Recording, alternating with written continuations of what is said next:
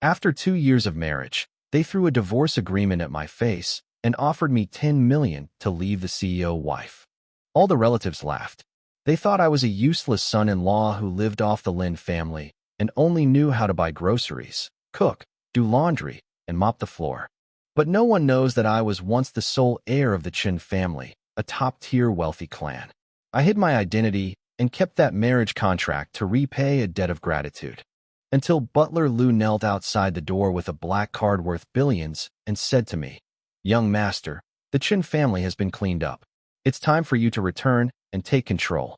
I looked at the people inside who were pressuring me to divorce them and slowly smiled, because they would soon find out that the son-in-law whom the Lin family looked down on the most was the man they could never hope to reach in this lifetime. My name is Chen Fan. That day, a divorce agreement was slammed in front of me. My mother-in-law, Dong Jinping, coldly forced me to sign it, her condescending attitude making it seem as if I didn't even have the right to refuse. I was washing a pot in the kitchen when I paused slightly. After drying my hands, I picked up the agreement and saw only that it said divorce, 50,000 yuan compensation, and get out of the Lin family. 2 years of marriage, bought out for 50,000 yuan. I laughed on the spot. In the eyes of the Lin family, I'm not even as good as an ordinary employee. Dong Jinping said that I eat and live in the Lin family's house, and that she has been supporting me for 2 years for nothing. She also said that Lin Xiuyue's company is about to go under, and that I can't help at all. In fact, I almost ruined Han Xiao's plans. She emphasized the words 10 million heavily, as if it were an astronomical figure I could never reach in my lifetime. I didn't refute her, but just looked down at the agreement, because I knew very well that this money could indeed save the Lin family right now. Han Yunsong's conditions were simple.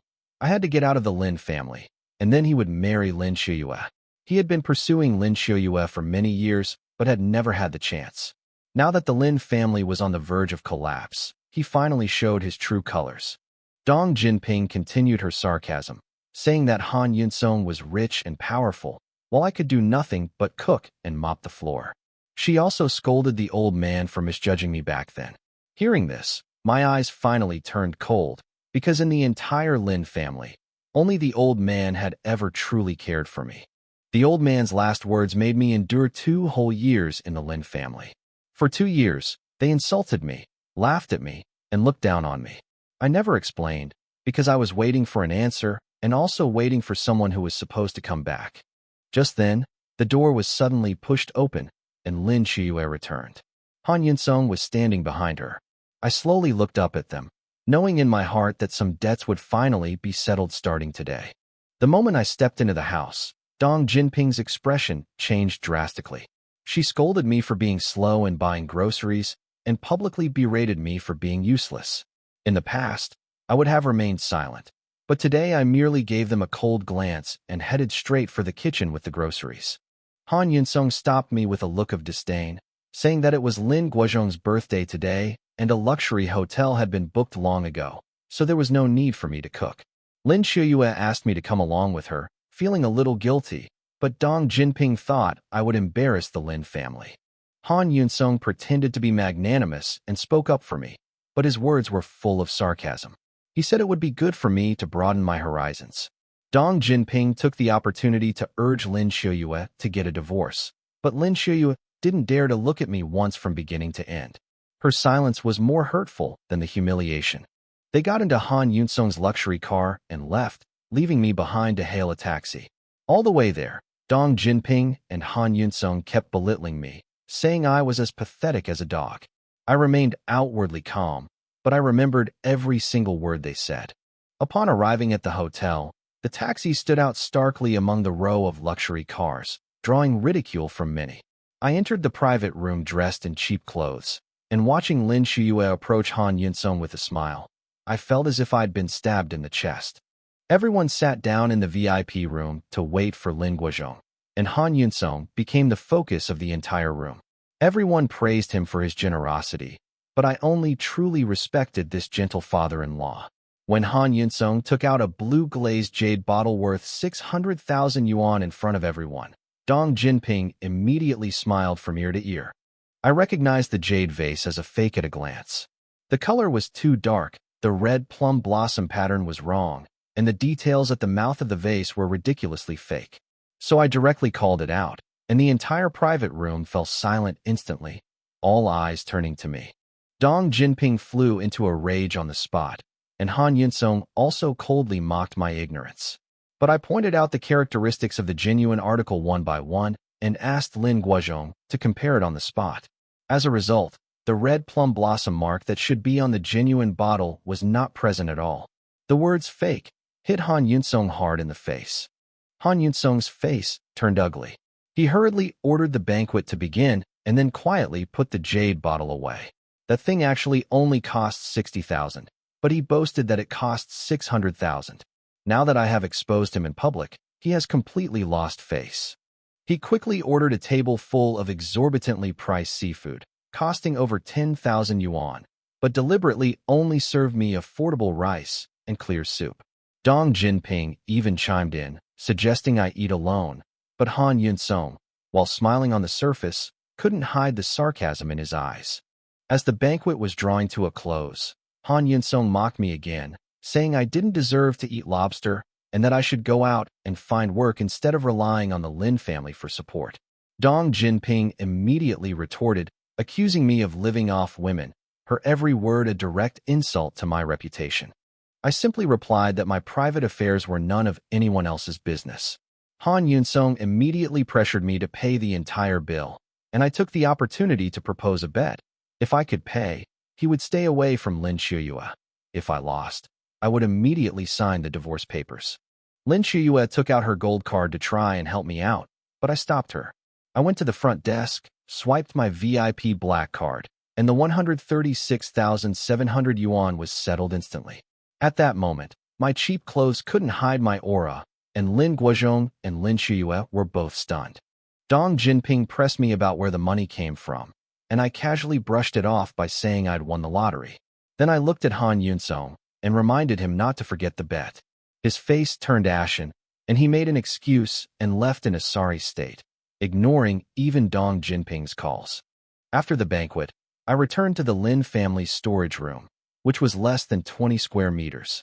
Looking at the familiar broken bed and old cabinet, I immediately transferred 3 million yuan to Lin Shuyue, telling her to use it to save the company, and reminded her not to touch Han Yunsong's money. Lin Shuyue was utterly shocked when she saw the notification that the money had arrived in her account. She hadn't expected that I had so much money, yet I had never fought for a single penny for myself. Dong Jinping wanted to find fault, but Lin Guozhong advised her to calm down and also reminded Lin Shuyue to see through Han Yunsong's hypocrisy. Lin Shuyue remained silent for a long time before finally editing a WeChat message to refuse Han Yunsong's financial aid. At that moment, I breathed a sigh of relief because I had temporarily blocked Han Yunsong, but the rift between Lin Shuyue and me had not truly healed. Han Yunsong, sitting in his car, saw the rejection message and his face contorted with rage. He slammed on the gas and ran several red lights. He was already plotting his revenge against me.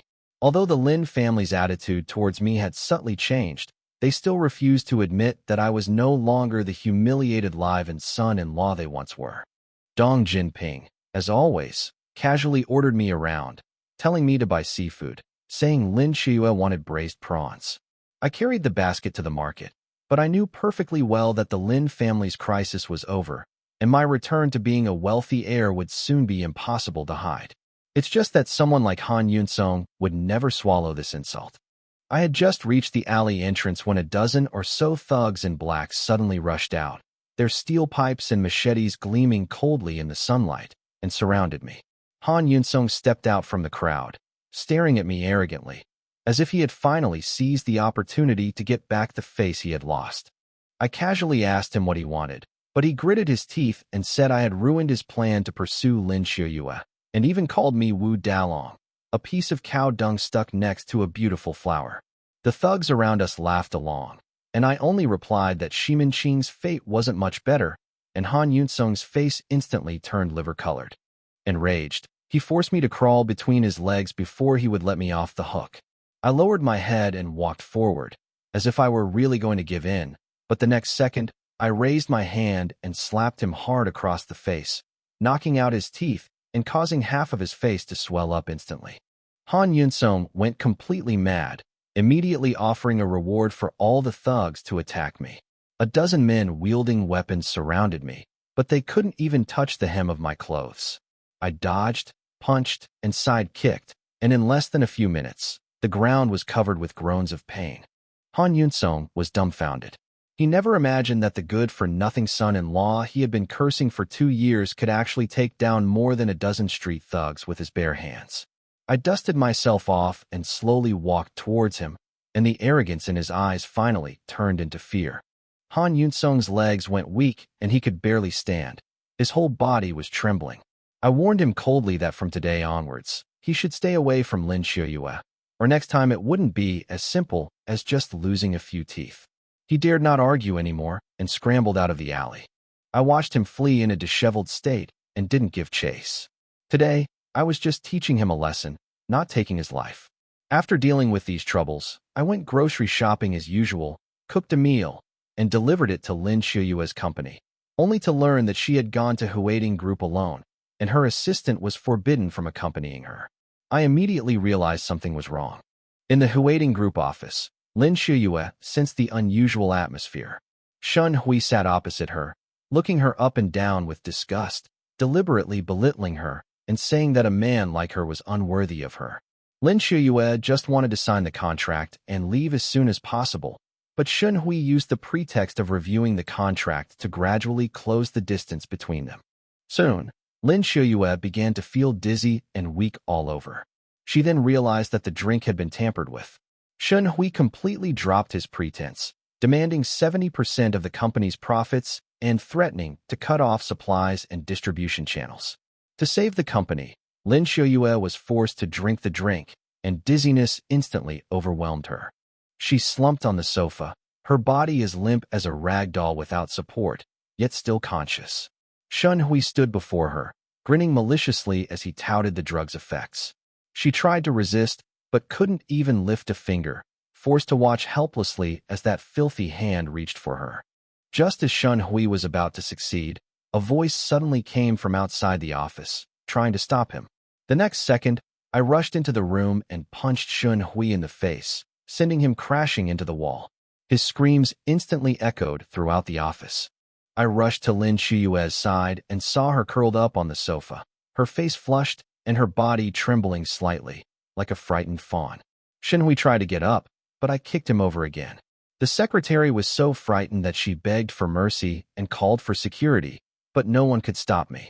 I first confirmed that Lin Xiuyue had only taken Chinese medicine and hadn't suffered any more serious harm. But thinking about what might have happened to her if I had been any later, the anger in my chest was almost uncontrollable. After Lin Xiuyue vaguely recognized me, she seemed to finally let down her guard and fainted in my arms. After settling her in, I turned to Shun Hui and coldly cursed him for wearing the skin of a CO while doing the most despicable things.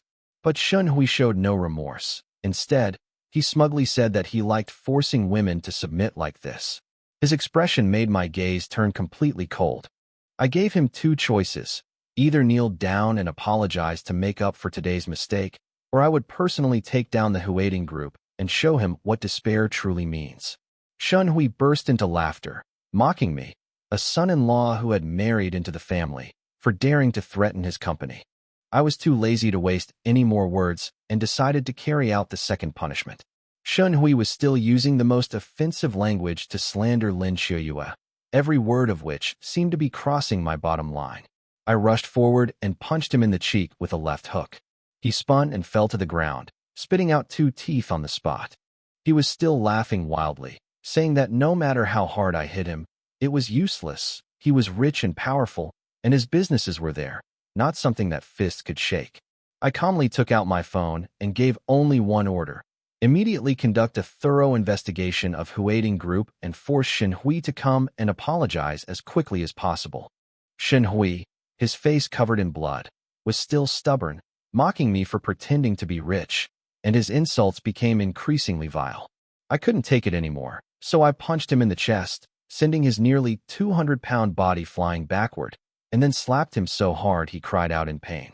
I can tolerate Dong Jinping's disdain and the Lin family's contempt, But Lin Shuyue is my bottom line. Just then, hurried footsteps sounded outside the door. Shun Hui's father, Shun Weisheng, arrived with security guards, his face grim as he looked at the mess on the ground. As if grasping at a straw, Shun Hui immediately accused me of trespassing and assaulting people, wanting his father to avenge him. But Shun Weisheng merely glanced at him coldly, and the next second, a resounding slap landed squarely on Shun Hui's face, leaving all the bodyguards stunned. Shun Hui covered his face, frozen in place, completely unable to believe that his own father would hit him in public. When he looked at me again, he finally sensed something was wrong from my cold gaze, and for the first time, that fear seeped into his bones. Blinded by rage, Shun Hui turned and questioned his father about why he had hit him. Shin Wei, his face ashen with anger, raised his hand and slapped him again, completely stunning his troublemaking son. He then immediately turned to me, put on a humble smile, bowed, and apologized, taking all the blame upon himself. The bodyguards and security personnel at the scene were dumbfounded. No one could understand why the big boss of Huading Group would be afraid of me, a seemingly ordinary son-in-law.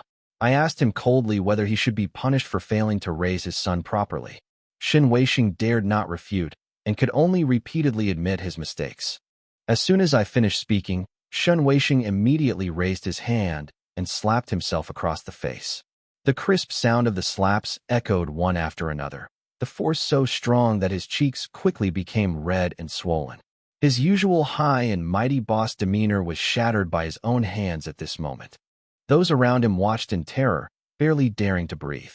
This group leader, who usually had the power to decide someone's fate with a single word, was now publicly punishing himself and admitting his mistakes, even having his dentures knocked out. Shun Hui panicked completely and lunged forward to grab his father's hand. But Shin Weisheng pushed him away and didn't dare to stop until I coldly told him to stop. I waved my hand indifferently and simply told them to get lost. Shin Weisheng immediately felt like he had been granted a pardon and dragged Shin Hui away in a disheveled state. Shin Hui's mind was in complete turmoil the whole way. In his eyes, I was clearly just a useless son-in-law of the Lin family. But the deep-seated fear his father had just shown him clearly told him that I was not someone he could humiliate at will. Once in the private office, Shun Hui finally couldn't help but press for the truth. Shin Weisheng warned him with a grim expression that from today onwards, he was absolutely forbidden from touching him or Lin Shuyue, and even threatened that if he caused any more trouble, he shouldn't blame him for disowning him as his son.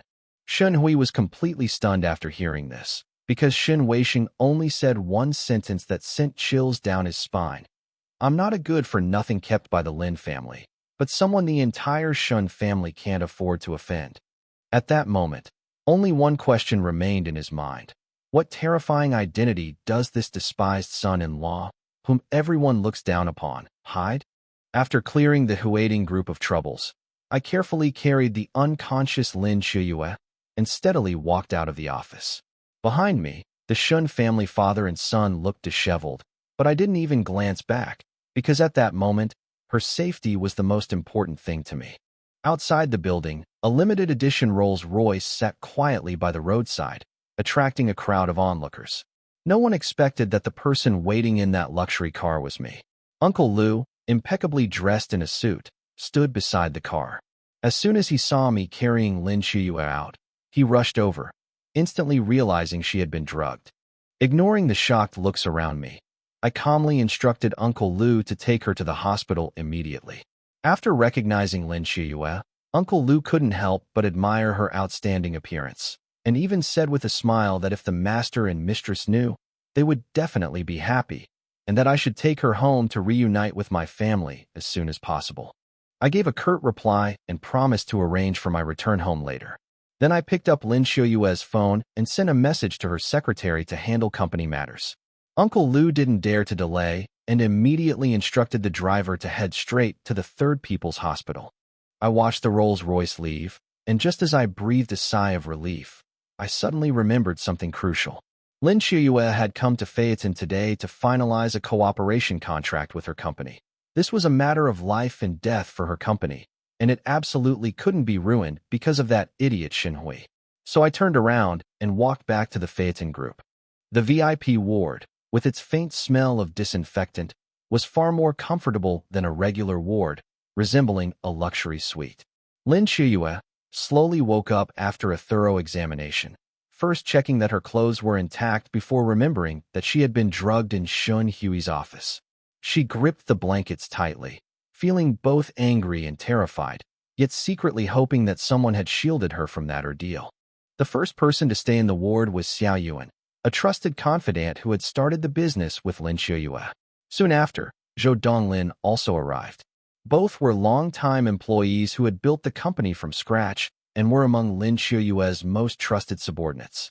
Xiao Yuan pressed her for details about how she was poisoned, and Lin Shiyue didn't hide anything, saying that Shun Hui had drugged her while she was negotiating the contract, almost causing her to lose her virginity. Zhou Donglin was so angry that she immediately took out her phone to call the police, but Lin Shiyue stopped her, because if this matter escalated, she would be the one who suffered the most. After receiving the news, I pushed open the door to the ward, and the first thing I asked was how Lin Shiyue was doing. Xiao Yuan explained somewhat awkwardly that she had contacted the family. But as soon as Zhou Donglin saw me, she immediately blocked my way and berated me for being a coward for not showing up when my wife had the accident. Her spittle splattered on my face, but I simply wiped it away without explaining my earlier outburst at the Huating group. I walked to the bedside and looked at Lin Shiyue, who had just escaped danger. She softly asked me where I had been, and I only said that I was stuck in traffic, choosing to continue keeping the truth to myself. After hearing this, Zhou Donglin sneered on the spot, saying that the hospital was not far from the company, and she could walk there.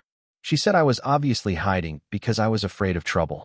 Her insults became more and more offensive, saying that I was a coward and useless person, not even as good as the livestock at home, but I still did not refute her. Seeing that they were in a hospital, Xiao Yuan quickly advised her to keep her voice down, and Lin Shiyue also spoke up to stop the argument. But Zhou Donglin was still unwilling to give up, feeling that Lin Shiyue was being treated unfairly, saying that with such good qualities, she shouldn't be tied to a man like me. Lin Shiyue stopped her from continuing her tirade, instead taking the blame upon herself, saying that she hadn't been careful enough and had fallen into Shun Hui's trap.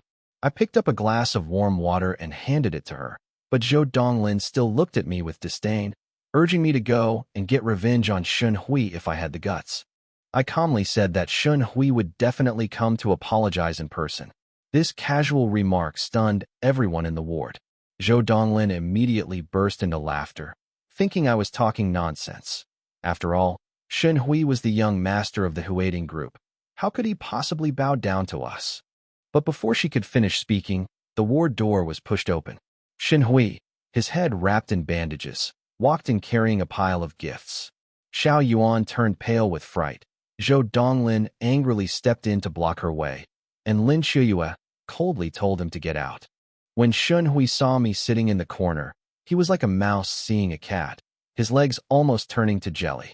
He hurriedly put down the gifts, bowed and apologized to Lin Shiyue with a forced smile, completely different from the arrogant and domineering playboy he had been before. The three women were all stunned, completely unable to understand why Shun Hui had suddenly become like this. Only I sat calmly, because all of this was within my expectations. Lin Shiyue looked at me, seemingly wanting me to send him away. Zhou Donglin seized the opportunity to continue her sarcastic remarks, saying that the people who bullied my wife had come knocking on my door, and I was still sitting there doing nothing. I simply looked at Shun Hui, reminding him that if he came to apologize, he should show sincerity. As soon as I finished speaking, Shun Hui knelt down with a thud, crying and begging Lin Shiyue for forgiveness. He presented the cooperation contract with both hands, respectfully handing it to Lin Shiyue, begging her to accept it. Lin Shiyue glanced at it, and her expression instantly changed, because the profit distribution in the contract was extremely biased towards the Lin family, with the Lin family taking 80% and Huating only retaining 20%. Zhou Donglin and Xiao Yuan immediately became alert, worried that there might be a trap hidden in the contract. Shun Hui was so anxious that he almost cried, and hurriedly assured them that there was nothing fishy about it, even offering to let Lin Shiyue keep all the profits.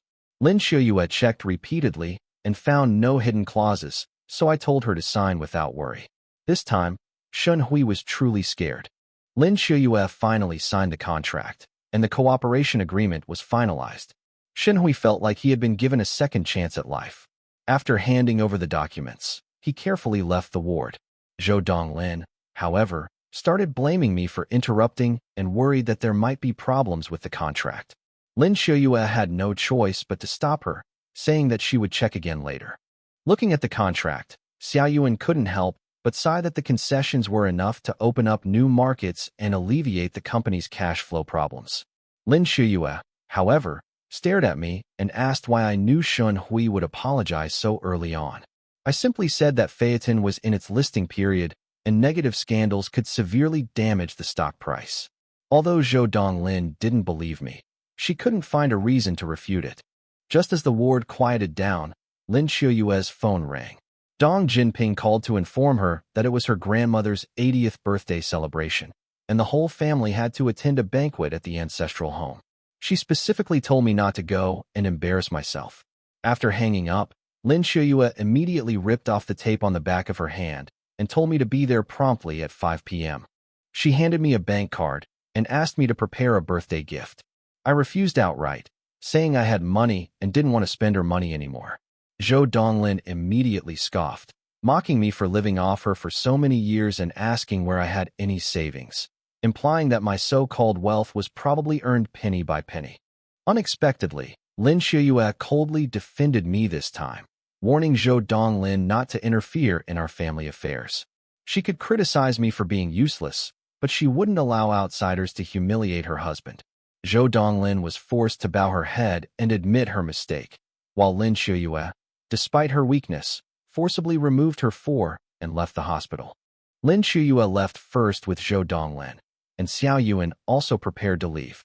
I took the opportunity to walk out of the ward with Xiao Yuan. It was a rare moment for the two of them to be alone together, and the atmosphere suddenly became a little subtle. Even the footsteps in the corridor seemed to slow down. Xiao Yuan was one of the few people who never looked down on me. While others called me useless, she saw my dedication, forbearance, and composure. I noticed her cheeks were slightly flushed, so I took the initiative to ask her full name. She whispered that her name was Sun Yuan. I made a casual joke, which only made the atmosphere more awkward. Just then, a medical cart loaded with needles and scissors suddenly went out of control and hurtled towards Sun Yuan from behind. If it had hit her, her legs would have been pierced by the sharp instruments. Almost instinctively, I grabbed her waist and pulled her away, while simultaneously kicking over the cart and shielding her against the wall. The two were standing too close. Sun Yuan's heart was pounding, and her face flushed crimson. But the next second, startled, she slapped me across the face, frantically pushed me away, and ran off. I stood there, forcing a bitter smile. No one knew that my willingness to stay in the Lin family as a live-in son-in-law was backed by 2 acts of kindness and the Lin family's old secrets. The late patriarch of the Lin family doted on me the most, treating me almost like his own grandson. 2 years ago, after his death, the conflicts within the Lin family erupted completely, and the trigger for all the turmoil was the marriage he had personally arranged before his death. Now, the Lin family is under my grandmother's control, and the Lin group has a deep foundation, making it one of the 4 major families in Lushur. But outsiders don't know that the Lin family's rise to prominence was inseparable from my grandfather's support. The bond between the 2 families is too deep, and today, on my grandmother's 80th birthday, I, as the son-in-law who married into the family, am destined to be pushed into the spotlight once again. The Lin family's last-minute invitation to Lin Guozhong's family to the banquet actually stemmed from a long-standing grudge. Back when the old lady divided the family property, she took the majority of the assets, leaving her eldest son almost penniless. Since then, the 2 families have maintained a facade of kinship, but in reality, they have long since severed all ties. Lin Guozhong, mindful of family ties, never contested the family fortune, but Dong Jinping harbored resentment over it for many years. They rarely brought me along on holidays, because I, as a son-in-law who had married into the Lin family, was already a laughingstock. If the old lady hadn't specifically requested it, the youngest son's family wouldn't have bothered to inform us at all. At 5 o'clock in the evening, Luxury cars were gathered in front of the Lin family ancestral home, with cars worth millions almost filling the entire courtyard. I had just gotten out of a taxi when the security guard mistook me for a sewer repairman. He looked me up and down and immediately assumed I was a con man trying to scam people out of money or steal things. The security guard yelled at me to leave and even shoved my shoulder hard. But despite his strength, I stood rooted to the spot. Enraged, he tried to hit me again, but I grabbed his wrist with my other hand. The sharp pain made him scream, and his previous arrogance crumbled instantly. I didn't actually hit him. I just coldly told him he wasn't worthy of dirtying my hands. Just then, Lin Xiuyue arrived and witnessed the security guard causing trouble. She raised her hand and slapped him. The security guard immediately changed his story, accusing me of trespassing and stealing, but Lin Xiuyue coldly exposed his lie and told him to pack his things and get out. Dong Jinping and Lin Guozhong also came over at this time. Because there were too many luxury cars at the entrance, they could only get out of their car some distance away, and just happened to witness this farce. Dong Jinping did not blame the security guard, but instead glared at me, annoyed that I had caused trouble for the Lin family as soon as I arrived. Not wanting to cause a scene before the birthday banquet, Lin Guozhong offered a cigarette to ease the tension and introduced himself as the birthday celebrant's eldest son. The security guard then noticed a resemblance between him and the old lady, and his face paled in shock. He quickly bent down and let us in. Just as we were about to enter, a shrill laugh suddenly came from the side. Someone said sarcastically, "The eldest son of the Lin family has really fallen on hard times. He's celebrating his birthday at his ancestral home, and he almost couldn't even get through the gate." The speaker was Yu Jing, the younger daughter-in-law. She was wearing a red dress, with exquisite makeup, and exuding the air of a wealthy lady. Dong Jinping forced a smile and went up to greet her, complimenting her on her good skin. But Yu Jing turned around and sarcastically remarked that Dong Jinping's face was full of wrinkles, turning the warm atmosphere into an insult in just a few words. Yu Jing deliberately brought up Lin Xiuyue's cosmetics company, implying that the products were ineffective, otherwise Dong Jinping wouldn't have aged so much. Then, she abruptly shifted the focus from Dong Jinping to Lin Xiuyue. Lin Xiuyue calmly replied that her mother rarely wore makeup, then casually showed off her skin, which she had developed from using Yu Dai products. Yu Jing looked at her delicate face, her smile almost faltering with envy, and immediately turned her gaze to me. When she saw my simple clothes, she immediately sneered and asked what kind of work I did. She knew I was unemployed, but she pretended to be kind and said she could introduce me to a security guard position at a factory. It sounded like she was helping me, but every word she said was an insult to me. Fearing I would continue to embarrass myself, Dong Jinping quickly interrupted the conversation, using Lin Xiuyue's company as a pretext. She boasted that the company had high revenue and would soon be listed on the stock exchange, hoping to regain some face in front of Yu Jing. Lin Xiuyue knew, of course, that her mother was putting on a brave face. The company was still burdened with debt, and going public was just wishful thinking, but she also understood that Dong Jinping was simply trying to preserve the last bit of dignity in front of these Lin family relatives. We walked through the quaint courtyard and into the hall where guests were gathered. The lively atmosphere suddenly fell silent the moment everyone saw me. Their gazes seemed to have been waiting for me to make a fool of myself. Lin Xiuyue whispered to me, telling me to keep the birthday gift safe and to speak as little as possible so that my relatives wouldn't find fault with me. I just smiled faintly, not taking those stares to heart at all, because the real joke was yet to come. The relatives quickly surrounded Lin Xiuyue, enthusiastically asking how her business was going and what birthday gifts she had prepared. But they completely ignored Lin Guozhong and his wife, and treated me as if I didn't exist. Their snobbishness was practically written all over their faces. Lin Xiuyue built her business from scratch and became a successful businesswoman, becoming the center of attention at her birthday banquets. All her relatives wanted to use her business to advance their own careers, leaving Lin Guozhong and his wife awkwardly standing by with forced smiles. I was used to being treated like I was invisible. It was actually quite peaceful when no one paid me any attention. But Lin Xiangtian had no intention of letting me off the hook. The moment this future successor of the Lin family appeared, he greeted my cousin on the surface, but his eyes were immediately locked on me. Lin Xiangtian first exchanged pleasantries with Lin Shiyue with a smile, then turned around and mocked me for my shabby clothes and for relying on women for a living. In fact, he knew better than anyone else that the more Lin Shiyue was favored by his grandmother, the more dangerous his chances of inheriting the Lin family would be, so he had to put me down to embarrass her. In a frenzy to steal the spotlight, Lin Xiangtian flaunted his birthday gifts in public, claiming he had brought back a genuine Song Dynasty painting, ink pine, clouds, and cranes, from France. He said it was incredibly valuable and could fetch 100-fold at auction. While everyone was praising it, I quietly took out a worn-out wooden box and placed it next to a pile of expensive gifts, looking as pathetic as a joke. My aunt, Lin Meiyun, immediately fixed her gaze on the wooden box, pressing me for details about what was inside. I casually replied, "This is a birthday gift I prepared, far more valuable than any of the other gifts here." The moment I finished speaking, the relatives burst into laughter, and Lin Shiyue's face instantly darkened, because she knew I had once again become the laughingstock of the room. On the altar were deer antlers, ginseng, fine wines, jade artifacts, and Lin Meiyun's 380,000 yuan gold-threaded mink coat. My old wooden box was placed inside, like a tattered cardboard box mixed into a luxury car show. Lin Shiyue suppressed her anger and opened the box, only to find a walnut-sized, misty white pearl inside. I calmly told everyone that this was the Zhengguan Night Shining Pearl, a treasure of Empress Wu Zetian, which had been lost to the common people for many years. But all the relatives burst into laughter again. No one believed that a son-in-law who had married into the family could produce a national treasure.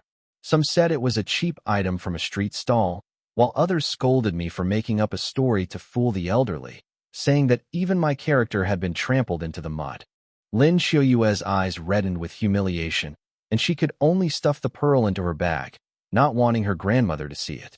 Her last bit of patience for me was completely worn away at that moment.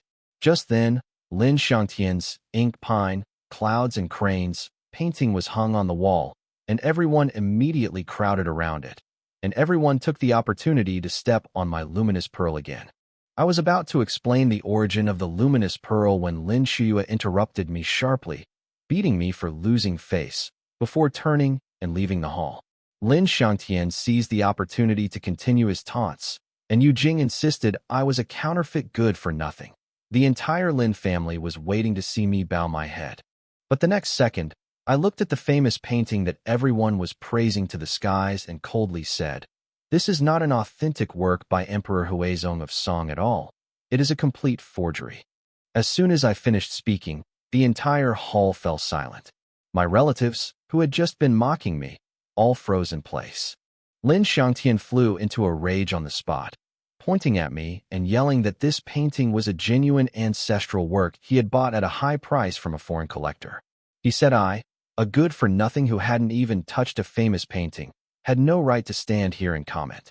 Lin Guoxiao immediately stepped forward to exert pressure, saying that the painting had been appraised by multiple experts and was worth tens of millions. Yu Jing was even more ruthless, directly forcing me to kneel down and apologize. Lin Meiyun also joined in, saying that I was just a stay-at-home husband and didn't know anything about calligraphy, painting, or antiques. Dozens of relatives instantly surrounded me, all convinced that I was just jealous of Lin Xiangtian's limelight. Hearing the commotion in the hall, Lin Shiyue rushed back. Seeing me surrounded by a group of relatives, she was both angry and anxious. She knew perfectly well that I didn't understand calligraphy and painting in their eyes, but she still couldn't bear to see me humiliated in public. She lowered her voice and told me to shut up, but I didn't back down. Instead, I walked up to the painting and stared coldly at its flaws. I pointed out in public that among the famous crane-themed paintings passed down from Emperor Huizong of Song, only the museum's auspicious cranes is truly verifiable. However, Lin Xiangtian's so-called ink pine and cloud crane already gave itself away from the very title. I continued, pointing out that the signature on the painting was just ordinary running script, completely inconsistent with the slender and elegant style of Emperor Huizong of Song's slender gold calligraphy. The whole painting appeared luxurious, but it lacked any imperial touch. The more it tried to appear noble, the more flaws it revealed. Following my gaze, everyone finally realized something was wrong. The relatives who had been mocking me just moments before fell silent instantly, while Lin Xiangtian's family turned ashen-faced, their arrogance completely suppressed. Even those who had been jeering dared not utter another word. I spoke each word clearly, directly questioning Lin Xiangtian. Who was it that was passing off a fake as an original and trying to make a huge profit off it? Lin Xiangtian roared and defended himself, but his eyes already betrayed his panic, because this painting was indeed a fake that he had bought for 20,000 yuan. My words, like a thunderclap, pierced through his thoughts. Lin Xiangtian's explanations became increasingly muddled, and his confidence waned. Everyone could see it clearly. The situation had completely reversed, and the Lin family's reputation was shattered. Just as the chaos reached its peak, the matriarch of the Lin family finally appeared. Dressed in red silk, she was slowly walked in, supported by her daughter, Yijie. All the relatives immediately stood up to greet her, because this old lady could decide the future of the Lin family with just a word. The old lady examined the painting for a long time. Having been a history teacher, she was naturally familiar with the characteristics of the slender gold calligraphy style. Lin Xiuyue gripped my clothes tightly, as if silently supporting me. But while everyone held their breath in anticipation, the old lady coldly declared the painting genuine and even questioned me about why I had slandered Lin Xiangtian. I was stunned for a moment, because the flaws were clearly obvious, yet the old lady was stubbornly twisting the truth. Lin Xiangtian immediately seized the opportunity to force me to come and apologize, and even mocked me, an outsider, for never understanding the difference in bloodlines. His arrogance, which had just been suppressed, reignited. Lin Shiyue's eyes reddened, her heart aching terribly, yet she still raised her hand and slapped me. Spittle landed on my face, but I didn't move or explain, because I knew she was caught between her family and me, suffering more than anyone else. Finally, I lowered my head and went to apologize to Lin Xiangtian. The birthday banquet continued, and guests took their seats one after another, but the atmosphere between Lin Shiyue and me had become completely cold. She suddenly spoke up, saying that she had made up her mind to divorce, and that she would repay the 3 million yuan I had previously given her in installments. I asked her if I could rescind the divorce decision if I really changed. Lin Xiuyue just gave me a bitter look and didn't give me a clear answer. It was then that I realized some misunderstandings can't be cleared up with just a few words. After leaving the Lin family compound, Lin Xiuyue handed the pearl back to me. She said that in our 2 years of marriage, she could tolerate my lack of income and my lack of ambition, but she could never accept me deceiving her with hypocrisy and lies. She publicly stated that since their marriage, she had never asked for a dowry or worn a diamond ring, which was why she found it even more unacceptable that I was trying to pass off a cheap item as a national treasure. Upon hearing this, Dong Jinping immediately rushed over, snatched the luminous pearl, and scolded me for trying to fool my elders with a cheap product, before casually throwing it into the roadside weeds. Dong Jinping dragged Lin Xiuyue forward, muttering all the way that she shouldn't continue to tolerate a son-in-law like me who was full of lies. 5 minutes after they left, an old man collecting recyclables passed by the bushes and unexpectedly discovered the faintly glowing luminous pearl, casually putting it into his pocket. I stood alone by the roadside, watching the night wind blow through the empty streets, my heart churning. I clearly possessed a vast fortune and could have easily returned to a wealthy family, but I had always concealed my identity, solely to stabilize Lin Xiuyue's company and ensure she had no worries. I also began to hesitate, wondering if I should take the initiative to divorce her and no longer burden the innocent Lin Xiuyue. But after spending these 2 years together, I had already fallen deeply in love with her, and I was afraid that if my identity were suddenly exposed, she would think that our marriage had never been pure from the beginning. Hearing the word divorce repeatedly, I was ultimately unwilling to give up like this. Thinking that I hadn't given her a decent gift in the past 2 years, I hailed a taxi and headed straight for the city center's commercial district. The city was brightly lit under the night sky, lined with luxury stores, and I went straight into the most upscale jewelry section. The saleswoman's eyes immediately changed when she saw my simple attire. She assumed I was a poor person trying to cash out by buying jewelry for speculative purposes. Her words were full of sarcasm, and I, too lazy to explain, simply pulled out my black card and handed it to her. She stared at it intently, then froze completely. That was a Centurion black card with a credit line of over 100 million. The sales clerk's face changed drastically, and he hurriedly processed my payment of 846,700 yuan, his voice trembling with respect as he packed the jewelry. The contempt he had shown earlier shattered completely at that moment. When I returned to the Lin family home, Lin Shuyue was sulking alone in her bedroom. In the living room, Dong Jinping was still venting her resentment towards Lin Guozhong, blaming herself for her years of hard work, her daughter struggling on her own, yet she still had to support me, a son-in-law with no income. Lin Guozhong felt guilty and wanted to uphold his father's last wish, not wanting to separate us, but he couldn't persuade Dong Jinping. He went to the balcony alone to smoke, and even had a ridiculous thought, but quickly suppressed it. When I got home, I saw him sitting on the stairs, and I knew that there had been another argument inside. Lin Guozhong gestured for me not to ask any more questions, but the conversation between the mother and daughter inside the house could be clearly heard. Lin Shuyue walked from the bedroom to the living room and calmly announced that she had decided to cancel the divorce and intend to continue the marriage. Dong Jinping wiped away her tears and asked her in astonishment if she had thought it through. She kept urging Lin Shuyue to reconsider, saying that she was incompetent and useless, and that she always made her the target of criticism. She didn't want her daughter to spend her whole life with such a live-in son-in-law. Lin Shuyue then began to recount their daily life over the past 2 years. She said that I took care of all the heavy housework and stayed by her side through the most difficult times, and that their feelings had already taken root without her realizing it. She also insisted that the luminous pearl was a fake that I had been tricked into buying, rather than something I had deliberately deceived her about.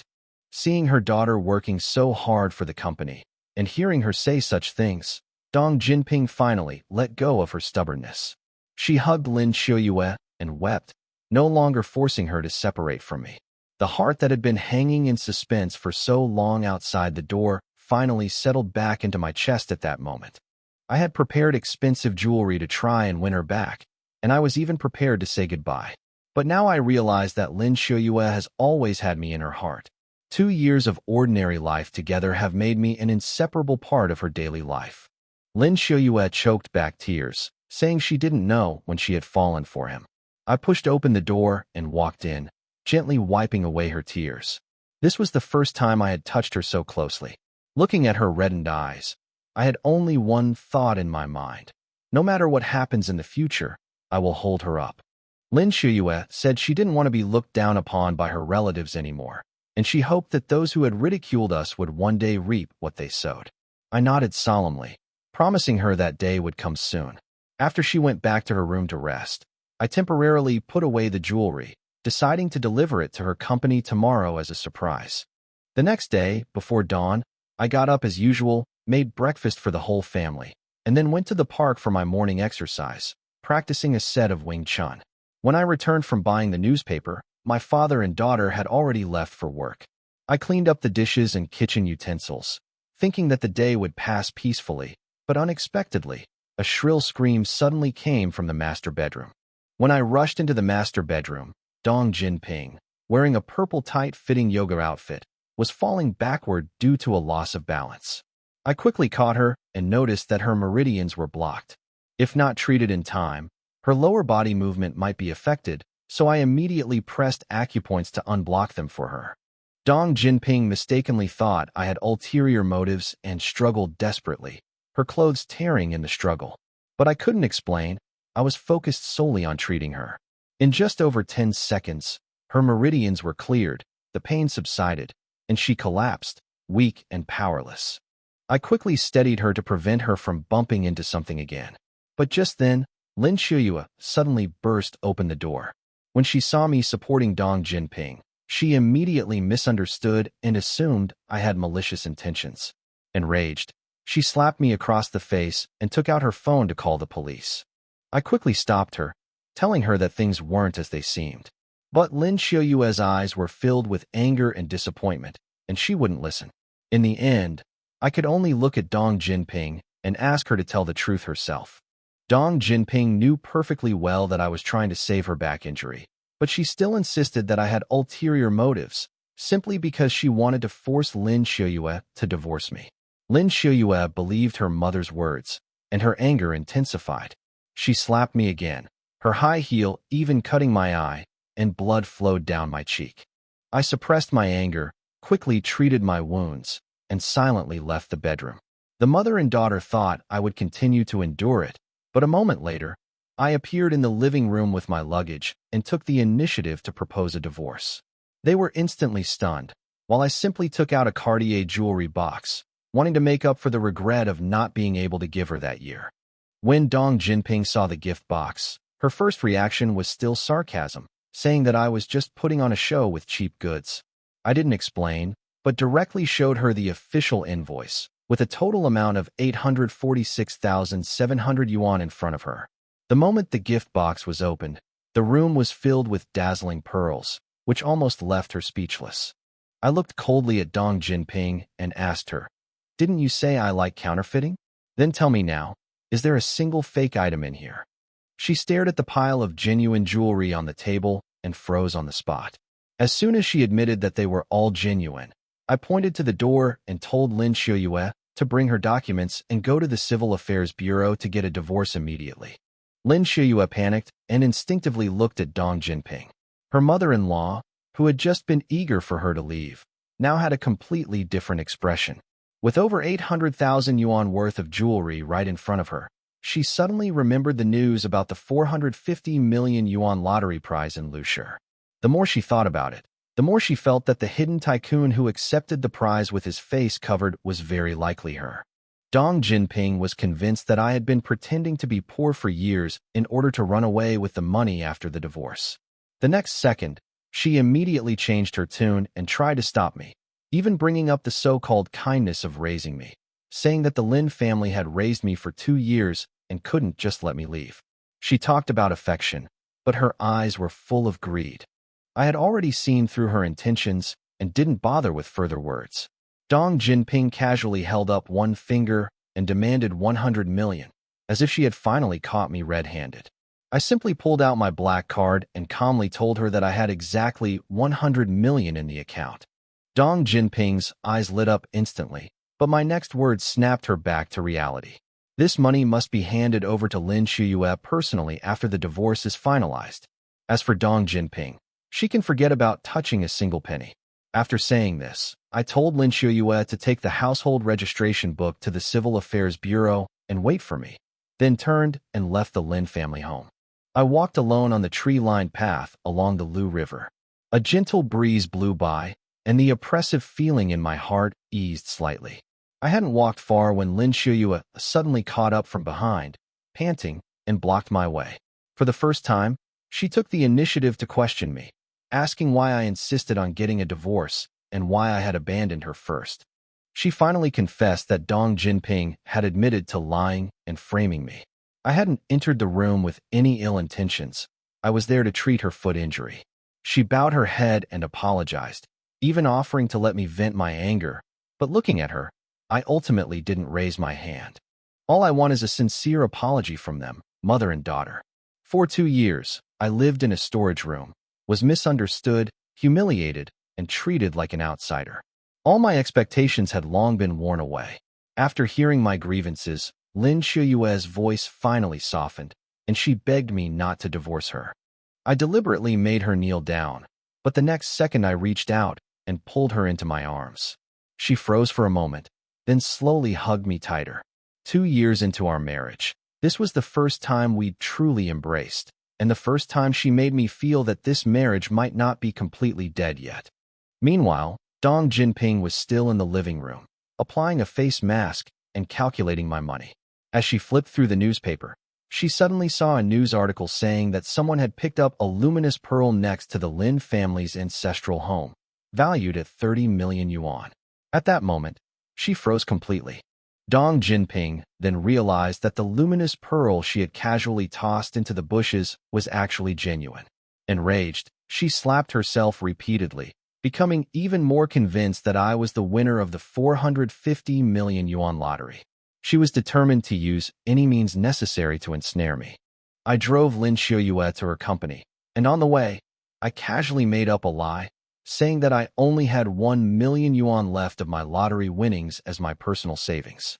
Lin Xiuyue didn't suspect anything and even suggested using around 100,000 yuan to buy a family car. We quickly decided on a Volkswagen La Vida and agreed that I would pick her up and drop her off at Get Off Work every day from then on. The driver, listening to our heartwarming conversation, had no idea that just a few hours earlier, we had almost gone to the Civil Affairs Bureau to get a divorce.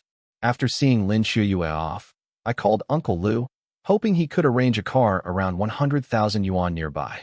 Uncle Lu told me that even the lowest-end car in his family's garage started at 3 million yuan. I was speechless after hearing that, and could only decide to go to the store myself.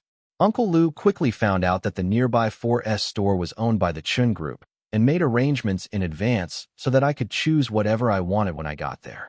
I originally wanted to buy an ordinary car discreetly, but I didn't expect to run into a group of people who treated me like I was entitled to a certain treatment. I walked to the car dealership on Bin Road. As soon as the saleswoman, Leah, saw my clothes, she immediately assumed I had no money. She looked impatient and shooed me towards the low-price section, as if afraid I would delay her from attending to her real big clients. When I said I wanted to look at a high-end La Vida or Jetta, Leah immediately scoffed. She mocked me, saying I couldn't afford it, and kept trying to get rid of me, even threatening to call security to kick me out if I stayed any longer.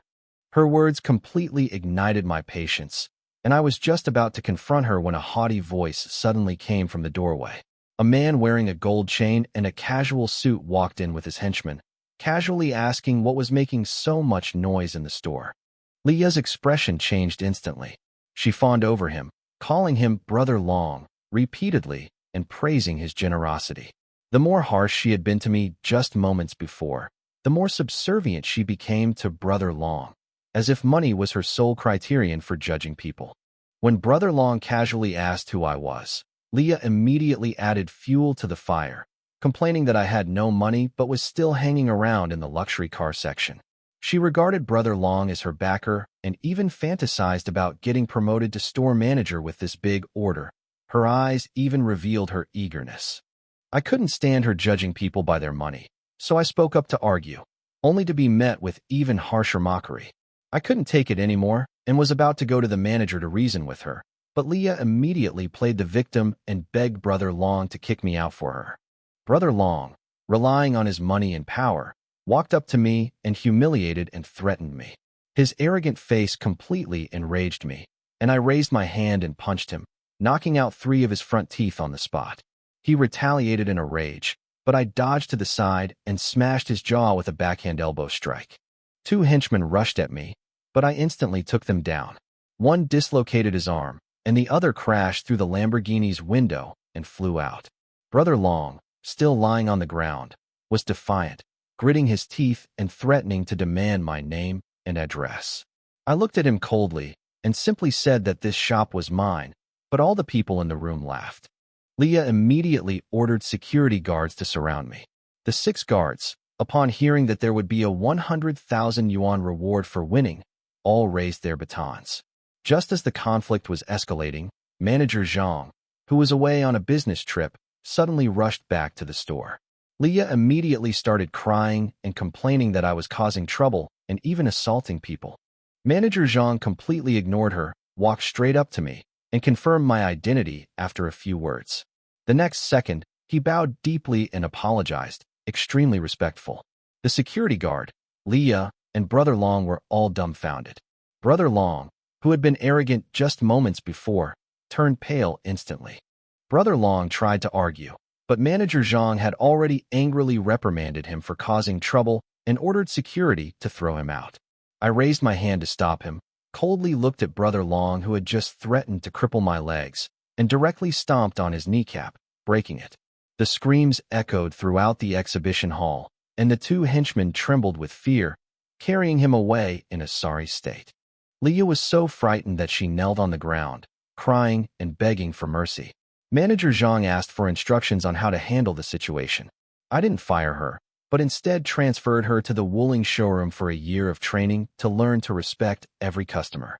Afterwards, I chose a La Vida, and as I drove away, the entire store staff lined up and bowed. No one dared to look down on me in the slightest after that.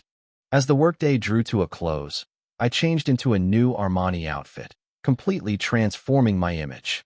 I then went on a shopping spree at luxury stores, spending nearly $1 million on Chanel cosmetics and another $500,000 on a diamond-encrusted Hermes handbag. My bag full of gifts, I headed straight to Lin Shuyue's company, ready to surprise her. But in the CEO's office, Zhou Donglin was berating me for the Maserati her suitor had given her, convinced that Lin Shuyue would eventually see through my true colors as a gold digger. Lin Shuyue immediately retorted to Zhou Donglin, saying that her sincerity was far more important than those material gifts. After several arguments, she stated directly that she would never divorce him. Zhou Donglin, however, couldn't understand why Lin Shuyue was still willing to protect me when I was clearly worthless in her eyes. Just then, the secretary announced my arrival. I entered carrying large bags and small packages, but accidentally bumped into Sun Yuan. Her cheeks flushed, and remembering how I had saved her before, her eyes became somewhat unnatural. Lin Shuyue was visibly taken aback when she saw me in my new, expensive clothes. Even Zhou Donglin hadn't expected that I would look like a completely different person after changing my clothes. I placed my Hermes handbag and a whole set of Chanel cosmetics on my desk, hoping to make up for the regret of never giving gifts after our marriage. But Zhou Donglin stared at the gifts and immediately suspected that I was being dishonest. She publicly questioned where these things came from, accusing me of being penniless and trying to be clever, and that I must have been trying to deceive Lin Shuyue with counterfeit goods. More and more colleagues gathered around, and the whispers grew louder and louder. Some said Lin Shuyue had married the wrong person, while others criticized me for deceiving her feelings with a pretense. But I just stood there, without saying a word. Lin Shuyue stood firmly by my side, accepted the gift in public, and even called me husband for the first time. At that moment, my heart felt like it had been struck hard. But Zhou Donglin wouldn't give up, staring at the diamond-encrusted handbag and sneering, saying the diamonds were all cheap, low-quality stones. Several employees chimed in, advising Lin Shuyue not to be fooled. Lin Shuyue immediately became angry, saying that whether the gift was real or fake was none of anyone else's business, and warned Zhou Donglin to stop interfering in our family affairs. Zhou Donglin looked displeased after being rebuked, but still took out her phone, threatening to scan a QR code to expose my lies. I calmly opened a lipstick and gave Lin Shuyue a reassuring look. My phone quickly redirected to the Chanel website, where a pop-up confirmed the lipstick was authentic, priced at 168,000 yuan. Zhou Donglin froze, repeatedly checking the page before finally admitting with difficulty that the lipstick was genuine. The office erupted in chaos. Employees who had just been mocking me immediately changed their tune, praising my generosity and thoughtfulness. I watched their changing expressions coldly, remaining silent. Zhou Donglin, however, was even more unwilling to give up. She immediately went to buy a Hermes handbag, only to find it priced at 500,000 yuan on the official website. She panicked and even tried to cover the screen. Knowing that Lin Shuyue's funds were all invested in projects, she concluded that I had stolen these luxury goods. Upon hearing this, my colleagues immediately joined in accusing me of breaking the law, and some even took out their phones to call the police. Lin Shuyue was furious and immediately stopped everyone, telling them clearly that my things were absolutely legally purchased.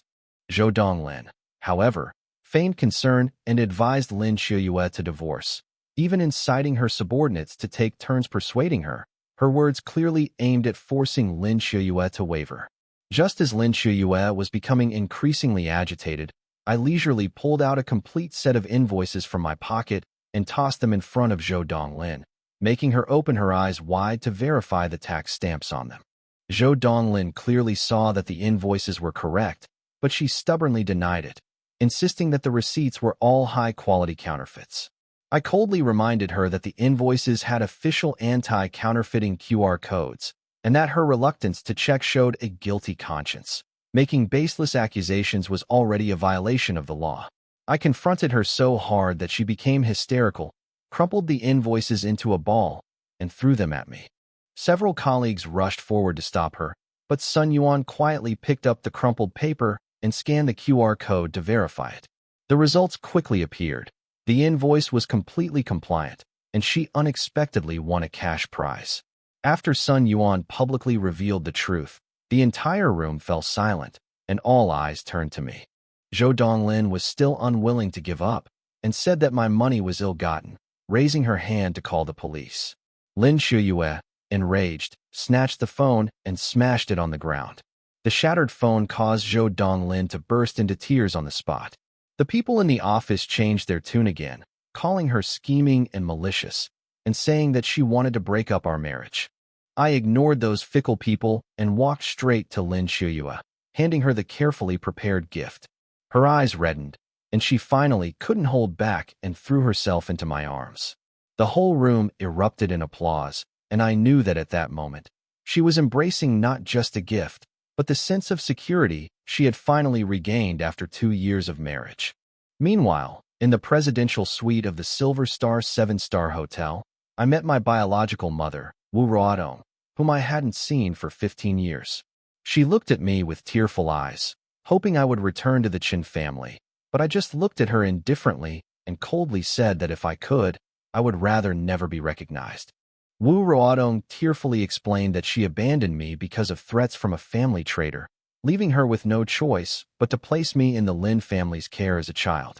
Cutting off contact was also to save her life. I pressed my younger brother, who had been sent to Australia, and learned that he had been brought back to the family 5 years ago, but was now imprisoned and sentenced to life imprisonment. I stood up abruptly, the resentment in my heart finally bursting forth. It turned out the family crisis had been resolved 5 years ago. They had taken my younger brother away, but no one cared about me, simply because Grandpa had already chosen my brother to inherit the family fortune. My brother was favored, while I was forgotten. A grandfather like that didn't deserve my acknowledgement at all.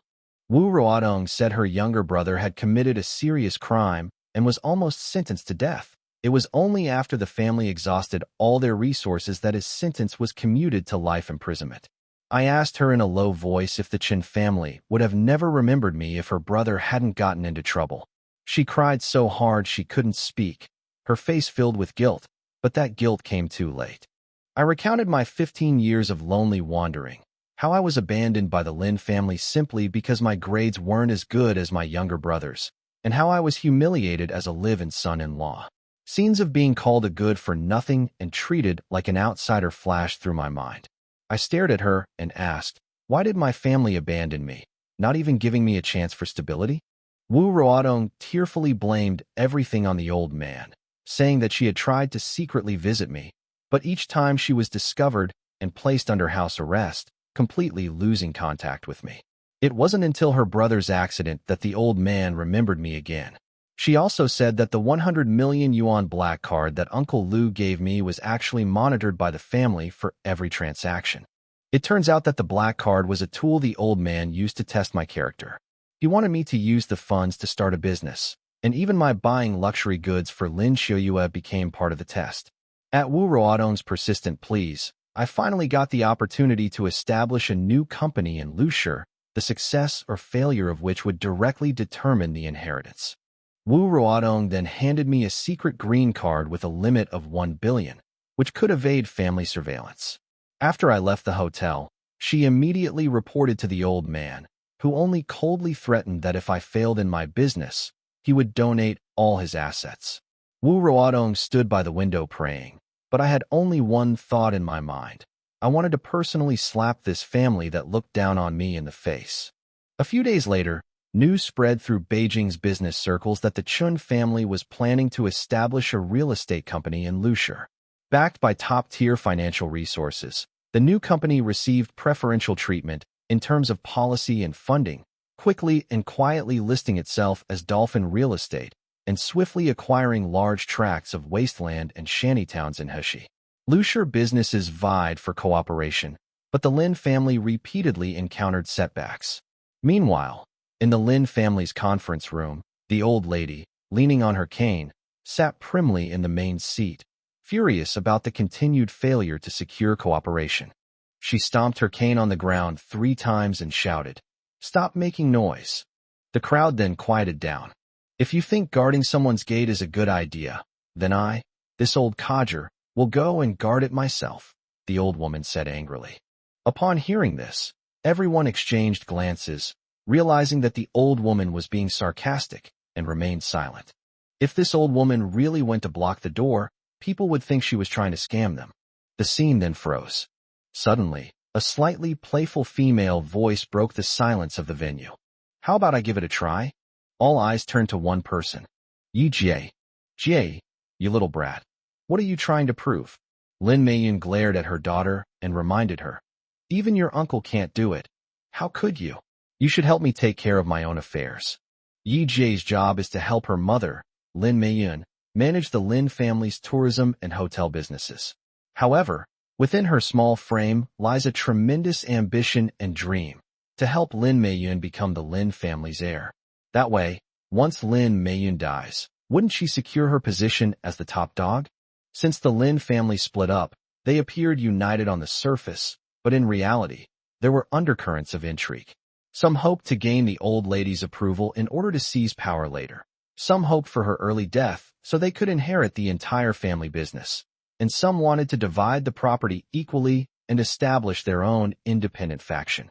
10 people, 10 different thoughts. Haha. Jay, don't make things worse, okay? I send out so many business elites. Each of them is miles ahead of you. What makes you think you can do what they can't? Lin Guoxiao scolded in a loud voice. "You child, just sit there quietly and don't cause trouble for your uncle." Chapter 32, The Date. "This is utterly ridiculous, Yi Jie. You're not that old, but you're quite the braggart."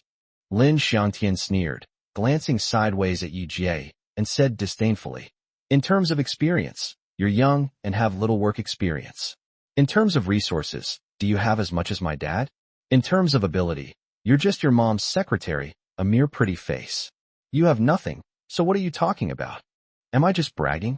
Yi Jie stood up, gave a wicked smile, looked at Grandma Lai, and said, "I hope Grandma can overcome all opposition and give me a chance to prove myself. I will try my best to find and get to know the owner of Dolphin Real Estate within a week and successfully sign a cooperation agreement." After she finished speaking, everyone was astonished, never expecting this little girl to be so confident. "My God, has this girl gone crazy? You think you can do something that even we can't? Haha. Has our Lin family fallen so low that we rely on someone from another family for such an important matter? She's so pretty, she could go to a beauty pageant, but for business negotiations, forget it."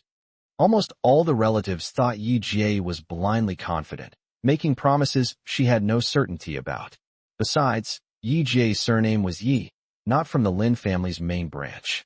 Although she lived with her widowed mother, she hadn't changed her surname, which to some extent created a sense of exclusion among the relatives. This made everyone even more dismissive of her words. But just then, the old woman stomped her cane again, nodded heavily, and said, "That's what we'll do, Jie. Grandma fully supports you. The prosperity of our family depends on you." The old lady was truly at her wit's end. Among so many people, not a single one is responsible. Instead, a young girl is making promises she can keep. It's truly a disgrace to the family. Moreover, if we don't choose to support Yi Jie, then today's family meeting will have been a waste of time, and we won't even be able to come up with a plan, which will cast doubt on the old lady's leadership abilities. Therefore, Yi Jie's promise gave the old lady a way out, and also gave the Lin family a seemingly slim hope. "If I can secure a partnership with Dolphin Real Estate, my mother and I will be responsible for the subsequent collaborative projects," Yi Jie added. "Jie, you." Lin Guoxiao slammed his fist on the table in anger. If all the subsequent projects were handed over to his sister and niece, then what would be the point of having him as the head of the construction department? Was he just supposed to watch them sideline him? "Dad, it's all right," Lin Xiangtian said casually. "Do you think a little girl who only talks big can actually secure any cooperation? Isn't that just wishful thinking?" "That's true." Lin Guoxiao breathed a sigh of relief after hearing his son's words. At this point, seeing how things had developed, a group of relatives all nodded in agreement and shifted the blame onto the other party.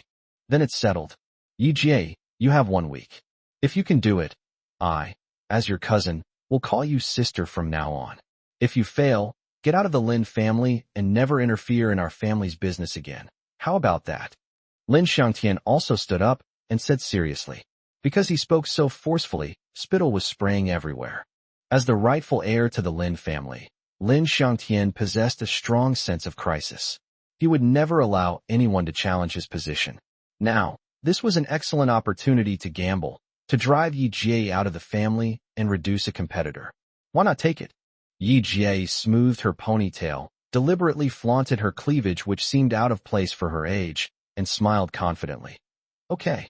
These days, besides driving Lin Xiuyue to and from get off work on time, Chen Fan has been busy with Dolphin Real Estate. In just 1 month, Dolphin Real Estate has developed rapidly, attracting numerous companies to discuss business cooperation. However, Chen Fan himself did not appear in person. He likened himself to Empress Dowager Cixi, ruling from behind the curtain. He made Uncle Lu the nominal boss of the company. Meetings, signings, and negotiations were all handled by Uncle Lu. For major matters that required a final decision, Uncle Lu would call him and he would make the decision personally. The refusal to cooperate with the Lin Group was also at Chen Fan's behest. Anyone from the Lin family who comes will be refused entry. They won't even be allowed inside, let alone to meet the boss or discuss cooperation. Chen Fan intends to use his power to curb the Lin family's arrogance and dominance, and then squeeze and crush them in the business world. He wants to make them pay the price for their past actions. Now that the dolphin business is on track, Chen Fan also wants to relax, so he invited Lin Xiuyue to pick him up for lunch after get off work. Around noon, during lunchtime, the Scottish-style restaurant was bustling with customers. This is a high-end Western restaurant. Although it is expensive, it is very popular because of its delicious food and elegant environment. Chen Fan parked his car at the entrance and looked around. All he saw were luxury cars like Maseratis, Bugatti Veyrons, and Cadillacs, making his Volkswagen La Vida seem a bit out of place. Chen Fan and Lin Xiuyue entered the restaurant, attracting the attention of many men. Although Lin Xiuyue wasn't wearing any designer clothes, her natural charisma made her 200 yuan dress look like it cost 20,000 yuan.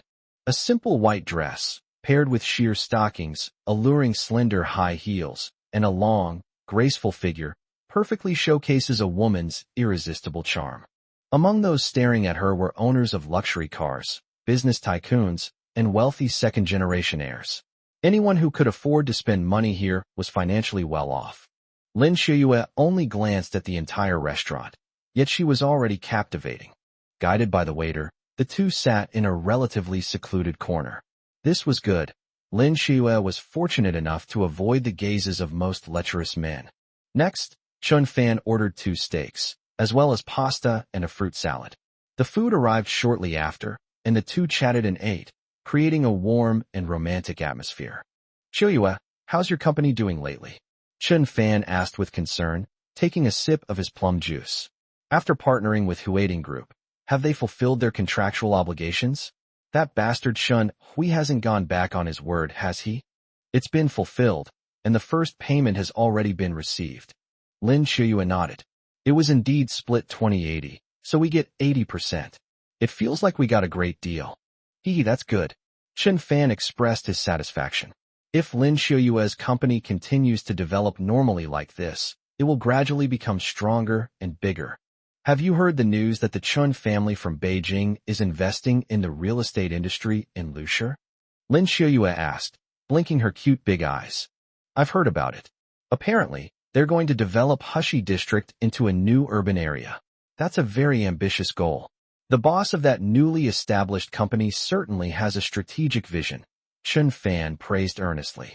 Chapter 33, Eating Western Food.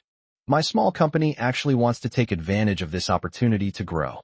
However, I make cosmetics, which has little to do with real estate, and my company is limited in size, so Dolphin Company definitely wouldn't be interested.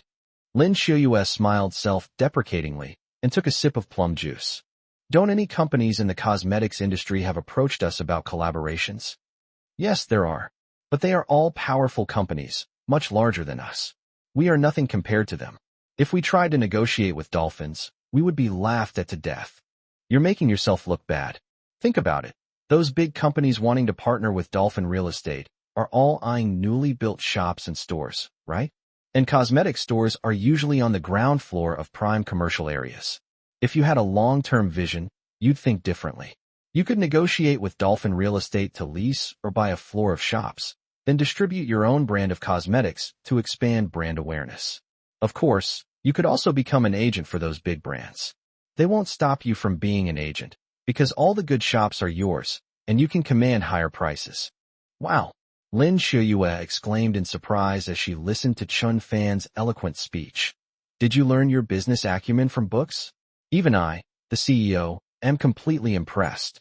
Chun Fan smiled smugly and said, there are golden houses in books. All right, you really are self-taught. Not only do you understand traditional Chinese medicine, but you also know how to do business. How about I invite you to join the company as the strategic director? Lin Shuyue said with a smile. No, I'd better go home and do some chores. I feel uncomfortable if I don't cook or mop the floor for a day, Chun Fan said self-deprecatingly, which made Lin Shuyue laugh, laughing so hard she was shaking. Sigh, if I did what you just said, I'd probably be kicked out by Dolphin Real Estate. Lin Shuyue shrugged helplessly, then lowered her voice and leaned closer to Chun Fan, saying, according to inside information, the Lin Group, which is my uncle's family, sent people to Dolphin to cooperate, but they wouldn't even let them in the door. Just think about it.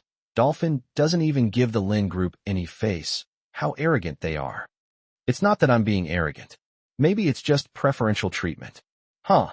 Just as Chun Fan finished speaking, a young waiter came over, brought a glass of wine from the tray, and said, Good afternoon, Mississippi.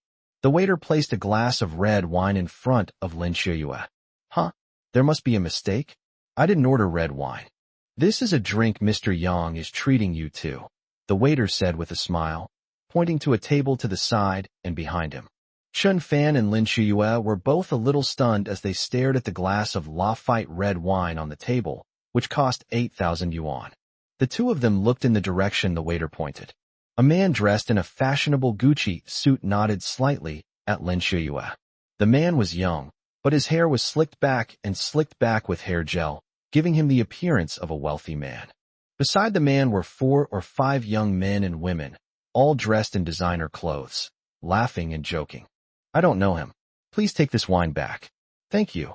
Lin Shuyue politely declined and instructed the waiter. Excuse me, miss, I accepted Mr. Yang's tip, and he wouldn't let me return the wine, the waiter explained truthfully. This is truly the most honest waiter in history. So I'll have to accept it. I'm really having a hard time. Please don't make things difficult for me. Miss, I beg you, the waiter said with a troubled expression and a pleading tone. But I really don't know him. Lin Shuyue's voice gradually grew louder. Mr. Yang is a regular customer, and he gives me tips almost every time. I really can't let him lose face. The waiter looked nervous and didn't know what to do. I'll say it one last time. Take this glass of red wine away, or I'll throw it in your face. Lin Shuyue warned coldly. Knowing her temper, she really could do something if she got pushed too far. Meanwhile, Chun Fan was engrossed in eating steak and salad, as if he had never seen anything like it. Health is the foundation of everything, and Chun Fan has always maintained a regular eating schedule, unaffected by external factors. Miss, please, I'm sorry, the waiter was almost crying, but still didn't take the glass of red wine away. It seems that the so-called Mr. Yang usually gives him quite a few tips. Okay, I'm going to spill it, don't blame me, Lin Shuyue said, reaching for the glass of Lafite red wine. The waiter simply grabbed the plate and ran off. Lin Shuyue watched the waiter's retreating figure, feeling a little angry but helpless. She couldn't possibly chase after him, could she? Throughout the entire process, Chun Fan simply kept his head down and ate his meat without saying a word, as if it were none of his business. Lin Shuyue's impression of him had just improved a bit, but she didn't expect him to still be so spineless, leaving her with a belly full of anger that she had nowhere to vent. Looking at this glass of red wine, I don't know whether to drink it or pour it out. I don't know what to do. Chun Fan, return this glass of wine, or call the manager of the restaurant. Lin Shuyue frowned slightly. Her enjoyment of eating steak had been completely ruined. Honey, don't be angry. It would be such a waste to return an 8,000 yuan bottle of Lafite wine, Chen Fan teased. You? Lin Xiuyue felt a chill in her heart, never expecting Chen Fan to say such a thing. If it were a normal man, wouldn't you be angry if another man offered your wife a drink in front of you? With this attitude, is Chen Fan even a man? Is he even a husband? This made Lin Xiuyue feel very disappointed. At this moment, the so-called Mr. Yang actually got up and walked over. He held a glass of red wine, one hand in his pocket, his face radiating success and handsomeness. His friends stopped laughing and joking, turned their gazes toward him, and began to whisper among themselves. Young Master Yang is so handsome, he'll probably charm that woman. I'm speechless. Is this some kind of attempt to steal someone away right in front of their boyfriend? What's this? This is just young Master Yang's normal procedure. Yeah, that flight attendant from last time. Wasn't she so arrogant? I thought she was some kind of virtuous woman, but in the end, young Master Yang still spent 1 million to sleep with her. However, afterwards, young Master Yang spent another 2 million to have that flight attendant have an abortion. As a wealthy man, there's no woman Yang Xiangdong can't win over. At this moment, Yang Xiangdong was already deeply attracted by Lin Xiuyue's stunning beauty and exquisite temperament. He had only seen her once in the crowd, but he could never forget her face and longed to see her in bed. As Yang Xiangdong walked to the table, Lin Xiuyue gently kicked Chen Fan under the table, signaling him to protect her like a man. However, Chen Fan continued eating his steak with great relish, completely absorbed in it. Lin Xiuyue's heart turned completely cold. A coward will always be a coward. Beautiful lady, I feel a connection with you. Can we be friends?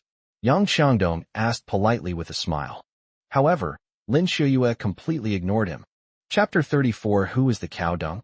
Lin Xiuyue hates playboys and womanizers the most. Unfortunately, now that her husband is on the other side, she's incredibly cowardly, no different from a turtle hiding its head. This is a woman's greatest tragedy. Beautiful lady, this glass of wine is for you. Shall we clink glasses?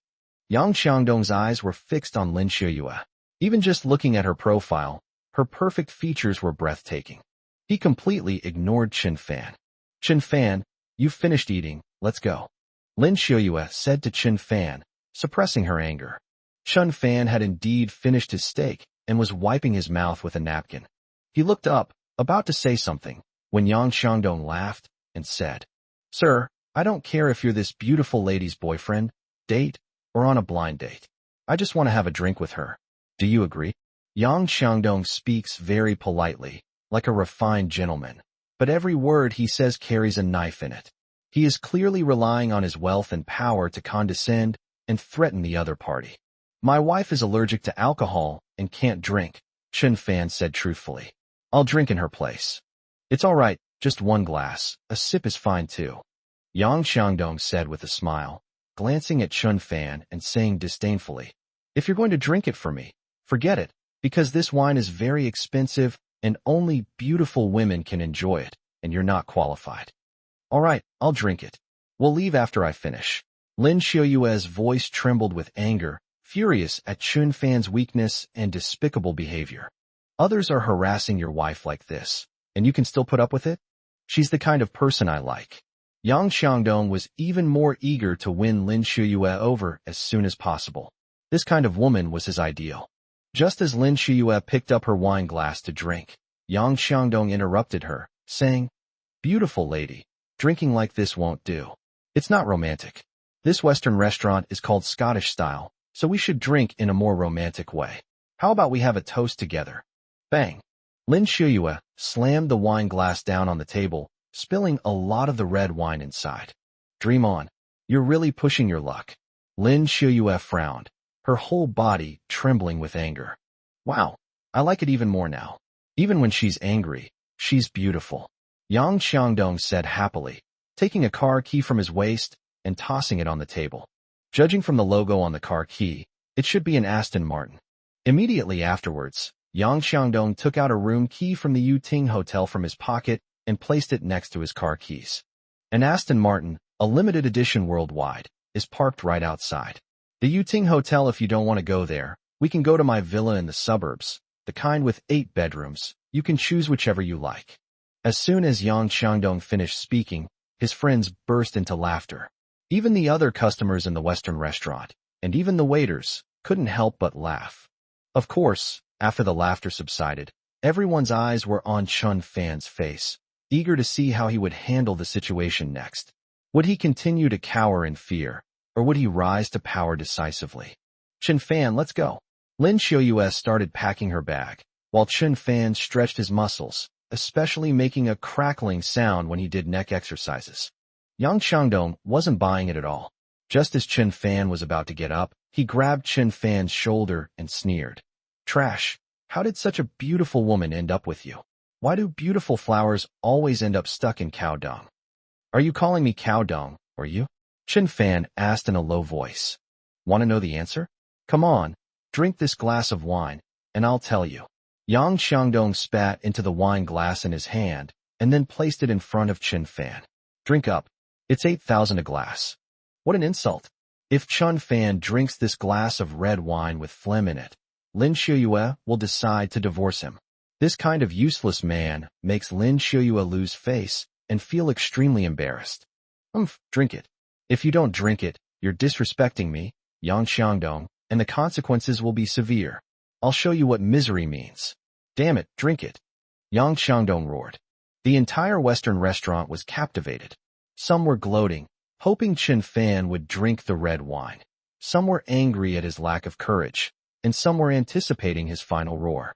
Chun Fan picked up the wine glass and suddenly splashed it upwards. Wow! It was splashed directly on Yang Xiangdong's face. Hey, you dare splash me? You brat, you want to die? Yang Xiangdong clenched his fist and threw a punch.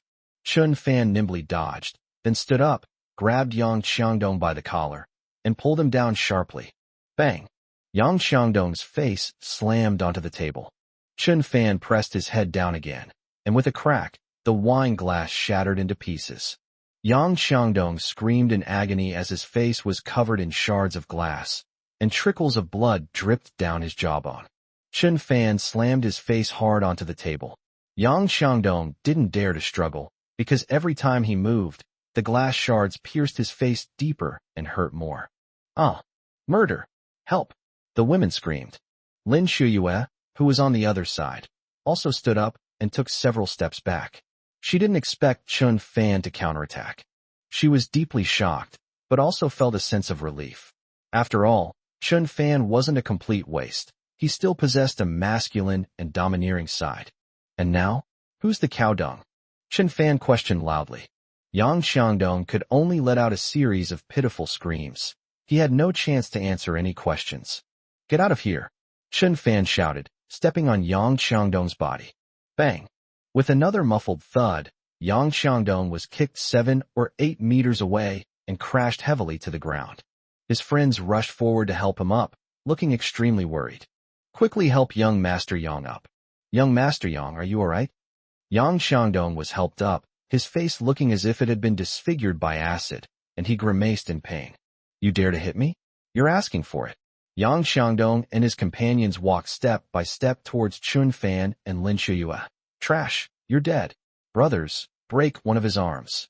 Chun Fan sneered, shielding Lin Xiuyue behind him, and said coldly, if you want to keep getting beaten, keep coming. If you don't want to get beaten, kneel down and apologize to my wife. Inside the Western restaurant, some people had already left and run away. The remaining onlookers all felt that Chun Fan was in grave danger and was likely to be beaten to a pulp. I'll kill you. Useless trash. Do you even know who young Master Yang is?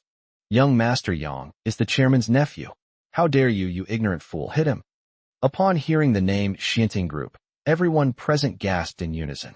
Chapter 35, 1 billion. Xianting Group is one of the top large enterprises in Lushur. Moreover, the Yang family is also among the most prominent families in Lushur. They are definitely not to be trifled with. Oh no, this kid's really messed up. Judging from the looks of it, that kid will be beaten to a pulp, and then his wife will be played with by someone else right in front of him. No one in the entire place dared to come out and stop it. No one dared to take out their phone and call the police. Even the restaurant's managers and waiters remained silent. Nobody wants to get into trouble. Subconsciously, They believed that no one in Lushur had yet been born who could challenge the Yang family. Honey, what should we do? Lin Shuyue asked in a low voice. Don't be afraid. Just treat it like watching a movie. Chun Fan reassured him calmly. Okay, Lin Shuyue nodded, still feeling uncertain. Although she knew Chen Fan usually exercised in the storage room, she had never seen him fight. Yang Xiangdong wiped the blood from his face with the back of his hand, stood in the middle of the group, and, relying on his superior numbers, angrily shouted. You piece of trash, I didn't expect you to be the worst of the worst. You've got some nerve. In this area of the city, even a dog would avoid me, and you dare to hit me. This is the first time in my life I've been hit. Not bad, you've got guts. I'll tie you up and make you watch your woman cry and scream in my arms. Husband, understand? You country bumpkin definitely wouldn't understand. Yang Xiangdong grinned maliciously, and his lackeys laughed along with him. Standing behind Chen Fan, Lin Shuyue angrily said, You bunch of scum, aren't you afraid I'll call the police? Ha ha, call the police. Yang Xiangdong laughed wildly. The police are all my brothers, otherwise, with all the women I've slept with, they would all be in jail by now. Ha. Arrogant. Impressive. Have you said enough? Chen Fan said calmly. It seems you are determined not to apologize and will resist to the end. Damn it. Who's putting up the resistance now? Yang Xiangdong roared. What right do you worthless dog, have to ask me to apologize? You're utterly useless, okay? Do you have any money? Do you have any connections? I have so much money I could bury you alive. Understand. As Yang Xiangdong said this, he pulled out a wad of cash from his pocket, about 10,000 yuan, and threw it into the air.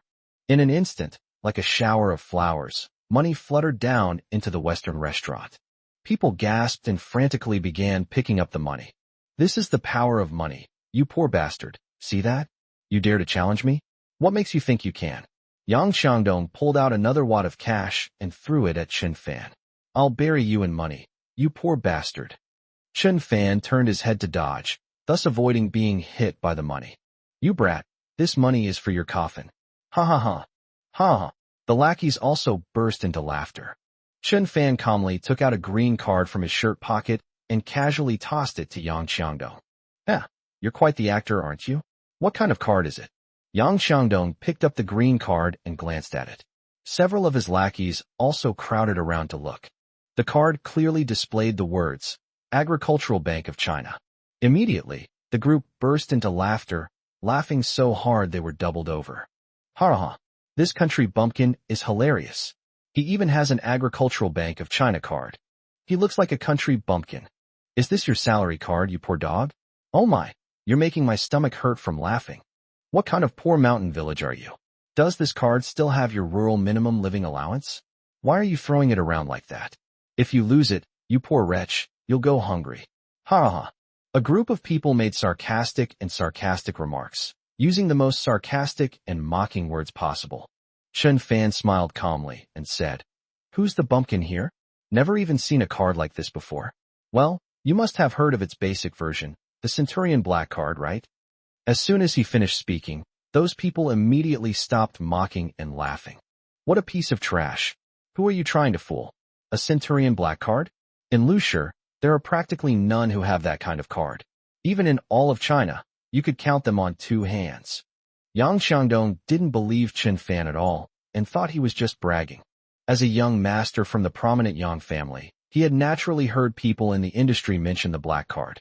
Those cards with a credit limit of 100 million are issued by the World Bank, definitely not by the Agricultural Bank of China. Moreover, there are absolutely no cardholders in the entire Lushur. Those who occasionally get to see the black card are people who have the opportunity to meet world-class bigwigs. This bumpkin in front of me actually claims that a black card is a basic version of a green card. So, is this green card an upgraded version of a black card? Don't be ridiculous. Whether it's true or false isn't up to you to decide. Do you dare let the waiter test your credit limit? Chen Fan's tone remained calm. Where do you get your confidence, you brat? You want to show off one last time before you die? One of the lackeys shouted angrily. Waiter, go check how much money is on this card. I want to make this trash die a truly worthy death. Yang Xiangdong handed the green card to the waiter, who often gave tips. The waiter took the card, walked to the counter, asked another cashier to bring out a multi-functional POS machine, and asked, "What's the password?" "Hey, tell me the password." Chun Fan shook his head, looking slightly helpless, and said, "Does this high-tech card, which uses a chip to automatically sense the host, require a password?" Without hesitation, the waiter swiped the card, and with a ding, the card balance appeared on the POS machine screen. Staring at the long string of zeros, the waiter swallowed hard, stunned. "Hey, tell me how much money is on the card. What are you spacing out for?" Yang Xiaodong shouted. "Mr. Yang, there's a lot of money on the card," the waiter stammered. "How much is it? Speak clearly." "Too many zeros. I can't count them all." "Huh?" Yang Xiaodong exclaimed in surprise, shoved aside the lackey beside him, and rushed toward the bar. "Get out of the way. Let me drive." He shoved the waiter aside and picked up the POS machine. Ones, tens, hundreds, thousands, 10,000s, hundreds of thousands, millions, tens of millions, hundreds of millions, billions. Yang Xiaodong gasped in shock. 1 billion. How could there possibly be so much money? Even the Centurion Black card has a credit limit of 100 million, but this unassuming green card has a credit limit 10 times higher than the black card. The entire audience was stunned. Yang Xiaodong staggered a few steps and almost fainted. He leaned against the wall, dejectedly raising his head to look at Chen Fan. Large beads of sweat appeared on his forehead, and even his back was soaked with cold sweat. "Young Master Yang, is there really 1 billion in the card?" a lackey asked in surprise. Yang Xiaodong no longer had the courage to reply. He simply nodded, his eyes vacant. "What? 1 billion? That's just an agricultural Bank of China card. Yet it's more powerful than a World Bank black card?" Chapter 36. I was wrong.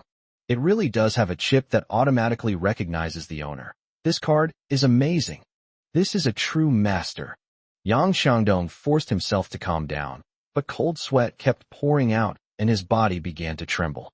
He was truly terrified. World-class tycoons who possess black cards are typically heirs to extremely wealthy families or members of global conglomerates. For example, the direct descendants of the famous Rothschild and Morgan families are black card holders. But this unseen green card is even a level above the black card. Are its holders more powerful than the Rothschild and Morgan families? Influencing the world economy, politics, and global affairs, that's the power of world-class tycoons. Making someone disappear from the face of the earth, or bankrupting a listed company in a matter of minutes, is incredibly easy for them. What if you offend this tycoon? Yang Xiaodong dared not think any further. Just when everyone's heart was restless. Thump! Yang Xiaodong was seen kneeling on the ground. Everyone broke out in a cold sweat. "I'm sorry, big brother. I was wrong. I was really wrong. I looked down on you. I didn't recognize your greatness. Please let me go. Give me a way out. Just treat me like a fart. Let me go? Please." Snap! Snap!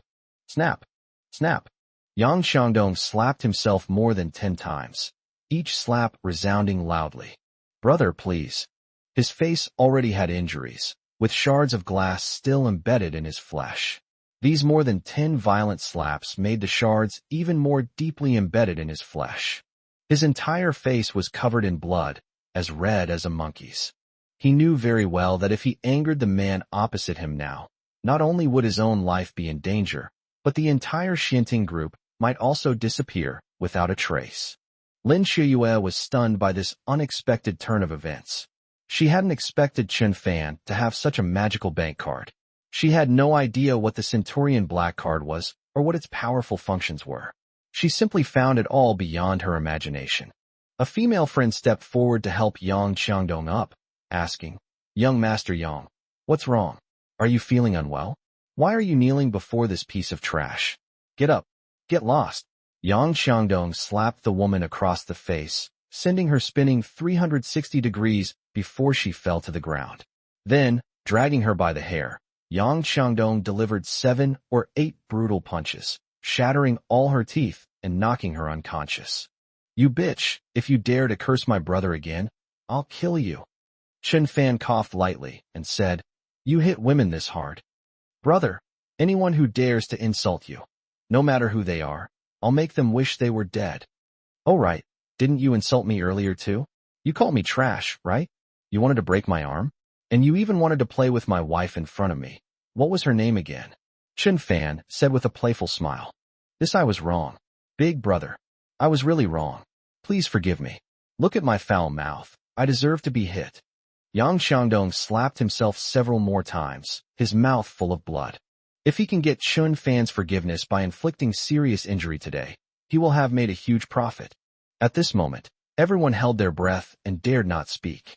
They were just mocking that guy as trash and a good-for-nothing, and they couldn't understand why such a beautiful goddess would date him.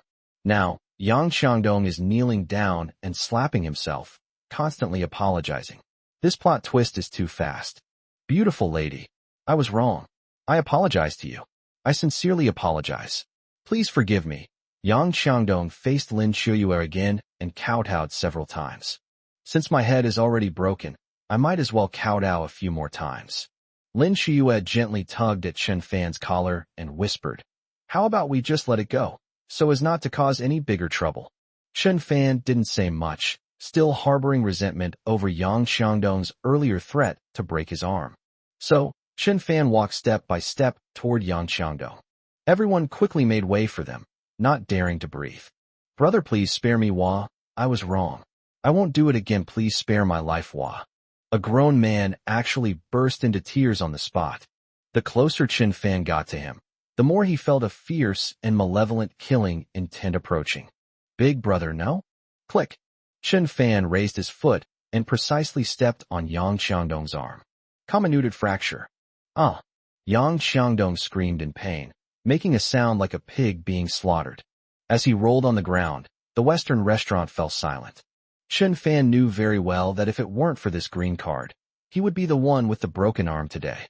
Moreover, he'll definitely get a severe beating from this group, be tied up, and then watch his wife be bullied. It was precisely because he had a green card that he was able to instill fear in Yang Xiangdong and make him feel Yang Xiangdong's power from the bottom of his heart. This green card was given to him by his mother, Wu Ruodong. Although he still hates his mother, she has done him a great favor in some ways, and he wants to thank her. No one here is allowed to tell anyone what happened here today. Otherwise, their fate will be worse than his. Chen Fan said a few words, then took Lin Shuyue's hand and left the Western restaurant. Everyone fell silent, terrified. Lying on the ground, Yang Xiangdong stared at Chen Fan and Lin Shuyue's retreating figures through blurry eyes. Besides fear, he felt a sliver of relief. His face was disfigured, and he'd lost an arm, but at least he'd survived. After leaving the Scottish-style restaurant, Chen Fan drove Lin Shuyue to work. Because it's the work week, the roads are very congested. Honey, that Agricultural Bank of China card you pulled out at the Western restaurant just now, it has 1 billion yuan on it? You need to explain. Lin Shuyue was still in a state of turmoil, wondering why Chen Fan had undergone such a drastic change. He had always lived a humble life in the Lin family, extremely poor, without a job and without a penny of income. Aside from the few cents he saved after buying groceries, Lin Shuyue would occasionally give him a few dozen yuan as pocket money, but it never exceeded 50 yuan. Even if all of this money were saved up, it would be difficult to raise even $1,000, let alone 1 billion. Now, he has 1 billion yuan in his Agricultural Bank of China account. Isn't that a fantasy? Did the bank transfer the money to the wrong account? Okay, I admit it, I won the lottery. And it's a huge prize of 450 million. Chen Fan had no choice but to explain it this way. He couldn't reveal his real identity yet. A while ago, the news of a lottery player in Lusher emptying the prize pool and winning 4.5 yuan to go to the hospital was widely reported in the media. Lin Shuyue also knew about this news, but she never expected that Lady Luck would favor Chen Fan. But you have 1 billion yuan in your card, and this card can automatically recognize its owner. Chapter 37. An Unreasonable Couple. I used the 4.5 million I won to invest in stocks. The stock market has been bullish lately, and I guess I was lucky. The stocks I bought skyrocketed, so I made a profit. My total assets have now reached 1 billion. As for the automatic owner recognition, it's the latest technological achievement, a service model that the Agricultural Bank of China offers specifically for customers with deposits exceeding 100 million. Chen Fan explained, forcing a smile. Lin Shuyue was initially a little confused, but after thinking about it carefully, it made sense. Moreover, she knew that Chen Fan enjoyed reading, and his interests included not only medicine, international politics, and antique appraisal, but also finance and economics. A man with such a deep and accumulated knowledge could create miracles once given the opportunity. Therefore, Lin Xiuyue had no doubt that Chen Fan could use the prize money to invest in stocks and make a lot of money. Husband, you're a billionaire now, but compared to you, I'm a poor man. Lin Xiuyue felt a sense of loss. Yes, just the day before, she was the female CEO of Huanhai Group, a successful entrepreneur, the envy of hundreds, and feeling great about herself. But a day later, the man she had been supporting herself became a billionaire, yet remained extremely low-key. It's like you own a dog that suddenly becomes Erling Shen's celestial dog, or you own a snake that becomes a 5-clawed golden dragon. You should be overjoyed, but you just can't feel happy. Would a pet that has undergone such a dramatic turnaround still willingly stay by your side and maintain its original role? Honey, now that you've become rich overnight, will you leave me? Leave our family? After all, for the past 2 years, my mother has been so harsh on you, and our family has treated you like a free maid and handyman. You've suffered so much, Lin Xiuyue said worriedly. Wife, don't worry, I won't leave the Lin family. Even if I do leave one day, I'll take you with me. Your mother may be sharp-tongued and has always been mean to me, but that was the past me. From now on, I'll use my abilities to shut her up. I'll still do the laundry, cooking, and housework, partly because I'm used to it, and partly because I don't want you to suffer. Husband, it's so good to have you, Lin Xiuyue pursed her lips, her pretty face slightly flushed. I have something to do with 1 billion yuan. Don't tell your parents or anyone else yet, or it will completely disrupt our lives, okay? Chen Fan instructed. Okay, Lin Xiuyue nodded. I don't care how much money you have. I'm a career woman and I won't be a rich man's wife living a life of luxury. The company is like my child, and I won't abandon it. Besides, the company won't rely on you much. I will rely on my own efforts to make the company grow and thrive. Chen Fan knew that Lin Xiuyue was a strong-willed girl who would never accept charity. Her Huanhai company was her dream, and even though she could now live a comfortable life with her husband, she would not stop striving. By the way, Xiuyue, has your company's CFO, Zhou Donglin, resigned? Chen Fan asked as he slowly drove, his hands on the steering wheel. Last time, at the company, Zhou Donglin suspected that the cosmetics and bags Chen Fan gave to Lin Xiuyue were counterfeit, which led to some arguments. In the end, it was proven that the items sent were genuine. Zhou Donglin wanted to call the police, but Lin Xiuyue smashed her phone. No, after that incident, I gave her a few days off so she could reflect on her mistakes and apologize to you before she could come back to work. She came to the office this morning and even came to see me, saying that she realized her mistake and wanted to apologize to you in person. No need. Come up with me later and let her apologize. Otherwise, she'll have a knot in her heart and won't be able to concentrate on her work. All right. And so, Chen Fan drove to the company building, parked the car, and the two went up into the building together. As soon as I stepped out of the elevator, I saw a large crowd of people standing at the company's main entrance, making a lot of noise. Among the crowd stood a middle-aged bald man and an obese woman. The woman was almost the size of a bucket, wearing a loose floral dress. Most striking was her fat face, covered in repulsive red blisters. The blisters were densely packed, like a honeycomb, and occasionally, when she became agitated, tiny drops of discharge would seep out, making her utterly disgusting. You unscrupulous merchants. You sell counterfeit and shoddy products, cheating people, and even causing their deaths. Why haven't you gone out of business yet? You've ruined my wife like this. Is there any justice left? Is there any law left? The bald man in the leather jacket shouted in a deep voice. You have to give me an explanation. You fraudulent company. Counterfeit goods are harmful. Your fake products have disfigured me. The obese woman shouted hysterically. The company's employees were completely helpless against the couple, and no matter how the account manager explained, it was all in vain. President Lin, you've arrived. The employees felt as if they had found a savior when Lin Xiuyue arrived. Mr. Lin, this woman is accusing us of selling counterfeit goods. She's been arguing for ages and won't listen to our explanations at all. Her husband even smashed a window at our front desk, and things are really getting out of hand. Secretary Sun Yuan said nervously. Lin Shiyue's expression hardened, and she immediately stepped into the crowd. Sir and Madam, I am the president of Huanhai. May I ask what your problem is? Lin Shiyue asked in a friendly manner. So you're the owner of this heartless company? Your products have ruined my wife like this. What are you going to do about it? The bald man demanded angrily. Our company's products are all subject to quality control by dedicated personnel. We not only have testing instruments, but also undergo professional organization certification and supervision by the Quality Supervision Bureau. From production to sales, the entire process is guaranteed, making it impossible for quality problems to occur, and there are no harmful chemical components. Is this the boss's explanation? Heh, the fat woman sneered. I thought the boss was an honest and kind person, but I didn't expect you to be such a sly fox. Anyone who didn't know better would think you were released from a brothel.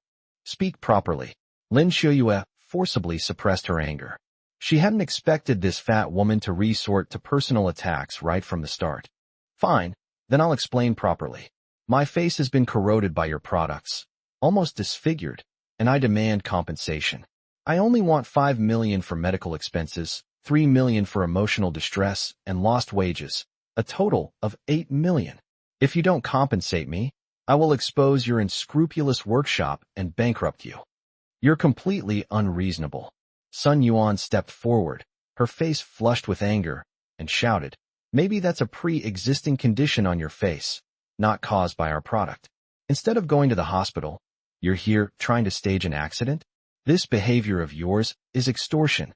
Chapter 38, I'm unemployed. Extortion? Blackmail? You slut, who do you think you are? How much money do you have that I can extort?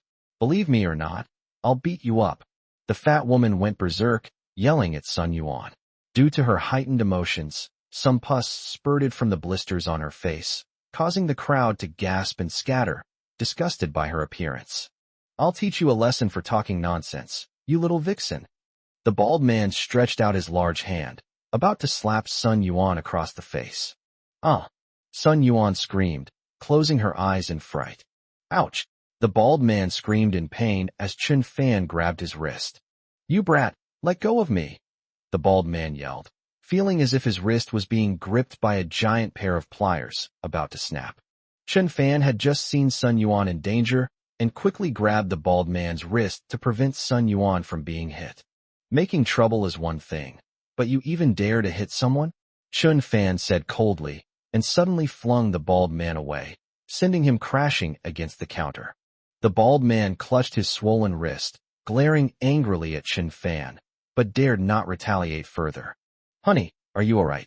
The obese woman quickly helped the bald man up and asked with concern. Wife, we have to get an explanation today.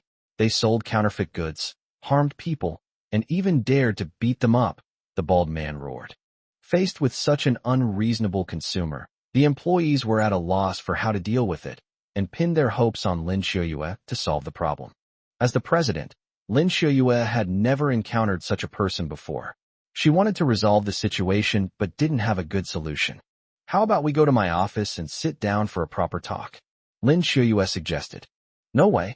I want you to agree to compensate me right now, the obese woman shouted, pointing to her face. Look closely. I used your skin cream last night and went to sleep, and this morning my face is completely disfigured. It's covered in red pustules. Isn't this caused by your product? No. Chen Fan gave a resolute answer. All eyes turned to him. Chen Fan, you're not one of our employees. You don't know the situation. Don't speak, Lin Shiyue whispered a reminder. Oh, so you're an imposter. You're not even an employee of this company. What right do you have to speak? The bald man questioned. Even the employees of Huanhai Company looked at him with skepticism. The obese woman sized Chen Fan up and down, her eyes darting around before she nodded and said, I understand. You're this woman's kept young lover, aren't you? You two are in cahoots, a den of snakes and rats. Neither of you has any good intentions. You're a complete scoundrel. Lin Shiyue couldn't help but curse. Ha ha, you've hit a nerve, haven't you? I knew you weren't good people. The fat woman laughed loudly, her arrogance boundless. Kid, you pretty boy, you actually dared to mess with my husband? You've got guts. Let me tell you, my brother is the CEO of Juding Media Group. With just one phone call, I can easily have him expose your black-hearted company that manufactures and sells counterfeit goods. Let the whole city know your ugly faces. Let's see how you'll continue selling counterfeit goods, how you'll continue operating. Lin Xiuyue was startled. Jiuding Media Group is a leading enterprise in Liushir's news industry. It has complex relationships and strong financial resources, with many television stations, newspapers, and new media channels under its umbrella. If the company is maliciously slandered and falsely accused by them, it will definitely become the target of public criticism. Not to mention its continued development. Even if it doesn't go bankrupt, it will suffer considerable losses. The power of the news media should not be underestimated. A few years ago, a yogurt processing company was shut down and its owner was arrested after being exposed by Jiuding Media across all channels. Although it was later discovered that the yogurt produced by that company had no quality problems and the boss was acquitted, the company never recovered and eventually went bankrupt. Lin Xiuyue didn't want to follow in their footsteps. Huanhai Company had just weathered a business crisis and was recovering. They couldn't afford to lose everything because of a baseless accusation. Chun Fan smiled faintly and gently patted Lin Xiuyue's back to reassure her. Then, addressing the unreasonable couple, he said, I said this wasn't caused by cosmetics because the symptoms on your face are clearly herpes, and a severe, stubborn case at that. It's a chronic, incurable skin condition caused by constant recurring inflammation. Your herpes definitely didn't just appear this morning. It's been there for much longer. Perhaps it's been going on for years. It just so happens that you used a moisturizer you bought from this company last night, which conflicted with your symptoms and worsened your herpes. So, you and your husband came here to cause a scene at the company, trying to extort money, right? Huh. Yuri talking nonsense. The obese woman frowned, clearly feeling guilty, but she still refused to admit it. Kid, you're not a doctor. You're talking nonsense, the bald man retorted. Chun Fan shook his head and continued. Your herpes has reached its most severe stage. You've probably tried many Western medicines, even injections and 4 drips, but it hasn't improved, has it? That's because your severe herpes has become addictive, taking root in your chubby face. If it's not treated soon, it could very well become cancerous. I see your face is bluish, your forehead is dark, and the herpes is secreting venom, which shows that the virus has already invaded your facial nerves and blood vessels. Do you often feel dizzy? Dizziness, humph. That's my high blood pressure, the obese woman replied sharply. When you feel dizzy, do you feel a tingling sensation on your scalp, like being pricked by countless needles? Huh. How did you know? Since the virus has entered your bloodstream and damaged your liver. Have you had your liver function checked recently? The obese woman and the bald man exchanged a glance upon hearing this. That's right. They had the obese woman's liver function checked at the hospital just 2 weeks ago. The doctor said she had viral hepatitis. If you don't get treatment and just use some Western medicine to limit the virus's reproduction, then not only will the herpes on your face not get better, but you may also develop cancer, and your viral hepatitis will not be cured. Simply put, you are not far from death. Chun Fan smiled faintly and spoke very calmly. These words were like a bomb, leaving the couple terrified. Yuri a doctor? No, I'm just an unemployed bum. You bastard, you're cursing my wife to die? I'll fight you to the death. The bald man roared angrily, about to charge forward again. Fearing he would be taken advantage of, the obese woman quickly grabbed him and pointed at Chun Fan angrily, saying, Fine, you bastard, you vixen, and your heartless, garbage company. You just wait. I won't let you get away with this. After saying that, the obese woman pulled the bald man away from the company. Extreme anger and fear caused her face to spurt pus like a fountain or a hedgehog, and people quickly made way for her, avoiding her at all costs. Chapter 39, A Plot Twist. After the unreasonable couple left, Lin Xiuyue told everyone to disperse and get back to work. She then took Chun Fan to the president's office. Chun Fan, I know you've read some medical books and have a little knowledge of traditional Chinese medicine, but you're not a professional doctor after all. How could you say she had cancer after just one glance at that woman? She was very angry at the time, and I was thinking of taking them to the conference room to calm them down and resolve the matter privately. I didn't expect you to drive them away with just a few words. If she goes to the media to spread rumors about us, then the company will be in trouble. Don't worry, I'll take care of everything, Chun Fan said nonchalantly. Hey, you don't understand how serious this is. Why are you so worried? Lin Xiuyue remained deeply worried. If the company's reporting is truly distorted by the news media, it's tantamount to sending it to the guillotine. This is not the outcome she wants. Chun Fan, don't act so indifferent. This company means a lot to me. It's everything to me. In fact, the company is more important than you. I love the company more than you. Compared to the company, you are nothing. If the company fails, I will never be happy for the rest of my life. Lin Xiuyue's emotions rose as she spoke. Huanhai is indeed her life's work.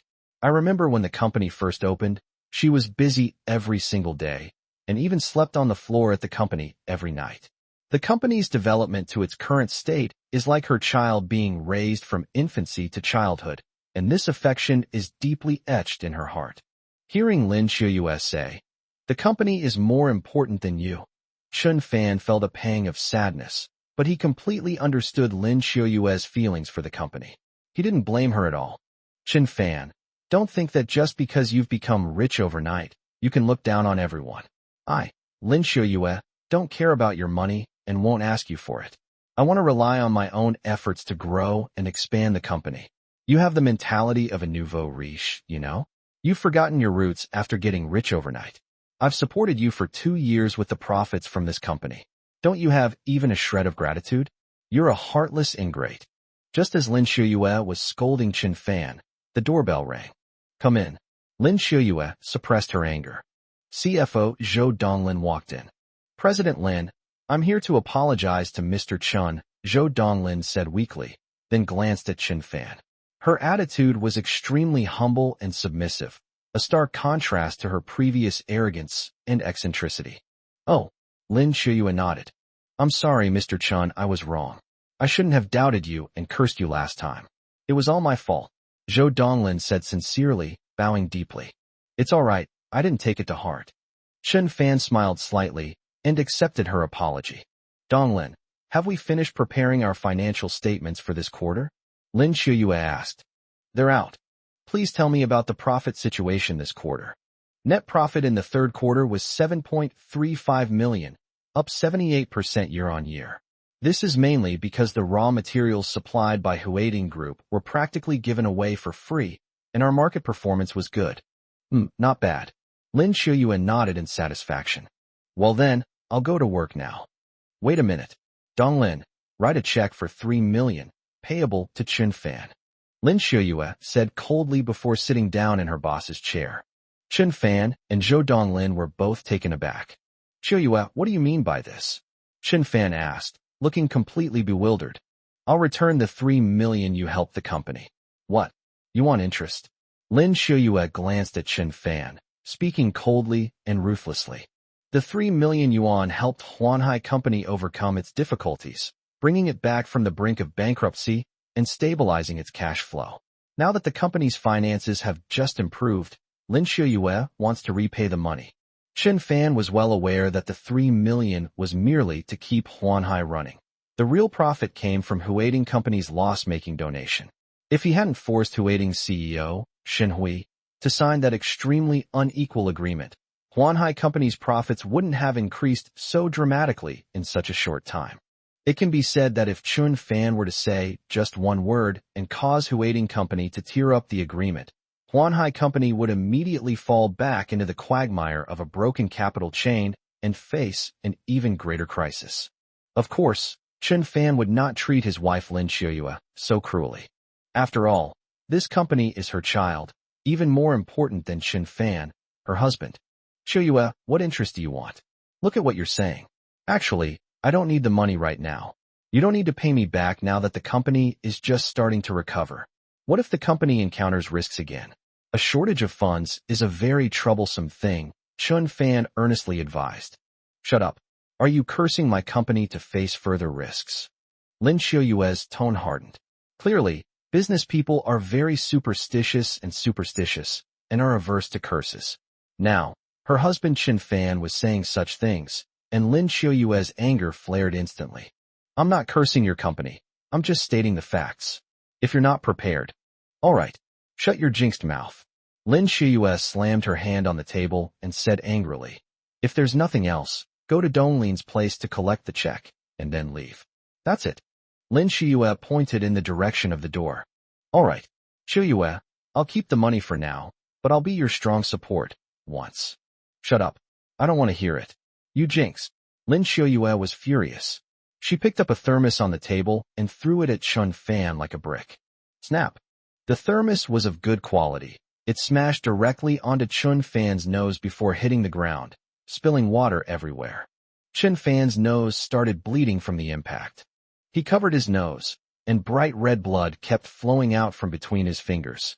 "Mr. Chun, are you all right? Quickly wipe yourself clean." Zhou Donglin, looking alarmed, took out some toilet paper and handed it to Chun Fan. Sigh. Chun Fan sighed and walked out. Lin Shiyue sat alone in her office, lost in thought for a while, and tears involuntarily streamed down her face. "Idiot, why didn't you dodge?" The second People's Hospital of the city. Otolaryngology. "Ouch, did you get into a fight?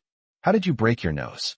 A middle-aged doctor held up an X-ray film to examine Chun Fan's injuries. "Doctor, is it serious?"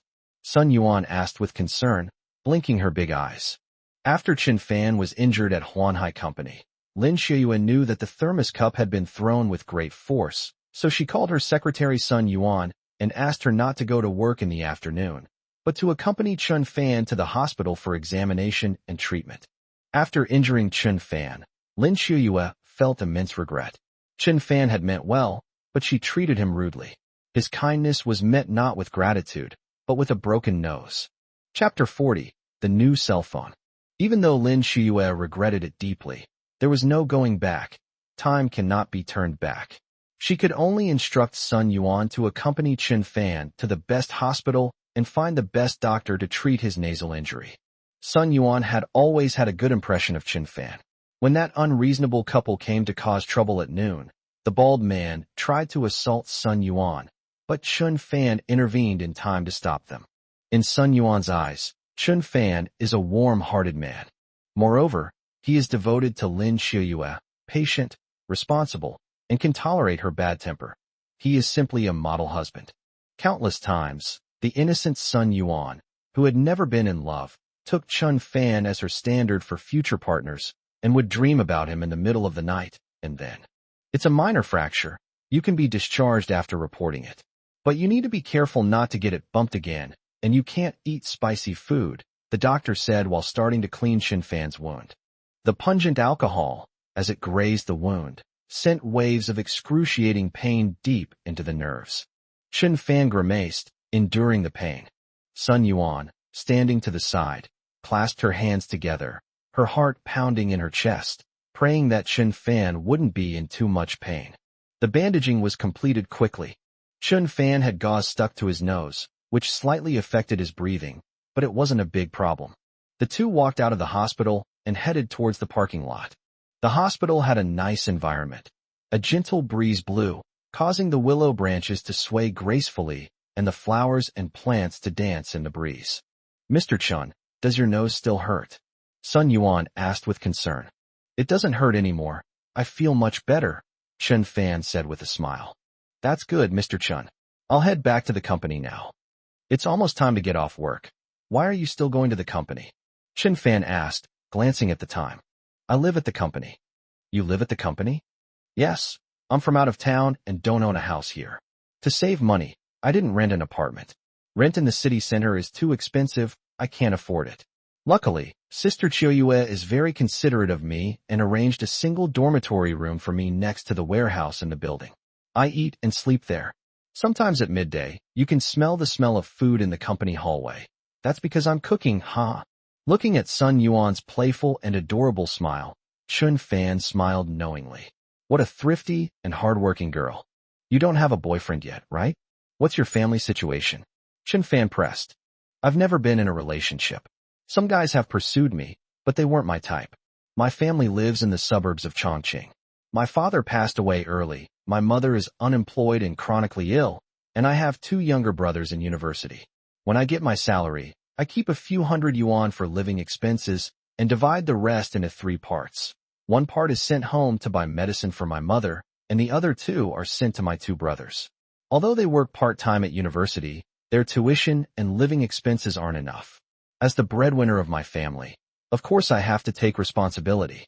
Sun Yuan spoke of her family affairs as if telling a story, her voice calm and serene. But Chen Fan was deeply moved. Sun Yuan was such a sensible girl. She could easily make a living based on her looks, yet she chose to work hard. And she even sent her earnings back home. How unfair that was to a young and beautiful girl. The only saving grace was that Sun Yuan worked at a cosmetics company, so she didn't need to buy cosmetics herself, which saved her a lot of money. Chen Fan had suffered greatly since he was 8 years old and lived under the roof of others. Thinking about it, the 2 actually had quite a few things in common. However, Chen Fan wouldn't easily reveal his true feelings to others. "Oh dear, I've said so much, Mr. Chen, please don't mind. I'm not complaining to you. It's just that no one has the patience to listen to me finish. Thank you, Mr. Chen." Sun Yuan pursed her lips, her face slightly flushed. "Xiaoyuan, you've worked so hard. After hearing your story, I really think you're amazing," Chen Fan said from the bottom of his heart. "No, Mr. Chen, you are the role model for me. You endured hardship and never forgot your original aspirations, protecting President Lin. This is what a husband should do. Mr. Chen, I think you're a very nice person. By the way, I have a small request. Could I add you on WeChat?" "Certainly." Chen Fan took out his phone and opened the QR code on his business card. "Scan me." Sun Yuan excitedly took out his phone, but due to his excitement, his hand trembled and the phone fell to the ground. She quickly picked it up, but the phone was already broken and wouldn't turn on. She used this phone for 4 whole years, so she had developed a certain attachment to it. The screen had 3 cracks, and the case was warped from being dropped, but she still insisted on using it. This was because she wanted to save money and couldn't bear to buy a new phone. Seeing Sun Yuan's sorrowful expression and her sighs while holding her phone, Chen Fan knew that Sun Yuan was very distressed about her phone. She was struggling financially. She had only kept 400 or 500 yuan from her recent salary and bonus, sending the rest out. Buying a new phone now was practically impossible. "Did it break?" Chen Fan asked. Sun Yuan nodded with a worried expression. "It's also my fault. If you hadn't added me on WeChat, my phone wouldn't have been broken." Chen Fan took the blame upon himself. "Mr. Chen, please don't say that. It has nothing to do with you. It was my own carelessness," Sun Yuan said remorsefully. "Come with me." Without saying a word, Chen Fan grabbed Sun Yuan's hand and walked towards the hospital gate. Fearing that Sun Yuan wouldn't come with him, he took her hand. This gesture made Sun Yuan's heart race, her heart pound, and her face turned completely red. Normally, if a man dared to make a move on her, she would definitely refuse outright. This time, however, she followed Chen Fan obediently, like a little pet. Chen Fan's hands were large and so warm that they completely melted her heart. Soon, Chen Fan took Sun Yuan to a mobile phone store and bought her the latest Huawei phone. "Mr. Chen, I can't accept this, it's too expensive." The phone was priced at 6,380 yuan, and Chen Fan didn't even blink when he swiped his card. As a thrifty person, Sun Yuan had never used such an expensive mobile phone before, especially since it was a gift from her boss's husband, so she was even less willing to accept it. "Just take it. Because of me, your phone broke, so let me buy you a new one. Otherwise, I won't be able to eat or sleep properly," Chen Fan said with a smile. "But this phone is too expensive. It wouldn't be appropriate for you to give it to me," Sun Yuan still refused. "Don't worry. This amount of money is nothing to me. My previous poverty was all an act. I'm actually a millionaire. I got tired of the boring life of the rich and wanted to live a normal life, so I married into the family and pretended to be poor." "Mr. Chen, please don't joke around. I know your money didn't come easily." Sun Yuan waved his hand, still trying to refuse. "Take it. Even if you don't accept it, I'll still send it to your workplace by express delivery. If your colleagues see that the sender's name is mine, wouldn't that be a disaster? But why did you give it to me? I think you are amazing, and you deserve it. All right then, consider it a loan from you. I'll repay you when I have money in the future." Sun Yuan took the phone, stroking its cold body, her heart filled with emotion. At the same time, that grateful heart also planted the seeds of love. Chen Fan's place in her heart rose even higher. "Don't worry, Xiaoyuan, If you don't tell, and I don't tell, no one will know that this phone is a gift from me.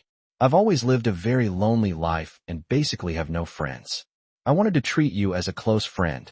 As the two walked out of the phone store and were about to part ways at the door, Chun Fan said sincerely, Mr. Chun, thank you. I'd like to be your friend too. Sun Yuan nodded, her eyes glistening with tears. The sunset at that moment was so brilliant. Chapter 41. The Plush Bear. The next day, Chun Fan got up early, washed up, prepared breakfast for his family, and went out to the market to buy groceries. The vegetables are fresher in the morning. The earlier you go, the better the vegetables you can pick. He is very experienced in grocery shopping and cooking. After buying the groceries and picking up the newspaper, Chun Fan headed home. Just as Chun Fan reached the entrance of the residential area, he received a phone call from Uncle Lu. Young master, where are you? I'm in the neighborhood. Uncle Lu, what's wrong? Young master, I'm in Dolphin Real Estate's office. Do you want to come? It's Tuesday today. Didn't you say you'd come to the company for an inspection every Tuesday? The day-to-day manager of Dolphin Real Estate is Lu Bo, who is also Chun Fan's personal butler. Lu Bo is in charge of the Chun family's business in the Lushur area and is extremely loyal to the Chun family, especially to Chun Fan. As the behind-the-scenes commander of Dolphin Company, Chun Fan entrusted Lu Bo with the daily operations of the company with peace of mind. However, when it came to large-scale project negotiations or important matters, Lu Bo would call him promptly to report, and Chun Fan would make the final decision. He had told Lu Bo that he would go to the company headquarters every Tuesday to meet with him, hear recent work reports, and raise rectification requirements on site. Oh, Uncle Lu, I almost forgot if you hadn't reminded me, Chun Fan said suddenly. Young master, please wait at the entrance of the residential area. I will send someone to pick you up immediately, Uncle Lu said. No need, I'll drive myself. That's okay too. After hanging up the phone, Chun Fan took the vegetables and newspapers home. By then, Lin Xiuyue had finished her breakfast. Xiuyue, I'll take you to work. Chun Fan took Lin Xiuyue's high heels from the door and prepared to help her put them on. Looking at Lin Xiuyue's fair and delicate feet in the slippers, Chun Fan suddenly remembered that he had forgotten to wash his wife's socks last night. Lin Xiuyue usually likes to wear all kinds of stockings, especially pantyhose, to perfectly accentuate her long legs. She has 7 or 8 pairs of pantyhose in different styles and colors, and she changes them every day. Chun Fan usually washes them once a week. But last night he was too tired from practicing martial arts and forgot to wash them. Honey, I'm sorry. I forgot to wash your socks. How about you wait a minute? I'll go to the convenience store and buy you a pair now. Do you prefer black or flesh-colored today? Lin Xiuyue suddenly found Chun Fan quite adorable. If it were in the past, she would definitely have blamed Chun Fan for his bad memory and irresponsibility for forgetting to even wash his socks. But now, she suddenly feels that this is a kind of happiness. Looking at Chun Fan's nose, which was still wrapped in white gauze, she felt ashamed and said gently, Does your nose still hurt? I'm sorry, I shouldn't have hit you with the thermos. I was too impulsive. Chun Fan felt warmed by these words. Lin Xiuyue's recognition of her mistake and her apology were a step forward and a significant step forward in their relationship. It's okay, honey, it doesn't hurt. It's just a minor fracture. It'll be fine in a couple of days, Chun Fan said with a relieved smile. You hurt my nose, and I forgot to wash your socks. We both did things that hurt each other, so we're even. Huh. Hee. Lin Xiuyue chuckled, amused by him. She then discovered that Chun Fan was not only devoted to her, patient and tolerant, but also a very humorous man. Honey, it's getting late. Shall I go buy you a pair of long socks? No, I'm not wearing a pencil skirt today. I'll wear trousers instead. Go to my bedroom and get me my socks. Chun Fan swiftly ran to Lin Xiuyue's bedroom. Pushing open the door, a fragrant aroma wafted towards me, clearly indicating it was my beautiful wife's boudoir. The pink-toned modular furniture creates a mesmerizing, lingering atmosphere. On the large bed lies a plush toy, a 1-meter-long teddy bear. This was a gift from Lin Xiuyue's classmate on their wedding day. After that, the two separated. Chun Fan slept in the storage room next door, while Lin Xiuyue slept in the big bed with the bear. They slept like that for 2 years. I really wish I could be this plush bear, Chen Fan remarked softly. Looking closely at the bear's design, it resembled the cartoon character, Xiongda. My wife falls asleep cuddling with Xiongda every night. I really hope that one day I can live with her too, Chen Fan said with a hopeful expression. Admittedly, after more than 2 years of marriage, the two were husband and wife in name only, but not in reality.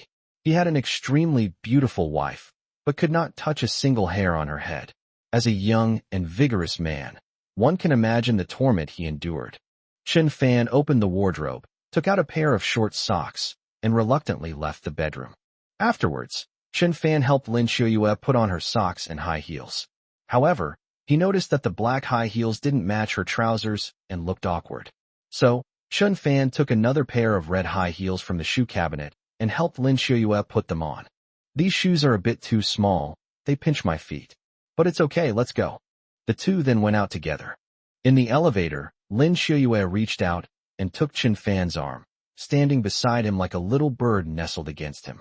Chen Fan was overjoyed. His beautiful wife had taken the initiative to hold his arm. After 2 years, he finally experienced a sense of pride as a husband. After dropping Lin Xiuyue off at the company, Chen Fan drove straight to the headquarters of Dolphin Real Estate. Since Dolphin's headquarters are located in the Chengxi New District of Lusher, Chen Fan drove for more than 20 minutes to reach the new district. After passing the intersection ahead, turn right to reach the building where Dolphin Real Estate is located.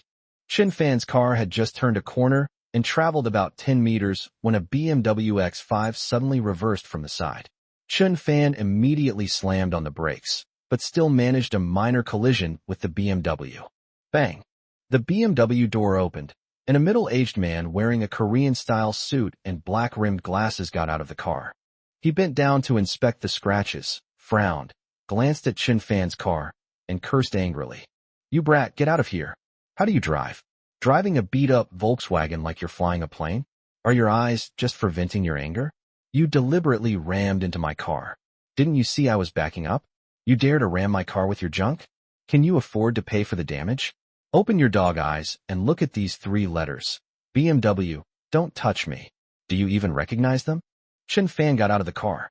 Facing the middle-aged man's aggressive demeanor, he remained composed and said, "When you reverse, you should first check if there are any vehicles driving normally on the main road.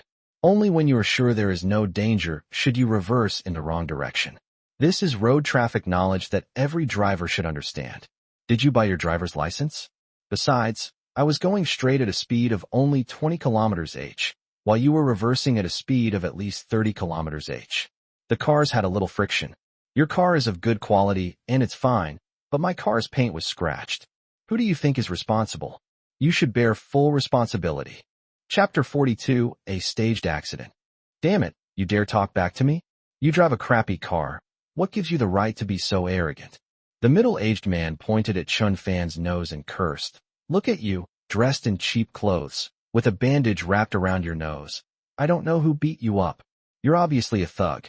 I hate social scum like you the most. You hit my car, and then you started yelling at me? So what if I curse you? Believe me or not, I'll beat you up." The middle-aged man stepped forward, glaring at Chen Fan, his fists clenched. "Want to hit me? Come on." Chen Fan replied calmly. "Hell, what a shameless face." The middle-aged man sneered, mocking. "I've seen plenty of trashy thugs like you. You're just trying to provoke me into fighting, then lie on the ground pretending to extort money from me. Right? Kid, I've seen this trick a million times. Trying to scam me? Don't even dream about it. I told you to hit me, but you didn't dare. You hit my car first, and then accused me of staging an accident? That's ridiculous. It seems the only solution is to call the traffic police and let them settle this." As soon as Chen Fan finished speaking, the middle-aged man took out his wallet, pulled out 200 yuan, and slapped it on the hood of Chen Fan's car with a loud thud, saying disdainfully, "You poor bastard, you just want to rip me off, huh? Fine, I'll give you what you want. Here's 200 bucks, use it to buy your future earn. If I weren't in a rush, I'd beat you to a pulp today. Damn it." The middle-aged man cursed and got into his car and drove away. Chen Fan watched as the BMW turned into the Dolphin Real Estate building. He followed closely behind in his car and entered the building's parking lot, but the man had already disappeared. Just then, A woman in an office lady uniform stood at the building entrance. Upon seeing Chun Fan's Volkswagen, she excitedly jogged over, her high heels making a clack clack clack sound. Slow down. Be careful not to twist your ankle, Chun Fan warned. Excuse me, are you Chairman Chen? Yes. President Liu asked me to pick you up here. The female secretary glanced at Chun Fan's attire, surprised that this was the low-key chairman President Liu had mentioned. Judging from his clothes and the car he drove, he really was very low-key. Then let's go. The female secretary led Chun Fan through fingerprint identification to enter the main entrance of the building and took the staff-only elevator to the 38th floor. Chairman Chen, please come in. Upon entering the chairman's office, the female secretary opened the door, bowed, and withdrew. Chun Fan walked into the large, beautifully decorated office, sat comfortably in the armchair, and turned on the air conditioner. Just then, Uncle Liu knocked on the door and came in. He was wearing a well-tailored black suit and carrying a cup of coffee. Young master, please have some coffee. I just ground it myself. Okay. Chun Fan took the coffee, took a small sip, and found it to be mellow and rich with a slightly bitter taste. It must be the high-quality coffee beans that he drank when he was a child, air-shipped from South America. For a moment, he felt like the eldest son of the Chen family. Uncle Liu, how is this company doing? Proceedings are proceeding according to plan.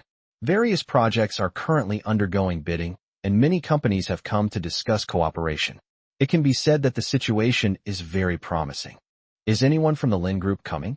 Chun Fan stared at Uncle Liu and asked this most important question. The Lin family, the previous groups of people who came were all turned away by us, and we never met them. They really wanted to cooperate with us, but we didn't give them any chance. Well done. Chun Fan nodded and gave a thumbs up.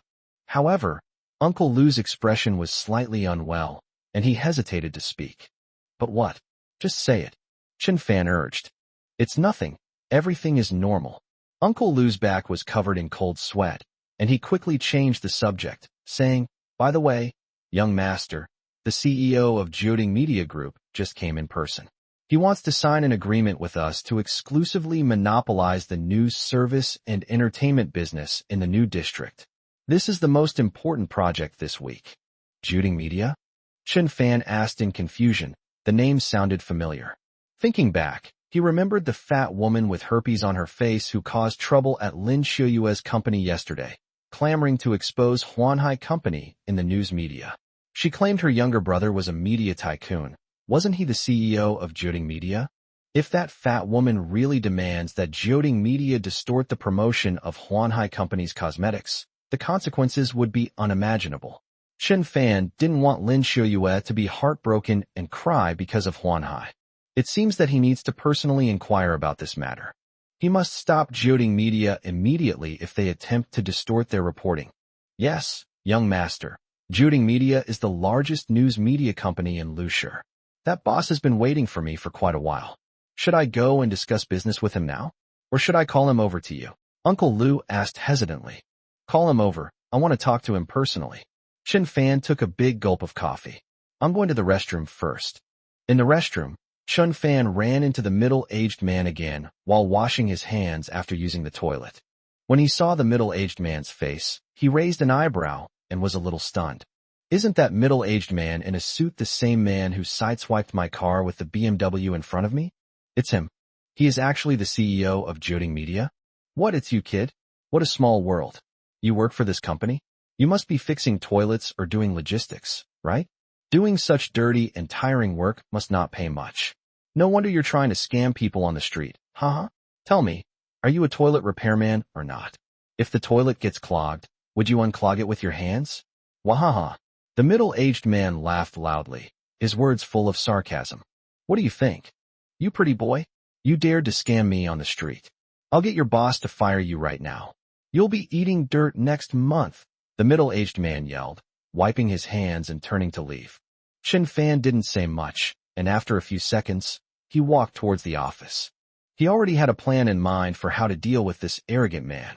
Pushing open the door, Chun Fan saw the middle-aged man and Uncle Liu sitting side by side on the sofa. As soon as he showed his face, the middle-aged man sitting on the sofa said with a look of disgust, Kid, it's you again? Why are you always following me like a leech? Are you blind? This is the chairman's office, a place for a poor bastard like you to barge in. Get out of here. Oh, I see. You're afraid of being fired. So you came here to beg me for mercy? Kneel down and kowtow 3 times, and I'll let you off. Ha ha ha. Chun Fan coldly replied. Let's make a bet on who will kneel down later. You guess it's me, and I guess it's you. The steak is a mouthful of teeth. How about it? Chun Fan remembered that this person had said he would beat him to a pulp. Now, why not do the opposite and grant his wish?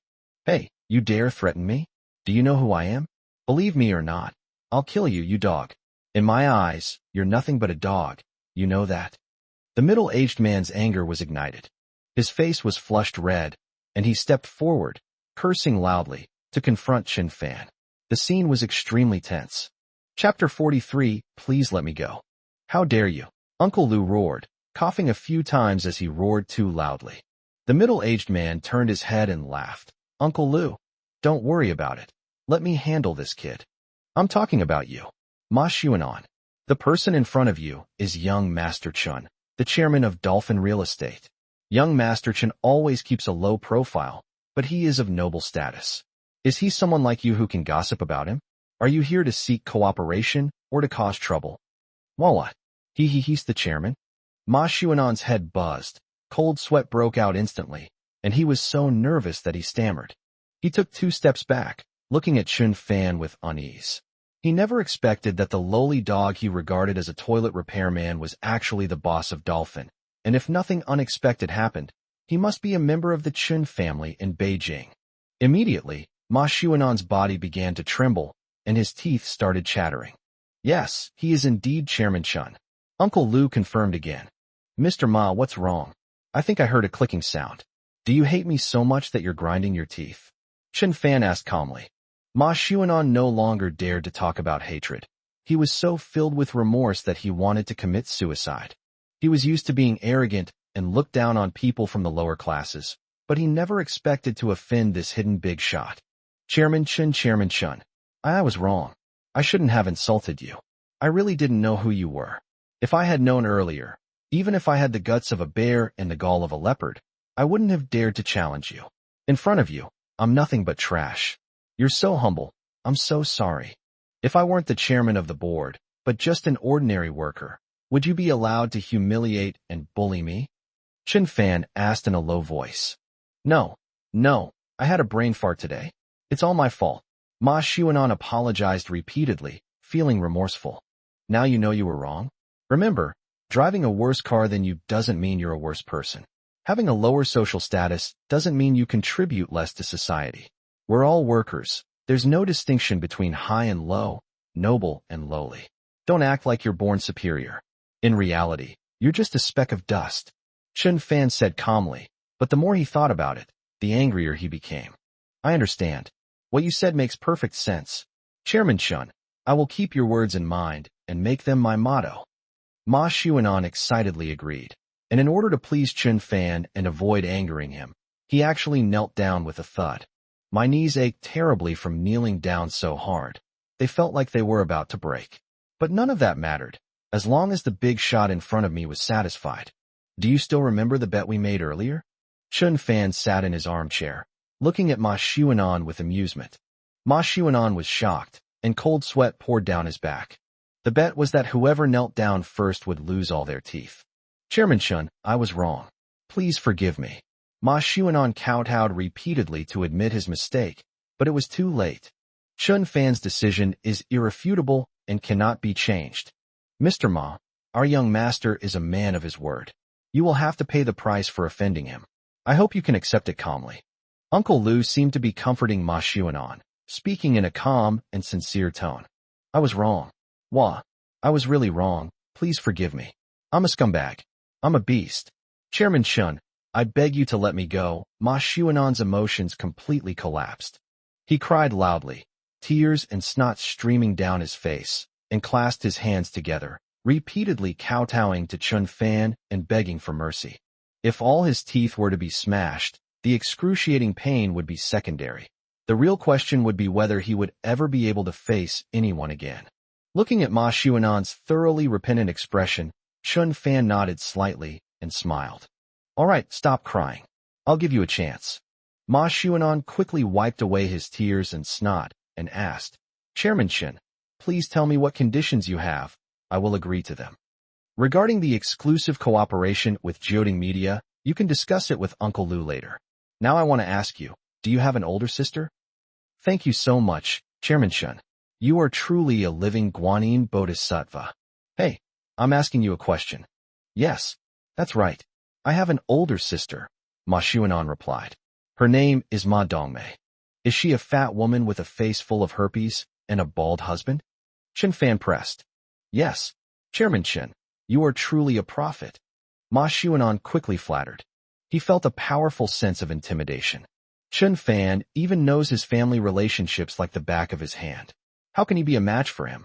Yesterday, Ma Dongmei called him and provided a clue, saying that a cosmetics company called Huanhai was manufacturing and selling counterfeit goods, and asked him to expose it through all media. Ma Xuanan knew very well that this older sister was no pushover and often got into conflicts with people outside. The cosmetics from Huanhai caused her facial herpes to worsen.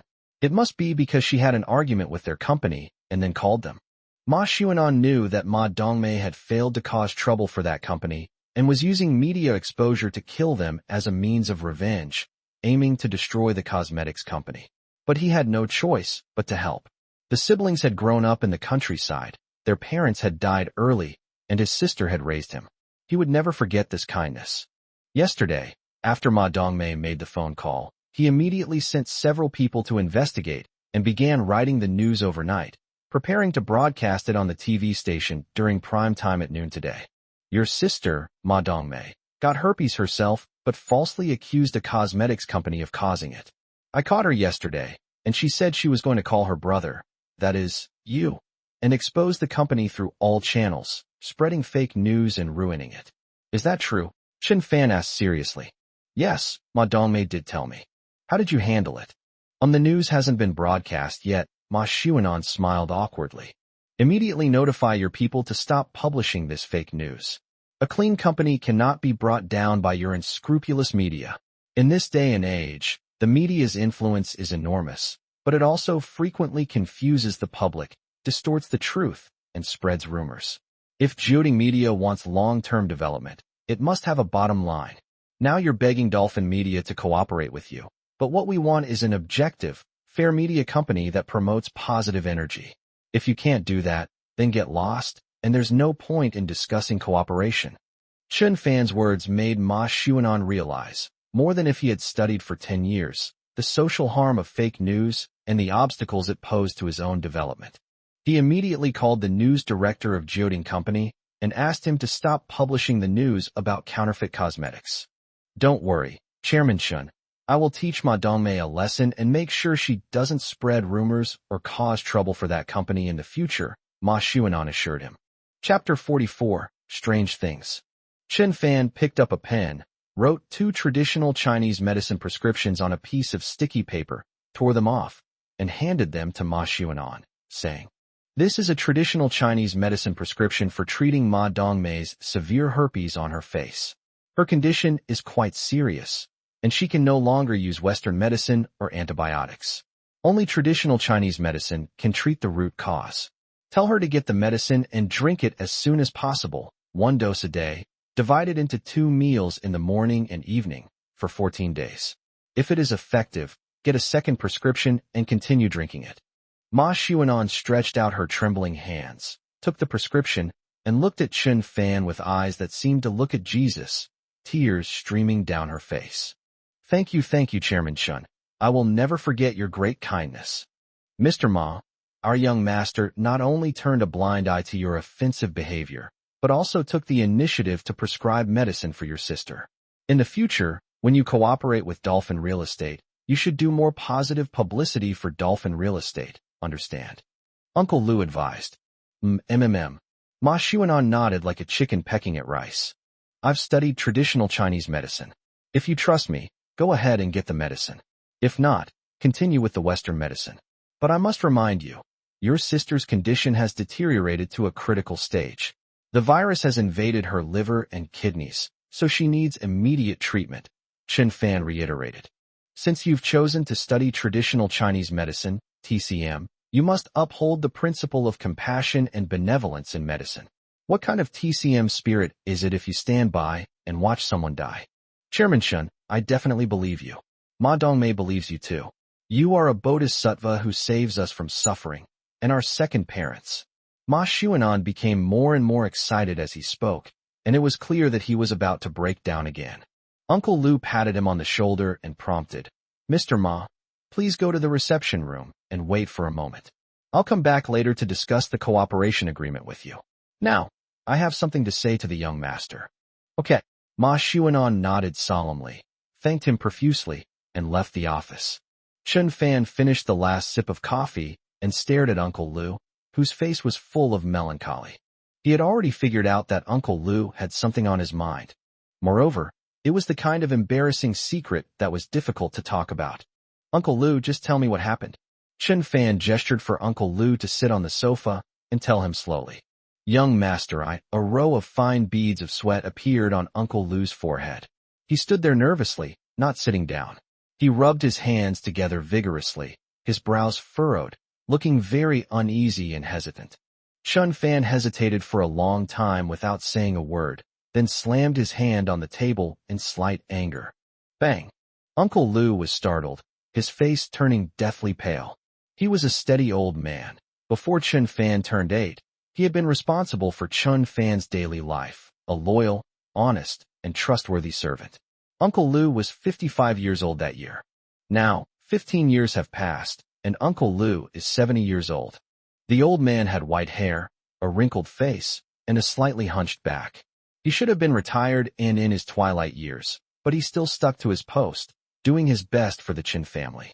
This spirit is admirable.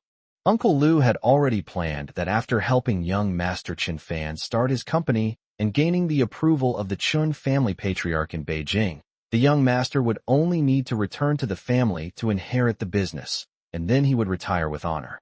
Helping Chen Fan rejoin the family and inherit its legacy was Chen Fan's father's dying wish, and also a nod in his heart. Before his death, Chen Fan's father entrusted Lu Bo with the task of finding a way to help Chen Fan return to the family. Having received many years of kindness from Lu Bo, he naturally agreed.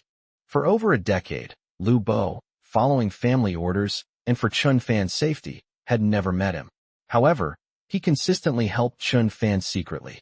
For instance, the medical book Chen Fan studied, BNK's Medical Classic, was a unique medical text in China, not even preserved in museums.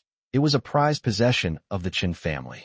Lu Bo also secretly sent or mailed to Chen Fan famous books on antiques and world politics and economics.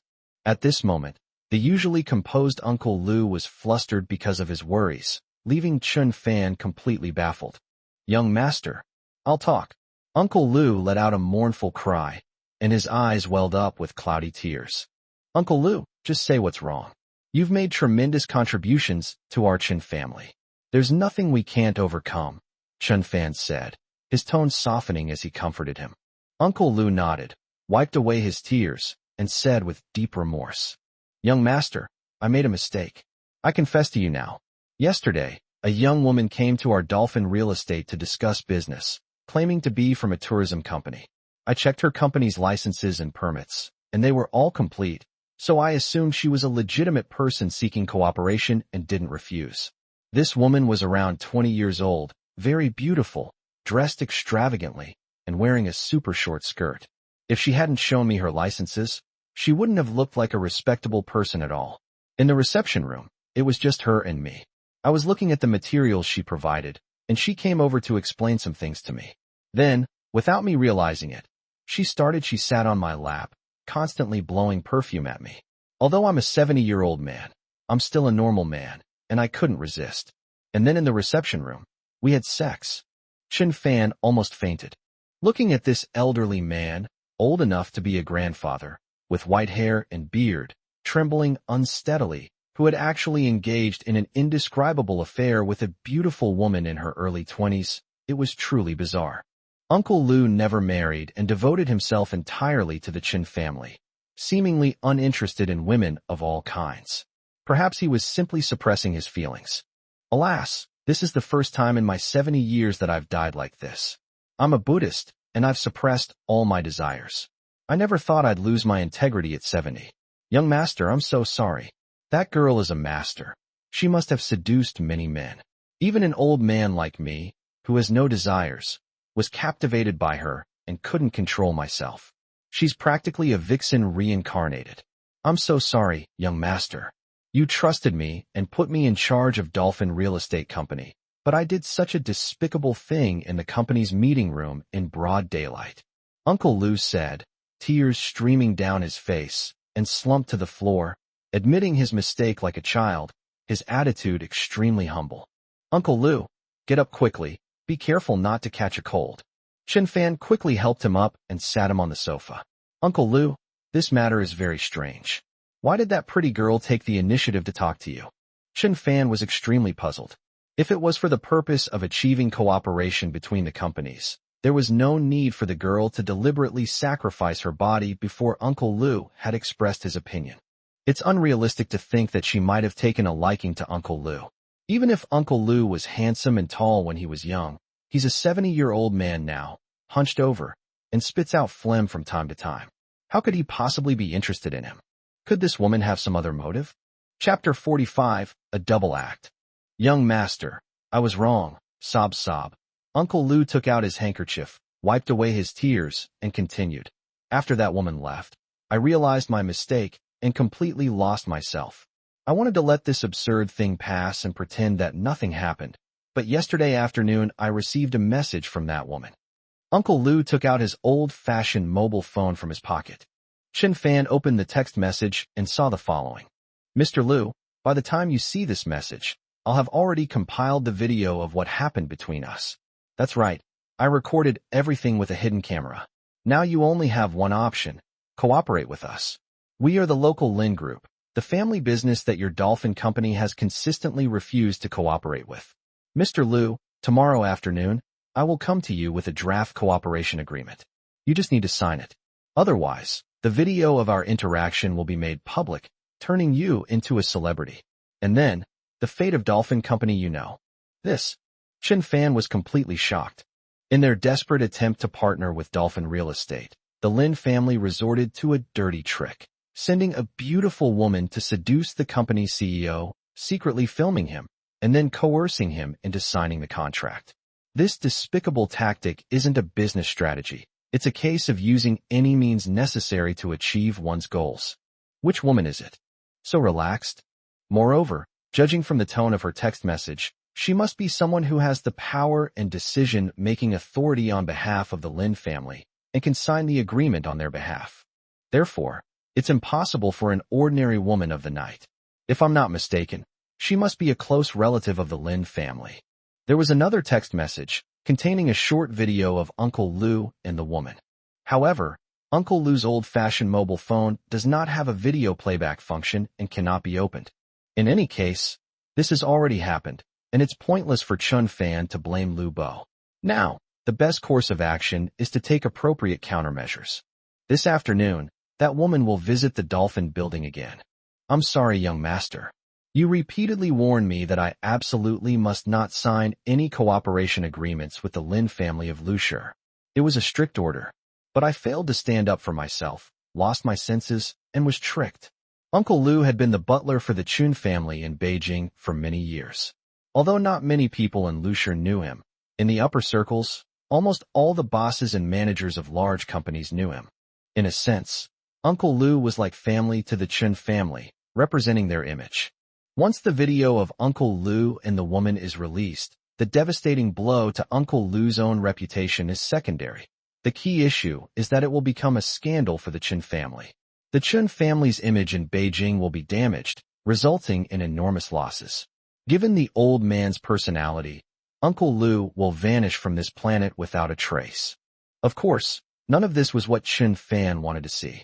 Don't worry, Uncle Lou. This was just the other side playing a trick. What I want to know is, did you really succeed? Chen Fan asked awkwardly.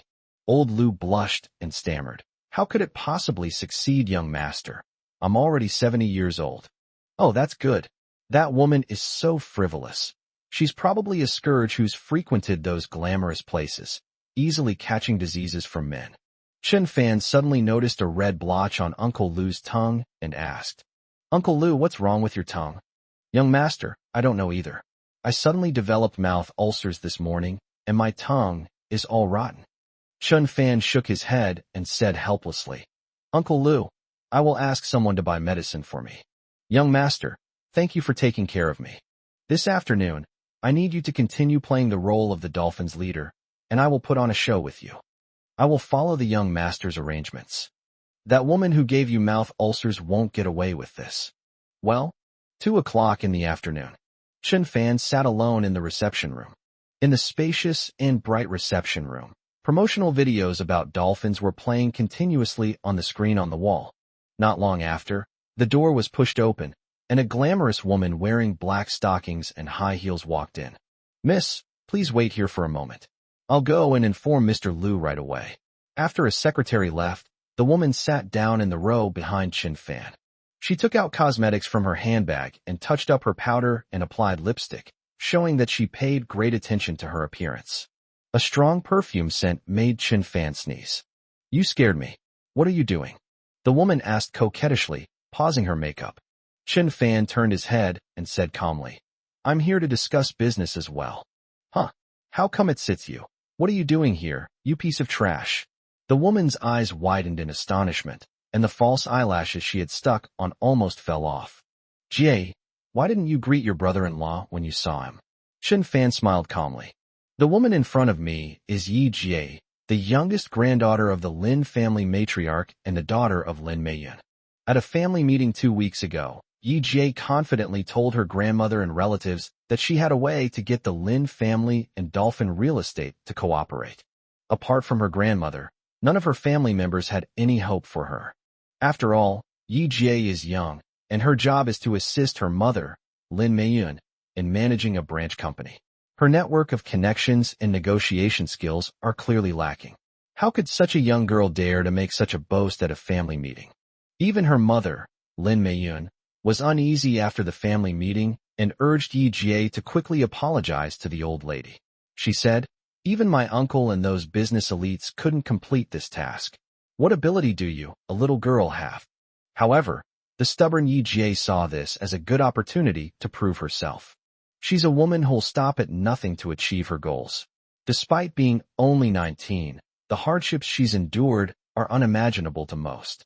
In other words, she's completely unconcerned about the cost to achieve her personal objectives. She wouldn't even mind having a one-night stand with a 70-year-old man. In order to become the matriarch's favorite in the Lin family, and even get a larger share of the inheritance, she's really going all out this time. At this moment, Yi Jie never expected that the other person sitting in the reception room was Chen Fan, a good-for-nothing whom everyone looked down upon. Chen Fan, why aren't you at home doing laundry and mopping the floor? What are you doing at the Dolphin Real Estate headquarters? Are you here to apply for a security guard position? Yi Jie had indeed seen a job posting on the door before entering the building, recruiting 10 security guards. Of course, there are other positions listed in the job posting, such as sales manager, customer assistant, etc., but those all require certain educational qualifications. Given Chen Fan's qualifications, he could only apply for a security guard position at most. Chapter 46 Chapter 046 is furious. I'm not here for a job interview. I'm here to discuss business, Chen Fan explained. Uffed. Yi Jie couldn't help but laugh, glancing at Chen Fan and saying disdainfully, So, you're working for Lin Xiaoyue's company now too? Yes. This time, I represent Akizuki. TSK, dressed so casually. Do you think collaborating with a big company like Dolphin is like shopping at a vegetable market? I really don't know what's wrong with Lin Xiaoyue, sending a good-for-nothing who knows nothing about finance as a negotiation specialist. Isn't she afraid of being laughed at? It seems Lin Xiaoyue knows this deal is definitely not going to go through, so she just called you here to go through the motions. Yi Jie shook her head and mocked. How do you know the deal won't go through? Chen Fan retorted. Ha. The CEO of Dolphin isn't an idiot. Even when it comes to business, he'd cooperate with a powerful company like the Lin family. Lin Xiaoyue's small company has no future. What would he gain from cooperating with you? Yi Jie rolled her eyes at Chen Fan. At this moment, Uncle Lu walked in. Lu Buojin sat upright in the boss's chair opposite him, glanced at the two men, and said, "Let's officially sign the contract. Let me take a look at the contracts." Yi Jie first handed over the contract in her hand. The moment Uncle Lu took the contract, she deliberately winked and made Uncle Lu's old face turn red again. Chen Fan also submitted the contract he had prepared in advance. Yi Jie asked suspiciously, "What's going on? Are you really here to sign the contract on behalf of Lin Xiuyue's company? Did you two discuss this beforehand?" "Of course." Chen Fan smiled faintly and said, "Dolphin Real Estate is now opening its doors to welcome all enterprises in Lushur to participate in the construction of the West City new area. This is a good thing for promoting the overall economic development. As long as the contract does not involve their core interests and the contract is profitable for both parties, they will basically accept any offer." "Is that so?" Yi Jie's head buzzed, and she quickly looked at Uncle Lu and asked, "Mr. Lu, is what this person said true? As long as it's a legitimate company, we can sign a contract?" "Yes." Uncle Lu nodded. "This is the intention of the Chun family in the capital. I am just following orders." "This?" Yi Jie frowned slightly and asked in confusion, "Why is it that the Lin family and the Lin group in Lushur are always refused negotiations by you, not even given a chance to enter the door?" Uncle Lu shook his head and explained, "The Chun family in Beijing and the Lin family in Lushur were originally family friends, but the Lin family patriarch passed away 2 years ago. Such a big event, yet the Lin family didn't even inform the Chun family. The Chun family patriarch couldn't see his old friend off on his final journey, and he has always held a grudge about it. Therefore, we have excluded the Lin family from this business cooperation." "I see." Yi Jie sighed. "Back then, right after Grandpa passed away, a family crisis occurred. The two Lin brothers, who were my two uncles, were originally going to divide the property, which caused a dispute. Later, Grandma intervened to mediate, and in the end, the family split up. At that time, the family was in chaos, so there was no chance to report to the Chun family in the capital.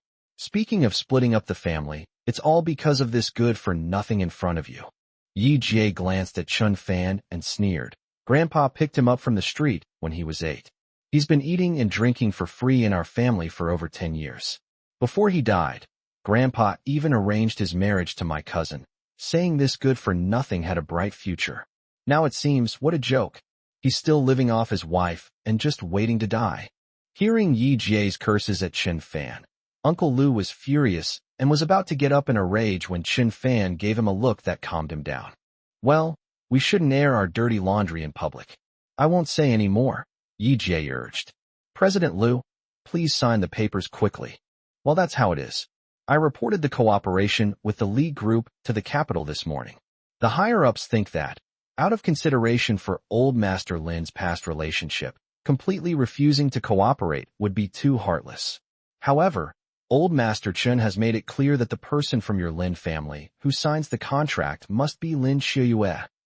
"Why her? Can't I represent the Lin family?" Yi Jie questioned.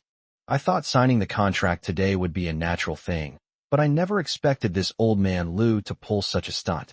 This is Mr. Chen's opinion. What can I do? Since your master passed away, in your large family, only Lin Xiuyue has remembered him, sending a postcard every spring festival.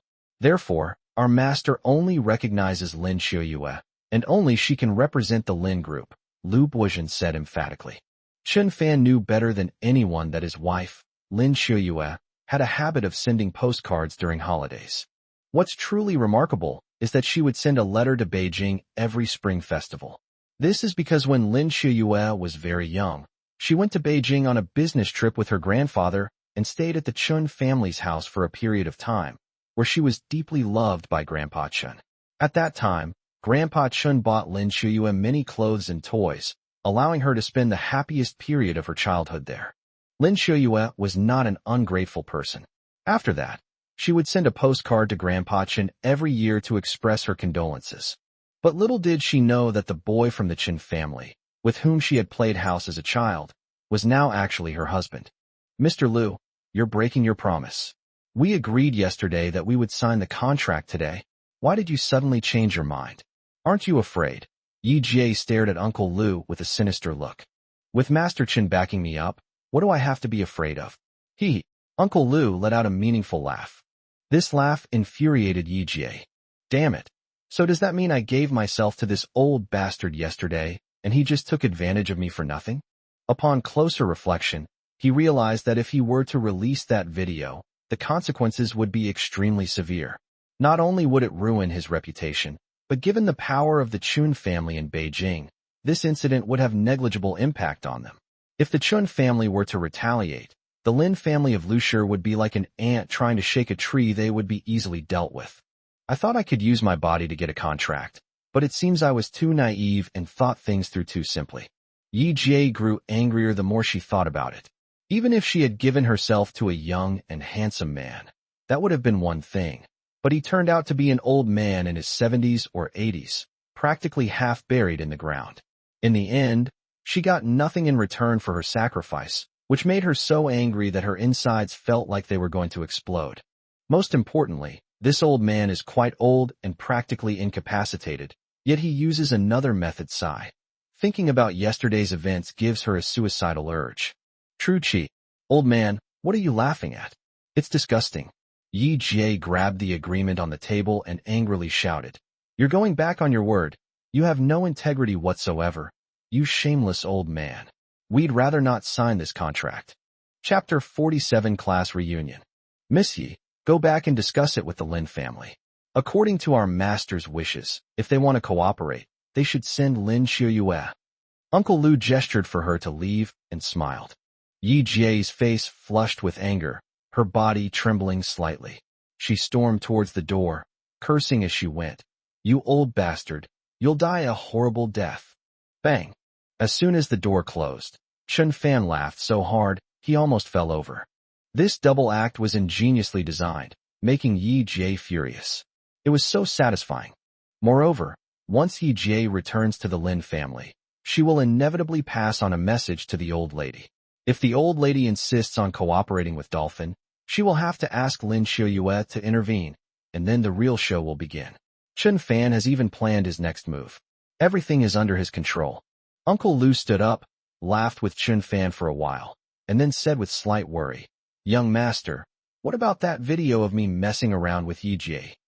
Don't worry, Uncle Lu, I wouldn't dare to tell anyone even if I gave her 10 lives. That girl is a brainless troublemaker. She doesn't think things through at all. Uncle Lu, just consider yesterday as a romantic encounter. After Chun Fan finished speaking, he turned and left the reception room. Lu Bo breathed a sigh of relief. Chun Fan's words had reassured him. However, his tongue was throbbing with pain. It was infected and he needed to take medication. In the evening, Chun Fan drove to pick up Lin Xiuyue from get off work. As soon as Lin Xiuyue got into the car, she said that she was going to attend a class reunion that night. The class reunion was announced in the WeChat group 20 days ago, but she was too busy to check it until today when an old classmate called and she found out about it. For the company's future development, Lin Xiuyue decided to attend the class reunion to reconnect with her classmates and hopefully secure a business partnership. She received information that one of the female classmates attending the reunion was a marketing manager for a well-known international brand. If we can befriend this classmate and collaborate with this large company in the future, leveraging their market to sell our cosmetics, then the company's future development will surely be very promising. The two drove home first. Lin Xiuyue put on makeup, while Chun Fan changed into a brand new suit. Chun Fan is 1.8 meters tall with a good physique. With his daily exercise and martial arts training, he looks straight and upright in a suit, exuding an extraordinary aura. He is definitely a handsome man. Dong Jinping, who was eating sunflower seeds and watching TV in the living room, saw Chun Fan walk out of the storage room, and her eyes lit up. She never expected that her son-in-law would look like he had been reborn, becoming so handsome and dashing that she almost didn't recognize him. What will I eat for dinner now that you're gone? Dong Jinping asked. She used to be a cook, but with Chun Fan in the family, she became the one who enjoyed the cooking, and all the housework became Chun Fan's job. Mom, why don't you make yourself some fried rice? There's still rice in the pot, Chun Fan said. I'm too lazy to do it, so how about you bring me along? Aren't family members allowed at class reunions? Dong Jinping asked earnestly. Lin Xiuyue came out of the bedroom and, upon hearing her mother's words, said helplessly, Mom, please. When people bring family members, they usually bring their spouses, or at most their children. Who brings their own parents? People will laugh at us to death. My dear mother, just stay home and order takeout if you need to. Okay, I was just kidding, I won't hold you back. Your dad's on night shift tonight and won't be home, and you're all leaving, so I'll be all alone. I'm just feeling a little lonely being all alone. It would be nice to have a child in the house. Dong Jinping knew that Chen Fan and her daughter's relationship was stabilizing and gradually improving. Every time she went out for a walk in the neighborhood, she saw many elderly women playing with their grandchildren, and she felt quite envious. She began to have an urge to hold a grandchild. Upon hearing this, Chen Fan and Lin Xiuyue instantly understood what their mother meant. They exchanged a glance, both knowingly smiling knowingly, as if something had already been put on the agenda. The two drove quickly to their destination, the class reunion. Linglonglu, located in the south of Lusher City, is situated in an area with a thriving entertainment industry. It's a mid to high-end restaurant with an elegant and sophisticated ambience. The postmodern decor makes it a great place for young people to dine and date. The organizer of this class reunion is named Wang Gongxiang, who was Lin Xiuyue's class monitor during her university years. In college, Wang Gongxiang, who was rich, handsome, and had excellent academic performance, pursued Lin Xiuyue. Unlike Han Yunsong's relentless pursuit, Wang Gongxiang's approach to pursuing women is more subtle and reserved. Because Wang Gongxiang was an artistic youth, he would always write poems for Lin Xiuyue, using a romantic literary style to try to open Lin Xiuyue's heart. Throughout his 4 years of university life, Wang Gongxiang secretly harbored feelings for Lin Xiuyue, which resulted in him remaining single for 4 years. Whether Lin Xiuyue is participating in club activities, debates, or sports competitions, Wang Gongxiang will always be there for her, willingly acting as her protector, bringing her food when she's hungry, water when she's thirsty, and an umbrella when it rains. A true gentleman. If it were any other girl, she would have been moved by Wang Gongxiang long ago, and then they would have held hands and fallen in love. However, Lin Xiuyue only considered him a friend and never thought about being with him. Now that Lin Xiuyue and Chen Fan are married, Wang Gongxiang is still single, and he can't let go of Lin Xiuyue in his heart. Wang Gongxiang's biggest hope in organizing this class reunion was that Lin Xiuyue would attend. When he learned that Lin Xiuyue was coming, he excitedly waited in the lobby on the first floor, fidgeting with anticipation. At this moment, Chen Fan and Lin Xiuyue entered the lobby of Linglong building through the revolving door. Autumn Moon, you've come. Wang Gongxiang, who had been eagerly anticipating the meeting, greeted her with a beaming smile, as if he had a lot to say to her. Lin Xiuyue nodded with a smile. Xiuyue, is this your husband?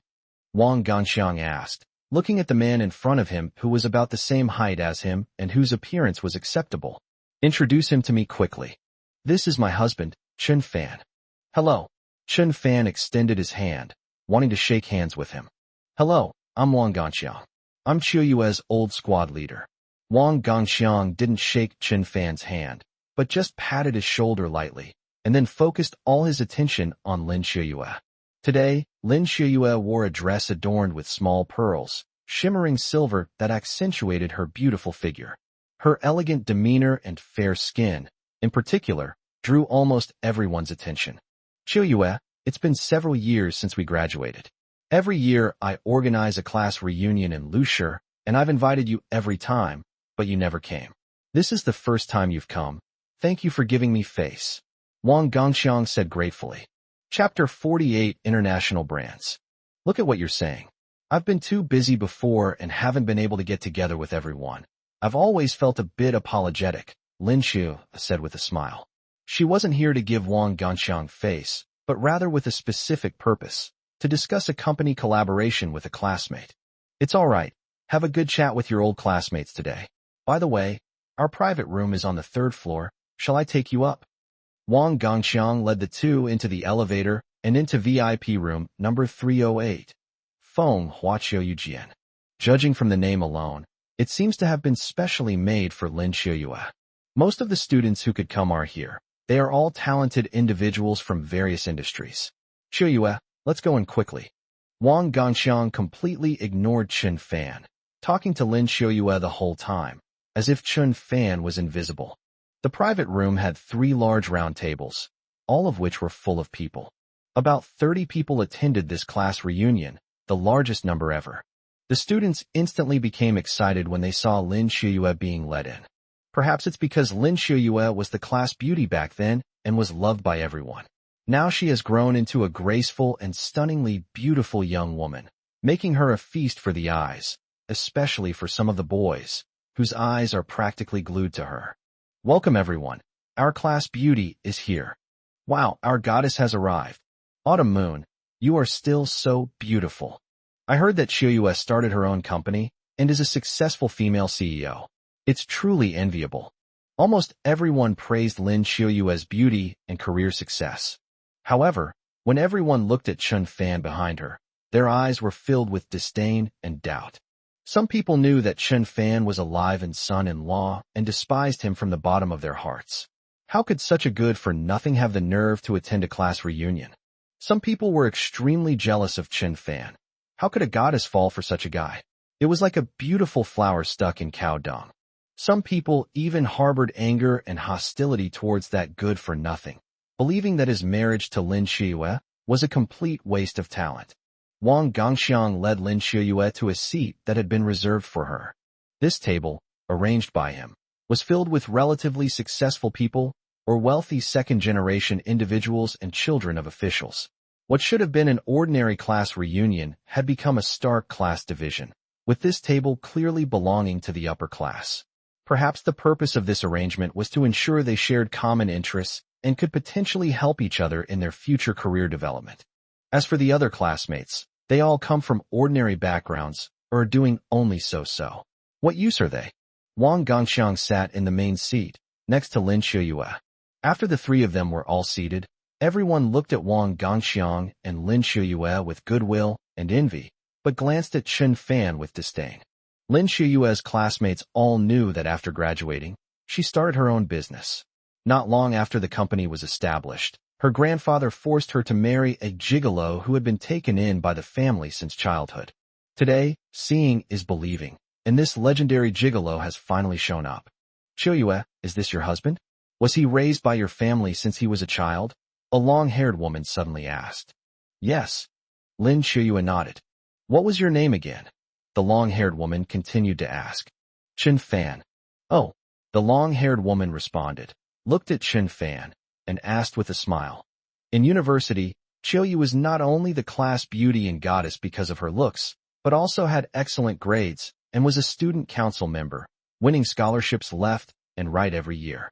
Now she started her own company and is a model of a successful urban female CEO. So, what do you, Chun Fan, do for a living? Would you mind telling me? Unemployed at home, Chun Fan replied casually. Lin Qiuyue took a sip of water, a hint of displeasure flashing through her mind. The female classmate opposite her was clearly asking the question on purpose. Unemployed? Ha. So you're being supported by your wife now? You look so handsome. I thought you were a rich young master or a manager of a large company, but I didn't expect you to be a gigolo. Ha. The long-haired woman seemed to have already prepared her lines, and she uttered a series of sarcastic remarks. Tang Yin, stop laughing. Qiuyue finally came to study together. Why are you talking about these unpleasant things? Wang Gongxiang picked up a glass of red wine and said, Come on, let's all have a drink. The students raised their glasses and drank a toast. Okay, I'll follow the class monitor's arrangements, Tang Yin said with a smile. Qiuyue, your company makes cosmetics. Tang Yin happens to be the marketing director of an international cosmetics brand in Lushur. She has a lot of sales channels under her. You two can exchange ideas. Maybe you can cooperate in the future, Wang Gongxiang continued.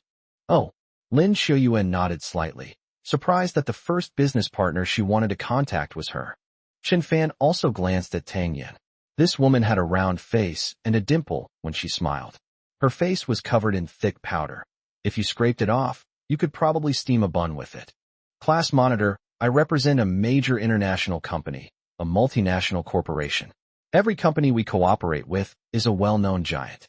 We generally ignore smaller companies. Cooperating with them wouldn't benefit us in the slightest. Besides, those smaller companies often produce counterfeit or inferior goods for profit, which could negatively impact us if we actually cooperate. Class monitor, I appreciate your good intentions, but cooperation is out of the question.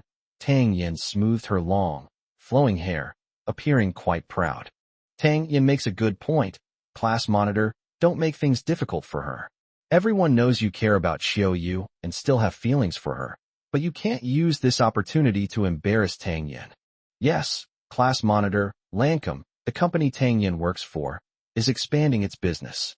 A few days ago, they reached a strategic cooperation agreement with Dolphin Real Estate. Tang Yin has now been appointed as the marketing director of the new district. Her future is bright. How could such an international brand cooperate with an unknown small company? They are completely unrelated. At the dinner table, several classmates, perhaps those who were on good terms with Tang Yin or those who wanted to curry favor with her, chimed in with their own words. Chen Fan's spirits lifted. Dolphin Real Estate? Did I hear that right? Has Lancome signed an agreement with Dolphin? It seems that Chen Fan did not carefully read the company information sent by Uncle Lu. I never expected Tang Yin to work for this company, and her current position is the marketing director of the new district. In other words, Chen Fan's Dolphin Company gave Lancome face by signing a contract with them, which means they will become their major financial backer in the future. At this moment, Wang Gongxiang was a little embarrassed. He had originally wanted to show off, but he didn't expect to be bombarded with questions, making him feel quite awkward. Chapter 49, I'm Not Superman. Seeing that Wang Gongxiang looked a little unhappy, the classmates didn't want to provoke him any further and started talking about other topics. Qiuyue, eat more vegetables.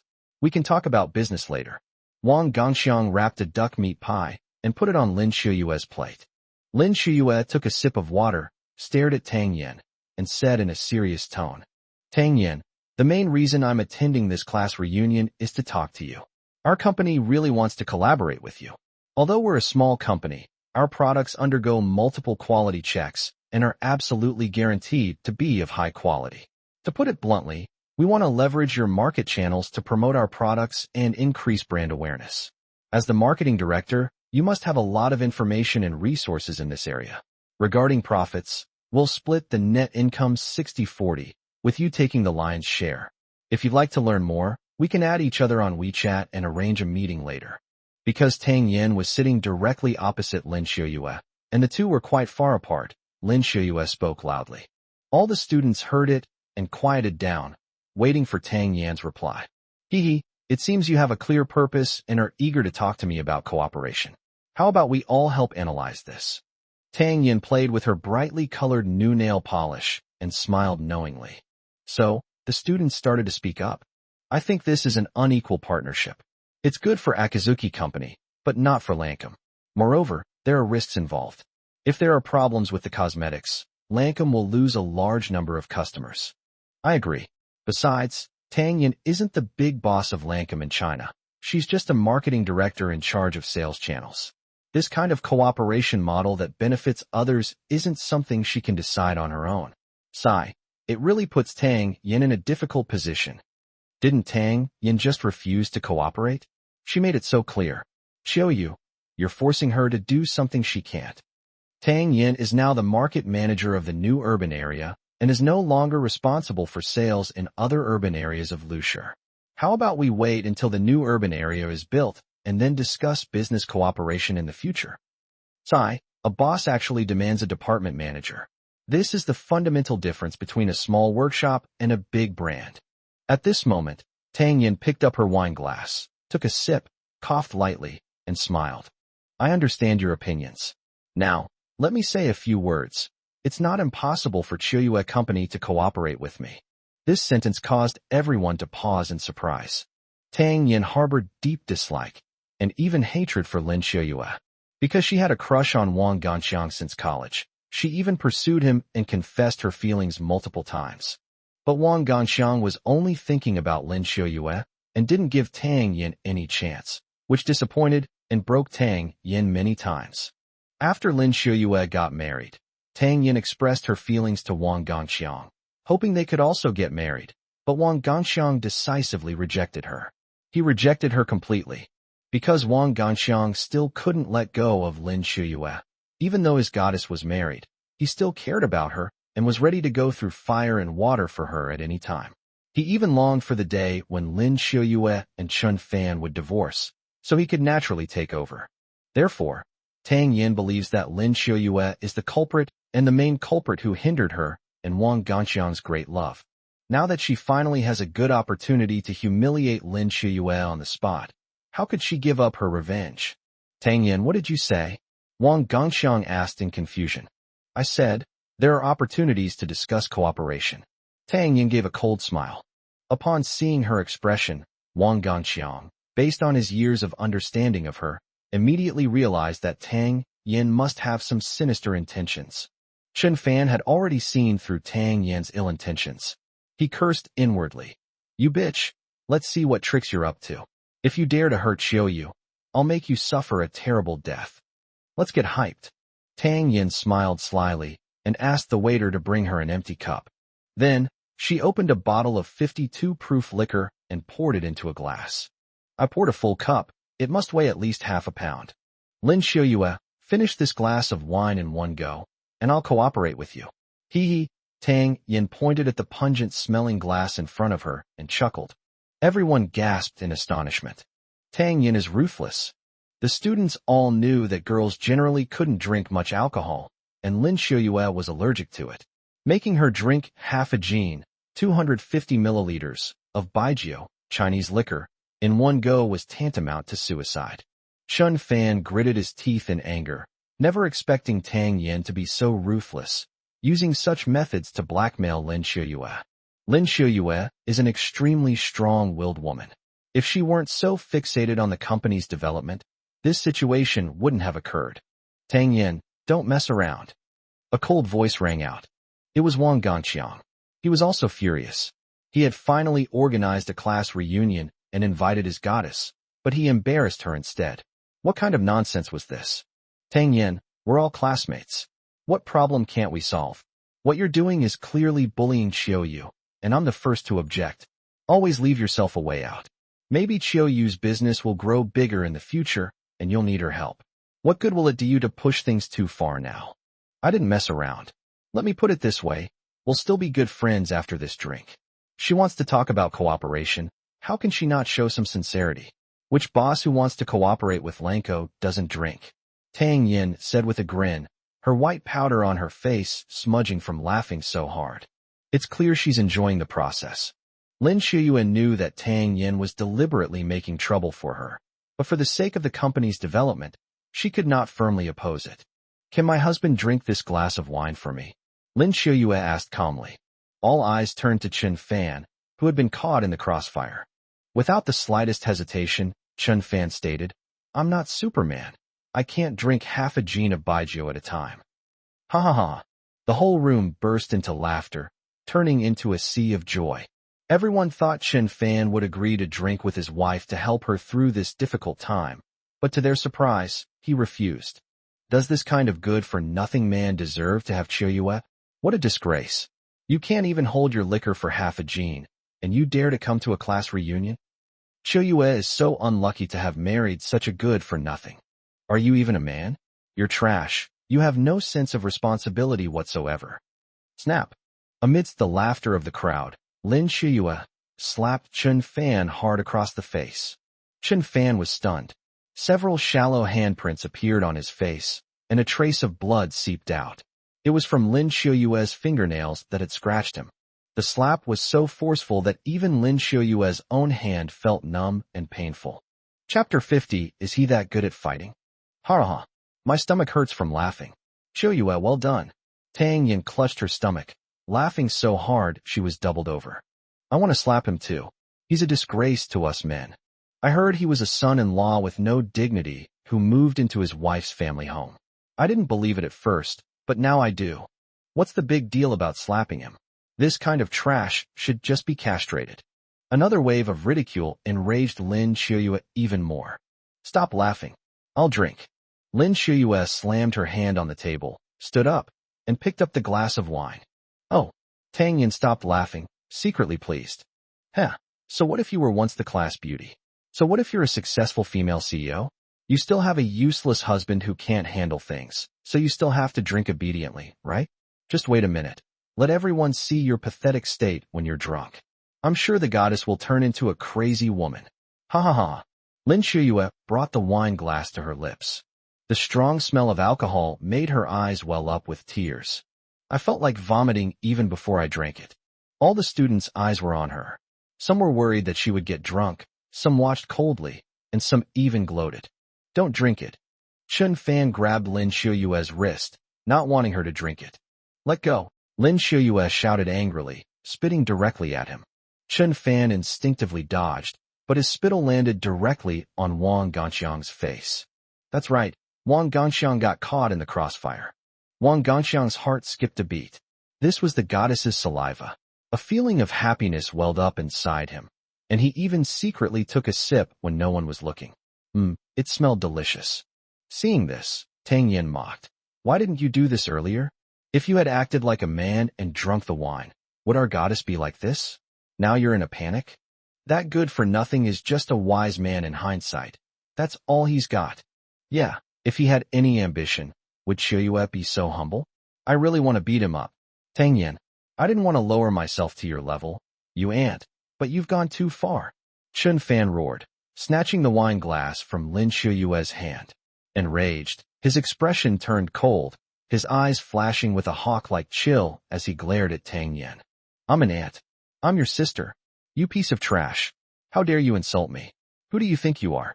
Tang Yin slammed her hand on the table and stood up, retorting sharply. If any other man had been so angry, she would have hesitated, but when she remembered that Chun Fan was alive and son-in-law, a dog-like figure, she instantly lost her fear. You're my sister? Then I'm your father. Chun Fan cursed, splashing the entire glass of baijiu in his hand at Tang Yin. It was splashed directly onto her face, which was covered in layers of white foundation. Tang Yin never expected that such a good-for-nothing would dare to do this. Caught off guard, she was splashed with wine by Chun Fan, leaving her standing there in a disheveled state. A strong, pungent smell of alcohol wafted from her face to her entire body, making her look as if she had just climbed out of a wine jar, utterly disheveled. Chun Fan, you dare to throw wine at me. Damn it, you've gone too far. I'm not finished with you. Tang Yin immediately started throwing a tantrum, screaming terribly, as if her vocal cords were being torn apart. She grabbed the bowl of condiments from the table and threw it at Chun Fan. Chun Fan, who was prepared, swiftly dodged, and the bowl of seasonings did not hit him. Unlucky Wang Ganxiang was hit again, this time by a bowl of condiments, his face covered in the sauce and filthy. Immediately afterwards, a scream rang out. Then Chun Fan picked up another cup of hot tea and suddenly splashed it on Tang Yin's face. Ouch, that hurts. Tang Yin covered her face, feeling as if her entire face had been ruined. The combination of alcohol and hot tea had completely broken her down. I'll show you what's what. Without saying a word, Chun Fan picked up the Westlake beef soup on the table again and splashed it over there. Tang Yin let out a blood-curdling scream, like a pig being slaughtered. I felt like I'd just taken a hot bath. I was soaked from head to toe. Tang Yin screamed wildly, overturned the table, and pounced on Chun Fan like a hungry tiger. I'll fight you to the death. I'll fight you to the death. Don't think I wouldn't dare hit a woman. Chun Fan raised his foot and kicked Tang Yin in the stomach. Tang Yin groaned and fell to the floor with a thud. She lay on the ground and began to throw a tantrum, with cries and curses filling the air. Everyone was so astonished that they dared not speak, remaining silent and staring blankly at Chun Fan. Just now, Chun Fan was enduring insults and ridicule from everyone. What about now? Isn't he a useless coward who endures humiliation and hardship? Isn't he the idiot who gets slapped by his wife? Isn't he a jobless gigolo? But how come he's so good at fighting and so vicious in his methods? Even Lin Shuyue stared at Chun Fan in astonishment. Since their marriage, Chun Fan had never acted so decisively. She had even slapped him earlier for refusing to drink, and now she was filled with regret. It turned out that Chun Fan had been building up his anger, intending to stand up for her. Xiuyue, we should go now. I'm sorry, we can't finish this meal. Chen Fan took Lin Xiuyue's hand, who was lost in thought, and said softly, "It's okay, let's go." Lin Xiuyue's face was slightly flushed, and her heart was pounding like a drum. At this moment, Tang Yin sat up from the ground, her hair disheveled. After washing off the white powder, she looked like a completely different person, her face covered in freckles and dark spots, strangely ugly. She pointed at Chen Fan and Lin Xiuyue and yelled, "You worthless bastards! You two dogs! Just you wait. Lin Xiuyue, you bitch, I'm telling you, you're finished. I'll have the entire cosmetics industry blacklist your company. I'll make sure your company doesn't earn a single penny. Still want to find partners? Dream on. I'll make sure you go bankrupt." "Okay, I'll wait," Lin Xiuyue said seriously. After saying that, she and Chun Fan walked out of the private room. She had assumed there would be no grudges between old classmates and was happy to help her company. Unexpectedly, Tang Yin used her position for personal revenge, venting her resentment at not being able to win Wang Ganxiang's heart on her. This Tang Yin, it turned out, was a petty and narrow-minded person. Luckily, she hadn't cooperated with her. Otherwise, who knows how many more disputes and conflicts would have arisen later. Now things are completely messed up, and we'll never have any contact again. Although there was no hope for cooperation, Chun Fan managed to win back her pride. After the two left, several classmates helped Tang Yin, who was still sitting on the ground crying, up and asked her how she was. Tang Yin said it was none of your business. She pushed her classmate away, sat down in a chair, smoothed her hair which was still covered in beef broth, took out her phone, and dialed a number. "Hey, second uncle. I got beaten up at Linglong Tower. Come quick and arrest him. I was almost beaten to death. If you're too late, the culprit will get away." The voice on the other end of the phone shouted, "I'll bring people right away. Xiaoyan, you need to protect yourself." Chapter 51, I'm Your Father. Tang Yan's second uncle, Tang Jijun, happens to be the deputy captain of the police detachment in charge of this area. At that moment, Tang Jijun and another policeman were on night patrol, not far from Linglong Building. Hearing that his niece had been beaten, he quickly turned his car around and sped over.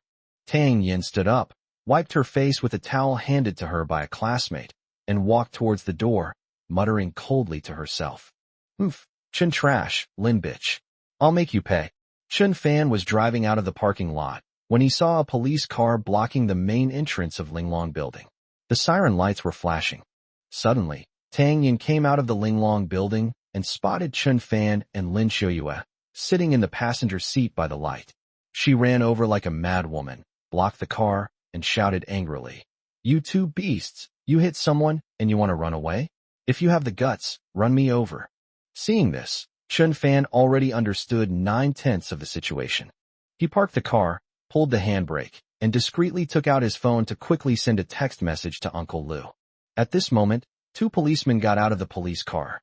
One of them, the older one, was Tang Yan's second uncle, Tang Jijun. "What happened?" Tang Jijun asked in a deep voice, his brows furrowed. "These are the two people who beat me up like this," Tang Yin said, pointing at the Volkswagen. "Who are you?" Tang Jijun asked in confusion. "Second uncle. It's me, Tang Yin." Tang Yin raised her voice. Tang Jijun took a closer look and then recognized it. "This niece looks drastically different with and without makeup." "Don't call me second uncle. I'm a police officer now, doing my duty," Tang Jijun reminded him. "Yes. Then hurry up and arrest them. They assaulted someone and tried to run away, fleeing from justice. That's an even bigger crime." Tang Yin was still very agitated.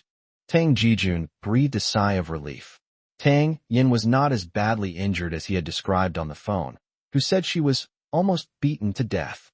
Although her head and body were dirty, there were no obvious wounds. Tang Yin is his elder brother's daughter.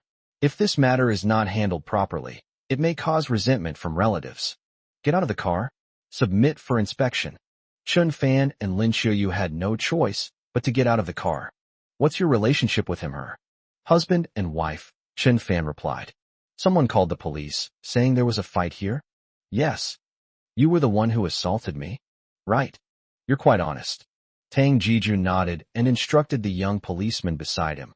"Cuff him and take him back to the station for questioning." "Yes." The young policeman took out 2 pairs of handcuffs and walked over. Wait. Officer, it was me who hit someone just now. It has nothing to do with my wife. I'm willing to be questioned. My wife is innocent. If you don't believe me, you can ask the people present. By the way, just ask the person who was hit, Chen Fan explained. Oh no? Honey, they're taking you away. What are we going to do? Lin Shuyue nervously tugged at Chen Fan's sleeve, her face filled with terror. Don't worry, it's okay. Go home and wait for me. Chen Fan whispered to Lin Shuyue to comfort her. Tang Jijun walked up to Tang Yin and asked, was he the only one who hit you? Yes, that's the good for nothing. Tang Yin originally wanted to send both Chen Fan and Lin Shuyue to the police station, but she knew that her second uncle was a very upright and impartial policeman. If she falsely accused Lin Shuyue, she might have to bear legal responsibility. Okay, you two get in the car. We'll talk about it when we get back. Tang Jijun pointed at Tang Yin and Chen Fan. Chen Fan was handcuffed by the young policeman and put into the police car first. Tang Yin also got into the car with a cold smile, looking completely confident. Lin Shuyue watched the police car speed away with a face full of worry, and she kept praying in her heart that Chen Fan would be all right. Inside the police car, Tang Yin glared at Chen Fan and said fiercely, "You brat, you dare hit me? Who do you think you are?" Chen Fan leaned back in his chair leisurely, his face calm, and said indifferently, "I am your father." "You?" Tang Yin gritted her teeth in anger, thinking to herself, "You good for nothing. You'll be in for a world of hurt when we get to the police station." At the entrance of Linglong Building, Lin Shuyue was extremely anxious. Chen Fan's car was parked in front of her, but she couldn't drive. Just when we were at our wits' end, Wang Gongxiang walked over. "Shuyue, don't worry. All the classmates saw what happened. It was Tang Yin who provoked you first. She wanted to use Baijiu to get back at you. Chen Fan is your husband, so of course he couldn't stand it and hit her. Your husband is too impulsive. Can't you talk things out properly? Why did you have to resort to violence?" "Sigh. I think my husband is right." Lin Shuyue interrupted him decisively. "Okay, you're still emotionally unstable and can't see the situation clearly. By the way, Shuyue, is this car yours? It's not good to park it here, and it's blocking the parking lot exit. I'll drive it home for you." "Okay." Lin Shuyue originally wanted to take a taxi back, but after thinking about it, she decided to let him give her a ride. "Shuyue, why don't you park your car here, and I'll drive you in my Porsche?" Wang Gongxiang suggested. "No need. I'm used to riding in this car." "Oh." So, Wang Gongxiang got into the driver's seat and drove onto the road with Lin Shuyue in his car. On the way, Wang Gongxiang said while driving, "Shuyue, don't worry too much, and don't be sad. I'll call Tang Yin and ask her to withdraw the police report and drop the pursuit of your husband's responsibility. What do you think?" "No need. I have my own way." Lin Shuyue rejected Wang Gongxiang's suggestion without even thinking, because she knew very well that even if Wang Gongxiang called, Tang Yin would never back down. It was simply not worth pleading with that crazy woman. Shuyue, actually I often contact Tang Yin, and we have a fairly good relationship. She might listen to me." "Really, no need, thank you. You don't need to be so polite with me. We were best friends in college, so it's only right that I help you. We haven't kept in touch much since graduation." "Wang Gongxiang, we're not best friends, just classmates. We always were, we are now, and we always will be. I appreciate you driving me home, and I'll repay that favor. But if it's something I don't want, you can't force me to accept it," Lin Shuyue said coldly. These words instantly poured a bucket of cold water over Wang Gongxiang's warm heart. And it was ice-cold water, so cold it was suffocating. This was the feeling he was most familiar with. At this moment, he could only silently endure the pain and cherish the memory. Soon, Wang Gongxiang drove to the residential area where Lin Shuyue lived. After parking in an empty space, Lin Shuyue said thank you and tried to get out of the car, only to find that the door was locked. "Open the door. I want to get off." Lin Shuyue frowned slightly, already on guard. Wang Gongxiang responded, but did not unlock the door immediately. He stared intently at Lin Shuyue with the eyes of a lovesick man, seemingly mesmerized and completely infatuated. Chapter 52 Chapter 052 Selfish Ghost. "Open the door now, or I'll scream." Lin Shuyue was a little scared. She was aware of Wang Gongxiang's intense crush on her during college. However, she felt absolutely no feelings for him. Now, the two are in the same car. In this cramped space, will this love-struck man do something excessive? Don't stare at me. Open the door. Lin Xiuyue shouted angrily. I used to think of Wang Ganxiang as just an ordinary classmate and never felt any dislike towards him. But now, I suddenly find him disgusting. It seems that if a man is single for too long, he will slowly embark on the irreversible path of becoming a pervert. Click. The car lock was opened. Lin Xiuyue breathed a sigh of relief and quickly opened the car door. Xiuyue, even your anxious expression is so beautiful, Wang Ganxiang praised gently. Bang. Lin Xiuyue got out of the car, slammed the door shut, and cursed, idiot, before leaving without looking back. Watching Lin Xiuyue's arrogant departure disappear into the night, Wang Ganxiang turned around, leaned down, and pressed his face against the still warm passenger seat, where Lin Xiuyue had just sat, took a deep sniff, and looked completely intoxicated. After getting out of the car, Wang Ganxiang walked towards the entrance of the residential area without removing the car keys. As he walked, he took out his phone and called Tang Yan. Tang Yan, it's me. Brother Chong. Are you at the police station? Right. Is it convenient for us to talk? Convenient. Let the police teach that good-for-nothing Chen Fan a lesson. They should beat him up first, then detain him for 10 days to 2 weeks. Don't worry, Brother Chong. I knew you were on my side. Tang Yan's voice was full of confidence. Then she said gently, Brother Chong, you saw what happened today. Do you still have feelings for that vixen Lin Xiuyue? It's gone, it's long gone. That's great. How about we meet up sometime? Let's meet at the Juanhao Hotel, one of those with a king-size bed.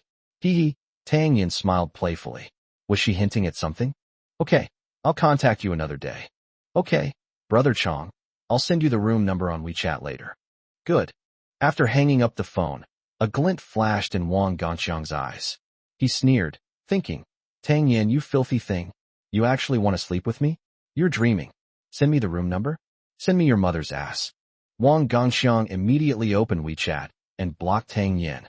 Lin Xiuyue rushed home and saw her mother, Dong Jinping, watching a TV series. Mom, what's wrong, child? Where's Chen Fan? Seeing her daughter's flustered and anxious expression, Dong Jinping guessed that something bad had happened. Mom, Chen Fan has been arrested and taken to the police station, Lin Xiuyue said anxiously. Huh? What happened? Dong Jinping's mouth formed an O shape. That gigolo is usually as docile as a rabbit. How could he possibly get caught? Mom, I'll explain what happened later.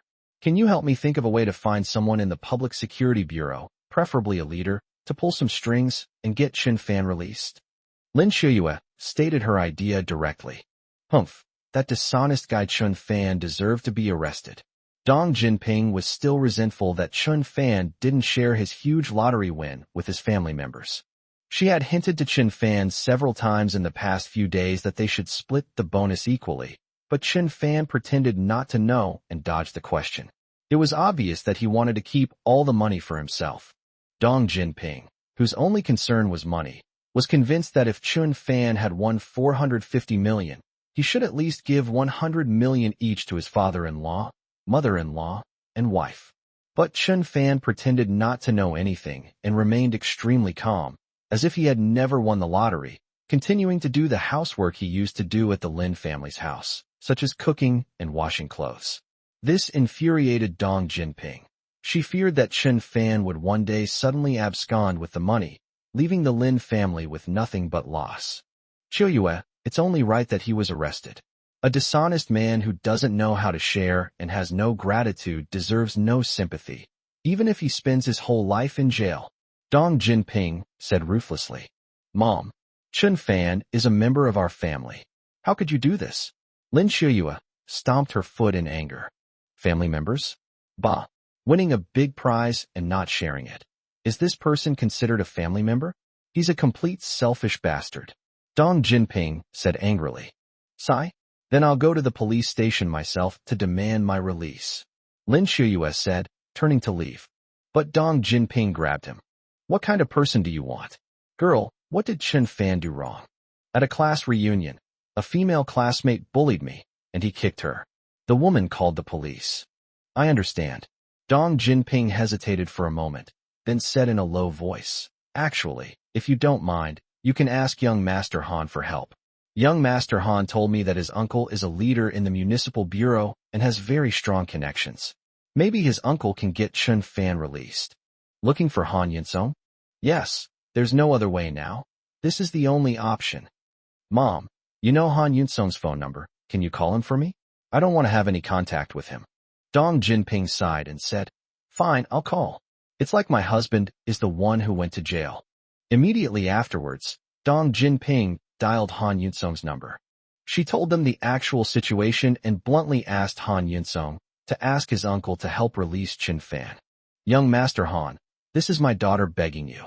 Please, for all your sake, help me out," Dong Jinping said earnestly. "Okay, but after it's all over, I'd like to have a meal with Akazuki alone." "Oh, then I'll ask her." Dong Jinping hung up the phone and said to Lin Chuyue, "Chuyue, young Master Han has agreed to help you save people, but he wants to sit with you alone after it's done." "No, I knew it. This kind of person would definitely make demands. I don't need his help. I'll find another way." Lin Chuyue resolutely refused. "Chuyue, you silly child. Young Master Han meant well. What's wrong with him sitting down and having a meal with you? Will he lose a piece of his flesh? Besides, if Chun Fan is detained for more than 10 days, how bad will our reputation be? Will our family be able to hold our heads high in the neighborhood after that? Moreover, the detention center is full of thugs and hooligans. Chun Fan will definitely get beaten up in there. What if he gets crippled? How will you live the rest of your life, taking care of him at home every day?" Upon hearing her mother's words, Lin Chuyue's heart tightened. She realized that what her mother said made sense. Though the words were rough, the reasoning was sound. She didn't want to see Chun Fan encounter even greater misfortune. After a brief silence, Lin Chuyue made up her mind and said, "All right, I agree." Dong Jinping told Han Yunsong that her daughter had agreed, and he was obviously very happy, and said he would call his uncle immediately. Han Yunsong's sinister laughter, as if he had succeeded in his scheme, came through the phone, making Lin Chuyue feel nauseous. Never mind all that. Saving lives is the priority. Chapter 53, Boss's Phone Call. Xinhua Road Police Station. Inside the interrogation room, Tang Jijun and a young policeman sat opposite Chin Fan. Chin Fan's hands were handcuffed to the table, but he lay lazily in the chair, clearly not caring. Tang Jijun was in charge of interrogating Chin Fan, while another policeman was in charge of taking his statement. "Name?" Tang Jijun asked. "Chin Fan." "Gender?" "See for yourself." "Hey kid, watch your manners." "Gender?" "Just like you." "Age?" 23. "Profession?" "Unemployed." "Home address?" "Unit 4, 5th floor, Jingfeng Residential Area." "Okay, tell me what happened tonight." "At Linglong Tower, I splashed a cup of baijiu, a cup of tea, and a bowl of Westlake beef soup on Tang Yan's face. Then she came to hit me, and I kicked her in self-defense," Chun Fan confessed truthfully. "Whether it was self-defense or not is not for you to decide." Tang Jijun continued, "Why did you hit him?" "She's a slut." Tang Jijun and the young policeman were both taken aback. "Kid, how dare you talk like that?" Tang Jijun clenched his fists, glaring angrily at Chin Fan. "You're a grown man, hitting a woman, and you think you're in the right? According to the Public Security Administration law, you assaulted someone in a public place. Although it doesn't meet the sentencing standard for intentional injury, you've still caused trouble and disturbed public order. According to regulations, you'll be detained for 20 days and fined 1,000 yuan. Another police officer added, "If you are not satisfied, you can file for administrative review within 2 days." "I accept." Chun Fan smiled slightly. "Let's do it your way." Seeing Chun Fan's relaxed expression, Tang Jijun gritted his teeth in anger. This kid not only beat up his niece, but his attitude was also arrogant, and he showed no remorse whatsoever. If it were before, he would have definitely turned off the cameras and given him a severe beating. But now interrogations are all recorded in the whole process, so no matter how much he hates it, he can't do anything about it, and can only follow the proper procedures. "Sign here." The young policeman brought the interrogation transcript to Chin Fan. Chin Fan signed his name without even looking at it. "Xiaozhong, take this man to the detention room." After giving the instructions, Tang Jijun walked out of the interrogation room. He went to the office next door, where his niece, Tang Yin, was sitting in his seat drinking tea. "Second uncle, how is it? Has that kid confessed everything?" Tang Yin stood up and asked anxiously. "He confessed," he admitted to everything. 20 days of detention and a fine of 1,000 yuan, Tang Jijun said. "Is 20 days the maximum number of days of detention?" Tang Yin continued to ask. "Based on his illegal behavior, it is minor, and he will be fined at most 20 days. "That's fantastic." Tang Yin smiled happily, her face full of pride, and quickly thanked Tang Jijun. "Don't thank me. I'm just upholding the law." Tang Jijun waved his hand and said in a low voice, "Do you want me to call your mother and have her come here to pick you up?" "No need. I can go back by myself." Tang Yin didn't want her family to see her in such a disheveled state after being beaten. She still reeked of alcohol, and her hair and clothes were covered in beef broth. She wanted to find a place to take a shower first, and maybe find a gigolo to play with while she was at it. Watching Tang Yan's departing figure from the police station, Tang Jijun sighed. "Sigh, this niece is such a worry. This isn't the first time she's gotten into a fight and ended up at the police station." Moreover, Tang Jijun repeatedly checked the hotel check-in records in the area and found that Tang Yin had stayed overnight with different men. It's fair to say that his niece's private life was rather chaotic, and he wanted to teach her a lesson, but due to their family relationship, he didn't feel comfortable saying so. At this moment, Tang Yin walked out of the police station and onto the bustling street. "Oomph, you piece of trash, you dare hit me? I'll teach you a lesson you won't forget. Ha ha. And that bitch Lin Xiaoyue, I'll have the entire industry boycott your company and bankrupt you. Then let's see if you'll kneel down and beg me to let you go. Ha ha." Suddenly, the phone rang. "You were the one who wanted to break up, so let's break up." When she looked at the caller ID, she was surprised to see that it was the number of Wu Wendong, the general manager of the Langkoliu area. Huh, why is Manager Wu calling now? Could it be some last-minute work assignment? As Tang Yan's direct superior, Wu Wendong's words were like imperial edicts to her.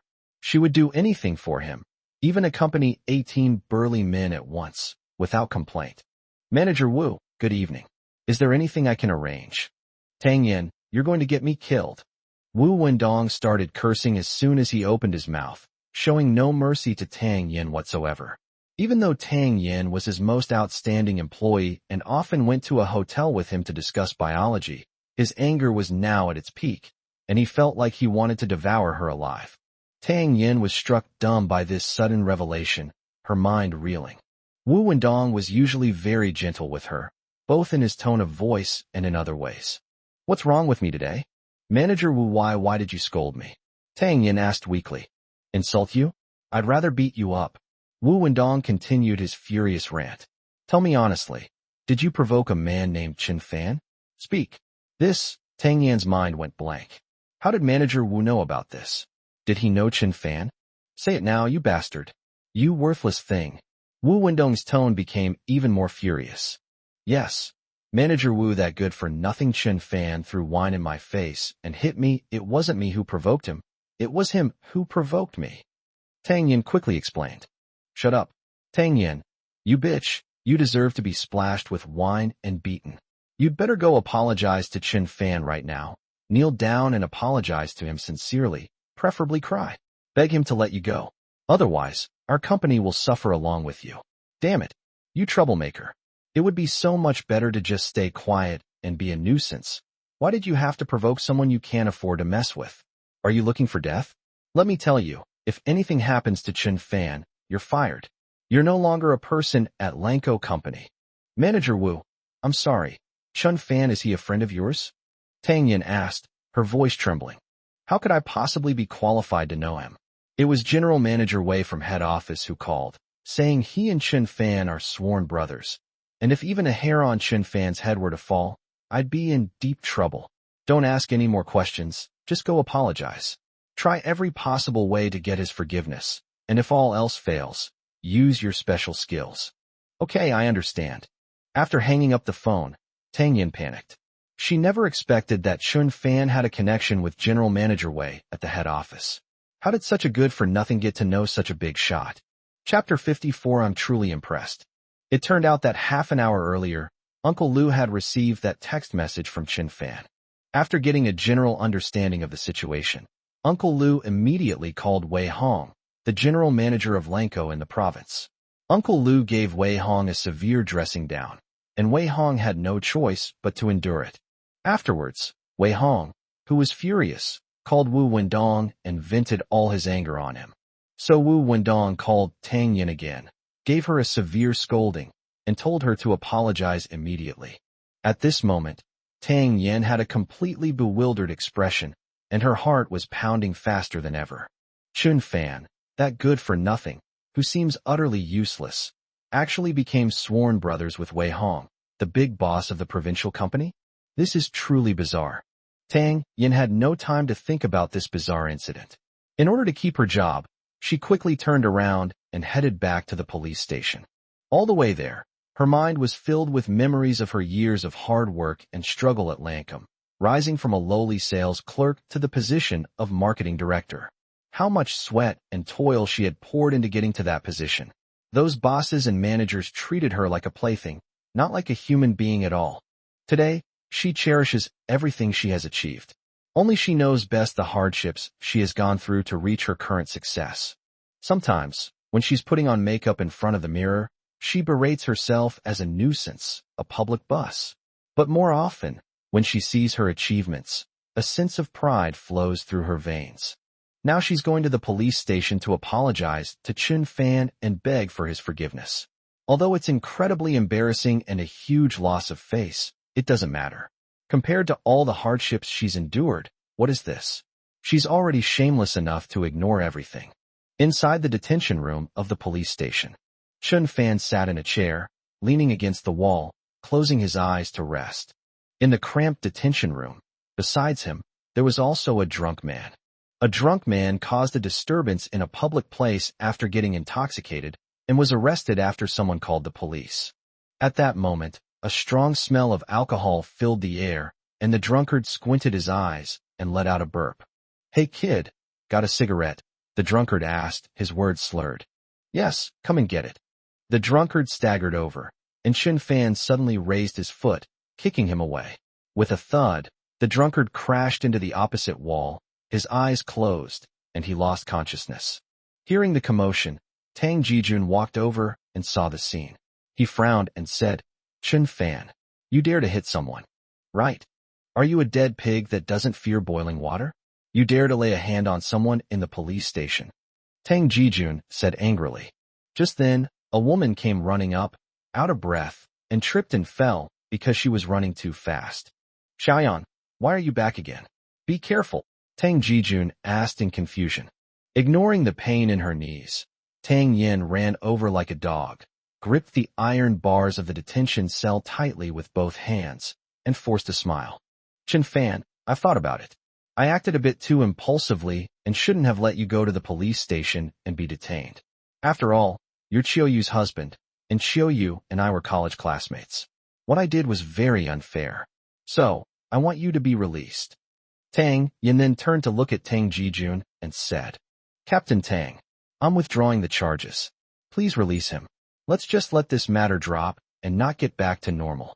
Tang Jijun looked completely bewildered and asked in surprise, "Xiaoyan, what are you talking about? I'll withdraw the charges. Open this iron cage quickly and let Chun Fan go." Tang Yin pleaded, "Are you sure you want to withdraw the lawsuit and close the case?" Tang Jijun asked. "Yes." Tang Yin nodded repeatedly. Chun Fan glanced at Tang Yin and sneered, "But I don't want to go out. It's fine in here." "Huh." Tang Yin smiled ingratiatingly, kneeling on the spot.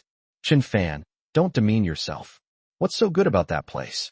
It's dark and damp, and there's a drunk guy there. It's okay, I don't mind." Chun Fan spread his hands, with a harmless smile. "Chun Fan you." Tang Yin didn't know what to say. Tang Jijun was completely baffled and asked, "Xiaoyan, why are you kneeling? Get up and speak." "Second uncle, don't worry about me. I'm not getting up unless Chun Fan agrees to let me out." "What are you doing?" Tang Jijun was both amused and exasperated. He. Chun Fan laughed as he saw Tang Yan's disheveled and pathetic state, and asked, "Tang Yan, did you receive a call from your boss? Did he tell you to come and kneel down and apologize to me?" Tang Yin was instantly startled. How did Chen Fan know? Caught red-handed. She was filled with shame and indignation, her face flushed. She said awkwardly, Chen Fan, we were both wrong about this. I shouldn't have bothered Chiou, and you shouldn't have thrown the wine at me. I was just joking with Chiou. We're college classmates. How could I really make her drink half a gin of baijiu? You took it too seriously. You were too impulsive. Upon hearing this, Chen Fan shook his head.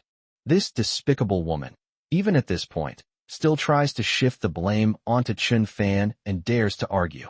So you mean it was my fault? Chen Fan said calmly. No, it's just a misunderstanding, okay? I'll back down and let bygones be bygones. I apologize to you. Chen Fan, it's all my fault, but you threw wine, tea, and Westlake beef soup at me, and you kicked me too. Let's just let this matter go. Okay. It's good, but my time has been wasted. I've been a law-abiding citizen since childhood, and I was inexplicably arrested and taken to the police station.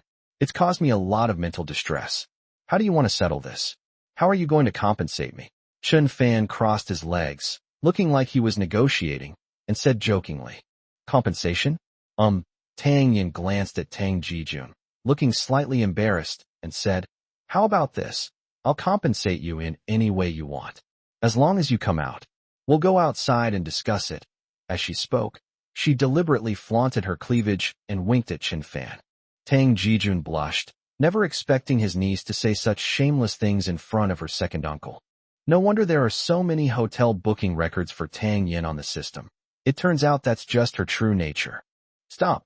Chen Fan glanced at Tang Yin with utter disgust and said coldly, You winked at me and made lewd gestures. Are you trying to compensate me with your body? I think you should just give up. Because you're too filthy. I'm truly impressed that you can be so shameless in front of your own elders. Chapter 55 More Reliable. Upon hearing Chen Fan's words, Tang Yin was furious, but dared not show it. In her heart, she cursed. Chen Fan, you worthless dog. You only dare to talk to me like that because you know our boss. You've got me cornered. You piece of trash, thinking I'm dirty? Do you really think you're something special? I'll open the door. You two better leave now. Tang Jijun couldn't take it anymore. He immediately unlocked the detention cell, his face a mixture of anger and uncertainty. Chen Fan stood up, yawned, did a few stretches, and walked out of the detention cell with his head held high. Here's your phone and wallet. Tang Jijun handed Chen Fan his belongings and gestured for him to hurry up and leave. Just then, the drunkard who had been knocked unconscious by Chen Fan suddenly woke up. He glared at Chen Fan, then suddenly lunged at him. Don't go. Kid, you dare hit me? I'll kill you. Chen Fan reacted quickly, grabbing Tang Yan's hair, who was still kneeling on the ground like a dog, and pulling her up to stand in front of him. Suddenly, the drunkard pounced on Tang Yan, and due to his speed, he knocked her to the ground. Chen Fan struck out with his palm, hitting the drunkard squarely in the stomach. The force of the blow was just right. The drunkard's body trembled, his neck stretched out, and he vomited up all the wine and filth in his stomach, vomiting it all onto Tang Yan's face beneath him. Help! Tang Yan was once again subjected to a wave of emotional distress and broke down in tears. Tang Jijun quickly used handcuffs to restrain the drunk man and warned him not to move. Taking advantage of the chaos, Chen Fan strode away from the police station. Just as he arrived at the door, a taxi pulled up, and Chen Fan hailed it and went home. 20 minutes later, Chen Fan returned home. In the living room, Lin Guozhong, Dong Jinping, and Lin Shuyue were all sitting on the sofa, waiting for Han Yunsong's reply. Han Yunsong promised to use his uncle's connections to get Chen Fan released from the police station, but so far there has been no word from him, and it's unclear how things are progressing. When the three of them saw Chen Fan walk into the house with a relaxed expression, they all breathed a sigh of relief. Chen Fan, are you all right? Lin Shuyue quickly stood up, took Chen Fan's hand, and asked with concern. It's nothing. I rested inside for a while, and then came out, Chen Fan replied. He noticed that Lin Shuyue's palms were sweaty as she held his hand, showing how anxious she was. Her fair, smooth hands took his hand, which warmed Chen Fan's heart. It's good that you're out, and everything's all right. Here, have some tea to calm your nerves. Lin Guozhong smiled ly and got up to make Chen Fan a cup of tea. Thank you, Dad. I'm not thirsty. It has nothing to do with whether you're thirsty or not. This cup of tea is called welcome drink, and it will do you good for you after you drink it, Lin Guozhong explained with a smile. At this moment, Dong Jinping rolled her eyes at her husband Lin Guozhong and said, "You're such a troublemaker, so frivolous. Look at what you're saying. What's wrong with pouring a cup of tea for your son-in-law?" Lin Guozhong retorted, "Oh, you dare to talk back?" Dong Jinping raised her voice. Her position in the family was not to be challenged. "Dad, Mom, stop arguing. It's a good thing that Chen Fan is back. Can our family be more harmonious now?" Lin Qiuyue advised. He was able to get out thanks to young Master Han. "Qiuyue, you must thank young Master Han properly," Dong Jinping said while eating sunflower seeds. "Han Xiao?" Chen Fan was a little confused. "Whether I can get out or not has nothing to do with that kid Han Yunsong." "Qiuyue, what's going on?" Just as she was wondering what was going on, Dong Jinping's WeChat rang. It turned out to be a video sent by Han Yunsong. Lin Qiuyue had blocked Han Yunsong not long ago, but he was still on Dong Jinping's WeChat friends list. From beginning to end, Dong Jinping never gave up on trying to bring her daughter and Han Yunsong together. In her eyes, Han Yunsong possessed all the qualities of a perfect son-in-law. Of course, the most important thing was that he was rich and willing to spend money on her family. Chen Fan, on the other hand, was completely different. Before he won the lottery, Dong Jinping looked down on him and treated him like a dog. After winning, Chen Fan remained overly calm and didn't share the money with his family. He was too heartless and ungrateful. What use is such a person as a son-in-law?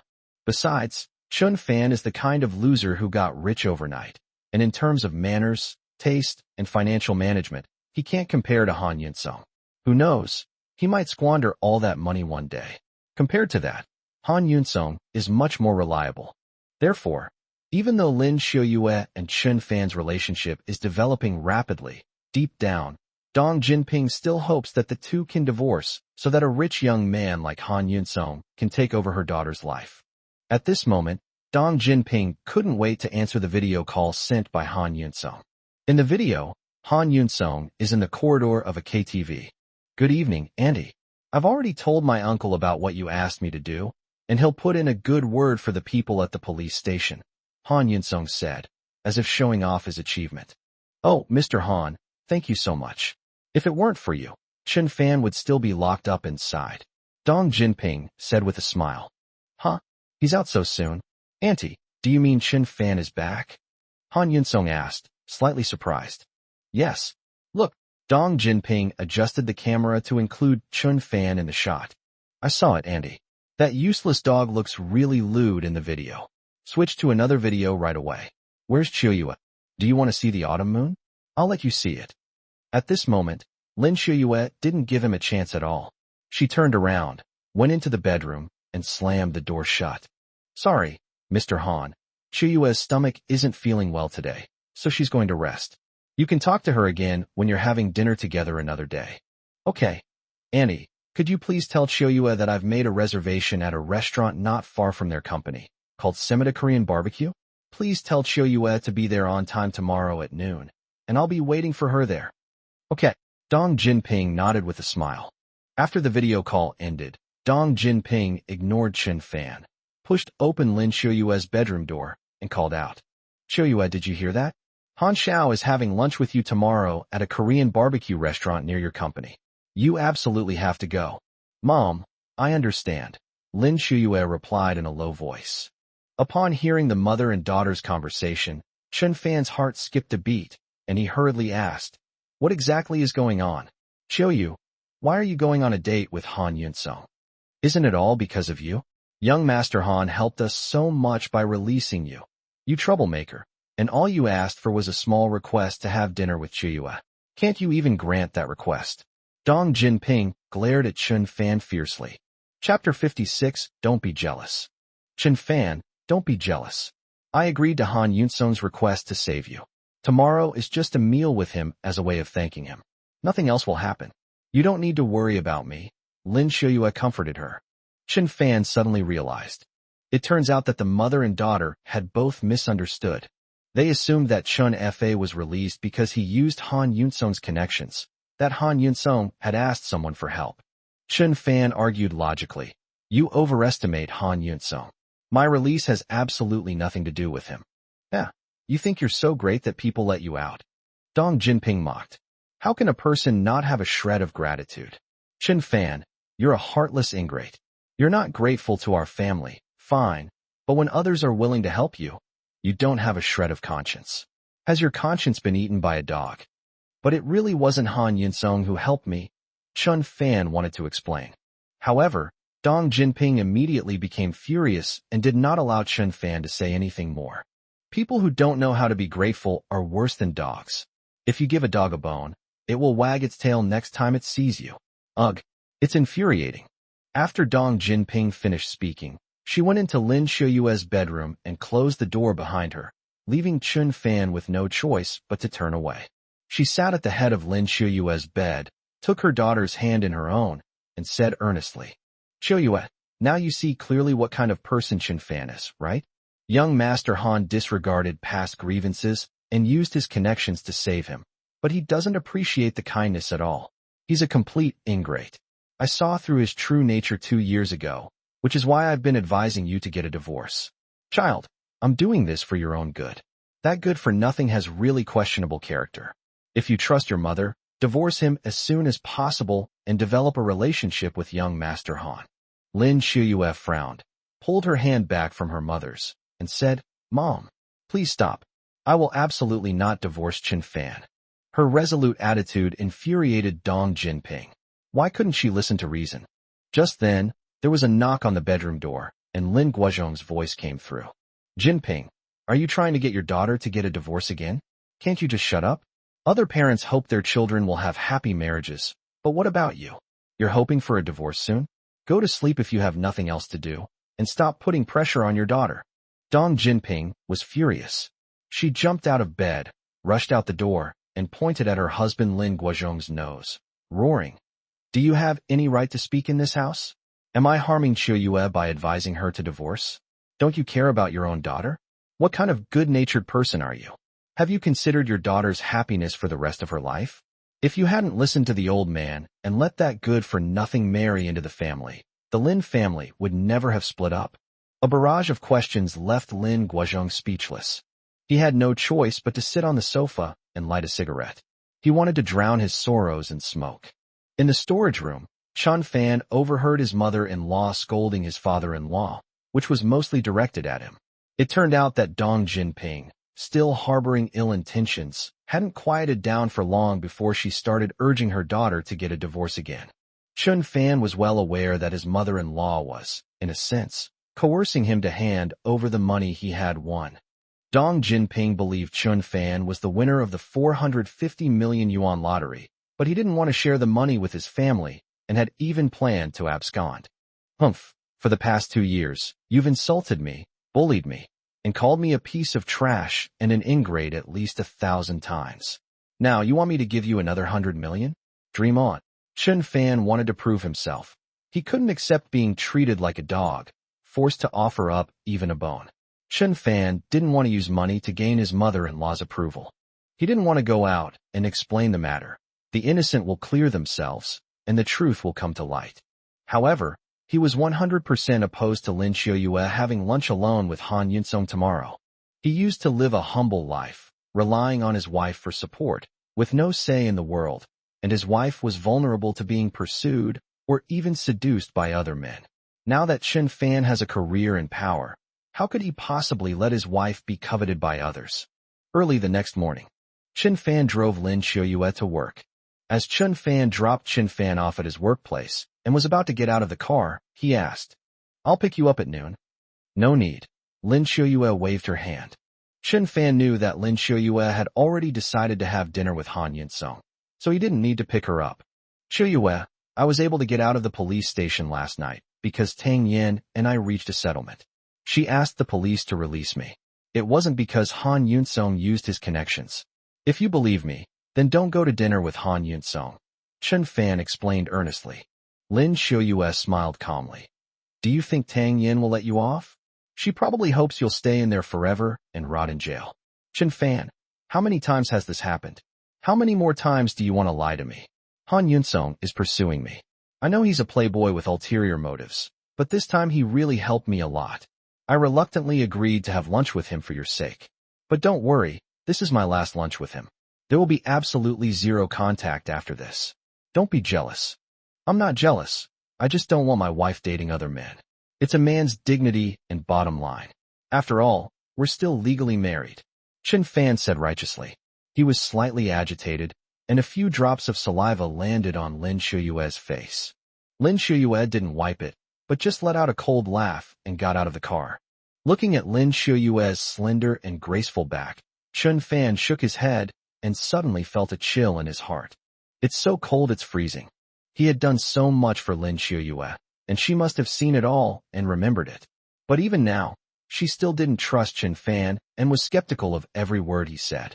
What chilled him even more was that Lin Shuyue still agreed to have dinner with Han Yunsong despite Chen Fan's strong opposition.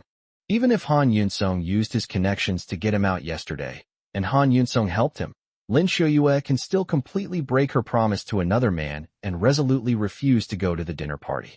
It seems that Chen Fan always harbored some resentment in her heart and was merely a dispensable servant. The more I think about it, the more conflicted and upset I get.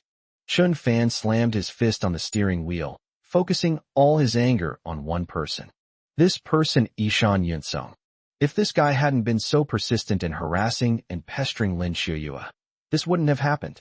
One's own wife needs to be gradually educated. This is an internal conflict. But those stinky flies that keep circling around the fat must be swatted into mincemeat with a fly swatter. Chapter 57, Stock Market Crash. Chen Fan made a phone call to Uncle Lu. Hey, Uncle Lu, do me a favor. Young master, please speak freely. I will do anything within my power, even at the cost of my life. Uncle Lu's attitude was extremely respectful and sincere. Investigate Han Yunsong's company. I want his company to disappear from the face of the earth. I'd better make that scoundrel Han Yunsong disappear too. Chen Fan ordered viciously. Don't worry, young master. I'll take care of it right away. When the stock market opened, the investors who had bought Hanjian coal were filled with hope. At 9 a.m., less than 3 minutes after the official opening of the market, Hanjian coal experienced a precipitous drop. Before many investors could even sell, the stock price plummeted into an abyss. Originally priced at 40 yuan per share, it crashed at the close of trading just 3 minutes later, dropping to a mere 0.8 yuan per share. Countless stock investors have lost everything. They've been driven to bankruptcy. They never imagined that Hanjian coal, which had entered a crazy bull market a few days ago and was performing well, would suddenly hit the daily limit down as soon as the market opened today. And it plummeted in a straight line. Hanjian Coal is the largest coal company in Lushi, controlling and integrating almost 80% of the city's coal market. It is a large listed company. Han Yunsong's father, Han Jian, started as a coal miner, worked hard, endured hardship and persevered, and gradually built a huge coal empire. The company's market value has reached 70 billion, and it acquired 2 small coal companies last week. Its business development can be described as smooth sailing, and the stock market is very optimistic. But today's 3 black minutes came without any warning. Even the most authoritative stock market experts were speechless with astonishment. Most of them, who yesterday were strongly recommending that individual investors, banks, wealth management groups, and fundraising companies buy large amounts of Hanjian coal stock, have all been proven wrong today. According to Daily Finance, the stock market experienced a black 3 minutes, with Hanjian coal plummeting immediately after the market opened, breaking the record for the largest drop. Economic Hour, devastating news for the stock market. Hanjian coal's market value evaporated by 50 billion yuan in a single day. Lushi Financial News, 7 major shareholders collectively withdraw their investment, leaving Hanjian coal with nothing. After suffering a loss of 50 billion yuan and facing zero financing, the company's cash flow has dried up, bringing it one step closer to bankruptcy. Business Monthly, a harsh winter has arrived for the coal industry. Lushi Hanjian Coal Group is on the verge of bankruptcy without warning, and departments such as Industry and Commerce, Finance, and Banking Regulatory Commission have intervened in the investigation. Stock Market Daily, 130,000 stock investors lost everything. going bankrupt in 3 minutes. Over 2,000 people besieged the Hanjian Coal headquarters building. Police deployed a large force to maintain order and prevent vandalism and arson. At 11 a.m., the Hanjian Coal building, a 53-story silver-white building located on Chuangguang Road in the bustling Chengzhong district of Lushi, was packed with people. These people were retail investors who bought Hanjian Coal stock. They all lost everything, almost losing their pants. In forums, online communities, WeChat groups, and stock market QQ groups, someone stirred things up, and these people, who had become penniless in 3 minutes, gathered from all directions with a heart full of anger and surrounded Hanjian Coal building. Not far away, there were 7 or 8 police cars, their flashing lights dazzling even in broad daylight. 2 more SWAT teams were on standby in case of a mass incident. People were outraged and began chanting slogans, roughly meaning that unscrupulous companies had caused shareholders to lose all their money, that there was something fishy going on, and that they had to pay compensation. Before long, the number of people grew from a few hundred to 2,000 or 3,000, and the sound of everyone shouting slogans was like a mountain roaring and a tsunami. The security door of Hanjian Coal building was locked tight. The security guards and staff inside stared wide-eyed in terror, hoping that the police and special police would quickly intervene to stop these people's violent behavior and send them home. However, these people's anger only grew, and they gradually began throwing stones and bricks at the building. Whoosh! A huge piece of glass was shattered by a stone, producing a deafening sound. The police chief used a loudspeaker to say, "Please remain calm. Do not engage in any extreme behavior. Express your demands reasonably and legally." The whole scene was like a bomb about to be lit, ready to explode at any moment, extremely tense. On the 38th floor of the Hanjian Coal building, a white-haired man with a worried expression stood in front of a huge floor-to-ceiling window, looking utterly bewildered. He is Hanjian, the founder of the group. He never imagined that the 7 major shareholders, who were holding a board meeting at 8 a.m. this morning, would all withdraw their investment without hesitation after the stock price plummeted at 9 a.m. They showed no mercy whatsoever. They were chatting and laughing with me this morning, discussing several bigger projects. Why did they all withdraw their investments at once? Han Jian couldn't understand, and felt confused and disoriented. If the 7 major shareholders had not withdrawn their investment in unison and had not taken advantage of the situation, then even if the stock market had lost 50 billion, he would still have at least 20 billion in funds to operate and be able to make a comeback. Now, Han Jian is practically bankrupt. Looking down at the more than 2,000 furious people below the building, listening to their impassioned slogans, the sirens of police cars, and the announcements from loudspeakers, he completely broke down. 2 streams of murky tears unknowingly streamed down an old face covered in wrinkles and bearing the marks of time. Behind her, a female secretary in a black business suit sobbed. "Chairman Han, what should we do? We've locked the downstairs doors, but we're afraid those people will rush in and beat us up." Han Jian didn't turn around and asked in a hoarse voice, "Safety first. No matter what, we must ensure the safety of everyone in our building.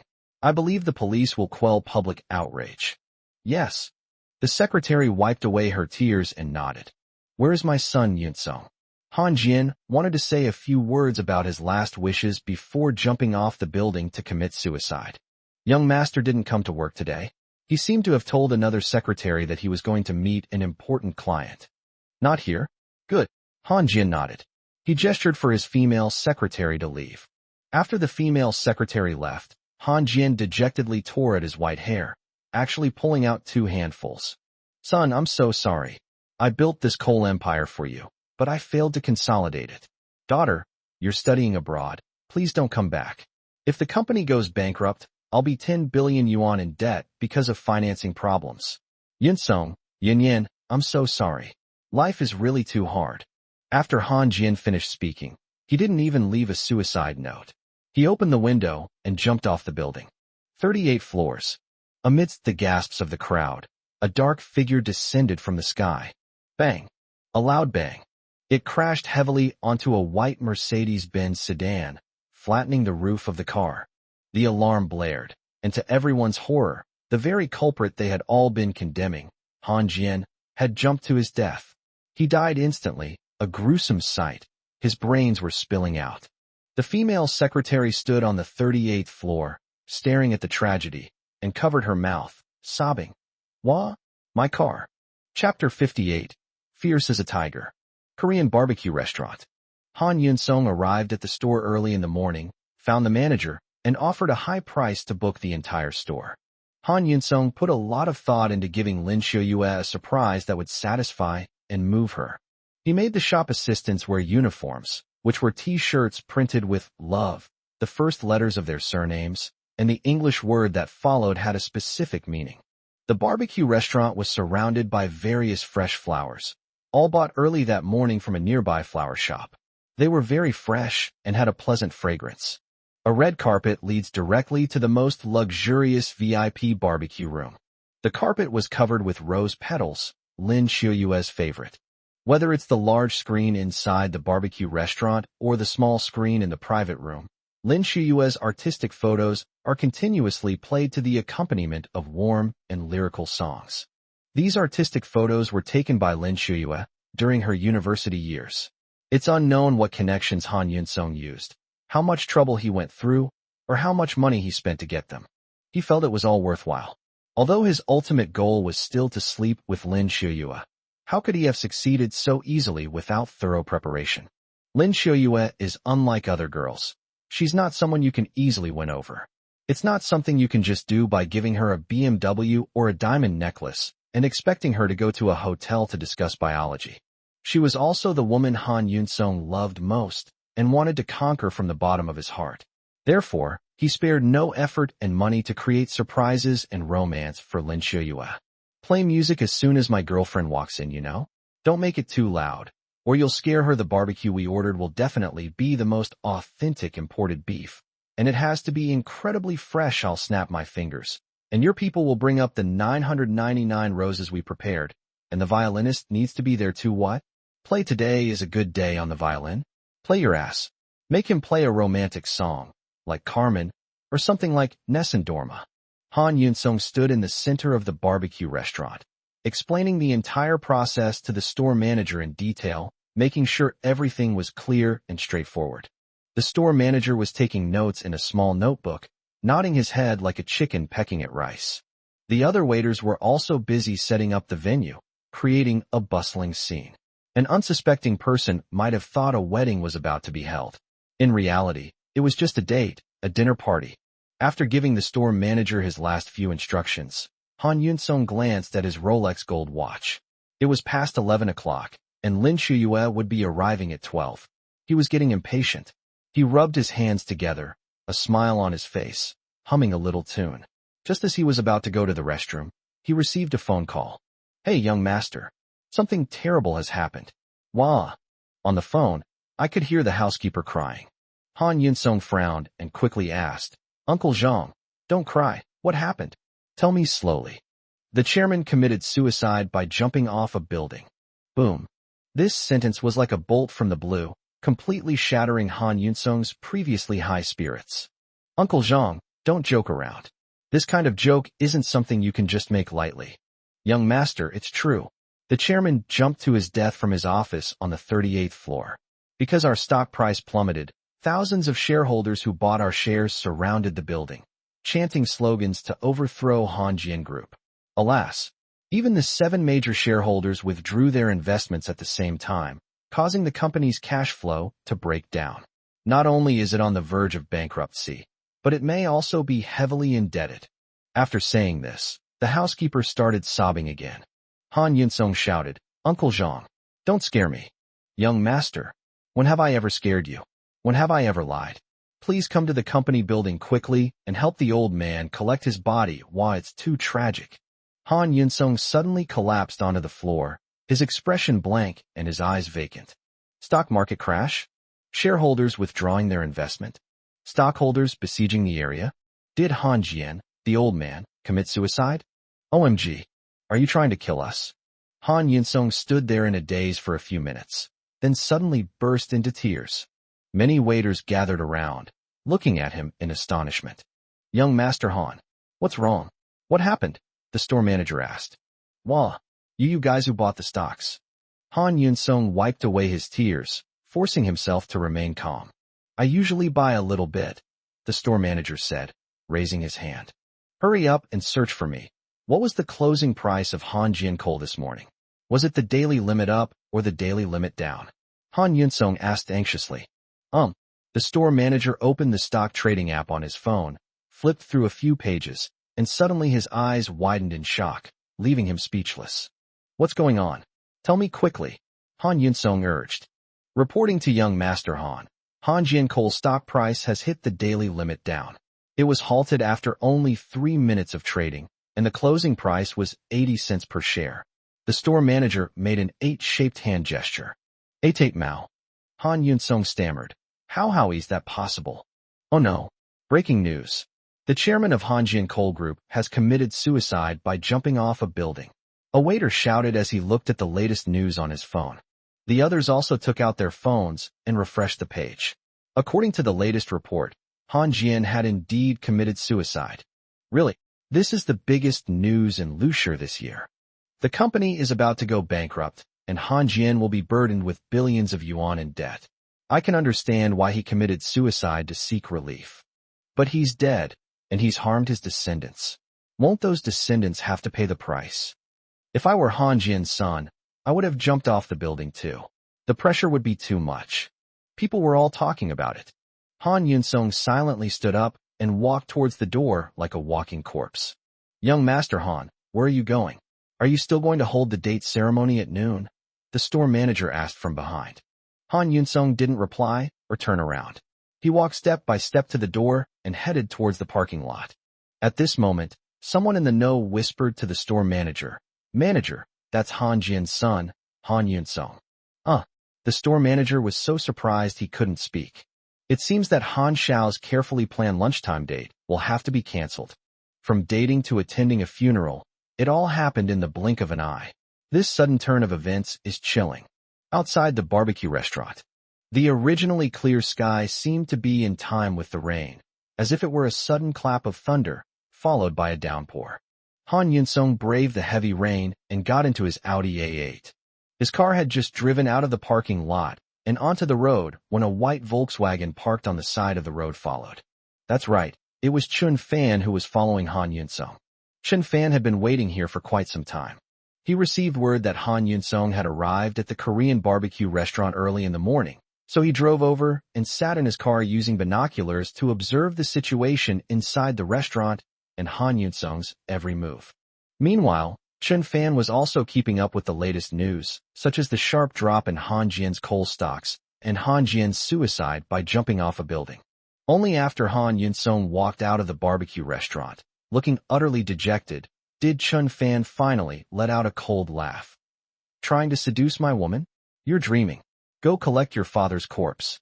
The sharp drop in Han Jian Coal Company's stock price, the company's collapse, the withdrawal of investment from the 7 major shareholders, and the suicide of the big boss, all these events were orchestrated behind the scenes by Chun Fan's people. This operation was as ruthless as a tiger and leopard, not only successfully causing Han Yun-sung's company to burst like a bubble, but also, as an unexpected bonus, even leading to his father's suicide. Han Jian's suicide was truly not part of the plan.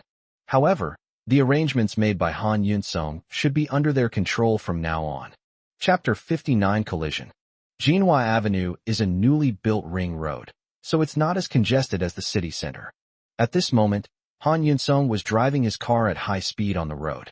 He was extremely anxious, yet his heart ached unbearably. My own father really jumped off a building and committed suicide, falling to his death and becoming a pile of mud.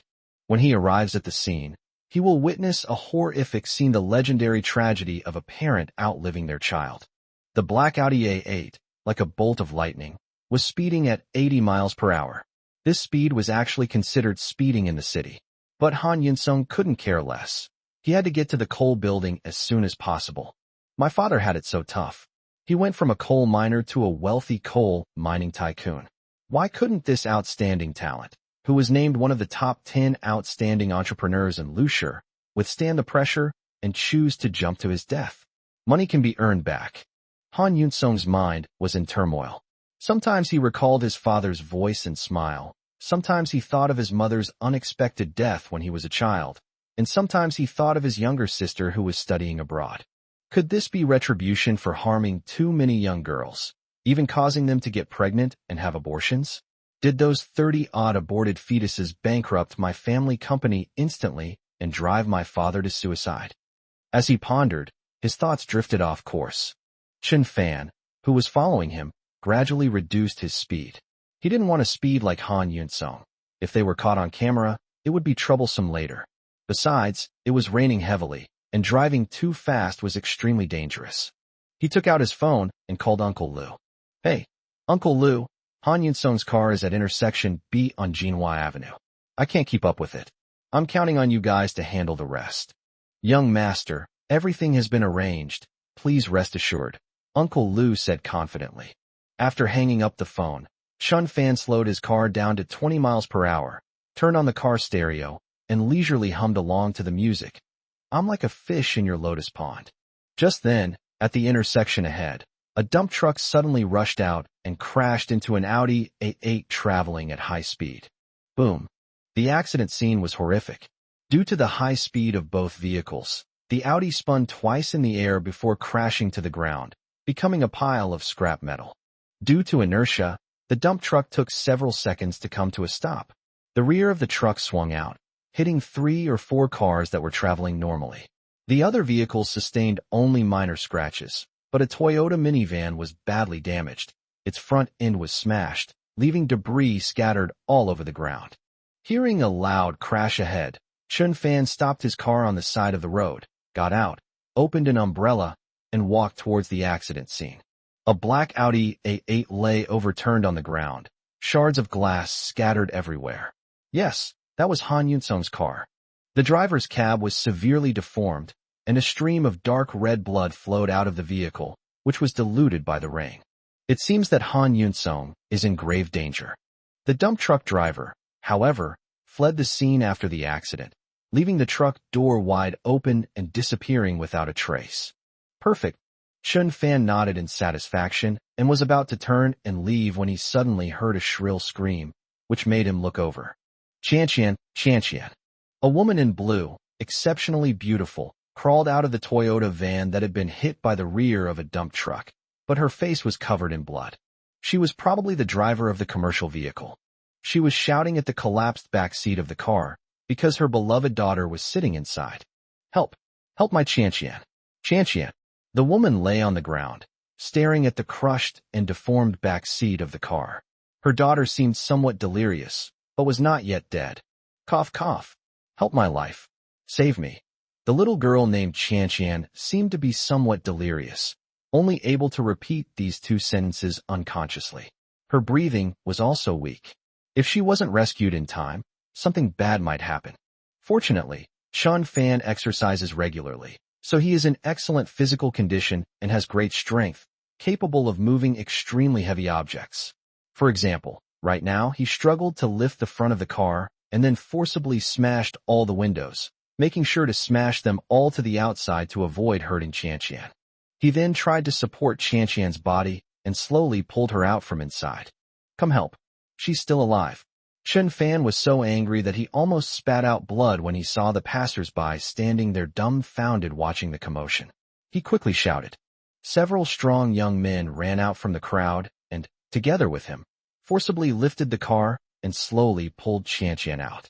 They laid Chanqian flat on the ground, and several people quickly came over to hold umbrellas to shield her from the rain.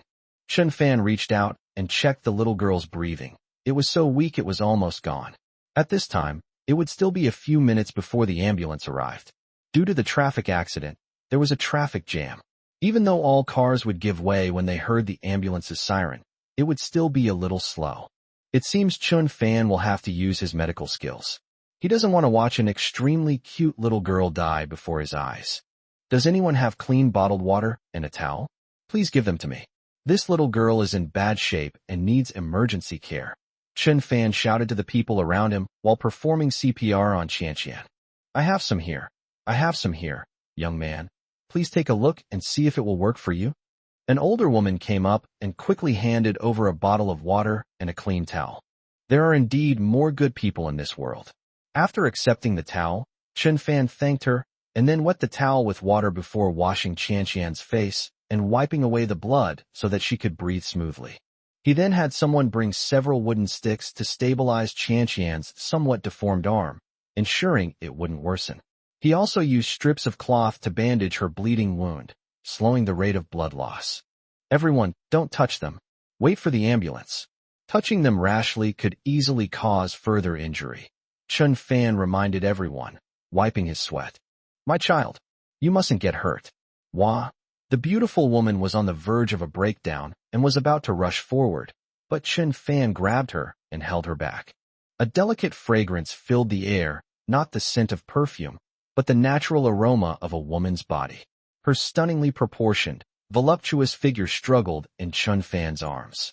Warm tears dripped onto Chen Fan's arm. In that moment, the greatness of maternal love was fully revealed.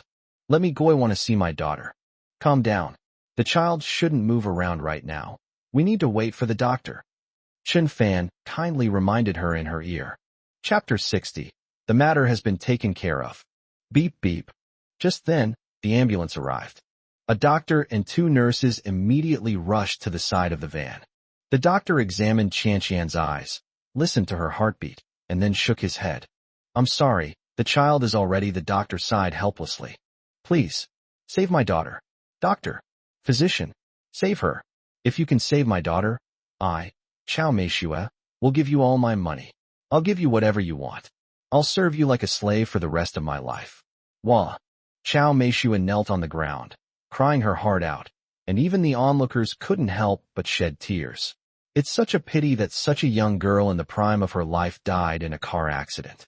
Chen Fan kept comforting Chao Meishue, gently stroking her back. At the same time, the woman's identity shocked many people. She is the richest woman in Lushi. Chao Meishue, the founder of Xueqian Group, is one of the few top female businesswomen in Lushi, with a net worth of hundreds of billions. Qianqian is her only daughter. Her husband disappeared mysteriously many years ago, a case that remains unsolved, leaving her and her daughter Qianqian to rely on each other.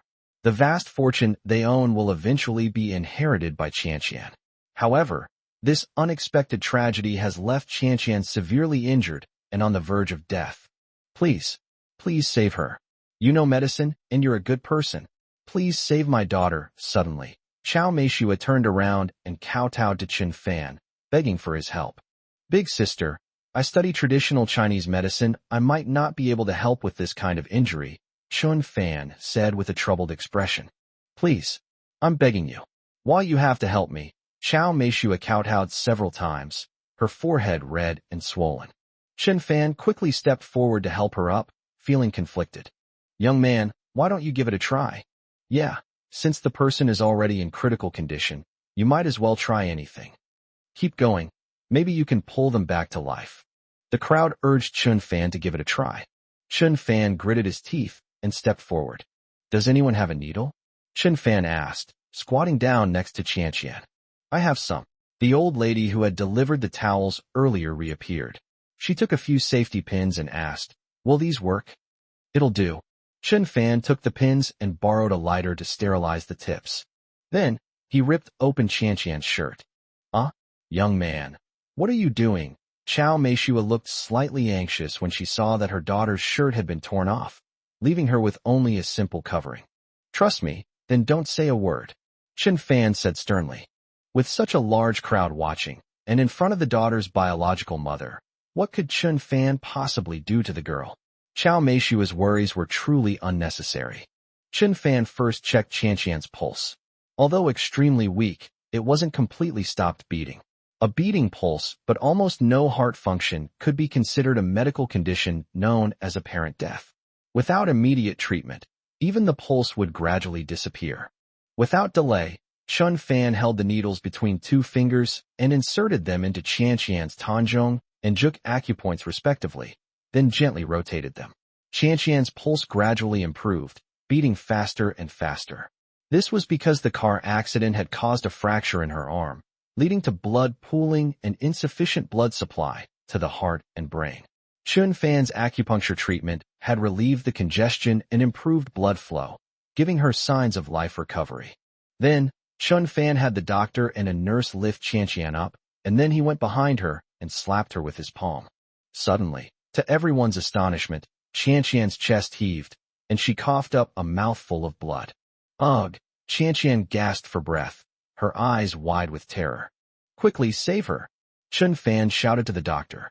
The stunned doctors and nurses nodded quickly and immediately began resuscitation efforts before lifting Qianqian onto a stretcher. Surprisingly, the onlookers spontaneously burst into applause.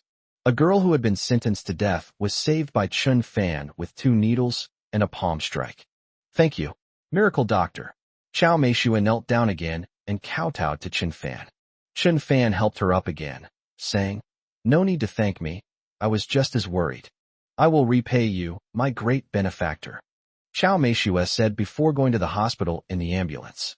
As Chun Fan walked back with his umbrella, the crowd automatically parted to make way for him, sending him off with admiring and envious glances.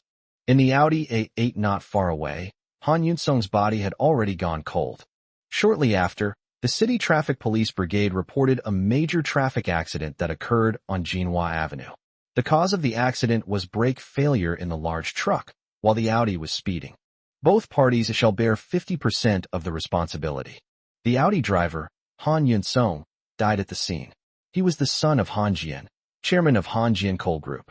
Previously, Han Jian had committed suicide by jumping from a building due to a sharp drop in the company's stock price and shareholders withdrawing their investments. Han Yunsong was speeding on his way to the company when he collided with a large truck.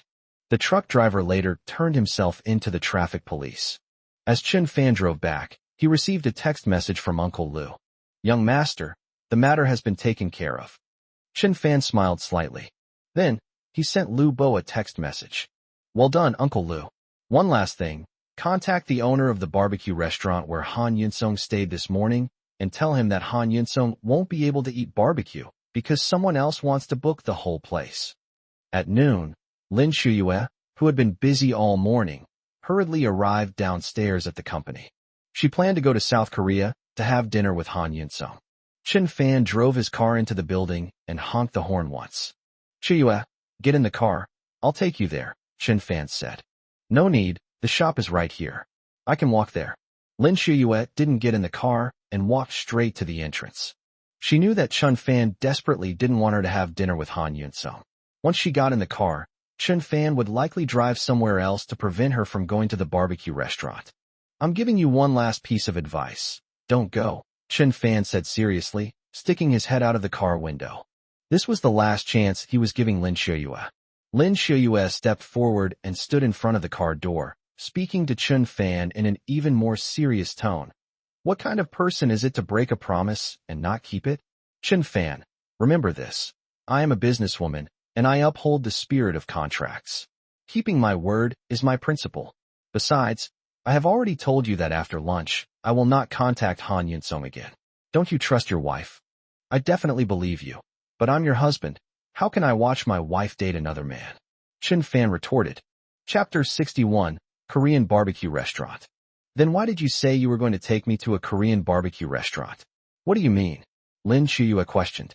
She was truly a very intelligent female CEO, able to seize any opportunity to refute the other party. "Heh, you believe that? Would I drive my wife to another man's place? I'm not a pimp." Chun Fan's tone was clearly angry. Perhaps it was the last sentence that got a little heated, because upon hearing it, Lin Shuyue angrily said, "You're a pimp? And what about me? What do you take me for? Shuyue, you need to put yourself in my shoes and think about things from my perspective." Before Chun Fan could finish speaking, Lin Shuyue turned and left. "Why?" Chun Fan looked at Lin Shuyue's seemingly heartless back, sighed helplessly, and shook his head. "The person who ate barbecue with you is already in heaven. Why are you still so stubborn?" he muttered to himself. Then, he started the car, stepped on the gas, and sped away. At that moment, a red BMW suddenly stopped on the side of the road. The woman who got out of the car was Tang Yin, Lin Shuyue's college classmate.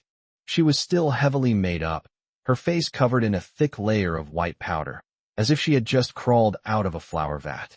However, she did have a good figure, which gave her a unique charm. Upon seeing Lin Xiuyue, Tang Yin quickly chased after her, her face beaming with smiles. Xiuyue, I've come here specifically to apologize to you. It's all my fault last night. I had a few drinks with a client before the class reunion, and I got drunk and acted strangely, causing you trouble. Please forgive me. I don't want to talk to you. Please leave. Lin Xiuyue said coldly. Don't block my way. A good dog doesn't block the way. Ha. You're right. I am a dog, a female dog. Ha. I'm sorry, Xiuyue. I thought you were angry and ignoring me. You must forgive me. Your husband Qin Fan was absolutely right to hit me last night. I acted rashly and called the police. Later, I realized it was all my fault for being so shameless, deliberately forcing you to drink baijiu. It was my fault. Don't blame your husband. He's a brave man, a chivalrous protector. After Qin Fan was taken away by the police, I sobered up at the police station and felt extremely guilty, so I quickly withdrew the charges and got the police to release your husband. Don't be angry with me. What? You're saying you asked the police to release Qin Fan? Lin Xiuyue asked in surprise.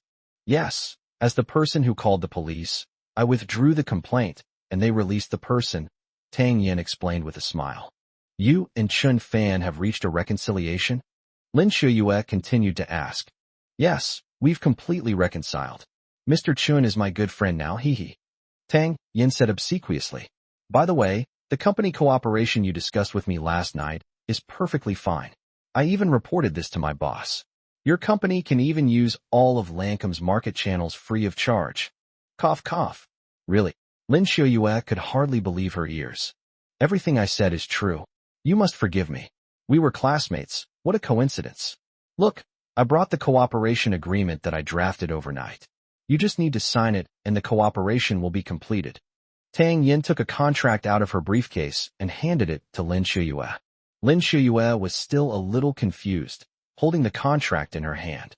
Unexpectedly, Tang Yin, who was like a sworn enemy last night, showed such a friendly and positive attitude today. The contract, I need to go back and take a look. No problem. Call me whenever you've decided and signed it, and I'll come pick it up in person. Tang Yin respectfully handed a business card to Lin Xiuyue and bowed slightly. Lin Xiuyue was somewhat flattered. Goodbye, old classmate. I wish us a pleasant cooperation. Tang Yin drove away in her BMW. A strong sense of remorse instantly overwhelmed Lin Xiuyue. It turned out that Qin Fan's release from the police station was indeed the reason Tang Yin withdrew the charges. Therefore, Han Yunsong is lying. Perhaps he did use connections, but before he did, Qin Fan had already reconciled with Tang Yin and been released. Lin Xiuyue really wanted to slap herself hard. She misunderstood Qin Fan. Why did she stubbornly choose to believe a stranger instead of her husband? And why did she trust a scumbag like Han Yunsong? Husband, I'm so sorry. I should have trusted you. Lin Xiuyue was filled with remorse, remembering how Qin Fan had earnestly advised her against going on a date with Han Yunsong, but she hadn't listened. She wondered how much pain Qin Fan had been in at that time. Han Yunsong, you liar, you scum. I'll make you pay. Lin Xiuyue quickened her pace, intending to go to the barbecue restaurant and teach that scoundrel a lesson. 10 minutes later, Korean barbecue restaurant. When Lin Xiuyue arrived at the entrance of the barbecue restaurant, she suddenly felt that something was wrong. It's lunchtime now, so why does this usually bustling restaurant seem so deserted? She walked to the door and glanced inside through the window. The barbecue restaurant was empty, with only a few waiters coming and going.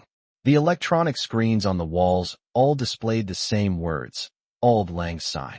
How strange. Humph. Han Yunsong, that scumbag. Let's see what tricks you're up to. Lin Xiuyue pushed open the door and walked into the barbecue restaurant. She had only taken 2 steps when a waiter stopped her and said, I'm sorry, miss, we are not open to the public today. What's going on? Someone invited me to have dinner here.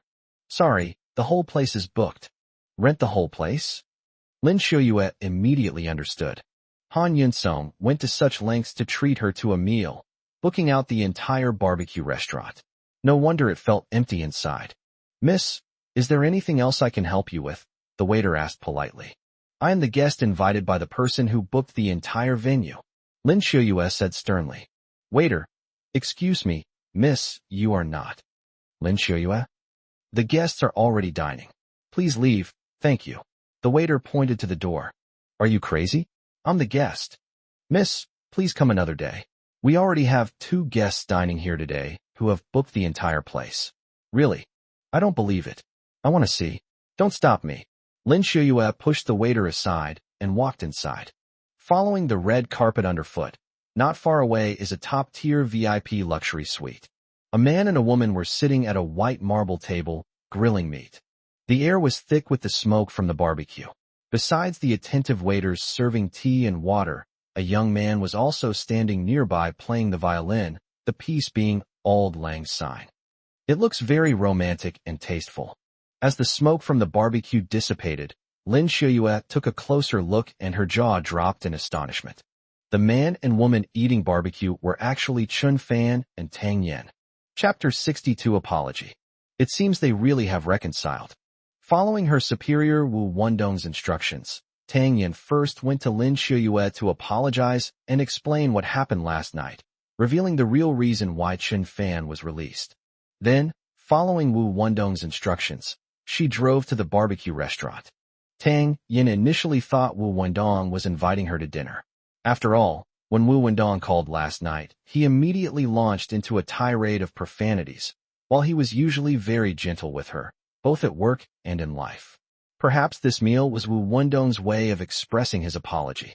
When Tang Yin walked into the barbecue restaurant, she never expected that Chun Fan would want to have lunch with her. Tang Yin had no choice but to eat with Chun Fan, unaware of his true intentions. Upon reflection, perhaps Chun Fan had gone too far with her, a girl, last night, splashing wine on her face, kicking her, and making a drunk vomit on her face. This meal might be Chun Fan's way of expressing his apology. Unexpectedly, just as they were enjoying their meal, Lin Shuyue suddenly arrived. Tang Yin was extremely embarrassed, staring at Lin Shuyue's astonished face, not knowing what to say. You are here. Lin Shuyue was so shocked that she almost fainted. Oh, Shuyue, you're here, want to eat together?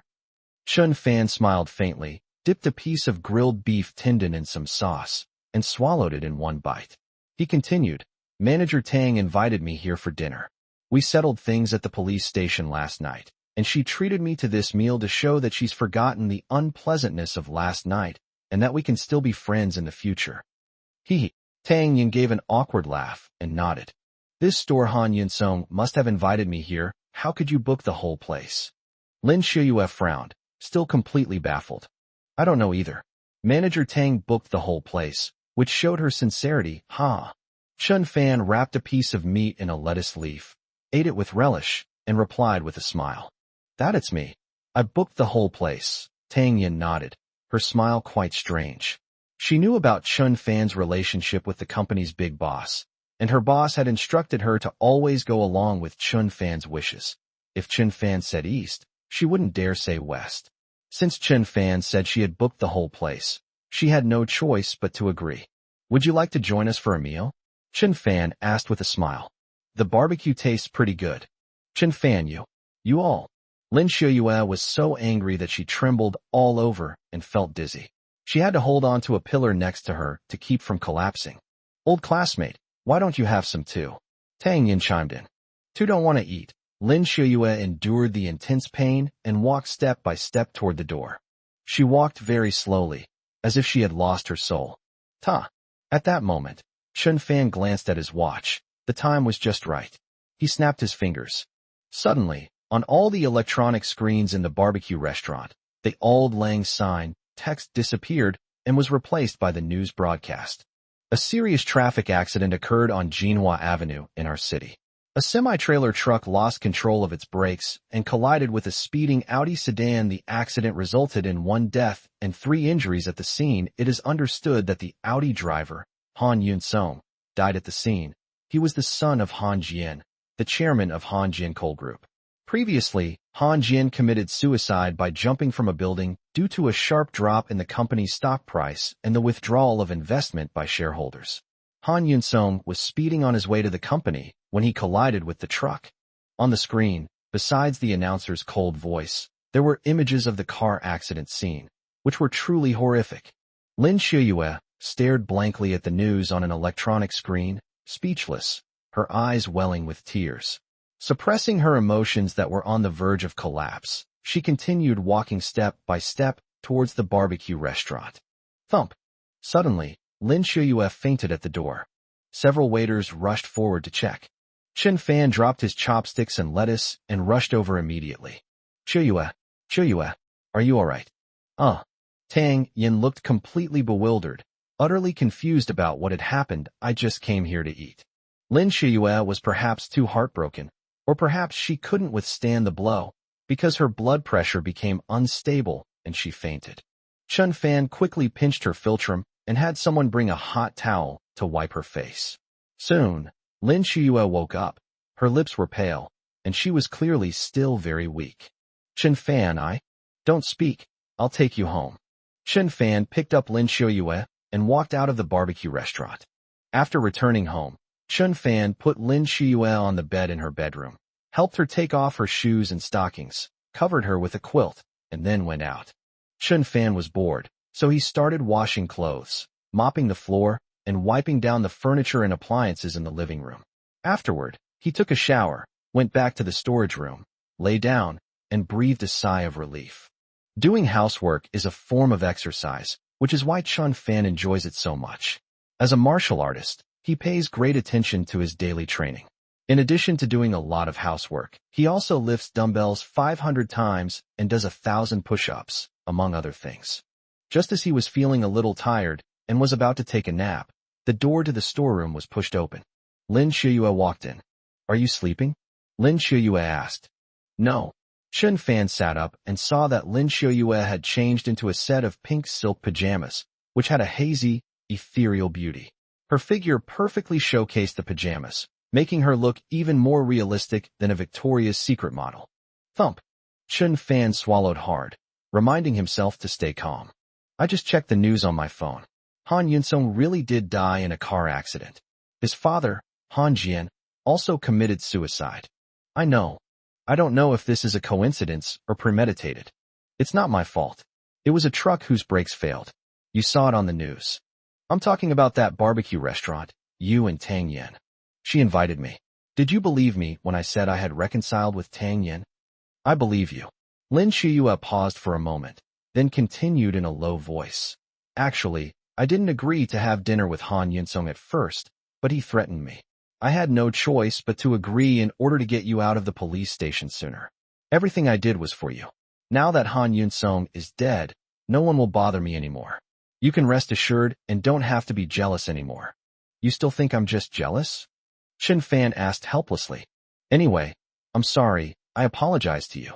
Lin Shuyue's tone was full of apology, clearly indicating that her purpose in coming to the storage room was to apologize to Chen Fan. Not every I'm sorry can be met with it's okay. Chen Fan seemed completely unmoved. Chapter 63 is truly deadly. For a man, if his wife takes the initiative to date another man, it is more painful than being stabbed with an axe or stabbed with a knife. Lin Shuyue didn't believe that Chen Fan had gotten out of the police station on his own. She thought it was Han Yunsong who had helped him, and that he was forced to go to the barbecue restaurant to curry favor because he had to fulfill the so-called spirit of contract. If she had chosen to believe Chen Fan from the beginning, none of these complications would have arisen later. I was really wrong. I did something to hurt you. You've always been so devoted to me. I'm so sorry. You ate with Tang Yin on purpose to upset me, didn't you? It seemed that Lin Shuyue had realized her mistake from the bottom of her heart and sincerely apologized to Chen Fan. Tears welled up in her eyes, and she cried and sobbed, looking very pitiful and helpless. How many times have you angered me? Is it a problem if I anger you once? I want you to taste what it's like to watch your lover date someone else. I've tasted this pain many times, but this is only your first time. It's good that you can understand this pain. You should know that you've only suffered once, while I've been hurt by you many times, and I've endured it every time. Chen Fan's tone remained icy, showing no sign of softening. I'm sorry, please forgive me.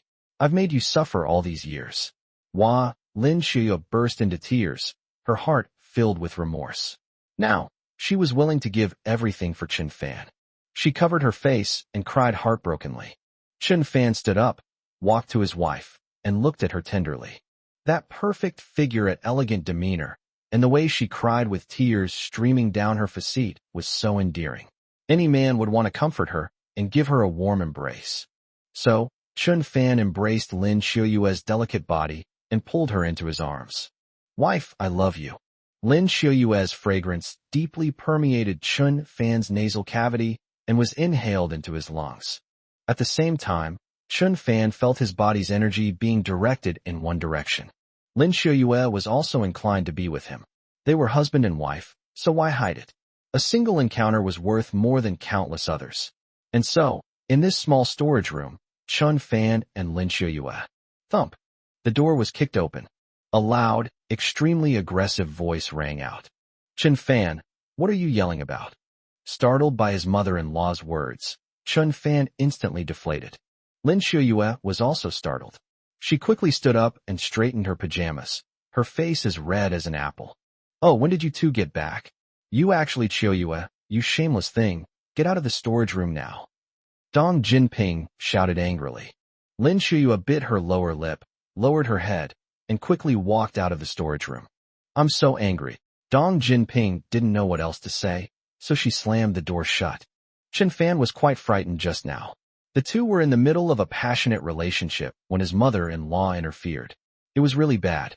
On second thought, they are a legally married couple. What reason does Dong Jinping have to stop them? This halt is not the main problem. The key issue is that Chun Fan has developed a psychological barrier. What should we do? Chun Fan was truly helpless to have such a mother-in-law. As soon as Lin Guozhong got home that evening, Chun Fan served him the 4 dishes and 1 soup he had prepared. Chun Fan was in a good mood. His relationship with Lin Xiuyue was finally showing signs of progress.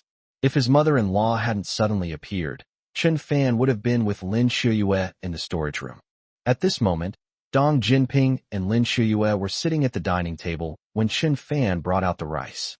Lin Guozhong changed his clothes and shoes, then came over and sat down, saying, "What's wrong with today? It's so quiet." He saw that Lin Xiuyue's face was downcast, as if she dared not look him in the eye. "Ask your daughter what good deeds she's done," Dong Jinping said coldly. "Mom, Chun Fan and I didn't accomplish anything."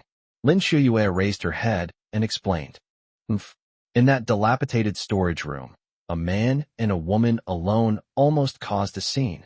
Lin Guozhong, you really need to teach your daughter a lesson. She's getting more and more shameless." Dong Jinping picked up her chopsticks, took a few slices of mushroom, and ate them while scolding her. Lin Guozhong glanced at his slightly shy daughter and immediately understood what had happened. Isn't this a normal thing? As a married couple, there's nothing wrong with mutual affection. Jinping, look at you, you're meddling in this too? What exactly are you ignoring? The storage room, what happened? Back in the day, we were in the cornfield. Lin Guozhong started to let loose as he spoke. Dong Jinping's old face also turned red, and she quickly interrupted. "You old lewd thing, stop talking nonsense." "Fine, don't say it then. And don't bring up your daughter and son-in-law again," Lin Guozhong said, winking at his daughter. Chun Fan brought over the rice, sat down next to Lin Xiuyue, picked up a chicken leg for her, and said, "Eat more. You've been too busy with company matters lately. Don't let your health suffer." Lin Xiuyue nodded and began to gnaw on the chicken leg. "Look at them. How harmonious and caring they are as a couple. That's what we should learn from them. Unlike you, all you do is nag all day long," Lin Guozhong laughed. "Eat your food." Dong Jinping picked up another chicken leg and shoved it into Lin Guozhong's mouth. "Now, I care about you, right?" Lin Guozhong almost choked and vomited. After dinner, Chun Fan was washing the pots and pans and tidying up the kitchen. Lin Guozhong sat on the sofa watching the news, smoking a cigarette, and said, "The big boss Han Jian's company suddenly went bankrupt. He committed suicide, and his son also died in a car accident on the same day. It's really bizarre." "What did you say? Han Jian? Isn't that young Master Han's father?" Dong Jinping put down the sweater in her hand, came over and sat on the sofa, staring at the TV. After reading this heartbreaking news, Dong Jinping was stunned for a long time. Suddenly, tears welled up in her eyes, and she sobbed. Young Master Han died in a car accident. What bad luck. Such a good boy, why didn't he live long? Wah. You still want Xiuyue to marry him after her divorce? Look at his fate. Lin Guozhong shook his head. How should I know? He was perfectly fine just a few days ago, and now he and his son are both dead. It's so pitiful, Dong Jinping sobbed. Han Yunsung's death was more painful than the death of her own son-in-law. Can you stop being so down? Why are you crying? We're not even related. Lin Guozhong said helplessly. You old hag. You don't know how to be grateful. How come you're just like that good-for-nothing Chen Fan? So heartless. Have you forgotten that young Master Han celebrated your birthday? Such a good young man. Cultured, handsome, and a returee from overseas. He took good care of our family, and now he's gone just like that. Is your heart made of stone? Wah, Dong Jinping cried louder and louder. Discussion on Chapter 64. Lin Xiuyue thought her parents were arguing again, so she came out of her bedroom and asked, Mom, why are you crying? Young Master Han is gone. It's so tragic, Dong Jinping said, tears streaming down her face. Don't cry. This is his fate. Lin Xiuyue didn't know how to comfort her mother. She could only sit down and let Dong Jinping nestle in her arms, coaxing her mother like a child. After a while, Dong Jinping finally stopped crying and her emotions stabilized. Lin Guozhong then turned off the TV and said, Jinping, Xiuyue, I have something to tell you. Dad, what's wrong? Lin Xiuyue asked curiously. Here's the thing. Someone called me today, inviting me, your mother, and you to have dinner together. Guess who called? It was Lin Meiyun. Lin Guozhong was a little puzzled. Since the family split, his younger sister, Lin Meiyun, hadn't called him once, practically severing all ties. He never expected her to call this afternoon, and she was so enthusiastic, asking about his well-being and insisting on having dinner together the day after tomorrow. Lin Guozhong was an honest and simple man, and he didn't know why she would refuse. He also thought about how his sister, although she had firmly sided with her brother Lin Guoxiao during the family division, hadn't caused him much harm. Lin Guozhong had always wished for the Lin family to end its divisions and unite as one. Therefore, he accepted Lin Meiyun's warm invitation over the phone. Oh, why would your sister bear to call you? Dong Jinping's attention shifted back to this matter, as if the deaths of the Han father and son were already a thing of the past. It was quite sudden. They just said they wanted to have a meal together to catch up. After all, we're relatives, so I agreed, Lin Guozhong said honestly. He was afraid that Dong Jinping would be dissatisfied with his decision, since Dong Jinping usually made the final decision on everything at home. This time, Lin Guozhong agreed to Lin Meiyun's request without consulting Dong Jinping. Okay, let's go together then. That's great, Dong Jinping said, sounding slightly excited. This was beyond Lin Guozhong's expectations. His wife not only didn't scold him, but also thought it was good. Old Lin, since the family split up, the Lin family's businesses have grown bigger and better. As for our family, you're stuck in a small factory, and I'm a housewife. It's all thanks to Qiuyue's hard work and her starting a company. Otherwise, we definitely wouldn't have been invited to Grandma's birthday banquet last time. With so many relatives and friends, it would have been embarrassing for the Lin family if we had gone. Luckily, my good daughter is capable and a female CEO, unlike that good-for-nothing, who only knows how to freeload and has no gratitude whatsoever.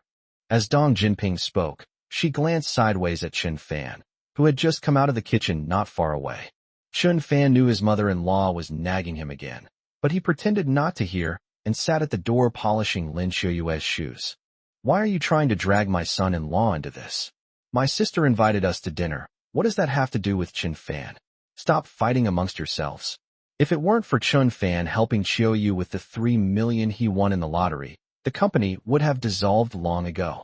Chen Fan is also a benefactor to us, you know? Lin Guozhong said earnestly. Dad, my aunt invited the three of us, but didn't she invite Chen Fan? Lin Xiuyue was particularly concerned about this issue. He didn't say, Lin Guozhong replied truthfully. Chen Fan overheard their conversation, but he didn't care at all whether Lin Meiyun had invited him or not. He just suddenly thought of Lin Meiyun's daughter, Yi Jie. If I'm not mistaken, this is what happened. Last time, Yi Jie represented the Lin family to negotiate a cooperation with Dolphin Real Estate. In order to successfully sign the contract, Yi Jie deliberately got close to Uncle Lu the day before, and even offered herself to the 70-year-old man. The next day, Yi Jie came to sign the contract, but was tricked by Chen Fan and Uncle Lu's charade, and the contract was not signed. Finally, following Chun Fan's instructions, Uncle Lu told Yi Jie to have Lin Shue represent the Lin family in the cooperation negotiations. Lin Shue was the sole representative of the Lin family. This was the old man's intention in Beijing. After returning home, Yi Jie told her family about the dolphin's request.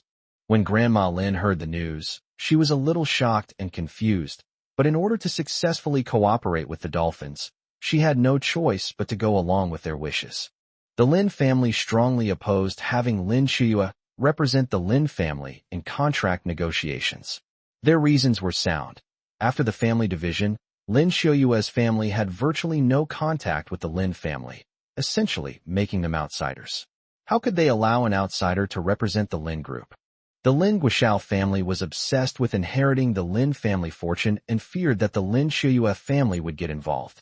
Therefore, their attitude was unified and decisive. They were determined not to let Lin Shue represent the Lin group in negotiations. They were willing to accept the possibility of the cooperation falling through. However, the old lady was determined to cooperate and attached great importance to the development of the Lin group. She had no choice but to ask her youngest daughter, Lin Meiyun, to handle the matter and to persuade Lin Shue to agree to represent the Lin family at the beach property. Lin Meiyun immediately agreed. This was something the old lady personally asked her to do, placing high hopes on her. If the deal goes through, the old lady will be overjoyed and may have an advantage when dividing the inheritance later. Furthermore, at the last family meeting, my daughter, Yi Jie, confidently stated that she could achieve cooperation with the dolphins on her own, but ultimately failed. This is an opportunity for me to save face for my daughter. If they can persuade Lin Shue and successfully negotiate the contract, then Lin Meiyun and her daughter's status in the Lin family will be greatly improved, perhaps even surpassing that of Lin Guoxiao's family.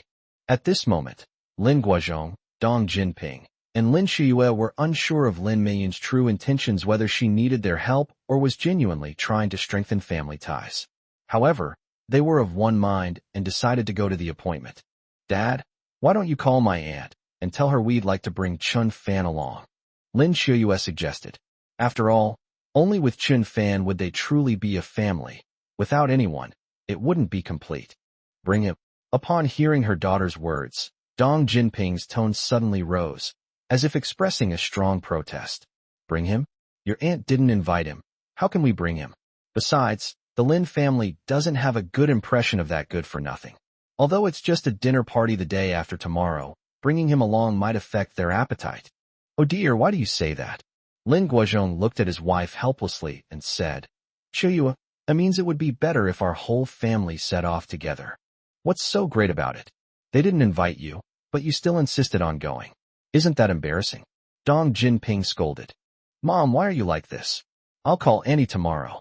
Lin Shue pouted, looking unhappy. "Don't hit him. I'm telling you, if that good-for-nothing goes, I absolutely won't go." Dong Jinping was determined not to bring Chun Fan along. Chapter 65, A Lifeline. "Dad, Mom, Shue, stop arguing, I'm not going. I have some things to take care of the day after tomorrow." At this moment, Chun Fan, who had finished polishing his shoes, walked into the living room and said to everyone. He didn't really want to attend any dinner party. He was preoccupied with something else. When Han Yunsong died tragically in the car accident, the truck swerved and crashed into several other vehicles, including the car of Chao Meishue, the richest and most powerful woman in Lushi. Although Chao Meishue was unharmed, her only daughter Qianqian was seriously injured and was once on the verge of death. Later, Chun Fan used traditional Chinese medicine acupuncture and pulse-stabilizing methods to pull Qianqian back from the brink of death. To be honest, Chun Fan's extensive knowledge of traditional Chinese medicine comes entirely from diligent study of several classic Chinese medical books, such as Bian Kei's Medical Classic. Before treating Qianqian, Chun Fan had never practiced on a real person. In other words, his theoretical knowledge is comprehensive and systematic, but there is still a considerable gap in combining theory with practice and applying it to guide actual work. Since pulling Qianqian back from the brink of death, Chun Fan's confidence in his medical skills has soared. In particular, using silver needles to treat and save lives is not only incredibly sophisticated, but also extremely effective, making it the best choice and filling him with a great sense of accomplishment and pride. However, the art of acupuncture in traditional Chinese medicine requires extremely high skill from the practitioner, and Chen Fan would never risk a patient's life and health unless absolutely necessary. Now that Qianqian has been sent to the hospital for treatment, Chen Fan is still worried about her. He asked Uncle Lu to find out which hospital and ward Qianqian was currently staying in, and decided to visit her whenever he had time in the next few days. This day was a weekend. Lin Guozhong and his family of 3 happily went to a luxury restaurant for their dinner appointment. After Chen Fan drove them to the restaurant, he saw Lin Meiyun and Yi Jie standing at the restaurant entrance, warmly welcoming them as if they were VIPs, with smiles on their faces and being extremely attentive. Chen Fan didn't get out of the car. He stepped on the gas and drove away. He went straight to the Municipal and Provincial People's Hospital. After parking his car, he bought a beautiful fruit basket and a bouquet of flowers at the entrance of the hospital and went straight to the 12th floor of the inpatient department. The elevator doors opened, and Chen Fan searched for VIP 08 special care ward in the corridor. Soon, he arrived at the ward door, only to see Chao Meishua sitting on the iron bench in a daze. She looked unwell. Her once stunning beauty had faded, and she appeared somewhat haggard. She also seemed to have lost a lot of weight, appearing even thinner. Even so, Chao Meishua remained stunningly beautiful and exceptionally attractive. She was both the richest woman in Lushur and a beautiful, sophisticated woman, a rare find indeed. Standing next to Chao Meishua were 7 or 8 men and women dressed in matching suits. Some were probably bodyguards, and others were secretaries. President Chao. Chen Fan walked over and greeted him. Upon hearing this, Chao Meishua looked up and saw that she looked like she hadn't slept for several days. Her eyes were heavily puffed up, and her large eyes were bloodshot. Even so, she still gave people a poignant feeling, making people feel sorry for her. "How is Qianqian doing now?" Chen Fan asked with concern. When Chao Meishua saw Chen Fan, she was stunned for a moment. Then, as if seeing the light at the end of the tunnel, she exclaimed excitedly, "My benefactor! My great benefactor, you've finally come. I had my men search for you everywhere, but we couldn't find you. It's so wonderful that you've come." This female CEO, worth hundreds of billions, was an arrogant and haughty figure in front of almost everyone. However, when she met Chen Fan, she showed no airs whatsoever, appearing quite humble and grateful. "No need to call me that. It feels awkward. You can just call me Chen Fan," Chen Fan said with a smile. "You saved Qianqian's life. You are my benefactor. My great benefactor.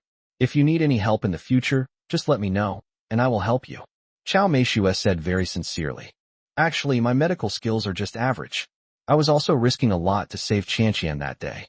No matter what, you are a very good person, and I will always be grateful to you." Chao Meishua's eyes shone with gratitude. "By the way, Mr. Chao, is Qianqian feeling better now?" Chen Fan didn't want to stray from the topic. "Oh, my injuries are serious. The doctor has given me a critical condition notice. I was resuscitated twice yesterday. The doctor said that I am still in a dangerous period and could be in danger at any time." Chao Meishua's eyes welled up with tears again as she spoke. Chen Fan handed the fruit basket and flowers to the bodyguard beside him, his expression no longer so relaxed. He gently stroked her hair and comforted her. "Don't worry, Mr. Chao. Qianqian is a little girl blessed by Lady Luck. I believe she will recover."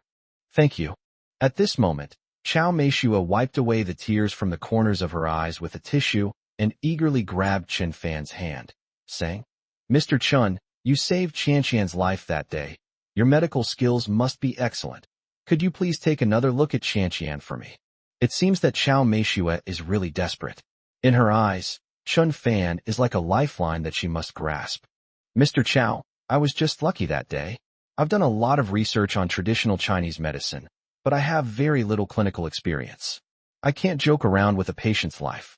That day was an accident, and my usual job isn't as a doctor." Chen Fan waved his hand, refusing. His purpose in coming here was only to visit Qianqian. He had no intention of continuing to practice his medical skills. Now that Qianqian's life was in danger, if he intervened and she died, he would become a sinner.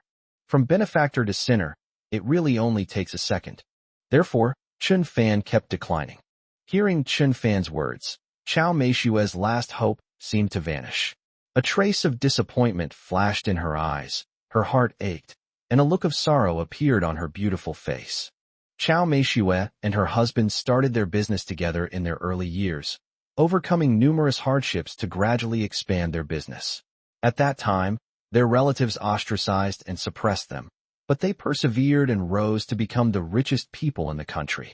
Later, after they became wealthy, those relatives started clinging to them again, but the couple resolutely cut off all contact with them, treating each other like strangers. Then, the husband mysteriously disappeared, becoming a cold case in Lushur that remains unsolved to this day. From then on, Chao Meishue and Qianqian depended on each other for survival, hiring bodyguards. Qianqian was Chao Meishue's only family. If something happened to Qianqian, what meaning would her life have? Just name your price. As long as Qianqian can be saved, no amount of money is a problem. Chao Meishue pleaded. Chun Fan had become a bodhisattva in her heart. Money? Will Chun Fan be short of money? It's not that he doesn't want to save people, but what he lacks is trust and a commitment. Mr. Chao, I don't want money. If you insist that I treat Qianqian's illness, I only need a promise. Chun Fan held up one finger, speaking very formally. Please say it. Please say it. I promise you everything. Chao Meishue's eyes lit up as she saw a glimmer of hope and answered eagerly. Chapter 66, Miraculous Healing. You must trust me absolutely. No matter what the outcome of the treatment, don't hold me responsible and don't hate me. Chun Fan said, trying to secure his future. The doctor-patient conflicts in the hospital are quite sudden, and he has witnessed it firsthand. Many diseases are beyond the help of even professional doctors, let alone someone like him who is an amateur. He has only read some medical books and is not entirely confident. Don't worry, I will absolutely not hold you responsible. Whatever the outcome, I will accept it calmly. Chao Meishue was indeed very rational and readily agreed to Chun Fan's request. She placed her complete trust in Chun Fan almost without thinking. She had a feeling that Chun Fan would become a benefactor to her and her daughter. Mr. Chun, come this way. Chao Meishue didn't stand on ceremony and took Chun Fan's hand as they walked into the ward. Because he pulled too quickly, Chun Fan didn't react in time and tripped, falling right on top of Chao Meishue. Afraid of crushing her, Chun Fan quickly caught her from the side to prevent her from falling and getting hurt. Chao Meishue's face flushed slightly, and her heart raced. This must be the first time since her husband's death that she had felt a spark for another man. Excuse me, Mr. Chao, are you all right? Chun Fan helped her up and asked. It's okay, could you please remove your hand? Chao Meishue pointed to her slender waist. Oh. Chun Fan then realized this and quickly withdrew his hands from her. Just then, an urgent voice came from the ward. It's terrible. The patient is having difficulty breathing and is in critical condition. Breathing has stopped.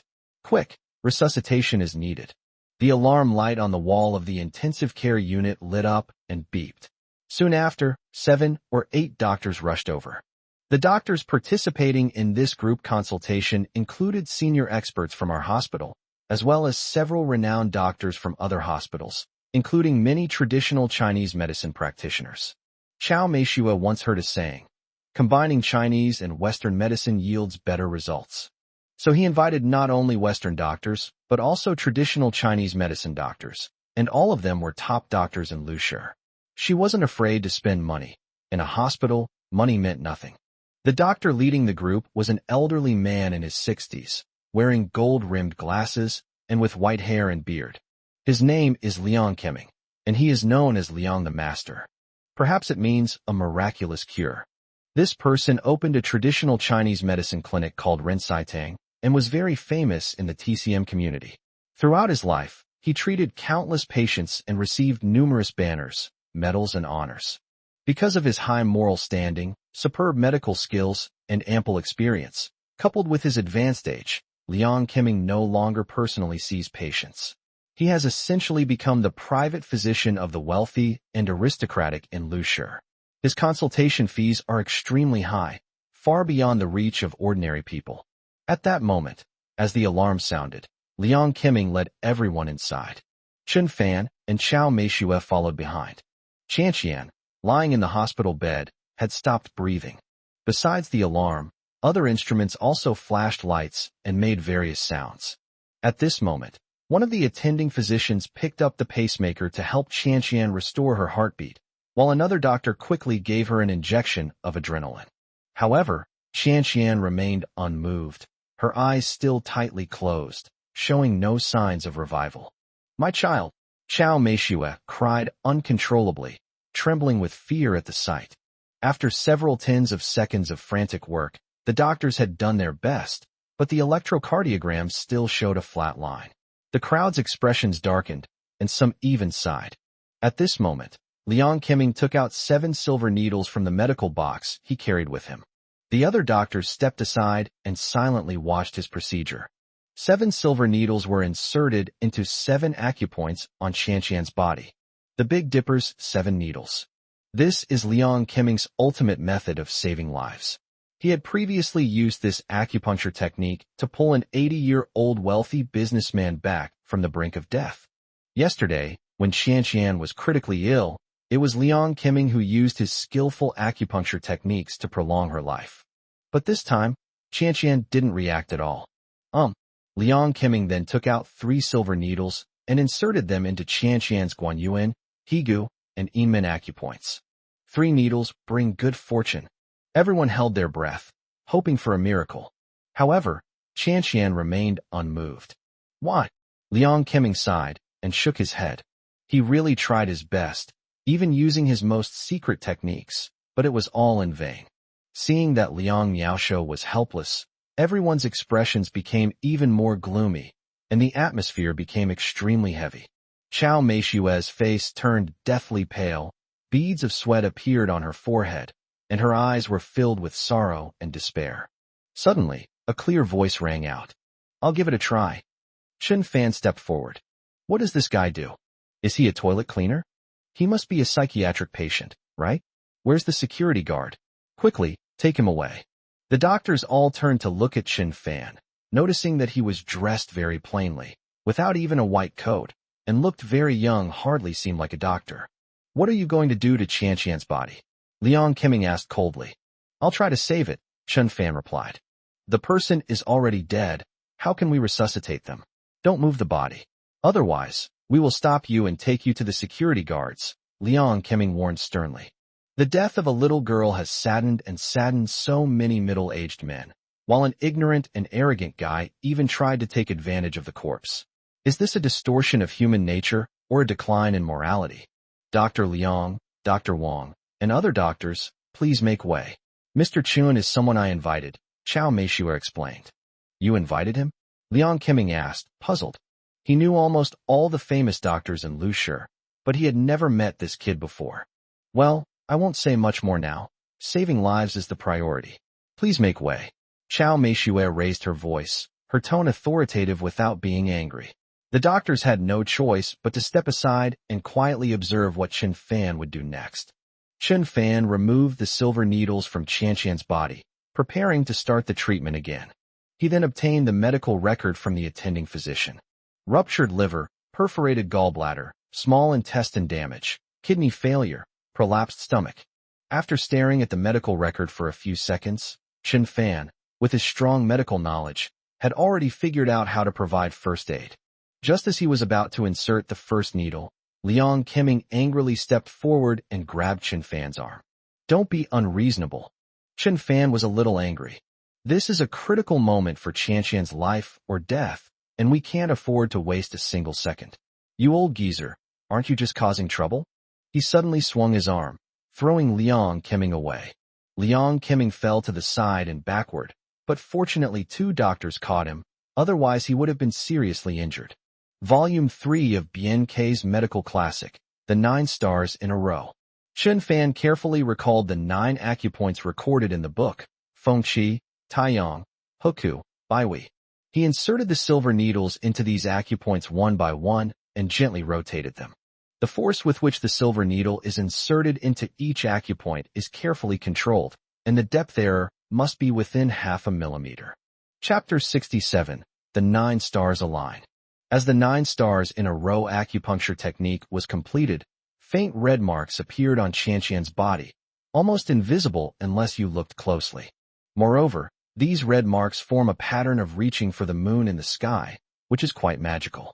Gradually, the pattern shrinks, eventually returning to its original state, and finally forming a relatively clear red line. On Qianqian's body, the red line spread outwards like layers of waves, and a rosy hue appeared on her originally pale and stiff skin. This was the breath of life. Liang Qiming had never been doubted in his life. He was always respected, admired, and worshipped. Just now, Chen Fan's push enraged him. He clenched his fists, ready to smash Chen Fan's head, but when he saw the rosy complexion on Qianqian's body, he froze, like a statue. He was stunned. What's going on? Is this funny? It's still a body. The others, however, were not shocked because they hadn't noticed the changes in Qianqian's body. This guy is insane, just making a big fuss. He can't save someone with the most advanced equipment in the world, so how can he save them with a few broken needles? Hee, this kid might as well take these needles home and let his grandma sew a quilt. Ha! You brat, you dared to lay a hand on Liang Miao just now. You're really audacious.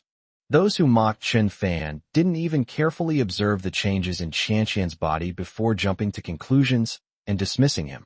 Moreover, how could a patient whom even medical professionals couldn't treat be saved by this unknown young man? Just then, amidst a flurry of footsteps, several nurses and a group of security guards rushed in through the door. It turned out that a doctor saw Chen Fan come in and immediately went out to call for help. Seeing the security guards roll up their sleeves and prepare to drag Chen Fan away, Chen Fan shouted, "President Chao, quickly block those people. I only need 3 minutes to get Qianqian back to your side." Chen Fan's roar rekindled Chao Meishue's hope, which had been mired in despair.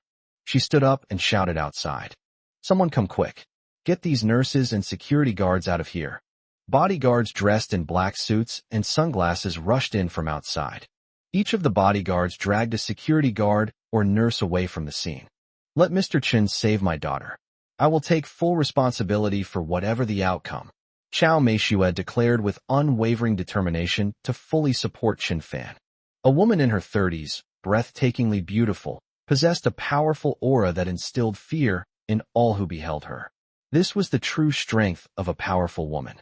One of the nurses being dragged away shouted from the bottom of her heart, "Mr. Chao, your daughter is gone. Let her go to heaven in peace. Why do you still want to be deceived by such a crooked and evil scheme? Yeah, that kid obviously doesn't know anything about medicine. I bet he's trying to molest your daughter in front of you," another nurse said righteously. "Let go of me. I'm taking this kid away. Disrupting medical order. He's definitely a troublemaker." A security guard struggled and shouted in the bodyguard's arms. Everyone was almost united in their hatred, as if Chen Fan were an unpardonable sinner who was making fun of the corpse. Fortunately, these bodyguards were all burly and strong, and they easily dragged the security guards and nurses out. The attending physician earnestly advised Chao Meishue, "President Chao, although you invited this person, I have never seen traditional Chinese medicine bring a dead person back to life." "Shut your mouth. My Qianqian isn't dead," Chao Meishue retorted angrily.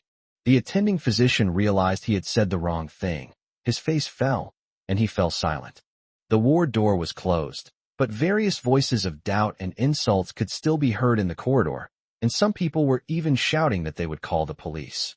Even some passing patients and their families, after learning what had happened, unanimously condemned Chen Fan's behavior. Since the young girl has already passed away, why bother with the handling of her body? How can she rest in peace in the afterlife? No one believed Chen Fan except the girl's mother, Chao Meishue, whose belief was unwavering. She clenched her fists and placed her complete trust in Chen Fan. Liang Qiming was still dumbfounded, staring at Chen Fan's series of actions, unable to believe his eyes. This is the returning to Yang technique, where the 9 stars align and condense the bloodline to form the unity of the 9 elements. Liang Qiming was shocked. This is an acupuncture technique that was lost in China during the northern and southern dynasties when the nomadic tribes invaded. It is the best choice for treating critically ill patients, with the miraculous effect of bringing the dead back to life. This acupuncture technique was only mentioned in some medical books. Liang Keming never imagined that this lost art would reappear in glory right under his nose. He was extremely excited because of his deep love for traditional Chinese medicine, and a happy smile appeared on his face. Ha! Liang Keming's inexplicable smile startled everyone. Why was Liang Miaosho grinning like that? At this moment, a doctor, who was also Liang Keming's apprentice, encouraged him. This kid angered Liang Miaosho so much. How about we join forces and take him to the police station? No sooner had he finished speaking than Liang Keming slapped him hard across the face. Shut up. Learn properly. This is the ultimate technique of traditional Chinese medicine. Liang Keming shouted angrily.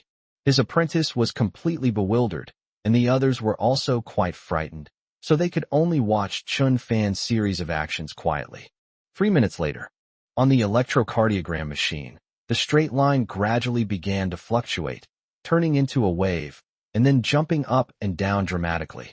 In other words, Qianqian's heartbeat has returned to normal. Subsequently, the other testing instruments also returned to normal data.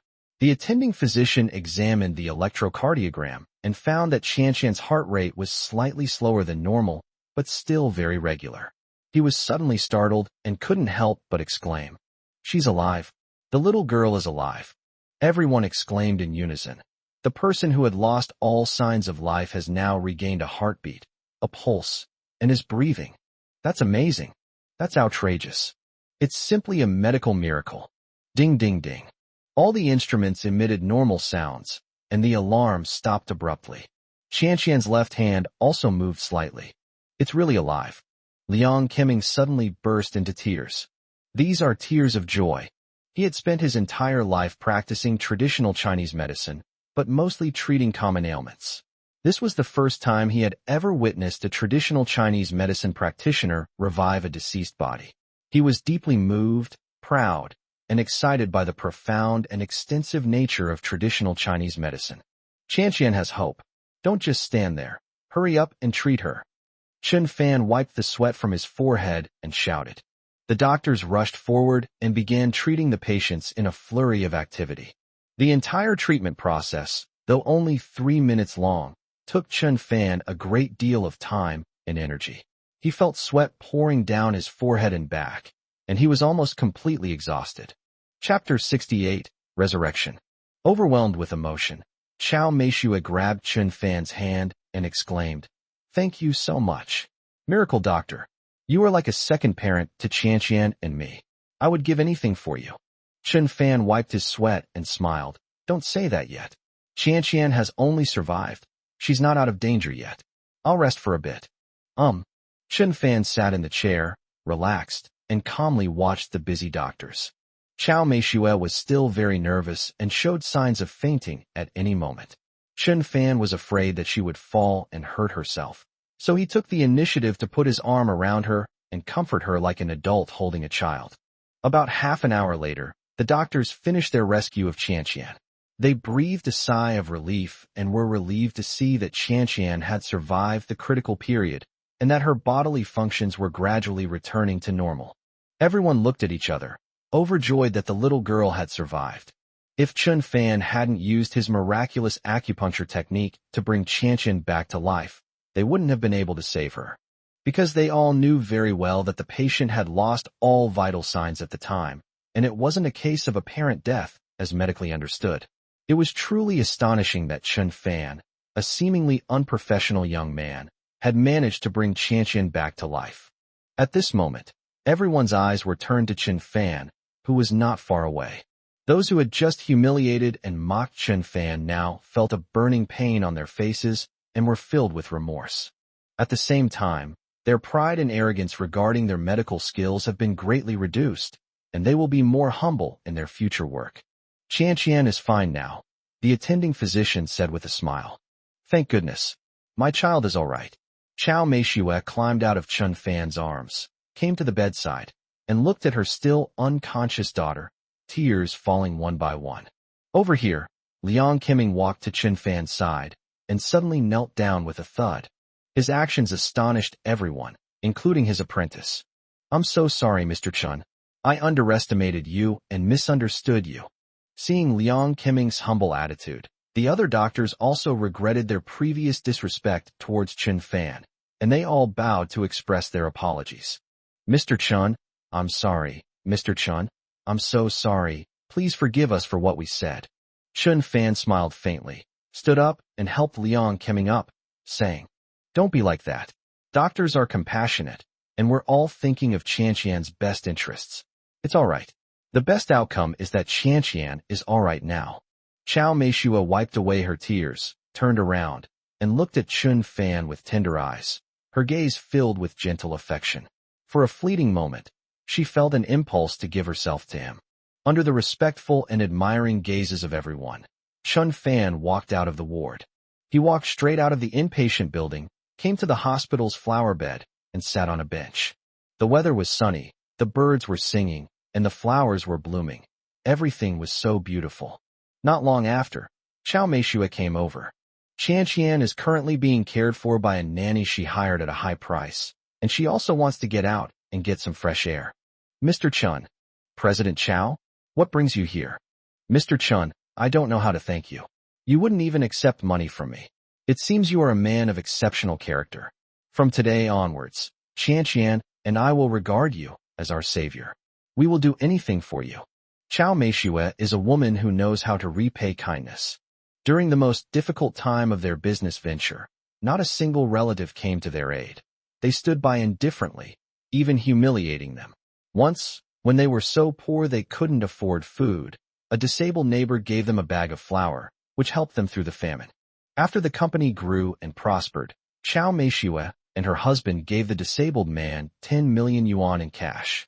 Now, the disabled man has immigrated to Japan with this huge sum of money and is living a happy life. Don't say that, Mr. Chao.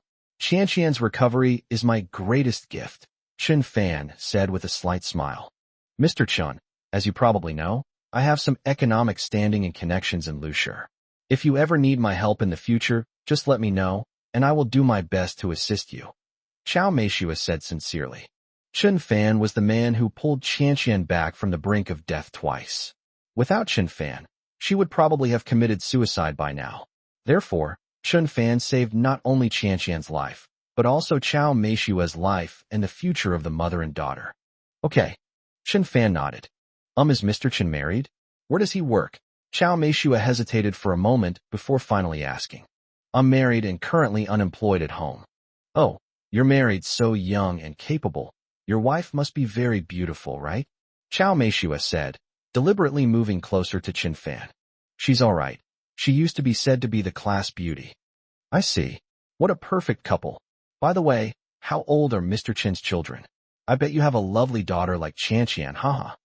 No, we've been married for almost 3 years, and we don't have any children. Huh? You don't want one? Chao Meishua asked, her imagination running wild as she guessed that Chen Fan's wife was infertile and had lost her ability to have children. If that's true, she thought, then I, Chao Meishua, can be a surrogate for you. I'm only in my 30s, full of energy, and with my looks, I'm probably no less beautiful than your wife. The child we have would definitely be beautiful and smart. Sigh, it's a long story. I'm just not good enough. Chen Fan sighed helplessly. He suddenly remembered the last time in the storage room, when he was about to take things further with Lin Shiyue, but his mother-in-law suddenly burst in and yelled at him, which startled him and caused him psychological trauma. Thinking of this, Chen Fan gave a bitter smile and sighed deeply. Chao Meishua saw Chen Fan's helplessness and felt deep sympathy for him. Ahem, you're not good at that. That is indeed a bit of a problem, but Mr. Chen, you are a miracle doctor. Can't you heal yourself? Currently in the recovery phase. Oh, I hope Mr. Chen recovers soon and regains his former glory. Chao Meishua offered her blessings. Although I said that, I was still a little disappointed inside. She so desperately wanted to find a reliable man to raise Qianqian. She finally found a man of excellent character, medical skills, and intellect, only to discover he was already married and disabled. She was utterly disappointed. Even her newly budding desire to develop a romantic relationship with him was shattered by harsh reality. However, she firmly believed that Chen Fan could cure her, just like he miraculously saved Qianqian's life. This is my business card. Please keep it. Call me if you need anything. I can say with certainty that there's nothing I can't do in Lushur. Mr. Chun, I'll go upstairs to take care of Chantian now. Goodbye. After handing over her business card, Chao Meishua bowed slightly and turned to leave reluctantly. Goodbye, Mr. Chao. As Chun Fan watched Chao Meishua's devilish figure gradually disappear into the distance, leaving behind a fragrant breeze, he sighed softly. What a pity for such a wonderful woman. I glanced down at Chao Meishua's business card. Wait, why is there a heart drawn with lipstick on the back? What does that mean? Chapter 69, Confusion and Helplessness. In the afternoon, Chun Fan went to Dolphin Real Estate to handle some official business and finalized several cooperation projects and agreements that Uncle Lu was unsure about. Having studied economics extensively over the years, Chun Fan could be considered an economist. He could predict up to 90% of the potential gains or losses in business collaborations and project developments, allowing him to make decisive decisions. In this respect, Uncle Lu greatly admired him. Throughout his life, Uncle Lu has known many business tycoons, but talents as promising as the young master, with strategic vision and rich professional knowledge, are truly rare. In the evening, Chun Fan prepared dinner and waited at home for his family to arrive. Not long after, Lin Guozhong, Dong Jinping, and Lin Shuyue returned together. After having lunch hosted by Lin Meiyun and her daughter, they were taken by them to visit several subsidiaries and manufacturing plants of the Lin Group. These businesses were newly developed after the family split, and the Lin family business has grown larger and larger, which deeply impressed them. I just got home, and Lin Meiyun personally drove me back in a Land Rover. It can be said that Lin Meiyun and her daughter Yi Jie provided excellent and attentive service today. Of course, the meal and company tour were just the surface. The most important thing was Lin Meiyun's request. That is, to have Lin Shiyue represent the Lin Group to negotiate cooperation with Dolphin Real Estate. She said that a few days ago, the family held a meeting and decided to send Yi Jie to Dolphin Real Estate to pave the way. Mr. Liu of Dolphin Real Estate directly stated that, according to the wishes of the Chun family patriarch in Beijing, only Lin Shiyue could represent the entire Lin family, and anyone else who came to discuss business would be refused entry. After recounting the entire process, Lin Meiyun earnestly and sincerely requested Lin Shiyue's help. If this cooperation could be achieved, according to the wishes of the Lin family matriarch, Lin Guozhong's family could return to the clan. In other words, Lin Guozhong's family will not only be able to work for the Lin Group and earn high salaries, but Lin Guozhong will also have the right to divide the family property when his grandmother passes away. Lin Meiyun's words were very clear and straightforward. Upon hearing this, Dong Jinping was overjoyed. Her greatest wish was to return to the Lin family so that she could inherit the family property after her grandmother passed away. Now that Lin Meiyun has brought such a great opportunity to her family, how could they not seize it? Dong Jinping immediately agreed to Lin Meiyun's request, saying that Shiyue would do her best to reach a cooperation agreement with Dolphin Real Estate. Lin Guozhong is henpecked, and he has no say in such important matters, so he can only follow his wife's decision. However, Lin Shiyue had no desire to go at all. She thought her mother would discuss it with her before making a decision, but to her surprise, Dong Jinping agreed immediately. Lin Shiyue was very angry, but she was helpless. She didn't want to have an unpleasant argument with her mother in front of her aunt and cousin and make herself a laughingstock. Therefore, she had no choice but to accept Dong Jinping's promise. Now that she's back home, Lin Shiyue is even angrier and determined to argue with her mother and express her opinion. The whole family sat at the dining table, but no one had the appetite to eat. Mom, I don't want to represent the Lin family in negotiating with Dolphin Real Estate. Lin Shiyue put down her chopsticks, looking displeased. What are you saying? Are you crazy? This is a great opportunity to return to the Lin family. Your aunt said that as long as you finalize the deal, we can go back to the Lin family. When Grandma passes away, we'll get a share of the inheritance. What a wonderful thing. Dong Jinping took a sip of water, still dreaming of a bright future. Upon hearing this, Chun Fan's heart stirred. If Chiu succeeds in her negotiation, will she be able to return to the Lin family? The old lady actually offered such conditions? Mom, why didn't you ask me before agreeing to Aunt's request? How did they treat us when the family divided the property? They made our whole family leave with nothing. They didn't give us a single penny of resettlement compensation. They run companies, drive luxury cars, live in villas, and send their children to study abroad. And what about us? My dad gets a fixed salary, barely enough to eat, and we almost went hungry during the toughest times. I endured so much hardship and suffering to build my company and get where I am today. Now, they want to use me again to pull us back in order to cooperate with Dolphin. Have they no shame? Can't we live with some dignity? We absolutely refuse to agree to their demands. Lin Shuyue said angrily, so agitated that she pounded her small fist on the table, almost knocking over a plate of shredded potatoes.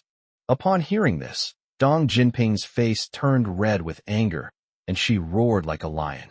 Now the opportunity has arrived. Dolphin Company is backed by the Chun family of Beijing.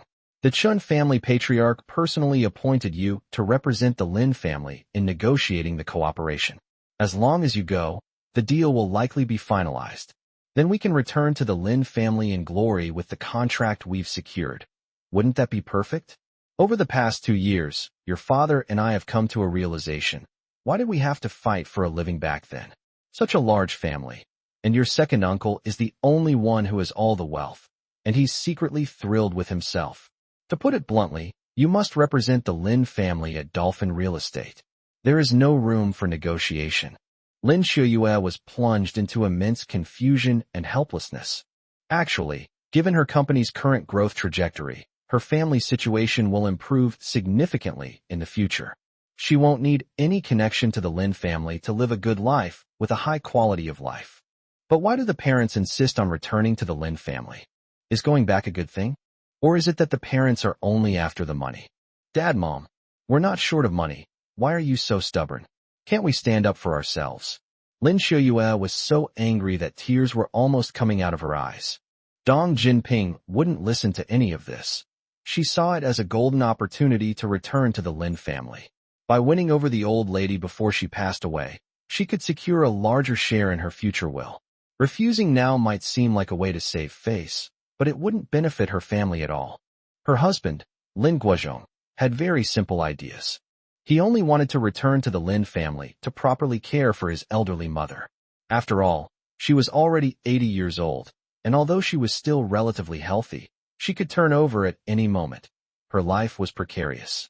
As the eldest son, he also wanted to be a dutiful son and naturally wanted to return to his mother's side to fulfill his filial duties. At the same time, he also wanted to ease the tension between him and his brothers, so that the family could live in harmony and unity. Shuyue, let me say a few words. I think you should just put up with it and represent the Lin family in the talks. Consider it a sacrifice for me and your mother. Your grandmother is getting old, and I want to spend some time with her. Even if you still have prejudices, you're still a member of the Lin family, of the same blood. How much hatred could there be? Lin Guozhong said, trying to smooth things over. Lin Shuyue still couldn't get over that hurdle in her heart. She wanted to prove herself, but her parents gave in. Chapter 70 Persuasion. You have no backbone. Lin Shuyue's tears streamed down her face. She was so angry that she trembled and kept wiping away her tears. What's the use of backbone in this day and age? Is money any more reliable? Silly child. Dong Jinping glanced at Lin Shuyue and sneered. The key is that our family raised an ingrate who won the lottery but didn't show it. Otherwise, your father and I wouldn't be eyeing the Lin family's assets. The Lin family's assets are at least 30 billion. We could get 10 billion just for that. Humph, that ingrate, thinking he's so great just because he has 400 million. Bah. Dong Jinping's words were clearly meant for Chen Fan. It was as if all the blame was placed on Chen Fan, because Chen Fan won 450 million yuan but didn't withdraw it, which led them to be determined to return to the Lin family and inherit 10 billion yuan. Chen Fan almost vomited blood. Mom, I admit it, I did win 400 million, but I've invested all that money. It's a long-term investment, and the money's with a trust company. I can't withdraw it. But it's a guaranteed profit investment, so don't worry. Chen Fan had no choice but to explain it this way. He would never give the money directly to Dong Jinping. Hadn't he suffered enough insults and humiliation in the past 2 years? After being trampled on so badly, would he still give her money? Chen Fan couldn't bring himself to do such an undignified act of groveling. Upon hearing Chun Fan's explanation, Dong Jinping flew into a rage. You ungrateful wretch. Fine, don't just refuse to hand it over. What are you pretending for? You eat and drink our food, and now that you have money, you're hiding it. Heh, don't worry, we won't use a single penny of your money. When we return to the Lin family, we'll have plenty of money. You just pack your bags and get out of here. Mom, please don't scold him. Chun Fan is telling the truth. He did make the investment, Lin Shuyue said, wiping away her tears and testifying on Chun Fan's behalf. Shuyue, I think you've been bewitched by this ingrate. Why won't you divorce him? What can he offer you? Dong Jinping directly advised her daughter to divorce him in front of Chun Fan. Old woman, say less. Lin Guozhong tugged at his wife's arm. Roll. Dong Jinping swung her hand back, and Lin Guozhong dodged it, but the slap landed hard on her daughter Lin Shuyue's pretty face. Lin Shuyue, who had just stopped crying, covered her face and burst into tears again. You old fool, why are you hiding? Dong Jinping shouted angrily, then turned to Lin Shuyue. Shuyue, Mom didn't mean it, don't take it to heart.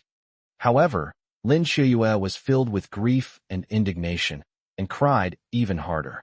No matter how Dong Jinping and Lin Guozhong tried to persuade her, she couldn't stop.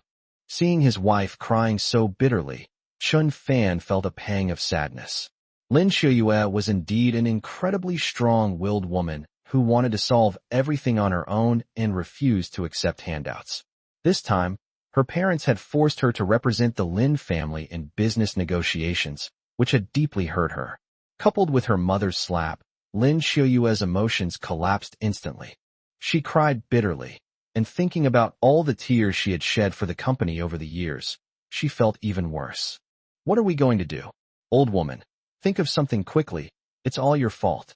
Lin Guozhong complained. Dong Jinping's eyes darted around, and she had no choice but to say, well then, Shuyue, it's a done deal that you'll be representing the Lin family to negotiate business. There's no going back now, so just go bravely. When the time comes, even if we return to the Lin family, your father and I will go with you. If you don't want to go, that's fine too. The house will be left to you too, and we'll move out. Really? Lin Shuyue stopped crying when she heard her mother say that. Yes, I think it's better for us to live separately. Dong Jinping continued after seeing that her daughter had stopped crying. As long as your father and I can go back to the Lin family, I will never advise you to get a divorce again. You two can live your lives however you want. Lin Shuyue wiped away her tears and choked out. Mom, are you telling the truth? Of course, you've grown up too. I've been too strict with you. It's time to let you fly, Dong Jinping said with a touch of sadness. Yes, she has been very strict with her only daughter since she was a child. Her daughter is already over 20, yet her mother still interferes in all her affairs, even forbidding her from living separately. Hearing her mother's words now is incredibly joyous news for Lin Shuyue.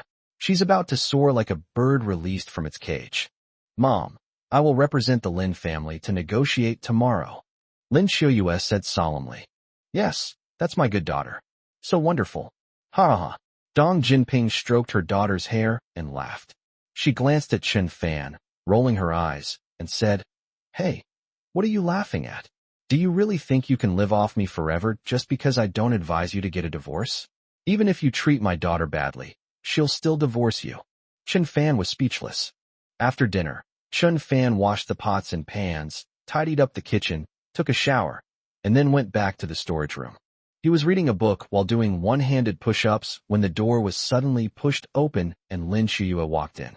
Lin Shuyue changed into a light purple nightgown, which was somewhat transparent, making Chun Fan stare at her figure, his blood rushing to his head.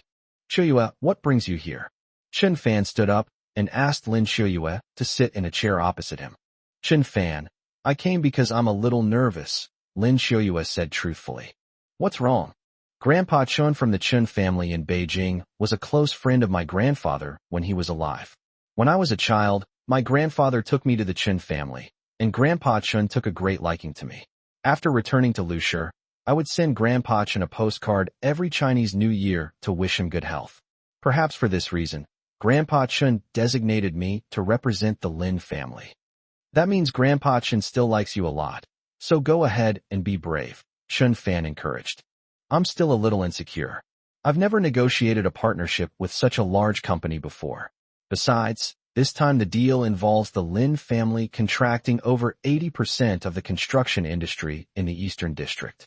This is a huge business opportunity that will definitely propel the Lin family's business to new heights, perhaps even elevating them to the ranks of Liushir's top-tier wealthy families.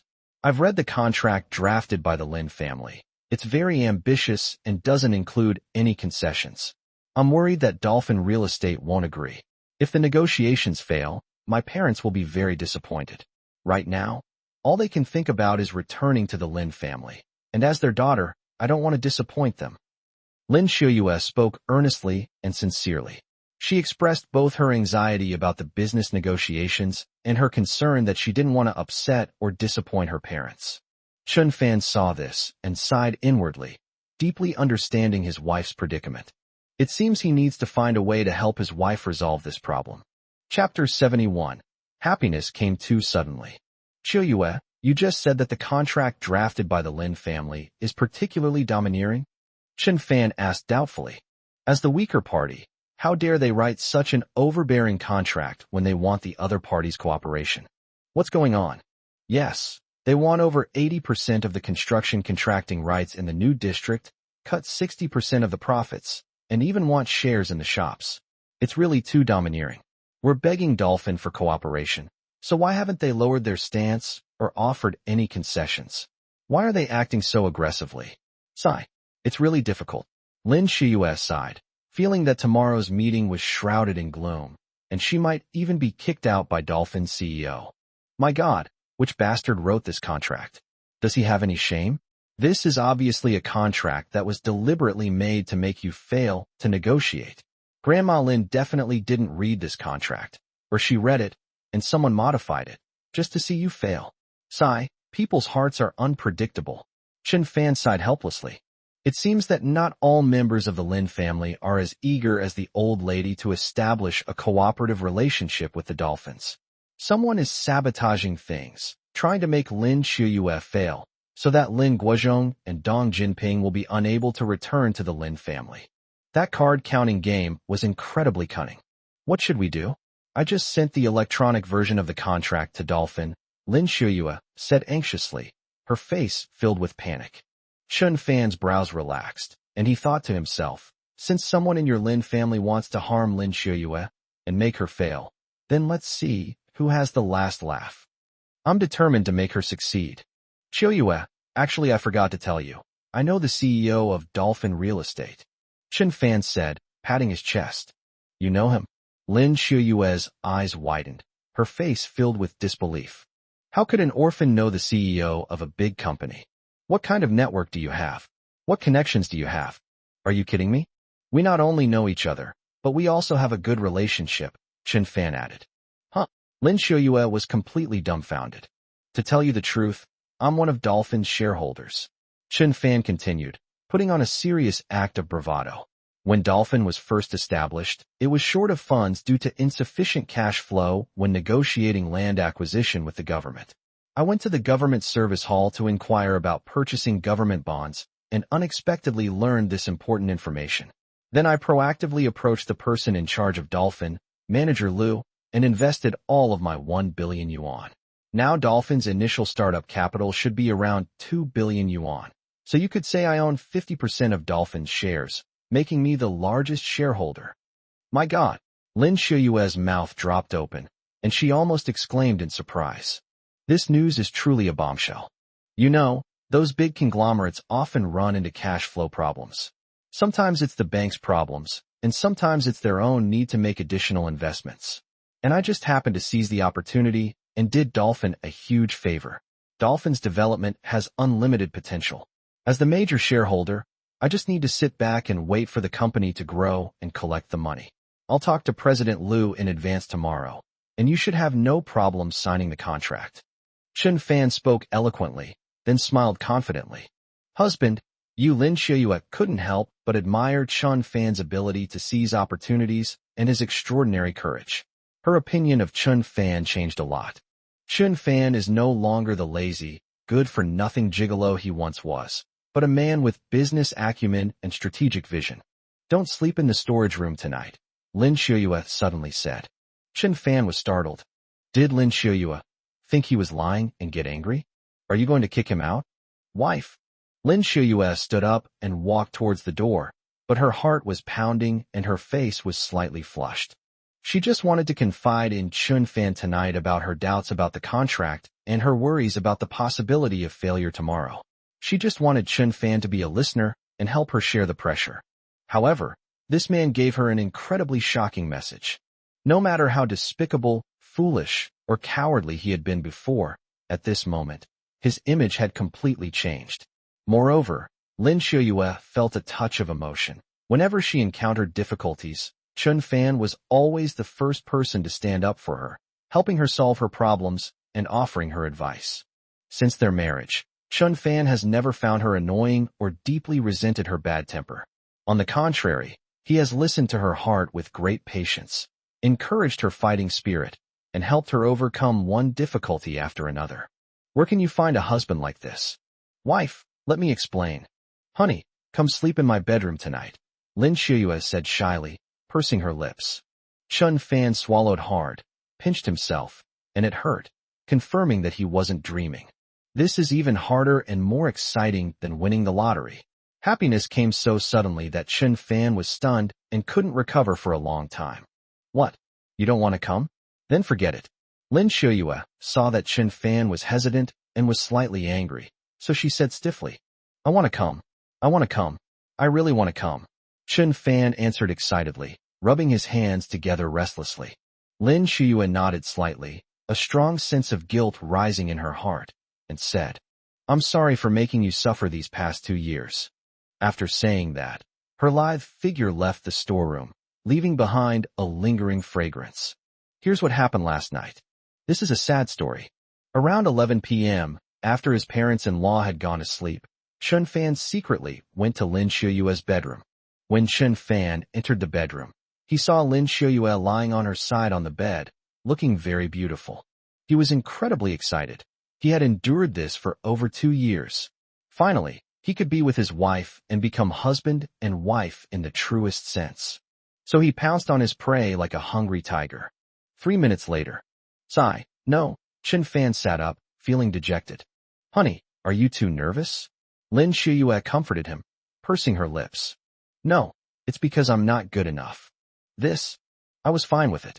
Last time your mom suddenly barged into the storage room, it gave me a huge fright. And then sigh, I always have a feeling that someone might suddenly barge into your bedroom.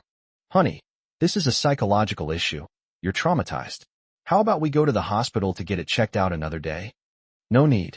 I studied medicine. I'll adjust myself slowly. Actually, it's mainly a psychological issue. Honey, I'm really sorry today. I'm useless, Chen Fan said shamefully. Sigh, it's all my mom's fault. She used to call you a good-for-nothing every day, and now you really are. Lin Xiuyue shook her head, afraid that Chen Fan would feel even more pressure, so she comforted him. It's okay. Honey, I will remain chaste for you and wait for you. Just focus on your treatment. You are such a good wife to me. Chen Fan's nose tingled with emotion. Then, Chen Fan quietly went back to the storage room to sleep. The story ends. Chapter 72. Signing the contract. The next day, inside Lin Guoxiao's office at the Lin Group, he took a sip of hot coffee, then casually propped his legs up on the table in front of him, looking quite pleased with himself. His son, Lin Xiangtian, and several capable assistants were in the office. Dad, Aunt called and said that Uncle's family has agreed to let Lin Xue represent the Lin family to sign the contract with Dolphin Real Estate, Lin Xiangtian reported. Did you make any slight modifications to the contract that Grandma reviewed, according to my wishes? Lin Guoxiao asked. Of course I changed it. Lin Xiangtian gave a mischievous smile and said, after I finished changing it, I sent it directly to Lin Xiuyue without letting my aunt see it. Well done. Lin Guoxiao praised his son's competence.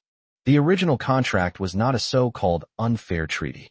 The contract stipulated that 30% of the construction project in the new district would be contracted to the Lin family, and 20% of the total revenue would belong to the Lin family. There were no requirements regarding equity participation in the shops after completion. The old lady had read and agreed to the contract.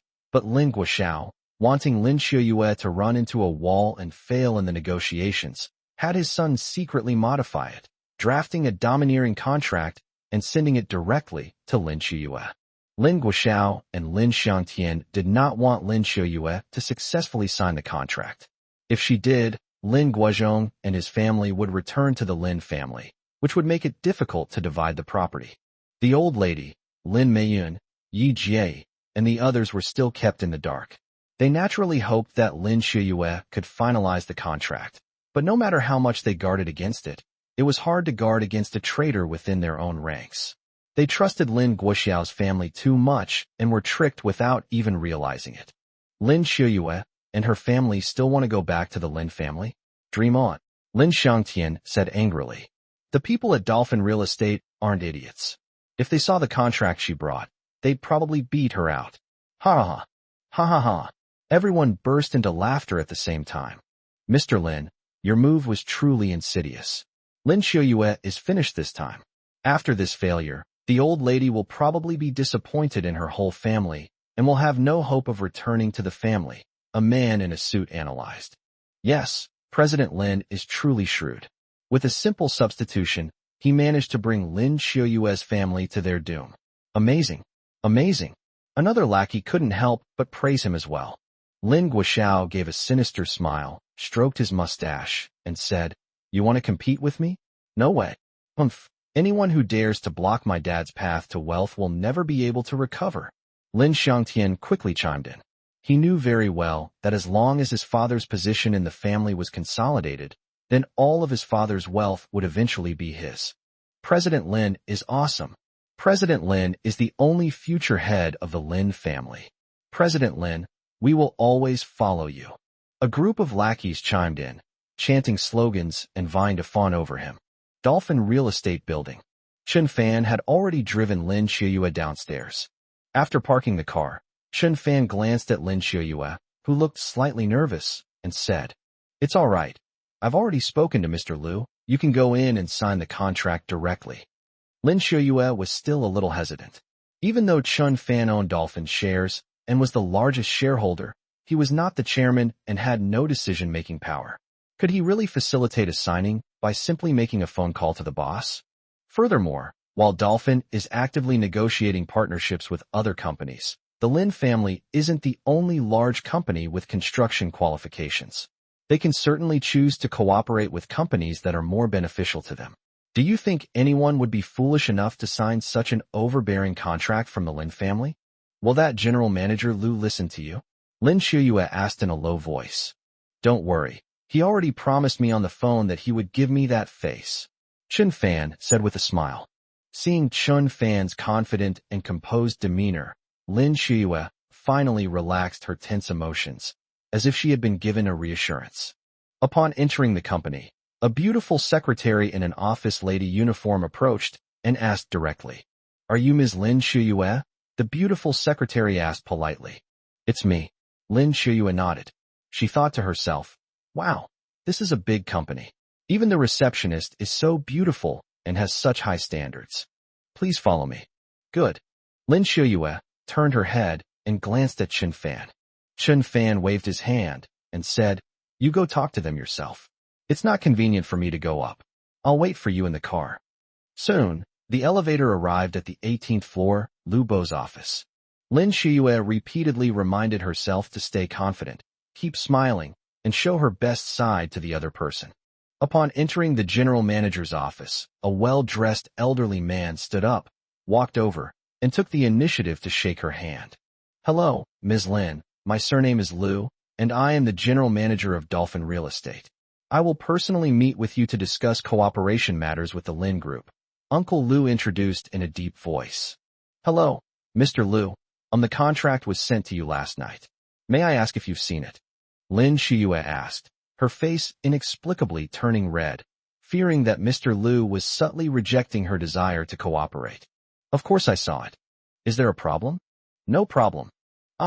To save time, I won't beat around the bush. This contract can be signed directly," Uncle Liu said, picking up 3 copies of the contract from his desk, and continued, "I've already signed the contract. Once Miss Lin signs, this contract will be effective. Because you are the Lin family's authorized representative, although you are not the legal representative, Dolphin assumes that you can exercise the rights of a legal representative. Lin Shiyue was astonished. She never expected that, just as Chen Fan had said, they could sign a contract directly. She took the contract, flipped through a few pages at random, and found that not a single word of the contract had been changed. Those unfair terms were still clearly visible. Mr. Liu, really you want to sign? Lin Shiyue asked, somewhat incredulous. Hee, isn't your purpose in coming here to sign something? Uncle Liu smiled slightly. Of course. Lin Shiyue nodded. Well then, if there are no problems, let's sign it. I've discussed it with the other major shareholder, Mr. Chun, and we're on the same page, so you can rest assured. Uncle Liu handed her a ballpoint pen. Lin Shiyue took the pen, feeling as if she were dreaming. This went too smoothly. They skipped the negotiation stage and just signed the contract? To be honest, what good will this contract do for Dolphin? It's just giving away some of its existing profits to the Lin Group for nothing. Isn't that too generous and magnanimous? Mr. Liu, shall I sign it? Lin Shiyue picked up a pen, laid the contract on the desk, and prepared to sign it. Sign it. No problem, Uncle Liu said with a smile. Lin Shiyue no longer hesitated and signed her name in the designated place on the contract. After signing the document, she breathed a sigh of relief, feeling as if she had accomplished an impossible task.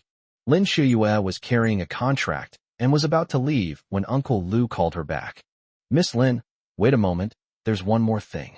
Chapter 73, A Win-Win Agreement. Mr. Liu, is there anything else? Lin Shiyue asked, puzzled. As far as I know, you are the president of Huanhai Cosmetics Company, right? Uncle Liu asked very kindly. Yes, how did you know? Did my husband tell you? Lin Shiyue asked in return. Uncle Liu nodded, took out several contracts from his desk drawer, and said, this is a cooperation agreement that our Dolphin company drafted last night. I've already signed it. Take it back and take a close look. If there are no problems, just sign your name and have someone send you a copy. Lin Shiyue was completely baffled. What kind of agreement is it? Hasn't the contract already been signed? She took the agreement from Uncle Liu, who handed it to her with both hands, and saw the title read. Cooperation Agreement between Lusher Dolphin Real Estate Group and Huanhai Cosmetics Company, Limited. Instantly, Lin Shiyue's eyes lit up, and her heart pounded like a drum. What's going on? Dolphin Company actually wants to cooperate with my company? I clearly did not proactively request cooperation from them. Mr. Liu, this is... Mr. Lin, don't panic. After discussing with Mr. Chen Fan, the major shareholder of Dolphin, our company's senior management held a meeting and unanimously agreed that it is an honor for us to cooperate with Huanhai Cosmetics. Huanhai is an emerging company integrating production, sales, and market expansion. While focusing on its own brand promotion and increasing revenue, it has also performed very well in various fields such as marketing planning, publicity design, and technical support. Once a cooperation framework is reached with Dolphin, we will provide sales outlets in the new district and connect you with sales channels, allowing you to promote your brand influence and achieve long-term development. Dolphin plans to invest in Huanhai. The initial investment will be sales areas in major commercial districts of the new district, where you can freely sell, exhibit, and conduct other commercial activities. If the later revenue exceeds 10 million after deducting costs, Dolphin's profit will be the dividend from our investment. This cooperation model has been written in detail in the contract. Please take a good look at it when you get back. After hearing what Uncle Liu said, Lin Shiyue's heart pounded even harder. Just as Chen Fan had said before, Dolphin plans to lease all the ground floor shops in the prime location of the new district to Huanhai Company. No, this isn't leasing, it's providing them for free. If she could acquire those shops in the new district with its unlimited economic potential and engage in physical sales, then dominating half of the cosmetics market in Lusher should be just around the corner. Thinking this, Lin Shiyue couldn't help but fall into a state of blissful anticipation, unable to extricate herself. Miss Lin, what's wrong? Uncle Liu asked quickly when he saw that she seemed a little dazed. Oh, I'm fine. I'll take a look at this agreement when I get back. If there are no problems, I'll sign it and have someone send it over. That's what Lin Shiyue said, but she really wanted to sign her name immediately and start this cooperation. This is simply the best opportunity for the company to take off. Why not seize it? However, out of caution, she decided to take the document back to her own company before signing it. This made the other party believe that she took the matter seriously, rather than hastily agreeing to the cooperation. Carrying the two contracts, Lin Shuyue walked out of the Dolphin real estate building, still somewhat confused. Lin Shuyue returned to the car. "Have you signed it?" Chen Fan asked, noticing her strange expression. "I signed it." Lin Shuyue nodded, but her expression was still somewhat blank. "That's good. It's a good thing that the contract was successfully signed. Why aren't you happy?" Chen Fan said with a smile. Lin Shuyue wasn't unhappy, but rather felt that today had gone too smoothly.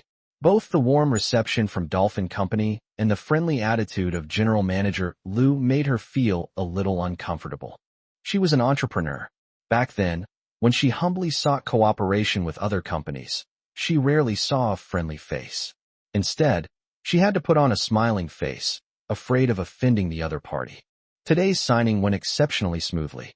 Dolphin's strength far surpasses that of the previous companies, and its development potential is enormous.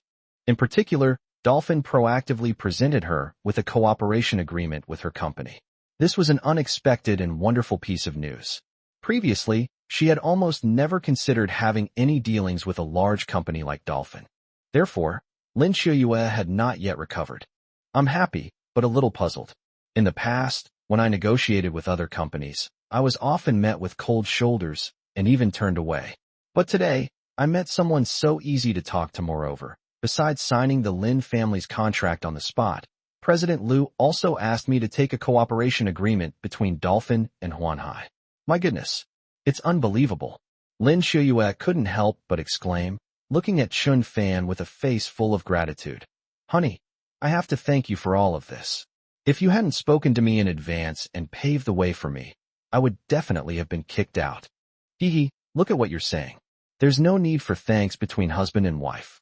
By the way, you absolutely mustn't tell anyone that I'm a shareholder of Dolphin, not even mom and dad," Chen Fan instructed. "Oh, this matter if your family knew, they would be so envious of you." Lin Shuyue was a little confused as to why Chen Fan was still hiding the truth and keeping a low profile. Was he used to being a son-in-law without dignity?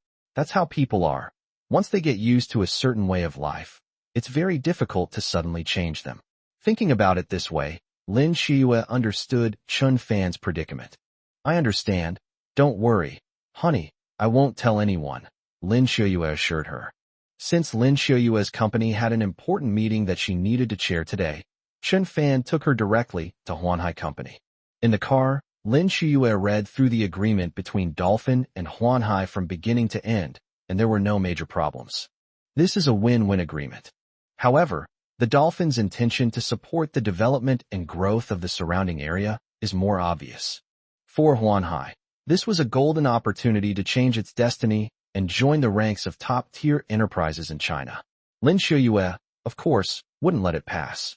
She took out a pen and signed the agreement. "Honey, wait here. I'll go upstairs and call Xia Yuan down. You take her directly to Dolphin Real Estate and deliver this signed agreement there," Lin Shuyue instructed, placing a copy of the agreement in the car. "Okay." Chen Fan nodded. He was happy for Lin Shuyue. Although Lin Shuyue appeared calm and composed, Chen Fan knew how excited she was inside. Huanhai is like her child.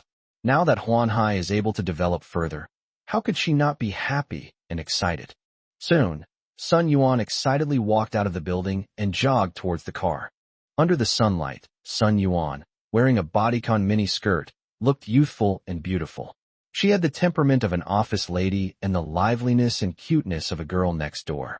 She had a hot figure with curves in all the right places, and her long legs were simply a masterpiece of God. Chapter 74, The Debt Collectors. As soon as Sun Yuan got into Chun Fan's car, a captivating fragrance wafted towards her. Moreover, the scent of sweat and hormones mixed and made Chun Fan feel a little excited. As a normal man, this was understandable.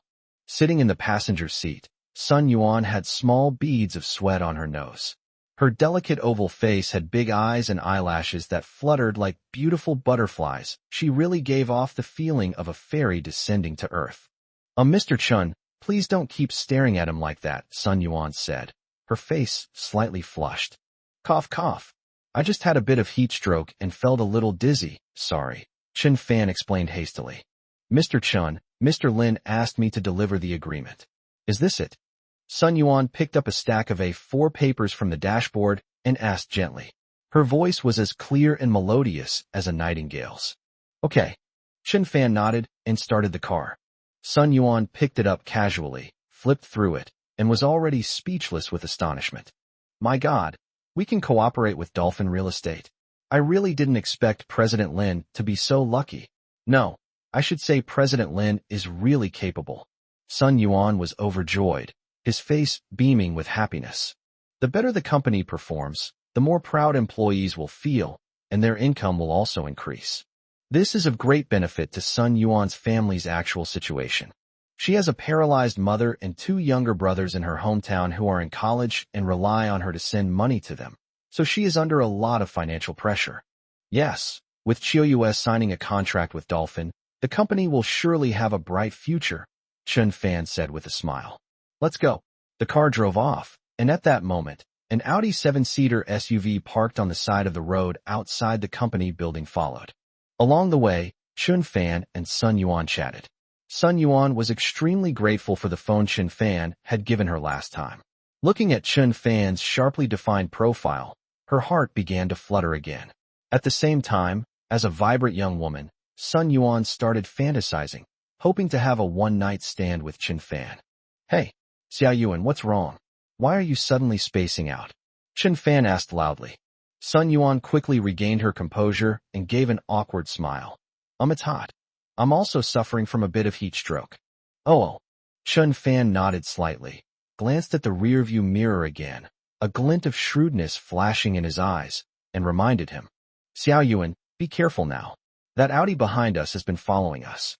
Sun Yuan was startled. She glanced in her rearview mirror and saw that it was indeed a black Audi. She kept a distance from the car, following closely behind, regardless of its speed. Mr. Chun, who is that person? What should we do? Sun Yuan had never been followed before, so he seemed a little nervous, and his speech was a bit slurred.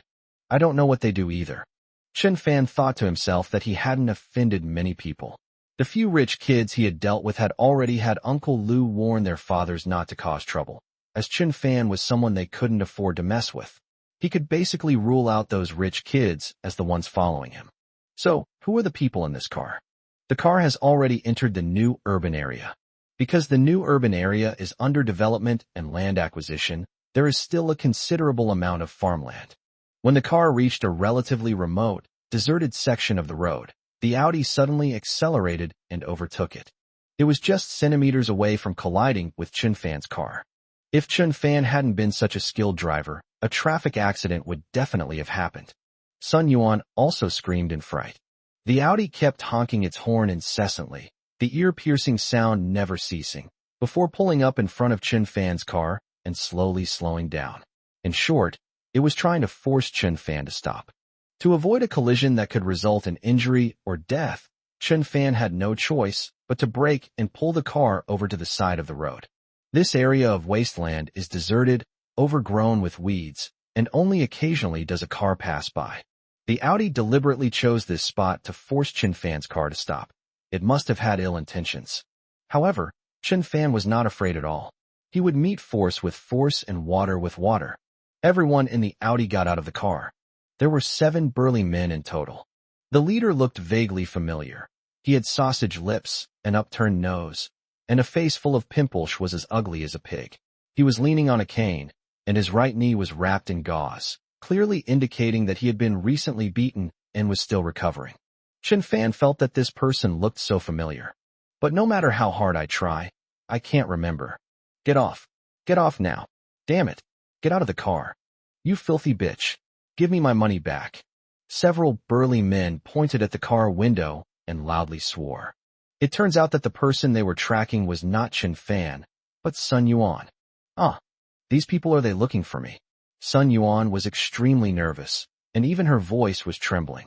She stared in terror at the burly men, her scalp tingling with fear.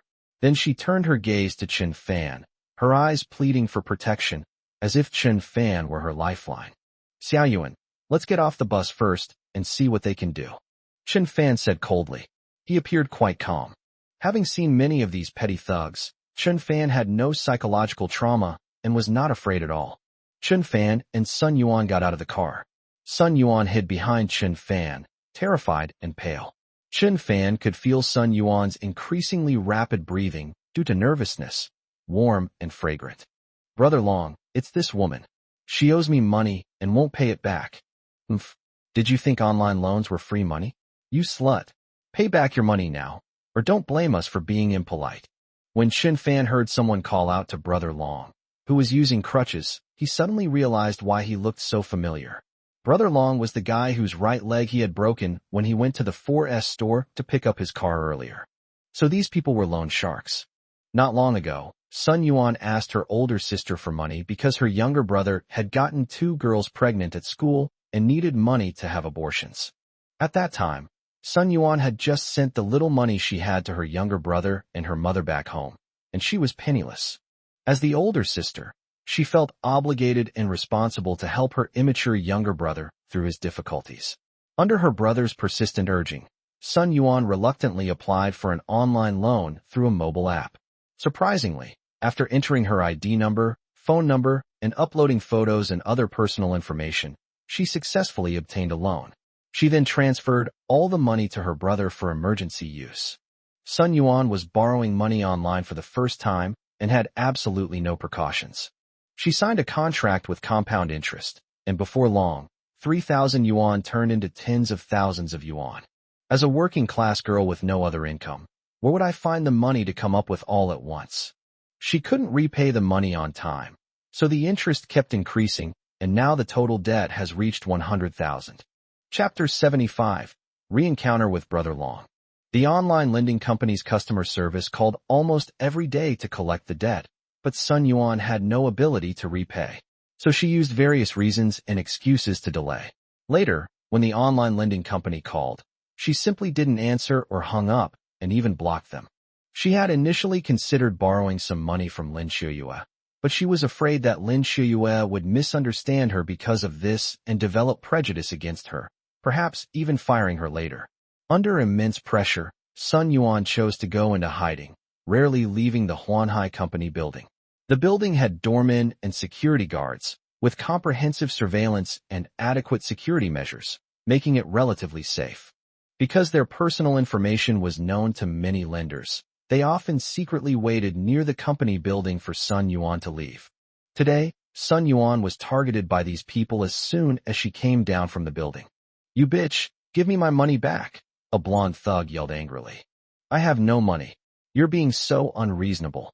I only borrowed 3,000 yuan, and now you want me to pay back 100,000? You're just loan sharks. Aren't you afraid? Aren't you afraid I'll call the police?" Sun Yuan retorted boldly. However, her tone clearly betrayed her lack of confidence and trembling. "You slut, you dare call the police? Believe me or not, I'll chop off your fingers right now," another fat thug cursed. "Kid, get out of the way. Who are you to this woman?" Chen Fan gave a cold laugh and said, "I am her friend. Get out of here if you don't want to die. Otherwise, I'll beat you up too," a thug with a nose ring threatened, pulling out a switchblade. The sharp blade emitted a piercing light in the sunlight, which was extremely dazzling. "Hee hee, I like brave people like you the most." Chen Fan smiled calmly. His attitude infuriated the 7 men even more. "What did you say? You're asking for it." At this moment, Brother Long took a closer look and exclaimed, "You re that guy surnamed Chun from the 4S store?" "It is indeed your father," Chun Fan replied arrogantly. "Brothers, he broke my leg at the 4S shop. You must avenge me. Kill this trash," Brother Long urged, relying on his superior numbers. When enemies meet, their eyes are filled with intense hatred. Brother Long wished he could tear Chun Fan to pieces right now to avenge himself. He had only recently been discharged from the hospital after being brutally beaten by Chun Fan, and he was determined to find Chun Fan's address and get his revenge. Now, by some miracle, we've run into each other like this. What a small world. This time, we must break this kid's arms and legs, and let him experience what it's like to be lying in a hospital bed, wishing he were dead. Brother Long, our goal this time is to get the money, not to beat someone up. As long as that woman pays back the money first, everything will be fine, right? A thug wearing an earring winked at Brother Long. Brother Long immediately understood. He would get the money first, and then beat the kid up later. You bitch, give me my money back, the blonde-haired man roared again. I don't have the money if you want to pay it back. You'll have to wait until a month later. I can only pay back 3,500 at most, with 500 as interest. I can't come up with 100,000 in one lump sum. Sun Yuan wanted to negotiate with them. Continuing to hide like this wasn't a good solution. These people are outrageous. They can turn 3,000 into 100,000 in such a short time through compound interest. How much would someone who borrowed 30,000 have to repay? Countless people who borrowed from loan sharks have surely gone bankrupt, their families torn apart. You have no money? Makes it sound so easy, damn it. Do you think we stole our money? Hurry up and ask your relatives and friends to lend you money to pay off your debts. My relatives are all farmers in the countryside and have no savings. My friends are all migrant workers and are even poorer than me, Sun Yuan said truthfully. Can't you give me a month's grace? I will pay back 3,500 yuan after a month. I mean what I say. 3,500? Are you kidding me? We're not a charity. Brother Long's eyes flashed as he glanced at Chun Fan, his expression menacing. Hey, brat, the way you're protecting this woman means you two are on good terms. If you help her pay off her debt, I'll let you go. Otherwise, don't blame us for being ruthless. We'll cripple you for the 100,000 yuan you owe, making you pay for the hospital bills. As for the woman, we'll gang rape her first, then kill her. Ha ha ha.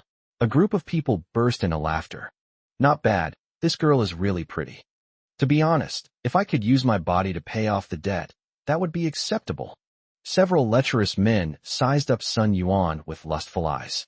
She was the kind of woman who could make a living off her looks, even work as a model, and be kept by a rich man. They never expected that such a stunning beauty would take out a loan. Sun Yuan was so frightened that she fell silent. She was still a virgin. How could she be defiled by these shameless scoundrels? She would rather be dead. At this moment, Chun Fan stepped forward, confronting the 7 people, and calmly smiled. I have plenty of money. I'm just afraid you won't dare to take it. Brother Long was taken aback by Chun Fan's imposing presence, but he immediately replied. We won't take money that isn't ours. But it's only right to pay back debts. We just want 100,000. In Brother Long's mind, the scene of him and his 2 men being beaten to a pulp by Chun Fan in the 4S store last time, where he and his 2 men were outnumbered and outmatched by Chun Fan, was resurrected. This man is highly skilled and unfathomable. Although he has the advantage of numbers, he is not confident that he can defeat Chun Fan. Chun Fan coldly said, a principal of 3,000 yuan has yielded an interest of 100,000 yuan. Even if interest is calculated daily and compounded, it's still not that outrageous, is it? It was clearly stated in the app that it was a daily interest rate, and the woman applied for the loan after she clicked agree. We didn't force her to borrow money. It was a consensual transaction, so what's so exaggerated about it? Brother Long explained logically, and this kind of explanation was basically his routine. Chun Fan chuckled slightly and said disdainfully, according to the law, private lending with an annual interest rate not exceeding 24% is protected by law, while rates exceeding 36% are illegal. Your interest rate is not only 36%, it's more than 1,000%. Even if we calculate it on a daily interest basis, if you borrowed 3,000 yuan, the daily interest would be at most 100 yuan. Now you've raised 100,000 yuan, which is illegal. We signed an electronic contract. She agreed to the loan beforehand. It was a willing transaction. What does the law have to do with it? Kid, don't think you can get away with this just because you know a little bit of law. That woman owes us a whole penny. Brother Long's voice grew louder and louder. He knew very well that, based on what happened at the 4S store last time, Chun Fan was a wealthy man, and 100,000 yuan was no problem for him. As long as Chun Fan agreed to help the woman pay off the debt, the money would definitely be in his pocket. Chun Fan sighed softly, truly worried about this ugly guy's intelligence, and said, You mean if I cheated you out of some money and then told the police it was a case of mutual consent, the police wouldn't arrest me? Chapter 76, How much does it cost? Upon hearing this, Brother Long frowned. Before he could react, Chun Fan pulled out a bank card and placed it in his palm. All right, with your intelligence, you don't understand the law, so you can't figure it out. 100,000 yuan, right? It's in here. You brat. Where's the bank here? How do you withdraw money? You transfer it, the blonde-haired guy cursed. Unfortunately, my phone is broken, so I can't make a transfer. I can only swipe by card. You only have one chance. Do you want it or not? Chun Fan's voice grew colder and colder, and his expression became increasingly serious. Of course I want it. The blonde-haired man reached for his bank card, but found nothing. Chun Fan withdrew his hand, put the bank card into his pocket, and said, I just remembered, I forgot the PIN for this card. I'll give it to you next time I go to the bank and get the PIN. You son of a bitch, kid, you dare to mess with me? Yellow Hair roared, clenching his fists as he was about to punch him. Fearing that the blonde-haired man would get hurt, Brother Long grabbed him. Brother Long knew very well that the man in front of him was a trained fighter, and if it were a one-on-one fight, he would definitely be beaten senseless. Only by uniting and attacking together would they have a chance of winning. Brother Long, don't stop me. I'm going to beat this kid up. Yellow Hair was still very impulsive. The man with the nose ring, who had been leering at Sun Yuan, chuckled softly. Don't hit him. Hitting someone means paying medical bills. That's not good. Let's have some fun today. Let's get that pretty girl. She's got 7 orifices, and there are 7 of us, hee hee. Such lewd language made Sun Yuan so angry that she immediately took out her phone to call 110 to report the crime. Chun Fan waved his hand and said, Don't call the police, Xiao Yuan. Don't make a big deal out of it. Let me handle it. I'll definitely deal with those good-for-nothings. Mr. Chun, is it all right? Sun Yuan stopped pressing the buttons and asked in a low voice. Don't worry, if I get defeated, you can call the police then. Give me some time to improvise, okay? Chun Fan smiled smugly. Okay, Sun Yuan nodded, still feeling a bit worried for Chun Fan. But in her heart, for some reason, she had a feeling that she believed Chun Fan could defeat those few scoundrels. Seeing the even more disgusting wicked smiles on the faces of those disgusting men, Sun Yuanhao bit her lower lip tightly, silently cheering for Chun Fan in her heart, determined to defeat those scumbags and successfully take her away. The man with the nose ring, along with 2 other thugs, approached Sun Yuan step by step. Sun Yuan could almost smell the stench of their sweat. At that moment, a cold voice rang out. Are you all scum among men?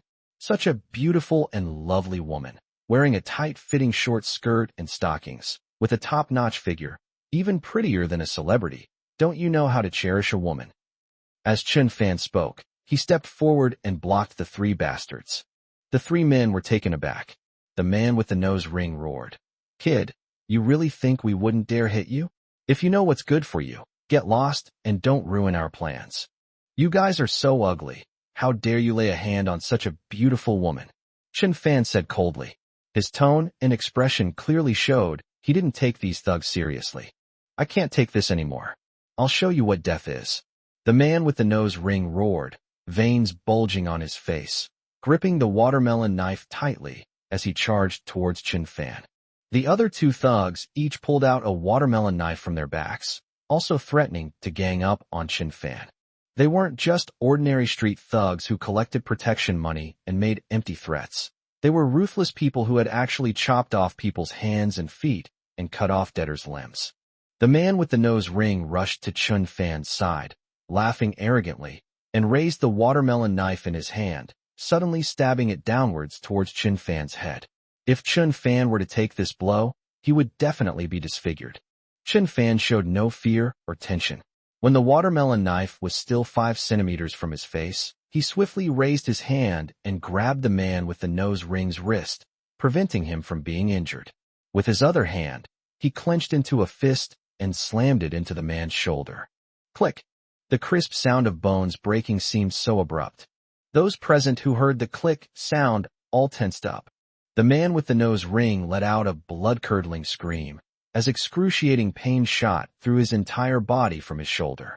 He lost his grip on the watermelon knife, which fell to the ground with a thud. Chun Fan kicked the watermelon knife into the bushes not far away. Immediately afterward, Chun Fan jumped high into the air and launched a surprise attack. Before the remaining 2 thugs could react, each of them received a solid elbow to the face. Instantly, both of their nasal bones shattered, causing them excruciating pain. They covered their noses as blood gushed out uncontrollably. Ouch! That hurts. It hurts so much. Chun Fan turned around, staring at Brother Long with eyes as sharp as a hawk's, and said coldly, "You cripple, don't you want your other leg either? I'll take your life. Brothers, let's attack together. Don't take us one by one. Let's fight." At Brother Long's command, the remaining 3 brothers each took out batons, machetes, and steel pipes, exchanged glances, and prepared to attack together. These people weren't unfamiliar with martial arts practitioners. They had some experience dealing with such individuals. In a one-on-one situation, they certainly wouldn't win, but with several of them attacking from different angles, the opponent was bound to have openings. As long as they seized even a small opportunity, they could turn the tide. However, Chun Fan's punch that shattered the nose ring man's bones sent chills down their spines. They had seen strong people before, but never anyone this strong, and who was so ruthless. The 3 of them rushed forward from different directions at the same time. Chun Fan glanced at them out of the corner of his eye, a barely perceptible sneer appearing on his lips. Suddenly, he leaned in front of the thug holding the baton and punched him in the stomach. The man foamed at the mouth and flew 5 or 6 meters away. Chun Fan seized the baton from him and swung it away. Bang! Bang! 2 muffled thuds in succession. The blow struck both men simultaneously. One of them had 8 or 9 teeth fly out of his mouth, spitting blood, and was spun around 360 degrees before being beaten to a pulp. Another person instinctively tried to block the baton with their arm, resulting in a comminuted fracture of that arm. Then, their arm simply hung limply over the ground. "Ah!" the thug screamed repeatedly. Seeing his 6 brothers routed and injured to varying degrees, Brother Long was stunned. He immediately turned to run away. But where could he go, leaning on his crutches? Bang! Chun Fan kicked out and stomped hard on Brother Long's back. Brother Long flew out like a cannonball, crashing heavily into a roadside utility pole, blood flowing from his mouth and ears. Chun Fan stepped over the bodies of these people, walked up to Brother Long, and laughed. "Still want to collect the debt? How much?" Chapter 77.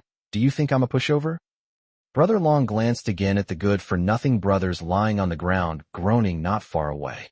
Enduring the pain, he wiped the blood from his mouth and nose, his face pale and panicked. If you still refuse to admit defeat, the outcome may be even worse. Chun Fan had absolutely no intention of showing any mercy. If you angered him again, you might lose your life. A man can bend and stretch. Moreover, Brother Long is a typical bully who preys on the weak and fears the strong. Without hesitation, he knelt down in front of Chun Fan. "Brother, we don't want the money. We don't want a single penny. That beautiful lady owes us money. We don't want a single penny. Consider it our tribute to her. Brother, please let me go. You've broken one of my legs. Please spare my life." Brother Long cried, put down his crutch, clasped his hands together, and kept bowing to Chun Fan, begging for his forgiveness. "No, it's only right to pay back debts. 100,000 yuan, right? Here are 3 bank cards. Feel free to use them." Chun Fan took out 3 more bank cards and handed them to Brother Long. How could Brother Long dare to accept it? He shook his head and continued to plead. "Brother, please stop messing with me. How dare I ask for money again? I'm even thinking of giving that beautiful woman 100,000 yuan. Aren't you going to swipe your card?" Chun Fan asked, seemingly seriously. "No way. Where do I swipe my card? There's no card reader here, bro." Brother Long was almost in tears. Chun Fan neatly arranged the 3 bank cards together, gripped them tightly in his hand, and suddenly lifted them up and brought them down, like a light blade slashing down. Swish! Suddenly, a 5-centimeter-long scratch appeared on Brother Long's left cheek. Blood began to seep out. Brother Long was stunned. He didn't even care about the pain on his face. He was still kneeling there, his whole body trembling with fear. "Your face is where you swipe your card. I just swiped it for 10,000 yuan, and you have 9 more swipes left." After saying that, Chun Fan slashed horizontally again, and the 3 bank cards flashed by. Brother Long has another cut on his forehead. The deep red flesh was torn open, constantly oozing blood, as if a third eye had been opened. "I've returned the 20,000 to you." No, I really don't want to. Wah. With each hysterical scream, Chun Fan swiped the card from different angles. Whoosh, whoosh, whoosh, whoosh. I swiped my card 8 more times. All right, that beautiful lady and you two are even now. The 100,000 yuan has been deposited into your account, right? Chun Fan smiled, took out a tissue, wiped the 3 bank cards clean, and put them in his pocket. We're here sob. Brother Long couldn't see the person in front of him clearly at all, because he had been disfigured. His face was covered with wounds, large gashes, and blood smeared all over his face. That face was truly a masterpiece of craftsmanship. Seeing Brother Long tortured beyond recognition, the thugs scrambled to get into their car and drive away. This time, they'd really met their match. Did I let you leave? Chun Fan looked at them with a smile, his tone very calm. The thugs were so shocked they didn't dare move. They stopped in their tracks, supporting each other like wounded deserters discovered by their superior. With his hands in his pockets and a carefree expression, Chun Fan said, "Now that the beauty has paid off her debts, it's time to settle our accounts." We still have a debt," one of the thugs said, his legs weak and his voice trembling. The others exchanged glances, their faces growing increasingly grim. They all felt a sense of foreboding. Brother Long had lost consciousness due to excessive blood loss from his face being slashed beyond recognition. These 6 men had actually tried to abandon him and run away. It's clear how much they usually call each other brothers, but showed absolutely no loyalty in a critical moment. Chun Fan would naturally show no mercy to those who betrayed their brothers. "Give me all the compensation for the emotional distress and lost wages you caused me," Chun Fan said, holding out his hand. All 6 of them were startled at the same time. "We've been beaten up like this, and you're not only refusing to pay for medical expenses, but you're also demanding compensation for emotional distress. Is there no justice left? Is there no law anymore? Which law states that if you beat someone to a pulp, you can expect them to pay you compensation?" The man with the nose ring put on a pitiful look and said, "Brother, we just want to go to the hospital for treatment. We only have a few hundred yuan on us. Please spare us. We swear we will never bother that beautiful woman again." "Yeah, brother, we're just working for online lending companies, earning a salary to make a living. A martial arts master like you, who's also handsome, must be rich. Just ignore us," the blonde-haired guy chimed in, continuing to flatter Chun Fan. "What do these reasons have to do with me? I had something important to do today, and you guys blocked my way, wasting my time and energy. Is it unreasonable for me to ask for some compensation? You disrupted my plans, and then just left, treating me like a free sparring partner." Chun Fan's smile gradually disappeared. "Brother, we were really wrong. We just wanted to scare that pretty girl so she'd pay us back sooner. We didn't expect her to be in your car. If we had known you were so skilled in martial arts, we would never have blocked your car," the man with the nose ring explained obsequiously. "Stop making excuses. 7 of you ganging up on me is like the 7 gourd brothers fighting a scorpion demon. I ended up with a 7-kill combo, and before I even became a god, you think you can just leave? Big brother, just because I'm not showing my teeth doesn't mean you think I'm a pushover. Brother, no, we sincerely apologize to you and that beautiful lady. What are we, the Calabash brothers? At most, we're just 7 dwarfs." The man with the nose ring forced a fawning smile, but it looked more like a grimace. "What do you mean?" Chun Fan asked, somewhat puzzled. The blonde-haired man, a flash of inspiration, quickly chimed in. "Big brother, we're the 7 dwarfs, and mentally challenged. And that beautiful lady is Snow White, and you are. Am I a witch?" Chun Fan asked angrily. "Explain yourself clearly. At a time like this, you're still torturing my mind. Don't you want to compensate me?" "No, witch, no. You're a prince. Prince Charming," the blonde-haired man quickly corrected. Sun Yuan, who was not far away, listened for a long time, then covered his mouth and laughed. What was supposed to be a tense and confrontational battle suddenly turned into a bickering and arguing session. "Mr. Chun, why don't we just let it go? I have errands to run, so let them go," Sun Yuan advised. "You soften up just because they praise you as Snow White. If they praised you as Chang'e, would you fly to the surface of the moon?" Chun Fan glanced at Sun Yuan, completely disagreeing with her compassionate attitude. Then what do you suggest?" Sun Yuan just wanted to leave this place as soon as possible, to leave this group of scum who had once made her terrified, but who had now suffered a crushing defeat. Chapter 78. A Heart Full of Gratitude. 200,000 for emotional distress. Write me an IOU. I know talking about money hurts feelings, but I'm just that honest. Shin Fan knew this group of people usually lent money at exorbitant interest rates and liked to scam innocent borrowers. Now, he was going to give them a taste of their own medicine and scam them too. Big brother, this you want so much, how can we give it to you? We're just working for others. The blonde-haired man looked troubled.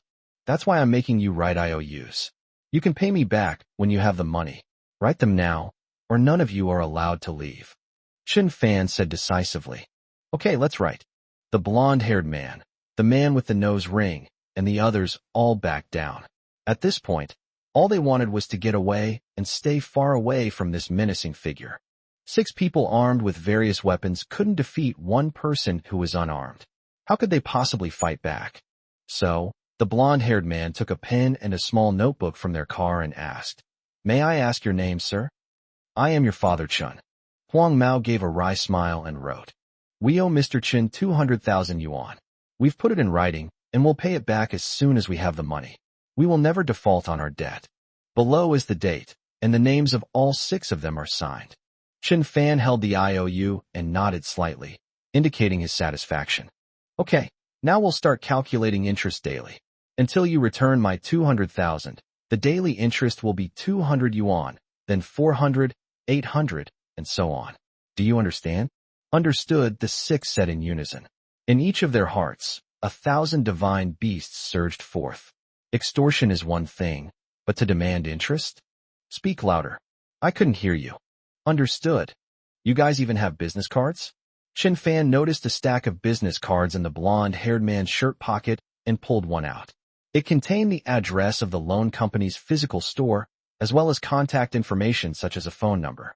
If you don't give me the money soon, I'll come back for it.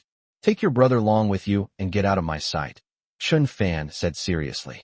The men then rushed over and hurriedly lifted Brother Long up, got him into the Audi, and sped away. In the car, the man with the nose ring, clutching his painful wound, suggested, Should we call the police? That kid is the real fraudster, extortionist, and blackmailer. What the hell are you talking about? The blonde-haired guy yelled, driving the car. You want to walk right into a trap? Idiot. Don't you know what kind of work we do? We're a prime target for the police crackdown right now. What good is that IOU to that guy? You think we're really going to give him 200,000? If he dares to come to our shop to collect the debt, we'll kill him. Why? The man with the nose ring sighed and said nothing more. They were the ones who were extorting others, but they ended up being extorted themselves. It's ironic, shameful, and frustrating. Looking at Brother Long, who was still unconscious after being disfigured, everyone in the car fell silent.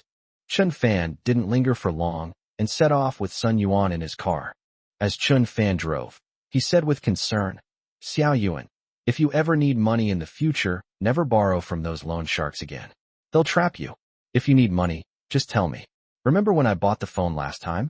I'm a hidden millionaire. I'm not short of money. A surge of emotion welled up in Sun Yuan's heart. Gazing at Chun Fan's profile, she felt a sense of security. Ever since she left home to work, she had always lacked a sense of security, and sometimes when she encountered difficulties, she would hide under the covers and cry. Now, Mr. Chun brought her a long-lost sense of security and warmth. Her gratitude towards Chun Fan transformed into a subtle attachment, surging within her like a tidal wave. Is this what they call love, like a tidal wave? Chun Fan drove Sun Yuan to the vicinity of Dolphin Real Estate and asked Sun Yuan to deliver the agreement while he waited in the car.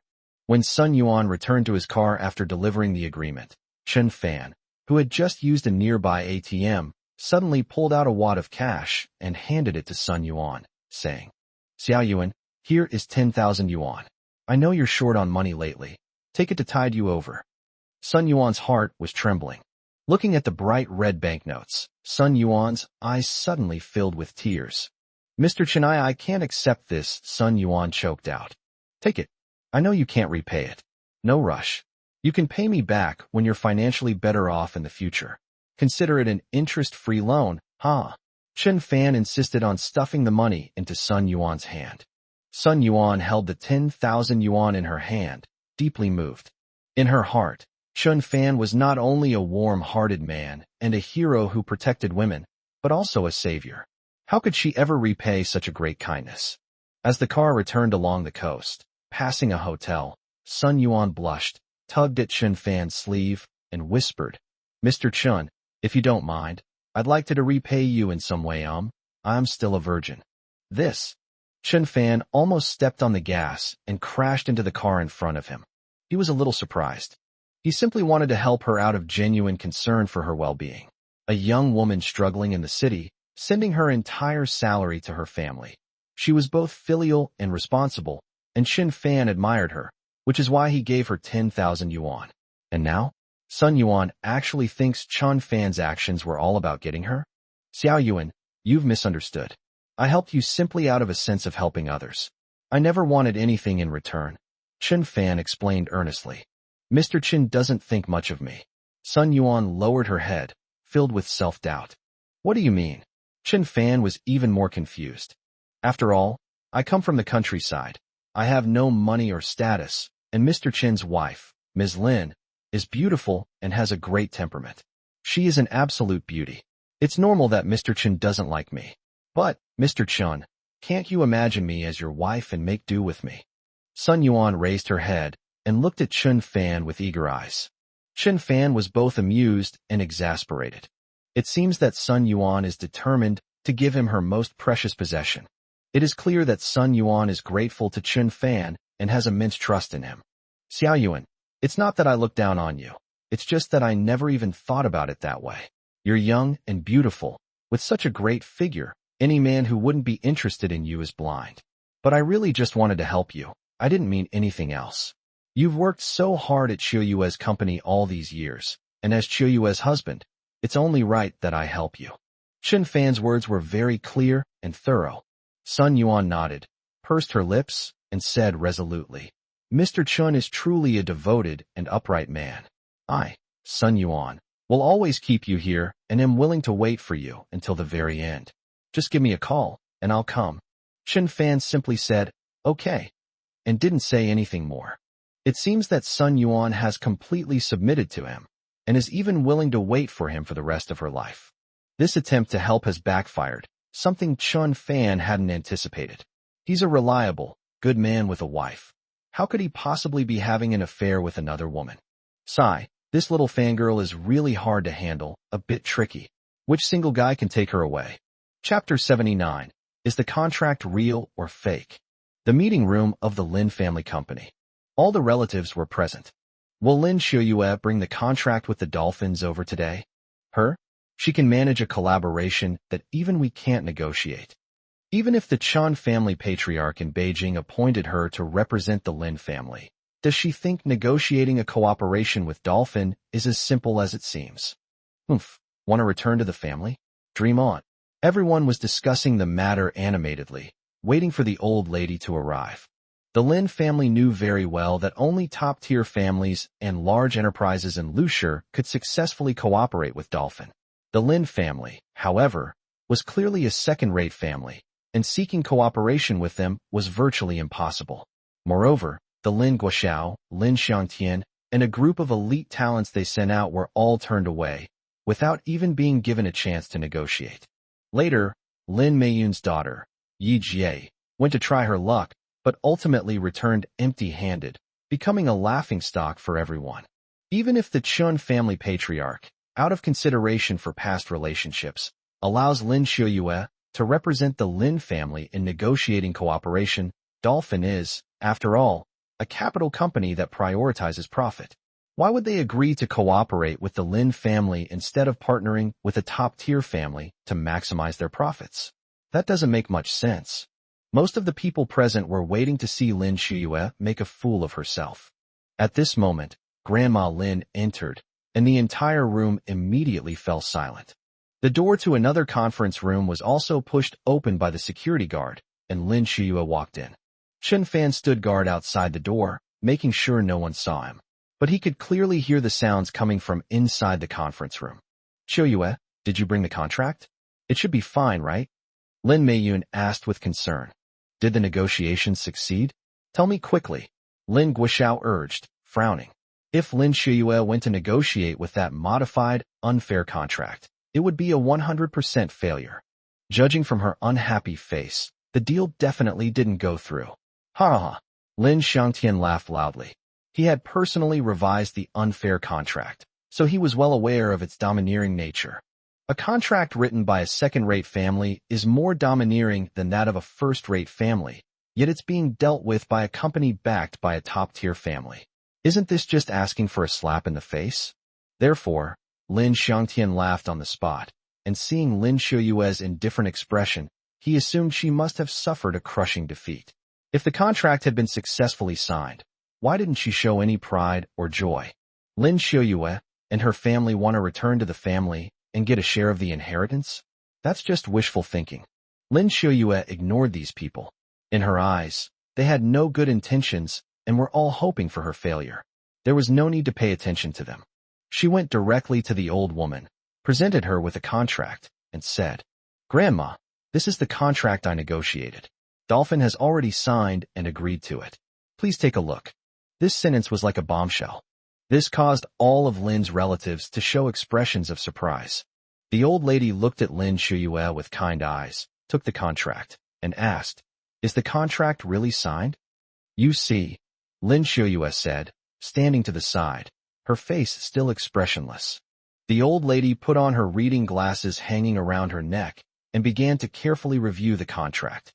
The other relatives of the Lin family were also eagerly anticipating the meeting, their eyes all fixed on the contract on the table.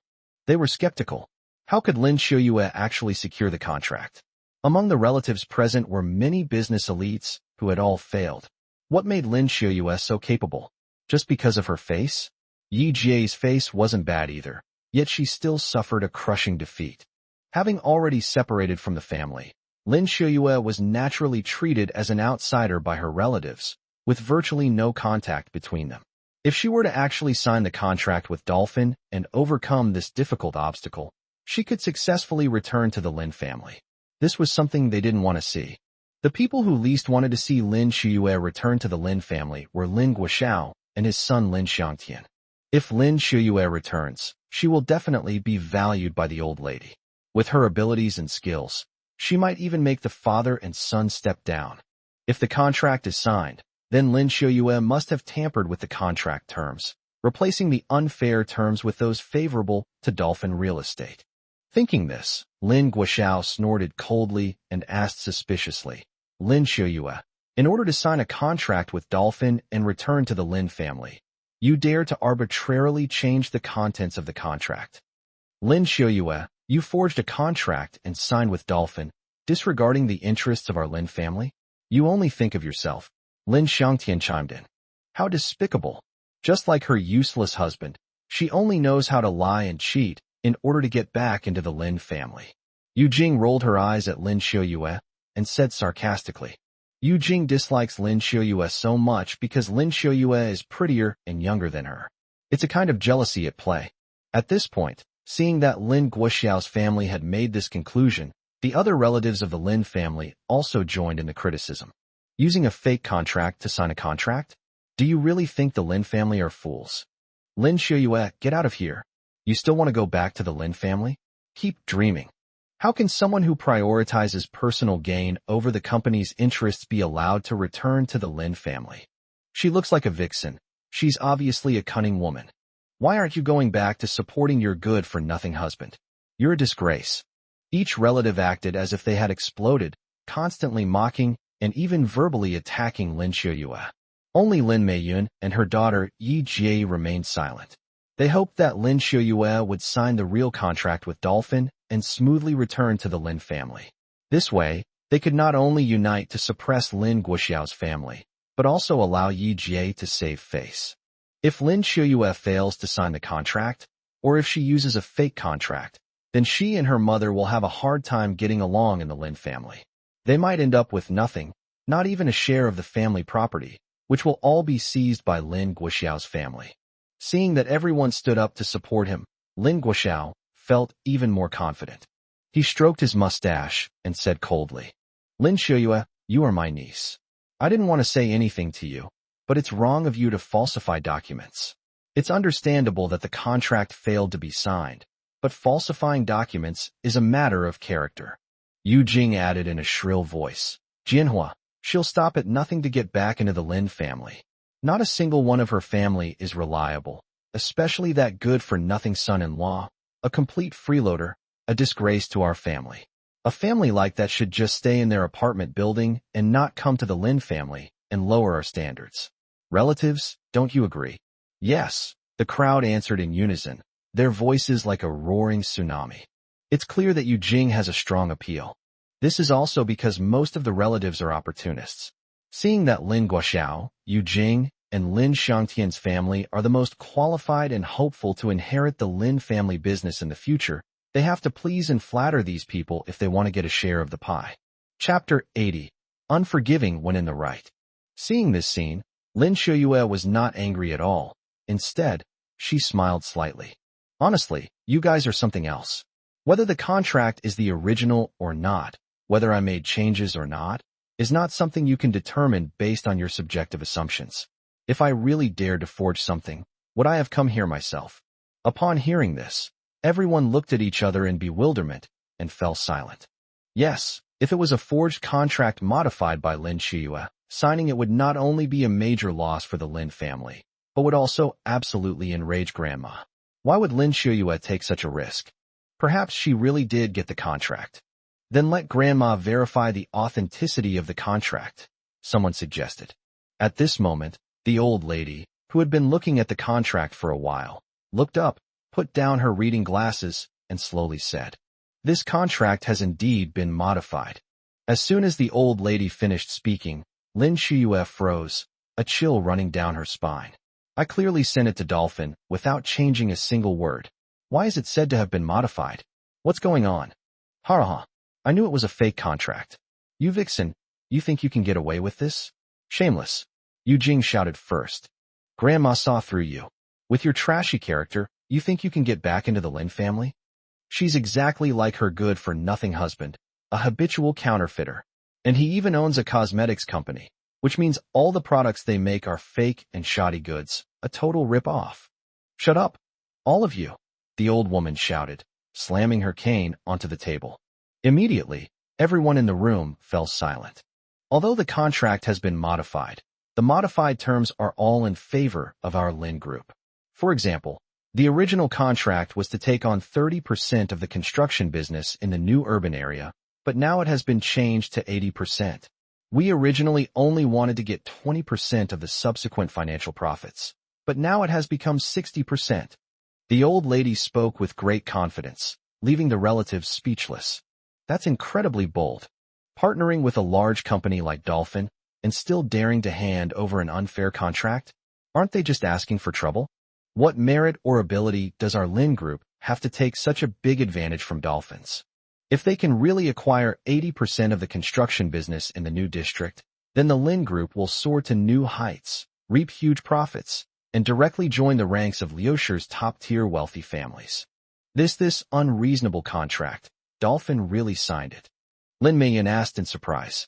She had seen the original contract, but she hadn't expected the current version to be so domineering. Why would Dolphin sign such an absurd contract with a second-rate family when they don't sign with so many top-tier families? Are they out of their minds? There is indeed Mr. Lu's signature on this contract, the old lady said. Everyone's eyes immediately turned to the contract. Could it be that Lin Shuyue wrote this name herself? Yu Jing rolled her eyes at Lin Shuyue and asked suspiciously. Lin Shuyue sneered. Aunt, did you get your brain caught in a door this morning? How dare I forge a contract and then forge another company boss's signature? If I forged the signature, wouldn't it be exposed on the spot when we can't cooperate with Dolphin? I'm not stupid, why would I do that? Then how can we prove that it was personally signed by Mr. Lu of Dolphin? Lin Guoxiao asked. Yeah, how can you prove it? Why don't you call General Manager Lu? Lin Xiangtian asked angrily. Lin Shuyue was too excited that day and didn't even ask for Dolphin Lu's phone number. She didn't even have his business card. The innocent will remain innocent, and the guilty will remain guilty. If it's a fake contract, we definitely won't be able to cooperate with Dolphin. We'll wait and see. Time will prove my innocence. Lin Xiuyue replied solemnly. But we just want to know the truth. Lin Xiangtian tilted his head, pushed up his glasses, and looked like he was determined to get to the bottom of things. Lin Xiuyue was a little angry. Wasn't this deliberately making trouble? There was a signature on the paper, yet she was being asked to prove that it was Mr. Lu's handwriting. Mr. Lu wasn't around, so how could she prove it? Just then, her phone suddenly vibrated. Someone sent her a message. It was sent by Chun Fan, who was standing at the door closely monitoring the situation at the venue. The content is simple, yet very inspiring. Autumn Moon, Mr. Lu from Dolphin will be here soon. Lin Xiuyue knew that if President Lu could come over, it must be because Chun Fan had notified him. Mr. Lu is really giving Chun Fan a lot of face. Regardless, this is certainly good news for her, who is currently in the eye of the storm.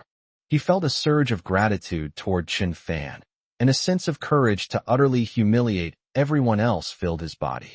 Xiuyue, tell Grandma the truth. Is Mr. Lu's signature real? The old lady looked into Lin Xiuyue's eyes and asked seriously. Grandma, don't you believe me either? Of course I believe you.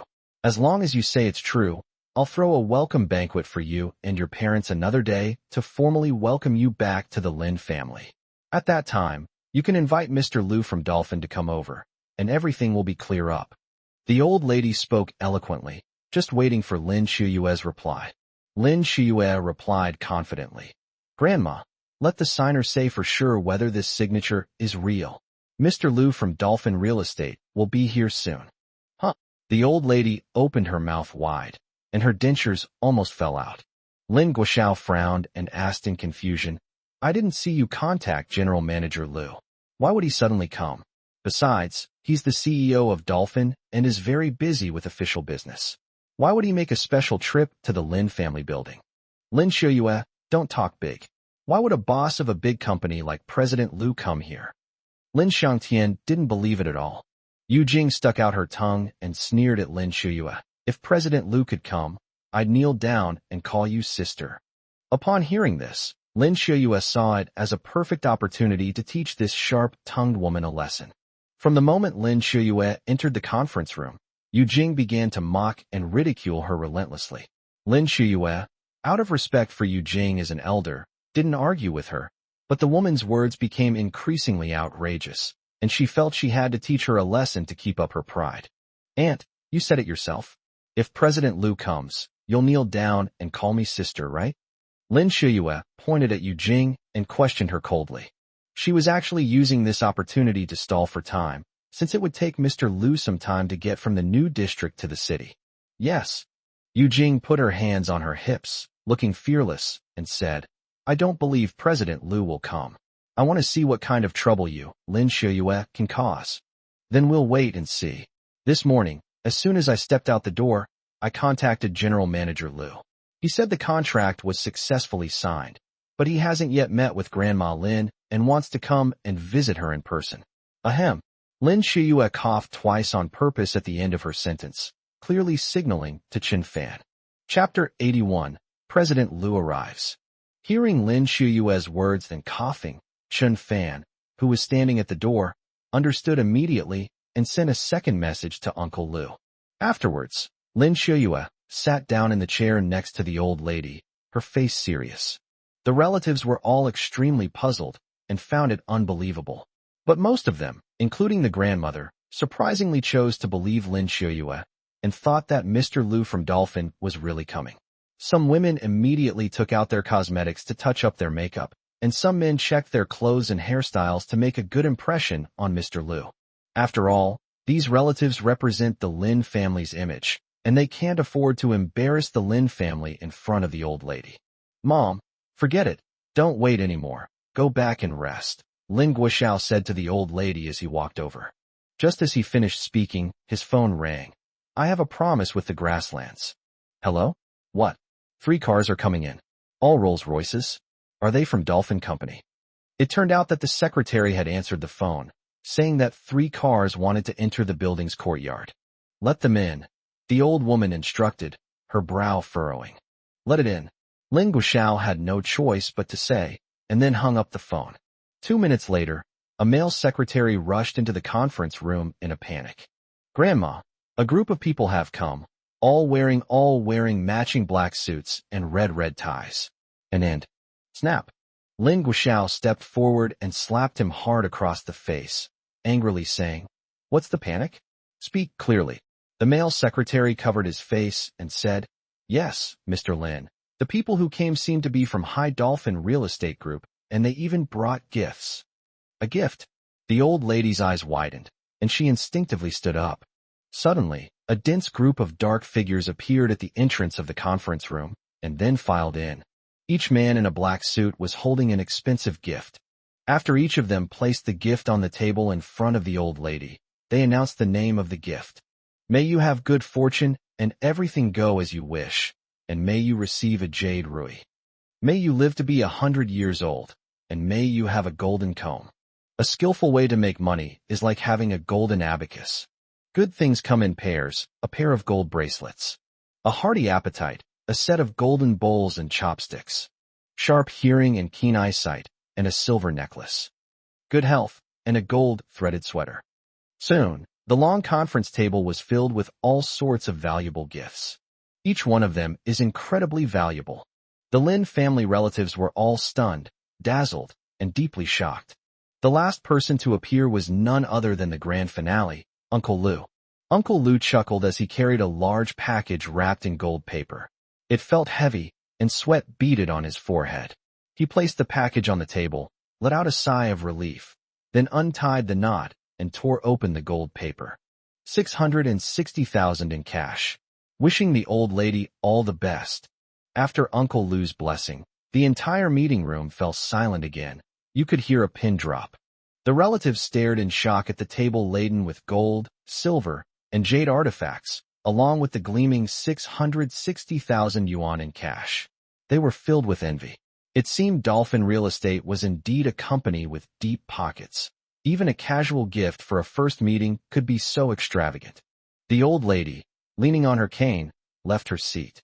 She walked up to Uncle Lu, her expression excited, and asked, "Are you General Manager Lu of Dolphin Real Estate?" "Yes." Uncle Lu nodded. "That's good, haha. You came all this way, bringing so much stuff and money. This old woman can't possibly accept such a burden." The old lady said with a smile, trying to suppress her excitement. "It's just a small token of my appreciation. Back then, the old master of the Chun family in the capital and your master of the Lin family were close friends. Now that the master of the Lin family has passed away, I've heard that you're also 80 years old. As a subordinate of the Chun family, how could I not visit you when I come to Lushur? These gifts and cash are both a greeting and a belated blessing for your 80th birthday." Uncle Lu said kindly, taking the old lady's hand and helping her sit down in a chair. "Thank you so much, Mr. Lu. When you get back, please give my regards to Mr. Chun in Beijing. I wish him a long and healthy life." The old lady smiled broadly, overjoyed.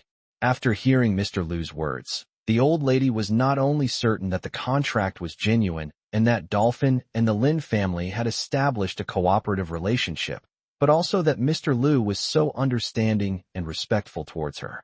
She was certain that their future cooperation would be smooth sailing and full of promise. "Okay, Grandma, please take care of yourself too." Uncle Lu smiled, looking at Lin Shuyue beside him, and continued, "Miss Lin is truly outstanding in ability and talent, beautiful inside and out. We are completely convinced that you have Miss Lin represent the Lin family to discuss cooperation, and we signed the contract very readily. I dare not accept such praise."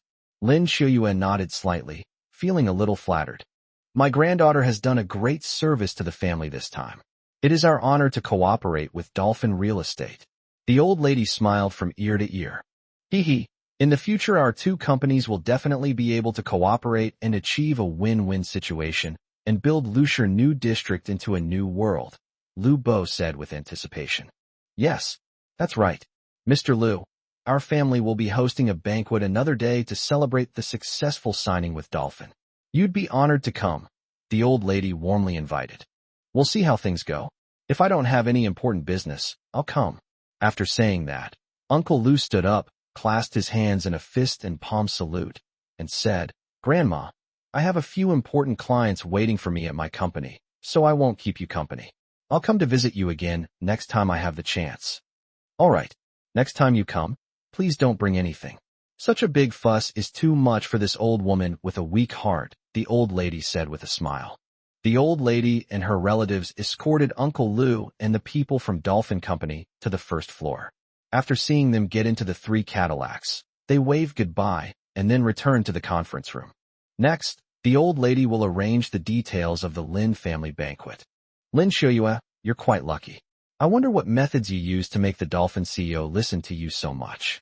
Yu Jing glanced at Lin Shuiyue and said in a sarcastic tone, what method you use is none of your business. You haven't forgotten what you said, have you? Lin Shuiyue said firmly, you said that if President Liu came, you would kneel down and call me sister. I haven't forgotten. Yu Jing slammed her hand on the table, gritting her teeth in anger, and said, Lin Shu, you have no respect for your elders. I am your aunt. How can you have no manners at all? Calling Lin Shuiyue's sister in front of so many relatives? For Yu Jing, this was an utter disgrace. Normally, as the wife of the Lin family's first heir, she was a quintessential noblewoman, possessing impeccable taste and elegance, an embodiment of dignity in front of everyone. Now, she was being asked to kneel down and call a junior sister? How could she possibly accept this? Chapter 82 Arrogance. Lin Shuiyue, don't push your luck. Just because you're lucky enough to sign a contract doesn't mean you can be rude to my mother. Lin Xiangtian protested. Never mind. It's just a child throwing a tantrum. Don't take it to heart. Lin Guoxiao took his wife's hand, trying to smooth things over and leave. Several other relatives of the Lin family also tried to persuade her, saying that they were all family and there was no need for such behavior. They told Lin Shuiyue that she needed to understand the order of seniority and not to act recklessly. Hearing so many people nagging, Lin Shuiyue couldn't swallow her anger any longer. It was clearly Yu Jing who had a sharp tongue, but now it was being blamed on her. If Uncle Liu hadn't come, how would Yu Jing have treated her? She would definitely have said even more vulgar things, perhaps even verbally abusing her. Looking at the ugly faces of her relatives, Lin Shuiyue, still relentless, turned to the old lady. If the old lady continues to favor Yu Jing, it will completely hurt Lin Shuiyue's feelings. Since it's a promise, it must be kept. That's a tradition of our Lin family, the old lady said expressionlessly. After she finished speaking, the relatives immediately stopped chattering and began to watch the show quietly. Since the old lady had expressed her support for Lin Shuiyue, what else could they say? Yu Jing was stunned for a moment. Then her face fell, her expression almost as if her mother had died. Mom, I am Shuiyue's elder. Yu Jing stood in the center of the crowd, extremely unwilling to give in. Elders should be even more mindful of their word.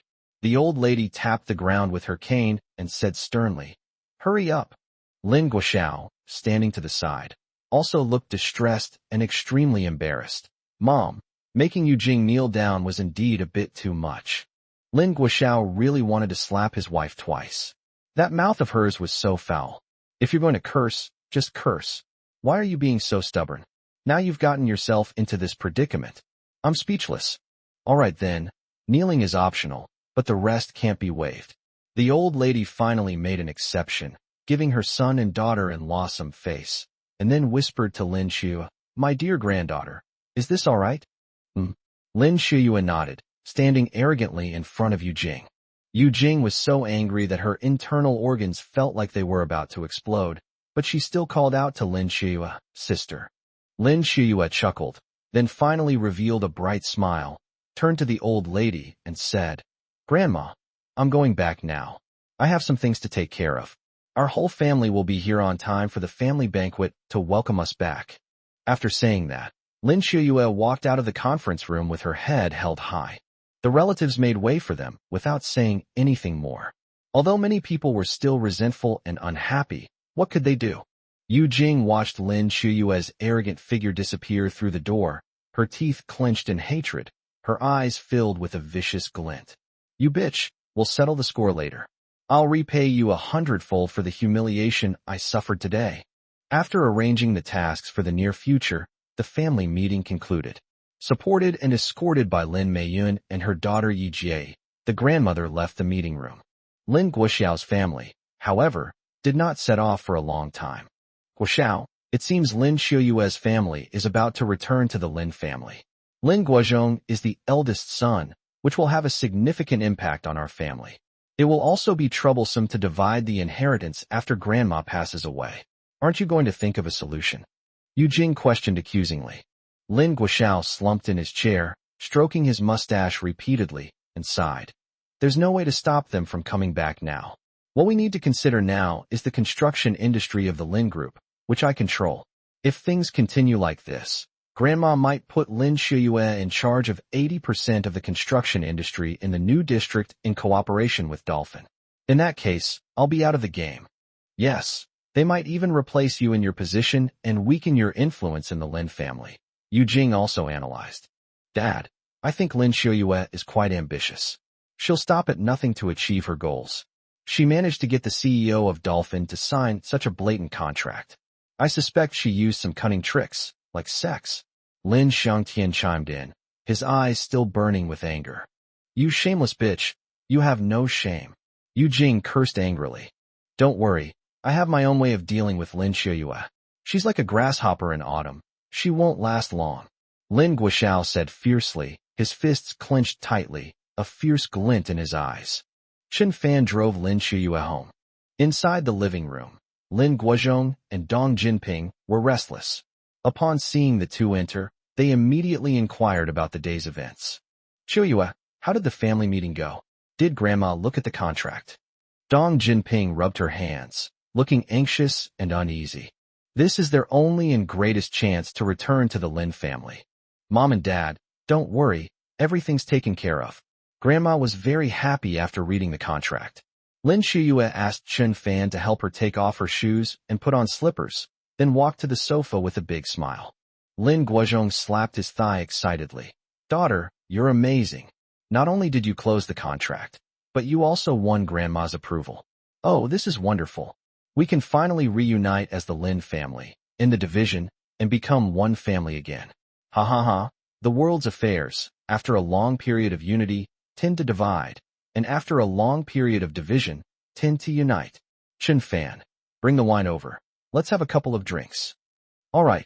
Chen Fan excitedly took out a pound of baijiu and 2 small wine cups from the cabinet and placed them on the table. You old geezer, drink less. What if you get a high blood pressure attack if you drink too much? Dong Jinping glared at her husband. Mom, Dad's in a good mood today. Let him have a little drink, Chen Fan advised. What right do you have to speak? Your father's happiness has nothing to do with you. It's because my daughter Xiuyue is too outstanding and too excellent. Do you understand? Dong Jinping put her daughter in her arms, gently stroking her hair, and was overjoyed. Lin Xiuyue winked at Chen Fan. Of course, she knew best who deserved all the credit, and the biggest contributor was Chen Fan. I understand. Chen Fan followed Dong Jinping's lead and praised. Xiuyue is indeed very outstanding. The CEO of Dolphin also came today and praised her for being beautiful and intelligent. What? You can even get the CEO of Dolphin to come? My goodness, you're such a sweet little cotton-padded jacket for your mother. Ha ha ha.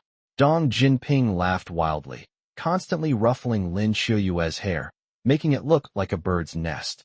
Come on, let's have a drink. Chen Fan and Lin Guozhong clinked glasses and drank it all in one gulp. At first, Aunt Yu Jing didn't believe that Xiuyu could invite President Liu. But when President Liu arrived, Yu Jing's face turned green. Later, she even called Xiuyu's sister. Huh. Chen Fan couldn't help but laugh as he recalled the scene in the conference room. Yes, that's how it should be. Well done. Beautiful. Let's make sure that bitch never dares to bully us again. Dong Jinping said, venting her frustration, wishing she could run over and kick her while she was down. Chapter 83, Buying Medicinal Herbs. Xiuyue, in the future, be forgiving when you can. After all, Yu Jing is your elder, Lin Guozhong said with a smile. TCH, you old codger, always trying to be a nice guy. No wonder you're always bullied. How pathetic. Dong Jinping rolled her eyes at Lin Guozhong, then threw the sunflower seed shells at him, scattering them all over his head. Dare to throw me? Humph, I'll teach you a lesson in bed tonight. Lin Guozhong laughed heartily, wiping the sunflower seed shells from his head. That old geezer only had a few drinks, and he's already drunk, really. Dong Jinping's face flushed red as she cursed. Chen Fan couldn't help but cover his mouth and chuckle. This old married couple was really funny. Hey, Chen Fan, what are you laughing at? Drink your wine. Dong Jinping pointed at Chen Fan, her face growing increasingly red. To be honest, my mother-in-law isn't actually that old, and she's quite attractive. She was a beauty in her youth. Plus, she's been practicing yoga a lot lately, so she's maintained a great figure and has a certain mature charm. Looking at Lin Guozhong's aged face, with many wrinkles, graying temples, high blood pressure, coronary heart disease, and poor kidney function, Chen Fan was truly worried for his father-in-law. Chen Fan downed a glass of baijiu in one gulp, thinking to himself, wasn't I just worrying unnecessarily? Although my father-in-law is in poor health, he is still a man and has a certain masculinity. Ever since I was so terrified by my mother-in-law last time, I'm completely useless. I'm already like this. Why am I still worried about my father-in-law? No, I need to regain my manly vigor. I'll buy some Chinese medicinal herbs tomorrow to nourish myself. The next day, it's just 6 o'clock. Chen Fan got up, prepared breakfast for everyone, and then went for a morning run. More than an hour later, Chen Fan returned home, drenched in sweat. After taking a shower, he went to the storage room to change his clothes. It's the weekend, and my father-in-law and mother-in-law are still sleeping in. Lin Shiyue, however, was wide awake by 8 o'clock due to her biological clock. After finishing her breakfast, she changed into a pink tracksuit, knocked on the storage room door, and said, Lazybones, get up and come running with me. Chen Fan almost spat out blood. Am I a lazy pig? I just ran 10 kilometers, okay? Get up quickly. Although Chen Fan was a little tired, he opened the door and said with a smile, let's go, so as to keep his wife company. The two started running along Liuhe Avenue. Since it was a slow jog, Chen Fan didn't exert any effort at all and didn't even pant. Lin Shiyue was panting heavily and covered in sweat after running for a while. Honey, I can't run anymore. Let's rest for a while, Lin Shiyue suggested, standing still. Because of her busy work schedule, she rarely exercises. This time, she suddenly felt like going for a run, but she gave up after only 3 kilometers. Chen Fan nodded, then suddenly noticed a market selling flowers, birds, insects, fish, and medicinal herbs not far away, and said, let's go over there and take a look. We can also buy some traditional Chinese medicine while we're at it. Lin Shiyue asked in confusion, traditional Chinese medicine? Honey, are you sick? Chen Fan gave an awkward smile. Don't you know about my illness? As he spoke, Chen Fan glanced down. Oh, then he really should try some traditional Chinese medicine to regulate his body. Lin Shiyue understood immediately and offered her blessings. I hope my husband will soon become a real man again. Although the illness was mostly due to psychological reasons, Chen Fan still wanted to use traditional Chinese medicine to help nourish the body, hoping it would help him recover faster. After all, the things left by our ancestors have no side effects on the human body, and Chen Fan can also put his knowledge of traditional Chinese medicine into practice on the spot. The two arrived at the market, which was bustling with people because it was the weekend. Various shouts and calls filled the air. After passing through the market selling flowers, birds, insects, and fish, we arrived at the medicinal herb market. The 3 counties under Lusher are all major producers of Chinese medicinal herbs, and this area is the largest medicinal herb market in Lusher and even the entire province. Based on the quality and price of the medicinal materials, the outer area sells ordinary medicinal materials, while the inner area sells high-quality Chinese herbal medicines. Honey, I think you should buy the best medicinal herbs to completely cure your illness. I'll take you to a place that's pretty good. Lin Shiyue looked at Chen Fan, happily pulling him along as they walked into the market. Huh? Honey, how come you know this place so well? Chen Fan asked. More than half of the cosmetics produced by our company are made from herbal plant extracts, which are non-toxic and have no side effects on the human body. The raw materials are pure Chinese medicinal herbs purchased from this market. Moreover, in order to improve the quality and efficacy, we only purchase top-quality medicinal herbs, Lin Shiyue explained. During the startup phase, she would often come here with her colleagues and technicians to personally select cosmetic raw materials. She not only knew the market layout like the back of her hand, but also had a thorough understanding of the pharmacy situation. This is the one. Lin Shuyue led Chen Fan to a time-honored herbal medicine shop called Huayutang.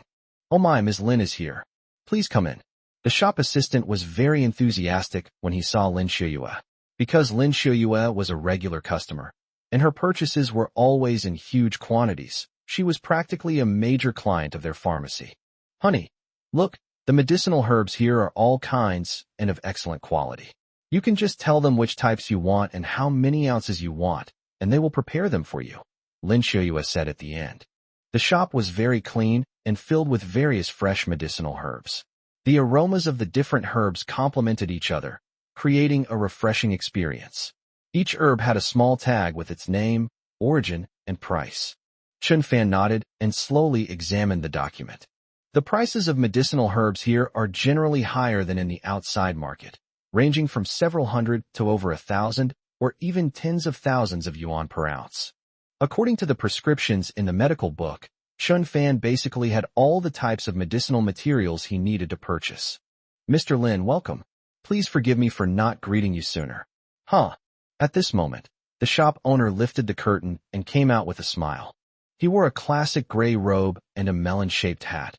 He was a fat, greasy middle-aged man. His small eyes narrowed into slits when he smiled, making him appear kind, honest, and harmless. However, upon closer inspection, one could detect a glint of cunning in his eyes from time to time, revealing an undisguised slyness. "Boss Meow, this is my husband, surnamed Chun. He wants to buy some Chinese medicinal herbs," Lin Shuyue introduced. "So you're Ms. Lin's husband. You're handsome, strong, and muscular, a real man of exceptional stature. May I ask, Mr. Chun, what kind of Chinese medicinal herbs would you like to buy?" Mr. Meow asked with a smile. Chen Fan was a bit speechless. He had just been praised by Boss Meow for his strong physique. If he suddenly wanted to buy the medicinal herbs for improving virility, wouldn't that be very awkward? Having seen countless people, Boss Meow immediately noticed Chen Fan's slight anxiety and smiled slyly. Chapter 84, The Prescription. "I'm so tired from running, Mr. Meow. Could we sit in your backyard for a bit and have some tea?" Lin Shuyue asked without any politeness. "No problem. Please follow me." Boss Meow led the two men to the backyard of the pharmacy and sat down in a quaint wooden hut. Soon after, the staff brought over 2 steaming cups of covered tea, their aroma filling the air. Delicious. Lin Shuyue scraped the lid of the bowl, took a small sip, and praised it. Boss Meow stood respectfully to the side, smiling as he asked, "Mr. Chun, what kind of medicinal herbs do you need?" Although Chen Fan remembered the types of medicinal herbs, he was a little vague about how many kilograms each one needed to be weighed. Perhaps it was because he had too much knowledge in his head, making it difficult to remember overly detailed information. "Here's the thing, Mr. Meow. I'm here to get medicine for a friend. He has some kind of male dysfunction." Chen Fan briefly described the symptoms. Boss Meow nodded slightly, patted his chest, and said, "So that's the kind of ailment you have. I'll go and get you the medicine right away. Drink the herbs we make, and I guarantee you'll regain your manly vigor." Boss Meow turned around and went to get the medicine.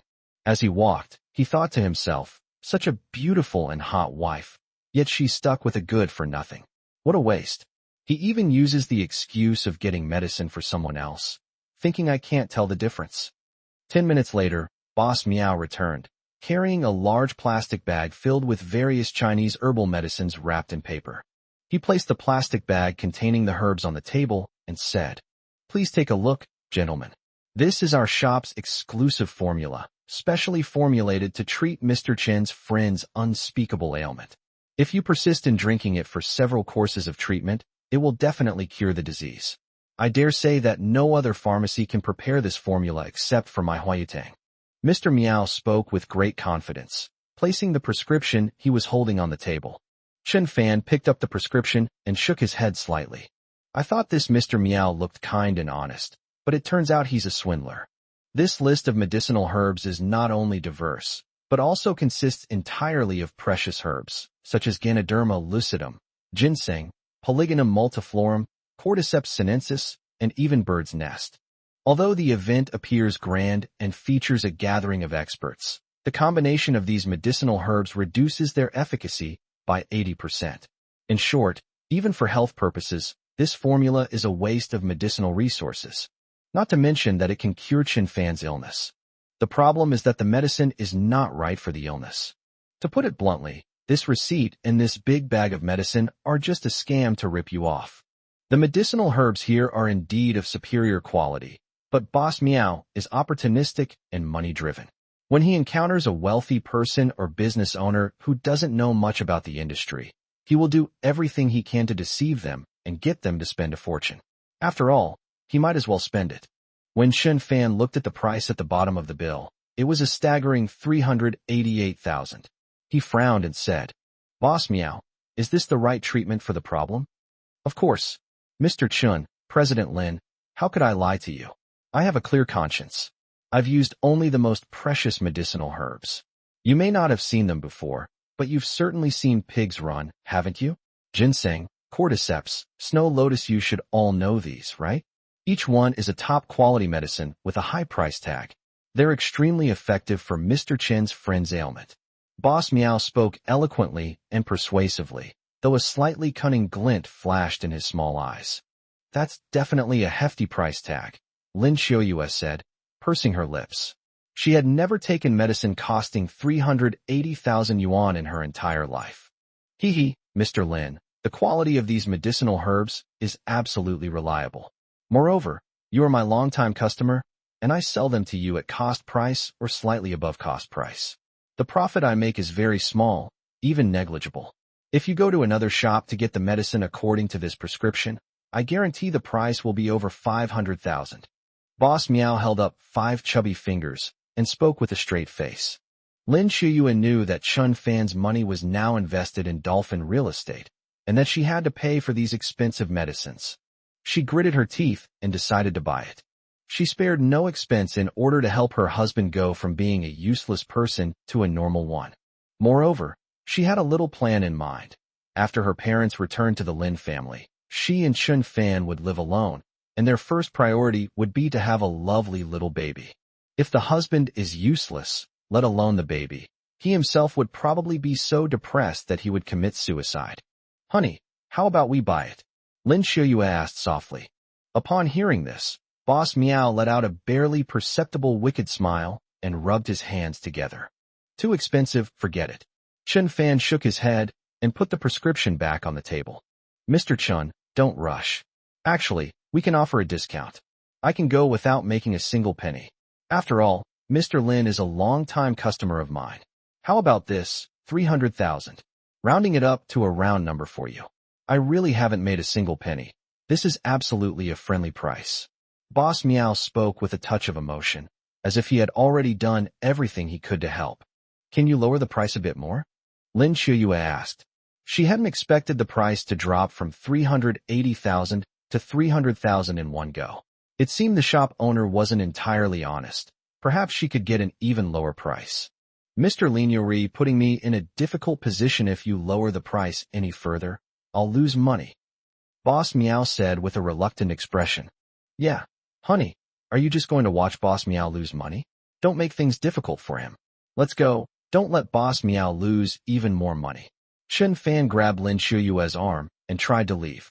Seeing that things weren't going well, Boss Meow immediately smiled obsequiously and said, "How about this, Mr. Lin? You name your price.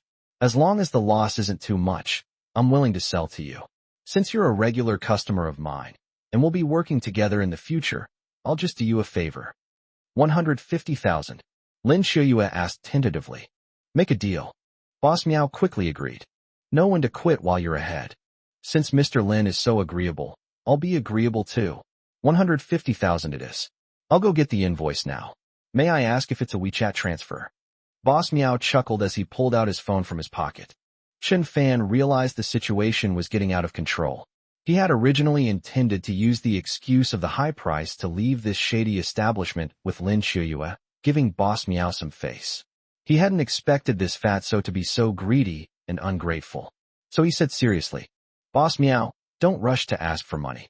First, these medicinal herbs are too expensive, and second, they're not the right medicine for the illness. They're not the correct treatment at all." Upon hearing this, Boss Meow nearly dropped his phone. He widened his eyes and asked, "Mr. Chun, what do you mean by that?" Bang! Chun Fan slammed his hand on the prescription sheet on the table and said, "Don't you have any self-awareness? Do I need to spell out whether the medicine you prescribed is a tonic or a treatment for male diseases? There's only one ingredient, cordyceps, which is barely considered appropriate. What about the others? Moreover, it's one thing that you deliberately used expensive herbs, but you also added several types of herbs that would reduce the effectiveness when combined. You've lost all sense of shame for money. Do you think we're suckers?" Chapter 85 Welcome Banquet. Upon hearing this, Boss Meow turned pale and his heart raced. He had assumed that Chun Fan, like Lin Xiuyue, was someone who didn't understand traditional Chinese medicine and therefore wanted to trick them into buying expensive herbs. However, he hadn't expected Chun Fan to actually know about traditional Chinese medicine and point out all the flaws in the prescription. There are indeed 3 types of medicinal herbs that, when placed together, will reduce or neutralize more than 80% of their efficacy. A shop owner who has been dispensing medicine for years certainly knows this better than anyone else. But why do it? It's obviously all about the money.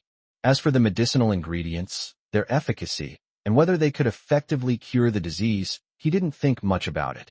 He only knew that these medicines wouldn't kill anyone. Chun Fan's ability to pinpoint the errors in the prescription demonstrates that he is no ordinary person and possesses profound knowledge of traditional Chinese medicine theory. Moreover, the fact that he didn't mention it earlier was out of consideration for Boss Meow. The man in front of me can't be fooled. Ahem. You're right, it's all my fault. I was probably a bit confused just now and made a mistake. I didn't expect Mr. Chun to be such a master of traditional Chinese medicine. He's truly impressive. As he spoke, Boss Meow picked up the form, crumpled it into a ball, and threw it into the trash can. This was truly my mistake.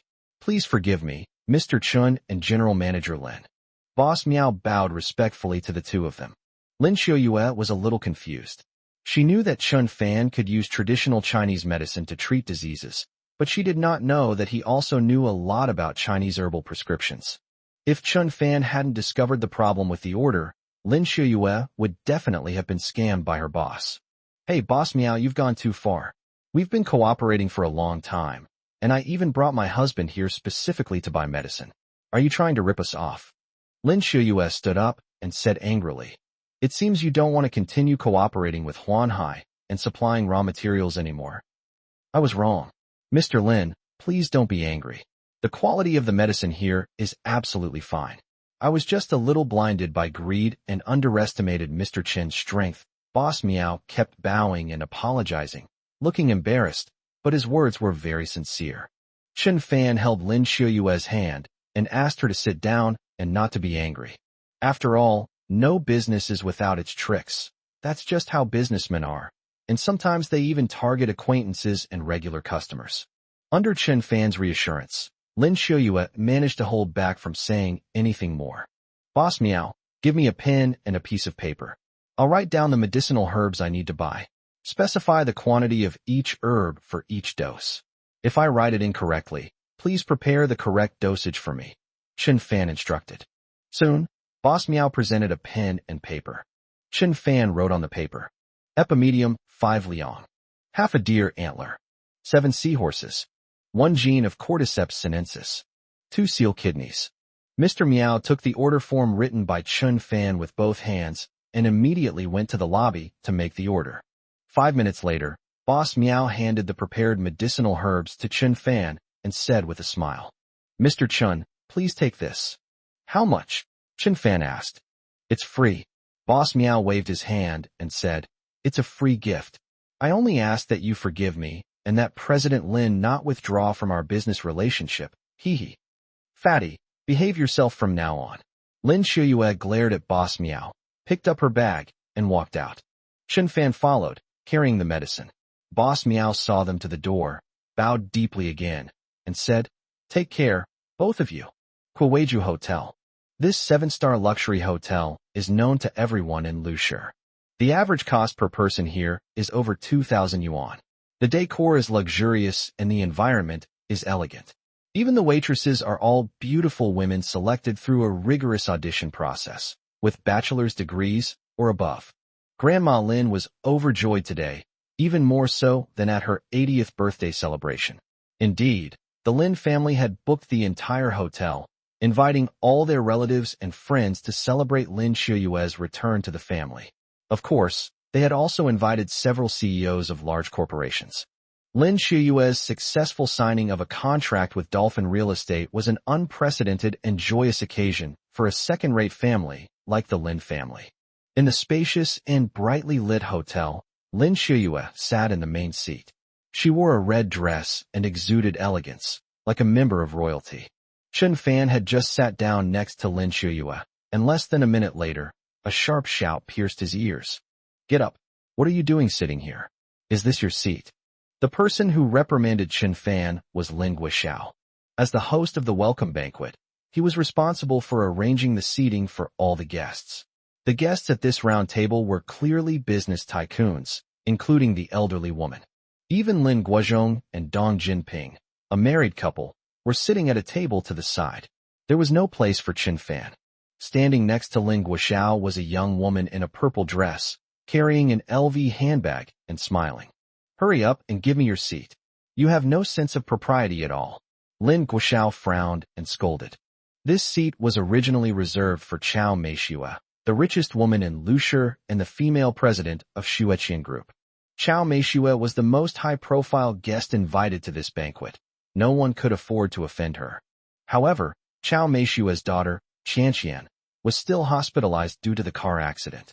Although her condition had stabilized, Chao Meishue had to stay by her daughter's side. She couldn't attend the banquet, but she couldn't refuse to show respect. Therefore, Chao Meishue sent Zhao Hong, the vice president and second-in-command of Xueqian Group, to represent her at the banquet. Zhao Hong was a founding employee of Xueqian Group. Initially, she was Chao Meishue's personal secretary and worked for her. Chao Meishue trusted her implicitly and promoted her to the position of vice president of the group. "Still sitting here instead of getting out? President Zhao has been waiting here for ages. What are you dawdling about?" Lin Guoxiao said angrily. "If this kid keeps refusing to leave, he'll lift him up by the hair and drag him away." Chen Fan pretended not to hear Lin Guoxiao's voice and didn't even turn his head, continuing to drink his tea. "You brat, you have no manners. I'll kick you out." Lin Guoxiao reached out and grabbed Chen Fan's hair. Chen Fan had already caught a glimpse of it out of the corner of his eye, and with a quick movement, he grabbed Lin Guoxiao's wrist. It hurts, let go of me." "Let go quickly," Lin Guoxiao grimaced in pain, but dared not shout too loudly, afraid that more people would see. Seeing this, Zhao Hong was a little taken aback and gave an awkward smile. "President Lin, how about I sit somewhere else? After all, I'm here representing President Chao. There's no need for me to sit in such a conspicuous position." Seeing that Zhao Hong was about to leave, Lin Shiyue, worried that the old lady would be unhappy, didn't place the distinguished guest in the proper spot. So she tugged at Chen Fan's sleeve and whispered, Could you move aside? Could you sit with our parents?" "Okay." Chen Fan smiled slightly, then released Lin Guoxiao's wrist and stood up to walk to the next table. Chapter 86, Stealing Credit. "Damn it." Lin Guoxiao cursed under his breath, rubbing his already swollen wrist, feeling extremely angry. He pulled out a chair with a pained expression and smiled at Zhao Hong. "President Zhao, please sit here. This is what the old lady wanted. That man from earlier has mental problems. He's a son-in-law we brought in to live with our Lin family. He wasn't well educated, so please don't take offense." "A live-in son-in-law? If he has mental problems, why hire him in the first place?" Zhao Hong asked, sitting in a chair, puzzled. When he was first recruited, he was a normal person. Later, maybe some runny shit got into his brain, and he became stupid. "Heh," Lin Guoxiao said in a disgusting way, probably venting his frustration at having his wrist pinched earlier. Just then, the waiter brought out a bowl of pumpkin soup, which was yellowish in color, but no one drank it. "Second uncle, if there's nothing else, you can go about your business. I heard you were bitten by a rabid dog a few days ago. I wonder if you forgot to get the rabies vaccine." Lin Shiyue asked coldly. Although Lin Guoxiao was her elder and her uncle, she could not pretend not to hear him insult her husband in front of her. Lin Guoxiao gritted his teeth in anger, about to explode, when the old lady came out. Lin Meiyun and her daughter, Yi Jie, helped the old lady walk over, one on each side. The old lady sat next to Lin Shuyue, holding her granddaughter's hand, her face beaming with smiles. Lin Guoxiao could only swallow his anger and say no more. Shuyue, welcome back to the Lin family with your parents. Today's banquet is mainly to celebrate your return and that we are family again. The old lady said happily. Most of the guests had already taken their seats, and as soon as the old lady spoke, everyone else quieted down. Shuyue, tell us how you successfully negotiated with Dolphin Real Estate, so that our Lin family members can learn a thing or two, the old lady asked. The Lin family exchanged glances, as if the old lady's words were directed at them, implying that they had poor negotiation skills. Lin Shuyue pondered for a few seconds, recalling the scene of signing the agreement with Dolphin that day, which was still vivid in her mind.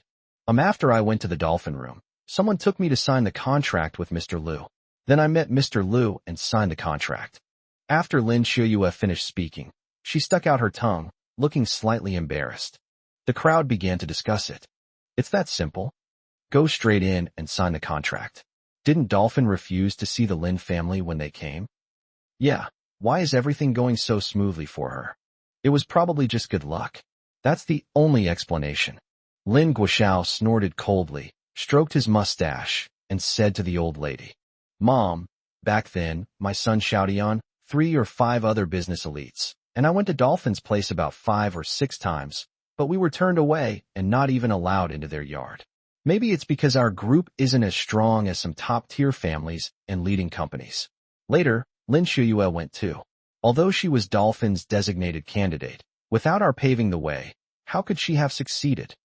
Yes, Grandma, it was our repeated sincerity that moved General Manager Liu of Dolphin Real Estate, which is why my cousin was able to sign the contract so smoothly.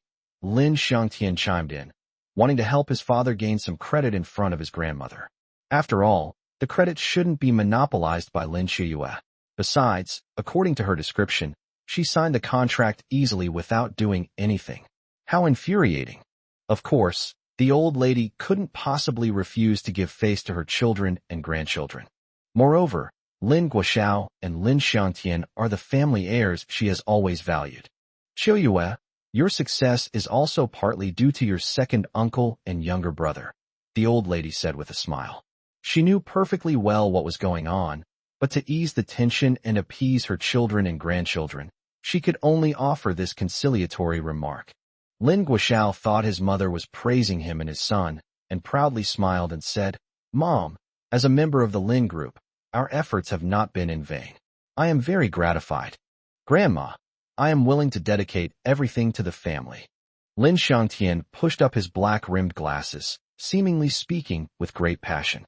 You are all my good children and grandchildren. Come, Grandma will toast all of you. The old lady picked up a cup of tea, and the relatives and guests sitting there also picked up their tea or red wine and drank a toast. Lin Shuyue looked somewhat helpless. This was originally a banquet to welcome her family back to the Lin family. Lin Shuyue should have been the main character today, but now Lin Guoxiao and his son are taking credit and making oaths, as if all the credit belongs to them. Grandma, according to the contract terms, Dolphin and Lin's group will each send a business manager to specifically connect and coordinate the construction of the Lusher New District. I would like to volunteer myself and ask you to send me to be in charge of the specific operations and to liaise with Dolphin's business manager. I guarantee to complete all tasks excellently. Yes, I also suggest that Xiaodian be the business manager. Eugene glanced at Lin Shuyue and smiled. Shuyue is quite busy. After all, she runs her own cosmetics company. Let's not add any more pressure to her.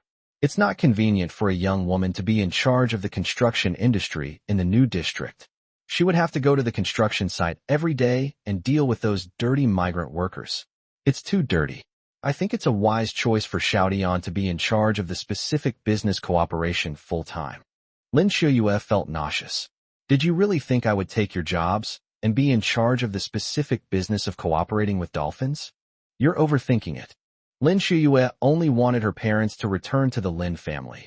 How far the cooperation with Dolphin Real Estate could develop was not her concern. After all, her Huanhai company is also a partner of Dolphin, and she has a lot of things to deal with on her own, so why would she interfere with the Lin family? The Lin family had already discussed it last night and were determined to secure the business manager position in the cooperation agreement with Dolphin for Lin Xiangtian.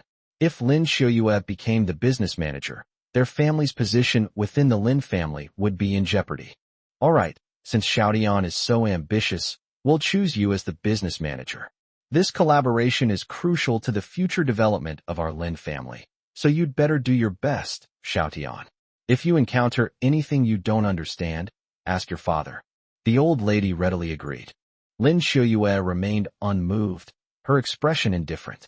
Chen Fan, who was at another table, felt a little annoyed after hearing the conversation. This old lady still favors her children and grandchildren so much.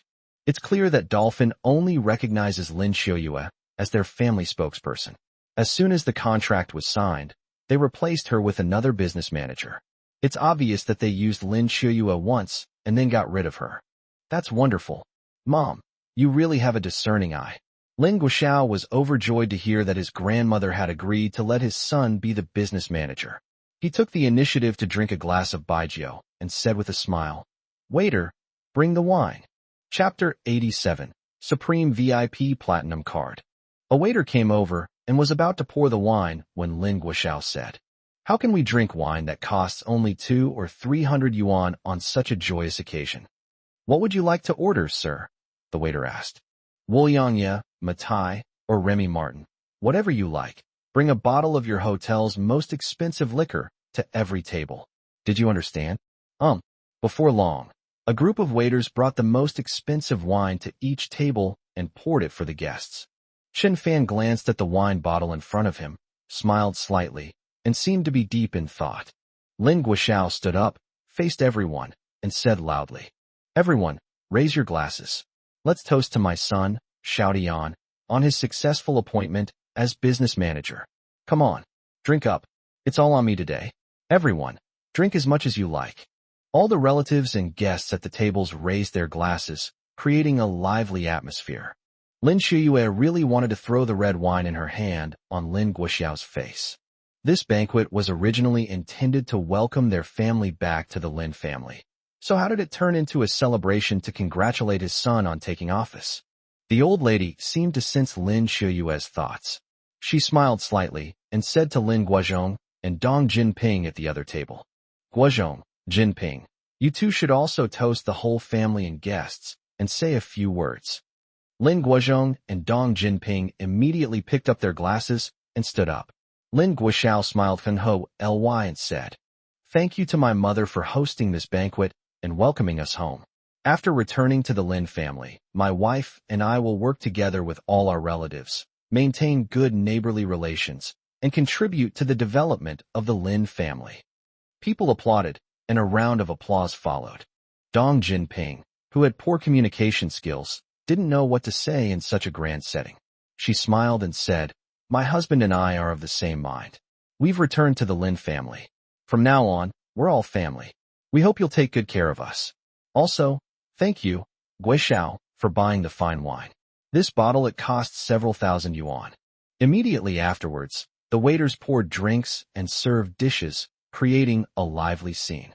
As the banquet was nearing its end, the elderly woman, due to health reasons, was accompanied by Lin Meiyun and her daughter to go home to rest. Lin Guoxiao, his face flushed and clearly drunk, shouted, "Wait, waiter, the bill." The waiter approached and asked, "Sir, cash or card payment?" "Of course, I'll swipe my card." Lin Guoxiao took out his wallet, pulled out a new card, deliberately held it in his hand, and looked at it repeatedly, then handed it to the waiter. To everyone's astonishment, the card Lin Guoxiao had applied for was actually Huaxiao Bank Supreme VIP Platinum Card.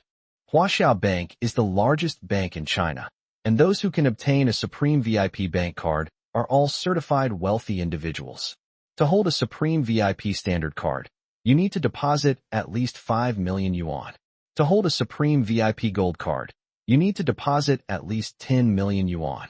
To hold a Supreme VIP Platinum card, you need to deposit over 20 million yuan. Those who possess this bank card enjoy priority access when traveling by plane or ship or visiting major shopping malls and tourist attractions across the country, without having to buy tickets or queue, making it extremely convenient. Lin Guoxiao recently obtained this Supreme VIP Platinum card, which contains 25 million yuan, all the cash he can access. Although his net worth is far greater than this, most of it is in real estate and investment products, leaving him with only this much liquid cash on hand. Holding the Supreme VIP Platinum card from Huaxiao Bank, Lin Guoxiao, emboldened by alcohol, naturally wanted to show off. Even many business owners couldn't help but take a second look. They may be worth more than Lin Guoxiao, but they may not have more than 20 million yuan in liquid assets. Take Zhao Hong, who sits next to Lin Shuyue, for example.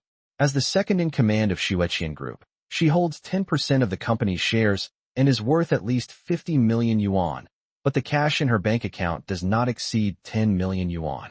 At this moment, Lin Guoxiao looked at everyone with a smug expression, feeling that the whole room was filled with envious and admiring gazes, and he felt very good about himself. His wife, Yu Jing, sitting next to him, also smiled broadly, accepting everyone's praise. This is the Huaxiao Bank Supreme VIP Platinum card. You need to deposit over 20 million to apply. That's amazing. Mr. Lin has plenty of funds on hand. I really want to get one too, but unfortunately, I don't have 5 million on hand. So sad. With this card, you can go straight to first class on a plane without even buying a ticket.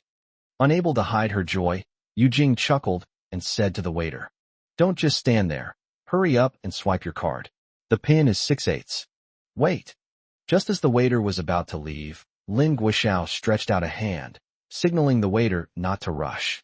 "What's wrong, sir?" the waiter asked politely. Lin Guoxiao took a sip of tea to sober up a bit, then pointed to Chun Fan's table and said, "Except for that table, I'll pay for all the other tables." Did you understand? The table where Chun Fan sat included Lin Guozhong and his wife Dong Jinping, who had returned to the Lin family, as well as several relatives, all of whom held relatively low positions and had little influence within the family. Lin Guoxiao looked down on Lin Guozhong and his wife, and was secretly displeased that they had returned to the Lin family. And that good-for-nothing son-in-law just grabbed his wrist with tremendous force. His wrist was still throbbing. This is an injustice we must avenge. As for the other relatives, Lin Guoxiao was not afraid of offending them at all and did not take them seriously. "Humph, Chun Fan, you piece of trash. You wouldn't give up your seat for President Zhao, and you even attacked me. You have no respect for hierarchy and don't deserve for me to pay the bill." Lin Guoxiao slammed his hand on the table, stood up, and faced Chun Fan's table, angrily saying, "In the family meetings we held before, Lin Guozhong, Dong Jinping, and Lin Shuyue agreed to return to the Lin family. Not you. You good for nothing. Do you understand? You have no right to return to the Lin family. Because it was you, you piece of trash, who caused us to split up in the first place, and now you want to come back and cause trouble? Dream on." Ahem. "Actually, I can sit anywhere." Zhao Hong was a little embarrassed, as if Lin Guoxiao's current scolding of others was her fault. "President Lin, I'm not blaming that son-in-law. Please don't scold him. Mr. Zhao, this has nothing to do with you. I'm just letting this dog know the consequences of disrespecting elders and VIPs." Lin Guoxiao said, then turned to Chun Fan's table again. "Brother, sister-in-law, welcome back to the Lin family. But let me make this clear. If you insist on bringing this good-for-nothing along, then you should go back to your apartment. There's no place for him in our Lin family." Lin Guozhong's face fell, feeling both embarrassed and puzzled. He said, "Brother, you've had too much to drink. Let's discuss family matters another day when we're more sober. Although Chun Fan is a son-in-law we brought in, he belongs to our family. It wouldn't be right not to bring him back." When Dong Jinping heard her husband defending Chun Fan and contradicting Lin Guoxiao, she felt like she was pulling the tiger's hair out of its head. She quickly pinched Lin Guozhong hard under the table, causing him to scream and dare not say another word. Chapter 88. A Black Market Shop? Hee hee, my husband is drunk. Don't listen to his nonsense. Let me say a few words. Dong Jinping coughed lightly and said with a smile, "Before this, we also held a family meeting and unanimously agreed that my son-in-law Chun Fan will not return to the Lin family. His status is too low, and it would be bad for the Lin family's image. Besides, Now that the Lin family is cooperating with Dolphin Company, it will definitely become a first-class family in Lushire in the future. How could we tolerate a gigolo? If the news media hypes it up, wouldn't it make a mess of the Lin family? So, we unanimously agreed that Chun Fan will not come back. Guoxiao, Yue don't worry. Lin Guoxiao sneered and said, if that's the case, why didn't you say so earlier, sister-in-law? Tu Forgothi. Dong Jinping said with a forced smile. Don't worry. My husband, and I don't want to go back to your Lin family. At this moment, Lin Shiyue stood up, furious. She said angrily, I have my own company. My husband and I won't starve. You're just afraid that we'll go into the Lin family and take away your property and interests, right? Don't worry, we don't care at all. You can give it to me, but I won't take it. After Lin Shiyue finished speaking, she walked over and took Chun Fan's hand, saying, Honey, let's go home. This place is disgusting and full of trouble. Hearing Lin Shiyue's words, Chun Fan felt extremely relieved. He was also deeply moved. Lin Shiyue wasn't afraid to offend the Lin family relatives and chose to stand firmly on his side. This truly embodied the spirit of sharing both honor and disgrace between husband and wife. At the same time, Lin Guoxiao, Yu Jing, and Lin Xiangtian also breathed a sigh of relief. They were waiting for Lin Shiyue to say these words. Even without the young couple returning, the Lin family's core businesses remain in their hands. Lin Guozhong and Dong Jinping pose no threat to them whatsoever. If they can manipulate things when the old lady is nearing death, the Lin family will struggle to even inherit the property. Lin Shiyue, holding Chun Fan's hand, had just left her seat when Lin Guoxiao sneered and said, Just leaving like that? Who's going to pay for the meal and drinks? Yu Jing glanced at Lin Shiyue and said while eating sunflower seeds, I estimate that the table will cost at least 10,000 yuan. Don't count on Chun Fan, that gigolo. As for the others, each person can chip in a little over 1,000 yuan. That should be enough. I'll pay. Lin Shiyue frowned and said sharply, It's just 10,000 yuan. Who are you trying to scare? Hey sis, why are you paying? You weren't even eating at that table. Lin Xiangtian chuckled, then turned to his father and said, Dad, forget it. Just pay for it all at once. It's just one more table. Be generous. Consider it charity to a beggar. Ha ha. Son, you're right. Lin Guoxiao clapped his hands in approval. Lin Shiyue trembled slightly with anger.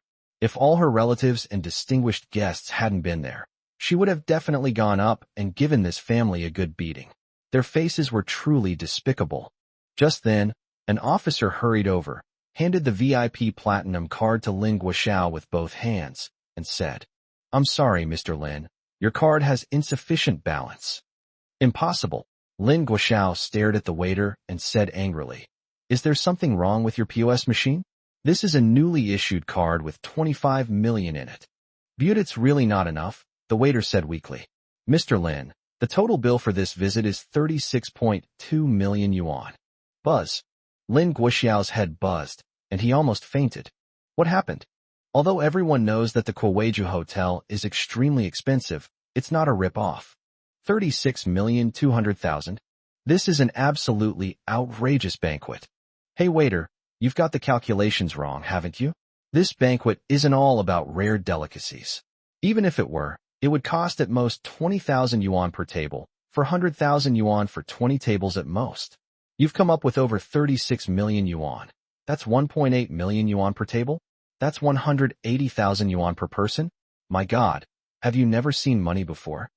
Sir, we didn't miscalculate. The waitress was about to explain when Lin Guoxiao shoved her away, almost causing her to fall and tremble with fright.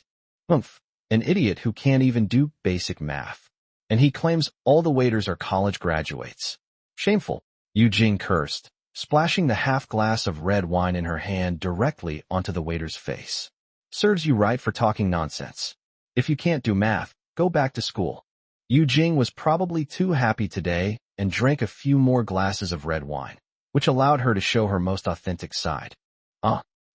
The staff member wiped the red wine off his face, trembling with anger.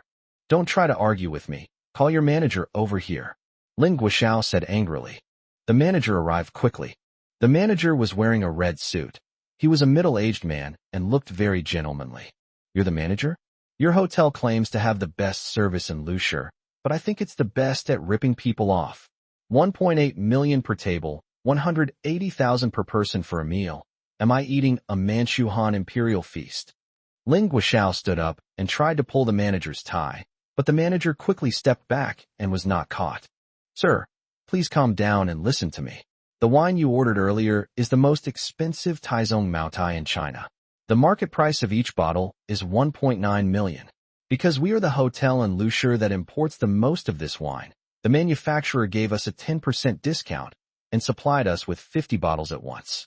The annual production of Taizong Maotai is at most 1,000 bottles. You said you wanted the most expensive wine, so we complied and ordered 20 bottles. We'll give you a discount to 1.8 million per bottle, which adds up to 36 million. Damn it, 1,800,000 for a bottle of wine. Why didn't you warn me sooner? You're deliberately ripping me off. Lin Guoxiao cursed angrily. He rushed forward, trying to grab the manager by the collar again, but the manager grabbed a chair from the side and used it in self-defense. Yu Jing rushed forward and threw her empty wine glass at the manager, but luckily, it was blocked. What a rip-off. A money-grabbing rip-off. I'm going to call the Market Supervision Department and report you. Lin Xiangtian clenched his fists, ready to go up and beat up the manager, but several relatives grabbed him around the waist and advised him not to act impulsively. This scene made Chen Fan unable to help but laugh. This family was just acting all high and mighty, but now they're all throwing a tantrum like three mad dogs. The relatives present looked at each other, unsure of what to do. The manager shouted as he defended himself. Sir, please calm down, or I'll call security. It was indeed you who ordered the Taizong Matai. You wanted the most expensive liquor, and we complied. Besides, there are security cameras in the lobby. You can't deny it. Please don't take any drastic actions. Let's resolve this through conversation. Chapter 89. The Hotel Owner. I'll talk your ass off. I'll kill you for daring to cheat me out of my money. Lin Guoxiao was still extremely agitated, with veins bulging on his face, and he was in a state of hysteria. Yu Jing was held back and couldn't move forward. She took off her high heels and threw them at the manager and waiters, cursing loudly. What a rip-off. 36 million for a meal. What kind of banquet is this? It's shameless. It's outrageous. Their son, Lin Xiangtian, was young and strong. He broke free from his relatives' restraints and rushed forward, wanting to punch the manager in the face a few times. The manager quickly said into the walkie-talkie, There are several people causing trouble in Hall 3. Repeat, there are several people causing trouble in Hall 3. A few dozen seconds later, more than a dozen security guards in gray uniforms rushed out from the side door to maintain order. These security guards were all burly men, strong and carrying batons. They all looked fierce and menacing. As a security guard at the Kuweiju Hotel, my salary is twice that of a security guard at a regular hotel. They hire retired soldiers with discharge certificates, and they have to go through a rigorous selection process, specifically choosing tough guys with excellent physical strength, agility, and combat skills. At this moment, these burly security guards surrounded the scene, causing Lin's relatives to feel surprised and frightened. How did a perfectly good banquet turn into a group conflict?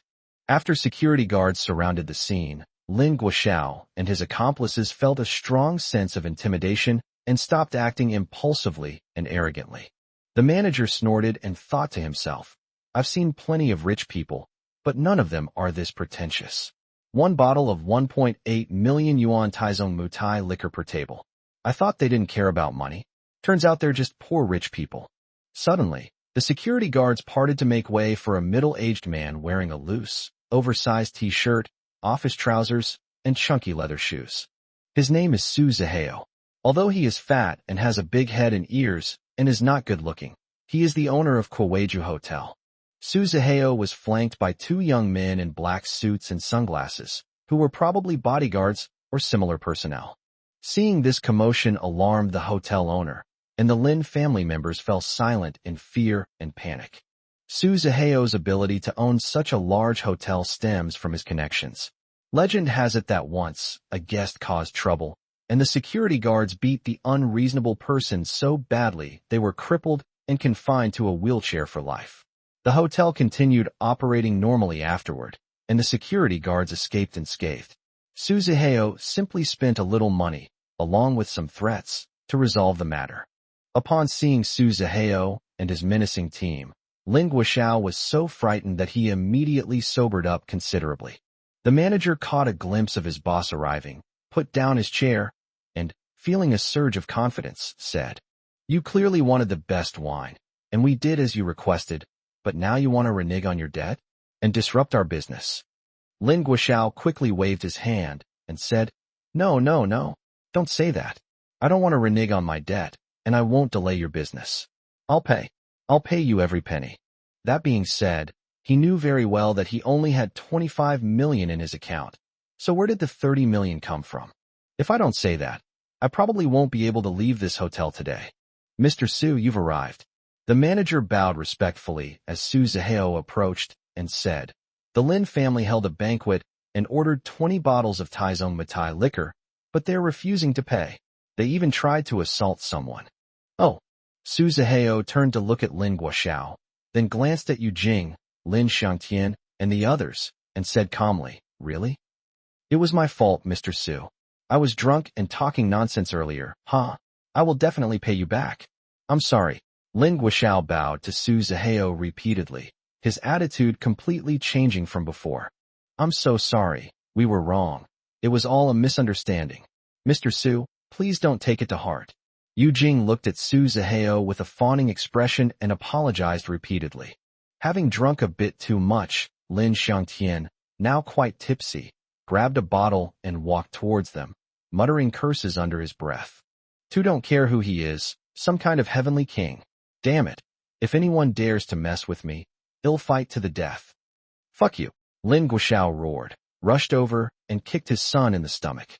Lin Xiangtian screamed and fell to the ground, the wine bottle in his hand shattering.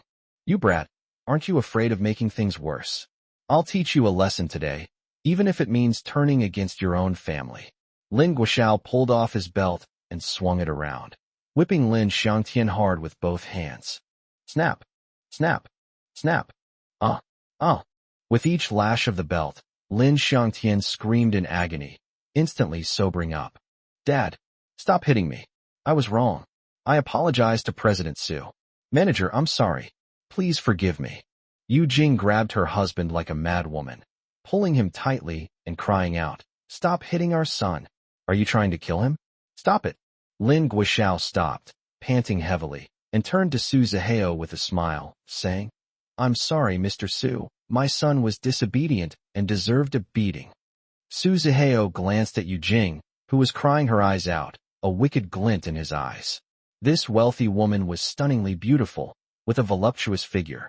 Though past her prime, she possessed a unique charm, just his type. The Lin family actually defaults on their debts? They'll be a laughingstock if word gets out.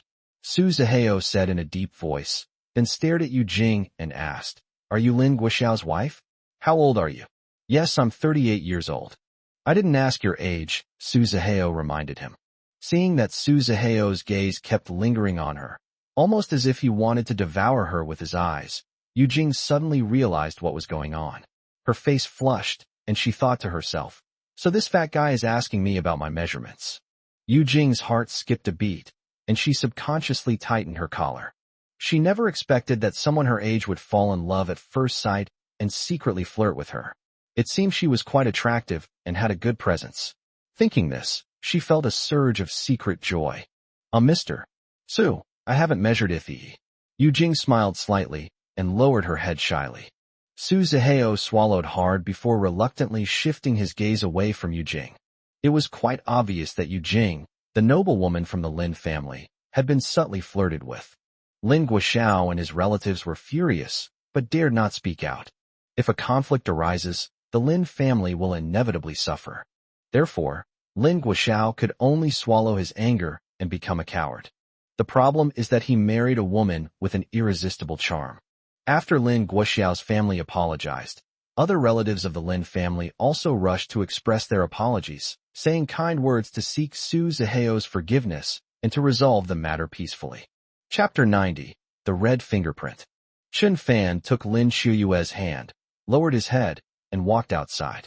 He didn't want to face Suzuheo because Suzuheo was someone he knew. When Chun Fan was young, Suzuheo worked as a cook in the back kitchen of the Chun family in Beijing. He is an excellent cook of Sichuan and Cantonese cuisine, which has earned him unanimous praise from Mr. Chun and his family. However, 3 years after Chun Fan was sent away, Suzuheo was kicked out of the Chun family. Because he did something wrong, he committed an outrageous act against another young female servant. As a result, Suzuheo was ordered to leave by the old man. After arriving in Lushur, he wanted to start a business, but he didn't have any capital. Uncle Lu and he had a very good personal relationship, so Uncle Lu took out his savings and lent him 400,000 yuan. Deeply moved, Suzuheo vowed to make a name for himself in Lushur. Many years have passed. Starting with that 400,000 yuan, Suzuheo has gradually built his business and is now the owner of Kwaweju Hotel, which also owns several other hotels. If it weren't for Uncle Lu's support, Suzuheo might still be a ghost wandering the lowest rungs of the city. Now that he has become a person of high status, he certainly will not forget Uncle Lu's kindness. The Lin family was holding a banquet at the Tsui Residence Hotel. Uncle Lu had informed Suzuheo beforehand about Chun Fan's attendance, asking him to keep an eye on the young master. Uncle Lu was Suzuheo's great benefactor. How could he disobey his benefactor? Uncle Lu was like a father to him. If nothing happens inside the hotel, all will be well, but if something does happen, Suzuheo's top priority is to ensure Chun Fan's safety. To him, this is a glorious mission. Just then, Chun Fan and Lin Shuyue walked towards the door, but were spotted by the sharp-eyed Suzuheo, who called out, "Wait a minute." Although Suzuheo had never met Chun Fan in person, he had seen his photos. His gaze sharpened, and he walked towards Chun Fan's direction. The Lin family's attention was also focused on Chun Fan and Lin Shuyue, and they were all talking amongst themselves. "Why are you running away? We didn't ask you to pay anything. That's ridiculous. Nobody's left yet. What's the rush for you two? Why are you making Suzuheo angry? It's definitely Chun Fan, that cowardly good-for-nothing, who's going to leave first. Sigh, I hope President Su won't be angry, otherwise we'll all be in trouble." Lin Shuyue sighed softly, and facing Suzuheo, she said neither humbly nor arrogantly, "What do you want?" Suzuheo ignored Lin Shuyue completely. His gaze remained fixed on Chun Fan. "That's right. This must be the young master of the Chun family. You've grown so much, but you still retain the impressions and traces of your childhood. This is fate." Suzuheo smiled slightly as he faced Chun Fan. He was relieved that his young master was unharmed. Otherwise, how could he explain it to Uncle Lu? Ignored and feeling helpless, Lin Shuyue, fearing that Suzuheo might harm Chun Fan, became even more vigilant. If Suzuheo dared to be violent towards Chun Fan, she definitely wouldn't just stand there. Suddenly, a mocking voice rang out. "President Su, please don't be angry. This man is a dog of the Lin family. No, he's not even as good as a dog. He's a complete waste. He freeloads off our family, just waiting to die. He's shameless to the extreme. Please don't lower yourself to his level. He's a cowardly coward. That's why he's trying to run away. This piece of trash deserves a beating." Lin Guoxiao cursed as he walked up to Suzuheo, trying to curry favor with him. Snap! A resounding slap. Suzuheo suddenly slapped Lin Guoxiao hard across the face. Lin Guoxiao was left standing there, disheveled, with blood trickling from the corner of his mouth. "Shut up! Get out!" Suzuheo roared. Lin Guoxiao was so frightened that he wet himself and took a few steps back. The 5-finger marks on his face were so clear. "Honey, are you all right?" Yu Jing asked softly. Don't speak," Lin Guoxiao hurriedly reminded him, then wiped the blood from the corner of his mouth. "Young master," Suzuheo called out emotionally. The moment he saw Chun Fan, countless memories were stirred up within him. The time he spent working as a chef at the Chun family's restaurant in Beijing was the happiest and most carefree period of his life. The entire family loved his cooking. The Chun family treated him very well, like family. If he hadn't acted foolishly and made that mistake, he might still be the head chef of the Chun family now. Big head, thick neck, either a tycoon or a cook. Having been a cook and now a tycoon, Suzuheo's life has been full of ups and downs, leaving him with a myriad of emotions. "Young master, it's so good to see you." You're so handsome. I really want to make you your favorite fried rice again, Su Zihao said emotionally, tears welling up in his eyes.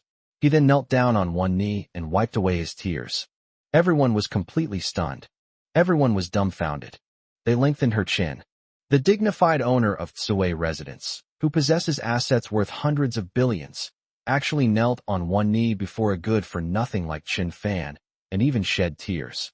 Could it be that I've run into my long-lost, cowardly son?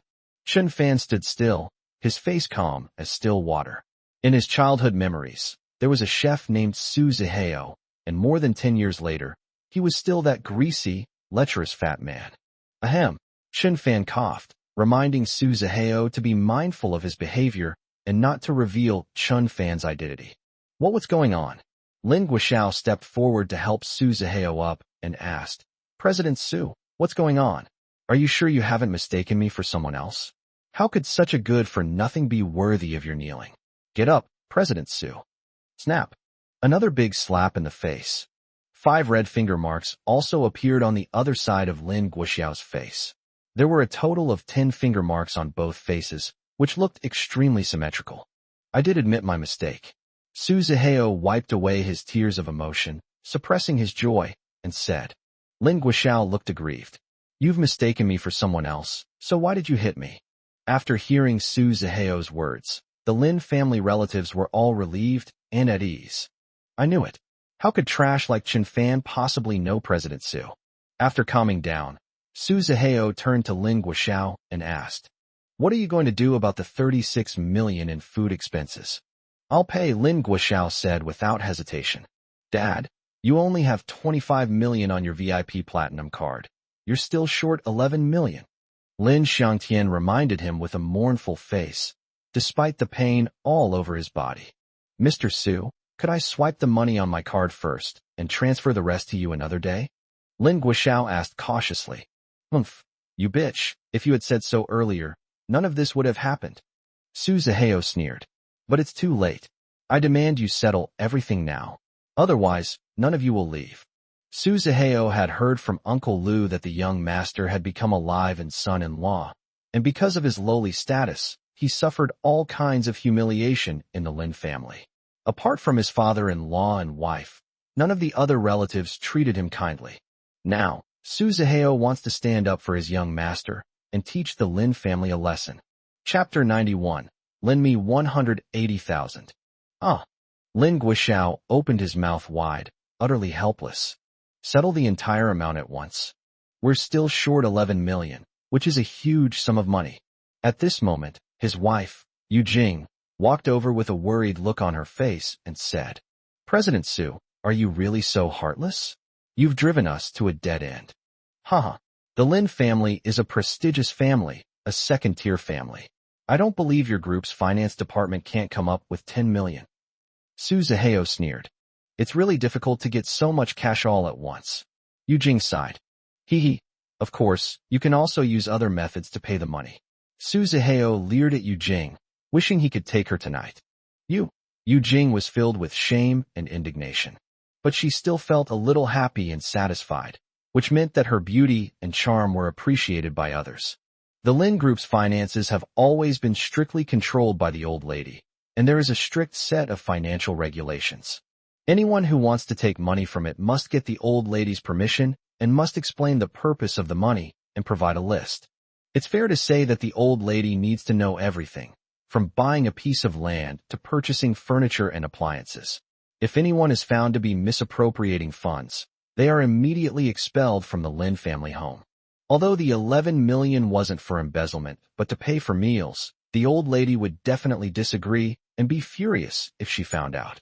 This was the result of Lin Guoxiao's boasting. Even if the old lady used company funds to cover the shortfall, she would look at Lin Guoxiao differently in the future and might even lose trust in him.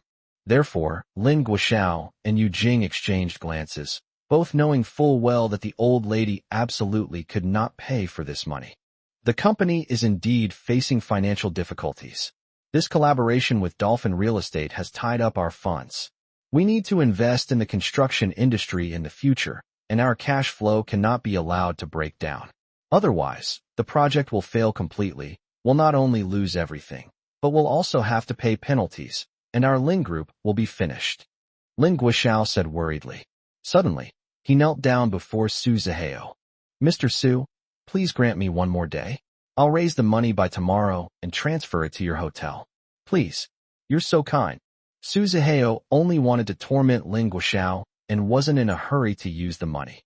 Seeing Lin Guoxiao kneeling on the ground like a dog, begging him with a pleading expression, Su Zihao felt that he couldn't disrespect the old lady of the Lin family. Letting her son be so humble would create a grudge if word got out. Just as Su Zihao was about to tell them to get lost, Yu Jing suddenly knelt down. What's going on? Yu Jing knelt not before Su Zihao, but before the Lin family relatives. With tears welling in her eyes, she put on a dramatic performance. Relatives, we're still short 11 million for this meal. How about we all chip in and split the cost equally? We really have no money left. If you keep pushing us, the three of us will jump off a building, and it'll be the headline in tomorrow's Lucier Morning Post. Relatives, can you really bear to watch us be driven to our deaths? Yu Jing spoke with great emotion, tears streaming down her face, moving all the relatives present. Several female relatives, in particular, also shed tears. Su Zihao couldn't help but sigh. This woman is really smart. She saved over 30 million yuan just by kneeling. One of Lin's relatives loudly suggested, this meal costs 180,000 yuan per person. Let's not make things difficult for President Lin. It was an unintentional mistake. He ordered 1.8 million yuan worth of wine, which was for all of us to drink. How can we stand idly by? We'll pay the 180,000 yuan ourselves. Yeah, it's not like we can't afford it. What's with the hotel staff acting so high and mighty? We Lin family members face difficulties with 18 million, but we can still come up with a mere 180,000. Everyone take out your bank cards and swipe them one by one until their POS machines are maxed out. They've dared to bully the Lin family. Do they think we're not united? I'll go first. The crowd responded immediately. They all pulled out their bank cards. Although the Lin family was considered a second-tier family in Lucier, it wasn't too difficult for their business relatives, even those who were short of money, to come up with 180,000 yuan. Even if they didn't have the money in their accounts, they could easily get it transferred with a phone call. Lin Shuyue took out her card, looking troubled. Her company recently purchased a batch of new equipment, and in addition to the company's funds, she basically used all the money in her own account to pay for it. There's only 600,000 left in the card. In other words, it can only pay for the meals of a maximum of 3 people. Not far away, Lin Guozhong and Dong Jinping stared at their daughter, at a loss for what to do. Where would they get 180,000 yuan? Lin Shuyue pursed her lips and whispered to Qin Fan, I only have enough money for myself and my parents. I'll try to borrow some for you. Or could you ask President Su for help? Ha. Lin Shuyue, you seem a bit anxious. Your family of 4. You can't even afford a meal, can you? Lin Guoxiao shook the VIP Platinum card in his hand, his face full of mockery. Even with 10 bright red finger marks on his face, and in excruciating pain, he didn't forget to mock and ridicule Lin Shuyue and her family. 2 can only pay for 3 people on my card. Lin Shuyue's forehead instantly broke out in a row of small beads of sweat. Her face slightly flushed, and she said, Relatives, can anyone lend me 180,000? I'll pay it back tomorrow. I mean what I say. Lin Shuyue knew Lin Guoxiao was rich, but she would never borrow money from him. Now, even when dealing with relatives I don't usually keep in touch with, I'm taking a gamble. However, those relatives only act according to Lin Guoxiao and Yu Jing's wishes, so how could they possibly lend her money out of kindness? As expected, no one in the room offered to lend her money. Everyone was perfectly in sync. Ha, you finally met your match? You call yourself a female CEO? What a disgrace. Lin Guoxiao laughed loudly. Yu Jing chuckled. This family is all dependent on Qiuyu. They're typical freeloaders. Especially that good-for-nothing son-in-law. All he does is freeload and doesn't earn a penny. He makes his wife suffer like this at a crucial moment. Humph, if I were you, I'd jump off a building right now. Lin Shuyue's face turned crimson, feeling both embarrassed and helpless. Not far away, Lin Guozhong and Dong Jinping exchanged a glance, then lowered their heads, looking dejected. They hadn't brought honor to their daughter. They didn't even have over 300,000 yuan in savings, and felt like a burden, holding her back. Dong Jinping even secretly wiped away her tears. Just then, Chen Fan took out a green bank card and said calmly, "Qiuyue, don't worry, there's a card." Before he could finish speaking, Lin Xiangtian snatched the green card from his hand and said, "What kind of card is this? You poor dog, you think you're qualified to get one? Are the bank staff blind?" Lin Xiangtian glanced down at the words on the card and almost choked with laughter. "Ha ha, this is hilarious. Everyone look. This poor dog is using an agricultural bank card. He's obviously a good-for-nothing from the countryside. How much money could be in that kind of card? Did you secretly make money as a gigolo behind Lin Qiuyue's back? Haha, they're really desperate. They'll pull out any card they can get their hands on." Yu Jing sneered and said to the waiter next to her, "Let's swipe this piece of trash's card first and see how much money it has. I bet it's less than 10,000. 10,000? Wife, you're overestimating that good-for-nothing. At most, it's 1,000.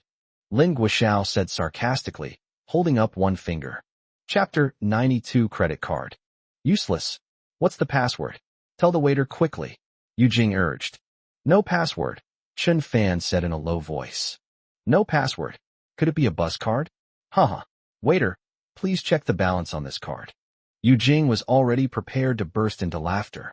How much savings can a gigolo who just lives off his wife have? How dare he take out his card? He's really shameless. At this point, the waiter brought over a multifunctional POS machine, swiped the green card, and clicked on balance display at the top. Ding! This card's balance, 0 inch. As soon as the electronic voice finished, the whole audience burst into laughter. A tattered bank card, and not a single penny in it. Is this poor guy just trying to be funny? Why do such idiots exist in this world? Is his brain filled with shit or pee? Laughter, sarcasm, and insults filled the air. The entire hall had become a sea of joy. Chen Fan was like a clown, surrounded by onlookers. Lin Qiuyue wished she could find a hole to crawl into. Isn't this embarrassing? You knew the card balance was 0, yet you still took it out? How shameful. Bang! Lin Qiuyue, unable to contain her anger, stomped hard on Chen Fan's foot.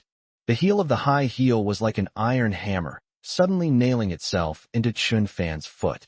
Instantly, the taste was incredibly sour and refreshing. Phew! Chen Fan gasped, enduring the pain in his foot, and calmly said to the waiter, "This is a credit card. Don't check the balance, check its credit limit." Upon hearing the words credit card, Lin Xiangtian laughed so hard he clutched his stomach, almost laughing until he bled. You piece of trash, you don't have a single penny of income, and you still dare to apply for a credit card?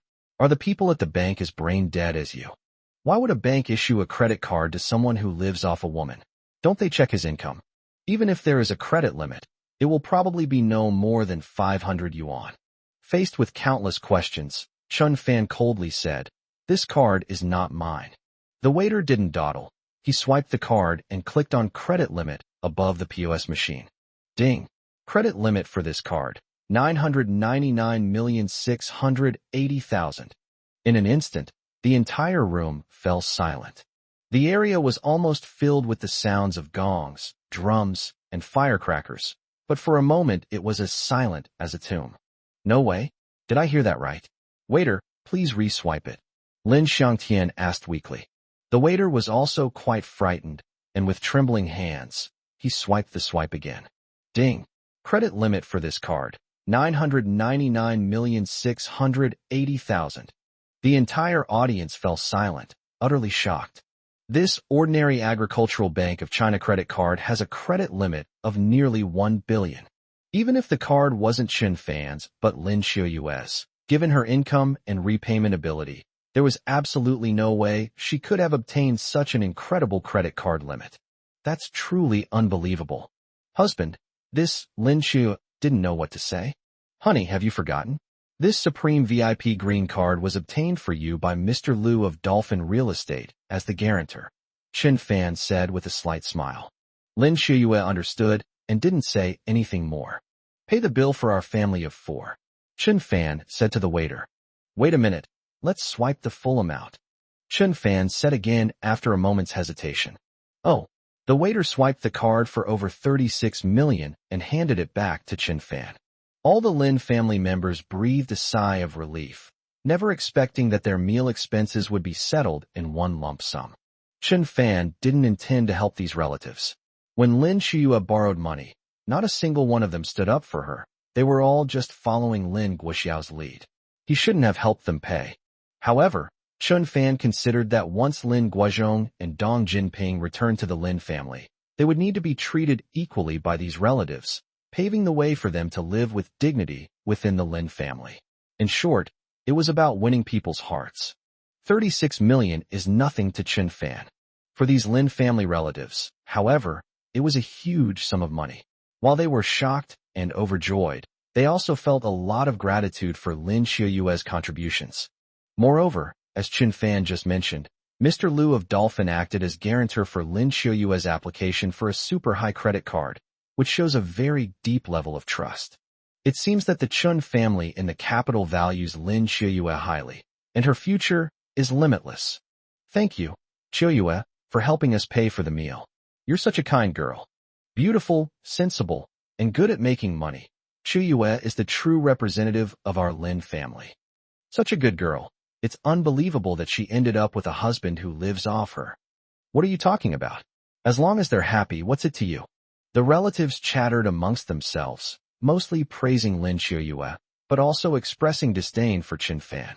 Chen Fan listened with a slight smile, not taking it to heart. The Lin Guoxiao family looked at each other and tacitly chose to remain silent. Yu Jing was secretly delighted. Lin Shuyue had paid for the meal, saving them a considerable amount of money. However, she was also somewhat worried.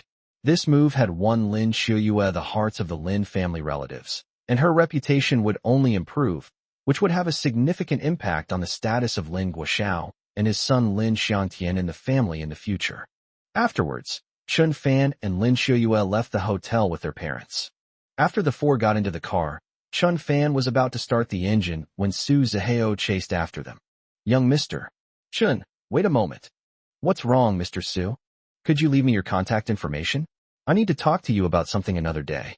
Don't worry, it'll definitely be something good, Su Zihao said with a smile. Let's add each other on WeChat. After the two added each other on WeChat, Chen Fan stepped on the gas and his family left the Kuweiju Hotel.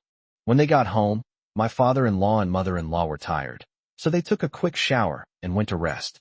Chen Fan went to the kitchen and started brewing medicine on the small gas stove. Steam rose continuously from the medicine pot, wafting a fragrant aroma. Afraid the smell would disturb his family, Chen Fan closed the kitchen sliding door. He knew very well that the Chinese medicine he was brewing wouldn't do much to cure his underlying illness. His ailment was primarily psychological. He needed to either see a psychologist regularly or adjust on his own. The Chinese medicine was simply a way for him to boost his confidence and overcome his psychological barriers. Sizzle. The sliding door was opened. Lin Shuyue, wearing a light purple nightgown, walked in and then closed the door. Honey, are you brewing medicine? Lin Shuyue frowned slightly when she smelled the medicine. Yes, I need to get better as soon as possible. I don't want to be a useless person. Chen Fan smiled awkwardly. To be honest, the couple's relationship was currently at its most passionate stage, with Chen Fan having the opportunity to indulge in nightly revelry in Lin Shuyue's boudoir every night. Unfortunately, he wasn't up to the task, so even with numerous opportunities, it was all in vain. Chapter 93, Business Manager. Honey, you'll definitely recover. Keep going. Lin Shuyue encouraged, her little tiger teeth looking so adorable. Yes. Chen Fan nodded. With his wife's encouragement, he was sure he would rise to prominence in the near future. Honey, that last green card at the banquet today? It was Mr. Liu who helped me with it. I am a shareholder of Dolphin. After all, I invested 1 billion yuan. In order to put my mind at ease, he applied for this credit card for me as a guarantor with a limit of 1 billion yuan. It can also be used for emergencies when the company needs funds. I understand. Lin Shuyue nodded, and couldn't help but sincerely praise Chen Fan's investment for its correctness and foresight. You were scolded a lot by the Lin family at the banquet today. I'm sorry, Lin Shuyue said with some shame. It was my insistence that you attend the banquet, even though you didn't want to go. Sigh, it's all my fault. It's not your fault. Who knew your second uncle, Lin Guoxiao, would be so foolish? If you hadn't taken me there, I wouldn't have been able to help you out today. Chun Fan smiled calmly, as if spending 36 million at once was nothing to him. That Lin Xiangtian, afraid that Grandma would give me the business manager position, actually volunteered himself. He really judges others by his own petty standards. I never wanted to work for the Lin Group in the first place. Lin Shuyue shook her head, recalling those people's faces. Do you think Dolphin Real Estate will take Lin Xiangtian seriously? Chun Fan sneered, his words carrying a hidden meaning. Yes, I want to see just how capable Lin Xiangtian and his team are. By the way, honey, what about the 36 million we spent today? How are you going to explain that to President Liu? No need to explain. He said that as long as the credit limit on the card is no less than 500 million, I don't need to contact him. This kind of green card's credit limit can automatically generate interest to replenish it. In other words, as long as I carry this card with me, I'm making money every moment, Chun Fan explained seriously. This explanation was quite smooth, and Chun Fan couldn't help but give himself a thumbs up. Although it was a white lie, it would ease Lin Shuyue's worries and put her at ease. This is what a husband should do. That's good. Honey, my parents have returned to the Lin family, and we'll probably still have to deal with them in the future. They don't approve of you, and they might still belittle and humiliate you. You won't mind, will you? Of course not. If I minded, I wouldn't have attended the banquet today, and I would never have seen those snobs from the Lin family. Chun Fan said calmly, as if the various attacks from the Lin family were nothing to him. As long as they didn't cross Chun Fan's bottom line or do anything to harm Qiuyu, he wouldn't care about those insignificant people at all. To be honest, they're not qualified to make Chun Fan angry. Qiuyu, as long as you are happy, I don't care what happens to me. These words moved Lin Qiuyu to tears. Countless times Chun Fan went out with her, enduring ridicule and sarcasm with unwavering strength. But if Lin Qiuyu suffered even the slightest harm, Chun Fan would use forceful methods to make them apologize. Recalling the past, Lin Qiuyu's eyes involuntarily filled with tears. Husband, Lin Qiuyu suddenly threw herself into Chun Fan's arms, almost knocking over the medicine jar in front of her due to the sudden movement. Chun Fan held the beauty in his arms, enjoying her fragrant scent. A few days later, Lin Xiangtian arrived at the Dolphin Real Estate headquarters building on the agreed date. At the banquet a few days ago, he was whipped with a belt by his father. He still had injuries all over his body, but his face was still clean and it did not affect the talks. As a promising young man, he had his hair slicked back, wore black-rimmed glasses and a sharp suit, and maintained a confident smile. People are in high spirits when they have good news. Now that the old lady has appointed Lin Xiangtian as the business manager for the cooperation with Dolphin after he volunteered, he must do his best and make a difference. The time has come for him to show his talent. According to the contract, the position of business manager was originally intended for Lin Qiuyu. However, this can be changed if both parties agree through a meeting. Lin Xiangtian's task today is to let the Dolphin team know that he has been replaced as the business manager. He is more capable than Lin Qiuyu. Lin Xiangtian was full of confidence in replacing Lin Qiuyu as business manager. He and his father, Lin Guoxiao, had always been in charge of the Lin family's construction business. They were quite skilled in the business, and he had more support from relatives in the Lin family. He also had an elite team of advisors, so it was a natural progression for him to take the position. He was far more qualified than Lin Qiuyu. Lin Xiangtian took the elevator up to the building. He was led by the female secretary to the door of the general manager's office, where he knocked. Come in. Good morning, Mr. Liu. I am Lin Xiangtian, the newly appointed business manager of Lin's group. I am in charge of the cooperation with Dolphin and the construction of the new district. Lin Xiangtian walked into the office and shook hands with Mr. Liu.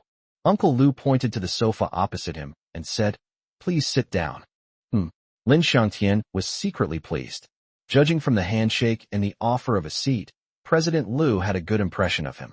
It seemed that President Liu wouldn't object to the change of business manager. Lin Qiuyu, thank you for helping me conquer this empire. How to build it, consolidate it, and become a hegemon is up to me. Uncle Liu sat in his boss's chair, glanced at Lin Xiangtian who sat there looking dignified, and asked, Where is Lin Qiuyu? Oh, She voluntarily gave up the position of business manager because her company still needs her to manage it personally. Now the Lin family has unanimously appointed me as the new business manager. From now on, Lin Xiuyue will no longer be involved in the cooperation with your company. I will be in full charge. Lin Xiangtian's words were blatant lies, yet he spoke them fluently. I see. However, whether or not I can agree to let you become the new business manager is not up to me.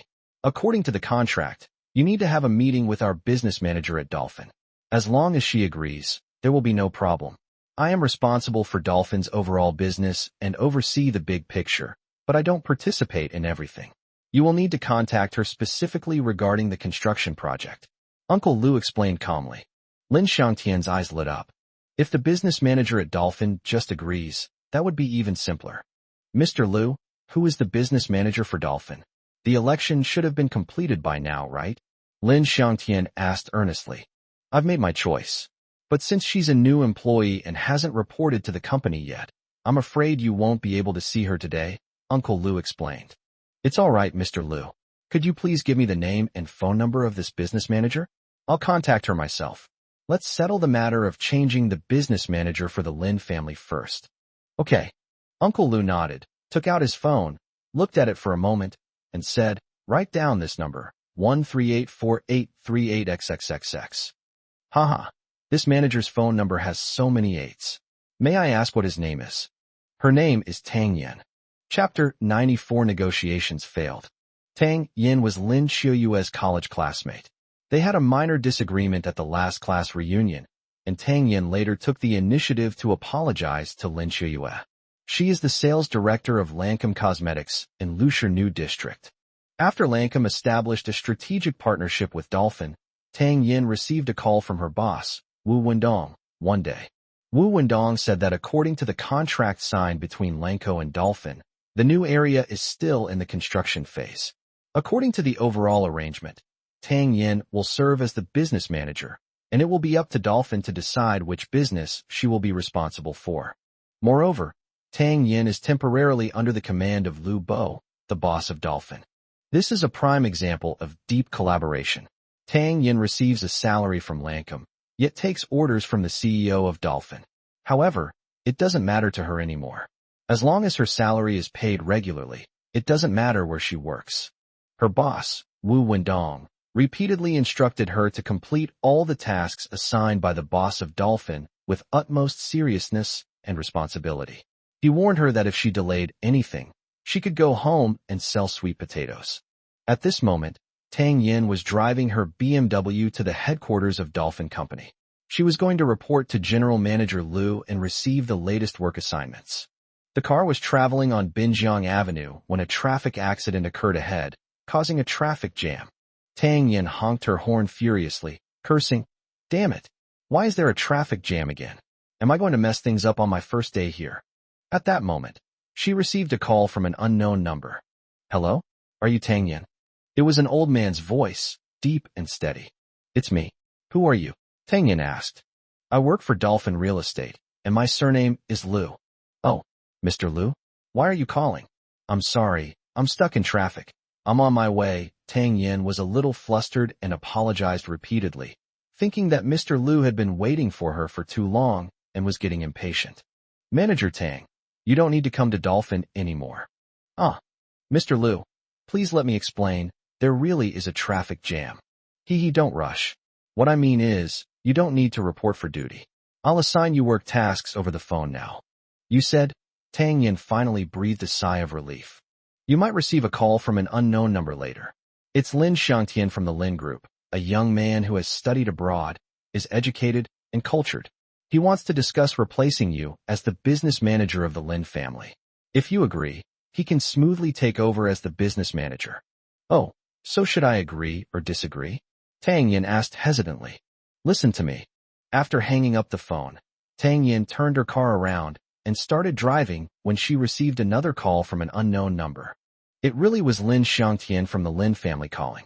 He was very polite on the phone and invited Tang Yin to sit down at the tea house. "Don't be tea house. Now." The waiter brought over 2 cups of fine Longjing tea and then went out to draw the curtain. Even under the dim light, Tang Yan's face remained so pale. If the lights were turned off now, people would definitely think it was haunted. President Tang, I am Lin Xiangtian from the Lin Group. Lin Xiangtian took the initiative to extend his hand and shake hands with Tang Yin. I know why you've come here. Do you want my approval to let you take over as business manager? Tang Yin asked bluntly. Right. Your predecessor was Lin Xiuyue. Let me be frank with you. Xiuyue was my college classmate, and we were very close. I came to the position of business manager at Dolphin Real Estate because I was looking forward to working with my college classmate. Why did your Lin family suddenly change people? The contract was only signed a few days ago, and you're in such a hurry to change people. Do you not trust Lin Xiuyue? Tang Yin asked sharply. No, Lin Xiuyue is very capable. She resigned voluntarily because she runs her own cosmetics company, and it's a period of business expansion, so she couldn't leave. Therefore, after our family meeting, I was appointed as the business manager, Lin Xiangtian said with a smile. Tang Yin snorted coldly, thinking to herself, she talks like it's true, she's really good at acting. Then call Xiuyue now and confirm if what you just said is true.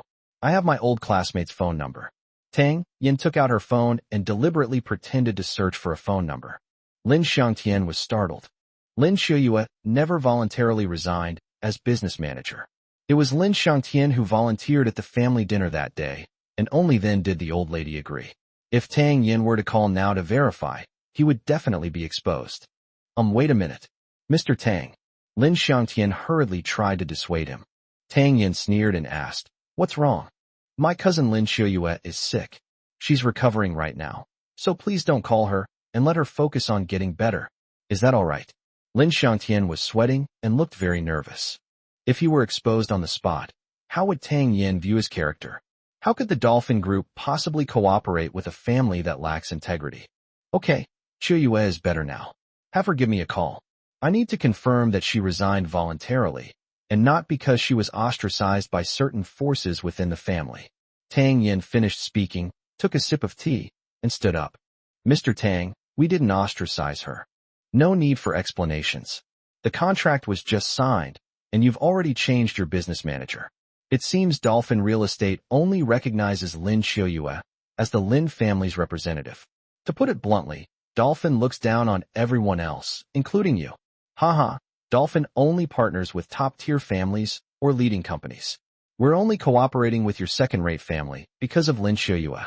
If you're just using Lin Xiuyue to sign the contract and then oust her, I think Dolphin will consider other construction companies. After all, there are companies lining up 10 streets to cooperate with us. After saying that, Tang Yin picked up her bag and turned to leave. Lin Xiangtian sat there dumbfounded. He thought changing a business manager would be a very simple matter, but he didn't expect that Dolphin only recognized Lin Xiuyue. The Lin Group is a second-rate family. They only secured this cooperation through Lin Xiuyue's personal connections. If Tang Yin really does as she says and abandons the cooperation with the Lin family, then he will become a major sinner against the family. Will the old lady let him off easily? Why were Tang Yin and Lin Xiuyue college classmates? What a coincidence. What should we do now? Should we really try to appease Lin Xiuyue and get her to call Tang Yin herself and tell her that she voluntarily gave up the position of business manager? Lin Xiangtian left the tea house in a daze and drove back to the Lin family home. Inside the meeting room, the old lady and Lin's relatives were discussing matters when Lin Xiangtian suddenly barged in, and everyone's eyes turned to him. Grandma Lin Xiangtian blushed and called out softly. Xiaotian, has the Dolphin side agreed? The old lady asked immediately. What? Lin Xiangtian let out a heavy sigh. The neighbors exchanged glances, and from Lin Xiangtian's worried expression and sigh, they could sense that the negotiations were not going smoothly. Chapter 95, The Last Chance. Lin Guoxiao was also startled. Does Dolphin's side not agree to their son becoming the business manager? Why? My son studied abroad. He has the qualifications and knowledge, and he's very enthusiastic about his work. Why can't he do it? Xiaotian, Grandma is asking you a question. Tell the truth. Why are you sighing? Lin Guoxiao said nervously. The business manager at Dolphin is named Tang Yin. She's Lin Xiuyue's college classmate. She seems to be very opposed to our personnel change. She also said. Lin Xiangtian glanced at his grandmother and parents, looking troubled. What else did President Tang say? Yu Jing pressed. She said if Lin Xiuyue doesn't call her personally to confirm that it's a resignation, she will terminate her cooperation with us and switch to another company. What? The old lady suddenly picked up her cane and slammed it hard on the ground, her face turning pale with anger. If the Lin family were to terminate their cooperation with Dolphin because of the change in business manager, it would be a devastating blow to the Lin family, almost a catastrophic one. If the contract had been followed and Lin Xiuyue had been appointed as the business manager to negotiate with Dolphin, Tang Yin wouldn't have made those harsh remarks. If this partnership falls through, the old lady will feel like dying. She even valued this collaboration with Dolphins more than her own life. Looking back now, the old lady felt not only angry, but also deeply remorseful. So many top-tier families were vying to cooperate with Dolphin, but Dolphin chose to cooperate with the Lin family out of respect for Lin Xiuyue. Doesn't this mean that Dolphin only recognizes Lin Xiuyue? In their eyes, only Lin Xiuyue can represent the Lin family. Oh, I was so confused back then. Why did I agree to let Xiaotian be the business manager? The old lady shook her head and said remorsefully, Mom, please don't say that. The contract has already been signed. It's in black and white. Do they really dare to terminate it? Yu Jing said somewhat flippantly. What do you know? Dolphin Real Estate is backed by the Chun family of Beijing. Do you know how deep the water is? With the Lin family's meager strength, if Dolphin really wants to terminate the contract, what can we do to them? Sue them in court? Demand liquidated damages? I don't have that kind of guts. Do you? The old lady sneered, glanced at Yu Jing, and questioned her. I didn't have that kind of courage. Yu Jing smiled awkwardly, lowered her head, and stopped talking. If Dolphin unilaterally terminates the contract, it would indeed be a breach of contract and would incur legal liability. But given its strength, how could the Lin family dare to pursue legal action?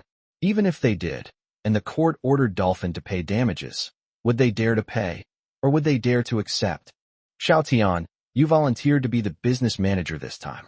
I believed you, but you handled things so poorly. What kind of behavior is this? Lin Guoxiao and Yu Jing, you two listen up. I'm telling you, if the Lin family's cooperation with Dolphin fails, the three of you get out of the Lin family. Never come back. Want to inherit the property? No way. The old lady slammed her cane on the table, trembling with anger, and coughed a few times. Lin Guoxiao, Yu Jing, and Lin Xiangtian were all startled, and their faces turned pale when they saw the old lady lose her temper so badly. The old lady's words were like a royal decree, utterly authoritative. If the Lin family successfully cooperates with Dolphin, everything will be fine. But if the cooperation is terminated, they will be like the Lin Guozhong family 2 years ago, left with nothing and out of the old lady's sight. Mom, I've thought about this matter. Dolphin's side is too domineering. They only recognize Lin Xiuyue and not anyone else, Lin Guoxiao said in a low voice. They're so domineering. What can you do about it? The old lady said angrily. I really shouldn't have agreed to let Xiaotian be the business manager. Now, the only solution is to let Xiuyue handle it. You can handle the specifics. This is the last chance. After the old lady finished speaking, she left the meeting room with the help of Lin Meiyun and her daughter Yijie. The other relatives could only offer Lin Guoxiao and his family a few words of encouragement before leaving. These relatives were all opportunists. They clung to whoever held the most power and had the best future in the Lin family. Now that they saw that Lin Guoxiao's family had fallen out of favor, they knew perfectly well that if things continued this way, Lin Xiuyue might eventually take Lin Guoxiao's place and become the old lady's most trusted person. After the relatives left, only Lin Guoxiao and his family of 3 remained in the meeting room. Lin Xiangtian asked with a long face, Dad, Mom, Grandma is angry. What should we do? Dolphin Company values that Vixen Lin Xiuyue too much. What qualifications does she have to be a business manager? In terms of education, knowledge, and character, how can she compare to you? Yu Jing said angrily. Lin Guoxiao clenched his fist and slammed it on the table, saying, Xiaotian, don't be anxious. Your grandmother's words about kicking us out were just said in anger. The only solution to this matter is to ask Lin Xiuyue to personally intervene. Dad, Lin Xiuyue won't give me any face, Lin Xiangtian said pragmatically. I'll handle it.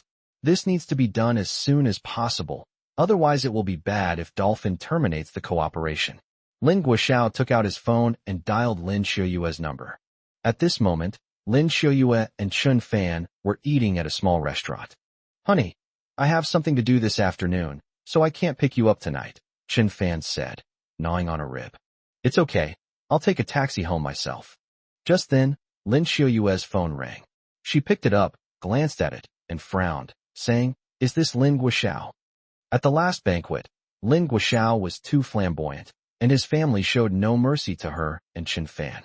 Lin Xiuyue was furious just thinking about it. "Honey, I don't want to answer. I'll go and hear what he has to say."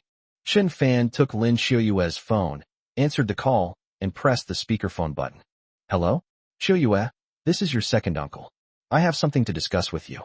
You'd better come to my company in person." Upon hearing this, Lin Xiuyue waved her hand at Chun Fan, indicating that she did not want to go there. "This is Chun Fan.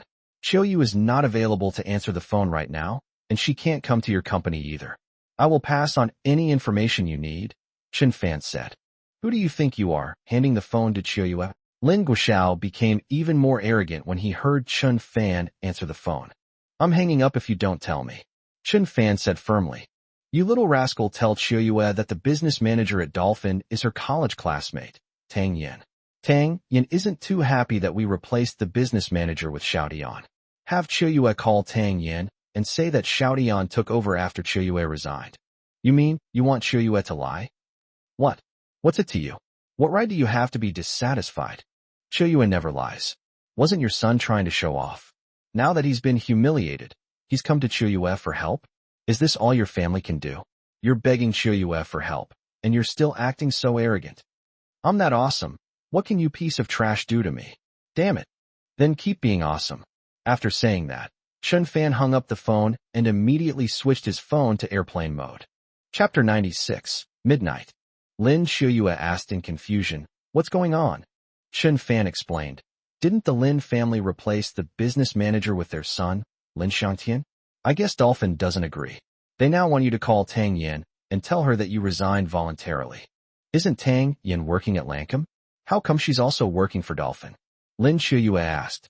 "It's probably because the two companies have a deep collaboration and personnel can be transferred between them." "Oh, then should I call Tang Yin?" Lin Xiuyue hesitated. She genuinely didn't want to get involved in the Lin family's affairs. Her own company had already established a cooperative relationship with Dolphin, and she had a lot of other things to deal with. She didn't have time to be the Lin family's business manager. "Don't rush, Xiuyue. We have the initiative now." Lin Xiangtian was afraid you would interfere in the Lin family's affairs, so he volunteered to be the business manager. Now he's been humiliated, and Grandma is definitely very angry. Think about how this family has treated us. If you help them now, will they appreciate it later? They might think we're easier to bully and take advantage of us. Chun Fan analyzed. "What should we do then?" Lin Xiuyue asked, feeling lost. "We'll sit back and wait for them to lower their stance and beg for your help. I've never seen anyone begging for help and still be so arrogant. This is the perfect opportunity to put an end to their arrogance. Let them know your stance. In the future, when Mom and Dad return to the Lin family, they'll be less bullied by them." Chun Fan's words were like a guiding light, making Lin Xiuyue overjoyed, and she decided to do as Chun Fan suggested. On the Lin family's side, after Chun Fan hung up on him, Lin Guoxiao tried to call back several times, but couldn't get through. He was so angry that he started smashing the table and kicking the chairs. "Damn it, that piece of trash Chun Fan actually dared to deliberately hang up on me. I'm so angry." Yu Jing quickly comforted her. "Honey, calm down. We asked Lin Xiuyue for help with this, but your tone when you called just now was commanding. Won't that make them resentful?" "Yes, Dad. In this situation, we're at their mercy. We need to be more humble. Besides, Lin Xiuyue isn't our subordinate. It would be inappropriate for us to order her around," Lin Xiangtian analyzed in a low voice. Lin Guoxiao took a breath and forced himself to calm down. No matter what, they had to make Lin Xiuyue call Tang Yin, or at least have Lin Xiuyue explain things to Dolphin in person. A true man can bend and stretch, especially since this matter concerned their family's continued survival in the Lin family. The old lady never spoke empty words. When it came time to kick them out, she wouldn't hesitate. "It seems we need to show our sincerity and visit Lin Xiuyue's house in person. Tomorrow is the weekend. Lin Shuyue should be home, Lin Guixiao suggested. Okay, we'll set off first thing tomorrow morning. Lin Xiangtian seemed to see a glimmer of hope. After parking his car in the residential area, Chun Fan walked to the entrance of the complex. Just then, a Toyota Land Cruiser Prado sped up and stopped in front of him. Young master, get in the car. Su Zihao waved enthusiastically. As the owner of Kweiju Hotel, Su Zihao is usually aloof, arrogant, and high class, looking down on everyone. However, when he met Chen Fan, he became very respectful and even subservient. After Chen Fan got into the car, he asked, "Where are you taking me?" As Su Zihao drove, he said, "I'm taking the young master to a place to meet a few people, all of whom are old acquaintances." Throughout the journey, Su Zihao drove at high speed, nearly causing several collisions with the cars in front of him. Su Zihao, suffering from road rage, cursed at other drivers the whole way. If Chun Fan hadn't been in the car, he definitely would have gotten out and attacked someone. Soon, we arrived at a fire bar called Midnight Moment. This is the most popular and expensive bar in the bustling area of Lusher, with an average spending of over 10,000 yuan per person. The drinks here are ridiculously expensive compared to the market price, and even a skewer of grilled gluten that sells for 1 yuan outside costs 100 yuan here. The parking lot in front of the bar is filled with all kinds of luxury cars, such as Maseratis, Bugatti Veyrons, Lamborghinis, Porsches, etc. If you drive a car worth less than 500,000 yuan, the manager will not let you in. At the entrance, two scantily clad, glamorous women, wearing bunny girl ears, greeted the guests with smiles. Today's theme is Bunny Girl Night, so all the waitresses in the bar are dressed as bunny girls. Old Su, you brought me here for drinks. Chen Fan got out of the car and walked side by side with Su Zihao. The drinks are secondary. I'm going to introduce you to a few people who will absolutely surprise you, Su Zihao said mysteriously. With a smile from the bunny girl, the two entered the bar. Oh, it's Mr. Su. Our boss is waiting for you in the Jade Pavilion. A bunny girl recognized Su Zihao and said politely, "Understood." Su Zihao nodded slightly, then looked at Chun Fan and said, "Young master, let me give you a heads up. The owner of this midnight fire bar is named Zhu Feng. Do you remember him?" "Huh? What? Zhu Feng?" Chun Fan remembered that Zhu Feng was originally a prep cook in the Chun family kitchen. At that time, Su Zihao was the head chef, and Zhu Feng was his assistant, responsible for washing, chopping, and preparing vegetables. The two had a very close relationship, like brothers, so much so that after Su Zihao was kicked out of the Qin family, Zhu Feng also quit his job to follow Su Zihao. After arriving in Lusher, Su Zihao made a fortune using the funds given to him by Uncle Lu, and then gave Zhu Feng a sum of money so that he could start his own business. Now, the most upscale bar in Lusher, Midnight Bar, is actually owned by Zhu Feng. "Young master, you go to the Jade Pavilion first. Just walk straight ahead and turn right at the end. I need to use the restroom. I've had a bit of diarrhea these past couple of days." After saying that, Su Zihao jogged off to find the restroom. Chen Fan had no choice but to walk inside. The entire bar was filled with the sound of rock music, and countless handsome men and beautiful women brushed past each other. Of course, the most numerous were the bunny girls, forming a unique scene. As you pass through the hall, in the middle of the dance floor, young people are swaying their bodies and dancing with great enthusiasm, creating a kind of wild and unrestrained atmosphere. Just as Chen Fan reached a corner, a voice came from behind him. "Chen Fan, what are you doing here?" Chen Fan turned his head and, coincidentally, saw that the girl sitting at the table in the corner was Lin Shuyue's cousin, Yi Jie. Yi Jie frequents various bars, KTVs, and other entertainment venues. At this age, she's at the prime of her life, having a blast. Today, she's wearing a tank top that reveals her smooth, fair arms and neck, and sporting smoky makeup, giving her a slightly unconventional look. "Why can't I be here? You brat, why don't you call me brother-in-law when you see me?" Chen Fan smiled calmly and asked in return. Chapter 97, Brother Bai arrives. "Are you even qualified?" Yi Jie sneered. "My standards for a brother-in-law are extremely high. You're a man who married into the family, with no money, no status, and no family standing. I'd rather die than call you brother-in-law. By the way, Chen Fan, who did you come with? Where's my sister? This bar is expensive, and Yi Jie knows that Lin Shuyue usually doesn't come to noisy places like this. I came by myself, Chen Fan replied. You come here by yourself? Don't be ridiculous. Do you know how high the cost of living is here? You can't even afford a bottle of beer, yet you dare to come in and embarrass yourself. Yi Jie had always looked down on her brother-in-law and had previously treated Lin Shuyue with indifference. However, after Lin Shuyue signed the contract with Dolphin on behalf of the Lin family, it saved her from her rash decision, and she was somewhat grateful to her. Moreover, Lin Shuyue's status in the Lin family will definitely rise steadily in the future, so building a good relationship with her is an essential lesson. Chen Fan is different. He's a useless gigolo with no value whatsoever, so it's pointless to criticize him. Let me give you a piece of advice. Hurry up and quietly get out of here, find a roadside stall, and get a beer. You really can't afford this place. Don't embarrass the Lin family, okay? Yi Jie got angrier and angrier as she spoke, and really wanted to smash the beer glass in her hand.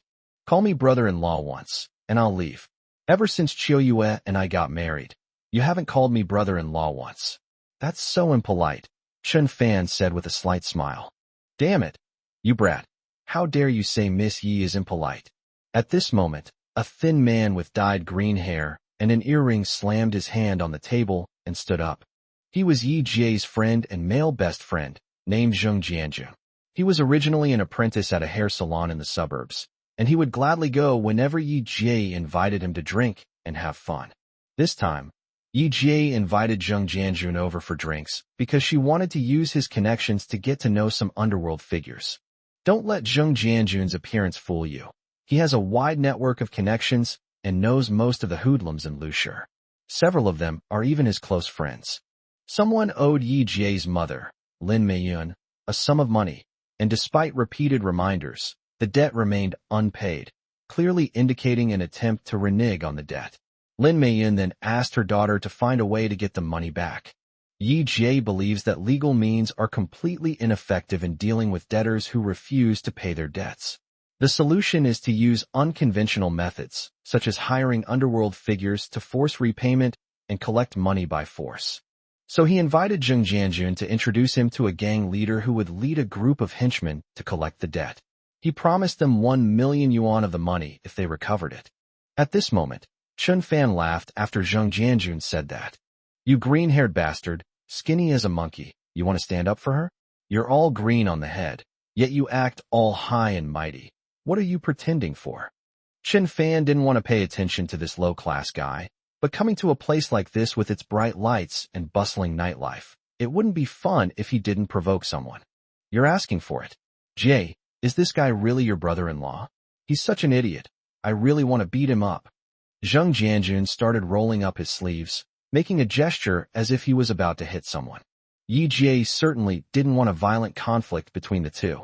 Her only intention was to humiliate Chen Fan and have some fun. Besides, Zheng Jianjun weighed less than 80 pounds, like a little chick. If they really fought, he would be easily defeated by Chen Fan, and she would lose face. Jianjun, don't be impulsive. Don't you think it's dirty to hit someone like that? When your friend arrives, just kick him out, Yi Jie advised. Zheng Jianjun had already called a friend from the underworld to come over. That person was the leader of a gang of thugs, known as Brother Bai. Haha, you're right. I don't even need to lift a finger. I can just use someone else to do the dirty work. You brat, if you don't want to die, get out of here. When my Brother Bai arrives, you'll be in for a world of hurt. Zheng Jianjun laughed arrogantly. Chen Fan sneered and spread his hands, saying, It's been so many days since I've had a fight. I'm really itching for one. Will your Brother Bai arrive quickly or slowly? If he arrives quickly, I'll wait. If he arrives slowly, I'll go to the Jade Pavilion for a few drinks first, and then teach your Brother Bai a lesson in drunken fist. Jade Pavilion? Yi Jie raised her voice and shouted. A piece of trash like you dares to go to Jade Pavilion for drinks? That's the top-tier VIP room in this hot bar, with a minimum charge of 2 million. Even if you were sold, you couldn't afford a glass of water there. Jade Pavilion, huh? Ha ha ha, that's hilarious. Jie, I'm really fed up with you, you idiot relative. Do you think this hot pot restaurant is owned by your family? So stupid. No wonder you can only be alive and son-in-law. Zheng Jianjun shook his head, his face full of contempt. Chen Fan snorted coldly, intending to go see his old friends first. He had only taken a few steps when Zheng Jianjun's shrill shout came from behind. Useless trash. You stop right there. Weren't you looking for Brother Bai? Brother Bai is here. Chen Fan turned around and saw a burly man standing opposite him, wearing a black vest, a thick gold chain, and covered in tattoos. He was 1.94 meters tall, weighed over 300 kilograms, and had a protruding belly, resembling a professional sumo wrestler. His chubby face was sagging, but his eyes were full of ferocity. Zheng Jianjun and Yi Jie were overjoyed to see Tian Bai arrive at the perfect time, and couldn't help but encourage him. Brother Bai, this man is the son-in-law of my Lin family, who married into the family. He himself is like a dog, and he actually said that he despises scoundrels like you the most. Brother Bai, you have to take this kid out. He just said he'd teach you drunken fist, and beat you to a pulp. After hearing what the two said, Tian Bai immediately became angry. In a one-on-one fight, Tian Bai was basically unmatched. His physique and weight gave him the ability to crush any opponent. He wasn't afraid of gang fights either. As a big shot, he had more than a dozen brothers waiting outside the bar.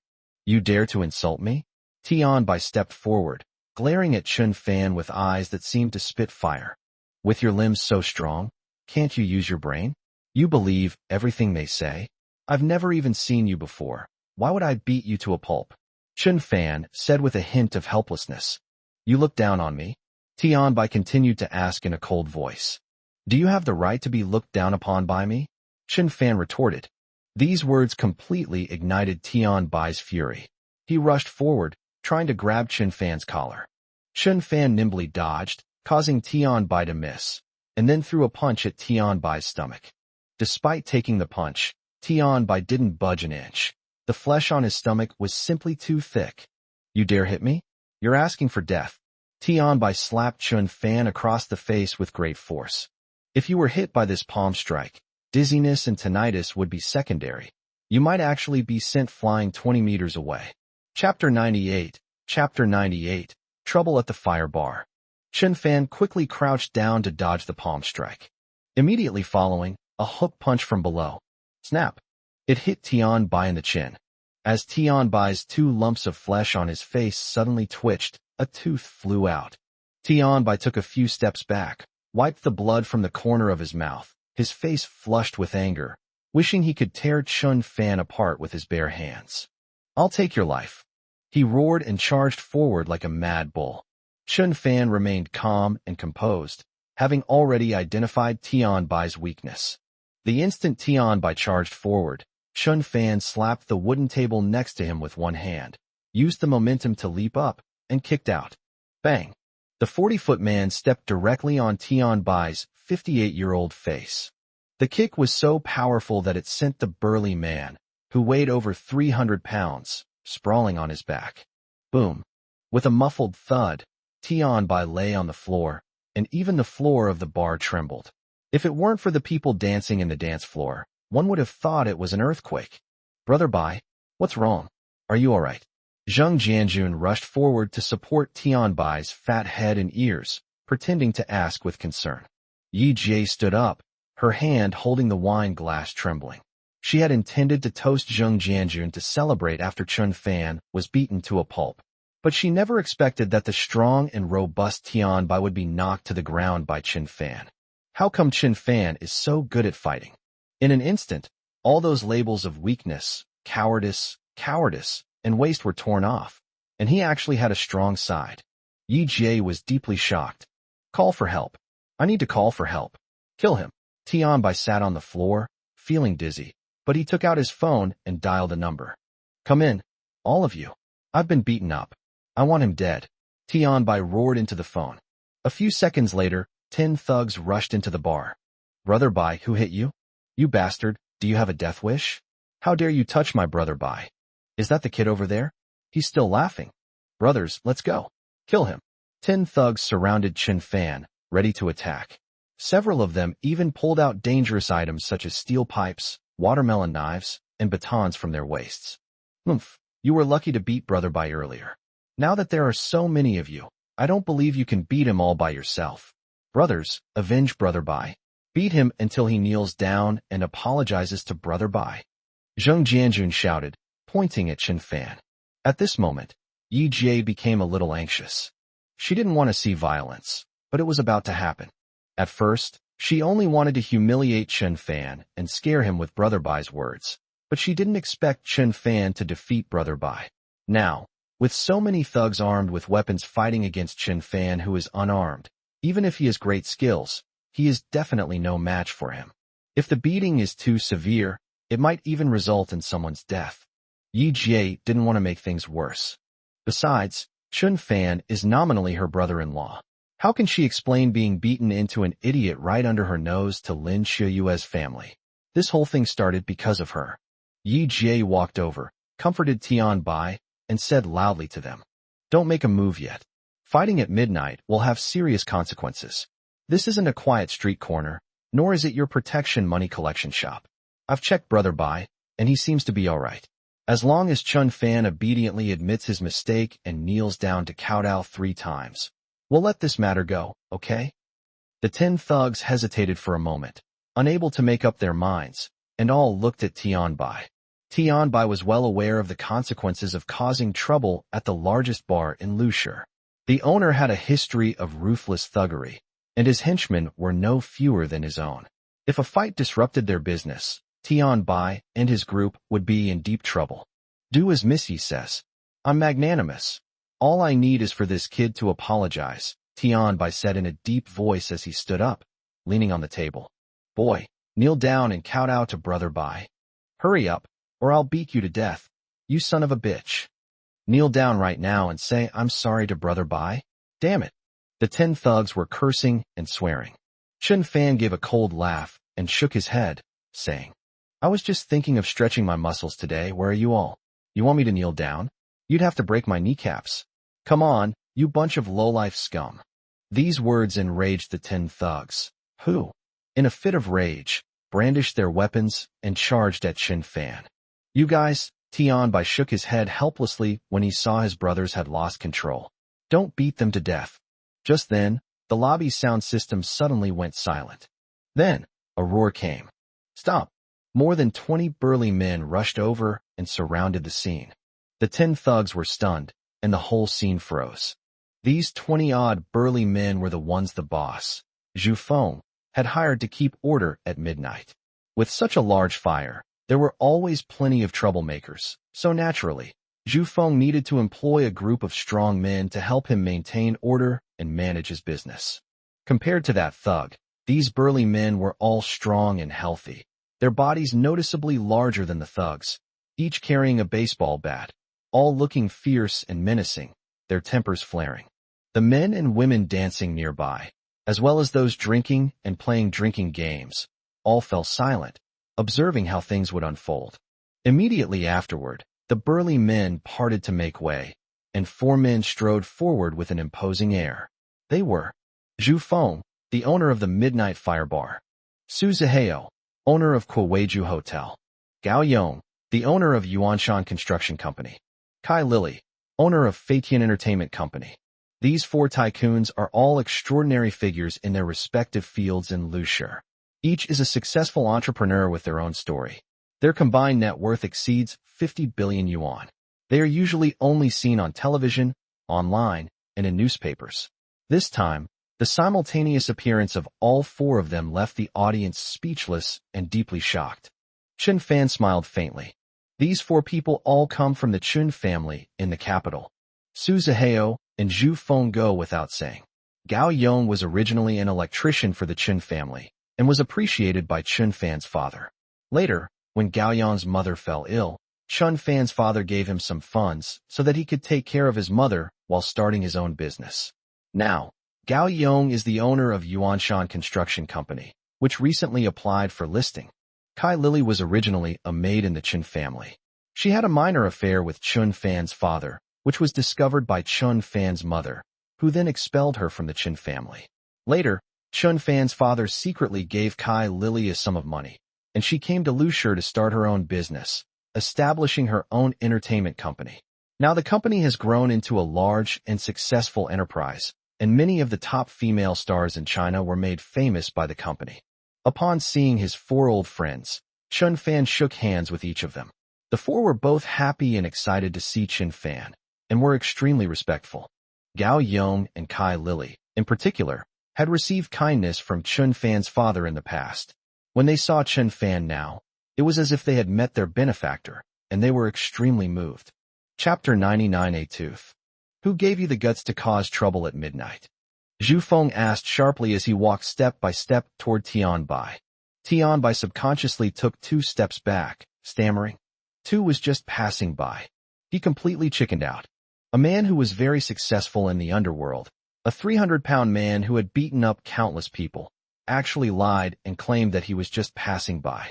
This left his 10 henchmen looking at each other in bewilderment. Even their leader was cowering like a coward, so why shouldn't they just surrender obediently? Snap. A loud slap landed squarely on Tian Bai's fat face. You fat bastard, you think I, Zhu Feng, don't recognize you? Back when I was a gangster, you were still wearing diapers. Zhu Feng had a pretty good understanding of the thugs in Lushi. After all, he used to be the leader of the biggest gang. Even though he'd reformed, he was still well informed and knew everything about some of the gangs. To be honest, the team Tian Bai was leading now originated from Zhu Feng's own gang. Tian Bai covered his swollen, red face, trembling with fear. His fat jiggled, making him look quite a sight. Brother Zhu, I was wrong. That poor man insulted me first. That's why I called the brothers to beat him up. Tian Bai explained, looking aggrieved. Snap. Another slap landed on the other side of the pig's face. That poor man? You dare call young Master Chen a poor man? Young Master's money could kill 10,000 fat pigs like you, understand? What kind of gang leader are you? You have no sense at all. You're really a pig brain. Zhu Feng said angrily. Brother Zhu, I didn't beat him. I was the one who suffered a loss. Young Master Chen knocked out one of my teeth. Tian Bai opened his mouth, pointed to his bleeding gums, and tried to play the victim. He had come to realize the situation. That so-called young Master Chen was someone with considerable influence, someone he absolutely couldn't afford to offend. He hoped to gain Zhu Feng's forgiveness by playing the victim. A tooth. Zhu Feng sneered, then suddenly grabbed a baseball bat from a burly man next to him and slammed it into Tian Bai's pig-like face. Bang! Suddenly, 7 or 8 teeth flew out of the mouth. Ah! Tian Bai let out a scream like a pig being slaughtered, staggering back several steps and almost falling. He covered his bleeding mouth, sobbing. Brother Zhu, I was really wrong. Please don't hit me. I was wrong. I didn't recognize your greatness. I'm such a pig brain. Zhu Feng threw down the baseball bat, loosened his tie, and roared. Trash like you deserves to have all 24 of your teeth knocked out by the young master. You dare offend the young master? I'll make sure you disappear from Lushi like a fat pig. The entire room was completely silent. Tian Bai was so scared he almost wet his pants. Zheng Jianjun, who was standing next to him, was so frightened that his teeth chattered. You too, the one with the green hair and the woman. Come here, Zhu Feng said in a deep voice, pointing at Zheng Jianjun and Yi Jie. The two were taken aback and had no choice but to obediently step forward. Zhu Feng stepped forward, grabbed Zheng Jianjun's hair, and yanked it sharply. Zla? A large clump of green hair was ripped out. Ouch! It hurts. It hurts so much. Zheng Jianjun screamed hysterically. You dyed your hair green. What are you doing acting like a thug in front of our young master? You think you're so great just because you dyed your hair? I'll teach you to dye your hair, Zhu Feng said angrily, and then suddenly yanked it 6 or 7 more times. They pulled out almost all of Zheng Jianjun's hair. Part of Zheng Jianjun's scalp was also torn off, and blood kept seeping out, covering his face in blood. Ah, it hurts so much. It hurts so much. Mr. Zhu, please let me go. Wah, Zheng Jianjun screamed and begged for mercy in pain. Get lost. Zhu Feng kicked Zheng Jianjun, whose hair had been plucked out, aside. Zheng Jianjun huddled in the corner, clutching his head, still letting out painful howls. You dare to disrespect the young master? You're quite good-looking, though. Believe me or not, I'll have those 20 big men serve you well all night long. Zhu Feng threatened Yi Jie. Although Yi Jie frequented places of entertainment, they were usually upscale and in relatively safe environments. She had rarely experienced anything like this. At this moment, tears welled up in her eyes. Her legs trembled with fear, and she stared at Zhu Feng with wide, terrified eyes. Because of the excessive tears, the smoky makeup on her face was smudged, making her look like a big, messy cat. "Humph, let us men see what you're really made of," Zhu Feng said, reaching out to tear at Yi Jie's tank top, when suddenly Chen Fan grabbed his hand.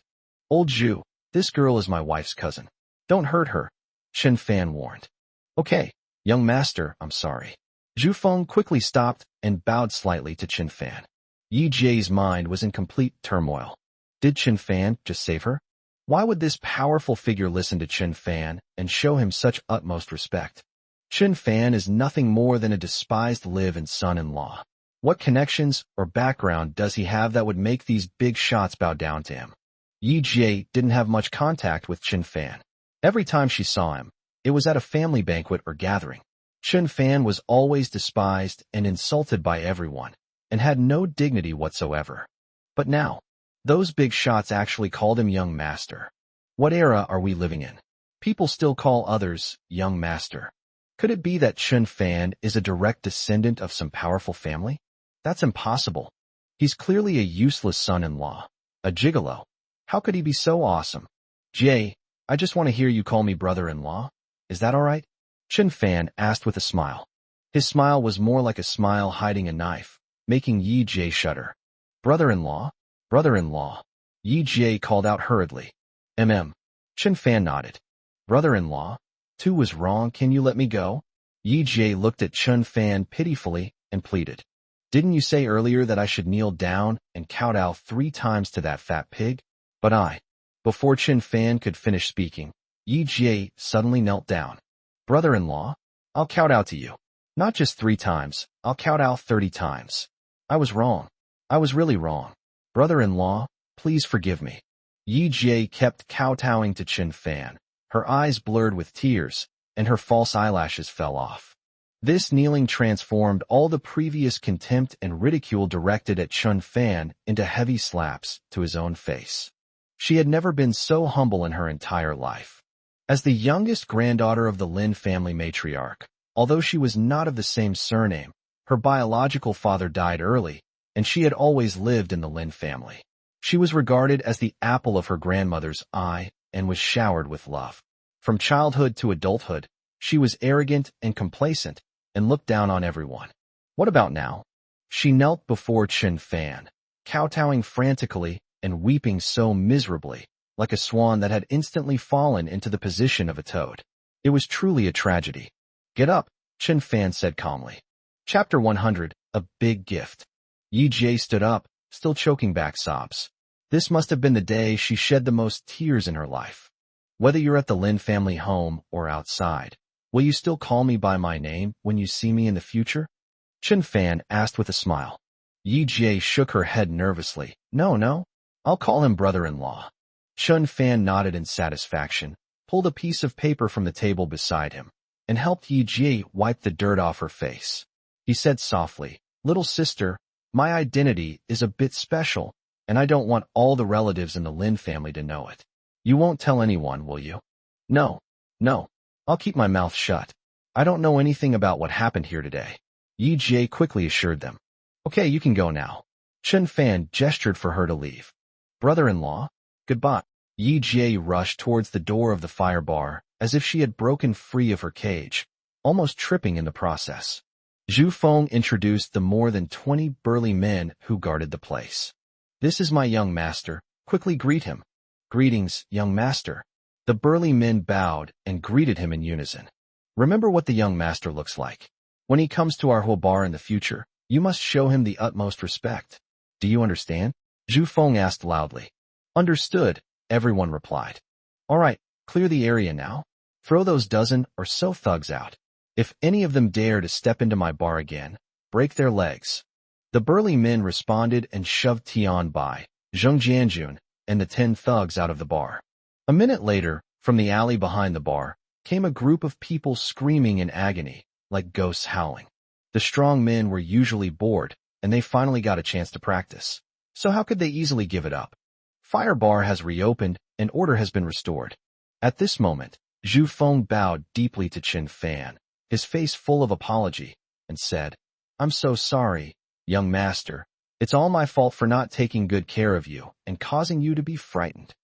Su Zihao gave an awkward smile and said, "Young master, I just went to the restroom. I don't know why those scumbags were targeting you. Please don't be angry with me." "It's all right. I didn't lose a single hair, don't worry." Qin Fan waved his hand, looking completely unconcerned. Gao Yong and Kai Lily stepped forward in unison and bowed to Qin Fan. They had both received immense kindness from Qin Fan's father, which was what brought them to where they were today.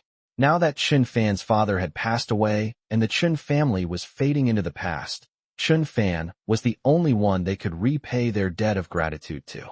"Young master, Kai Lily and I are both your father's men.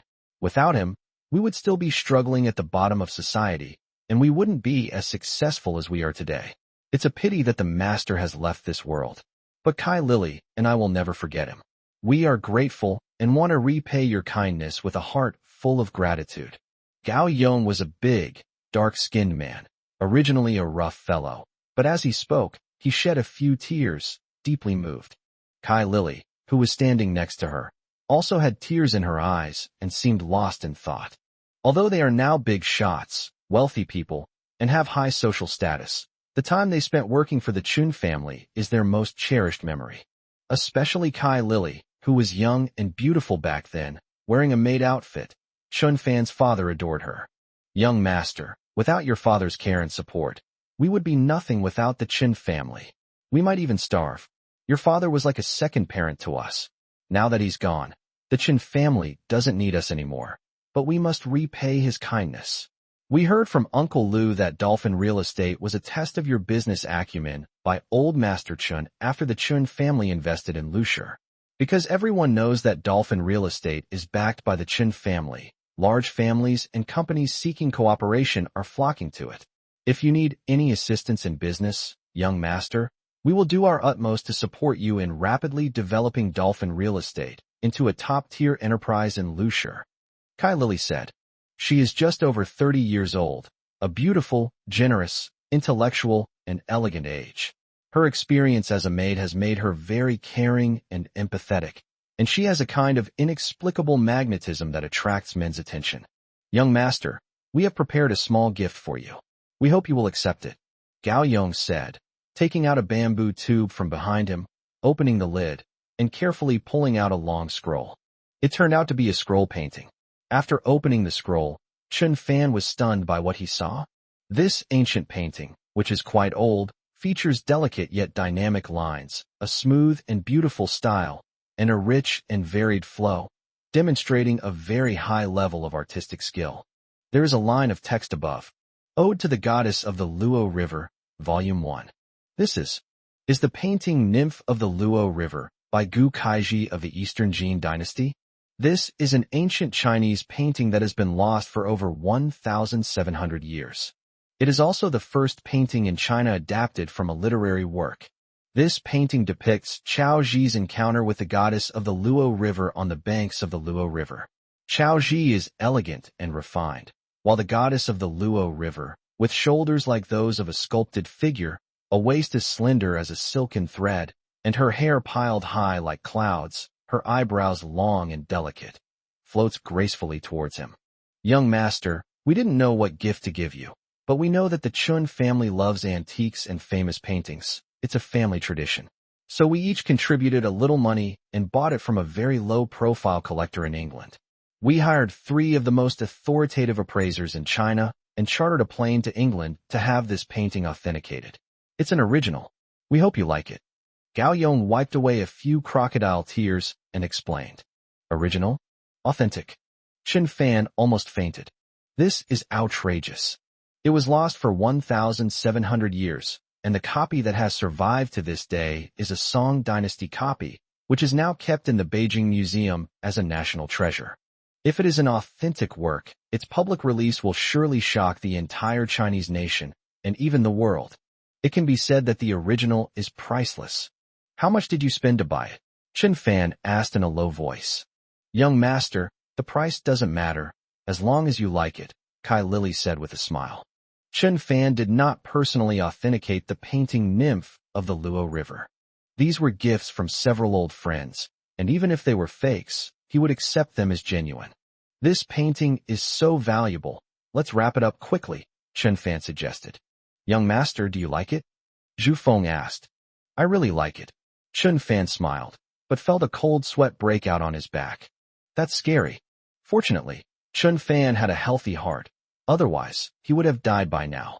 That evening, Chen Fan drank and chatted with his old friends, reminiscing about the wonderful times he had spent at the Chen family home.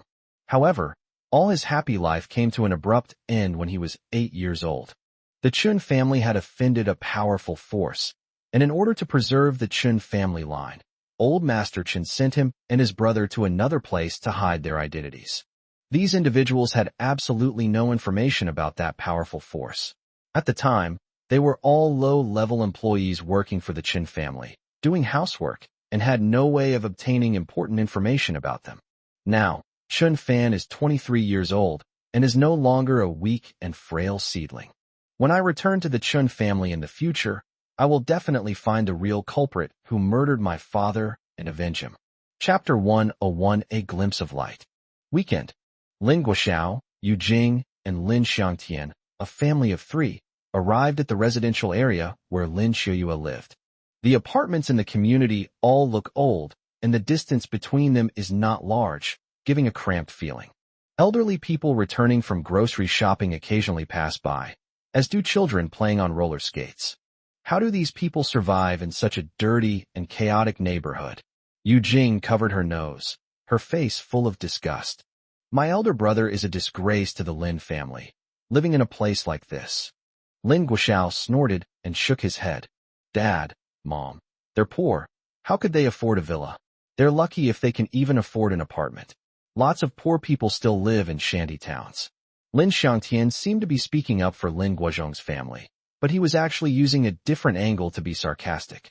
At the convenience store in the neighborhood, the 3 of them bought a case of milk for more than 20 yuan as a gift for their first visit to their relative's home. Based on the specific room number they had found out, the 3 of them quickly arrived at Lin Xiuyue's house. Ding dong. Ring the doorbell. They're here. Dong Jinping, her face covered in cucumber slices, went over and opened the door. She was a little stunned when she saw that it was Lin Guoxiao and his family of 3. Guoxiao, what brings your whole family here? Dong Jinping asked in surprise, her eyes wide. Sister-in-law, are you not welcoming us? Lin Guoxiao said with a smile. What rare guests. This is the first time you've come to my house since we separated. Oh, it's your first time here, and you've brought such heavy gifts. I'm a little overwhelmed. Dong Jinping glanced at the milk in Lin Xiangtian's hand and said in a sarcastic tone. Thanks to Lin Xiuyue's successful negotiation with the dolphin, Dong Jinping and Lin Guozhong are about to return to the Lin family. With the old lady as their backer, Dong Jinping basically no longer needs to worry about Lin Guoxiao and the others. In the past, I had to fawn over Lin Guoxiao and Yu Jing when I met them, but now I just need to go along with the old lady's wishes, and the other relatives will naturally come to my aid. Dong Jinping removed the cucumber slices from her face, showing no sign of joy. Seeing this family of 3 and remembering how they bullied me after we separated from the family, I felt a surge of anger. Sister-in-law, it's a small gift, but a big sentiment, Yu Jing said with a smile. Before Dong Jinping could even let them in, Yu Jing stepped into Lin Xiuyue's house. This house isn't very big, 3 bedrooms and 2 living rooms. Is it even 120 square meters? It's small, but it's very clean. You didn't waste your time training that good-for-nothing servant. Seeing that Yu Jing went in first and didn't treat them like outsiders, Dong Jinping knew she couldn't get rid of them, so she had no choice but to let Lin Guoxiao and Lin Xiangtian in as well. Chen Fan, serve tea. Dong Jinping called out, and the door to the storage room opened, with Chen Fan walking out. Ha! I think I saw a storage room there, piled with junk and cardboard boxes, used for storing trash, and there was a bed set up inside. Could it be this dog's kennel? Lin Xiangtian glanced at the storage room and couldn't help but burst into laughter. Sister-in-law, this is a bit inhumane of you and my brother. How can you let a perfectly good man live in a doghouse? Even though he's alive and son-in-law who only knows how to freeload, You can't even provide him with a decent place to live. Lin Guoxiao seemed to be speaking up for Chen Fan, but in reality, he was being deeply sarcastic. He glanced at Chen Fan, and a sinister smile appeared on his lips. He was still upset about Chen Fan hanging up on him. This is our family matter. Why are you meddling in it? Dong Jinping frowned and said with dissatisfaction. She was puzzled. What was the purpose of your visit? Why did she complain about the house being too small as soon as she came in, and even called her son-in-law's house a doghouse? She's really meddling in other people's business. Sister-in-law, we were just checking in, nothing more. By the way, where's my brother? Where's Qiuyue? Yu Jing asked, casually crossing her legs as she sat on the sofa. Guozhong went out for a stroll. Qiuyue worked overtime last night and went to bed too late. She's still resting in her bedroom. Please keep your voices down, Dong Jinping reminded them. Okay, sister-in-law. Yu Jing thought to herself. We came here specifically to see Lin Qiuyue. If she sleeps until the afternoon, are we going to have to wait until the afternoon too? Chen Fan, go wake Qiuyue up. We have something to tell her, Yu Jing instructed. Qiuyue is resting, and it's inconvenient to disturb her. Just say what you need to say, and I can pass it on. Chen Fan was well aware of the purpose of these three people's visit. When he saw Lin Guoxiao and the others coming from outside the window, Chen Fan, Lin Qiuyue, and Dong Jinping had agreed on a story. They would avoid seeing Lin Qiuyue if possible, since she was resting after working overtime the night before. You're relaying this? Huh. We were discussing trade secrets with her. How could we let outsiders know?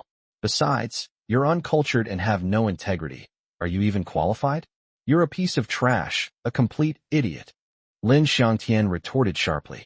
Lin Xiangtian has been feeling too stifled at the Lin family home these past few days and desperately needs an opportunity to release that pressure. Clearly, he was using Chen Fan as a punching bag, a scapegoat. No sooner had he finished speaking than Chen Fan flew into a rage and smashed one of the freshly brewed cups of tea at Lin Xiangtian's face. Whoosh! The scalding hot tea was splashed on his face, and because it was thrown with great force, the glass shattered Lin Xiangtian's black-rimmed glasses. A shard of glass was embedded directly below the eye, causing blood to gush out. Just 2 centimeters off, and it would have damaged the eye. His face was scalded and swollen from the tea, and as blood flowed, Lin Xiangtian screamed in agony. Ouch! It hurts so much. It hurts so much. Help! You piece of trash! How dare you touch my son? Enraged, Lin Guoxiao clenched his fist and rushed over, aiming to smash it at Chen Fan's head. Bang! Chen Fan punched Lin Guoxiao in the chest, sending him staggering back 3 or 4 steps before he crashed into the wall. Lin Guoxiao's chest ached from the blows, and for several seconds he had difficulty breathing. His face was pale, and large beads of sweat appeared on his forehead. Seeing her husband and son being beaten, Yu Jing couldn't sit still any longer. She was crying and cursing as she was about to rush forward when Dong Jinping grabbed her from behind and hugged her around the waist, advising, Yu Jing, calm down, don't go looking for more fights. This is my home, not a battlefield for you to fight. But, your son-in-law hit someone first. Yu Jing shouted, struggling. That's because your husband and son scolded him.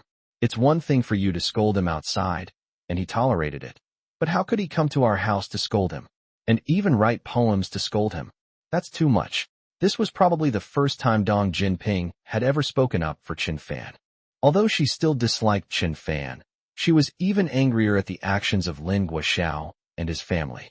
These arrogant and unruly people deserved to be taught a lesson long ago. Seeing Lin Guoxiao and his son being beaten, Dong Jinping was genuinely happy. She hadn't expected that Chen Fan, usually so meek and weak, would be such a pleasant surprise. Chapter 102 Exposed. You think you're right to hit someone? Yu Jing exclaimed. Because she was a pampered lady who never did any work, she had very poor physical strength.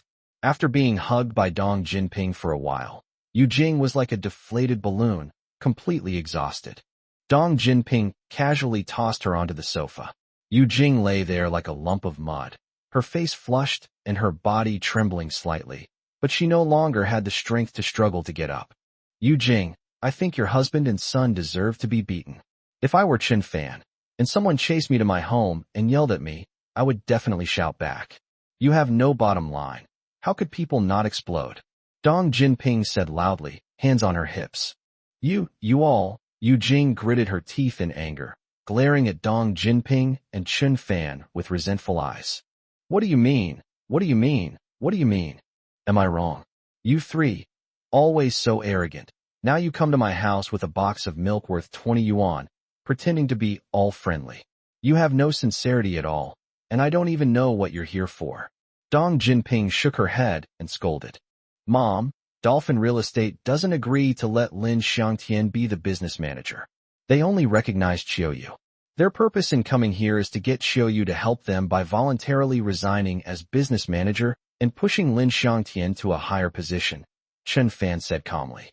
Lin Guoxiao and the other two were all startled by Chun Fan's words and exchanged glances. Chun Fan hit the nail on the head, directly exposing their trick. So that's how it is. I knew it. No one comes here without a reason. Huh? Dong Jinping sneered. You've really fallen to this level? You even need my daughter's help? Weren't you so powerful? It's true what they say, fortunes change.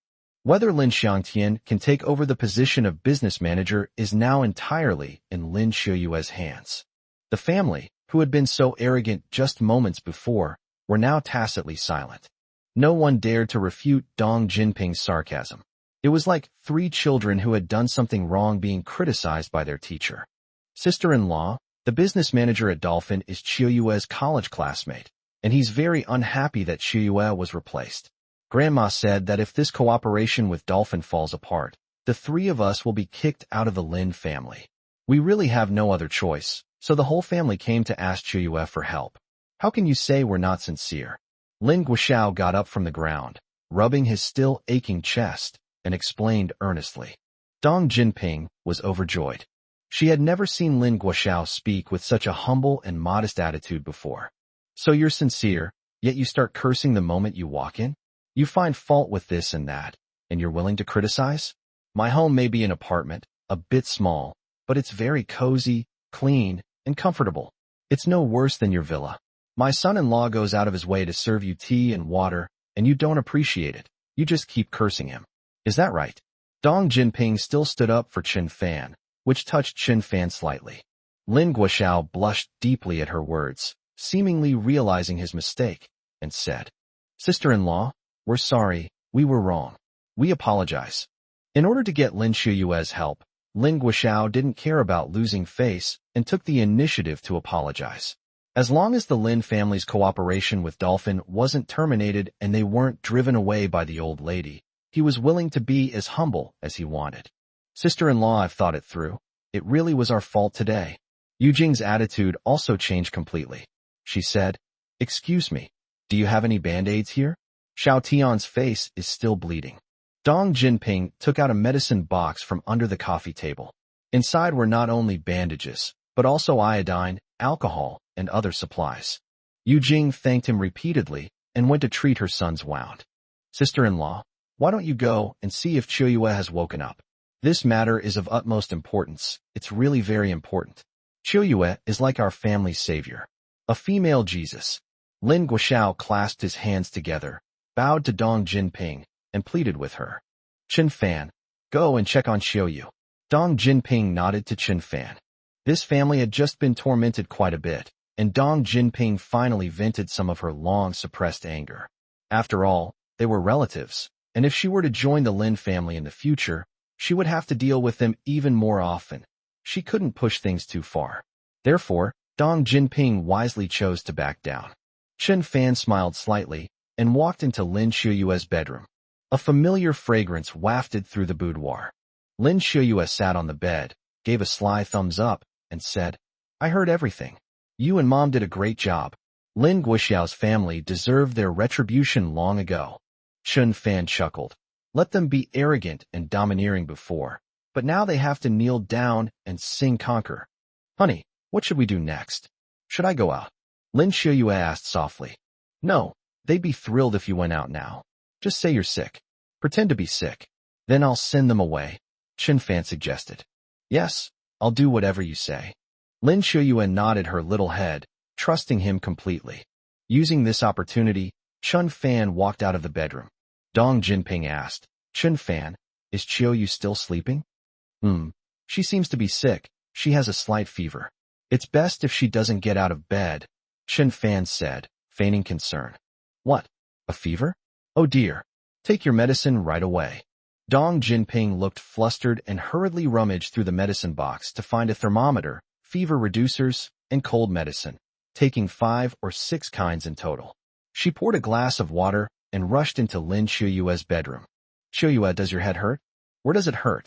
Dong Jinping asked with concern. Mom, don't worry, I'm perfectly healthy, Lin Qiuyue said with a smile. Huh? Dong Jinping was taken aback. Chen Fan told me to pretend to be sick. He wanted to get rid of those 3 annoying people from our house, Lin Qiuyue explained with a smile. Dong Jinping breathed a sigh of relief, placed the water glass and medicine on the bedside table, and took her daughter's hand, saying, I'm glad you're all right. That Chen Fan, he's usually such a coward, but he was quite a man just now. I felt so relieved to see him deal with Lin Guoxiao and the others. Haha. Mom, please don't call him a good-for-nothing or a coward anymore. Okay, Lin Qiuyue protested. Oh ho, you little brat, you're even defending him. He's just a bit of a fighter, and with his huge appetite, it's normal for him to have that kind of skill and strength.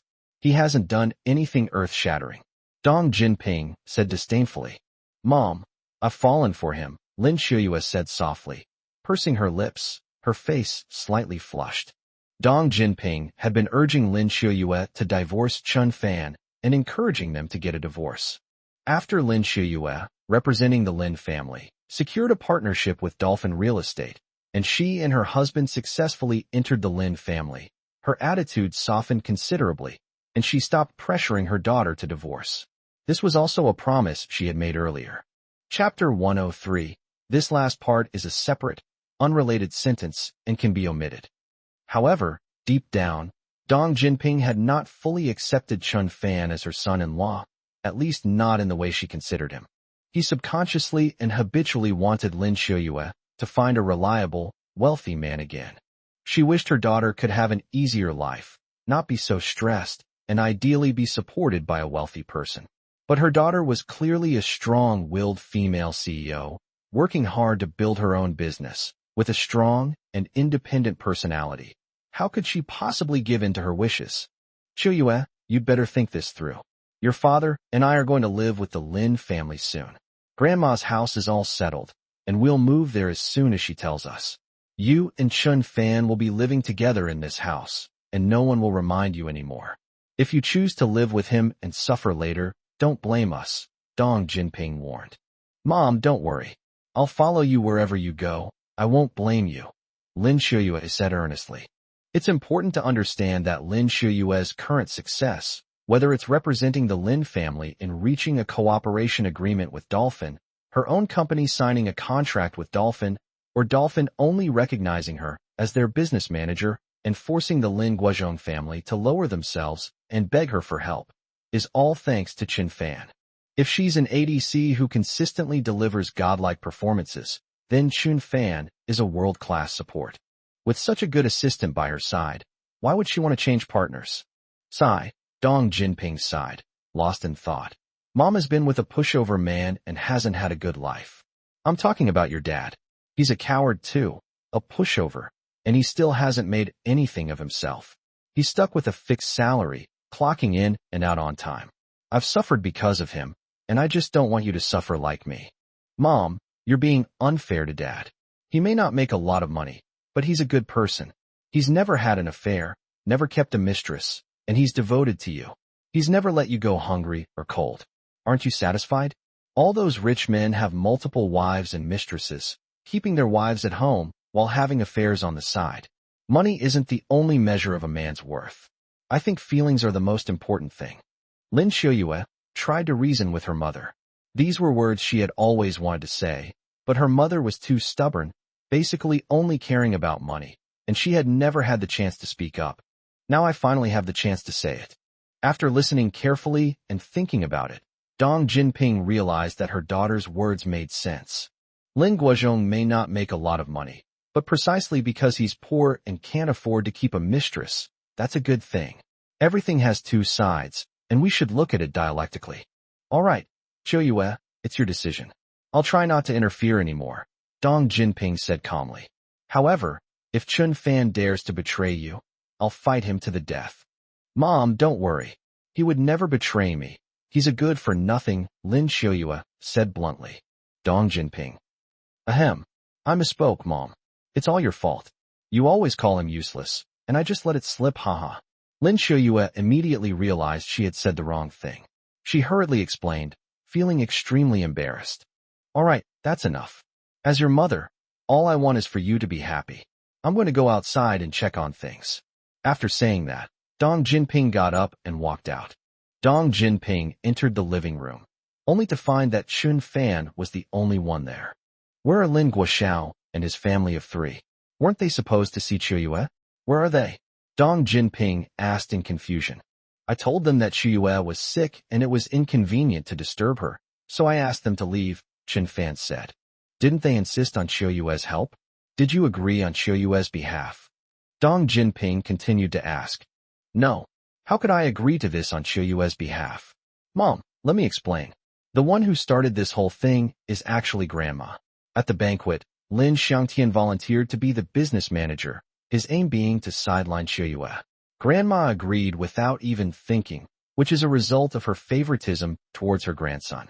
Now, Dolphin Real Estate believes the Lin family is not honoring the contract and is considering terminating the cooperation at any time. Dolphin Real Estate has such a powerful background. If they proactively terminate the cooperation, what can the Lin family do to them? Therefore, Grandma bears the greatest responsibility for this matter. She shouldn't have hastily agreed to let Lin Xiangtian become the business manager. According to the principle of whoever makes a mistake is responsible, Grandma should have come herself. Dong Jinping was so shocked that her mouth dropped open. Has Chun Fan lost his mind? Why would an 80-year-old grandmother personally come to ask Xiuyue for help? This is absolutely outrageous. Chun Fan, you didn't kick them out and tell them to let the old lady come and find Xiuyue herself, did you? Dong Jinping wanted to confirm. Yes. Chun Fan nodded. My God, are you out of your mind? I just said you weren't a coward anymore, but you've gone a bit too far. How could you expect an old lady to come to my house and beg Xiuyue for help? Do you know what the consequences will be if she gets angry? Dong Jinping was so angry that her scalp tingled. If the old lady gets angry, she might just stop talking business with Dolphin, then refuse Dong Jinping and Lin Guozhong entry into the Lin family, and even take retaliatory measures against the development of Lin Xiuyue's company. In the future, the consequences would be unimaginable. The old lady was domineering and had a tough style. Once she got ruthless, she showed no mercy. Mom, don't scare yourself. Grandma will come, Chun Fan said calmly. Then, he turned around and went to the bathroom to find a mop, preparing to mop the floor. At this moment, Lin Guozhong finished browsing the morning market and hummed a little tune as he went home. He had just entered the door and hung his coat on the hanger when Dong Jinping stopped him and asked, Old Lin, do you think your mother will come to our house? Lin Guozhong was taken aback. Why did Dong Jinping suddenly ask that question? Why are you asking this? Answer me quickly. Don't you know my mom's personality? Why would she come to our house? She's used to living in a courtyard house, and at most she'll stay for a few days in her big villa. Besides those 2 places, whose house has she ever been to? She wouldn't even look at a regular house. Unless we move to Fuhu Mountain, maybe she'll come. Get lost. Stop spouting nonsense. Dong Jinping rolled her eyes at Lin Guozhong and turned to leave. You're the one who asked me to answer the question, and you're not satisfied with the truth. Sigh, wives are such a hassle. Lin Guozhong changed into slippers and shook his head helplessly. What kind of place is Fuhu Mountain? That's where the top families and CEOs of leading companies in Lushur live, the highest level of society. For example, Chao Meishue, the richest woman in Lushur, lives there. The mountain boasts beautiful scenery, fresh air, abundant vegetation, and offers free hunting opportunities. The residential areas are either luxury villas or exquisite courtyards, all designed according to the client's requirements. The old lady had always had a wish that the Lin family could live in Fuhu Mountain. Because in Fuhu Mountain, living isn't just about owning a house, it's about living in honor.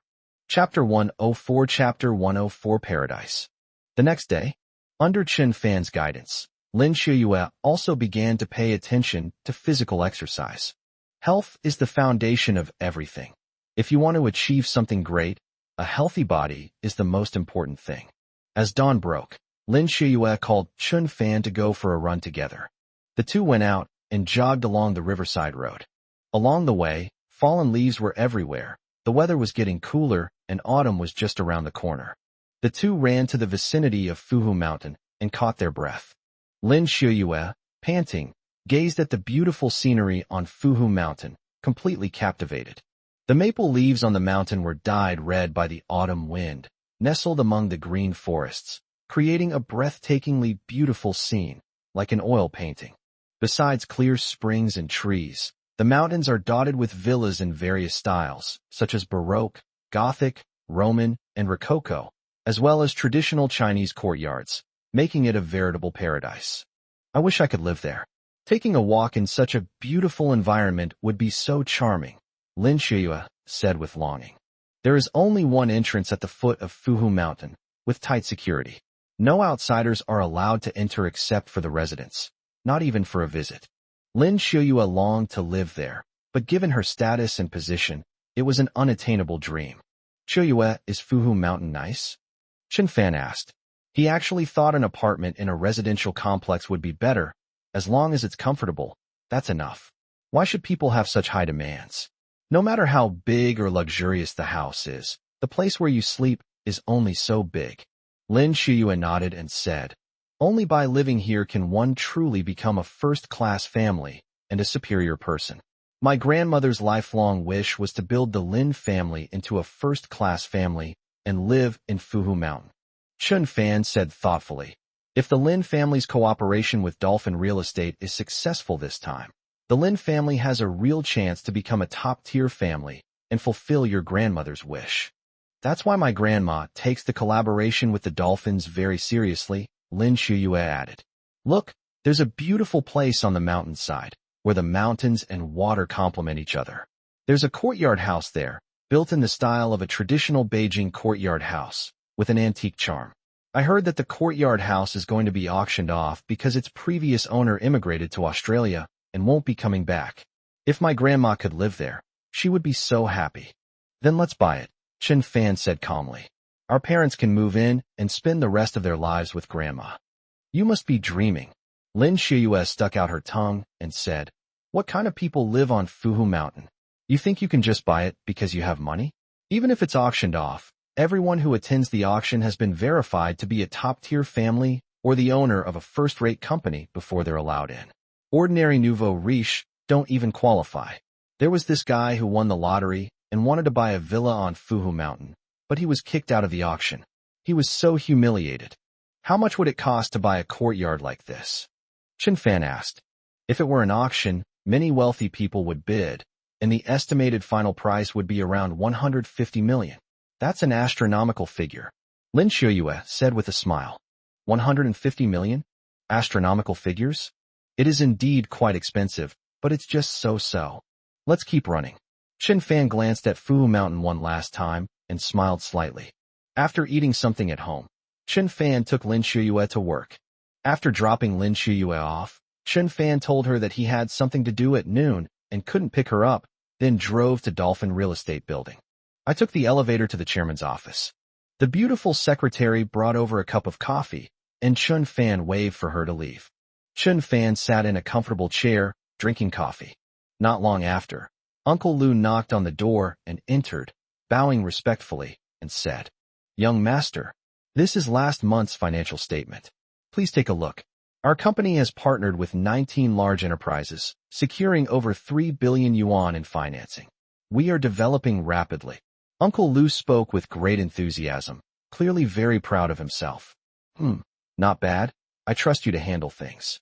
Chun Fan casually flipped through a few pages of the financial statements, then put them aside and said to Uncle Lu, There's a courtyard house on the mountainside of Fuhu Mountain that's going to be auctioned off. Can you find a way to help me bid for it? Young master, it would be best to use the company's funds to expand the business, Uncle Lu said worriedly. Although the company's financial flows are not publicly disclosed, Uncle Lu is well aware that the patriarch of the Chun family in Beijing is closely monitoring everything at Dolphin Real Estate. The company's financial situation is likely of utmost concern to the patriarch. He will use special means to access the detailed accounts and has a thorough understanding of the company's financial income and expenditure. If the company's funds are used to purchase unrelated large-ticket items, the old man will definitely find out, and then there will be trouble. Who said I used company money? Chun Fan smiled, took out the green card from his pocket, placed it on the desk, and said, "There are over 900 million yuan on this card. Spending 200 million yuan to buy that courtyard house shouldn't be a problem, right? I've already contacted the Agricultural Bank's customer service. The PIN for this card is 6 ones. Uncle Lu, you must help me buy that courtyard house." "Oh, so it's this card?" Uncle Lu breathed a sigh of relief and nodded. "Yes, sir. May I ask, young master, what is your intention in buying this exorbitantly priced house in Fuhu Mountain?" "My wife wants to take a walk there," Chun Fan said truthfully. After handling other company affairs, Lu Bo presented the recently formulated plan to Chun Fan. Chun Fan carefully revised the draft and handed it to Uncle Lu. "It was already 1 p.m. when I left the company." Chun Fan stretched, feeling a bit hungry, and decided to go find something to eat. Just as I was about to get on the bus, a dark figure ran over from not far away, heading straight for us. Chun Fan subconsciously made a defensive move, only to find that it was a familiar woman. "Brother-in-law? It's me. Don't hit me, brother-in-law."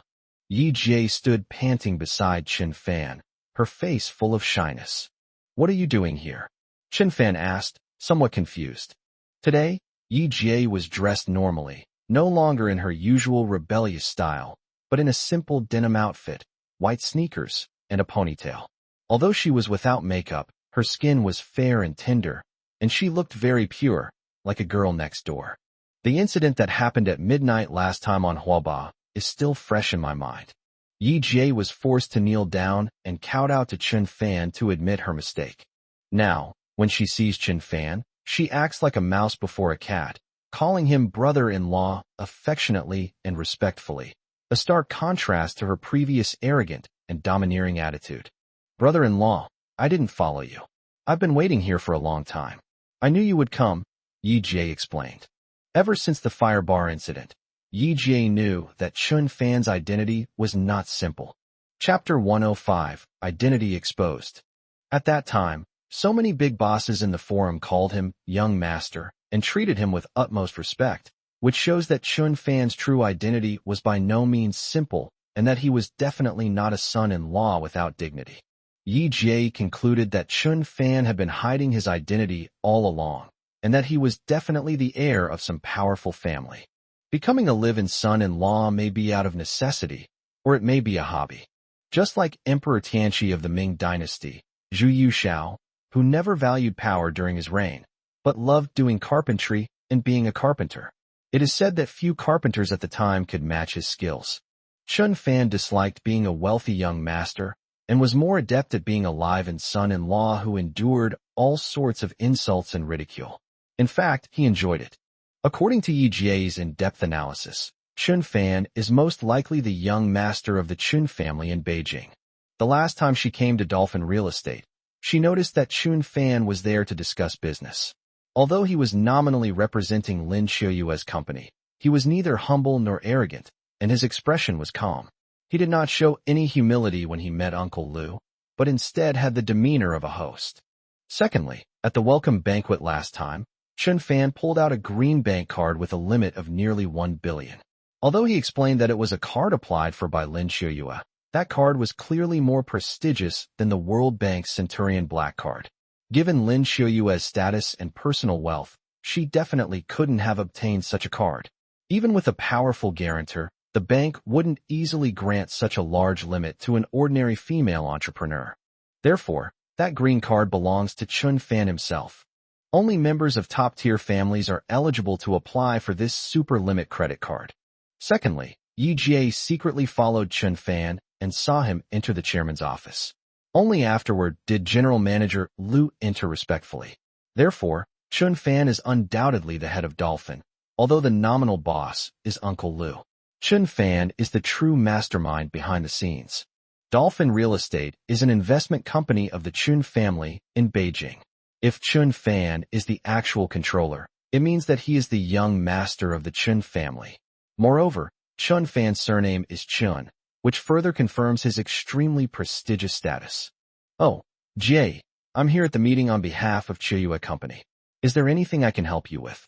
Chun Fan asked. Brother-in-law, stop pretending I've already guessed it. You're the heir of the Chun family in Beijing, right? Yi Jie asked weakly. Chun Fan was startled. After pretending for so long, I was exposed on the spot by a little girl. I'm not. I'm an orphan. Chun Fan shook his head and said, Brother-in-law, your eyes looked a little flustered just now. Just admit it. I know you like the feeling of being alive and son-in-law, but since I found out, just admit it honestly, and I won't tell anyone. If you still want to cover it up, then I'll report to Grandma and have someone investigate you. Yi Jie's tone was threatening, making Chun Fan glance at her. This little girl is meticulous and has an incredibly strong sixth sense. If Chun Fan continues to pretend, she might actually reveal his true identity to everyone at the Lin family, and then things will get complicated. Huh, you dare threaten me? Chun Fan sneered. How dare I? You're the young master of the Chun family. Would I be tired of living if I threatened you? Yi Jie said pragmatically. Oh, you silly girl. Since that's how it is, I won't say anything. If you think I am, then I am. Chun Fan sighed. That means they admit it. Yi Jie clapped her hands excitedly. What do you want? Did you come here just to verify my identity? Chun Fan asked. Brother-in-law, have you had lunch? I'd like to invite you to lunch. There's something I want to ask you. A pleading glint flashed in Yi Jie's eyes. Soon, the two arrived at a ramen restaurant. We sat in a private booth by the window and each ordered a bowl of processed beef noodles. Soon, the waiter brought out a steaming bowl of beef noodles, along with half a pound of lean beef, for side dishes, 2 tea eggs, and a cup of tea. Although the price was not high, it looked very appetizing. Chun Fan began to wolf down his food. Brother-in-law, eat slowly. Be careful, it's hot, Yi Jie said with concern. Little girl, you do know how to care about people. Chun Fan smiled.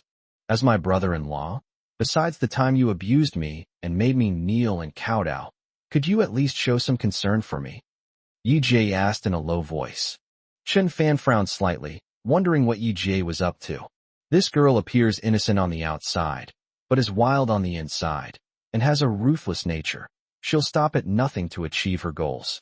Chun Fan has to be wary. When he saw her asking for help, Chun Fan wondered if she was setting him up again. On the other hand, she didn't dare. Knowing Chun Fan's identity, if she still dared to scheme against him, it would be like a mantis trying to stop a chariot, overestimating her own strength. Jie, tell me how you need my help.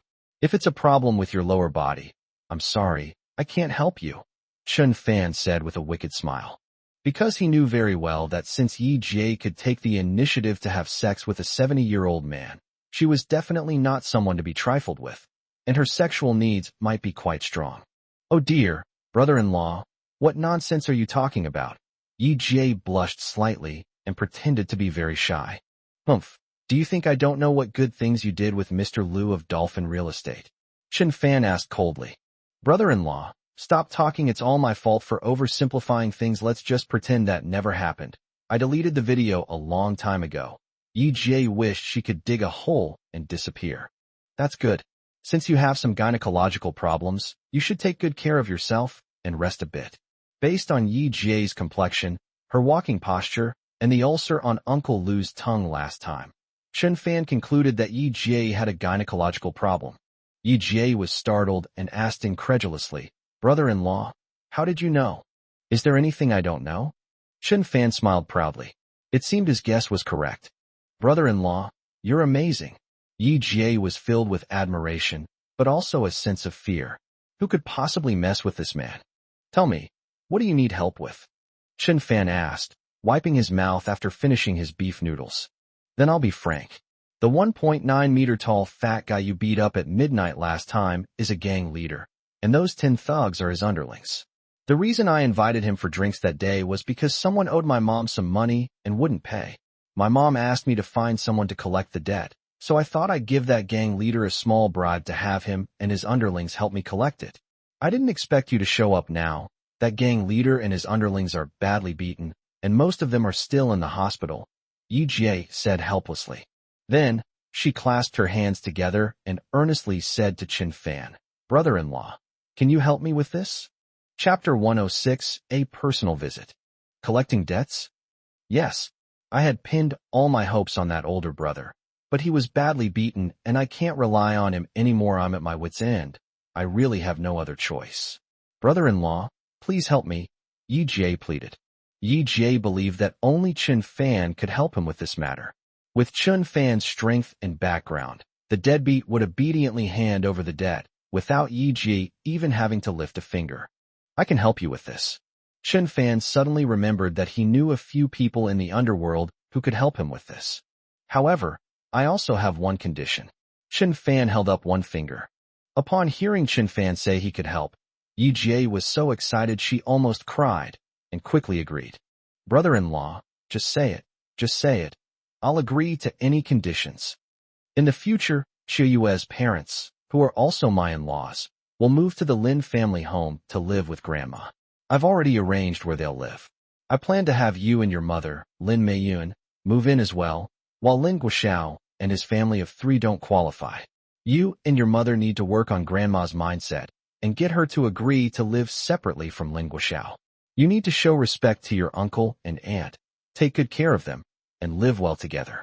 In short, from now on, you and your mother need to choose sides, support Qiuyue and elevate her status in the Lin family, or continue to curry favor with Lin Guoxiao's family. The choice is yours, Qin Fan said emphatically. Without hesitation, Yi Jie said, my mom and I are definitely on your side. That's unwavering. That's what you call turning away from darkness and embracing the light. Qin Fan nodded slightly and smiled. It's good that you're aware of this. Now, tell me the information about that debtor. That afternoon, the news that Grandma Lin was going to visit Lin Qiuyue in person surprised all the Lin family relatives. Apart from the courtyard house and the villa left by Mr. Lin, the old lady had never visited any of her relatives' homes. In her eyes, visiting relatives' homes was like a god descending into a pigsty, a shameful and disgraceful act. A relative once tried to invite the old lady to his newly bought villa. After inviting her 2 or 3 times, the old lady got angry and said, if you buy a house in Fushan, I will definitely go. If not, go back to your doghouse. From then on, no relative dared to invite the old lady to their home. This time, the old lady actually took the initiative to go to Lin Qiuyue's house, not as a guest, but to plead for her. This shocked the relatives and was unprecedented in the history of the Lin family. This is incredibly disrespectful to Lin Qiuyue. It seems that the old lady really values the cooperation with Dolphin Real Estate. In order to get Lin Qiuyue to help, she lowered herself and was so humble for the first time. Even Lin Guozhong and Dong Jinping, the couple, were completely dumbfounded when they learned that the old lady was about to arrive home. They looked at each other, speechless with shock. Last time, Qin Fan asked Lin Guoxiao and the others to go back and tell them that the old lady must come to see Qiuyue in person. Dong Jinping thought that the old lady would definitely not come and would be furious, but she didn't expect that the old lady would actually come to visit. Admittedly, the old lady's greatest wish in her life was that, during her lifetime, the Lin family could become a first-class family, move smoothly into Fuhu Mountain, and become urban aristocrats. However, when Lin Xiangtian took over the position of business manager, he was humiliated on his first meeting with Dolphin's manager and was even threatened with the termination of the cooperation with Dolphin. This was truly a critical moment. The old lady was really anxious. Lin Qiuyue was her last hope. Whether the Lin family could become a first-class family in Lushur, and whether she could leave a lasting legacy after her death, all depended on Lin Qiuyue.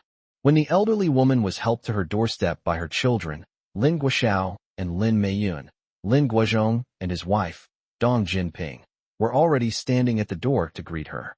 Seeing the elderly woman leaning on her cane and looking somewhat tired, the couple quickly went forward to help her and welcomed her into the house. The living room was spotless, and the windows were sparkling clean. The old lady sat on the sofa, and Dong Jinping brewed a cup of covered tea and served it to her. Mom, if you need anything, Just call us and we'll come to you. Why did you come in person? Dong Jinping said with a smile. Yes, Mom, you're so old. If something happens to you on the way, I can't bear the responsibility, Lin Guozhong said with some worry. The old lady took a sip of tea, rested briefly, and smiled. I heard Chuyue was sick and couldn't get out of bed, so I came to see my granddaughter. Is Chuyue feeling better? Ah, Dong Jinping exclaimed, startled. Lin Chuyue wasn't sick at all. She was faking it at Chen Fan's behest. If the old lady knew she was faking illness, wouldn't she be very angry? Chen Fan, how is Chiou?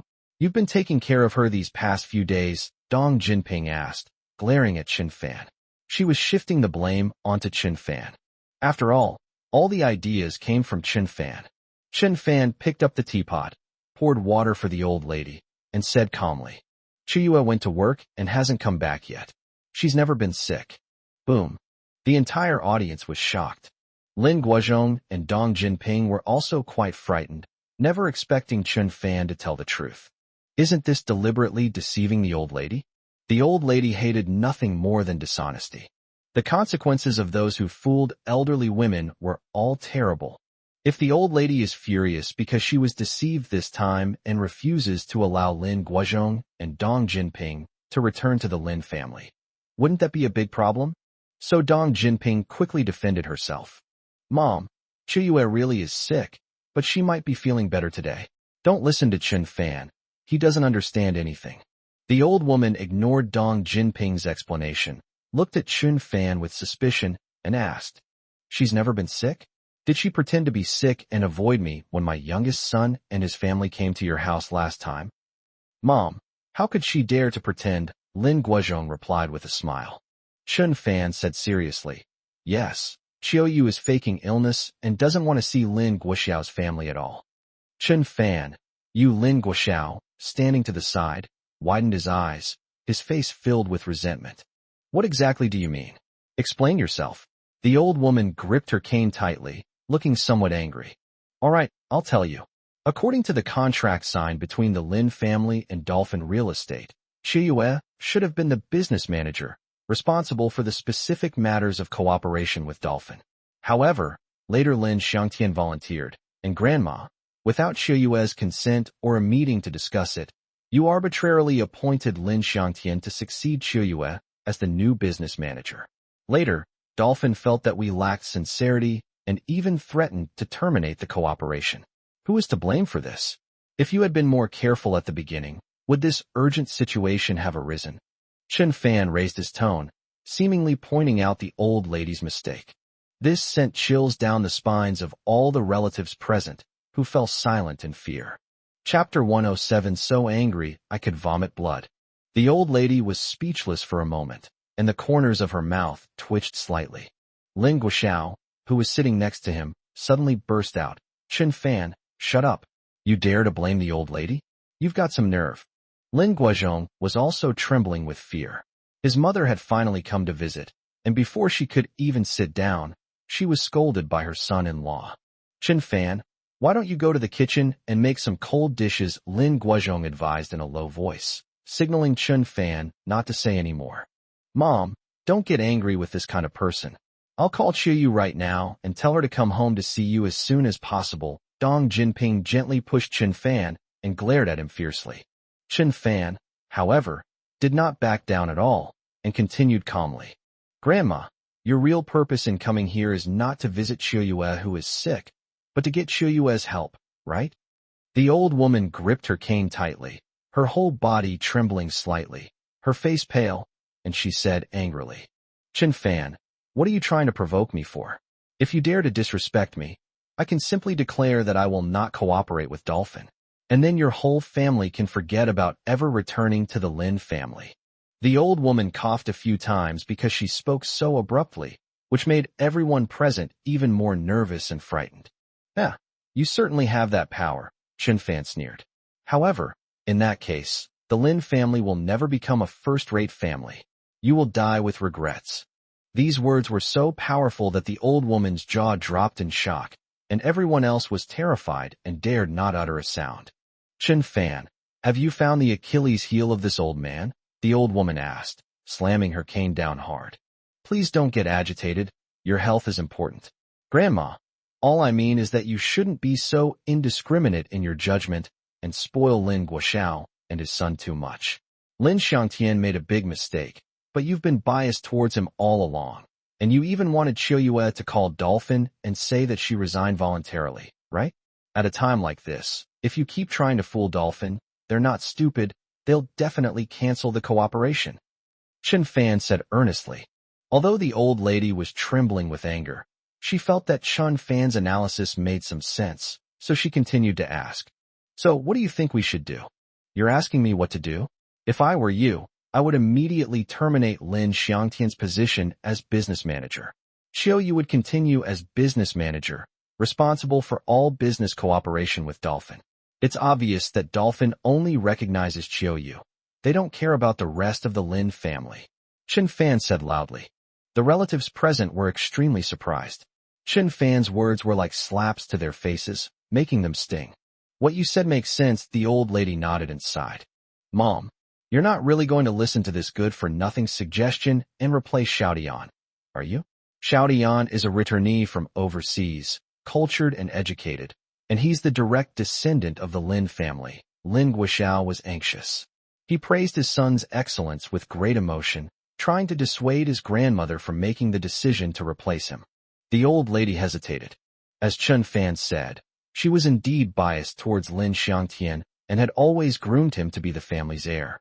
However, given the current situation, if Lin Xiangtian is insisted on being the business manager, the cooperation with Dolphin is very likely to fall through. At this moment, Chen Fan glanced at Lin Meiyun beside the old lady, and Lin Meiyun immediately understood and said, Mom, let me say a few words. What Chen Fan said just now was a bit rough, but it's very realistic. Our Lin family is now in a dilemma. If we want to continue cooperating with Dolphin, Qiu must become the business manager, which is stipulated in the contract. Xiao Tian is still young, highly educated, and very malleable, but he lacks work experience and needs more training. There will be plenty of opportunities in the future. Don't tie yourself to this. Mom, I suggest you listen to Chen Fan. What he said makes perfect sense. Lin Guoxiao glared at Lin Meiyun, never expecting that his former ally would openly contradict him and support the enemy. Why is that? Meiyun, Lin Guoxiao was so angry he felt like he was going to vomit blood. Lin Meiyun rolled her eyes at her second brother, her face full of disdain. That's right. Her daughter Yi Jie relayed Chen Fan's words to her. Her stance has now undergone a complete 180-degree change. She will no longer collude with Lin Guoxiao. As a widow, she had no ambition whatsoever. She only wanted to be on the right side and get a share of the spoils after the old lady died. Okay, I trust you, Chen Fan. I'm appointing Qiu as the business manager for the Lin Group, responsible for all cooperation matters with Dolphin Real Estate. The old lady's words shocked everyone present. Mom, Xiao Dian, what should we do? Lin Guoxiao cried, not knowing how to tell his son when he got back. You and your son will still be in charge of the Lin family's construction business, but you won't be involved in the new district's development. Do you have any more questions? The old woman said in a cold tone. No, that's all. Lin Guoxiao shook his head. He knew that if he tried to persuade her any further, the old lady would definitely get angry. Mom, you're brilliant. Lin Meiyun praised with a smile. Chen Fan nodded slightly. His goal had been achieved. Even if you are the arrogant old lady of the Lin family, revered by everyone like a ghost or god, so what? I'll confront you when I need to, but in the end you'll still have to back down. Is Qiu not coming back yet? The old woman asked. I'll call right now. Chen Fan took out his phone, dialed Lin Qiu's number, and then turned on speakerphone. Qiu, have you contacted Tang Yin? Chen Fan asked. I've contacted them. I talked a lot with Tang Yin, and she said Dolphin agrees to continue cooperating with the Lin family. However, the position of business manager is fixed according to the contract terms and cannot be changed, Lin Qiu said. Grandma is at home now.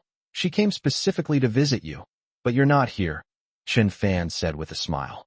Grandma, I have some things to take care of here and can't come back right now. How about I make a special trip to see you next time? Lin Qiu said loudly.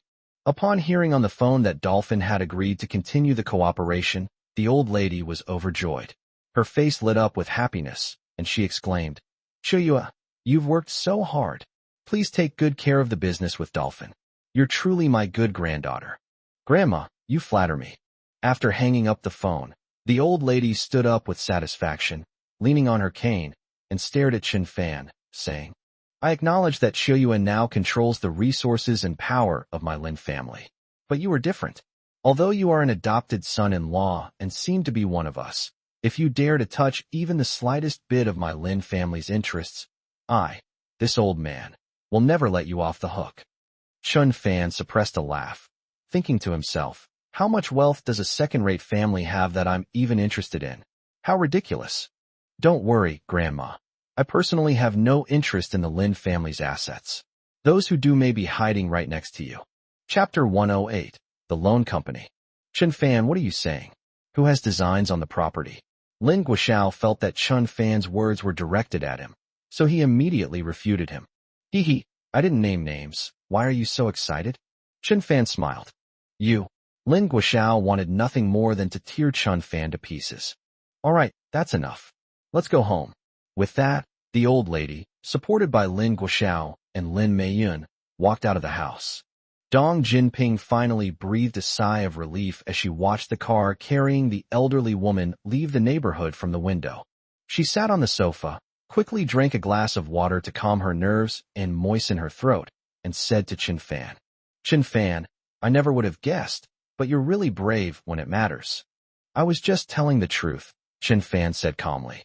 Lin Guozhong lit a cigarette, took a deep drag to calm himself, and asked, Didn't Xiuyue not want to be the Lin family's business manager? How come she changed her mind? Chen Fan, did you do the persuasion work on her? Yes. I told Xiuyue that although being a business manager would be tough, it would greatly benefit her in improving her skills and building her network. It would also be good for you two to return to the Lin family. With Lin Xiuyue in an important position, how could the Lin family not value you? Chen Fan said with a smile. Lin Guozhong slapped his thigh and laughed. You're right. This is really a good thing. Dong Jinping nodded and said with a grin. Yes, how could I not have thought of that? With Xiuyue in control of the Lin family, will the Lin family relatives still look down on us? We'll live a glamorous life back in the Lin family. Ha ha. When Lin Xiuyue returned home that evening, she found a lavish spread of various dishes laid out on the table. Honey, you've cooked so much food. Can we finish it all? Lin Xiuyue asked with a smile. I didn't do this, Chen Fan said, spreading his hands. Daughter, come and eat. This is what I made. I'm so happy today. I showed off my cooking skills. Huh, Dong Jinping said happily, holding a spatula and wearing an apron. Today, the old lady's bowed head, Lin Guoxiao's suppressed anger, and Lin Meiyun's defection truly made Dong Jinping extremely happy. It seemed as if all the bullying she had suffered since the family division had been avenged today. In high spirits, she offered to cook a few dishes for everyone. The family enjoyed their dinner together happily. Lin Guozhong laughed and said, Chen Fan, you finally have a day when you don't have to cook and can sit back and enjoy yourself. Chen Fan gnawed on a bone and said with a self-deprecating smile, Dad, I'm a little overwhelmed by your kindness. Lin Xiuyue was also very happy. She looked at Chen Fan tenderly and thought, I'm so glad I chose to believe you, my husband.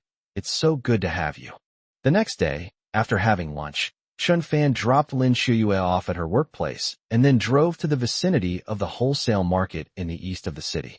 This is a factory area with many warehouses. It used to be the commodity distribution center of Lushur, but it has gradually declined in recent years due to market shocks. After parking the car, we walked through a patch of overgrown weeds and came to a 3-story old-style tenement building. Judging from the building's structure, it should be an old building constructed in the 1980s. However, it looks to be of good quality, freshly painted, and the first floor is a row of shops, including car washes, convenience stores, tire shops, small restaurants, hardware stores, and so on. There was a sign hanging on the second floor that read, April Sky Microfinance Company. Chen Fan took out a business card, checked it, and sure enough, it was Brother Long's loan company branch. Last time, Brother Long led his men to follow Sun Yuan in a car, forcing her to repay her loan. After Chen Fan found out that Sun Yuan had borrowed money at exorbitant interest rates, he helped her teach those people a lesson. Sun Yuan only borrowed 3,000 yuan at the time, but later had to repay 100,000 yuan including principal and interest, which can be described as the ultimate experience of compound interest. If Sun Yuan, a young girl, had been surrounded by them, she would have been completely helpless and likely suffered inhuman torture. Unfortunately for them, they ran into Chun Fan. Chun Fan not only helped Sun Yuan vent his anger by beating up these people, but also forced them to write him an IOU for 200,000 yuan, demanding repayment as soon as possible with interest compounded on the debt. The most unlucky one was actually the eldest brother, Brother Long. He has already been reprimanded by Chun Fan twice. Last time, Chun Fan swiped his card on Long Ji's face, disfiguring him and leaving 10 wounds on his face. His other leg was also broken. Brother Long was discharged from the hospital a few days ago. He was wearing a mask on his face, and some scars from his injuries were faintly visible. In Brother Long's mind, Chun Fan had become a nightmare, and he had been frightened awake several times while sleeping. Chun Fan did not come here this time to collect the 200,000 yuan debt. Chun Fan wasn't short of money. He just wanted to use this group to help him collect a debt from a deadbeat. That is, the matter that Yi Jie asked him for help with. Chun Fan went up a dark and damp staircase to the second floor. It was a large office, decorated like the reception area of a formal company. Behind the counter, a short-haired young woman was eating sunflower seeds while playing Do Diju, a popular Chinese card game, on her computer. Seeing Chun Fan enter, the woman looked up and asked, "Are you here to conduct business? Is it a loan? Did you bring your ID card?" "I'm not here to borrow money. I'm here to collect payment," Chun Fan said in a low voice. "Collecting money? You've come to the wrong place. We're a legitimate lending company, and we also have online services. If you want to borrow money, just ask. If not, goodbye," the short-haired woman said emotionlessly. "Could you call your boss over?"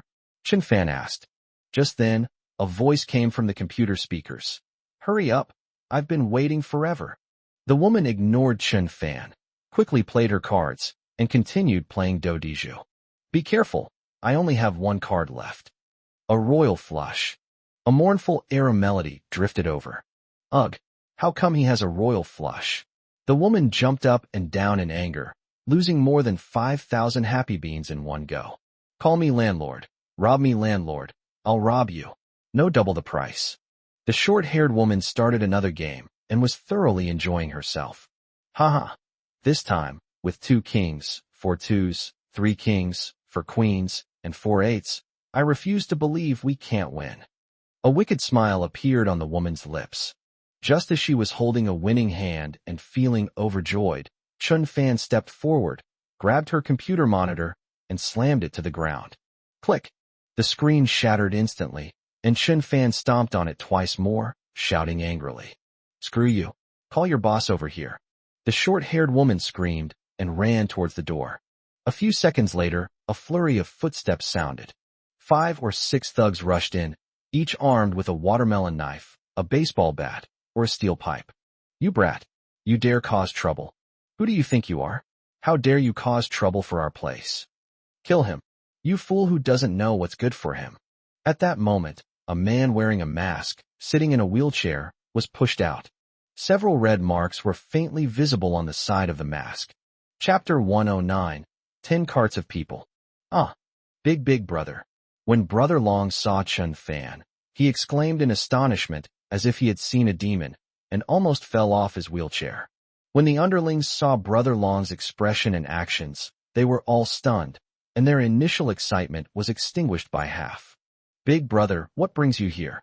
Chun Fan sneered and said, "Why can't I come?" "Yes, I can come."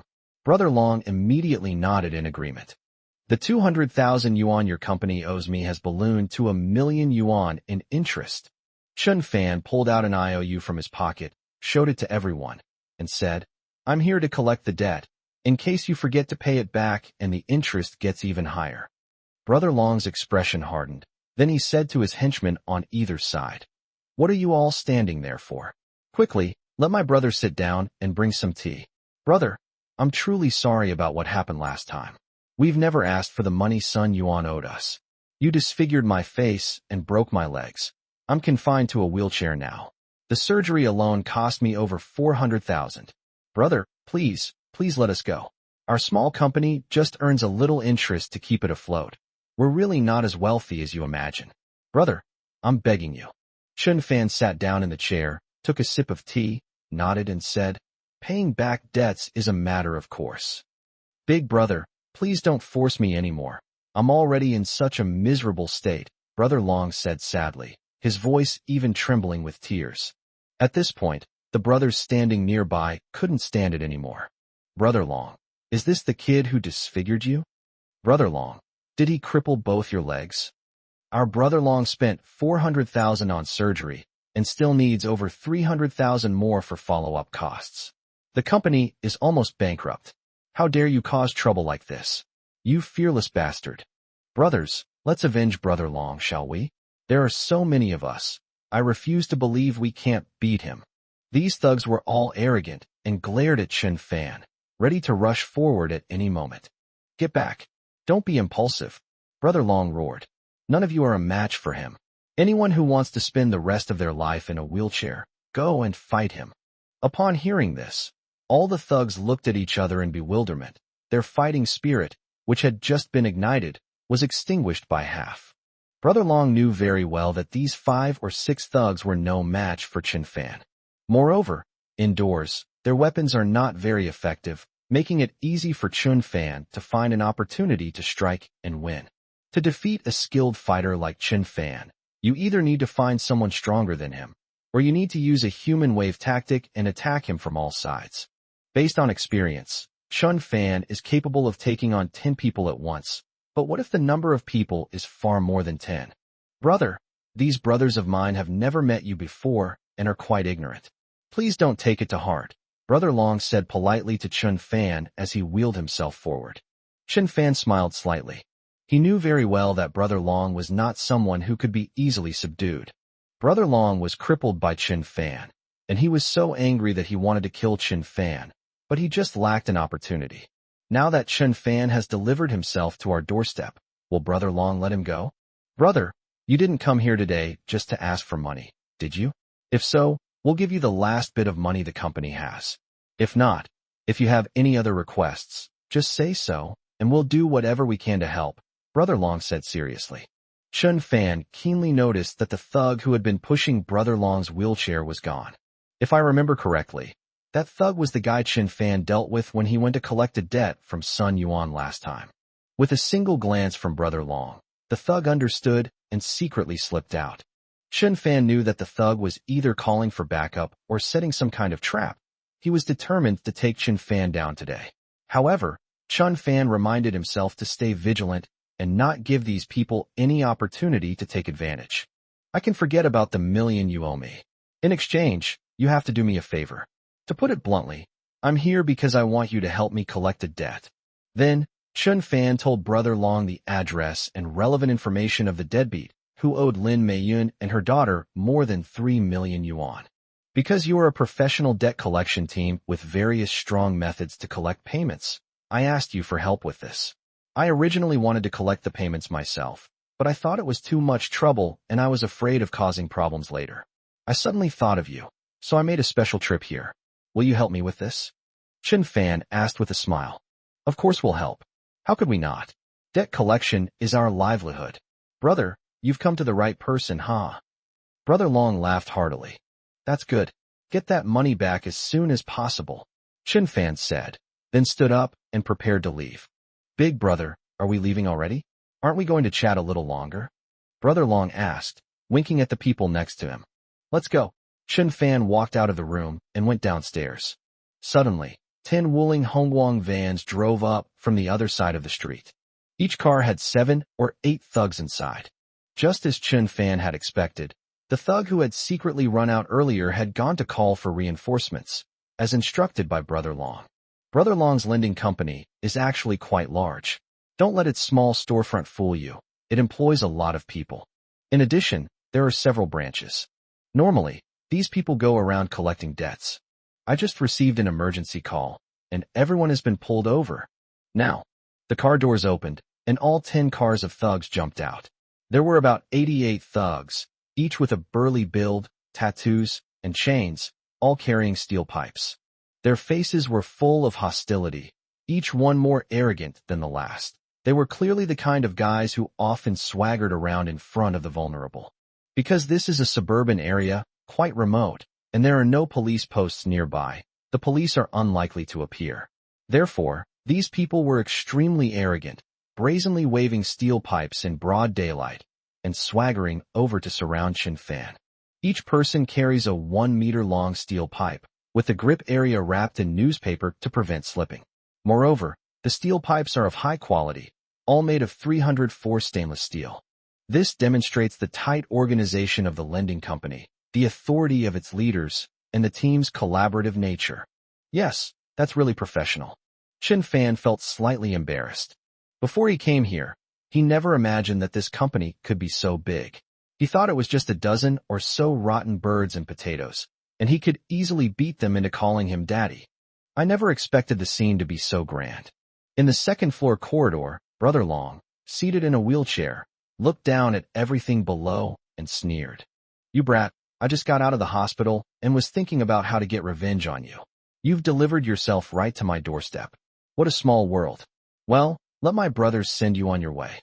Chapter 110, 88 Strong Men. Brother Long is going all out this time. Even if these brothers beat Chen Fan to death, he will take all the blame upon himself. Because Chen Fan made him suffer a fate worse than death, like a living dead. Even if his brother is sentenced to death for killing Chen Fan, it's worth it for him to pay with his life. Brothers, give them a good beating. If anything happens, I'll take full responsibility. Brother Long shouted angrily. The group surrounded Chen Fan, and the encirclement gradually tightened. Each person wore a ruthless and mocking expression, eager to fight. Even the surrounding shops hurriedly closed their roller shutters, fearing they would be caught in the crossfire. "Attack!" one of them shouted, raising his arm. 88 people suddenly rushed towards Chen Fan. Swish! Chen Fan was decisive and showed no sign of cowardice. He knew very well that if he hesitated even slightly in this situation where he outnumbered the enemy, he would be defeated. He was highly focused, and his body shot out like an arrow, knocking down the thug closest to him with a single punch. In the past, when dealing with those thugs, Chen Fan was afraid of hitting them too hard and causing them to die, so he usually only used half of his strength. But today is different. Using only half of your strength would be showing mercy to the enemy, and you might end up making a mistake. He used 80% of his strength. Bang! The thug was sent flying, coughing up blood, after being punched by Chen Fan. It knocked over more than 10 people behind it. The scene was chaotic. The thugs were immediately startled, then roared again and charged at Chen Fan. Chen Fan turned around and kicked out. This is a move from the ancient and rare book Mysterious Battle Essentials that he studied. He concentrates all his strength in his legs and kicks out instantly, as sharp as the wind, full of fighting power. Bang! One of the thugs who was kicked flew backward, his teeth all shattered, and he spat out a mouthful of saliva, knocking down more than 10 people behind him again. The other thugs who rushed forward were frightened by the strong wind. After a moment's hesitation, they felt a blur before their eyes, saw stars, and were sent flying. Besides being enriched by classic Chinese martial arts books, Chen Fan's father invited 6 top Chinese masters to teach him and his younger brother a series of advanced martial arts, including Jeet Kune Do, Taekwondo, martial arts, and Wing Chun, before he was 8 years old, giving him a very solid foundation. Although he lost the opportunity to learn from masters after being fostered by the Lin family, Chen Fan never stopped practicing kung fu. With a solid foundation, he learned various martial arts from books, videos, and other sources, practicing diligently and constantly improving. Now, Chen Fan, who has been accumulating experience, needs such an opportunity to practice and improve his combat skills. Otherwise, all those skills would have been for nothing. In a sense, he should thank Brother Long. The thugs who were sent flying into the air crashed to the ground or onto their companions, their bones breaking with a series of sharp, grating cracking sounds. It could be a broken rib, a fractured collarbone, a dislocated arm, or a comminuted fracture of the kneecap. Chen Fan's fierce attacks, ruthless methods, and agile speed caused the men wielding 304 stainless steel pipes to scream in agony and tremble with fear. Slap! Slap. After knocking out another thug with 2 punches, Chun Fan seized a steel pipe. The steel pipe was like a sword in his hand, flashing like a meteor and sweeping across the battlefield. Each strike carried a whoosh of wind and made a heavy thud when it hit the thugs. Bang, bang, bang, bang. Within 3 seconds, the 8 thugs were knocked to the ground, screaming and rolling around, some of them spitting blood from the corners of their mouths, a truly pitiful sight. Without hesitation, Chun Fan gripped the steel pipe tightly and swept it at the dozen or so people on the other side. Bang, bang, screams echoed through the air. If that fast, accurate, and ruthless steel pipe had been replaced by a sword, it would have already turned into a sea of blood. The dozen or so thugs were beaten and forced to retreat repeatedly. Some had blood spurting from their heads, some had broken arms, and some were crawling on the ground like dogs, fleeing in a sorry state. Even if someone dared to hit him with a steel pipe, Chun Fan could simply block it with a flick of his wrist. The 2 steel pipes would collide, making a crisp sound, and sparks would flash. Chun Fan remained unmoved, while the thug's hands would go numb, his arms would ache, and the steel pipe would fall to the ground. Next, Chun Fan struck the dog's head with a club, causing it to spit blood and suffer an 8th-degree concussion. In just over 2 minutes, about half of the 88 strong men were lying on the ground, unable to get up and incapacitated. The remaining 40-odd people were eyeing Chun Fan covetously, but they kept retreating, none of them willing to be the first to step forward. Brother Long, in his wheelchair on the 2nd floor, seemed to be watching a movie, appearing somewhat dazed. What a prodigy Chun Fan is. More than 80 people couldn't defeat him alone. Brother Long originally thought Chun Fan would be knocked out in 5 seconds, and that 1 man and 1 steel pipe would turn Chun Fan into a rotten watermelon. Even if they don't die, all their bones will be broken, leaving them like a lump of mud. However, to everyone's surprise, Chun Fan was as fierce as a tiger and as agile as a dragon. He was like Lu Bu among men, and he knocked down more than 40 people. The remaining people dared not step forward again. What would happen? Why did this happen? Brother Long muttered to himself, his heart racing. This person's skill level completely exceeded his imagination. Even if you can defeat 10 or 20 people by yourself, you couldn't possibly defeat 88 people. But in the current situation, Chun Fan really defeated 88 people all by himself. I've seen wild things, but I've never seen anything this wild. Brother Long was completely dumbfounded. Come on, keep going, come on. Chun Fan pointed at the remaining 40-odd people with the steel pipe in his hand and sneered. That smile was like the smile of Satan, his eyes flashing with murderous intent, making everyone cower like mice, and no one dared to take a step forward. Go, you bunch of useless trash. Have I been raising you for nothing? Go, kill him. Brother Long roared hysterically, pounding on his wheelchair. Suddenly, more than a dozen people seemed to be spurred on, and they rushed over. Bang, bang, bang. Chun Fan used a steel pipe to block their attacks, then kicked out several times, sending 5 or 6 people flying.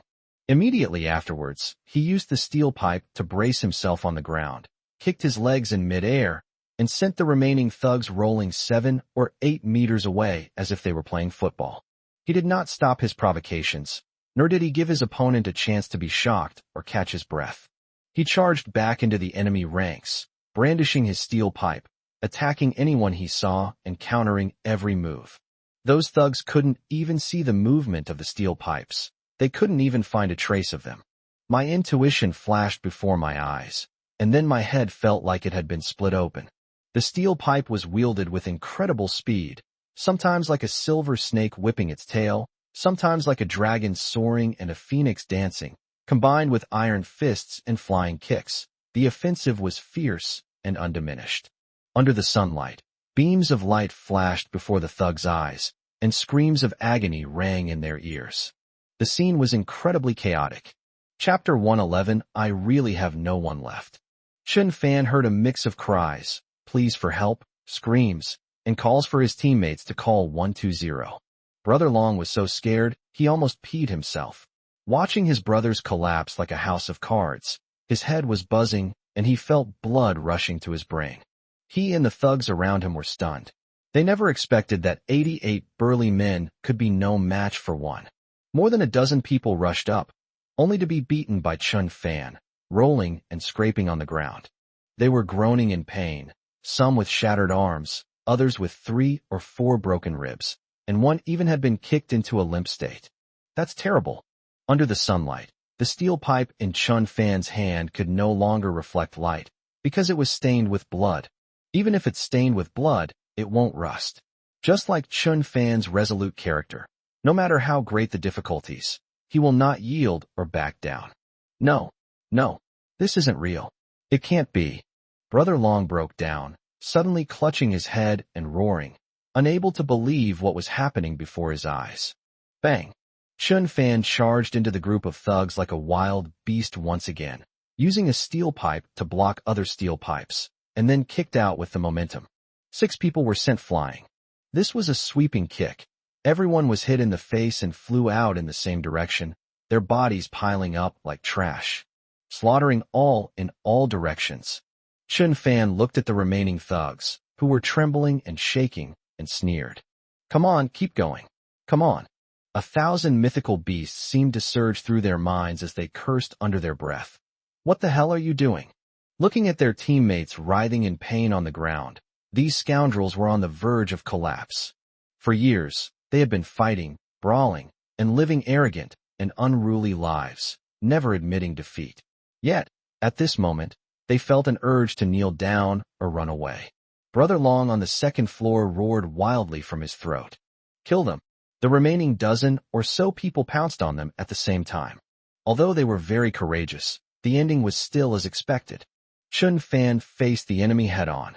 The steel pipe moved with unimpeded force, its swings creating a powerful impact. Ouch! It hurts! Ouch! Accompanied by familiar screams, within seconds, the dozen or so people also fell to the ground, experiencing what pain truly meant. At this point, the entire group was wiped out. Chun Fan stepped over the bodies of the thugs and walked out of the encirclement. Behind that tall figure lay a multitude of scoundrels with all sorts of fractures: transverse, oblique, spiral, comminuted, open, and closed. A gentle breeze swept by, ruffling Chun Fan's hair. And so it moves forward with the swift wind, a fleeting shooting star behind it. Isn't this an invincible man? Stepping over the broken back of the last thug, Chun Fan walked down to the second floor, looked up at Brother Long, and said calmly, "Did you call anyone else?" "Continue." Brother Long shuddered, and his pants got completely wet. A foul odor emanated from the wheelchair, and the 2 thugs beside him looked on with disgust. "Huh. What else do you want to do?" Brother Long was flustered, his tongue was tied in knots. At this moment, Brother Long looked at Chun Fan as if he were seeing the Grim Reaper, and he no longer had the slightest resentment.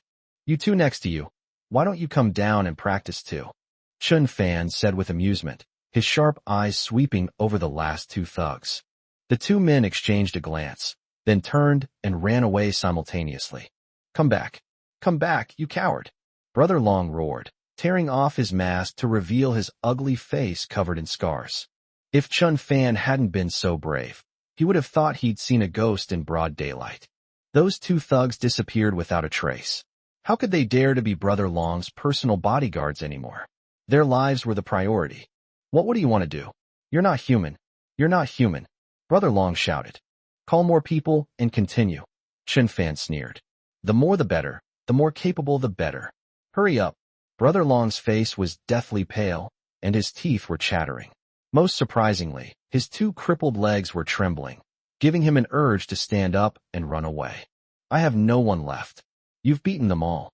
What do you want?" Brother Long asked, trembling. "Nobody here? Then come yourself." Chun Fan gestured. "Come on. 2 give up, okay?" Brother Long was on the verge of a breakdown, and tears streamed down his face involuntarily. "You jump down for me," Chun Fan suddenly shouted. "Huh? Jump? Jump down? Jump down from the second floor?" Brother Long was terrified. "Right now you are still looking down at me, while I'm looking up at you. It feels like you've beaten me. Jump down now, I'll count to 3, and if you don't jump, you'll face the consequences." Chun Fan said angrily. 3, 2, 1, bang. A muffled thud. Brother Long really broke free of his wheelchair and jumped from the second floor. Uh, uh. Brother Long lay on his side on the ground, feeling dizzy and lightheaded, with blood flowing from his mouth and nose, and both of his legs were completely ruined. The doctor had said he still had a chance to stand up, but this time, it seems there's no hope. Chun Fan took 2 steps forward, stomped his foot on Brother Long's hideous face, and roared, "Can't you call someone yet? Hurry up and call someone. I'm in a rush." Brother Long cried pitifully, "I can't call him back, please don't kill me." Chun Fan stopped, spat on Brother Long's face, and said, "Kill you? I'd rather not dirty my hands. Thank you for sparing my life, brother. Call for help. Big brother, I really have no one left." Bang! Chun Fan kicked him in the stomach and said, "I told you to send someone to do what I asked you to do." Definitely. Definitely. Brother, I'll collect that debt for you within 3 days. Absolutely. Don't worry. Fine, I'll give you one last chance. If you dare to play dirty tricks again, I'll give you a quick death, you piece of trash. After saying that, Chun Fan threw away the blood-stained steel pipe in his hand and turned to leave. Under the sunlight, Chun Fan walked with an air of aloofness, his shadow stretching long. 3 days later, the Lin family courtyard. Upon receiving notification from the Lin family, Lin Guozhong, Dong Jinping, and their family can officially return to the Lin family. The old lady had already had a row of houses cleaned and furnished in the courtyard for Lin Guozhong's family to live in. The main house is located in the very center. It is spacious and brightly lit. The bedrooms are located on either side. The larger bedroom was provided for Lin Guozhong and Dong Jinping, a married couple. A smaller bedroom will be provided for Lin Shuyue. The corner room, less than 15 square meters in size, formerly a woodshed and originally a doghouse, belongs to Chun Fan. According to the information the old lady had, Lin Shuyue and Chun Fan had been living separately since they got married. Lin Shuyue slept alone in the bedroom on the big bed, while Chun Fan slept in the storage room next door. In other words, although the two were husband and wife in name, they did not have a marital relationship. To keep them separated, the old lady had the servants clean the woodshed, set up a wire bed, and put a table there, which became Chun Fan's lodging. Chapter 1:12 Return. Originally, Lin Guoxiao's family strongly opposed providing housing for Chun Fan, believing that it was a misfortune for the Lin family to tolerate a son-in-law staying for so long, and that it would make them a laughingstock for other families. The old lady wasn't so heartless. She still prepared a room for Chun Fan, which was quite kind of her. Now, all the furniture in the main house is brand new, and it is a set of fine mahogany furniture with a classic charm. An ancestral tablet is placed on a table opposite the main entrance, with couplets pasted on either side. May you live and work in peace and contentment, and may your family prosper and your happiness last forever. Horizontal scroll, auspicious housewarming. The living room was quite spacious, with a large table set up for a family reunion dinner hosted by Lin's relatives to welcome Lin Guozhong's family. The Lin family has its own chef, whose dishes are on par with those of high-end hotels. The meal consisted of 8 cold dishes and 8 hot dishes. Although they were not expensive dishes, they were delicious and had a homely flavor. The elderly woman remained seated at the head of the table, with Lin Guozhong and Dong Jinping, a married couple, on her left, and Lin Shuyue and Chun Fan on her right. Also seated at the table were Lin Guoxiao and his family of 3, and Lin Meiyun and her daughter Yijie. There were exactly 10 people in total. Inside the courtyard, 7 or 8 tables were set up, and the guests were all close relatives who came to show their support. After all, it's a housewarming celebration, and having more people makes it more lively. During the meeting, Lin Shuyue reported to the old lady on the specific projects she had recently collaborated on with Dolphin Real Estate. The old lady listened with a smile, nodding repeatedly, and praising her granddaughter for doing a good job. The more they praised Lin Shuyue, the uglier the expressions on Lin Guoxiao's family's faces became. Now that Lin Shuyue has officially taken on her role, representing the Lin family in a deep collaboration with Dolphin Real Estate, her position in the Lin family will become increasingly secure, which has greatly increased the sense of crisis among Lin Guoxiao's family. To appease Lin Guoxiao and the others, the old lady said that as soon as the cooperation with the Dolphins ended, Lin Shiyue would step down as business manager and leave the Lin Group.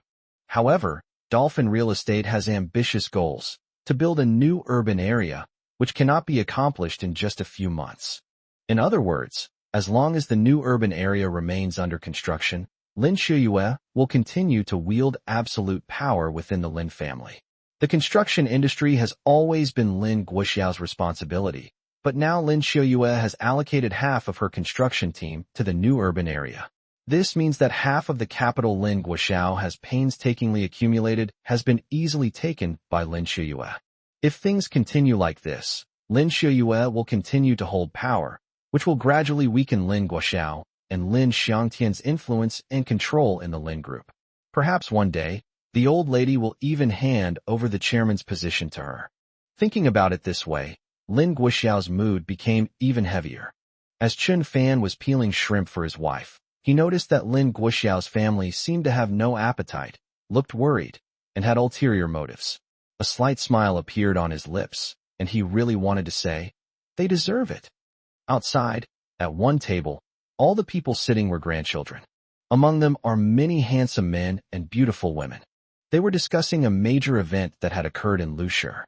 That refers to the courtyard house on Fuhu Mountain being auctioned off. This was originally a matter between a first-class family and a top-tier tycoon, but it has attracted a lot of public attention. Not to mention the Lin family. Even ordinary people are talking about it with great interest. I heard that the most expensive courtyard house on Fuhu Mountain has been auctioned off. Really? The auction was successful? What was the final price? I heard that only 7 families in Lusher were qualified to buy that courtyard house. But in the end, it was bought by an 8th mysterious buyer. That person must be from a wealthy and powerful family in another region. How much did they spend? I heard that 7 families are bidding fiercely, with the highest bid reaching 120 million. The mysterious buyer then offered 200 million and took it away. My God, that's awesome. This final exclamation comes from an absolutely stunning beauty, Lin Yuna. She is the daughter of Lin Shiyue's uncle. At 20, she signed with an entertainment company, became a live streaming influencer, and after her popularity soared, she began acting and singing. Her future seemed limitless. To be honest, Lim Yuna is indeed the most beautiful woman among the grandchildren. Even the kitchen helpers who serve dishes in the back kitchen ask her for autographs and say they watch the goddess's live streams every night. A hint of disappointment flashed in the old lady's eyes after she heard the news that the courtyard house at Fushan had been sold to a mysterious buyer. However, she was well aware that the Lin family was currently a second-rate family, lacking the strength to challenge first-rate families.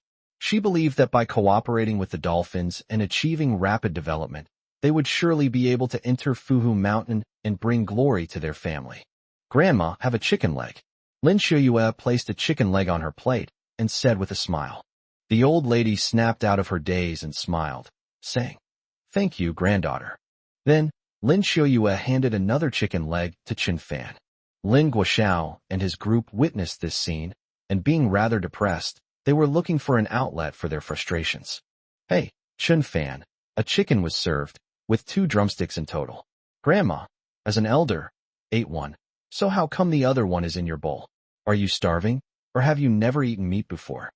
Lin Guoxiao put down his chopsticks and said to Chen Fan, "Chen Fan, you have absolutely no manners. There are so many elders here. As a son-in-law who has married into the family, you are lucky to even be sitting at this table. What right do you have to eat chicken legs?" Yu Jing deliberately spoke in a high-pitched voice so that the relatives sitting outside could hear her. "You brat, the more I talk, the more you get worked up? You're really low in manners. Humph, uncultured, how terrifying." Lin Xiangtian shook his head and snorted coldly. When the relatives at the table outside heard them start criticizing the son-in-law who had married into the family again, several of them couldn't help but cover their mouths and sneer. "Stop talking. It's just a chicken leg. It doesn't matter who eats it. If you want some, I'll have the cook give each of you one." The old lady frowned slightly, and after this warning, Lin Guoxiao and his family of 3 finally stopped. After the meal, the relatives brought up the gifts they had prepared for Lin Guozhong and Dong Jinping's family. Since this is a day of returning to the family and a celebration of moving to a new home, relatives naturally want to express their gratitude. The gifts given were mostly home appliances, flowers, tableware, bedding, mirrors, calligraphy and paintings, and daily necessities. The mahogany furniture that Lin Guoxiao's family gifted is the very furniture that is now placed in the living room. Lin Meiyun and her daughter gifted a color TV, a refrigerator, and a washing machine. The old lady gave various kinds of flowers, 2 pots of lilies symbolizing good fortune, 2 pots of anthurium symbolizing prosperity, 2 pots of irises symbolizing a wonderful life, and 2 pots of magnolias symbolizing wealth and honor. These flowers were placed in the main hall and in the rooms of Lin Guozhong and his wife and Lin Shuyue. Chun Fan entered Lin Shuyue's bedroom, his expression slightly somber, and said to her, "Shuyue, Grandma not only provided a place for our parents to stay, but also prepared this bedroom for you. The furniture is all new, and there are fresh flowers. It's quite nice. It seems that she really values your family of three's return." Chapter 113, Living in a Doghouse. In Lin Shuyue's bedroom, all the furniture was new, and the fresh flowers exuded a sweet fragrance that was refreshing and pleasant. Chun Fan just mentioned a family of 3, which clearly excludes himself from the discussion. Lin Shuyue immediately understood what he meant. The old lady did not value this son-in-law who had come to live with her family. "Honey, I won't stay here, don't worry. It's better for us to stay in our apartment in the complex. We can go back and enjoy some alone time.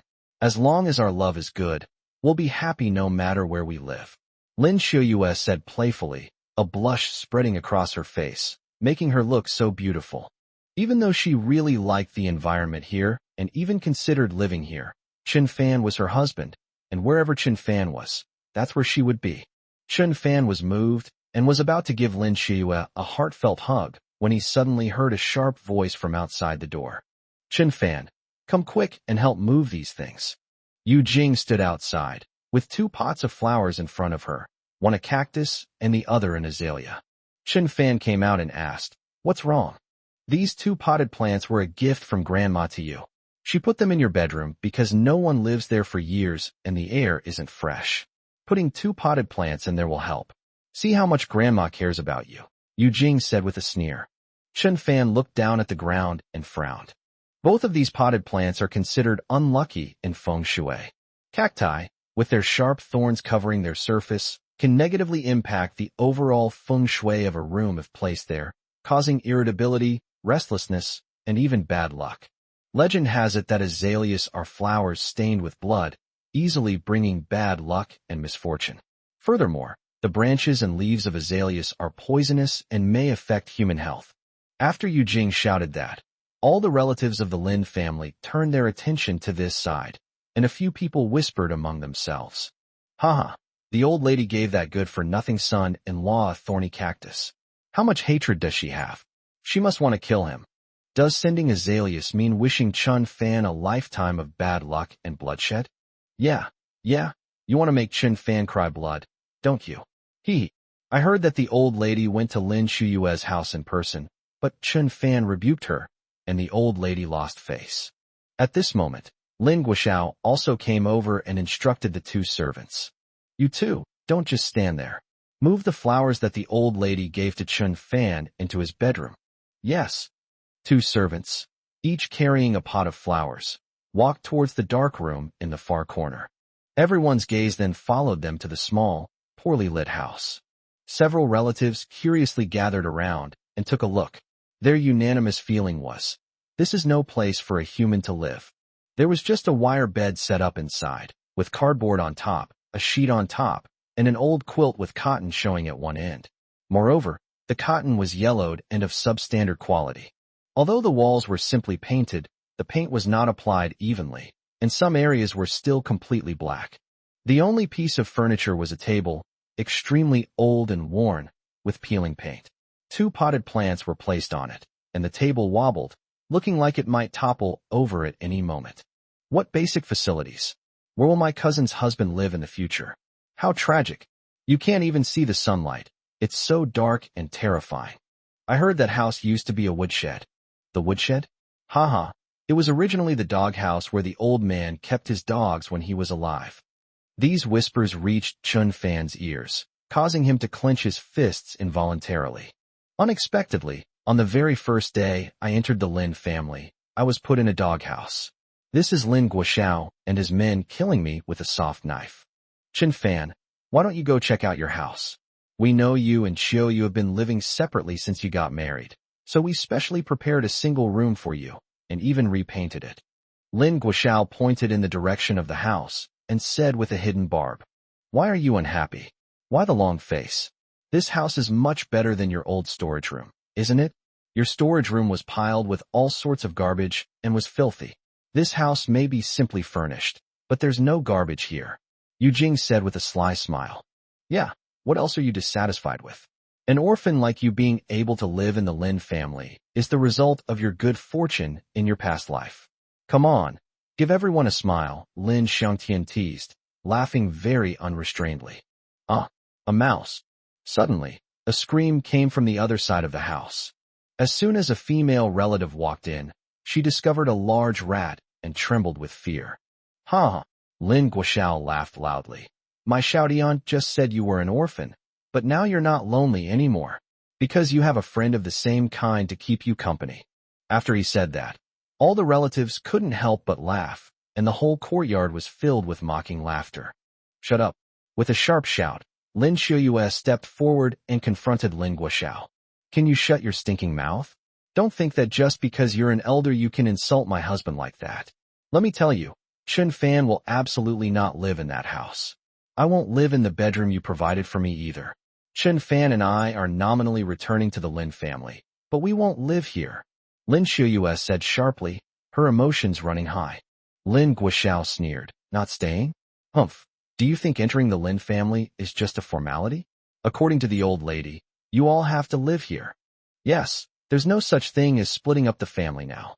If you and Chen Fan go back to live in an apartment, where will that leave the Lin family's reputation? Why would we refuse to eat the cake we're enjoying and instead go back to eating shit?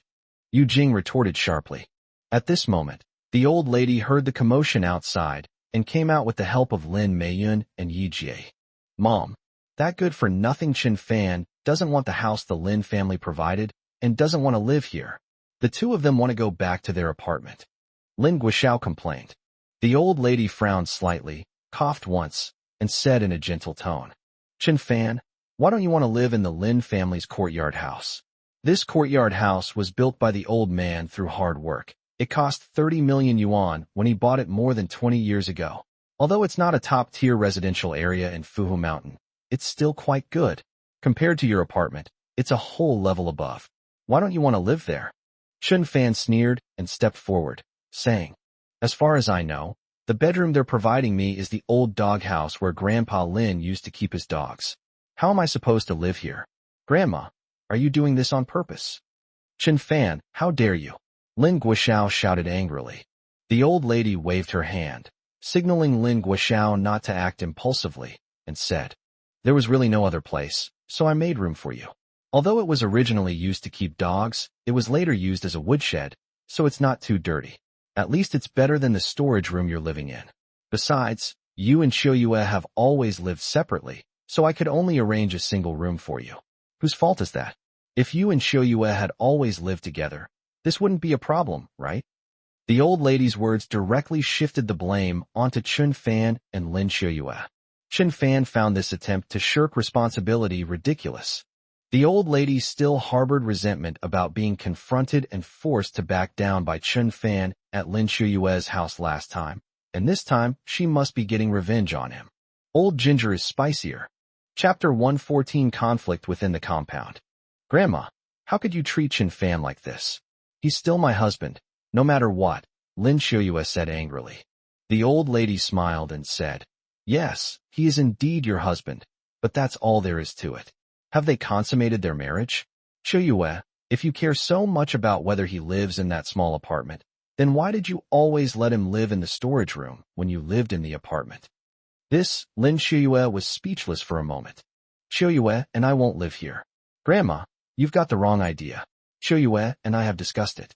After Mom and Dad move out, we'll live together, sleep together, and be a loving and sweet young couple. We don't want to suffer here, Chen Fan said seriously. Humph, do you think the Lin family is a place you can come and go as you please? The old lady's smile vanished abruptly, and her tone became much sharper. What? You're restricting my personal freedom? Is this some kind of prison? I respect you as an elder and call you grandma. If I didn't acknowledge you, you'd just be an 80-year-old woman. Chen Fan said sternly. What did you say? The old lady's eyes widened, her lips trembling with anger. The Lin family relatives gasped in astonishment, their eyes wide with surprise, all their gazes fixed on Chen Fan. How dare he speak to an old lady like that? Are you out of your mind? Doesn't he know his own identity? Isn't he only able to make a living because of Lin Shuyue? Now that Lin Shuyue's status in the Lin family has greatly increased, he thinks he's all that now, just because he's using her influence? Isn't he just a beggar dog in the Lin family? It's really useless. The old lady was absolutely right to put him in the doghouse.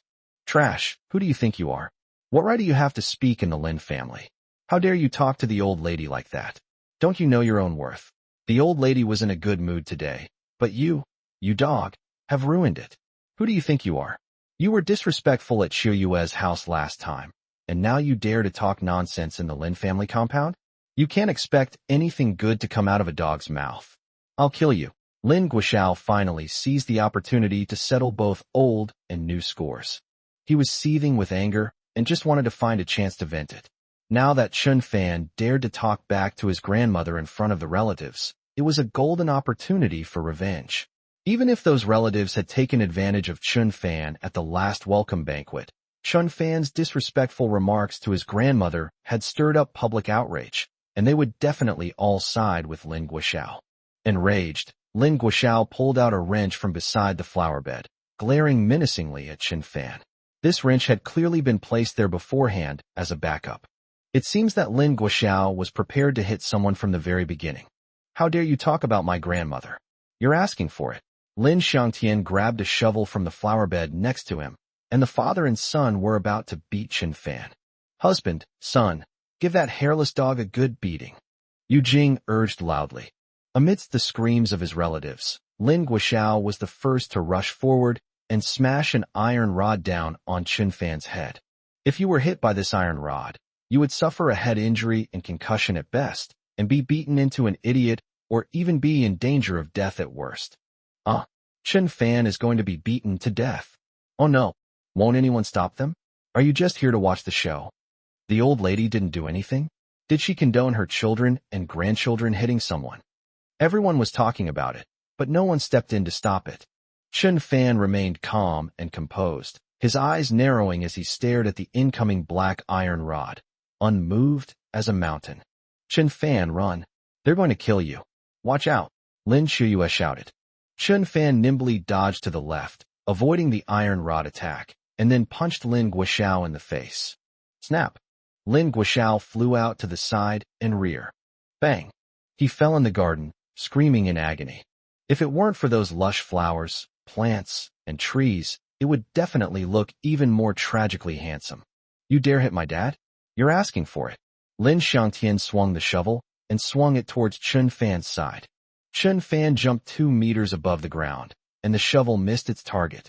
Immediately afterwards, Chen Fan launched a kick through the air. Bang! He kicked Lin Xiangtian in the chest. With a scream, Lin Xiangtian staggered back 3 or 4 steps. If his relatives hadn't caught him, he wouldn't have been able to stand up. I felt an unbearable pain in my chest, and I could hardly breathe. My face turned red from holding my breath. Chen Fan's punch and kick just now were just the most ordinary fighting techniques, and he used less than 50% of his strength. After all, neither of them were martial arts experts. They had never exercised and were physically weak. If he used too much force, something bad would definitely happen. Just teach that hateful father and son a lesson in front of the old lady. Let them know that no matter if they have weapons or not, they are no match for Chen Fan. If a fight really breaks out, the consequences will be severe. Lin Guozhong and Dong Jinping, who just moved into the Lin family home, might be kicked out again. Therefore, Chen Fan absolutely cannot go too far.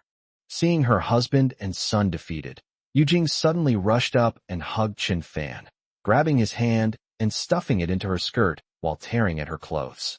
Help! Look, I've been molested by this good-for-nothing. In broad daylight, he's being a lewd scoundrel.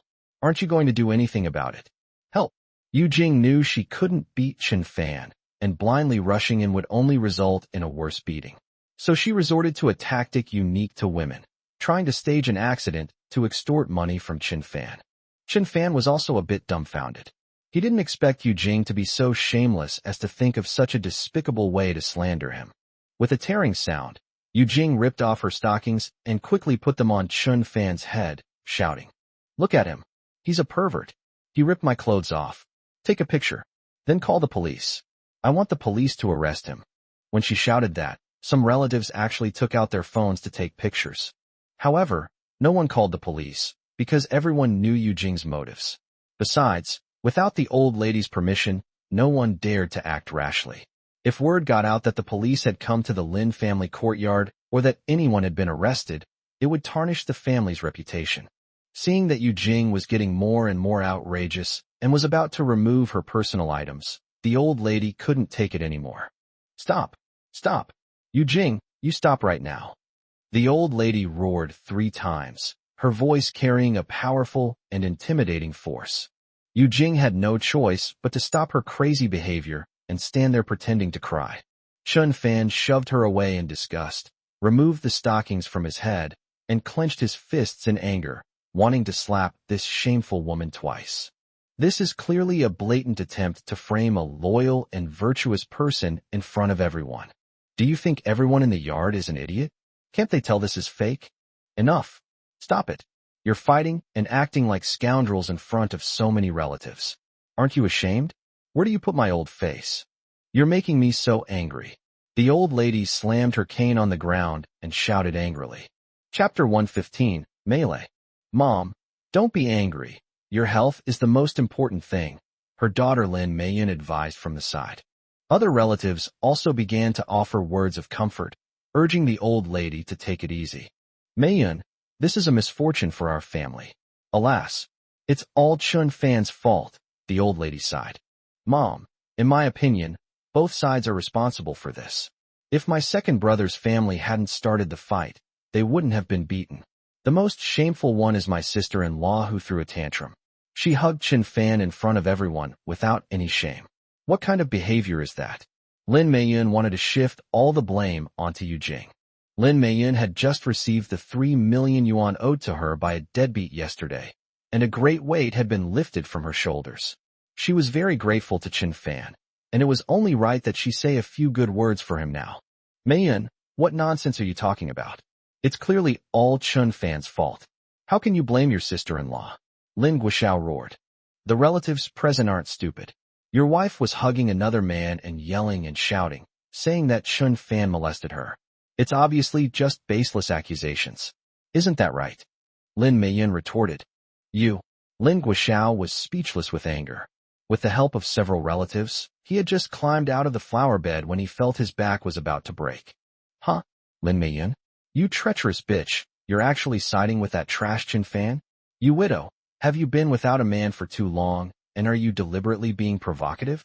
Or has Chen Fan already slept with you a few times and you two are having an affair? Tell the truth." Yu Jing's verbal skills were no less than Lin Meiyun's, and she started yelling and cursing. "You're calling me a widow?" Lin Meiyan was furious. "What? You're just a widow. Ha ha. You must go to the market to buy cucumbers often. Ha ha." Yu Jing laughed unrestrainedly, and her words caused the relatives present to cover their mouths and sneer. Enraged, Lin Meiyan screamed and rushed over to tear at Yu Jing's hair, and the two women began to wrestle. When Yi Jie saw her mother being bullied, she couldn't stand it either. So she joined the battle. "You bitch, you dare bully my mom? I'll show you what I'm capable of." Yi Jie stepped forward and ripped Yu Jing's bodycon skirt off. "Call." Everyone gasped in surprise, realizing they had seen something they shouldn't have. Witnessing his mother being beaten by 2 men, Lin Xiangtian endured the pain in his chest and rushed over. He stomped on Yi Jie's lower abdomen and cursed. "Let go of my mother, you little bitch. You're not a member of the Lin family. Why don't you get out and sell yourself instead of what are you doing here?" And just like that, the scene completely spiraled out of control. The 4 of them started fighting each other wildly, with shouts and curses echoing through the courtyard. "Stop fighting." Lin Shiyue was about to step forward to mediate the fight, but Chen Fan grabbed her arm. Qiuyue, don't worry about it.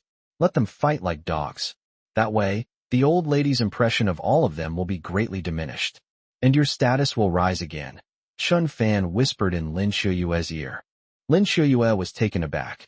That analysis makes perfect sense. Was today's chaotic scene deliberately created by Chun Fan? Was it all to instigate infighting within the Lin family, so that Lin Qiuyue could rise to prominence? He always seemed so honest, but it turns out he's a cunning and shrewd man. Honey, you're so cunning. Lin Qiuyue exclaimed in surprise. It's just so. Soon, with the persuasion of their relatives, those people were separated. On the ground, there were remnants of their hair and torn clothes. Although the mother and daughter and the mother and son were separated, they continued to curse and swear, and could have come to blows at any moment. Go back to your own homes. Now, the old woman shouted. The group of people calmed down, put on their clothes, and checked their injuries. Aren't you going to get out of here? The old woman raised her voice. Lin Meiyun and Yi Jie helped each other out of the courtyard. Lin Guoxiao walked over and asked with concern, Wife, are you all right? Snap. A slap landed squarely on his face. I was just beaten up. Why didn't you come to help me? Were you just watching the show? Yu Jing rebuked angrily. How should I help? You're my wife, and Lin Meiyun is my sister. It's wrong to help either of them. Sigh. Lin Guoxiao covered his face, sighed, and said helplessly, Mom, let's go back first. I won't let this go. It's all that good for nothing's fault. Lin Xiangtian said hatefully, glancing at Chun Fan with an extremely sinister look. After that, the family of three left the yard. The relatives had nothing more to see. Knowing that this incident had embarrassed the old lady, they didn't want to stay any longer, so they said goodbye to her and left the courtyard. Lin Guozhong and Dong Jinping helped the old lady sit down in a chair to calm her down. Lin Qiuyue brought a glass of water over and handed it to the old lady, saying, Grandma, don't be angry. Drink some hot water. The old lady was thirsty, so she took the water glass, drank a few sips, and sighed. I'm not afraid of anything in my life except family disputes. The reason I made you separate the family back then was to avoid family conflicts. Now look what's happened. You've just returned to the Lin family. The family has just been reunited, and you've already made such a fuss. There's still a long way to go. You'll see each other all the time. Won't you fight every day? If this continues, even if my old bones are strong, I won't be able to hold on for more than a few days. Mom, please don't say that. You're so healthy, you'll definitely live to be 100, Lin Guozhong said in a kind voice. Well, it's not that I strongly disagree with Qiuyue and Chun Fan moving elsewhere. I'm looking at the bigger picture. We're a large family, and if they move into an apartment without separating, what will outsiders think? They'll think we're not united, or that I look down on Qiuyue. Besides, Qiuyue is now a key figure in the Lin Group's cooperation with Dolphin Real Estate, and she needs to report business progress to me regularly. It's inconvenient for us to live separately. So, that's why I disagreed with Qiuyue moving out earlier. The old lady patiently explained, and her emotions finally calmed down. Lin Qiuyue was caught in a dilemma. She really didn't want to live here. On the one hand, she didn't want to see Lin Guoxiao's family or get involved with them. On the other hand, she would absolutely not allow Chun Fan to live in the doghouse. Grandma, is there any other solution? Chun Fan and I really can't stay here, Lin Qiuyue said in a low voice. The only solution? There's only one. Your whole family has to move out. The old woman's tone hardened again. Huh? Dong Jinping opened her mouth, her heart racing. Is the old lady going to kick them out? He had only been back in the Lin family for a day, and before he could even warm his seat, he was about to be kicked out? Dong Jinping absolutely could not accept it. Chapter 116 Departure. Mom, please don't be like this. We're all family. Let's discuss things peacefully. Dong Jinping quickly tried to comfort her. She was incredibly nervous. If she were kicked out again and had to go back to her apartment building, she would become the laughingstock of the neighborhood. She had already accepted the money from her neighbor, Aunt Lu. Becoming a laughingstock is secondary. The real issue is the immense psychological impact, which can lead to depression. Just as one becomes wealthy, they are instantly brought back to reality. It's like finally reaching an altitude of 30,000 meters only to be pushed off the plane. I'm telling the truth, the old woman continued sternly. And if your whole family moves away, You can't go back to Jingfeng community. You can't live in an apartment. That would be an insult to the Lin family. Ugh, if I go back to the neighborhood, I'll be laughed at to death. It'll be so embarrassing. Dong Jinping looked worried and was quite angry. If Chun Fan hadn't insisted on not staying in that small house, none of this would have happened. It's just a doghouse from when we used to have a dog, so what? We don't have a dog now. As a good-for-nothing son-in-law who moved in with his wife's family, I'm already being generous by giving you a place to live, and you're still complaining. Mom, do you mean we should sell our apartment and buy a new one? Lin Guozhong asked tentatively. No, you absolutely cannot live in apartments anymore. If you're going to move to Fuhu Mountain, the old woman sneered. If you don't have the ability, then stay obediently in this courtyard house. The old lady spoke with conviction, and it didn't sound like she was joking. But in Lin Guozhong and Dong Jinping's eyes, this was clearly a joke. Fuhu Mountain. That was the residential area of a top-tier wealthy family in Lushi. How could their family possibly move there? The old lady must have said that in anger, meaning she wouldn't agree to Lin Guozhong's family moving out, nor would she agree to Lin Shiyue and Chun Fan living separately outside. If they dare to live separately, the old lady will definitely kick Lin Guozhong and Dong Jinping out of the house, severing all ties and eliminating any possibility of them inheriting her property. Chun Fan smiled faintly. The most expensive courtyard house on the mountainside of Fuhu Mountain has already been acquired by Chun Fan, but the old woman has no idea. Grandma, you said it yourself. If our family moves to Fuhu Mountain, we won't have to live here anymore, right? Chun Fan asked, slightly excited. At the same time, he was very confident. With just one phone call, Uncle Lu would have someone deliver the keys to the courtyard house on Fuhu Mountain. If necessary, the purchase contract would also be brought along.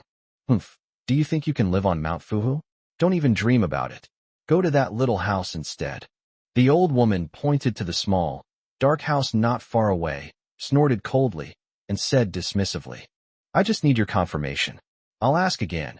If we move to Fuhu Mountain, will we no longer have to live with those snakes and rats from your Lin family? Chun Fan asked seriously. What did you say?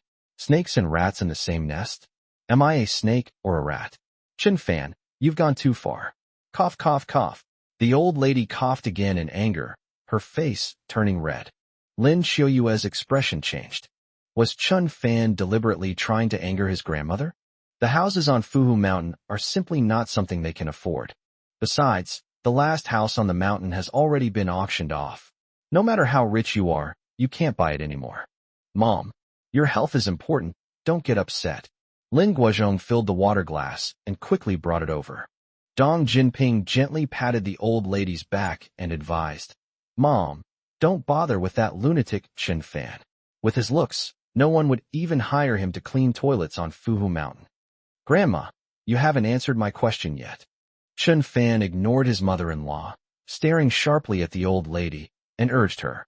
Yes, moving to Fuhu Mountain, I'm completely convinced, and I'll even come over to celebrate with you by setting off firecrackers, the old lady exclaimed.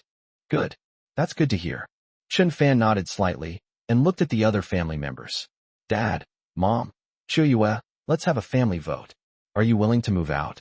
If you are, raise your hand. After Chun Fan finished speaking, he was the first to raise his hand high. Lin Guozhong and Dong Jinping looked at him as if he were an idiot. At that moment, Lin Shiyue, as if possessed, also raised her hand. She didn't know why she raised her hand. Perhaps it was just a way of supporting and backing her husband. Chun Fan, have you lost your mind? Dong Jinping stepped forward and confronted Chun Fan directly. Mom, please raise your hand and trust me this once, Chun Fan said firmly. Why should I believe you? Dong Jinping asked rhetorically. Because I am your and Dad's son-in-law. I am Qiuyue's husband. I am a member of the family. We are a family. Chun Fan almost shouted as he finished speaking. Snap. A crisp sound. Dong Jinping suddenly slapped Chun Fan across the face, causing his face to instantly turn red and swollen. Then, Dong Jinping burst into curses. Who do you think you are? A member of the family? Whose family with you? You're just our family's dog, understand? You don't even deserve to be called a member of the family. You want to be Qiuyue's husband? What have you two done besides getting a marriage certificate? My daughter recognized you as her husband, So why can't you lay a finger on her? With your cowardly appearance, you dare to initiate a family vote? Do you even have the right? We're all moving out. Where to? Fuhu Mountain. Do you think that's a slum? You piece of trash, you really think you're human? Let me tell you, the three of us have decided to live here. If you don't want to live here, there's only one word. Get out. Hee hee. The old lady couldn't help but cover her mouth and chuckle. However, she quickly regained her serious expression. Lin Guozhong was filled with worry and his face was full of sorrow. He never expected his wife, Dong Jinping, to take action. But when Dong Jinping was angry, she was like a tigress, and he dared not provoke her at all, so he chose to remain silent. Lin Xiuyue let out a hoarse sound, her mind blank. Chun Fan sneered, a laugh that startled everyone. Then, he looked at Dong Jinping with a sharp gaze, a gaze that concealed a ruthless edge and was filled with extreme fear and anger. This was a side of Chun Fan I'd never seen before. He seemed like a completely different person. Chun Fan's heart shattered as if it were trapped in an ice cave. He stared at Dong Jinping and said, word by word, "Good for you. I've been married to your daughter for over 2 years, but we've never lived together. But who caused all this? I've been treated like a slave in your house, a maid and a handyman. I get up at 6 every morning to cook and go to bed the latest. What have I gained? I've done nothing for your family, but what about my hard work? You insult me, curse me, bully me, and beat me. What have I said? Did I run away from home? Fine, you did a good job, that's great." Dong Jinping's face twitched, feeling a chill and fear deep in her bones. Let me tell you, that slap really hurt. It really hurt. After this slap, we're even. Since I can't be a member of your family, why should I stay here and refuse to leave? After speaking, Chun Fan turned around coldly and walked towards the door. Everyone was astonished. They never imagined that a man who had once been so humble and cowardly would make such a strong statement. To their even greater surprise, Chun Fan turned and left arrogantly after speaking, without taking a single cloud with him. Chun Fan. Lin Xiuyue chased after her. Chun Fan stood on a tree-lined path. The sunlight was so bright that he could hardly open his eyes. He did not turn around and kept his back to Lin Xiuyue. Chun Fan, if you leave today, never come back. Lin Xiuyue shouted sharply, holding back her tears. Actually, she wanted to use this provocation to test Chun Fan's love for her. If Chun Fan loved her, he would definitely turn around and hug her. Pity. Chun Fan did not stop, but resolutely continued forward. What he needs at this moment is not a threat, but a way to keep him. But Lin Xiuyue failed to do so. Only by leaving can he stop suffering. The afterglow of the setting sun cast Chun Fan's shadow long. Lin Xiuyue finally burst into tears, her eyes filled with sorrow. Chapter 117, a show that's amazing. Chun Fan, who never goes to bars or nightclubs, came to the Midnight Fire Bar again. He didn't inform his boss, Zhu Feng, but instead came alone to drink in silence. Chun Fan's mind is in turmoil, a complete mess. He needs alcohol to numb himself and forget the troubles that are driving him crazy. After he sobers up, perhaps it will be a whole new world. Perhaps Lin Xiuyue will come looking for him. Actually, he left a bit impulsively. Lin Xiuyue called after him, but only because she wanted him to go back. He could have easily taken Lin Xiuyue with him. Unfortunately, it's all in the past, and there's no going back. Inside the bar, neon lights flickered, the lighting was dim, and the punk heavy metal music kept pounding with dull drum beats, shaking people's eardrums. The taste of the drinks, the allure of the beautiful women, everything seemed so illusory. Inside the dance floor, the same young men and women were still jumping and dancing wildly, completely absorbed in their own world. The atmosphere here truly allows one to forget their troubles and the pressures of life. Chun Fan went to the bar and found a seat. The bartender was new and naturally didn't recognize Chun Fan. "Sir, what would you like to drink?" the waiter asked with a smile. The waiter knew perfectly well that any man who could afford to come to this hot bar, the most expensive in the city with an average cost of 10,000 yuan per person, was no ordinary person. The more casually and plainly he dressed, the wealthier and more influential he was. "Vodka," Chun Fan said calmly. "Oh." The waiter was taken aback. This kind of high-alcohol drink is rarely ordered. At most, people will order one to try. They usually only take a small sip and then stop, because vodka is indeed too strong. Sir, here you go. The waiter poured a glass of pungent vodka. Just one sip, and I felt my eyes welling up with tears. Chen Fan picked up the wine glass and drank it all in one gulp. Immediately afterwards, he pulled a wad of cash from his pocket, slapped it on the bar, and said, 10 more drinks, please. 10 cups. The waiter was startled. Chen Fan glanced at the waiter and asked, What's wrong? Is that all? Yes, yes. The waiter didn't dare say anything more, took the money, and immediately went to pour the wine. He had never seen anyone chug a glass of vodka in one go. Moreover, those are stemmed glasses, each containing about 3 ounces. Sir, would you like a drink to go with it?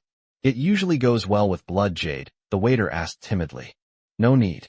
I'm here to drink alcohol, not soft drinks. Bring the drinks quickly, Chen Fan urged. Right away, right away.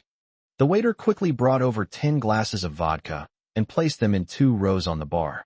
Actually, the waiter meant well. He was worried that Chen Fan might drink too much and cause problems.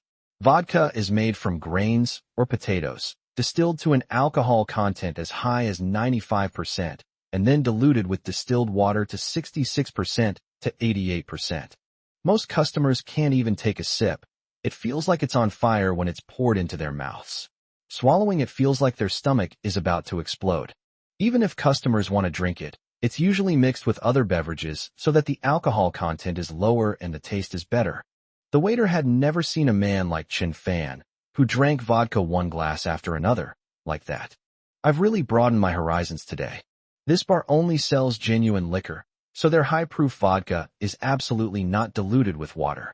And a glass costs 3,000 yuan. Chen Fan ordered 10 drinks, which cost 30,000 yuan. Chen Fan drank 10 glasses of vodka one after another without stopping, which shocked the waiters and customers near the bar. Not far away, a tall, beautiful woman in a purple dress was also attracted by Chen Fan's feet, and she walked over in high heels. Chen Fan finished 10 glasses of vodka in less than 3 minutes. In the dim light, he looked quite dashing as he drank. From the side, his angular face, deep eyes, melancholy expression, and sparse stubble all exude a unique masculine charm. After the vodka went down, his mouth burned, and his throat and stomach felt like they were on fire, as if Chen Fan could breathe fire at any moment. With each drink, his depression would lessen a little. But he was an extremely depressed man. How many drinks would it take to satisfy him? Waiter, 10 more drinks, please. Several more bills were left on the bar. This time, the waiter didn't say anything and silently filled the glasses. The customers around the bar were all a little stunned by Chen Fan's actions. Wow, this guy is amazing. He can really hold his liquor. I'm impressed.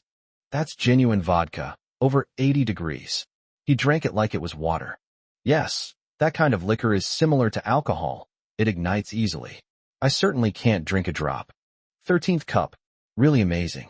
More and more people gathered around the bar, drawn by Chen Fan's drinking habits. At a booth not far away, 2 well-dressed men were chatting, with whiskey on the table and 4 or 5 tall, beautiful, and curvaceous women around them. The beauties are all dressed in maid outfits. That's right. Tonight's theme is maid night.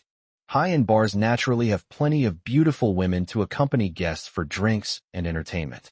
These women have very high standards. They must be at least 1.65 meters tall, have a bachelor's degree or above, and be able to drink at least half a kilogram of alcohol. Their income is also very high. In addition to a base salary, they also receive tips from customers. Of course, the more wine they sell, the higher their commission will be. At this moment, the maids were using various methods to get the 2 men to drink. If they were served well, they would receive generous tips. The 2 had been playing drinking games with the beautiful women, like 15 or 20, or 2 sly bees flying into the flower bushes. But when their gaze swept across the bar, they were drawn to someone. That person was not Chen Fan. Who hasn't seen a stinky man who drinks himself into oblivion? What they truly admired was the woman behind the bar, wearing a purple miniskirt and with long, flowing hair. A stunningly beautiful face, exquisite features, eyes that held an air of arrogance and coldness, a straight nose, fiery lips, and a bewitching allure amidst her icy demeanor. Young Master Luo, are you looking at that beautiful woman too? A man dressed in a Zhongshan suit, with his hair slicked back and diamonds on his earlobes, asked with a smile. The man addressed as young Master Luo loosened the collar of his white shirt, nodded slightly, and said, "Aren't you the same? Always looking at beautiful women." "I was just admiring her." The diamond man's eyes flashed as he chuckled. "She's no ordinary beauty. Her name is Purple Rose, and she likes purple." "Purple Rose?" Luo Xiao asked doubtfully. "It sounds very nice. Doesn't it have a real name?" "I don't know. Young Master Luo, just look at it. You can't eat this purple rose, hee hee." The diamond man chuckled mischievously. Chapter 118 Chapter 118 Bartending. In Lushur, there's no woman I can't get. You should know that very well. Young Master Luo smiled faintly, a hint of pride flashing in his eyes. Admittedly, Luo Xiao is known as a womanizer, changing girlfriends several times a month, only to discard them after a few flings. Those women were all after his money. They were too easy to seduce. He now prefers women who are a bit more challenging and have stronger moral principles, as it gives him a sense of accomplishment afterward. Of course I know your methods. But, young Master Luo, let me give you a word of advice. It's best not to mess with this purple rose, the diamond man said solemnly. "Oh, how so?" Young Master Luo immediately became interested. The diamond bachelor took a sip of his drink, pushed the maid away from his arms, and said, "I've only heard about it. Purple Rose is a top-notch bartender at midnight, with exceptional bartending skills. But she rarely makes drinks. She said she only makes drinks for true heroes. I heard that only one person in Lushur has ever drunk her drinks, and that's Zhu Feng, the owner of this fire bar. Back when Zhu Feng was still a gangster, he was a big shot in the underworld. After Zhu Feng opened the fire bar and started doing legitimate business, Purple Rose never made drinks for him again. She said Zhu Feng was no longer worthy of drinking her drinks. But Zhu Feng wasn't angry. Instead, he hired her at a high price at the fire bar. "So, she's a great bartender? Is there anything special about her?" Young Master Luo asked with a disdainful look, while his gaze turned to the beautiful woman, Purple Rose. The diamond-studded man chuckled and continued, "I haven't finished yet. I heard that a few rich young men took a liking to Purple Rose and tried to flirt with her. Before they could even lay a hand on her, they were just verbally teasing her, and they were taken out and had their arms and legs broken. And those rich young men chose to endure it and didn't seek revenge on Purple Rose. Isn't that strange?" "Humph." Young Master Luo snorted coldly, a hint of disdain on his lips. He was unmoved by the diamond man's words. Because his name is Luo Deshang, and he is a direct descendant of the Luo family, a first-class family in Lushur. Moreover, barring any unforeseen circumstances, he will inherit the family business and become the head of the Luo family in the future. The Luo family operates businesses in building materials, engineering contracting, fertilizers, and animal feed, and also owns a copper mine. They are undeniably wealthy. Because Luo Deshang is the direct heir of a first-rate family, he is arrogant and believes himself to be a local tyrant in Lushur, able to do whatever he wants. Luo Deshang had 107 women have abortions for him in 1 year. What about you? At this moment, Luo Deshang stared at the purple rose on the bar, his heart filled with joy, and he really wanted to win it over tonight. Although the Diamond Man's introduction of Purple Rose suggested that the woman had a powerful background, the Luo family was not some second or third-rate family. They had considerable influence in Lushur. With this in mind, Luo Deshang became even more confident, and a surge of arrogant, domineering energy rose in his chest. He downed his whiskey in one gulp, then stood up and prepared to walk toward the bar. "Young Master Luo, what are you doing?" The diamond-studded man frowned slightly and asked hurriedly. The diamond man was named Zhang Su. His family was in the diamond and jewelry business, and he belonged to the type of people who were rich and capricious. But when he saw Luo Deshang ignoring advice and insisting on flirting with Zi Qiangwei, he was worried. "I'll go and look into that purple rose." Luo Deshang smiled slightly, brimming with confidence. "Young Master Luo, please." Luo Deshang ignored Zhang Su's advice and walked straight towards the bar. Zhang Su sighed softly, fearing something might happen to Luo Deshang, and hurriedly followed. The two families have a cooperative relationship, and the heads of the families get along very well. They come together to drink and have fun, and if one of them suffers a loss, it wouldn't be right for the other to ignore it. At this moment, Luo Deshang strode arrogantly to the bar. He didn't pay any attention to Chen Fan, who was drinking alone on the side. He thought he was just an idiot with a high alcohol tolerance. Luo Deshang gazed at Zi Qiangwei with a half smile and said gently, "Miss, I heard you're a professional bartender. Could I have a drink?" But Purple Rose ignored him. "Miss, I forgot to introduce myself. My name is Luo Deshang, from the Luo family, a first-class family in Lushi." Luo Deshang deliberately raised his voice, hoping that this time the beauty wouldn't ignore him. Just by mentioning his identity on the street, more than a dozen women would come up to him asking for his WeChat. After all, the Luo family's power in Lushi is no joke. Seeing Zi Qiangwei turn to look at him, Luo Deshang's lips curled into a slight smile. Women, they all use money to pry open their legs. Purple Rose only glanced at Luo Deshang before starting to mix drinks. She picked up the cocktail shaker and moved with great professionalism, her movements dazzling the eye and prompting applause. Luo Deshang, assuming Zi Qiangwei was mixing him a drink, wore a smug expression. Zhang Su, standing nearby, stared in astonishment, his jaw dropping. Is Purple Rose really going to mix drinks for young Master Luo? Is Luo Xiao her true hero? Zhang Su couldn't help but exclaim. He truly is the heir of a first-rate family. He's amazing. Many of the onlookers recognized Luo Deshang, and when they saw Zi Qiangwei start mixing drinks, they were all astonished. Wow, this is the second time Purple Rose has mixed a bar for a man. Yes, the first time was when I mixed a drink for Zhu Feng. That blue Hawaii cocktail back then left a deep impression. What will it be this time, mixing drinks for young Master Luo? Young Master Luo is indeed a master at destroying flowers, not even sparing the Purple Rose. Haha, impressive. Huh? Young Master Luo of the Luo family? Is that the godlike man who got more than 100 women pregnant in a year? Yes, tonight the Purple Rose will turn into a red rose. The crowd buzzed with discussion, all watching the scene unfold. Luo Deshang smiled very happily, especially when he heard people talking about his legendary experiences. A sense of pride and honor rose in his heart. However, Chun Fan paid no attention to Luo Deshang, nor did he glance at Zi Qiangwei. To him, these two were nothing but strangers. Vodka was his only true love at that moment. Luo Deshang glanced at Chun Fan again, feeling utterly contemptuous. Bah, you're just a useless drinker, an eyesore. Why don't you drink yourself into a stomach ulcer and then die? Purple Rose's movements were graceful. The cocktail shaker was deftly manipulated by her slender fingers, and coupled with her stunning beauty, the scene of her mixing drinks looked more like an art performance. The crowd occasionally gasped in amazement, praising the Purple Rose. 5 minutes later, Purple Rose poured the prepared cocktail into a stemmed glass. The liquor was blue, crystal clear, and as pleasing to the eye as seawater. Blue melancholy. Everyone applauded. However, the bartending was not over yet.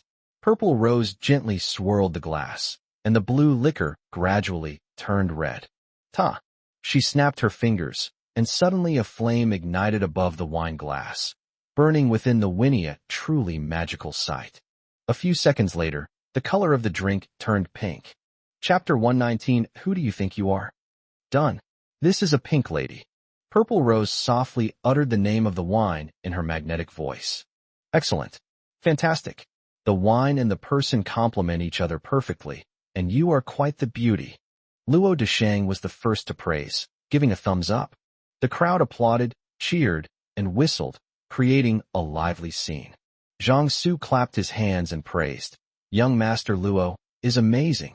He's a real heartbreaker. With just a few words, he got Purple Rose to willingly mix drinks for you. And she's a beautiful woman at that. Is she hinting at something? Ha! Luo Deshang laughed heartily, beaming with pride, and said, Miss Purple Rose is truly wonderful. I am honored by your appreciation.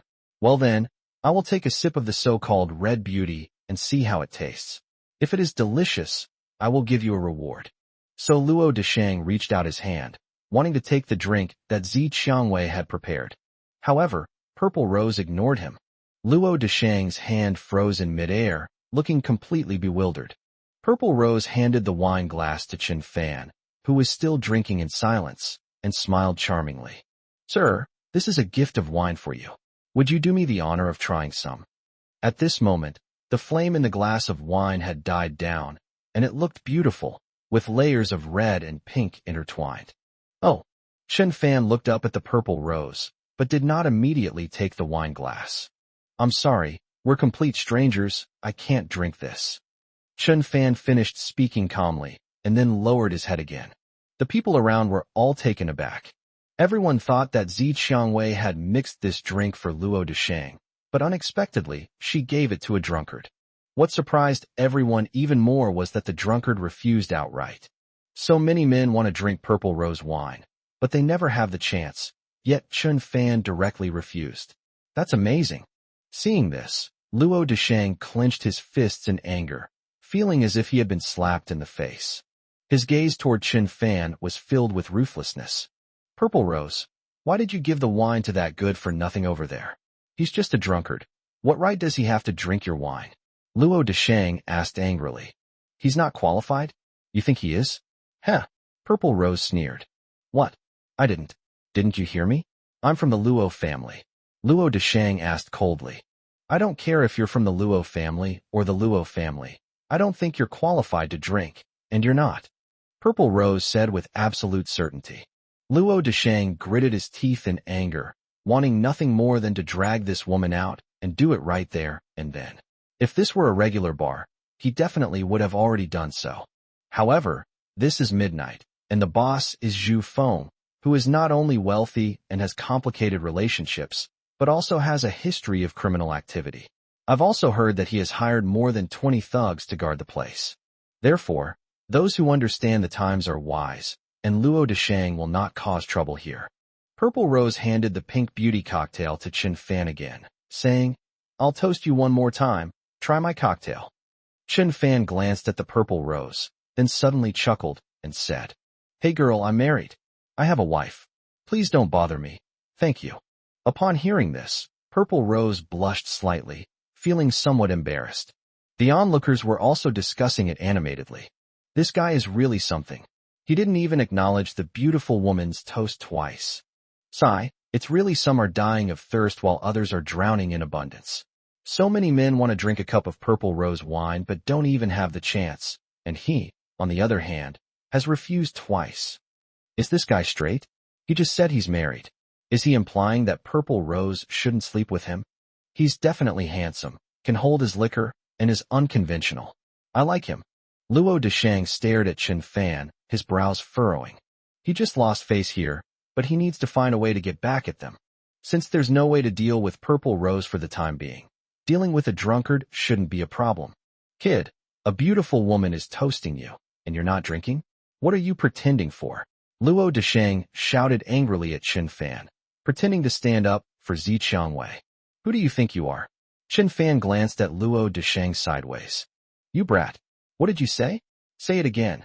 Luo Desheng pointed at Chen Fan and shouted angrily. Who do you think you are? Chen Fan repeated casually. Hey kid, do you dare to come outside the bar and have a chat? Luo Desheng wanted to take Chen Fan out and teach him a lesson, venting all his anger on him. Outside. Is that all you've got? Chen Fan said disdainfully. Are you so stupid that you don't care about boiling water?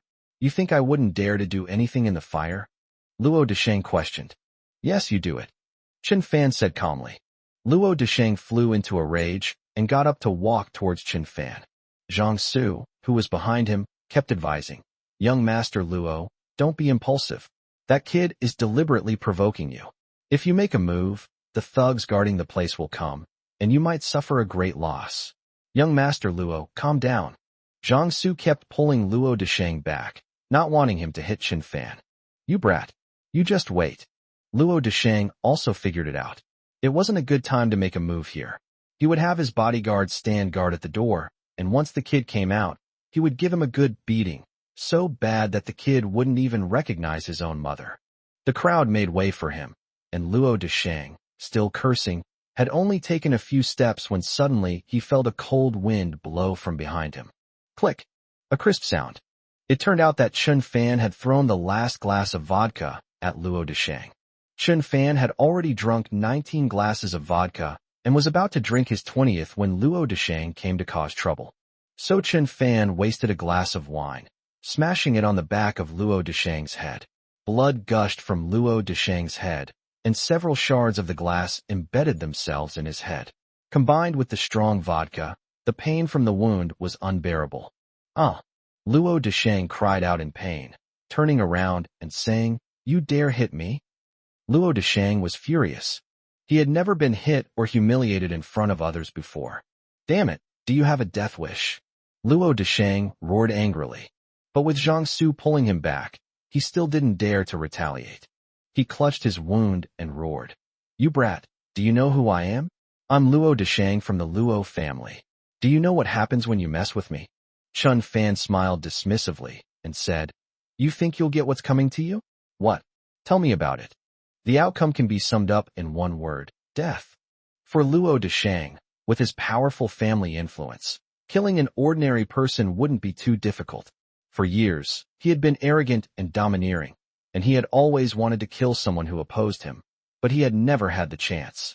Now, seeing Chun Fan before him, Luo Desheng was determined to kill him. However, before killing him, we must give him a good beating. Chapter 120. It's best not to mess with me. Once we get outside, the 5 bodyguards will make Chun Fan pay. Chun Fan shook his head slightly, finding it utterly ridiculous. "Ha ha, kid scared now? Don't dare to say a word? You coward, you piece of trash." Luo Desheng laughed wildly. Upon hearing the word "good for nothing," Chun Fan suddenly recalled the slap his mother-in-law had given him, as well as the scenes of being called a good for nothing by the Lin family over the past 2 years. He originally came to drown his sorrows in alcohol, hoping to forget these painful memories. But now, Luo Desheng called him a piece of trash, plunging him into pain and anger once again. "You just called me trash?" Chun Fan raised his head, his eyes filled with malice. "Yes, it's me, so what? You son of a bitch. Damn it, you're a piece of trash, trash, trash. I'll say it 3 times. Wahaha." Luo Desheng laughed loudly, thoroughly enjoying his insults. Swish. Chun Fan suddenly stood up, rushed over, grabbed Luo Desheng by the hair, and pulled him back. Slah. Luo Desheng was slammed hard onto the bar. Ouch! Luo Desheng felt a sharp pain in his lower back. Just as he was about to struggle to stand up, he saw a sharp black shadow flash before his eyes. Snap! Chun Fan punched Luo Desheng in the face. As 2 or 3 teeth flew out, Luo Desheng let out a pig-like scream, and blood kept gushing from the corners of his mouth. The people around were stunned. They couldn't believe that someone would dare to make a move in this bar, especially a man who had drunk more than 10 glasses of vodka. The person who got beaten up is none other than the eldest son of the Luo family. Was that drunkard really intoxicated? How dare he hit young Master Luo? Isn't he afraid of retaliation? Snap! Another punch landed on Luo Desheng's other cheek. Similarly, 2 teeth flew out of the mouth. Luo Desheng's cheeks were swollen, like steamed buns. He coughed up blood and grimaced in pain. "Let me tell you, I'm in a really bad mood today, so you'd better not mess with me. These 2 punches are to teach you a lesson. If you dare to mess with me again, I'll show you what death means," Chun Fan said hatefully. Call someone. Bring them in here." Now, Luo Desheng cried out hysterically. Zhang Su, who was not far away, saw Luo Desheng being beaten. He exclaimed, "Oh," and quickly went out to call Luo Desheng's 5 bodyguards. "That's him. He hit your young master," Zhang Su commanded. The 5 bodyguards glanced at Chun Fan, then looked at Luo Desheng, who was crying and screaming under the bar, and rolled up their sleeves and walked towards Chun Fan. "My men are here. You brat, these bodyguards are all retired elite soldiers I hired at a high price. Beating you up will be like bullying a noob." Luo Desheng's spirits lifted, and he laughed loudly, as if he saw the dawn of a comeback. Upon hearing Luo Desheng's words, Chun Fan merely smiled faintly, his eyes filled with disdain. "King of soldiers? They're just a bunch of rabble. You brat, I don't want to make things too big. I'll give you one chance. Kneel down, bark like a dog, and walk around the field. If you bark like a dog, well, I'll let you go." Ha ha ha. Luo Desheng laughed arrogantly. Chun Fan didn't say anything. He picked up a folding stool next to him, strode forward, and slapped one of the bodyguards hard across the face. The bodyguard's face was contorted from the blow, and he fell to the ground, writhing in pain. He then easily knocked down the other 4 bodyguards with a folding stool. Those bodyguards were hired at great expense and were known as Special Forces Kings, but most of them only knew some rudimentary skills and were not as amazing as described in the novels. They were all defeated by Chun Fan in one move. This was after drinking 19 bottles of vodka. Behind the bar, Purple Rose watched quietly, as if she were watching a martial arts movie, silently giving Chun Fan a thumbs up in her heart. Suddenly, more than 20 burly men rushed in through the side door. They were the thugs from the fire bar. They surrounded the scene, looking fierce and ready to fight. Among them, the team leader recognized Chun Fan at a glance. Isn't this the person that Boss Zhu called Young Master? Why is it him again? The captain gave his brothers a wink, and they all recognized Chun Fan. I remember the boss telling me that once young Master Chun comes to Fire Bar, he is the owner of Fire Bar, and we must respect him and not let him suffer any loss. At this point, the sound system in the hall had been turned off, and many guests had fled in fright, while others stayed to watch the spectacle. The arrival of more than 20 burly men was imposing, and the entire venue fell silent. He hit someone, caused trouble. He hit young Master Luo. You guys better deal with him right now. Zhang Su suddenly broke the silence, pointing at Chun Fan and shouting loudly. Bang! A burly man punched Zhang Su in the stomach. Zhang Su knelt down, clutching his stomach, his face turning green with pain, and he even vomited up the wine he had just drunk. Why would hit me? Zhang Su murmured. Loud noise deserves a beating, the burly man replied. Then, the 20-odd burly men walked towards Chun Fan. Everyone assumed that the burly men were going to cause trouble for Chun Fan. That kid was so fierce just now, he's definitely dead now. Hey, how dare he cause trouble at midnight? No matter how good his martial arts are, he's going to get a beating. That guy will be beaten to a pulp. Luo Deshang saw a glimmer of hope for a comeback once again, and he enthusiastically urged. Yes, it's him. He hit people for no reason and caused trouble at the fire bar. You guys have to beat him up. Kill him. Just then, an astonishing scene unfolded. The 20-odd burly men stood in 2 rows and bowed to Chun Fan in unison, saying, Young Master. Luo Deshang. Everyone present was stunned into silence. Could it be? Does that vodka-drinking alcoholic have a more special identity? What's going on? Luo Deshang was so frightened that he trembled all over. The man in front of me. Their strength should not be underestimated. The burly men were surprisingly polite to him. You should know that these burly men usually only recognize Zhu Feng, but now, facing this mysterious man, they are even more polite. Could he have some connection with Zhu Feng? Or is his status such that even Zhu Feng can only look up to him? Luo Deshang was truly scared this time. These burly men seemed to obey that guy completely.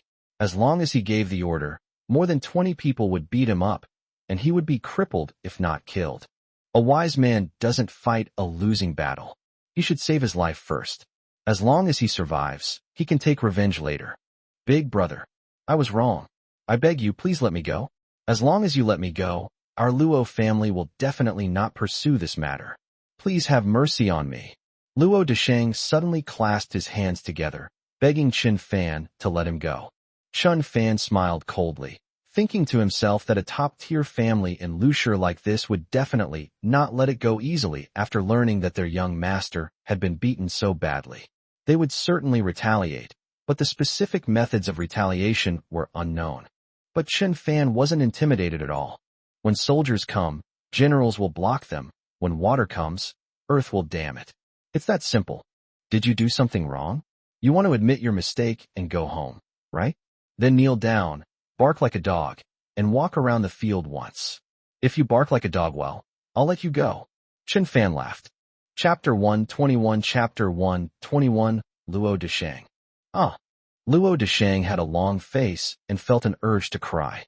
He had just said, bark like a dog and walk around the field. Now Chun Fan had returned those words to him verbatim. What's wrong? Aren't you going to climb? Chun Fan asked. Climb.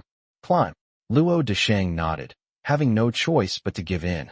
To save his life, he'll do anything now, throwing all notions of dignity to the wind.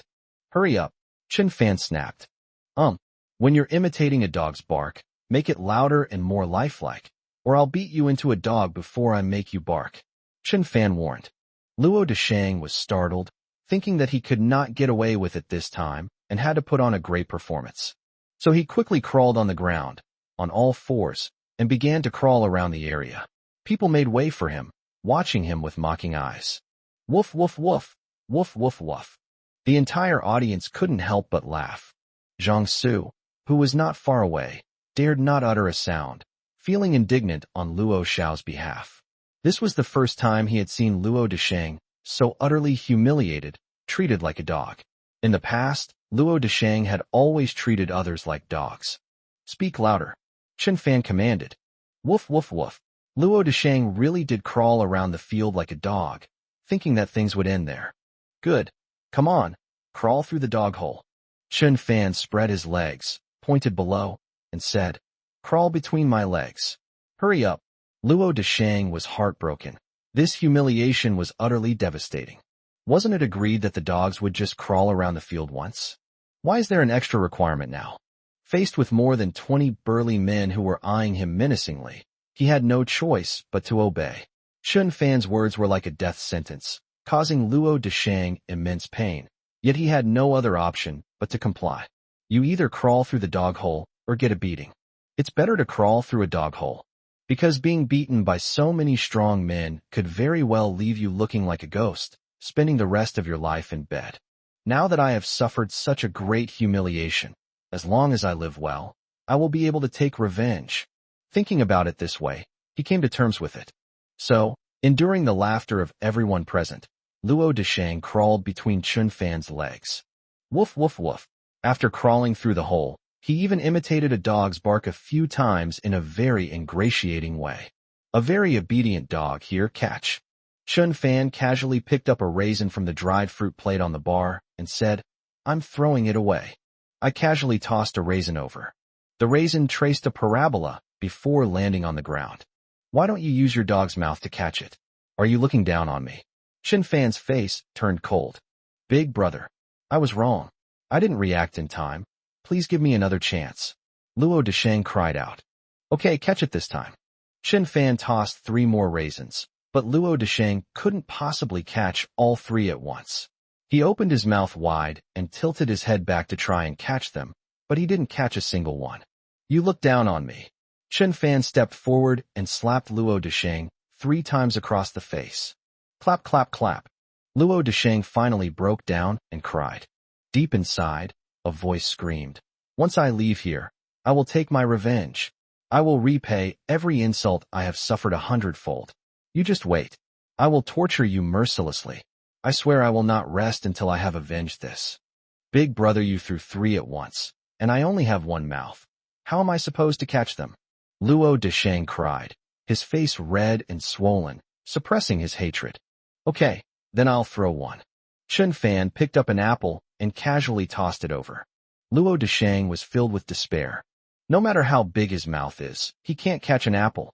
You're not giving me any face again? Chen Fan took 2 steps forward and slapped Luo Desheng several times across the face. Clap, clap, clap, clap. Luo Desheng's face was swollen like a loaf of bread. He was in excruciating pain, and blood was gushing from the corner of his mouth. Big brother, please stop hitting me. Wah, that apple is too big. It's really too big. My mouth is only so big. How am I supposed to catch it? Please, stop hitting me. Luo Desheng kept crying and shouting. Okay. Chen Fan stopped, turned around and walked to the bar, picked up a sesame seed, and said, Here you go. A black sesame seed flew out. But in this kind of environment, where can you see it? Luo Desheng only felt the lights flickering, but couldn't see anything flying from the sky. You didn't answer it again. Chen Fan stepped forward and slapped Luo Desheng more than a dozen times until his hands were numb before he stopped. I'll give you one last chance, Chen Fan said calmly. Big brother, stop messing with me. Wah, I'm dying. Wah. Luo Desheng's cheeks were huge and swollen, almost bursting. Chen Fan spat on Luo Desheng's face and said, Swallow it. Big brother, you're a dog, you'll eat anything. Hurry up. Otherwise, I'll have someone take you to the bathroom and give you something that's really suitable for you. Luo Desheng panicked. This man in front of him was ruthless and true to his word. If he were really taken to the bathroom, he would definitely have to eat that kind of thing. So Luo Desheng made up his mind, swallowing his saliva along with his tears. You're very obedient, so I'll spare your life. Be good from now on, and bark like a dog whenever you see me, understand? Chen Fan finally instructed. Okay. Luo Desheng nodded, his heart filled with fear, hoping that Chen Fan would not cause any more trouble and would let him go as soon as possible. Take your 5 puppies and get out of here, Chen Fan ordered. Luo Desheng tried to escape in a panic, but Chen Fan kicked him to the ground. Big brother, what's wrong now? Climb out. Luo Desheng and his 5 bodyguards had no choice but to climb down and crawl out like dogs. Zhang Su also quietly infiltrated the Huoba Forum, thankfully without being discovered. At this moment, the captain of the burly men asked, Sir, is there anything else? Chen Fan waved his hand, dismissing the 20-odd burly men. Inside the bar, calm was restored. The speakers were turned on, and the young men and women started jumping around wildly again, as if the violent incident had never happened. Purple Rose remained seated, smiling at Chen Fan with a hint of admiration in her eyes. Chen Fan was already in excellent physical condition and had a high alcohol tolerance due to his regular exercise. In addition, one chapter of the Mysterious Battle Essentials he studied specifically taught the power of whole body vaporization. This technique was designed to eliminate toxins and relax muscles and tendons, which he could then apply to drinking. Although Chen Fan was drinking heavily, the alcohol evaporated quickly through his pores and did not harm his internal organs. Therefore, Chen Fan would not get drunk. I've finally let out my pent-up frustration today. Chen Fan should thank Luo Desheng and the others in some ways. Otherwise, he would probably still be depressed from drinking alone. He was about to go back when he suddenly heard a soft voice call out. Handsome, wait a minute. Chapter 122, A Beautiful Woman. Chen Fan turned his head and saw the beautiful woman in purple smiling at him from behind the bar. He had just heard people say that this woman was called Purple Rose, a very cool and beautiful bartender who didn't easily mix drinks for others. What's wrong, Purple Rose? Chen Fan asked with a smile. You ordered 20 glasses of wine today, but drank 19. Isn't 1 glass short? Purple Rose smiled slyly. Chen Fan recalled that when he finished his 19th glass of vodka, he threw the 20th glass at Luo Desheng. Indeed, 1 cup was missing. 1 cup was spilled on that idiot who tried to flirt with you. What do you mean? Chen Fan stepped forward and faced Zi Qiangwei. Only at such close range did he realize that she was indeed a stunning beauty. Her skin was as flawless as jade, and her eyes were as captivating as sapphires. Purple Rose smiled slightly and brought over the prepared pink beauty drink again, saying, This drink counts as the 20th. Oh, you want to buy me a drink? Chen Fan chuckled, not expecting this beautiful bartender to be so persistent, insisting that he drink the drink. Well then, I'll respectfully comply and give her face. After all, she really is a great beauty. If she were an ugly woman, Chen Fan would have run away long ago. Chen Fan nodded, picked up the glass of red beauty, wine, poured it into his mouth, and swallowed it. Wow. The bright red and pink liquor continuously stimulated Chen Fan's taste buds. This drink, red like flames, explodes in your mouth, while the pink is like a soothing wave, captivating all who taste it. The 2 different tastes are like ice and fire, leaving a lingering aftertaste. Chen Fan felt like he was about to ascend to heaven. This time, he didn't use his internal energy to evaporate the alcohol, but instead enjoyed the refreshing feeling it brought him, which was truly extraordinary. Excellent. Good wine. Chen Fan couldn't help but give a thumbs up. Hee hee. Purple Rose covered her mouth and chuckled. Having received approval, she seemed even more satisfied with Chen Fan. When Purple Rose mixed a drink for Zhu Feng back then, it wasn't actually because she admired him. There is another reason. That is, Zhu Feng saved her father's life. Back when Zhu Feng was still a powerful figure in the underworld, his predecessor was Zi Qiangwei's father. Although her father had stepped down and handed over power and his underlings to Zhu Feng, he was still a godfather-like figure and highly respected. Later, members of another organization attacked Zhu Feng. At that time, Zi Qiangwei's father was also involved and became a hostage. Zhu Feng fell into a trap and ventured deep into the lion's den alone. The other side thought he was doomed, but unexpectedly, Zhu Feng was brave and skilled in battle. He fought against 37 people all by himself, and in the end, he rescued Zi Qiangwei's father. This incident became a legend. Zhu Feng was later also known as Zhu Sanqi. Therefore, that glass of blue Hawaii was a token of gratitude to Zhu Feng.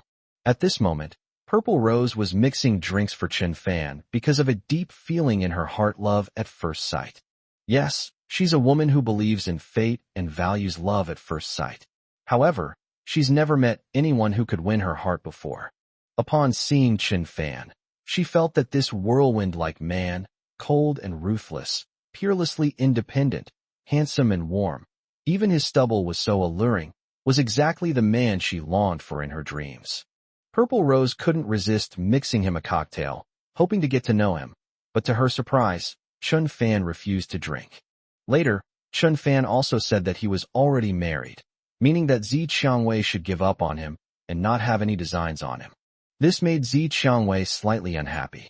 However, after witnessing Chen Fan fiercely fight the rich second generation and angrily stomp on the bodyguard, his series of movements and agile skills made her realize that this man was not only handsome but also skilled in martial arts.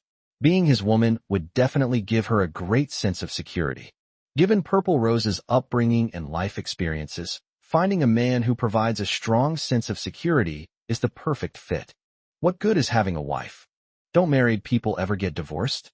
In Purple Rose's view, whether the man she likes is married or not does not prevent her from liking him. Thank you for drinking my wine, Purple Rose said with a smile, gazing at Chen Fan with affectionate eyes. You're welcome. Chen Fan smiled faintly, then picked up his wine glass, gazed into Purple Rose's captivating eyes, and said casually, Your bartending skills are quite good. This so-called pink beauty drink, with 1 ounce of vodka, half an ounce of whiskey, half an ounce of Remy Martin, half an ounce of Granada rum, a touch of strawberry juice, and some plum powder, is indeed a very creative combination. I admire you, beautiful lady. This, Purple Rose's expression changed slightly. She was very surprised that Chen Fan could tell her the whole recipe for this wine, and even saw through his little trick of adding a tiny bit of plum powder. My God, what's going on with this person? That's amazing. What's wrong? Shocked, Chen Fan smiled faintly. As the heir to the Chen family fortune, Chen Fan had naturally read books on alcoholic beverages, including bartending. It's important to understand that many large trade contracts are practically impossible to negotiate without the mediation of alcoholic beverage gatherings. And large families typically own their own wineries, storing many world-renowned wines.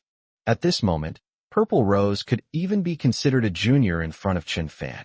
In terms of her knowledge and skill in bartending, she is merely proficient in bartending techniques and has nimble fingers, but her level of expertise is far from reaching Chen Fan's.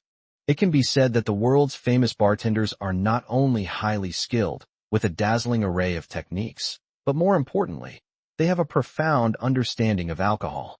How did you know all this? Purple Rose blushed slightly. Of course, I'm an expert. Chen Fan smiled faintly and said, The taste of this wine is right, but it's lacking a certain artistic conception. If you want to become a superb bartender, you can't lack an understanding of artistic conception. Then tell me, what kind of mood or atmosphere should this red beauty drink evoke? Purple Rose asked gently, her admiration for Chen Fan growing even stronger. Indeed, she realized she had fallen in love with this man. Want to know? Chen Fan asked, deliberately trying to pique their interest. Yes. Purple Rose nodded. Okay, come here tonight, and I'll give you my answer. Chen Fan quietly handed a room key to Zi Qiangwei. Luxury suite on the 28th floor of Tianqing International Hotel. Swish. Purple Rose lowered her head shyly, gazing at the gold-rimmed premium room key. Her face flushed even more, and her heart pounded like a drum. Although her father was a former underworld boss, she was always well protected and never had a boyfriend. The first man she met, the one she fell in love with at first sight, just handed her a room key. Was he really that direct? When Purple Rose raised her head again, Chen Fan had already disappeared. Chapter 123, ready? It was a little after 9 o'clock at night. VIP private room on the 28th floor of Tianjin International Hotel. This hotel is considered one of the most luxurious in Lusher. Purple Rose walked into the hall and saw that it was decorated in a magnificent style, like a palace. She took the elevator to the 28th floor and arrived at the door of the VIP suite. Swipe your card, ding. Upon entering, one sees a 400 square meter suite with 8 bedrooms and 4 living rooms, decorated in a very luxurious style. In the very center is an octagonal, 2-story, high-ceilinged, spacious, and grand reception room. Through the floor-to-ceiling windows, you can take in the bustling scenery of Lusher. Wow, this place is so beautiful. Purple Rose's girlish heart was awakened, and she sighed. She had never been to such a luxurious place before, and everything seemed so new and exciting. Look here, touch there, my eyes are almost blurry. Huh, where's that handsome guy? At that moment, the bathroom door opened, and Chen Fan walked out wearing a gold bathrobe. Wearing a gleaming golden bathrobe, loose and comfortable, Chen Fan looked like an emperor adorned in a yellow robe. Purple Rose's heart skipped a beat, her face flushed slightly, and she coughed lightly. Oh, Purple Rose, you've arrived, Chen Fan said with a smile. Purple Rose nodded, appearing somewhat reserved. She had barely entered when Chen Fan had already showered and was wearing a bathrobe. So what would they do next? After a brief moment of contemplation, Purple Rose blushed deeply. Come over here, I'll give you the answer. As Chen Fan spoke, he walked towards the bar. The bar is stocked with a wide variety of world-renowned wines, making it look like a high-end wine bar. This top-tier luxury suite, costing 188,000 yuan per night, naturally has everything you could want. Do you also know how to mix drinks? Purple Rose asked tentatively. I don't know, but I can give you the answer. Make me another Pink Lady drink, using my recipe. As he spoke, Chen Fan took Remy Martin XO, premium vodka, rum, gin, and strawberry juice from the counter. Isn't this still my recipe? Purple Rose asked, staring at the wines. But you're missing this. Chen Fan pulled out a bottle of cola from underneath. Cola? Purple Rose's eyes widened in disbelief. You mean, add cola to these expensive wines? Right. But you said my wine lacks atmosphere. What does cola have to do with atmosphere? Purple Rose was a little confused. In terms of atmosphere, it's an elegant thing, requiring high-end beverages to create it. But what on earth is a 3 yuan bottle of Pepsi? After you've mixed it, taste it yourself, and you'll understand, Chen Fan said with a hint of mystery. All right. If an ordinary person asked her to do this, she would definitely think it was a prank. But she knew Chen Fan's strength and that he was probably an unfathomable man. So she picked up the cocktail shaker with some skepticism. So, with a few skillful steps, a cup of red beauty was successfully made again. However, at the end, as Chen Fan had instructed, she added cola. Soon, a brand new version of Pink Lady was ready. Chen Fan lit the glass of wine with a lighter, and after a burst of flame, he gestured for Zi Qiangwei to taste it. Without hesitation, Purple Rose reached out her slender hand, gently picked up the wine glass, took a sip with her rosy lips, and her expression immediately changed. A completely new taste almost ignited her taste buds. It has both a stimulating spiciness and a sweet aroma, with the spiciness and sweetness complementing each other, making the taste very unique. Because of the addition of cola, the bitter and spicy taste has a tingling sensation, like countless tiny insects lingering on the tongue, with a slight bitterness, which is quite ingenious. This unforgettable flavor, like a dream, explodes from the mouth into the throat, and then into the stomach, so joyful, so bitter, leaving an endless aftertaste. Do you understand? Bitterness is life, spiciness is torture, sweetness is happiness, and the explosion of cola is countless unexpected surprises, joys, and love. Yes, that's life, Chen Fan explained calmly. The artistic conception is indeed profound. With just a small change, this glass of wine exudes a unique artistic conception, as if a glass of wine has revealed the secrets of life. Great, great, really wonderful. I felt the artistic conception you described. Really. Purple Rose closed her eyes and savored the experience, even feeling an urge to cry. She was so moved.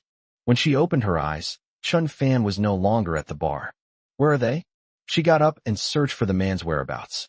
Chen Fan was already lying on his side on the large Simmons bed, smiling at her. Is that smile carrying some kind of provocative meaning? Do you like it here? Chen Fan asked with a smile. To like it, Purple Rose stammered a little because she suddenly realized that now that the bartending was over, what should the two of them do next? If you like it, I can book the whole place.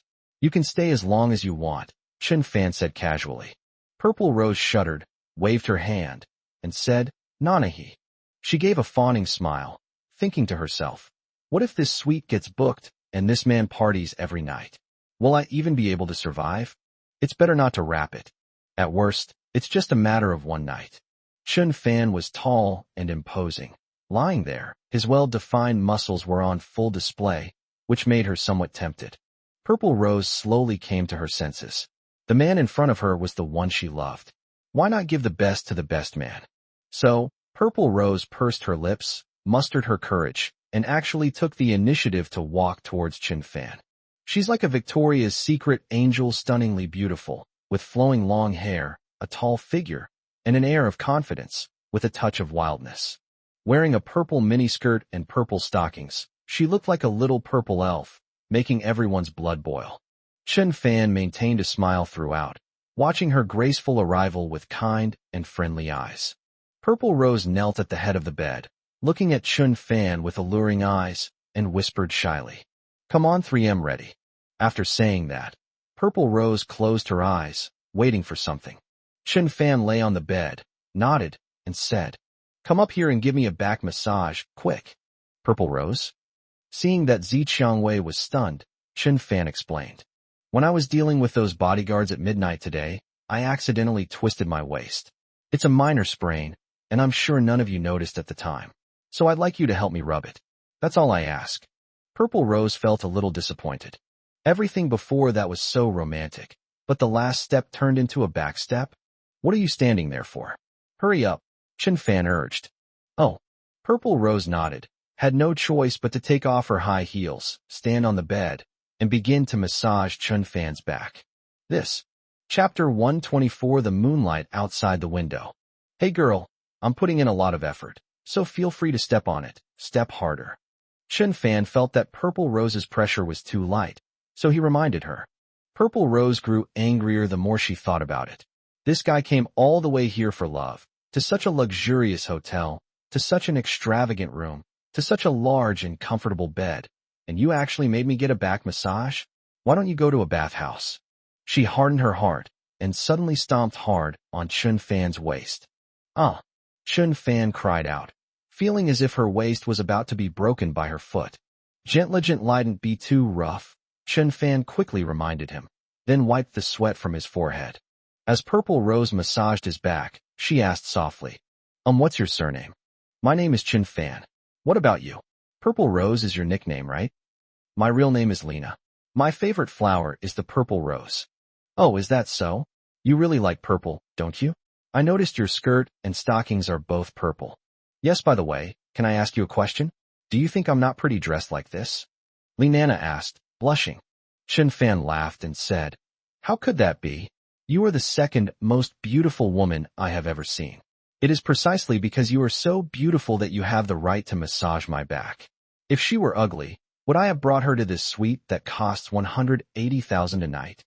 Hearing Chen Fan compliment her on her beauty, Linana felt a surge of vanity, but still asked curiously, You say I'm the second most beautiful woman in the world, then who's the first?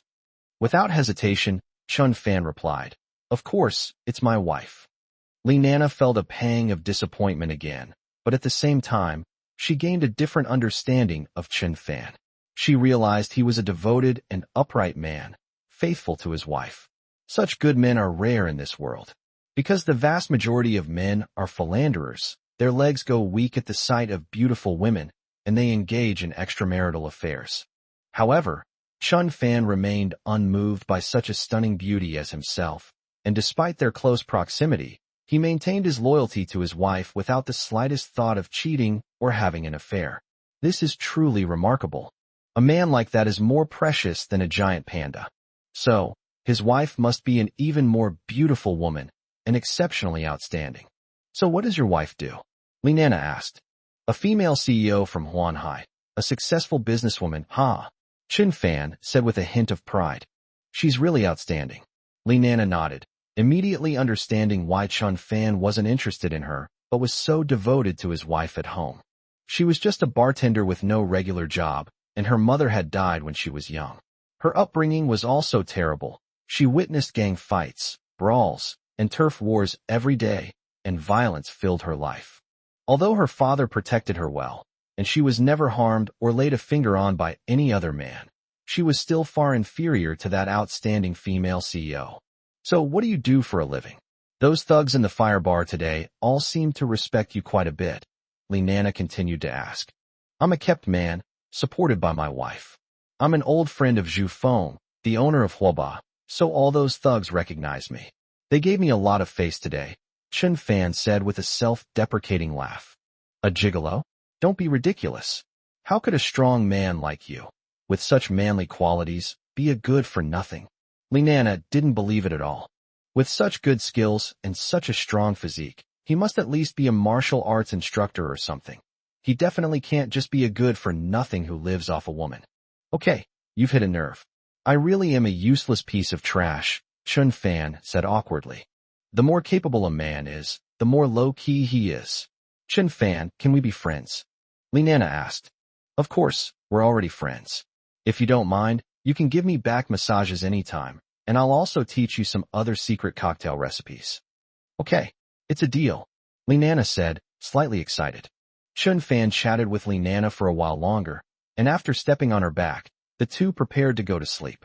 Li Nana wisely went to sleep in another bedroom without disturbing Chen Fan. In the middle of the night, she looked at the bright moonlight outside the window, but her heart ached. How she wished that such a wonderful man as Chen Fan could be with her forever. Alas! The next morning, the Lin family courtyard. Lin Shuyue got up early to prepare to go out. She looked somewhat haggard and her mental state wasn't good, probably because she had thought too much and cried too much last night. Especially her eyes, which were red, swollen, and bloodshot. To prevent her relatives from seeing her eyes, Lin Shuyue wore large sunglasses. This was the first night she slept after returning to the Lin family. However, she tossed and turned and couldn't sleep well. After thinking it over all night, Lin Shuyue finally understood. Let Chen Fan leave if he wants to.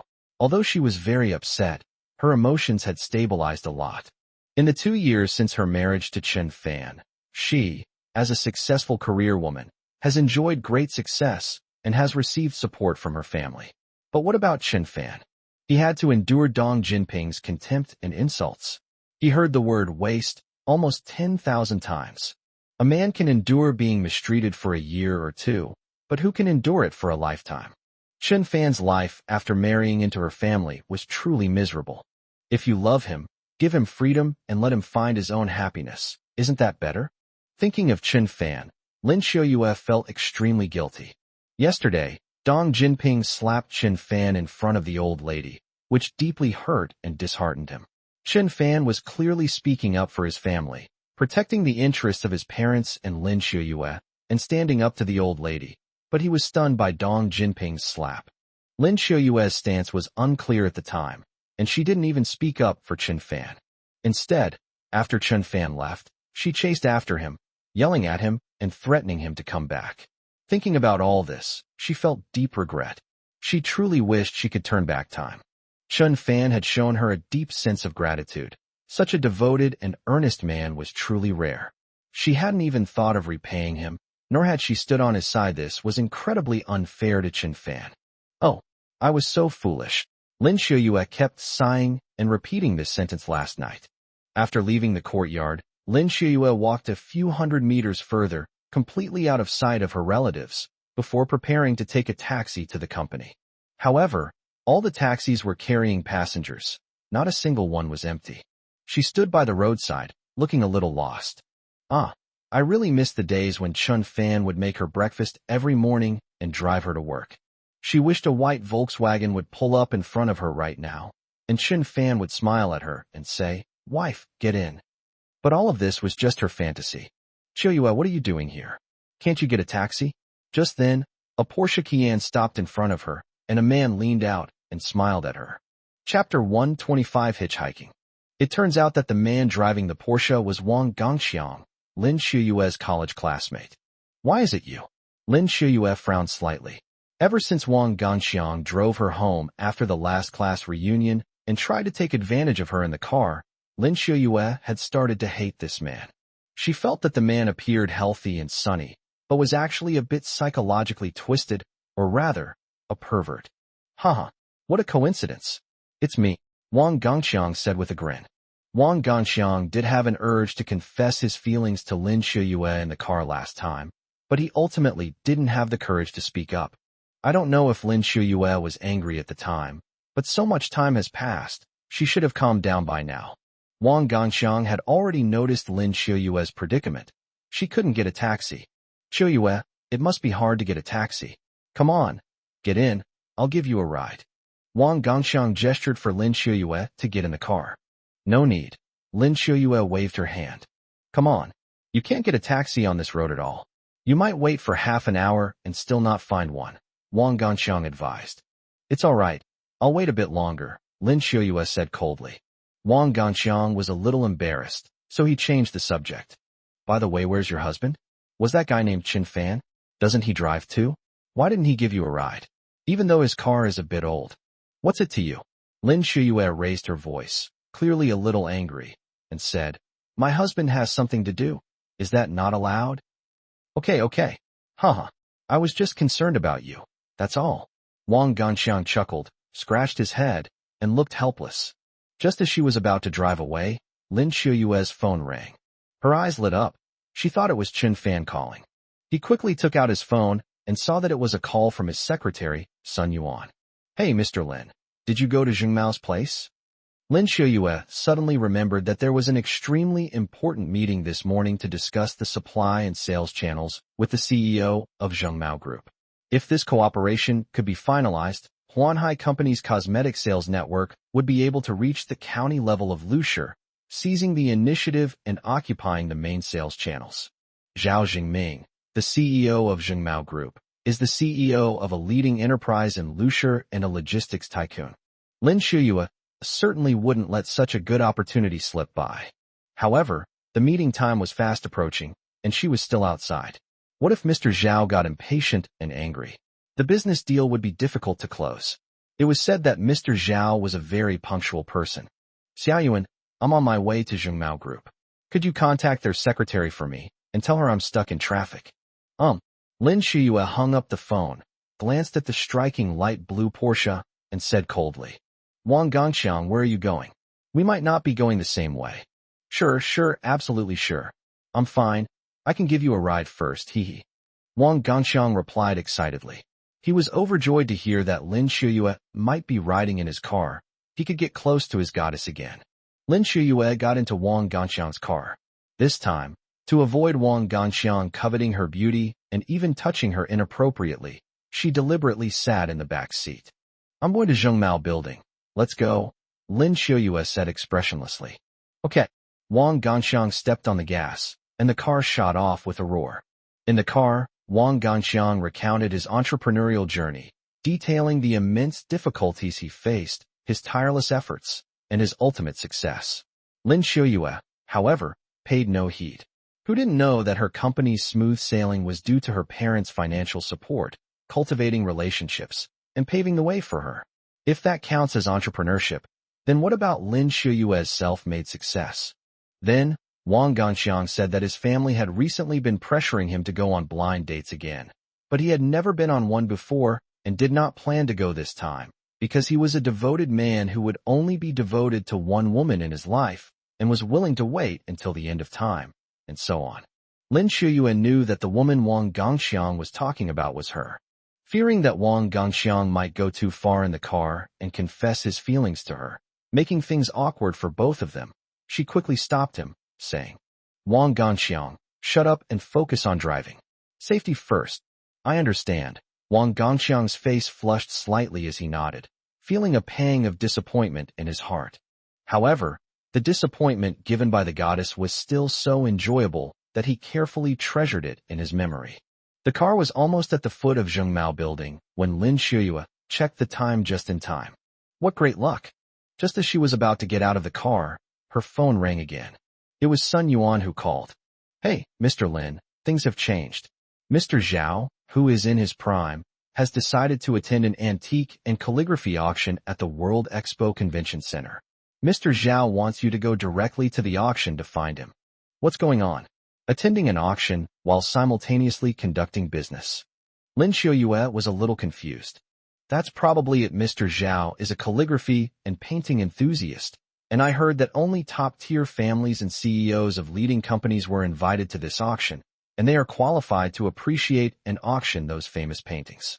Others are not allowed in at all, Sun Yuan explained. I see. Lin Xiuyue hung up the phone and intended to go downstairs to hail a taxi, but Wang Gongxiang did not stop. Instead, he accelerated forward and drove onto the road. Xiuyue, I heard you, the Manhwa Convention and Exhibition Center, right? I'll take you there right away. I'll go all the way. Wang Gongxiang didn't want to part with his goddess. He had finally managed to run into her, so he wanted to seize the opportunity to have more conversation. Lin Xiuyue didn't say anything, and could only get into Wang Gongxiang's car and head there. About 10 minutes later, we arrived at the entrance of the Expo Convention Center. Lin Xiuyue said thank you, got out of the car, and walked inside. Unexpectedly, Wang Gongxiang followed them like a dog. Lin Xiuyue turned her head and asked, Why are you following me? I'm free today, so I thought I'd go in and take a look. Actually, I really like classical calligraphy and painting. If I find anything I like, I'll buy it. Huh? Wang Gongxiang laughed. Let's see if they'll let you in then. Lin Xiuyue said, then entered the exhibition hall without looking back. At the entrance, there were two greeters dressed in blue uniforms and black stockings. Upon seeing Lin Xiuyue, one of them smiled and asked, Miss, please show me your invitation. Oh, I'm Lin Xiuyue from Huanhai Group. Understood, please come in. Since Zhao Jingming had instructed them to let Lin Xiuyue in earlier, the greeter let her in without any problem. Lin Xiuyue glanced at Wang Gongxiang, then walked inside expressionlessly. Wang Gongxiang was stopped by two Mayan receptionists who asked him for an invitation. Unable to produce one, Wang Gongxiang could only watch helplessly as Lin Xiuyue walked further and further away, feeling utterly disappointed. No, I have to find a way in and be with her. Chapter 126 The Auction. World Expo Exhibition Convention Center. The top floor. The decorations here are magnificent and luxurious. The lobby was carpeted in red, and counters around the perimeter offered complimentary wine and desserts. A buffet, of course. Waiters carrying trays moved about. It's said that the minimum educational requirement for a waiter here is a master's degree. To the uninitiated, it might look like a cocktail party, but it's actually an auction specifically for the super rich, so the atmosphere isn't particularly formal or serious. The wealthy are only willing to spend money if they feel comfortable. The hall was filled with well-dressed men in suits and Zhongshan suits, and women in evening gowns, all wearing successful smiles and exuding impeccable taste. Their words and actions, every gesture, were filled with the radiance of refinement. In this environment, even a country bumpkin from the western mountains would be mindful of his own conduct. Zhao Jingming of Zhengmao Group was chatting with two old friends. The 50-year-old was wearing an Armani suit, had a slicked-back hairstyle, and a ruddy complexion, looking very energetic. He was holding a glass of red wine when he turned his head and saw Lin Xiuyue walking towards him from afar. Mr. Lin, I'm so sorry, but a charity auction is suddenly going to be held here today, and I couldn't resist coming to join in the fun. I hope you don't mind. Zhao Jingming said with a smile. Of course I don't mind, Mr. Zhao. Lin Xiuyue replied with a charming smile. Among this group of high-end wealthy women, Lin Xiuyue wasn't wearing an evening gown or anything like that. Instead, she wore a simple white office lady suit with stockings over her long legs. However, her image and temperament were in no way inferior to those rich women and mistresses. On the contrary, she became the most beautiful woman among them.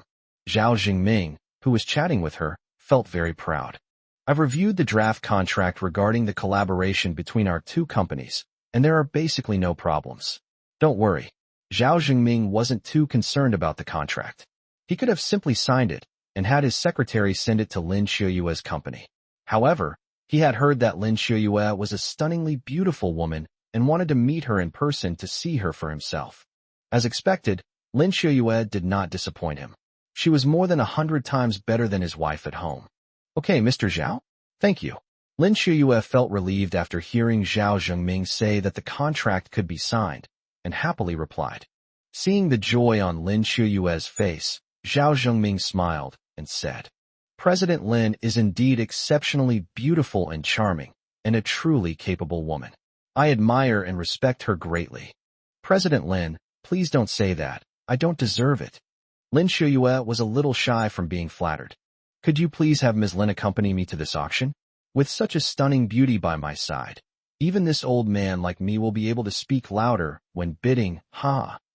Zhao Zhengming said self-deprecatingly. Yes, that's fine, Mr. Zhao, I'll go with you. Lin Xiuyue nodded. Since the contract could be negotiated, what harm would it do to accompany them to the auction? She wouldn't lose anything, and she could also broaden her horizons and gain a lot of knowledge. As the two were talking, a slightly sleazy-looking figure walked over. Xiuyue, this is your favorite blueberry juice.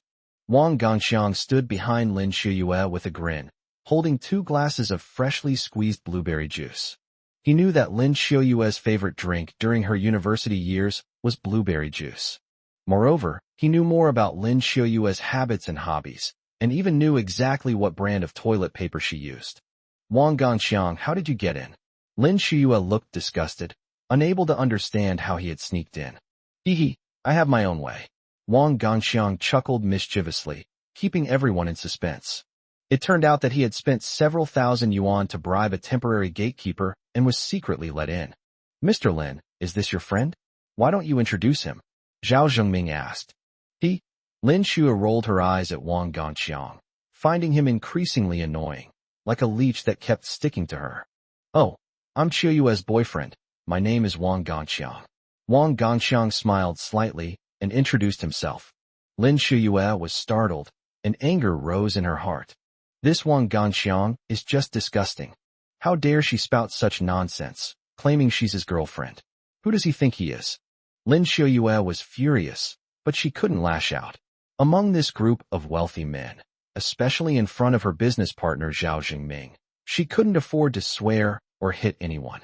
Otherwise, she would definitely slap Wang Gongxiang hard across the face and curse his ancestors for 8 generations. Brother Wang is indeed a handsome man, and he and President Lin are a perfect match. Zhao Zhengming complimented. Thank you for the compliment, Mr. Zhao. Wang Gongxiang replied shamelessly. Lin Xiuyue smiled, wishing she could splash the blueberry juice in her hand onto Wang Gongxiang's face. Humph, you scumbag. Wait till we get out of the auction. I'll teach you a lesson. At this moment, the host came out. She was a beautiful woman wearing a cheongsam, with a slightly plump figure, but possessing an intellectual and mature charm. As a result, everyone's attention was drawn to the beautiful female host. The host smiled and bowed to everyone, ready to show his best side to the audience.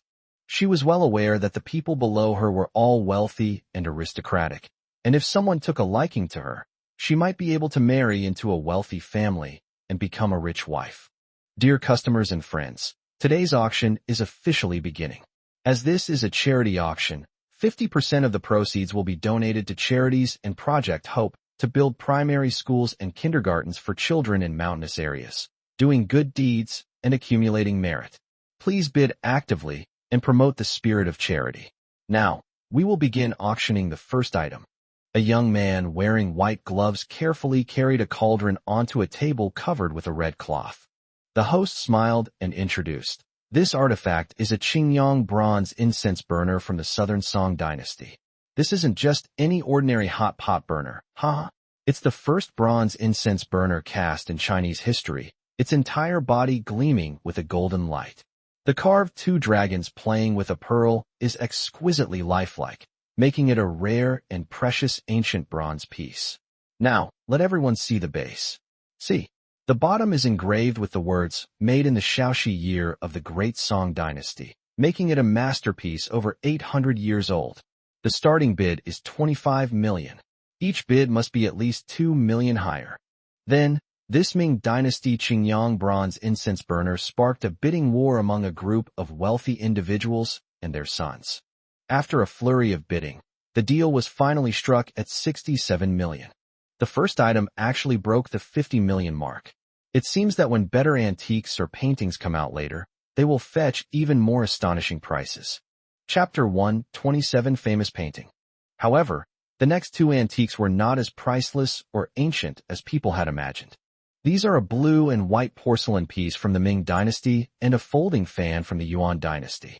Although they are more exquisitely designed, they are not as substantial as the first piece in terms of age or value, and their prices are also much lower. Even at the lowest possible price, the starting bid will not be less than 10 million, and the final price after the auction will not be less than 30 million. This allowed Lin Xiuyue to witness the extravagance and capriciousness of top-tier tycoons and the young masters of first-class families. However, Zhao Jingming, who was standing next to Lin Xiuyue, remained calm and watched them bid quietly, as if he were just a spectator who had come to join in the fun. Actually, he is a calligraphy and painting enthusiast, not particularly interested in other antiques, but especially in ancient calligraphy and paintings. The vast majority of his collection consists of calligraphy and paintings, and he often practices calligraphy and painting himself to cultivate his mind and character. I'm like a fish in your lotus pond. Suddenly, Lin Xiuyue's phone rang. She took it out and saw that it was a call from her father, Lin Guozhou. Hey Dad, what's wrong? Xiuyue, I heard there's a charity auction at the World Expo Exhibition Convention Center, specifically for top-tier families and super-rich people. Ordinary people can't get in, and it's not broadcast on TV. Daughter, don't you have any way to get your dad a ticket? Because I really want to see the painting being auctioned there. The Goddess of the Luo River. After receiving news of the auction in his office today, Lin Guozhou checked online and saw that one of the auctioned items was Nymph of the Luo River. As an antique and calligraphy collector, Lin Guozhou was overjoyed and really wanted to see the painting in person. So, on a whim, he called his daughter and asked if she knew any way to get him into the venue. Dad, actually I'm at the auction right now. Huh, you're right there. Yes, I am accompanying Mr. Zhao from Zhengmao Group to an auction. Can I come? Maybe we won't be able to get in. Hey, actually, what I really want to see is that Nymph of the Luo River painting. If we can't get in, that's fine, but could you take a few more pictures for me to see? Okay, Dad. Listening to the conversation between the father and daughter, Wang Gongxiang's eyes darted around, and he nodded silently. After Lin Xiuyue hung up the phone, General Manager Zhao, who was standing next to her, smiled and said, President Lin, if your father wants to come, I can have the security guard let him in. No need, Mr. Zhao. My dad is just here to take a look. He can't afford to bid on these artworks. I'll just send him the photos. Next, two young men carefully hung an ancient painting on the wall directly in front of them. Even from a distance, this painting evokes a sense of historical vicissitudes and classical charm. The two young men gently unfurled the scroll. Ladies and gentlemen, the painting to be auctioned next is by the great Eastern Jin Dynasty painter Gu Kaiji. This is the Nymph of the Luo River. Historically, the original Nymph of the Luo River has been lost, and what remains are mainly Song Dynasty copies. There are 3 copies in total, one in the Palace Museum, one in the Freer Gallery of Art in the United States, and the other is the painting right in front of you. The entire venue erupted in cheers, with everyone buzzing with discussion. The Nymph of the Luo River painting was created by Gu Kaiji based on Chao Zhi's famous Nymph of the Luo River. Even if this painting is not the original but a copy, it is still a Song Dynasty copy with a long history. Moreover, this copy retains Gu Kaiji's artistic characteristics to the greatest extent. 1,000 years later, it still conveys emotions through brush and ink, making people happy and amazed. It is truly astonishing that such a masterpiece appeared at a charity auction. Lin Xiuyue also took out her phone, took many photos, and sent them to Lin Guozhou. The host continued, This painting possesses a remarkable artistic vitality, truly breathtaking. It depicts Chao Zhi standing gracefully on the banks of the Luo River, exuding the air of a refined gentleman, the goddess of the Luo River. With her elegant bearing and flowing robes, smiles as she walks towards Chao Zhi on the calm water. Their first encounter is so brief that a single glance speaks volumes. They both simultaneously experience that pure love. As the host narrated, The audience seemed to travel through time to the romantic banks of the Luo River, witnessing and experiencing the entire process of the encounter, love, separation, and longing between the human and the deity. They couldn't help but sigh with regret, deeply immersed in the story. The audience members below the stage were also whispering among themselves. This is so amazing. This painting is a national treasure, and it's estimated that it could fetch an astronomical price at auction. This should be the grand finale of the day. If you keep such a masterpiece at home, then you are a true collector. At this moment, Lin Shuyuan noticed that Zhao Zhengming beside her was staring intently at the painting, his eyes never leaving it. She asked in a low voice, "Mr. Zhao, are you very interested in this painting? Ode to the Goddess of the Luo River." Before Zhao Zhengming could reply, Wang Gongxiang said to himself, "Shuyue, doesn't your father really like antiques and paintings? I'd like to take a picture of this painting and give it to your dad. I wonder if your uncle would like it." Lin Shuyue snorted coldly, glanced at Wang Gongxiang, and said, "No need. Thank you. I appreciate your kindness, but it's best not to buy things you don't understand." Wang Gongxiang smiled awkwardly and said, "Actually, Shuyue, don't underestimate me just because I'm young. I know a little about antiques and famous paintings, and I usually enjoy buying and collecting them." "Yeah, you spent 10 million to buy a painting called Emperor's Procession, thinking it was the real thing, only to have it identified as a fake by experts. Is this what you're talking about?" Lin Shuyue sneered. Back then, Wang Gongxiang was very excited after buying this, Emperor Taizong receiving the Tibetan envoy painting. He said it was one of the masterpieces of the Tang dynasty painter Yan Libin and one of the 10 most famous paintings handed down in China. He posted the picture in the class WeChat group, wanting to show off. However, one of the students' fathers was a provincial-level art appraiser, who immediately recognized it as a fake, a forgery, and not the genuine work Wang Gongxiang claimed. He even provided solid evidence and presented numerous professional opinions. Then, the news spread throughout the class's WeChat group, and the students all knew that Wang Gongxiang had spent a high price to buy a fake painting, which became a laughingstock. "Shuyue, why are you bringing up such a sore subject?" Wang Gongxiang's face flushed slightly as he scratched his head, seemingly recalling the incident that had caused him to lose face. At this moment, after introducing the Nymph of the Luo River painting, the host changed the subject and said, "The auction of this painting is now beginning, with a starting price of 50 million. Each bid must be at least 2 million higher." After the starting price was announced, the entire room fell silent for 3 seconds. Although these people are all wealthy and influential, representing the highest echelons of Lushur, a starting bid of 50 million for a single painting seems excessively high. Most of them are merely dabbling in art, coming here for the spectacle, focusing on participation. At these charity auctions, the rich are buying more face and prestige than the artwork itself. Chapter 128 Unbelievable. 50 million is an astronomical price, but it is not an excessively high price for the Nymph of the Luo River painting. 52 million, someone finally shouted from the audience. They were willing to add another 2 million to take him away. Although the painting is very expensive, there are still many people who want to buy it. 55 million, a bald man shouted. 60 million. Another man in a suit added 5 million in one go, seemingly determined to win. 62 million. At this moment, Zhao Zhengming finally couldn't hold back any longer and raised his hand to shout it out. 65 million. 68 million. 70 million. Bidding was in full swing, and in the blink of an eye, the price had broken through the 70 million mark.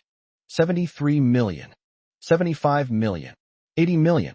After the bidding price rose to 80 million, the rate of increase slowed down significantly. The host picked up the gavel and smiled. "Any bidders willing to go up to 80 million? 80 million once, 80 million twice. 85 million. The bald man shouted again. And so, another fierce battle began. More than 80 million is indeed an astronomical price for an ancient painting. However, these big shots sometimes don't buy ancient paintings, but rather to save face. Since it's a charity auction, half of the proceeds will be donated, which is a virtuous act. Furthermore, the news media will undoubtedly vie to report on it afterward. If an entrepreneur wins the bid, They will become a media darling with significant social influence, which will expand their company's brand influence and greatly benefit their future development. 90 million. With a passionate roar, the painting Nymph of the Luo River broke the 90 million mark, leaving the wealthy people in the audience speechless with surprise and delight. 90 million once. 90 million twice. The host looked around the room, gave 2 reminders, and paused for a few seconds, hoping that someone would call out a higher price. The audience fell silent, exchanging bewildered glances and waiting for a miracle to happen. Just as the host raised the gavel again, about to strike, 9,003. I'll offer 100 million. Before the host could finish speaking, and before the gavel could fall, a very domineering voice shocked the entire audience. All eyes were on Li Qiuyue, or more precisely, on Wang Ganqiang. Even Lin Qiuyue was so shocked that her mouth dropped open. She never expected that Wang Ganqiang, who had been silent all along, would suddenly make such a stunning offer of 100 million yuan. Zhao Jingming, who was standing to the side, smiled slightly and gave a thumbs up, praising, "Wow, President Lin, your boyfriend is really amazing." Although Zhao Jingming also liked the painting, he had to give up bidding because the auction price was soaring and outrageous. Those attending the auction were all bigwigs from top-tier families and leading companies in Lusher. They basically knew each other, and even those who hadn't spoken to each other probably knew who the other was and which family or company they belonged to. However, when everyone's eyes turned to Wang Ganqiang, no one knew who he was. Who is he? Which family does he belong to? I've never seen this before. I don't recognize them either. Could they be from a family that just got promoted from second-rate to first-rate? Spending 100 million yuan to buy this Song Dynasty copy is really impressive. The original of the Nymph of the Luo River painting has been lost. This copy is so lifelike. How is it different from the original? It seems he is a true collector. I admire him. People were puzzled, but more people admired his willingness to spend 100 million yuan to buy an ancient painting. 100 million yuan once, 100 million yuan twice, 100 million yuan 3 times, deal. The host finally brought down the hammer. This painting, the goddess of the Luo River, belongs to the gentleman in the blue suit. Please come to the back office to sign and confirm it, and complete the necessary procedures. After the host finished speaking with a smile, Wang Ganqiang stood up, straightened his hair and suit, and then swaggered backstage. He drew envious glances from the crowd and became the center of attention. His life seemed to have reached its peak. Lin Qiuyue was a little stunned. She never expected that the Nymph of the Luo River painting would eventually be auctioned off to Wang Ganqiang for 100 million yuan. Wang Ganqiang didn't even have a chance to get on the field at first. I don't know how he got in here. He sat next to me like a dog and shamelessly told Zhao Jingming that he was Lin Qiuyue's boyfriend. This kind of person is just here to join in the fun and harass Lin Qiuyue a little longer. Moreover, according to Lin Qiuyue's understanding, Wang Ganqiang's net worth is at most 100 million yuan, definitely not more than 100 million yuan. He would have to sell his company and all his assets to buy this Nymph of the Luo River painting. It's truly unbelievable. In the back office. Sir, please fill in your name, company name, address, and contact information on this form. A staff member handed a form to Wang Ganqiang with both hands. As Wang Ganqiang wrote, he asked, "What's the latest time to pay the auction price?" The staff member explained, "According to regulations, you have 1 month to make the payment." Wang Ganqiang then asked, "What if I can't pay after a month?" The staff member gave an awkward smile and said, "Well, we basically never encounter cases of non-payment in auctions, because people like you, sir, are all wealthy business owners. If there is any malicious non-payment, we will report it to the seller, and then it will be up to him to decide whether to expose the auctioneer's dishonest behavior." Wang Ganqiang nodded, a glint of light flashing in his eyes, indicating that he already had an idea. He thought to himself, 1 month, I only have 1 month left. Within this month, I must propose to Lin Qiuyue's parents. He was determined to win over the goddess. So many years of unrequited love were driving him crazy. As the first rays of sunlight shone in the morning, Chen Fan, as usual, prepared to go to the park to exercise and practice martial arts. Chen Fan did not stay at a hotel last night. but went home to sleep. He has the key to the apartment in the complex and feels more at ease sleeping at home. Chun Fan ran out of the residential area and had just entered a nearby alley when a van suddenly accelerated, nearly hitting him from behind. Chun Fan quickly dodged, avoiding the impact, and sensed that the van's intentions were hostile. The Jinbei van didn't drive away. Instead, it reversed and rammed into Chun Fan again. Chun Fan reacted quickly, stepping on a trash can in the corner and leaping up lightly. Clang! The van crashed into the trash can, sending it flying and scattering all sorts of household garbage all over the ground. Chun Fan used one foot to step on the wall and nimbly jumped onto the roof of the van. The van sped forward again, then suddenly braked. Squeak! Chapter 129: The Minivan. The people in the van wanted to use the momentum to throw Chun Fan off the vehicle and then run him over. But the moment the van braked suddenly, Chun Fan did a somersault in mid-air and landed steadily on his feet. The driver of the van seemed furious. He turned the van around, accelerated, and rammed into Chun Fan. Chun Fan saw a cement block behind him and turned to run towards it. Just as the van was about to hit him, Chun Fan braced himself with one hand and performed a beautiful, clean side somersault to dodge the attack, his movements graceful and agile. Bang! The van crashed heavily into the concrete block, the bumper fell to the ground, and finally the engine stalled. Then, several burly men dressed in black leather jackets got out of the car. Seeing the burly men closing in on him, Chun Fan shook his head slightly and clenched his fists. Looks like another free experience point is coming his way.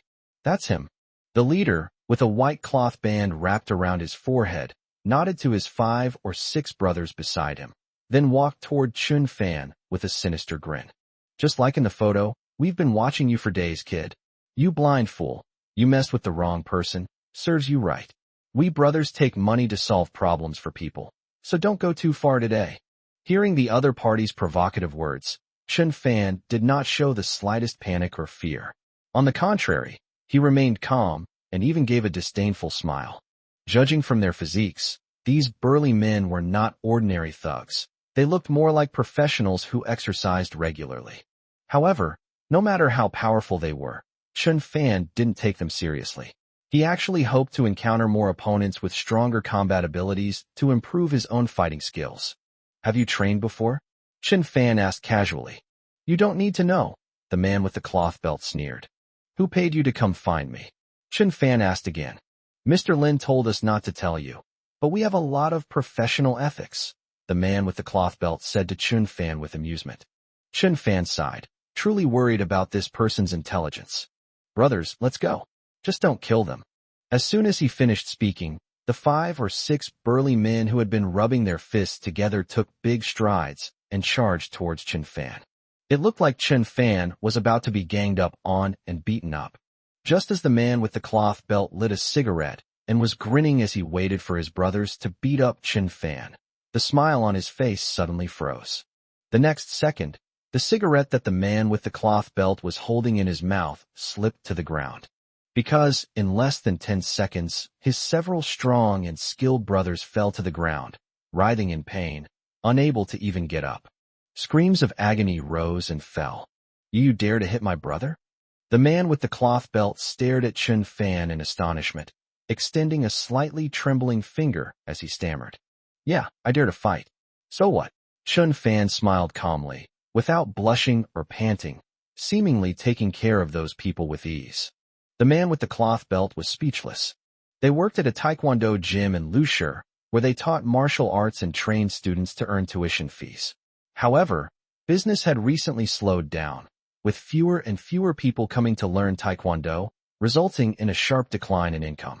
So, they started taking on side jobs, which meant paying people to fight and teach others a lesson. This time, the client seems to harbor deep hatred for their enemy, offering a high price to have a large group of people attack and beat the opponent until they are unable to care for themselves. As long as they aren't killed, they can beat them however they want.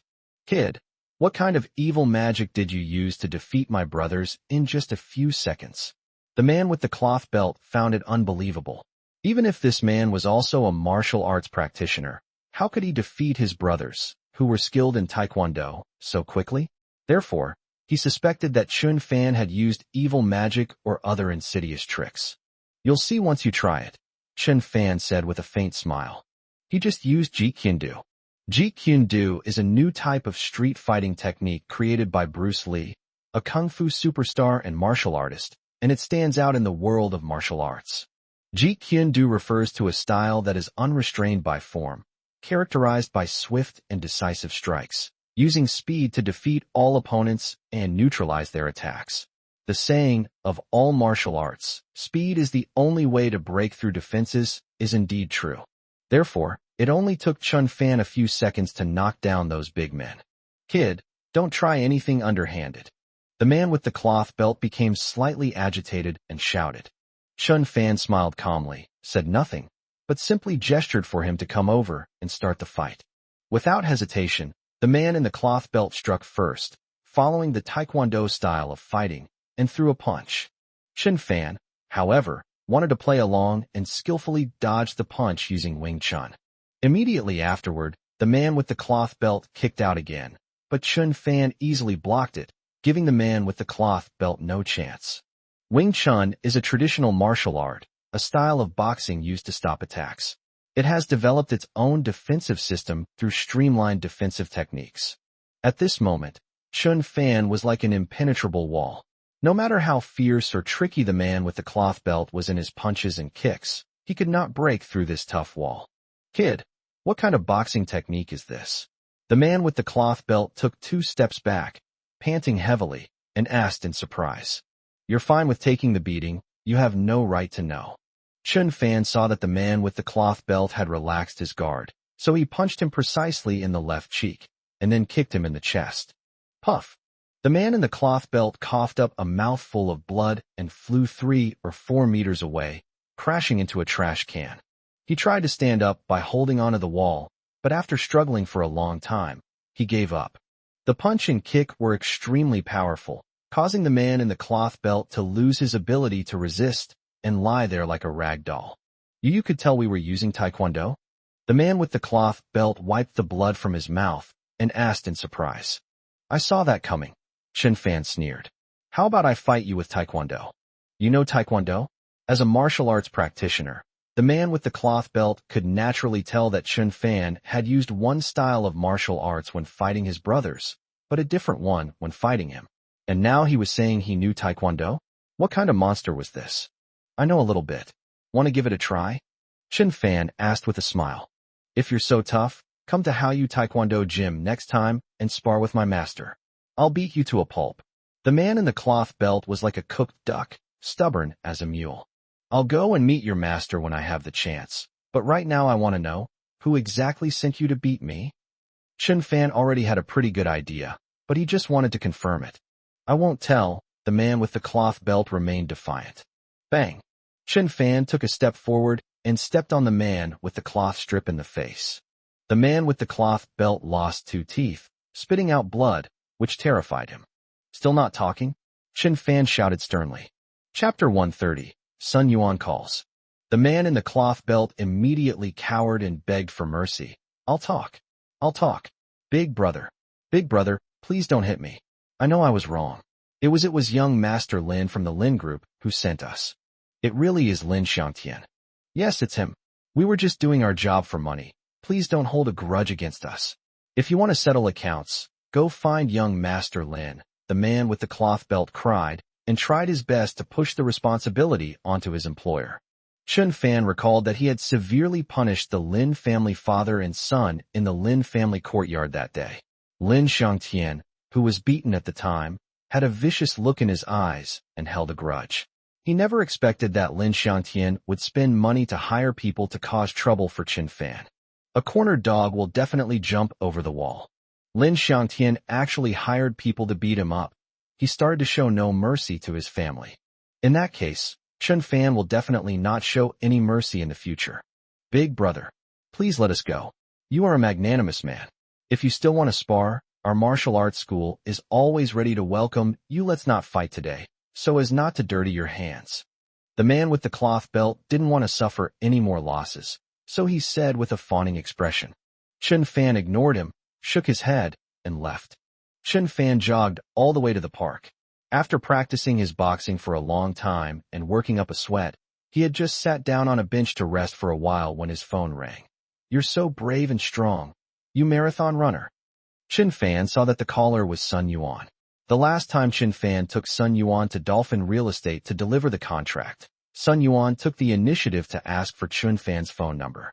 "Hello, is this Mr. Chen?" "This is Xiao Yuan." "I know, what's wrong, Xiao Yuan?" "Mr. Chen, I've run into some difficulties and didn't know who to call, so I called you." "Xiao Yuan, if you have any difficulties, just tell me. Have you forgotten that we are good friends?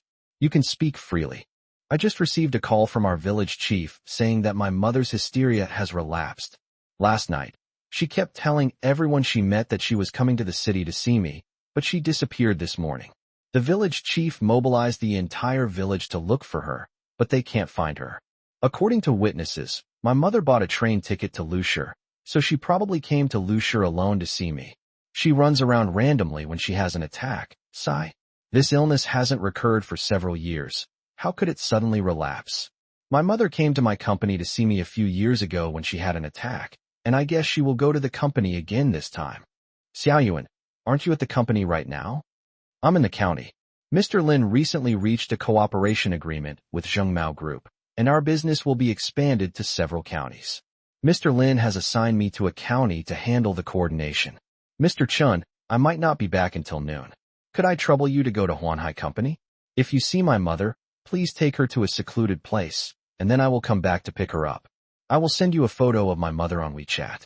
Chen Fan interrupted Sun Yuan and asked, "Xiao Yuan, why don't you call the police? Wouldn't it be better to let the police handle it?"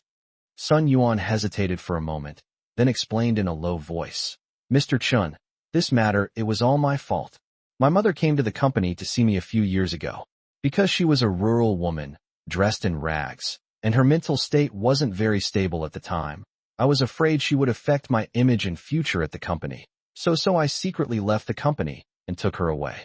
She called me my daughter, so I covered her mouth with a rag to stop her from making a sound, and told everyone that she was a crazy person who was cursing and that I was going to take her to the police station." As Sun Yuan recounted her story, Chen Fan couldn't help but feel a pang of regret. It seems that Sun Yuan does not want her mother to come to the company to reunite with her. This time, Sun Yuan wasn't at the company. If her mother's identity were revealed, her colleagues would definitely laugh at her behind her back, saying she had a crazy mother from the countryside. For Sun Yuan, who has always been very conscious of her professional image, this is a devastating blow. To put it bluntly, she felt that her mother would embarrass her.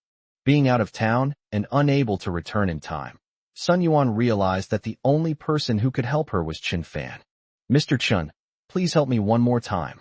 I really don't want my mother to cause trouble at the company and affect everyone's work. If everyone knows she's my mother, how can I face anyone at the company in the future? If that happens, I'll definitely resign." Sigh. As Sun Yuan spoke, she was overcome with grief and sobbed uncontrollably, crying as if she were extremely heartbroken. Chen Fan could understand her sadness. Her mother has been ill for a long time and occasionally suffers from mental instability. Her two younger brothers are still in college. All the financial burden rests on her frail shoulders. It is no easy task for her. At the same time, she is also a girl who cares about her image, values her reputation, and has a strong sense of self-esteem. She does not want her mother to affect her work or her colleagues' mood.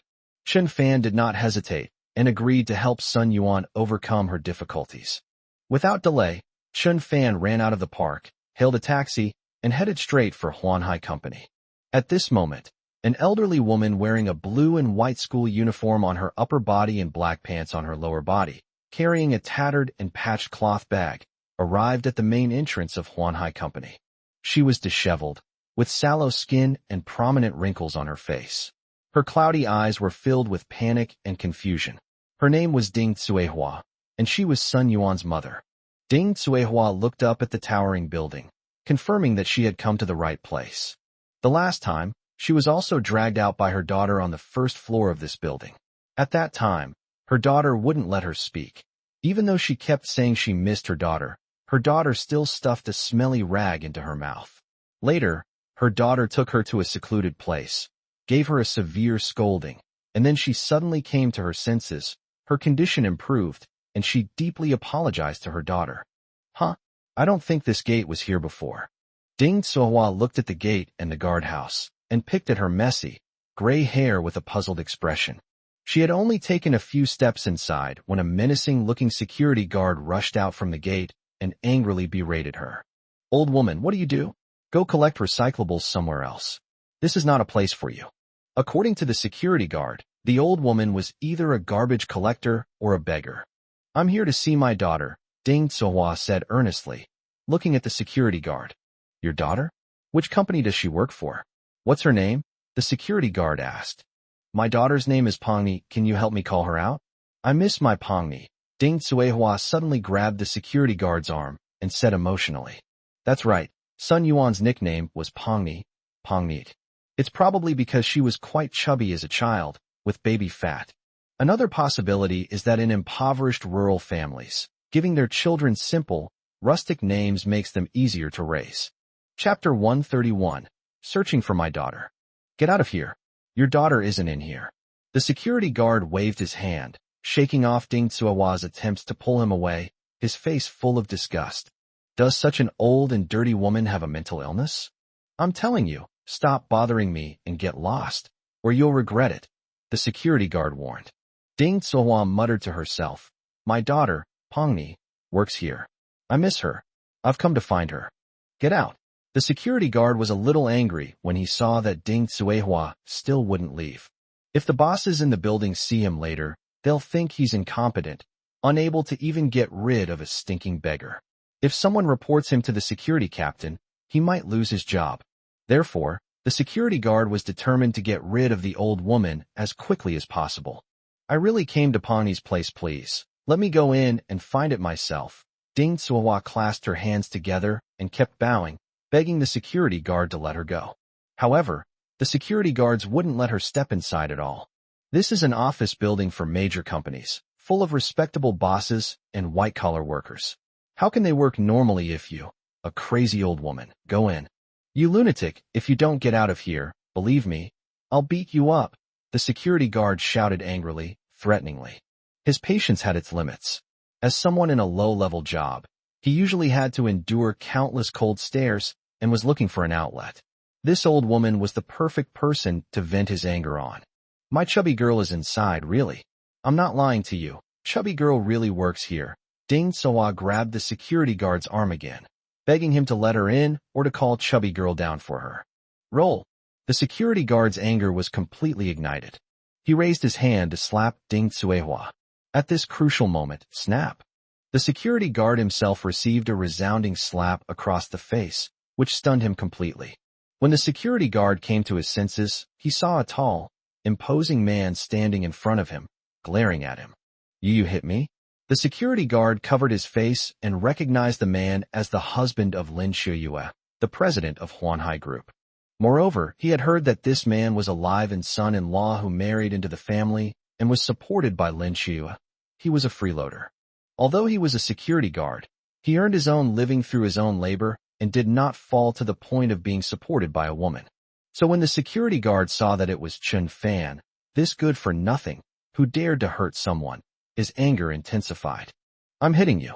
What kind of man are you, bullying an old man? Chun Fan asked. You piece of trash who lives off a woman, how dare you talk to me like that? I'll kill you. The security guard swung his rubber baton at Chun Fan. Chun Fan knew that there were many people around, and if they made too much noise, the employees of Huanhai and Lin Shuyue would inevitably notice, which would be difficult to handle. Therefore, he had to act quickly and decisively. Just as the rubber baton came crashing down, Chun Fan reached out and blocked the security guard's wrist. With a crack, the security guard felt as if his wrist had broken. Immediately afterwards, Chun Fan delivered a punch with his right hand, perfectly controlling the force and location, and knocked the security guard unconscious. The punch aimed straight for the security guard's heart, affecting his blood circulation and causing a temporary lack of blood supply to his heart, leading to unconsciousness. If Chun Fan had increased the force by even 10%, the security guard might have died instantly. If Chun Fan had reduced the force by even 10%, he wouldn't have been able to knock him out. Bang! After being punched, the security guard clutched his chest, rolled his eyes, and fainted. Chen Fan quickly stepped forward to help him and dragged him into the guardhouse. Afterwards, Chen Fan came out and said to Ding Xuehua, "Auntie, I am your daughter's friend. She is not at the company right now and asked me to pick you up to see her." "Are you Pawni's friend?" Ding Xuehua asked. "Yes, hurry up and leave. If you don't leave now, we won't be able to see your daughter once the security guard wakes up." Ding Xuehua wanted to ask something more, but Chen Fan pulled her away. After arriving at the entrance of the residential area by taxi, Chen Fan was about to take Ding Xuehua home, but Ding Xuehua suddenly became nervous. The unfamiliar environment and unfamiliar people made her anxious and uneasy. "Let's go. Auntie, let's go see your daughter." "No, I won't go. I don't know you. You're a bad person." Ding Xuehua looked nervous and agitated and turned to run away. Chen Fan quickly grabbed her arm. "Auntie, don't be afraid. I really am your daughter's friend. Her full name is Sun Yuan, right? My daughter is Pongyi. Who are you? Don't hurt me." Ding Xuehua struggled incessantly, trying to break free from Chen Fan's restraints, shouting and yelling, attracting the attention of many residents in the community. "Hey, isn't this the Lin family's live-in son-in-law?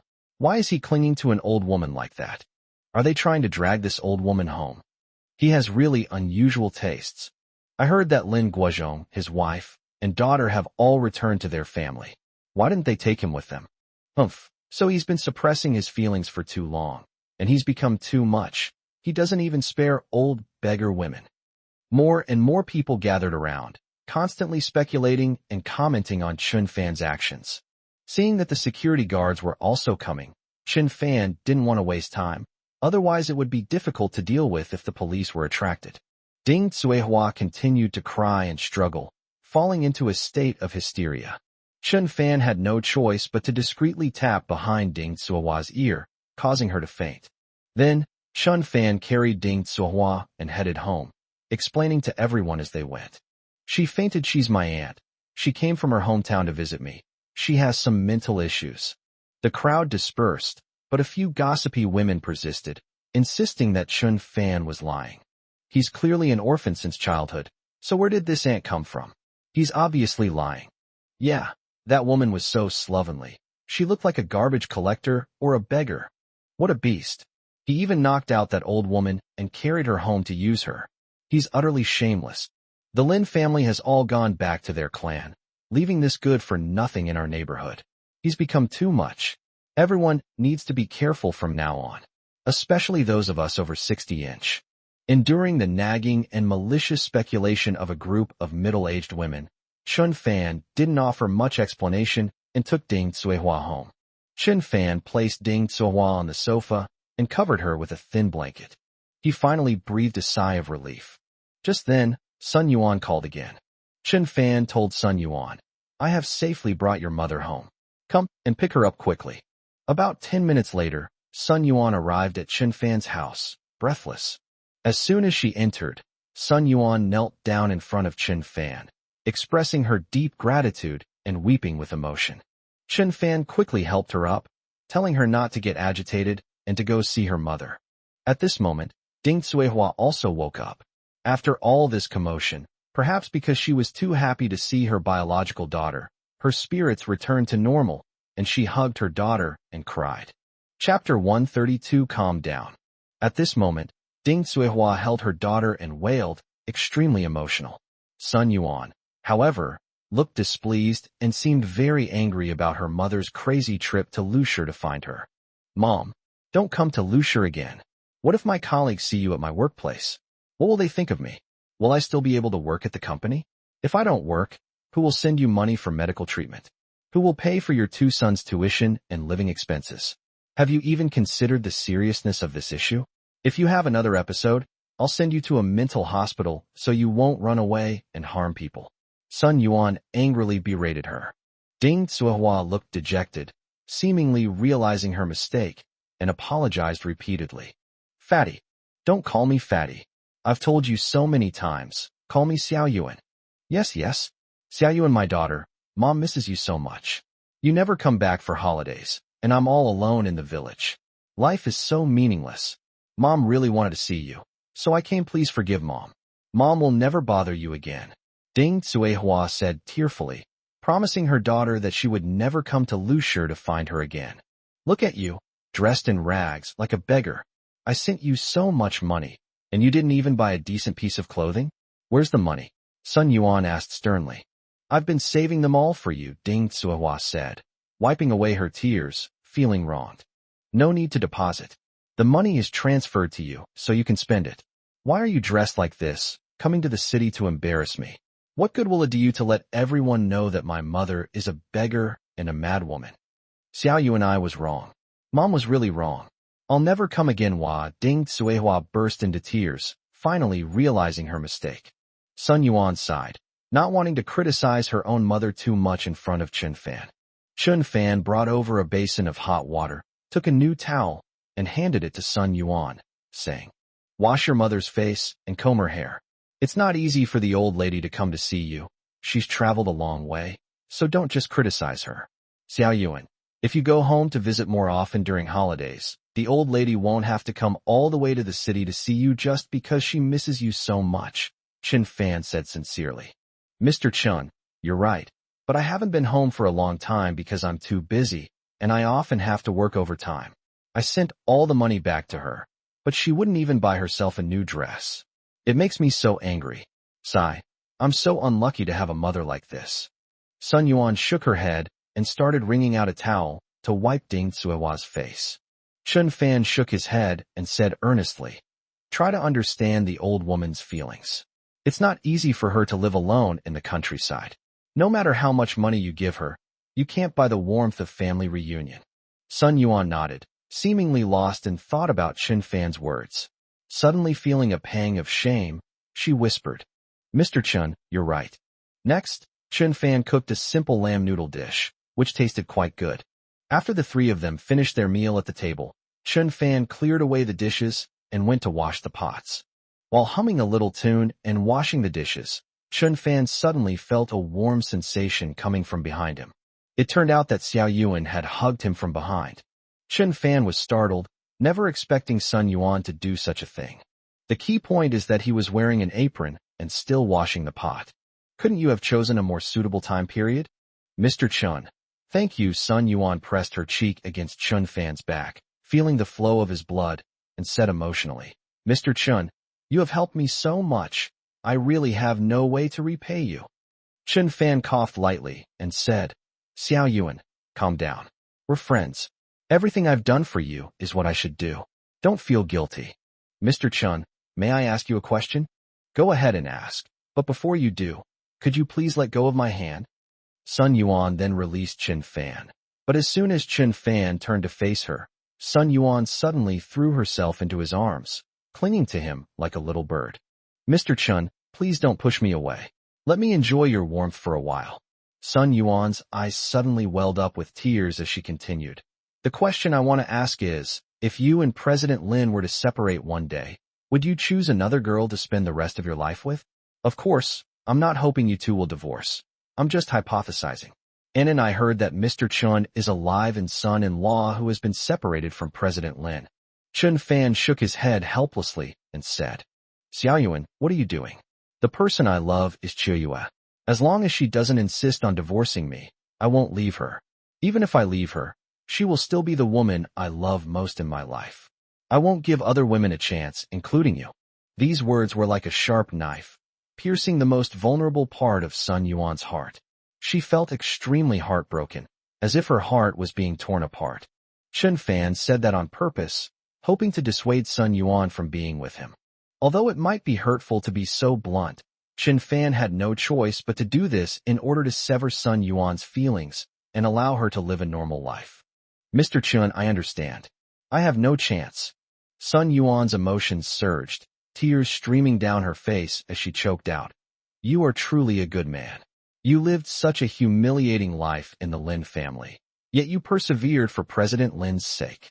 I admire you. Although we cannot be together, I have a small request. If you grant it, I will never have any infatuation with you for the rest of my life. Absolutely not. Chun Fan asked, What request do you have? Just say it.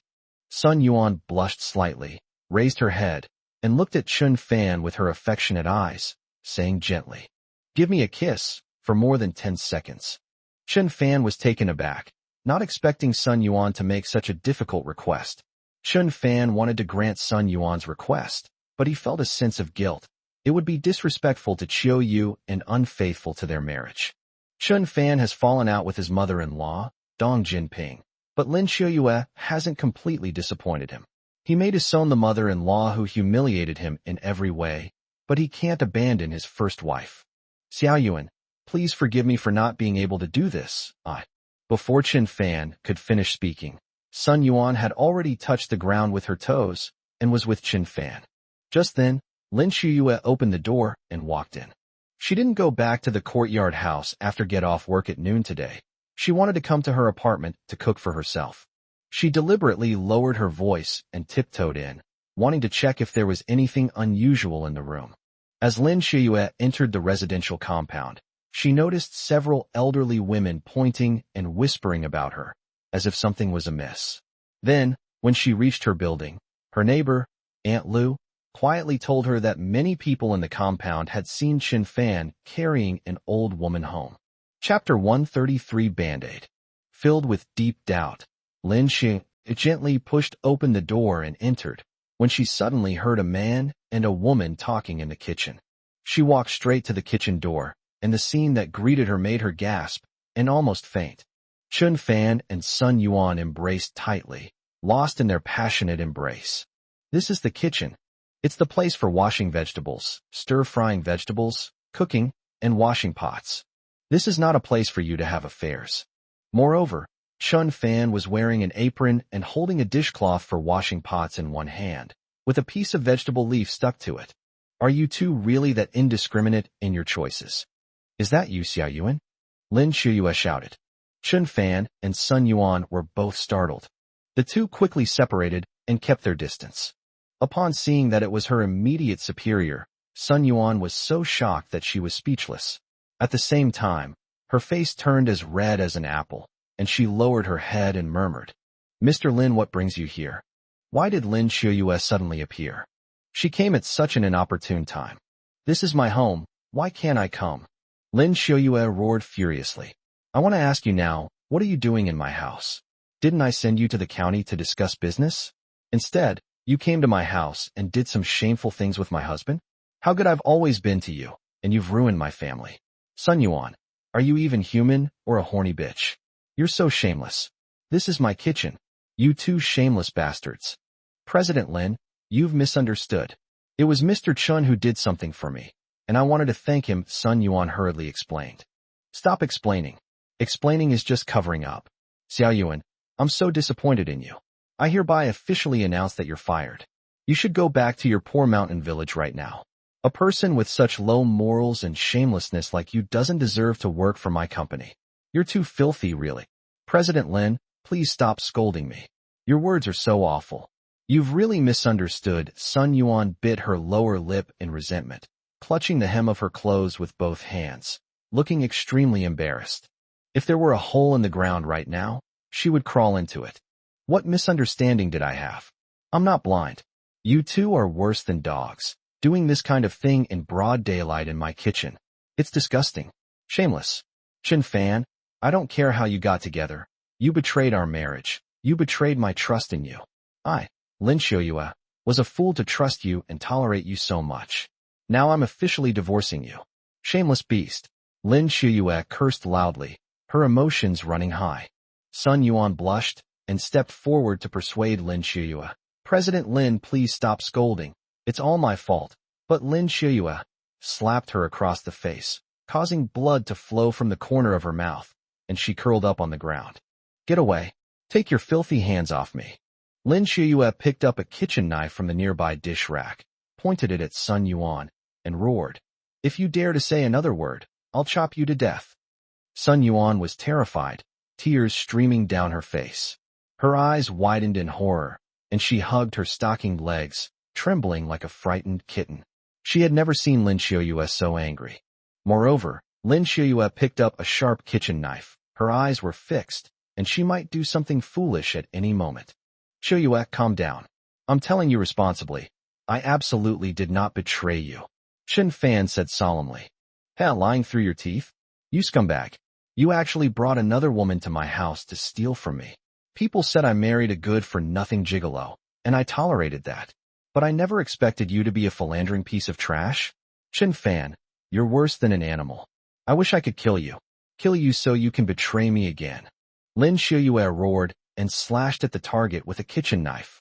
The sharp blade of the cleaver slid across the surface with a swift swish. A stream of bright red blood spurted from Chen Fan's chest. In an effort to prove his innocence, he didn't even try to defend himself or dodge the knife, letting it slide across his body. Blood seeped continuously from a nearly 20-centimeter-long cut on his chest, staining Chen Fan's clothes red.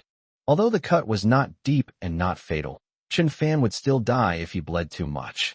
Chen Fan stood there motionless, like a mountain, letting the intense pain from his wounds assault him, letting the blood splatter and stain his body red, flowing like a small river on the floor. Blood! Blood! Sun Yuan screamed. Due to the terrifying scene and her fear of blood, she was so frightened that she foamed at the mouth, fainted, and collapsed in the corner. Clang! Lin Xiuyue was also terrified. The kitchen knife in her hand fell to the ground and hit her left big toe. She was stunned, forgetting the pain, and just stared at Chen Fan with wide, terrified eyes, trembling all over. Lin Xiuyue was wearing a pair of exquisite white strappy sandals today. The cleaver fell and cut her toe, and a trace of blood seeped out, staining the sandals. Chen Fan frowned, enduring unimaginable pain, and staggered out of the kitchen and into the dining room. He used all his strength to take the medicine box off the cabinet, opened it with difficulty, and took out a band-aid with trembling hands. Blood continued to flow, and Chen Fan felt a tingling sensation on his scalp and his vision blurred. But with unwavering willpower, he reminded himself to stay alert and not to collapse. How much he resembled a warrior. Lin Xiuyue held her head in her hands, staring at Chen Fan's strange behavior, her face pale, her mind just buzzing. Chen Fan leaned against the wall, his eyes vacant, his teeth chattering. He walked towards Lin Xiuyue step by step, each step as if he had gone through a tribulation, in great pain, with more and more blood pooling on the ground. What are you going to do? Lin Xiuyue's teeth chattered, her expression hardened, and she asked haltingly. Chen Fan suddenly squatted down, looked at the wound on Lin Xiuyue's toe, smiled slightly, and put the band-aid in his hand on it for her. That's right. Chen Fan risked his own life to put a band-aid on Lin Xiuyue's wound, afraid that her small wound would get infected. Chen Fan. Lin Xiuyue was extremely shocked. To her utter astonishment, Chen Fan, despite his own severe injuries, mustered all his strength to apply a band-aid to Lin Xiuyue's small wound, disregarding the danger to his own life. She was somewhat shocked. Wife's safety comes first. Chen Fan raised his head, murmured something, and then fell unconscious due to excessive blood loss, collapsing to the ground. Lin Xiuyue screamed, which brought her back to her senses and helped her recover from her intense emotions. She quickly helped Chen Fan up, shouting, "Help! Help! Help! Hua! Save him! Save him!" Sun Yuan's mother, Ding Zuohua, emerged from the bathroom. Seeing the horrific scene before her, and the layer of blood on the floor, she screamed and scrambled out of the room, shouting in the hallway, "Murder! Help! Murder!" Chapter 134 Arresting People. Lucier 4th People's Hospital. The inpatient building. Chen Fan, lying on the hospital bed, opened his sleepy eyes. Water. His mouth was dry, and he felt like his throat was on fire. "Mr. Chen, you're finally awake. The water's here." Sun Yuan quickly brought over a glass of warm water and let Chen Fan drink a few sips. Chen Fan exhaled, feeling much better after the warm water had been used to treat the poison. However, the 20-centimeter wound on his chest still throbbed with pain. He looked down and saw that his chest was wrapped in several layers of white gauze, indicating that the wound had been stitched up. "I'm not dead," Chen Fan gave a bitter smile. "Mr. Chen, I'm so sorry. It's all my fault. It's all my fault. If I hadn't been so impulsive and made such an unreasonable request, you wouldn't have been misunderstood by President Lin and injured with a kitchen knife." Chen Fan smiled faintly and said, It's all in the past. Let's not talk about it. Xiao Yuan, let me sit up. Sun Yuan quickly rocked the hospital bed up and placed a pillow behind Chen Fan's back. Mr. Chen, you were unconscious for a whole day. The doctor gave you a lot of blood transfusions. They said if you had arrived half an hour later, you might have. Where's Chuyue? Why are you the one guarding me? Chen Fan asked in confusion. President Lin is gone yesterday. After the ambulance took you to the hospital, she prepaid some medical expenses and left. She hasn't come back since, Sun Yuan said truthfully. Oh, she might still have a misunderstanding. She's still angry. Thinking that I'm having an affair with you, Chen Fan sighed and said, no wonder. Anyone who saw us hugging and doing that kind of thing would think that our relationship is ambiguous. Chen Fan felt a chill in his heart upon learning that Lin Xiuyue had not taken care of him. But if you put yourself in Lin Xiuyue's shoes, you can understand her feelings. Faced with her husband's infidelity with her subordinate and best friend, she felt like dying. How could she possibly care for her patient? That cleaver strike was an act of anger, an unintentional mistake. Mr. Chun, I tried to explain to Ms. Lin, but she wouldn't listen to anything and is now completely ignoring me. Sigh. It seems I don't need to go to her company anymore. It's all my fault. I have only myself to blame, and I've even dragged you down with me. I've ruined your relationship and destroyed your family's happiness. Mr. Chun, I feel so guilty. 2 inches as Sun Yuan spoke. Tears welled up in her eyes, and she even slapped herself twice. Snap. Snap. Xiao Yuan, stop. Hitting yourself won't help now. It's too late. You can explain to Chuyue another time. It's not a big deal. The truth will come out. Don't worry. I'll explain this to her after I'm discharged from the hospital. She won't blame you or fire you after she finds out the truth. Trust me, Chen Fan said calmly. Sun Yuan was filled with remorse and extremely grateful to Chen Fan. Even after suffering such serious injuries, Chen Fan was still concerned about her not being fired by Lin Xiuyue. He was truly a wonderful person. Sun Yuan secretly resolved that she could do anything for Chen Fan, even die for him, without any regrets. Xiao Yuan, where is your mother? Chen Fan asked. Her illness has not recurred, and she has already taken a bus back to her hometown. Oh, Xiao Yuan, when you have time later, take your mother to the neurology department of a big hospital for a checkup and completely cure her hysteria, otherwise there will still be hidden dangers in the future. Okay, I understand. Thank you, Mr. Chun. You don't need to thank me. I need to trouble you now. Could you buy me some food? I'm starving. Chen Fan smiled slightly. Okay, I'll go right away. Sun Yuan stood up, but stopped in her tracks just as she reached the door of the ward. 2 police officers, a man and a woman, walked into the ward. Good evening. We are from Lusher Dongmen Street Police Station. These are our identification documents. After the 2 police officers identified themselves, they pointed to the chair with serious expressions, indicating that Sun Yuan should sit down. Sun Yuan sat down, frowned, and asked suspiciously, What are the police doing here? You've got the wrong person, haven't you? The male police officer asked. Are you Mr. Chen Fan and Ms. Sun Yuan? Yes. Chen Fan nodded. That's it. The policewoman took out a transparent file folder from a backpack she was carrying, inside which was the blood-stained kitchen knife. Chen Fan looked closely and realized that this was the kitchen knife that had been with him for more than 2 years. No wonder it looked so familiar. This kitchen knife was found as evidence at the crime scene. It was Ms. Sun Yuan who used this knife to injure Mr. Chen Fan, the male police officer said solemnly. Upon hearing this, Sun Yuan quickly interrupted. Officer, there must be a mistake. The person who injured Mr. Chun with this kitchen knife was not me, but Lin Xiuyue. However, after testing, the fingerprints on the knife handle are indeed similar to yours, with a similarity of over 99%, the policewoman said, her eyes sharp as she stared at Sun Yuan. When people apply for their ID cards, their fingerprints are entered into the public security system.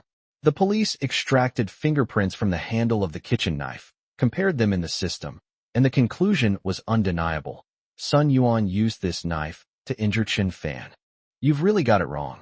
Chen Fan didn't want Sun Yuan to be wrongly accused, so he said, if Xiao Yuan had attacked me, why would she still be taking care of me in the hospital? Use your brains, okay? Besides, this is a family dispute. We didn't call the police. Why are you interfering? Why didn't anyone call the police? It was the residents of the community who called the police, the male police officer explained. During the investigation, we only rely on evidence. The law is not without human consideration. Mr. Chen Fan, this kitchen knife is the biggest piece of evidence. As for why Ms. Sun Yuan is here taking care of you, perhaps it's a change of heart after the passionate attack, or perhaps there are other reasons, but that's not the focus of our investigation. We are now taking Ms. Sun Yuan back to the police station to make a statement. We hope Ms. Sun Yuan will cooperate with the police investigation and confess to receive leniency. After the policewoman finished speaking, she put the kitchen knife back into her backpack. Then she took out a pair of gleaming white handcuffs and walked towards Sun Yuan. Sun Yuan was so startled that he stood up, took a few steps back, and shook his head, saying, "You've arrested the wrong person. I didn't injure Mr. Chen, and Mr. Chen himself can testify to that. Are you only looking at evidence and not listening to witness testimonies?" The male police officer said, "Ms. Sun Yuan, please come with us to the police station to explain what happened. The law will clear your name. You stay away. I'm going to scream." Sun Yuan panicked and grabbed a fruit knife from the table. She originally bought the fruit knife to peel an apple for Chen Fan, but unexpectedly, it has now become a weapon against the police. The policewoman warned sternly, "Sun Yuan, if you refuse to cooperate with the investigation and dare to assault a police officer, it will be a much more serious matter. You should think carefully." Chapter 135 Framing. Chen Fan tried to get out of bed to help Sun Yuan, but as soon as he turned over, a tearing pain shot through his chest wound, and his back instantly broke out in a cold sweat. Gasping for breath, he couldn't get out of bed and cried out, "Calm down, everyone.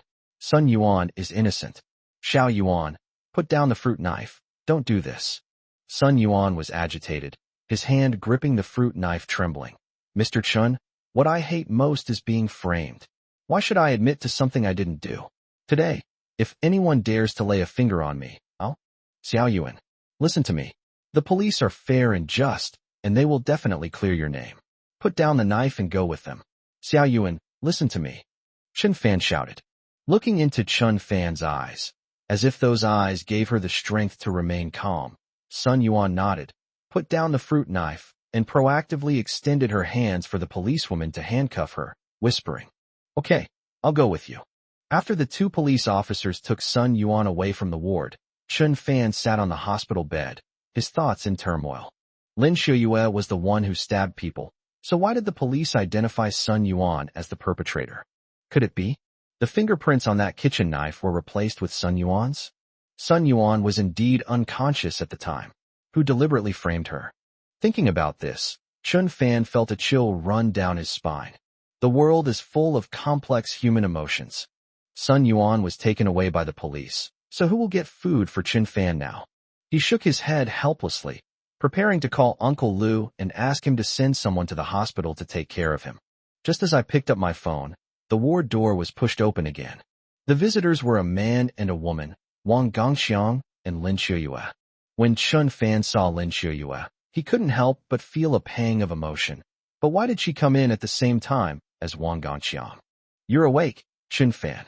Lin Xiuyue placed the fruit she was holding on the table and asked, her expression unchanged. Seeing Lin Xiuyue's cold face, Chen Fan even doubted whether it was really Lin Xiuyue herself. Lin Xiuyue is his wife. She caused Chen Fan to be seriously injured, but didn't come to take care of him for even a minute. She simply paid the medical bills and left the hospital. Even if Chen Fan really had an affair with Sun Yuan, it is a fact that she injured Chen Fan. From the perspective of being husband and wife, she has an obligation to take care of Chen Fan both morally and logically. In reality, Lin Xiuyue was heartbroken when she discovered Chen Fan's affair with Sun Yuan. She has made up her mind to divorce Chen Fan. This is a decision that almost no one can change. That day, after taking Chen Fan to the hospital and paying the fees, Lin Xiuyue stood at the window on the 16th floor, facing the wind, and really had an impulse to jump and end her troubles. She was heartbroken. She never imagined Chen Fan was such a scumbag. Since marrying Chen Fan, she has endured countless cold stares and ridicule. Various voices have advised her to divorce him, saying that with her qualities, finding any quality man wouldn't be a problem. But she didn't do that. Lin Shiyue persevered. She wanted to use her steadfastness and devotion to win Chun Fan's unwavering loyalty, so that they could live happily together for the rest of their lives. Unexpectedly, Chun Fan and Sun Yuan were secretly stealing in their own kitchen. I saw it with my own eyes. She wasn't unaware of the rumors about Chun Fan and Sun Yuan's ambiguous relationship, but she dismissed them with a laugh, believing Chun Fan would never betray her. One was her devoted husband, the other her loyal subordinate. How could they possibly conspire to do something so morally reprehensible as to hurt her? Now, what she thought was nonsense has become an indisputable fact. Lin Shiyue was utterly desperate. I must divorce Chun Fan, the sooner the better. Moreover, in order to prove that she has better options after leaving Chun Fan, she must marry another man as soon as possible. So, in the midst of the chaos that day, Lin Shiyue's first thought was not to call 120 for an ambulance, but to call her college classmate, Wang Gongxiang, who had been pursuing her. She didn't know why she called this disgusting man. In that instant, she realized how helpless she felt. Besides Chun Fan, there were almost no other men she could rely on. When Wang Gongxiang appeared in front of her just in time, Lin Shiyue suddenly felt a little relieved. She felt that although some of Wang Gongxiang's behaviors were disgusting, he was still a man she could rely on. Later, under Wang Gongxiang's instructions, Lin Shiyue, whose mind was not yet fully clear, actually followed Wang Gongxiang's advice, wiped her fingerprints off the kitchen knife, and then let the unconscious Sun Yuan hold the handle of the knife.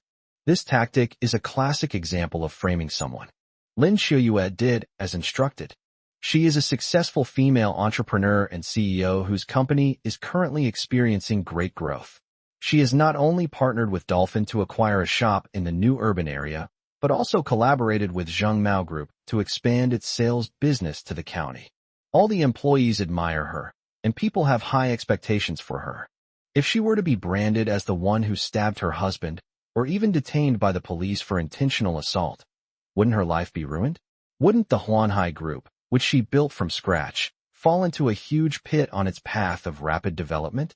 These were things she didn't want to see. Listening to Wang Gongxiang's words and shifting the blame to Sun Yuan was a wise move. Who told Sun Yuan to be a traitor, a vixen, a shameless scoundrel lurking right beside him? Lin Shiyue gave her a position, paid her a salary, and trusted her so much, but in the end, she had an affair with Lin Shiyue's husband. Those who break up other people's families should be punished.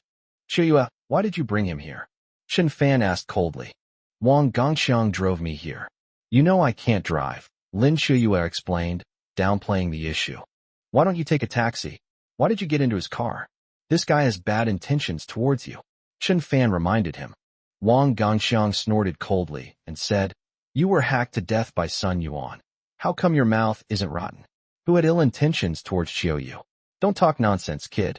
Don't think that just because you're sick, I won't dare to touch you. Gang Chong, shut up, Lin Shiyue said coldly. Chun Fan glared at Wang Gongxiang, his eyes filled with rage. If he weren't injured, he would definitely teach Wang Gongxiang a lesson. Whoever injured me knows. Don't blame it on Sun Yuan. All right, just say it. What is the purpose of your visit to the hospital? Chun Fan said coldly. He realized that Lin Shiyue's visit wasn't simply out of sincerity, but rather she had ulterior motives. Moreover, the two are getting so close now. It's possible that Lin Shiyue's heart is no longer with him, but that she's having an affair with Wang Gongxiang. Could it be that his beloved wife would be so heartless as to divorce him and make him a cuckold? A woman like that is better off without. Chapter 136 Secondary Stitching. Chun Fan, you betrayed me and got together with Sun Yuan. That's an indisputable fact. I made it clear that day that no matter what, I want a divorce. This time I mean what I say, and this divorce isn't based on advice. It's my own decision. Contact me after you're discharged from the hospital, and we'll go to the Civil Affairs Bureau together to complete the divorce procedures. Lin Shiyue suppressed her still resentful emotions and said the above words. Her words were resolute, making Chun Fan feel her unwavering determination to divorce. But her words were like knives, constantly slashing at Chun Fan's chest, leaving him covered in wounds and in unbearable pain. Shiyue, have you thought this through? Aren't you going to give me a chance to explain? I helped bring Xiao Yuan's mother home and then cooked for them. Xiao Yuan was probably very touched and wanted to repay me. Chen Fan frowned slightly, trying his best to explain the whole incident so that Lin Xiaoyue could clear up the misunderstanding and let bygones be bygones. However, Lin Xiaoyue was a proud woman, and once she made up her mind, she would not tolerate any explanation. She covered her ears, shook her head, tears streaming down her face, and cried out, "Stop talking! Stop talking! I won't listen! I won't listen to a single word." Seeing Lin Xiaoyue crying again, Wang Gongxiang, who was standing to the side, got angry. Wang Gongxiang pointed at Chun Fan and angrily shouted, "You piece of trash! You should just eat your free meal properly, instead of having an affair with another woman. You're truly the worst of the worst. Now you want to explain? Too late. Listen carefully. Xiaoyu wants a divorce. You better not try anything funny. You'd better go to the Civil Affairs Bureau obediently after you're discharged from the hospital, or I'll show you how terrible the consequences of bullying Xiaoyu are. You piece of trash, heartless man, scumbag, worse than a pig or a dog. You bastard." Chun Fan flew into a rage, wanting nothing more than to tear Wang Gongxiang apart. He clenched his fists and roared, "Wang Gongxiang, have you finished cursing? I'm talking to my wife, and you're barking like a dog. Who do you think you are? Lin Xiaoyue, and I haven't even gone through the divorce proceedings yet. What right do you, a clown, have to yell at me? Even if we do get divorced, you piece of shit won't have Lin Xiaoyue. If you dare to touch a single hair on Xiaoyue's head, I'll make you disappear from this earth." "Ha ha! You piece of trash lying in a hospital bed, what big talk are you spouting? My feelings for Xiaoyue are genuine, as the sun and moon can bear witness. And let me tell you straight, Xiaoyue's parents have already agreed to our relationship to help us get to know each other better. Ha ha! Brat, am I seeing things? Why do I see a huge green field on your head?" Wang Gongxiang laughed wildly, extremely arrogant. Chun Fan's anger erupted, and despite the pain in his chest, he stood up abruptly. He stood up from the hospital bed, jumped towards Wang Gongxiang, and slammed his knee directly into Wang Gongxiang's face. Bang! Ah! Wang Gongxiang screamed in agony as he coughed up blood from the knee strike, and 5 or 6 teeth flew out. Immediately afterwards, Chun Fan rode on him and punched Wang Gongxiang in the mouth with both hands. Snap! Snap!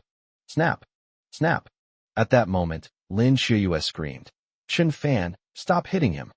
5 or 6 nurses and 2 male doctors ran in from outside the door. They worked together to pull Chun Fan away. Chun Fan's fists were covered in blood, and he was furious. Ouch! It hurts so much. Wang Gongxiang's face was swollen and turned into a pig's head. Blood kept gushing from his nose, and his eyes were swollen with black eyes. He scrambled to his feet and roared, "Chun Fan, you dare hit me. I'm not finished with you. As soon as you divorce Xiaoyu, I'll go to the Lin family to propose marriage. I'm going to marry Xiaoyu and make sure you. This good for nothing, never recover. Just you wait." "Okay, we'll see," Chun Fan replied without hesitation as the nurses pulled him along. Immediately afterwards, Wang Gongxiang and Lin Xiaoyue were asked to leave the ward by medical staff. The long-lost tranquility was finally restored to the ward. Chun Fan lay on the hospital bed again, when he suddenly felt a sharp pain in the wound on his chest. He was covered in sweat and asked the nurse to take a look. The nurse opened the gauze and frowned, saying, "The wound that was just stitched up has been torn open again. It needs to be stitched up again." Huh? Chun Fan had no choice but to lie there obediently and accept the doctor's treatment. Whatever, let them stitch it up again. Those punches I landed on Wang Gongxiang just now were so satisfying. Chun Fan was thinking this, but his stomach was rumbling loudly. He smiled at a young nurse and said solemnly, "Miss, could you please go to the cafeteria and buy me some food? I'll charge you 100,000 for the trip." The nurse touched Chun Fan's forehead and said casually, "No fever." Chun Fan was both amused and exasperated. He had genuinely intended to give 100,000 yuan as a travel fee, only wanting the nurse to bring him a bowl of fried noodles. But the nurse thought the man had a fever and was delirious because it had damaged his brain. "Perform a second suture on the wound immediately." The attending physician and anesthesiologist came in. Chun Fan said awkwardly, "Doctor, Could I have my friend bring me some food so I can eat before getting stitches? No. Can't I just hold it in? I was so hungry I had no choice. Then have your friend bring the food over. The surgery will be almost over by then. Then, Chun Fan made a phone call to Uncle Lu. 10 minutes later, Chun Fan was getting stitches when the door to the ward was pushed open. Immediately afterwards, 7 or 8 men dressed in matching white chef uniforms filed in, each carrying a gold insulated box. After the insulated box was opened, the aroma of the food instantly filled the entire ward. Mappa tofu, Westlake fish with vinegar sauce, Dongan chicken, fish-flavored shredded pork, boiled beef, stir-fried romaine lettuce, hot and sour shredded potatoes. After the last chef placed the rice from the insulated container on the table, all the chefs bowed to Chun Fan in unison and said, "Please enjoy your meal, sir," before leaving the ward. At this moment, Uncle Lu pushed open the door and entered. He was probably too old and walked slowly, and he couldn't keep up with the pace of the cooks delivering the food.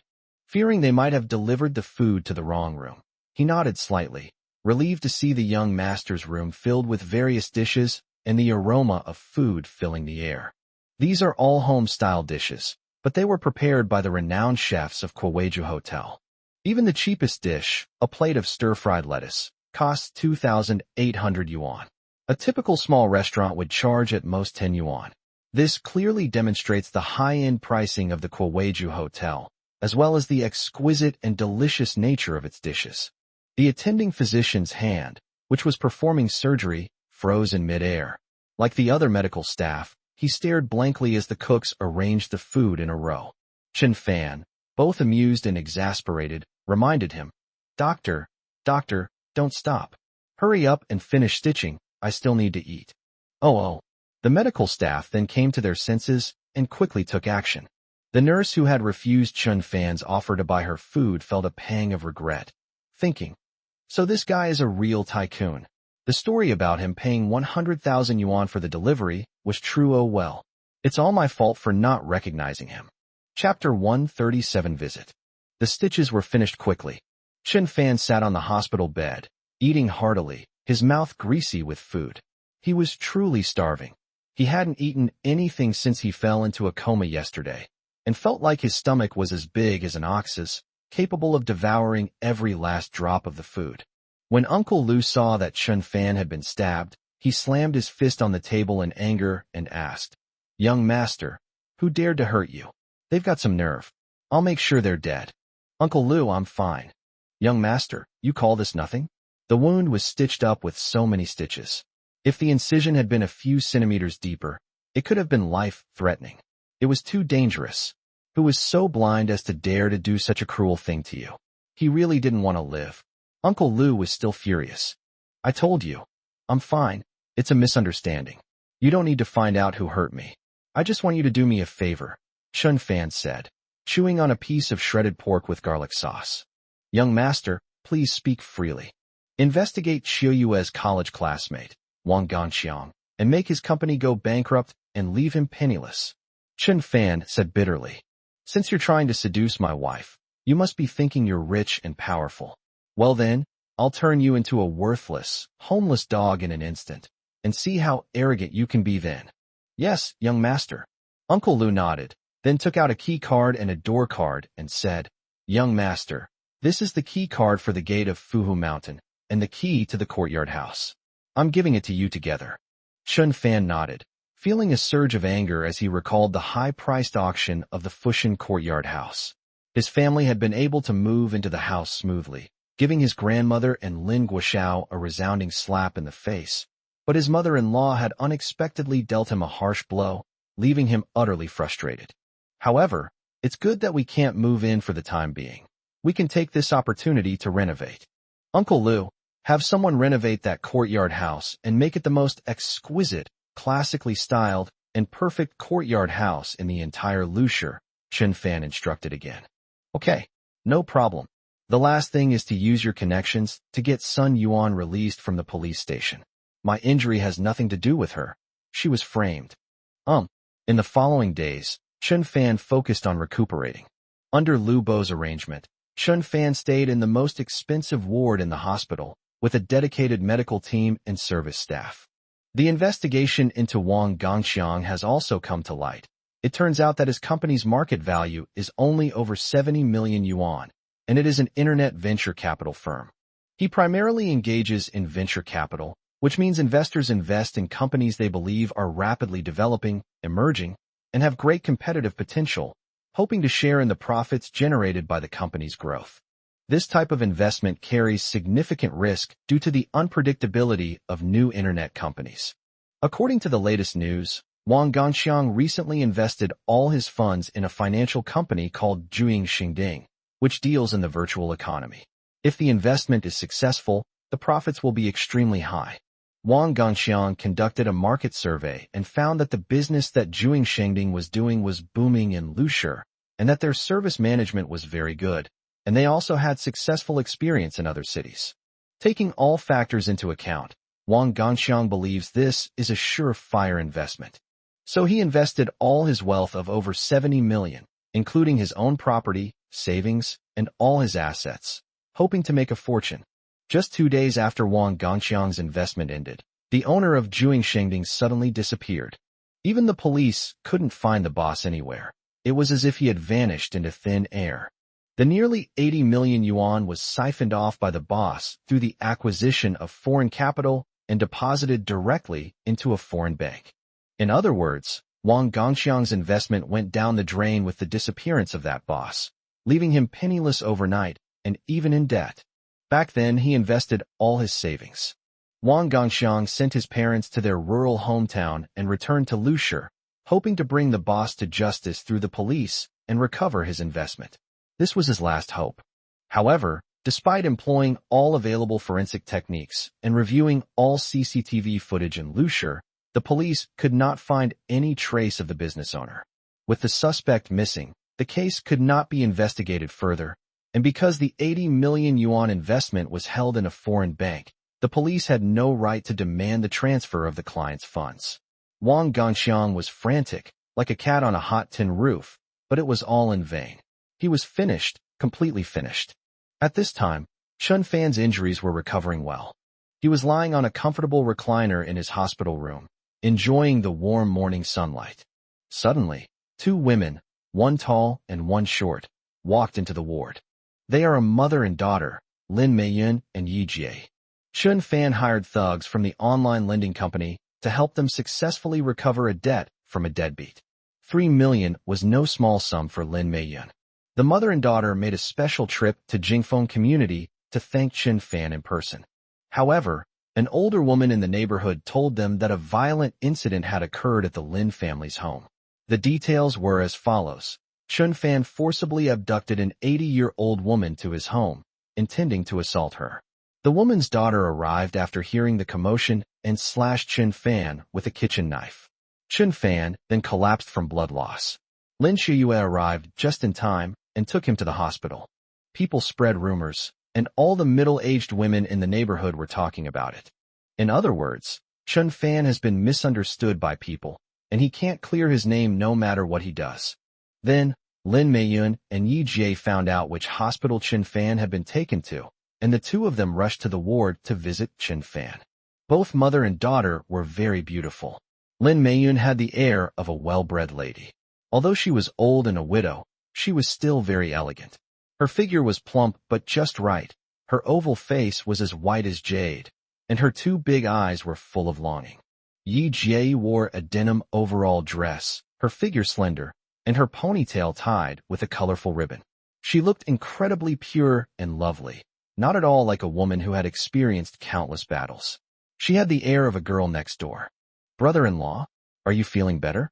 My mom and I came to visit you." Yi Jie placed the fruit basket she was holding on the table and smiled sweetly.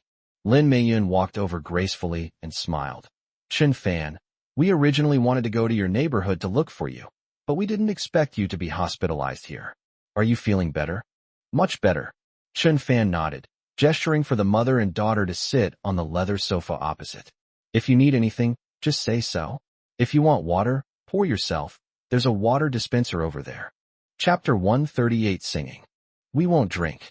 Lin Meiyun waved her hand, sat down, and continued. "Chun Fan, Thank you for helping me get that 3 million. Before, I couldn't get this debt back. That deadbeat just wouldn't pay. It was a real worry for me. I asked for it so many times, and each time I got really angry. I was almost depressed. Thanks to your help, we got the 3 million in full. That deadbeat even paid an extra 200,000 in interest. It was a really pleasant surprise.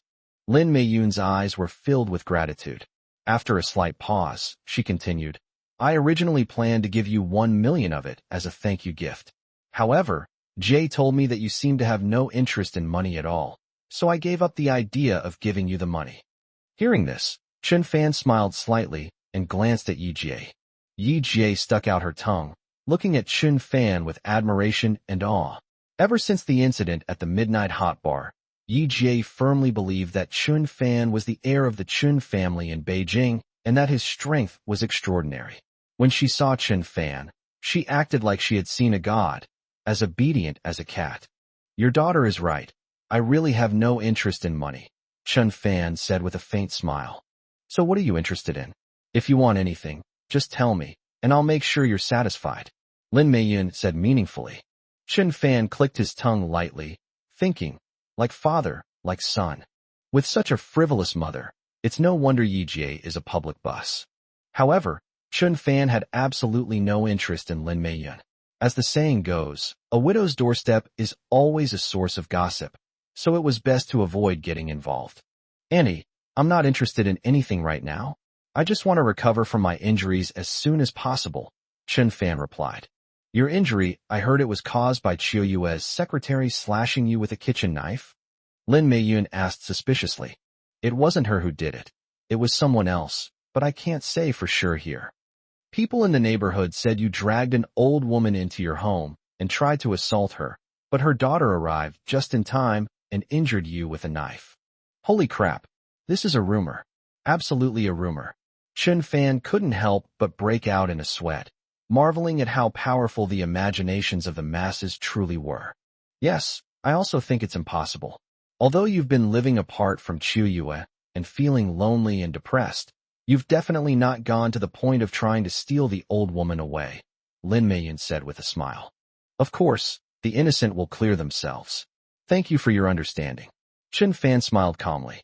Actually, I know you're in a difficult situation right now, Chen Fan. You're hospitalized here all alone, with no one to care for you or take care of you. How about we let Jay stay here these days and take care of you until you're discharged? Lin Meiyun suggested. She glanced at Yi Jie and raised an eyebrow. Yes, I can take care of my brother-in-law. Yi Jie nodded repeatedly in agreement. Whatever my brother-in-law needs, I'll give him. Chen Fan felt nauseous after hearing that. This woman, who's like a public bus, actually dares to make suggestive remarks? Chen Fan doesn't want to get sick. It's all right. I don't need anyone to take care of me. I'm almost fully recovered now, and I can be discharged as soon as the stitches are removed. Chen Fan waved his hand, declining Yi Jie's offer. Seeing that Chen Fan didn't need anything, Lin Meiyun felt a little guilty. After all, Chen Fan had helped her so much, and she felt she owed him something if she didn't do something for him. Lin Meiyun coughed lightly and asked tactfully, Then, shall Jie and I stay here to take care of you? As a married man who hasn't divorced Lin Qiuyue yet, how could he possibly do something against his conscience? Chen Fan really doesn't need any reward from the mother and daughter. However, they wouldn't leave unless they did something for themselves. They didn't want to owe Chen Fan this favor. A few old friends will be visiting Chen Fan soon. Chen Fan wanted the mother and daughter to leave quickly, but they were very insistent, wanting to repay him. Chen Fan had no choice but to say to them, How about you each sing a song as a way of repaying me? I've been so bored in the hospital these past few days. With no entertainment at all, I just want to hear people sing. Lin Meiyun's eyes lit up. Singing was her forte. She often went to high-end KTVs with a group of wealthy ladies to sing loudly. She believed that her voice was good and would surely win Chen Fan's praise. Yi Jie is an expert at karaoke. She spends almost every day there. She can sing all kinds of popular songs and even participated in the audition for The Voice of China, making it into the top 30 in Lusher. Okay, you can sing. What kind of songs do you like to listen to? Lin Meiyun clapped her hands and asked with a sweet smile. I don't have any particular preferences, so please sing your best song. Begin your performance. Chun Fan said with a smile, gesturing for the performance to begin. Lin Meiyun winked at Yi Jie and said, Mom's here first, get ready. Okay. Yi Jie nodded. Lin Meiyun stood up, head held high, exuding elegance. Facing Chun Fan and Yi Jie, she cleared her throat and sang. That night I was drunk and grabbed your hand, talking nonsense. Although Chun Fan had an urge to jump off a building, since he had chosen to listen to the song, he had to listen to it to the end. This was a sign of respect for the singer. Lin Meiyun's emotional rendition of this song is so captivating that it makes the listener feel as if they are right there in the story, leaving them wanting more.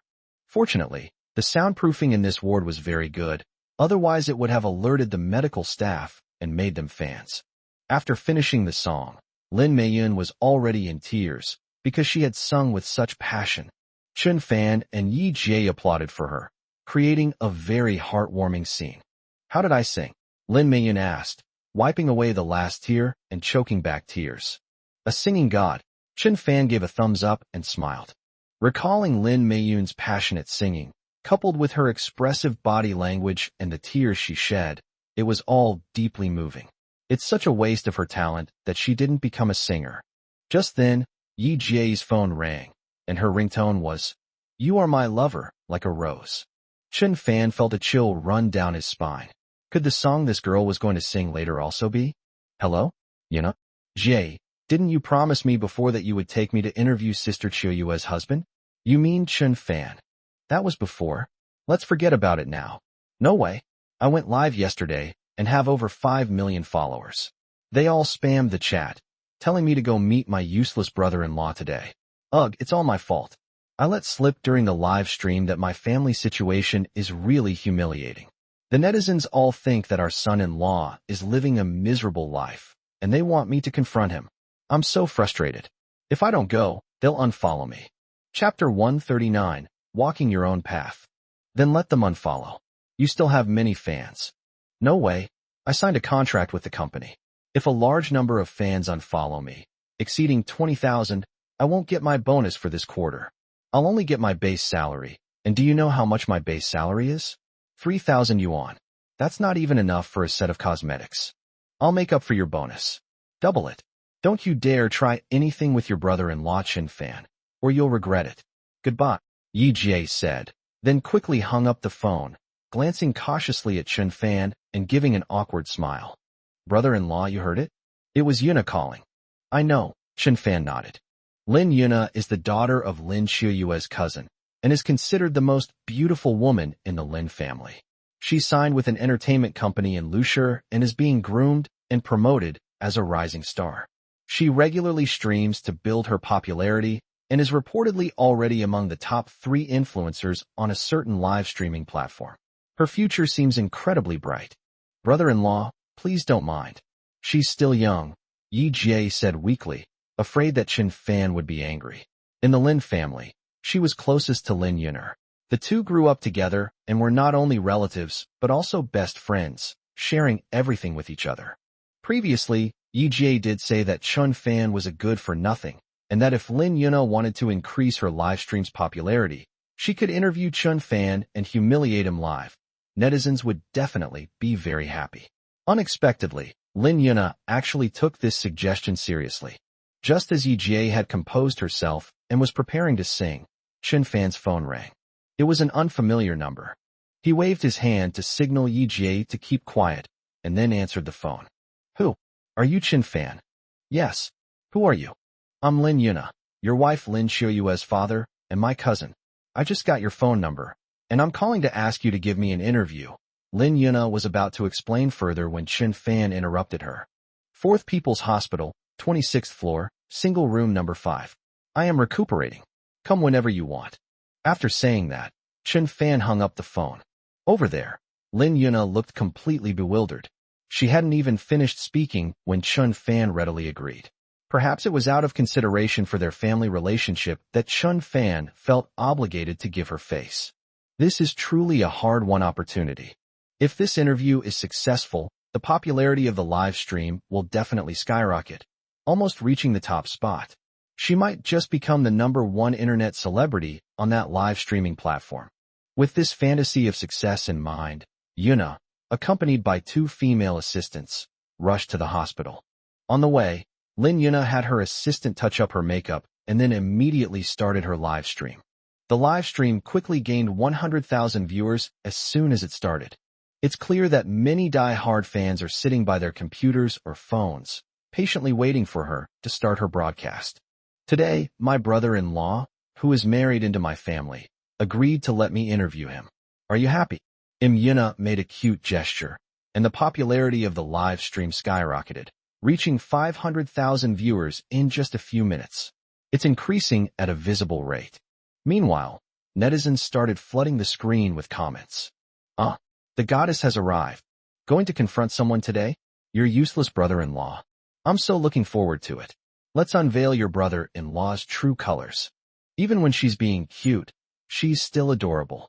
6,666. When Lim Yuna arrived at the hospital by car, her popularity soared to 1.5 million. She held up a selfie stick to show her fans the best angle. The elevator in the inpatient department was crowded. After finally squeezing in, Yuna was almost knocked over by the crowd. Who's blind? How dare they touch my goddess? Yuna, are you alright? I was so worried. What kind of lousy hospital is this? So many ugly women here. Don't touch my Yuna, or I'll fight you to the death. Yuna, don't be afraid. I'll send you 5 rockets to calm your nerves. Yuna was overjoyed to receive a flood of gifts from netizens just for taking an elevator. When they arrived at Chun Fan's hospital room, the number of visitors had exceeded 3 million. Babies, this is my brother-in-law's hospital room. Let's go see him. Yuna knocked on the door. Come in, Chun Fan called out. Lin Yuna pushed open the door and entered the ward. Chun Fan was sitting on the bed, and Yi Jie was sitting on a stool next to him, peeling an apple for him. Lin Meiyun had some business to attend to at the company, so she left first. Yuna, you really came. Yi Jie sighed softly, really wanting to find an opportunity to tell her to show more respect to Chun Fan. Otherwise, the consequences would be severe. Yuna is tall and slender, with jet black hair and flawless skin, like a peony bud about to bloom, beautiful without being gaudy, pure and lovely. She wore a fitted dress, her long legs encased in thin stockings, her beauty captivating, guaranteeing she would turn heads. She flipped her phone camera and pointed it towards the hospital bed, where netizens saw Chun Fan and Yi Jie. The barrage of comments started again. Is this Yuna's brother-in-law, the son-in-law who married into the family? Get out. I want to see my goddess. This person is hospitalized. Does he have cancer? Who's that pretty girl peeling an apple next to him? This is the good for nothing? He's not what I expected. He's actually kind of handsome. She could have made a living off her looks, but she insisted on marrying into his family. She has no dignity. Anyone who spams, one is his dad. Suddenly, the screen was filled with ones, all perfectly aligned. Jie, what are you doing here? Lin Yuna asked in confusion. I came to see my brother-in-law. He had some stitches in his chest, Yi Jie explained. Oh, Chun Fan, how's your recovery going? Can you do an interview? Lin Yuna asked, tilting her head. Chun Fan smiled calmly. This little girl had never communicated with him before, but he didn't expect her to be so direct. I'm fine. You can interview me. Ask me whatever you want. Lin Yuna nodded in satisfaction, moved closer to the hospital bed, gave Chun Fan a close-up shot, and said, That's good. First question, how does it feel to be alive and son-in-law? Upon hearing this question, the 2 assistants next to Lim Yuna couldn't help but cover their mouths and laugh. Netizens continued to comment. Wow, Yuna's first question was so sharp. Why ask questions? Just confront him directly. That kid makes me angry. What's there to ask? Being a son-in-law in someone else's family must be stifling, uncomfortable, and oppressive. That's my answer. This good for nothing is a disgrace to men. Chun Fan couldn't see the comments from netizens and naturally wasn't affected by them. He calmly replied, I've gotten used to being alive and son-in-law, and I don't care about those negative comments anymore. Maybe it's because I love my wife so deeply. As long as you love the right person, all the criticism is just passing by. There's a saying that goes, walk your own path and let others talk. Chapter 140 Internet Celebrity. Lin Yuna opened her mouth slightly, looking somewhat surprised, not expecting Chen Fan to speak in such an extraordinary way. Chen Fan didn't seem to feel any humiliation at being alive and son-in-law. Instead of complaining to the camera, he expressed his most genuine feelings. Love can conquer all. Yuna continued to ask, I heard you and Sister Chiyoyue are separated. She lives in the bedroom, and you live in the storage room next door. After Lin Yuna finished speaking, a faint, sinister smile appeared on her lips. She deliberately asked this question to embarrass Chen Fan, and she deliberately called the storage room the storage room. Let's see how you answer. Let's see how you show off. Netizens also exclaimed. He lives in a useless room. No wonder he's such a good-for-nothing. Ha ha ha. A married couple living together, but still living separately? That's inhuman. How did they put up with it? Judging by appearance, this kid has calluses on his left palm. I bet he was impotent on his wedding night and got kicked out by his wife. A good-for-nothing is a good-for-nothing, a disgrace to men. Chen Fan glanced at Lin Yuna's slightly sly expression, a hint of displeasure flashing through his mind, and replied, I live in a storage room, not the garbage room you described. My wife and I are indeed separated, perhaps because it was an arranged marriage. She hasn't accepted me yet. However, I will try my best. Before Chen Fan could finish speaking, Lin Yuna burst out laughing. Her two assistants couldn't help but burst into laughter. The screen was flooded with comments and gifs. The number of viewers in the live stream is approaching 5 million. What are you laughing at? Did I say something wrong? Chen Fan asked coldly. Lin Yuna forcefully suppressed her joy and stopped laughing. She coughed lightly and said, So all you did was make Lin Chiyoyue and her family look down on you. So they relegated you to the storage room, making you work like a servant, doing laundry and cooking every day, working like a dog, and then begging them for a meal. Why don't you just say so? Why pretend? Why make the reasons for the separation sound so extraordinary and inspiring? What are you trying to do? The two assistants beside him echoed. Yeah, it's hilarious. Yuna, don't just tell the truth. He's trying to create a good show effect for you. Yi Jie felt a chill in her heart, thinking, Yuna, that idiot, she's really stirred up a hornet's nest. Sigh, I can't help you anymore. You've messed with the wrong person, and I don't want to get dragged into this. Yuna, brother-in-law, I have some things to take care of at my company. You guys continue with the interview. I'm heading back. Yi Jie said, and quickly walked out of the ward. Hey, Jie, don't go. Lin Yuna called out, watching Yi Jie's retreating figure. Yi Jie left without looking back, thinking, Yuna, I hope your next question isn't too sharp. If you anger Chen Fan, you'll die a very rhythmic death. Babies, the pretty lady has to go. If you like her, give her a thumbs up. Let's continue our interview with this loser, the third question. Lin Yuna thought for a moment and asked, Chen Fan, I heard that you don't earn a penny and live off your wife every day. Sometimes you save 2 or 3 cents when you go grocery shopping and secretly hide them in your little savings. Is that true? How much money have you saved? Will it scare me to death if you tell me? Chen Fan smiled slightly and shook his head. Under the guise of an interview, Lin Yuna subtly belittled and humiliated him to achieve entertainment, bring joy to netizens, and boost her popularity. Chen Fan thought to himself, Lin Yuna, I can boost your popularity to the sky right now, and then I'll make you fall hard and be smashed to pieces. As the saying goes, the higher you fly, the harder you fall. We'll see. Let the netizens witness it. At this moment, the number of viewers in the live stream reached 7 million. This is the highest popularity Yuna has ever had since the show started airing. She stared at the popularity rating, overjoyed. So, netizens enjoyed watching her roast people. Then she would roast this good-for-nothing Chen Fan properly. Anyway, he was a coward, a weakling whom everyone bullied, and dared not fight back. Yuna is determined to seize this opportunity to boost her popularity and strive to become the #1 influencer on the live streaming platform. She wants to bring glory to her company. If she can really win the title of most popular streamer through this live broadcast, then President Kai will be overjoyed. She will definitely give her a bonus and even promote her to be the company's top female streamer. This is similar to the performance of a sales company. The higher the performance, the happier the boss will be, and the more he will value and cultivate you. Thinking this way, in an instant, Lin Yuna almost felt like she was flying up to the sky and standing shoulder to shoulder with the sun. Hey, Chen Fan, why aren't you saying anything? How much money did you save? Tell us quickly, the netizens are waiting. Lin Yuna urged when she saw Chen Fan hesitate. I don't have much money.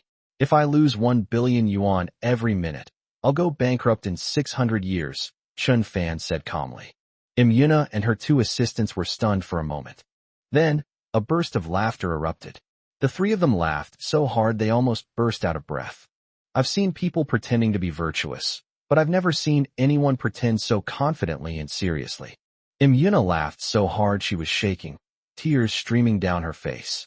Netizens also burst into laughter, showering her with gifts and comments. I burst out laughing. I've never seen such an idiot before. So rich and still a live-in son-in-law. He's obviously just bragging. Is this guy some kind of clown hired by the monkeys? Why is he so funny? This poor bastard is quite humorous. I'll send him a rocket. Remember to kneel down and thank me. He can talk big without blushing or skipping a beat, as steady as a dog. He's truly a genius. Seeing that Lin Yuna had been laughing for a full minute without stopping, Chen Fan asked in a cold voice. Have you laughed enough? Lim Yuna then clutched her stomach, took a few breaths, tried hard to stop laughing, and shouted. Okay, you're rich. All right. Chen Fan looked at Lin Yuna and continued to ask, you don't believe me? Yuna raised her middle finger, stuck out her tongue, and said, I'd rather believe in ghosts than believe your lying mouth. Netizens praised Lim Yuna. Yuna, that was great. Give this good-for-nothing a good talking back. Yeah, no man is any good. This guy probably only managed to marry the female CEO and live off her by using sweet talk. Nobody believes you're rich. The money you've saved from buying groceries is probably no more than 1,000 yuan in savings. That coin looks like it, and you're offering 1,000? I think he has at most 100. So poor, yet he's staying in such a luxurious single hospital room. What a waste of his wife's money. If I were you, I'd jump off the 26th floor and kill myself. You worthless dog. Chen Fan sneered, no longer looking at Lin Yuna's pretty face. What a beautiful exterior, yet it conceals a filthy, vile soul. It's truly a pity. Then, if you are unjust, I will be unjust too. Chapter 141 arriving just in time. Hey, Chen Fan, why aren't you saying anything? Lin Yuna saw that the popularity of the live broadcast room had reached its peak, 9.3 million. It's about to break 10 million. If she works a little harder and breaks the 10 million mark, she'll definitely become the platform's #1 influencer. Let's push harder and give it our all to crush that loser. Chen Fan snorted coldly and said, What do you want me to say? You won't believe me even if I tell you. Yuna scoffed. If I believed you, wouldn't I be just as stupid as you? So, your interview is over, and now you're criticizing me? Chen Fan asked calmly. So what if I curse you? Who do you think you are? Anyone can curse you. Why can't I? You've been kicked out of the Lin family. You're a stray dog now. Everyone knows that. You're a waste of medical resources in the hospital, a waste of air while alive, and a waste of land when you're dead. A poor bastard who lives off a woman, and you're still putting on airs in front of millions of netizens? You're not ashamed, you're proud of it? Your life can be summed up in 8 words. A ridiculous birth, a pathetic death. Lin Yuna rattled off a string of words, feeling quite satisfied, as if she had unleashed all the contempt and ridicule she felt for Chen Fan. It was done in one go, with complete confidence. Immediately, gifts and comments flooded the live stream, and the number of viewers reached 9.8 million. Goddess Yuna, well said. You've got that guy dead. That's absolutely right. It's a disgrace for a man like that to live in this world. Haha. Every mother hopes for a good child. I feel sorry for his mother. What a sad thing. Didn't Yuna mention that he was an orphan? An orphan? No wonder someone raises him, but no one educates him. He's full of lies. Disgraceful trash. Chen Fan sighed softly, glanced at Lin Yuna, and said seriously, Lim Yuna, as a relative, I'm giving you one last chance. Wash my feet. I'll consider everything that happened today as a thing of the past and won't hold it against you. Otherwise, I'll make you cry rhythmically in front of millions of people. Yuna? The two assistants were furious when they heard Chen Fan dare to insult Lin Yuna, and they pointed at Chen Fan and shouted angrily. This piece of trash, how dare he spout such nonsense? Has he lost his mind? Let Yuna wash your feet? What the hell? Have you eaten too much shit? Lin Yuna was trembling slightly with anger. She really wanted to curse Chen Fan, but she was afraid that if she used foul language, her live stream would be banned. The current popularity is 9.8 million, which is 200,000 short. Looks like I'll have to pull some stunts. Suppressing her anger, Lin Yuna pulled back her two assistants who were rolling up their sleeves and said, "Don't be impulsive. If you get violent, my live stream will be in trouble." But, Yuna, this good-for-nothing actually made that request of you. Don't get agitated. It's just asking me to wash his feet. Okay, you guys take the phones and help me live stream. Lin Yuna handed the phone to an assistant, then walked to the faucet in the corner with a dark expression. Because it is a private VIP ward, there is a sink inside, and the water is purified at a moderate temperature. Lin Yuna took a plastic basin, filled it with water, and turned to walk towards Chen Fan. She was so angry her scalp tingled. How dare you ask me, Lin Yuna, to wash your feet? Who do you think you are? Okay, I'll wash you, I'll wash your whole body. This basin of water, I'll splash you to death, you scumbag. Meanwhile, netizens flooded the screen with comments condemning Chen Fan and encouraging the goddess. Yuna, splash water on that trash's face and see if he dares to bark like a dog again. Don't be angry, Yuna goddess. Tell me which hospital this is, and I'll help you beat him up. How can a man like this have the nerve to live in this world? He's disgusting. Yuna, if you splash water on him, I'll send you 20 rockets. Let's celebrate. As Lin Yuna walked step by step towards Chen Fan, at the critical moment, the door to the ward was pushed open, and at the same time, a sharp voice rang out. Lim Yuna, stop right there. When Yuna turned around, she was so shocked that she froze on the spot. She opened her eyes wide, confirming that she wasn't seeing things. The person who came was actually Kai Lily, the boss of their Fatian entertainment company. Mr. Kai, why are you here? Lin Yuna was completely confused. Put the basin down first. You brat, you really don't know your place. Kai Lily was very angry, her brows furrowed, and she walked over quickly in her high heels. Two bodyguards in black suits and sunglasses followed behind Kai Lily. They looked serious and somewhat imposing. I understand. Kai Lily obediently put the basin on the ground and looked at Kai Lily again. Snap! A resounding slap landed directly on her fair, perfect cheek. Kai Lily's slap was very forceful. I felt my hand go numb. Who gave you permission to cause trouble here? If you're going to do a live stream, why come to the hospital and disturb the patients? Don't you have any morals? How have I ever taught you all this? Kai Lily roared like a lioness. The two assistants trembled with fear, and just as they were about to put away their phones that were broadcasting live, Chen Fan glared at them and said, "Keep the live stream going. Don't stop." Kai Lily also shouted, "Did you hear what that gentleman said? Don't stop." The two assistants nodded repeatedly and continued to broadcast everything happening in the ward. Those netizens who witnessed Yuna being slapped were outraged. Where did this tigress come from? Don't hit my Yuna. She seems to be the boss of Yuna's company, surnamed Kai. She usually treats her subordinates very well. What? My poor Yuna. Her face is all red from being slapped. It's such a beautiful face. How could that woman do that? Don't cry, Yuna. I'll send you a gift to support you. At this moment, Yuna's live stream finally reached 10 million viewers. However, these 10 million netizens witnessed a live stream with a completely different style from the previous ones, namely, Lim Yuna being beaten. Upon learning that Chen Fan was hospitalized in the morning, Kai Lily immediately put aside her work and went to the hospital to visit him. She was in a boutique fruit shop, about to buy some high-end gifts, when she suddenly noticed a shop assistant watching a live stream. The streamer was none other than Lin Yuna from her company. After glancing at the live stream and hearing Lin Yuna's sharp insults directed at Chen Fan, Kai Lily was terrified and then enraged. She immediately drove over. How could she tolerate her employees being disrespectful to Chen Fan? They've got some nerve. So, Kai Lily decisively slapped Lin Yuna. Even if she's an internet celebrity, a beautiful young actress, and the company's future pillar, so what? If she offends the young master, she won't even know how she died. Chapter 142, The Big Boss Arrives. Sir, I'm so sorry. This is someone from my company. She offended you just now. Please don't take it to heart. I saw the live stream and rushed over immediately. Fortunately, she didn't do anything more outrageous. I apologize again. Please forgive me. Kai Lily bowed deeply to Chen Fan, full of remorse.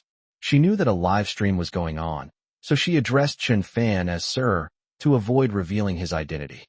Furthermore, Chen Fan had reminded them not to call him young master in front of outsiders. President Kai, this person is useless, Lin Yuna wanted to explain, but before she could finish speaking, another crisp sound rang out. Snap. His other cheek was swollen from being hit by Kai Lily. The fingerprints were so clear, showing how much force Kai Lily had used. Lin Yuna relied on her looks for a living, but now her face was red from being slapped, and there was a trace of blood at the corner of her mouth. She couldn't understand why her boss would protect a good-for-nothing. She was heartbroken. She was pampered from a young age and was regarded as the apple of the eye of the Lin family. She was also the most beautiful girl in the entire family. She's the class beauty, the school beauty, and the family beauty. She's never been slapped in the face before. Wah! Lin Yuna finally burst into tears, her tears flowing down her face like beads from a broken string. Netizens were heartbroken upon seeing this. My Yuna, don't cry, I'm so sad. Wah, I cried too. Goddess, stop talking. A wise man doesn't fight a losing battle. You bitch, why did you hit my Yuna? Don't let me run into you on the street. Yuna, fight back. Stand up for yourself, quit your job. We'll support you. Chen Fan smiled slightly and said, forgive her? I gave her a chance before, letting her wash my feet, and this feud could be resolved. But she seems a little unwilling, and even wanted to splash water on me. What? She dared to splash you? Seriously, I'm so angry. That ignorant brat. Lin Yunner quickly washed the master's feet, begged for his forgiveness. Kai Lily shouted. But Lim Yuna was extremely aggrieved and conflicted. Why? Why is President Kai so angry? She slapped me twice. Even if I was in the wrong first, she has already slapped me. Why should I wash Chen Fan's feet? To be honest, Lin Yuna has never washed her own parents' feet in her life. Yet she has to wash the feet of someone like Chen Fan. Can she accept that? What are you all standing there for? Hurry up, Kai Lily continued imperiously. Hurry up, otherwise you'll get out of my company. I'll get the entire entertainment industry to blacklist you, so you'll never be able to make a comeback. Hearing Kai Lily say this, Lin Yuna's heart raced. If what she said is true, then wouldn't Yuna's dream be ruined? Okay, I'll wash. Yuna nodded, bit her lower lip, and carried the basin to the bedside. She squatted on the ground, looking up at Chun Fan with a complicated expression, and murmured, Sir, please begin washing. Yes, that's more like it. Chun Fan rolled up his trouser legs and put his feet into the basin. Then, witnessed by millions of netizens, their goddess, Immune, earnestly helped Chun Fan wash his feet. Chun Fan smiled with satisfaction and said, Not bad, you're quite serious about your work. You even washed the mud out of your fingernails. Kai Lily almost burst out laughing. Seeing that the young master was no longer angry and his attitude towards Lin Yuna had softened, Kai Lily breathed a sigh of relief. Kai Lily just slapped Lin Yuna twice and ordered Lin Yuna to wash Chen Fan's feet. In fact, she was protecting Lin Yuna in a roundabout way. As someone who once worked for the Chen family, Kai Lily was well aware of how miserable the consequences would be if she offended them. After washing his feet, Chun Fan sat back on the bed, completely at ease. I felt refreshed and my blood was flowing smoothly. If Yuna, Lim Yuna, didn't become a celebrity or internet influencer, but instead worked as a foot masseuse, she would definitely be a master. Netizens watched the entire process of their goddess washing another man's feet, and many couldn't bear to watch anymore. The number of viewers in the live stream almost collapsed, dropping to just over 6 million. Kai Lily bowed and scraped, saying, Sir, are you not angry now? Lin Yunner, come here quickly and apologize to the sir. Lin Yuna walked over blankly, faced Chen Fan, and whispered, I'm sorry. The sound was too soft, so you drank the foot bath water, Chun Fan said casually. Kai Lily swallowed hard, not expecting Chun Fan to say that. She was exasperated. This Lin Yunner, if she wanted to apologize, she should have spoken louder and more sincerely. Honestly. And those two assistants, let them drink too, Chen Fan said. pointing to his two assistants. Both of them shuddered at the same time, and sweat broke out on their backs. "Are you three deaf? Hurry up," Kai Lily shouted. The two assistants exchanged a glance, and then simultaneously ran towards the ward door, attempting to escape the scene. At this moment, the two burly bodyguards grabbed them without explanation and dragged them over, giving them no chance to escape. Immediately afterwards, under Kai Lily's intimidation and the supervision of the bodyguards, Lin Yuna and her two assistants exchanged glances, their faces full of worry, and silently drank it down. Afterwards, Chun Fan punished the three of them by making them stand by the window and not move. The live stream room has been shut down after the moderators detected the anomaly. A few minutes later, Chun Fan's old friends arrived. Su Ziheo, the owner of Kwaeju Hotel, carried an exquisite fruit basket containing genuine fruits such as blueberries, black tomatoes, and red bananas, worth 8,880 yuan. Zhu Feng, the owner of the Midnight Fire Bar, sent a premium flower basket containing pure white lilies, all yellow carnations, pink roses, and other flowers imported from abroad, worth 12,800 yuan. Gao Yong, the owner of Yuanshan Construction Company, held a box of expensive tonics, which contained Austrian abalone, Japanese shark fin, top-grade bird's nest, wild cordyceps, and super-concentrated royal jelly, worth 33,600 yuan. These big shots are all worth hundreds of millions and are well-known figures in Lushur. How could Lin Yuna and the others not know them? To my utter surprise, these bigwigs came to visit Chun Fan, and they brought expensive gifts that were quite pricey. Their hearts were deeply moved. They all stretched their chins, staring incredulously at what was happening before them. "Sir, are you feeling better?" Su Ziheo asked with concern. Chun Fan nodded slightly. "Much better. Who dares to hurt you like this? I'll kill him." Zhu Feng clenched his fists and asked angrily. "It's all in the past. It was a misunderstanding. Please don't investigate or get involved," Chun Fan cautioned. He knew these people cared deeply for him and were utterly loyal. If they found out who had harmed Chun Fan, that person would be in deep trouble. In Lushur, these big shots don't have much of a way to deal with top-tier families, but taking care of an ordinary person is a piece of cake. Chapter 143, Fully Recovered. "I'll do whatever you say." Zhu Feng nodded, calming his anger. Gao Yong asked, "Sir, how is the hospital environment here? Are you alone now? Would you like me to arrange a servant to take care of you?" "No need."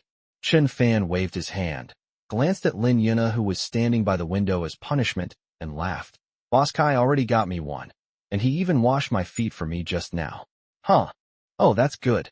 Gao Yong looked at Lin Yuna, his eyes lighting up, and said, "Hey, isn't this that internet celebrity? I often watch her live streams. Let me think, Yuna. Isn't she right? Wow. Kai Lily, you really know how to flatter. You even sent a star from the company." "Of course, only you, sir, can enjoy such a blessing." "Huh." Kai Lily covered her mouth and laughed. At this moment, Chun Fan stared at Lin Yuna with a pair of hawk-like eyes, which made Lin Yuna tremble all over in fright. "Lin Yuna, do you still think I'm a poor guy?" Lin Yuna waved her small, white hand, her voice trembling, and said, No, brother-in-law, you know so many big bosses, how could you be poor? You're usually too low-key. It's all my fault for not recognizing your greatness. I'm sorry. I'm really sorry. A good influencer is one who admits their mistakes and corrects them. You three go out for a bit. I have something to say to them." Chun Fan gave the order, and the three of them quickly left with their heads down. Stepping out of the ward, they breathed a sigh of relief, feeling like birds escaping their cages and gaining freedom. Inside the ward, Chun Fan asked his four old friends to sit down. Next, he shared some of his recent plans and ideas with them. All four expressed their determination to implement Chun Fan's instructions and ensure the completion of the tasks assigned by Chun Fan. A few days later, Chun Fan was discharged from the hospital. It can be said that it has made a full comeback. He has already arranged to meet Lin Qiuyue at the Civil Affairs Bureau today to complete the divorce procedures. Since Lin Qiuyue doesn't believe him at all and is convinced that Chun Fan cheated on her with Sun Yuan, what explanation does Chun Fan have? If even the most basic trust between husband and wife is gone, what kind of life can they possibly have together? The sooner you leave, the easier it will be. At 2 p.m., Chun Fan drove to the entrance of the Civil Affairs Bureau and waited for Lin Shiyue. It wasn't until after 3 p.m. that Lin Shiyue finally hailed a taxi and arrived. "You're late," Chun Fan coldly reminded him. "I have something to do, sorry." Lin Shiyue didn't look like she was there to file for divorce today, because she was dressed very fashionably and looked very beautiful. She wore a flowing royal blue dress, her hair was styled in a high bun, and she wore light makeup, giving her a fresh and elegant look. Her long, slender legs were clad in black stockings, paired with white high heels, making her a truly fashionable beauty. "You're dressed like this, coming to the Civil Affairs Bureau with me? You're so happy about getting a divorce." Chun Fan felt a surge of frustration. "Okay, to be honest, I need one last favor from you. My best friend invited me to a party today and insists I bring you. They're all single, and each of them is with a young, handsome guy. I can't go alone. Can you cooperate? Just this once, after the party, we'll get a divorce tomorrow. For the sake of our past as husband and wife, please do me this favor. I don't want everyone at the party to talk about my divorce and laugh at me," Lin Shiyue said pleadingly. Having not seen him for several days, she did not inquire whether Chun Fan had fully recovered. She also did not apologize for wielding a kitchen knife and injuring Chun Fan. Instead, she wanted Chun Fan to help her one last time, to play husband and wife at her best friend's party. Chun Fan felt a deep pain in his heart, as if his heart was being torn apart. However, looking at Lin Shiyue's perfect face and hearing her familiar voice, Chun Fan's heart softened. After all, they were husband and wife. Why be so heartless? Let's help her one last time. Other beautiful women are all kept, pampered, and spoiled like children by men. For the past 2 years, Chun Fan has been supported by his wife. Not only that, Lin Shiyue has also been burdened with too much pressure. All of this is Chun Fan's fault towards her.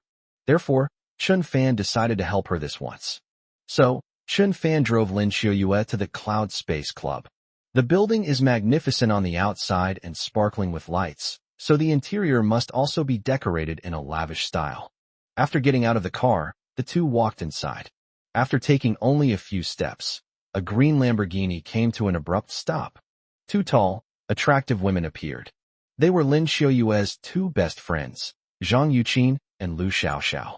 Both women were wearing low-cut halter dresses with only a few straps tied at the back, making it appear as if they were not wearing any clothes from behind. Moreover, this skirt is super short. If it weren't for the safety shorts, you could go to the toilet standing up. The 2 beauties had fair and delicate skin, and their long, alluring legs were particularly striking. One wore flesh-colored stockings, and the other wore pink fishnet stockings, attracting many passers-by to turn their heads and linger. They were a feast for the eyes. Autumn moon. 2 beautiful women walked over with smiles on their faces after seeing Lin Shiyue. The 3 best friends hugged each other, and Lin Shiyue smiled and said, "Yuqin, Xiaoxiao, it's been a long time. You've both become more and more beautiful." Zhang Yuqin said with a charming smile, "You're not bad either. You've become even more charming." Lu Xiaoxiao glanced at Chun Fan and asked, "Is this your husband, Chun Fan?" Although they were filled with contempt, the 2 beauties didn't say anything more because they didn't want to embarrass Lin Shiyue. They wear high-end women's clothing such as Gucci and Hermes, and use cosmetics that cost at least tens of thousands of yuan a month. Chun Fan was wearing a simple shirt and jeans, along with a pair of Antas sneakers, and his entire outfit cost no more than 300 yuan. Compared to the several beautifully dressed women, Chun Fan looked like their driver. This wasn't surprising. Who knew Lin Shiyue had a girls' get-together today? "Shiyue, let's hurry up and go upstairs. The sisters are all waiting." Lu Xiaoxiao pulled Lin Shiyue inside, turned around, and glared at Chun Fan with a look of disgust. The 4 arrived at the elevator. Because there were too many people in the elevator, only 2 people could get on at a time, so Lin Shiyue and Lu Xiaoxiao went up first. While Chun Fan and Zhang Yuqin were waiting for the elevator, Zhang Yuqin turned her head and looked Chun Fan up and down, saying in a disdainful tone, "Chun Fan, right?" "Hello," Chun Fan said calmly. "Chun Fan, I've heard about your family's situation. I hope you and Xiaoyu can divorce as soon as possible and go your separate ways. It's better for everyone." Zhang Yuqin didn't mince words and directly stated her thoughts. As Qiuyu's sister, I want her to meet the right person instead of being trapped in an arranged marriage and suffering for the rest of her life. Chun Fan said coldly, "This is my family matter. It doesn't seem to have anything to do with you, does it? Why is the emperor more worried than the eunuch?" Zhang Yuqin snorted and said, "Qiu Yue is my best friend. Her business is my business. I just don't understand. How can you let a woman support you? You can't earn a penny. You have nothing. What face do you have to be with someone as outstanding as Qiu Yue?" Chapter 144 Cloud Space. Looking at Zhang Yuqin's arrogant and conceited pretty face, Chun Fan smiled coldly. "Zhang Yuqin, single women like you, who are too picky and arrogant, don't understand the principles of mutual love and respect between husband and wife. Since you don't understand love, you can't be loved either. In my opinion, you are very pathetic." "What?" Zhang Yuqin frowned slightly, and 3 playful crow's feet appeared at the corners of her eyes. She said, "You call me a leftover woman? Who do you think you are? Let me tell you, Chun Fan, even if Qiu Yu doesn't divorce you, you can forget about ever entering our circle of girlfriends. They say women are like clothes, and we sisters are brands you can't afford." "Huh." Chun Fan sneered, an imposing aura rising within him, sending a chill down Zhang Yuqin's spine. His tone was sharp. "Zhang Yuqin, if someone like you were wearing a piece of clothing, I wouldn't even bother. Don't underestimate a young man's potential. Today I have nothing. Tomorrow you won't be able to afford me. Your third-rate circle is beneath my notice. If Qiu Yu hadn't insisted I come, I wouldn't have come. Just wait and see. In the near future, I'll leave you speechless." "Oh, you think you can do that?" Zhang Yuqin asked disdainfully. "Yes, me. Remember, my name is Chun Fan." He finished speaking and turned to walk up the stairs. He didn't want to share an elevator with this kind of cheap, obnoxious woman. That's ridiculous. I don't know where a gigolo gets such confidence. Anyway, I will definitely persuade Qiu Yue to divorce you and escape this misery. Zhang Yuqin stared at Chun Fan's back, clenched her small pink fists, and said as if making a vow. Zhang Yuqin, still seething with anger, got into the elevator. She never expected that Chun Fan, a lowly son-in-law who had married into the family, would dare to speak so arrogantly and criticize her. She wasn't from an ordinary family. There's a reason why she has high standards and is picky. Because she is the eldest daughter of the Zhang family in Lushi. What right does a good-for-nothing like Chun Fan have to talk back to her? Zhang Yuqin was angry, but she couldn't let her girlfriend see it. She thought to herself, why bother arguing with a dog? If a dog bites me, am I supposed to bite back? In any case, she and Chun Fan are not on the same level at all, so why bother arguing? Thinking about it this way, Zhang Yuqin's anger subsided considerably. Soon, we took the elevator to the 6th floor. After seeing Zhang Yuqin go in, Chun Fan tidied his hair and clothes, and then pushed open the door and entered as well. This is a luxurious private room, with more than a dozen young men and women sitting on a U-shaped sofa.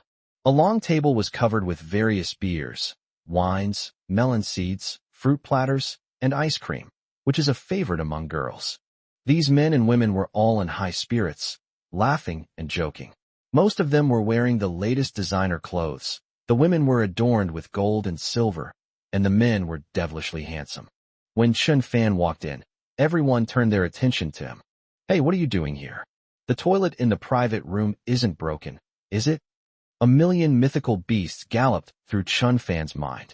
Damn it, do they think I'm a toilet repairman? He is Qiu Yue's husband, Chun Fan. Lu Xiaoxiao, who was sitting next to Lin Qiu Yue, introduced. At this moment, a slightly overweight man stepped forward with a big smile on his face. The man sported a mohawk, had a protruding belly, wore a black suit, a gold chain on his left wrist, and a glittering gold ring on his right thumb, a typical nouveau riche look. Hello, Brother Chun Fan. My name is Niu Jiangwo. Nice to meet you. Niu Jiangwo pulled a business card from his bag and handed it to Chun Fan, appearing very enthusiastic. The two shook hands. Niu Jiangwo smiled, revealing about 7 or 8 gold-plated teeth that were quite dazzling. This surprised Chun Fan a bit. I thought these people were all snobs and unapproachable, but I didn't expect there to be one oddball. Chun Fan took the business card and nodded slightly. Niu Jiangwo, why do you hand out your business cards to everyone you meet? You nouveau riche just can't shake this bad habit. Lu Xiaoxiao sneered. We all know your family owns a mine. Haven't you finished mining it yet? Niu Jiangwo scratched his big head and laughed. We're almost done digging, but our family's more than 700 mu of land was recently requisitioned. Local tycoon. Chun Fan sat next to Lin Xiuyue, behaving neither servilely nor arrogantly, and smiling at the entire audience. Even though many of the gazes were unfriendly, Chun Fan did not lower his head. Xiuyue, you've become more and more beautiful. When I was pursuing you, you were a fresh-faced young man, but now you've become a chubby middle-aged man.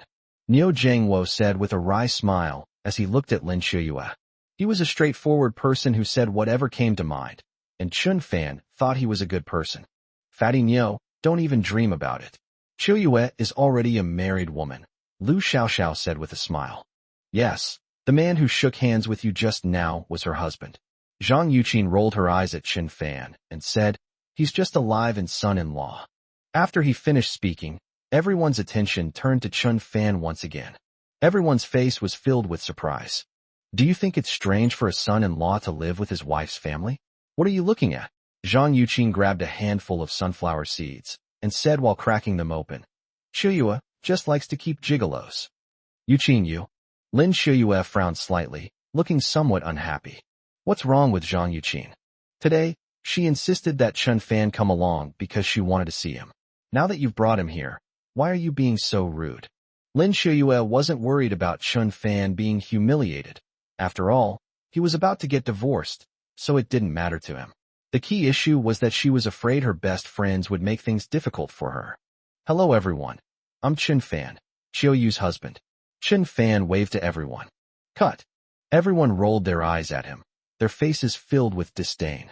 Only Niu Jiangwo, sensing the awkward atmosphere, proactively poured Chun Fan a cup of tea and brought it over, saying with a smile, Brother Chun, have some tea.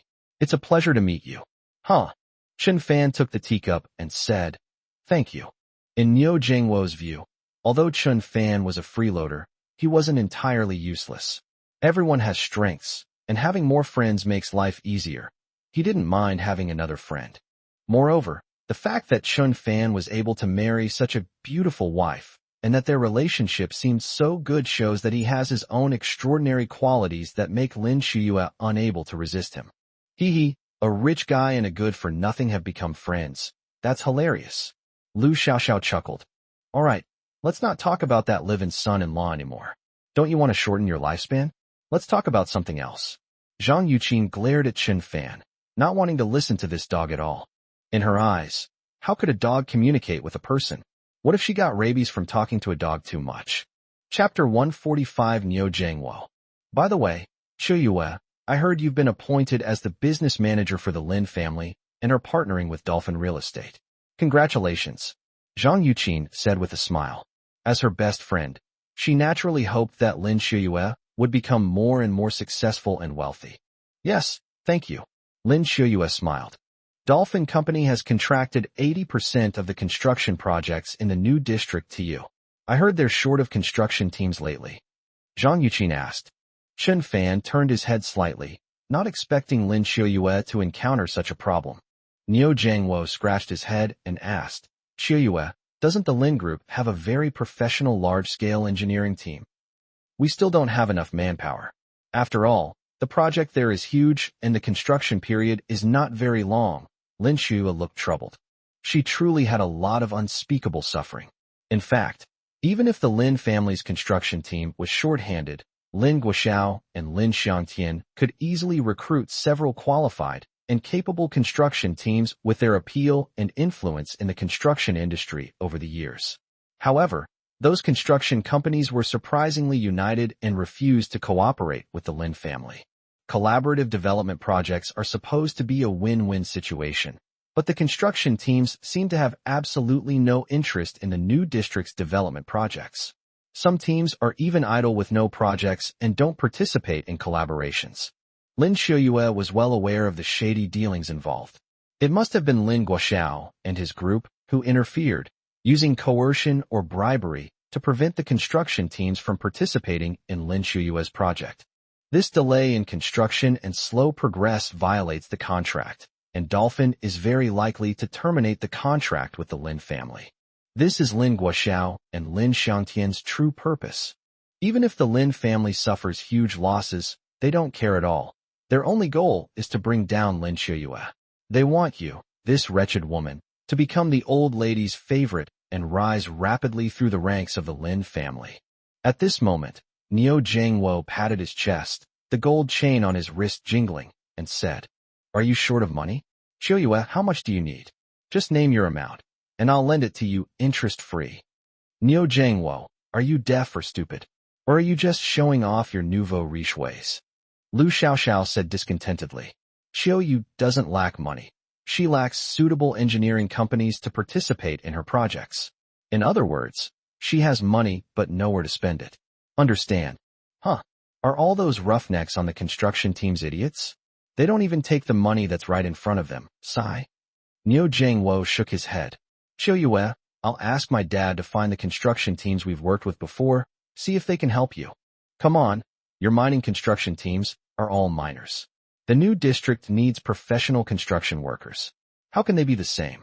Don't worry about it, Zhang Yuqin said with a look of disdain. Chen Fan was slightly taken aback, thinking, why aren't all the construction teams participating in Xiuyue's project? This must be Lin Guoxiao's doing. Lin Xiuyue is too strong-willed and always wants to solve problems on her own. She never talked to Tang Yin, the business manager of Dolphin, about this issue. If she had spoken up earlier, given Dolphin's strength and influence, how many engineering companies would have been eager to cooperate with her? However, Niu Jiangwo was quite righteous. Seeing his old friend Lin Xiuyue in trouble, he wanted to lend a hand. Although he couldn't actually help, his spirit was commendable. Miners can also learn to build buildings. Niu Jiangwo smiled awkwardly. Stop joking, building a building? You guys are definitely good at poaching people. Zhang Yuqin rolled her eyes at Niu Jiangwo, then said to Lin Xiuyue, Xiuyue, don't worry. When young Master Gao comes later, I'll help you make the connection. Niu Jiangwo's eyes widened, and he asked, young Master Gao? You wouldn't happen to be Gao Linghui, would you? What's wrong? You country bumpkin, are you surprised? Zhang Yuqin asked back. It's Gao Linghui. He even pursued me, but I rejected him, haha. Lu Xiaoxiao said with a smile, while eating ice cream. Gao Linghui's father is worth nearly 10 billion yuan, and has 7 or 8 large construction teams. He usually lets his son manage the business. I heard that he has more than a dozen projects on hand now. Just from the shops, I heard that he can earn 8 million yuan a month without lifting a finger. Wow, he's so rich. Why don't you accept his confession? A little girl next to me asked enviously. Lu Xiaoxiao put down her ice cream, stuck out her tongue, and said, I don't know. Maybe our values are incompatible. Niu Jiangwo sighed softly, a hint of seriousness flashing in his eyes. He said, Xiaoxiao, thank goodness you didn't get involved with Gao Linghui. You're lucky. I have a buddy who took his wife and sister out for hot pot with Gao Linghui once. They got drunk that night. When he woke up the next day, his buttocks hurt so much he couldn't walk. He discovered that his wife had been slept with by Gao Linghui. 2 months later, his sister got pregnant. 3 months later, this buddy contracted venereal disease from his wife. Sigh, he almost broke down and committed suicide. I had to persuade him to come back from the bridge. Holy crap, Lu Xiaoxiao exclaimed, her chin agape. Fatty Niu, don't talk nonsense. Zhang Yuqin shouted sharply. Young Master Gao isn't that kind of person. Niu Jiangwo shook his head and advised. Xiuyue, you should be careful if you ask Gao Linghui for help. This, Lin Xiuyue was extremely conflicted. In fact, Lin Xiuyue's main purpose in attending this gathering of her best friends was because Zhang Yuqin promised to introduce her to Gao Linghui and help her through her difficulties. Unexpectedly, Niu Jiangwo did not think highly of Gao Linghui's character and even thought he was a scumbag. Niu Jiangwo never lies. He always tells the truth, so his words should not be disbelieved.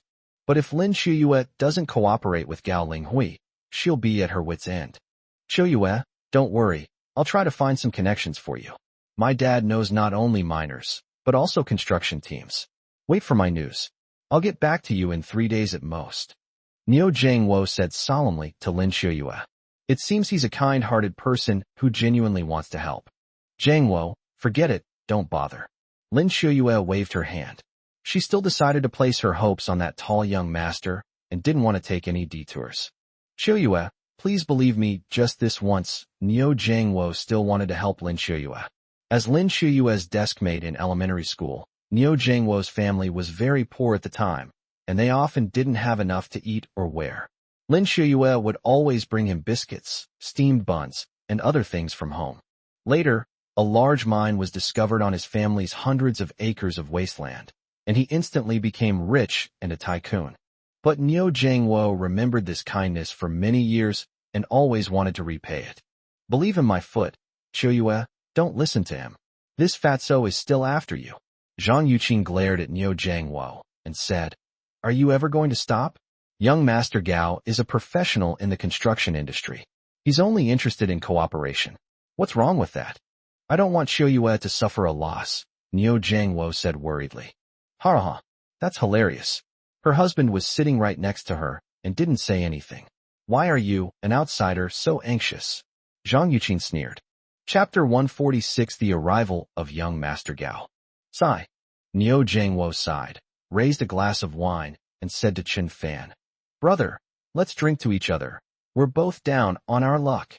Oh, Chen Fan had no choice but to clink glasses with him and drink it all in one gulp. Lu Xiaoxiao covered her mouth and teased. Ha ha, a pair of unfortunate brothers. Just then, the door to the private room was pushed open. A man in a white casual suit walked in.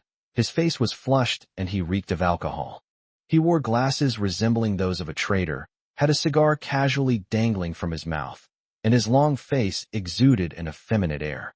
Behind the man were two bodyguards with sunglasses and buzz cuts, who looked arrogant and abusive. Just as everyone's attention was focused on his arrogance, the man's next move surprised everyone. He turned around, stuck out his butt, and let out a loud fart. Puff-de-doo-de-doo. Ha ha ha. Then he picked his nose and laughed heartily. The two bodyguards couldn't help but laugh. Who are you? How can you have no manners at all?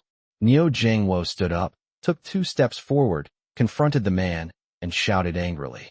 Bang! The man suddenly raised his foot and stepped on Niu Jiangwo's lower abdomen. Niu Jiangwo was trampled back several steps, and Chen Fan quickly supported him, otherwise he would have fallen. You dare to hit someone?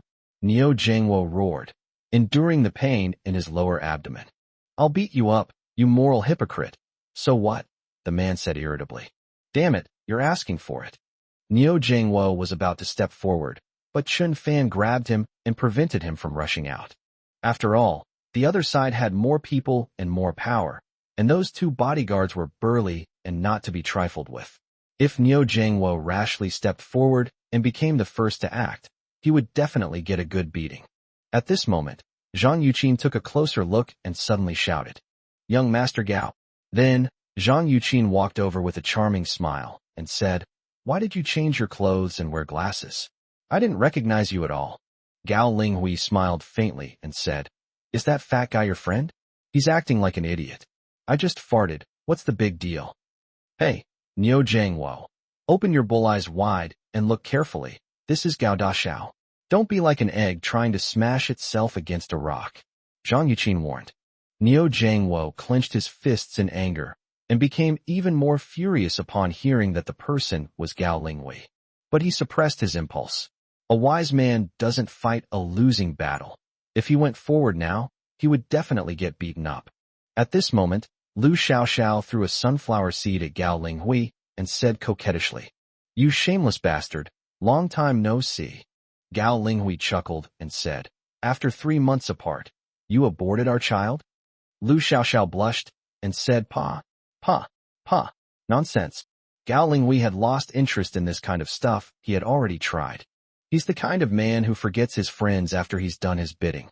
Therefore, his gaze did not linger on Lu Xiaoxiao for long, and he asked Zhang Yuqin, Yuqin, where is that beautiful sugar daddy you mentioned? I saw the photos you sent and masturbated to her for half the night. Ha! Young Master Gao, she's here in person. Zhang Yuqin pulled Lin Qiuyue up and introduced her. Qiuyue, quickly say hello.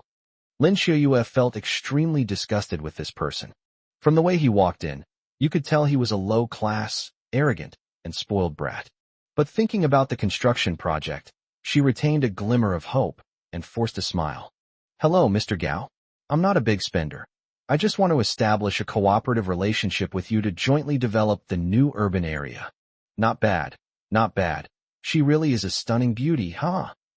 Gao Linghui's mind didn't seem to be on discussing cooperation, but rather on praising Lin Shuyue's appearance and admiring her greatly, as if he had discovered a new continent, his eyes shining brightly. In addition, he had drunk some alcohol earlier, so he was quite excited and had an even stronger urge to quickly win over Lin Shuyue. She's a real beauty, even prettier than in the photos. She has a fantastic figure, and she's even wearing black stockings. I love it. I really want to put them on my head. Ha ha. Gao Linghui uttered wild words, laughing unrestrainedly. It's clear that he is extremely satisfied with Lin Shuyue. Young Master Gao, about the cooperation, Zhang Yuqin was also a little embarrassed. She didn't expect that Gao Linghui, who usually appeared respectable, would become a completely different person after drinking a little alcohol, revealing his true colors. Cooperation, no problem. My family owns a construction team. We have plenty of migrant workers. We can build any kind of building. Ha ha. Gao Linghui laughed loudly. Here's the thing, Lin Shuyue said, her heart filled with joy when she heard Gao Linghui say that cooperation was feasible. She continued, Young Master Gao, I need at least 6 highly professional engineering teams to provide a one-stop service from planning and design to construction and even the final decoration. We'll start immediately. If we reach an agreement, the price will be preferential. The cost will definitely be higher than the market price, including labor and materials. You can rest assured about that. Gao Linghui nodded, still leering at Lin Shuyue like a hungry wolf staring at a cute little girl. Zhang Yuqin told him about the actual situation on Lin Shuyue's side. She was the business manager of the Lin family and had contracted a large number of projects for Dolphin Real Estate. If the projects did not start on time, the cooperation was likely to be cancelled. For some reason, many construction companies with better qualifications than theirs refused to cooperate with Lin Shuyue. Lin Shuyue is currently in a very difficult situation and urgently needs him to send an engineering team to solve her immediate problem. All of this is fine. Because you're beautiful, I'll agree to everything. Ha ha. Gao Linghui patted his chest and assured him. Zhang Yuqin was overjoyed and said, Shuyue, congratulations. The deal is done. Aren't you going to thank young Master Gao? Thank you, young Master Gao. Lin Shuyue nodded slightly and breathed a sigh of relief. At this moment, Gao Linghui's wicked eyes were fixed on Lin Shuyue's 2 long legs. He swallowed hard and said, However, I have one condition. From the start of the project to its final completion, you must serve me well. I will tell you when to come, and I will tell you what to wear. Everything must be done according to my wishes. Do you understand? Behind him, the 2 bodyguards also grinned wickedly. It was as if they had grown accustomed to Gao Linghui's absurd antics and felt that yet another lamb was about to fall into the tiger's den. Forget it then, this cooperation is off. Lin Shuyue's face darkened, and she decisively refused. She'd seen plenty of playboys, but this was the first time someone's made such a blatant and shameless request in front of so many people. It was utterly disgusting. Compared to this disgusting man, my college classmate Wang Gongxiang seems exceptionally innocent and kind. Chapter 147, Doing Whatever One Pleases. Shuyue, don't worry, young Master Gao was just joking when he was drunk. He's a really nice person. Zhang Yuqin quickly comforted her. That's right.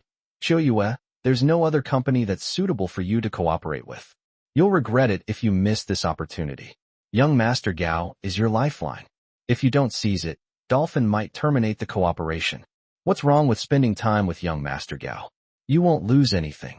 Lu Xiaoxiao also advised Lin Shuyue to reconsider, thinking, not only will you not lose anything, but you might even gain something extra, just like me. Although Lu Xiaoxiao was Gao Linghui's discarded plaything, she still harbored feelings for him and was ready to return to his arms at any time. Seeing that her best friend Lin Shuyue actually wanted to reject Gao Linghui, she was so anxious that she jumped up and down. If Lin Shuyue can get entangled with Gao Linghui, then, as his best friend, she will also have the opportunity to appear in front of Gao Linghui. For such a tall, strong, and technically skilled man, having another child would be worthwhile. Best friends should work hard together. At this moment, Lin Shuyue felt a surge of anger. What did these two best friends mean by pushing her into a pit of fire? She couldn't possibly sell her soul for a single collaboration. Lin Shuyue said to her two best friends, Yuqin, Xiao Xiao, stop trying to persuade me. I will never cooperate with young Master Gao. I would rather have the dolphin terminate our cooperation than betray myself. Oh, Shuyue, it's not as serious as you say. Young Master Gao just wants you to have a meal or coffee with him, Zhang Yuqin said with a smile, still trying her best to win Lin Shuyue back. Lu Xiaoxiao also tugged at Lin Shuyue's arm, saying in a spoiled manner like a child, Shuyue, stop being stubborn.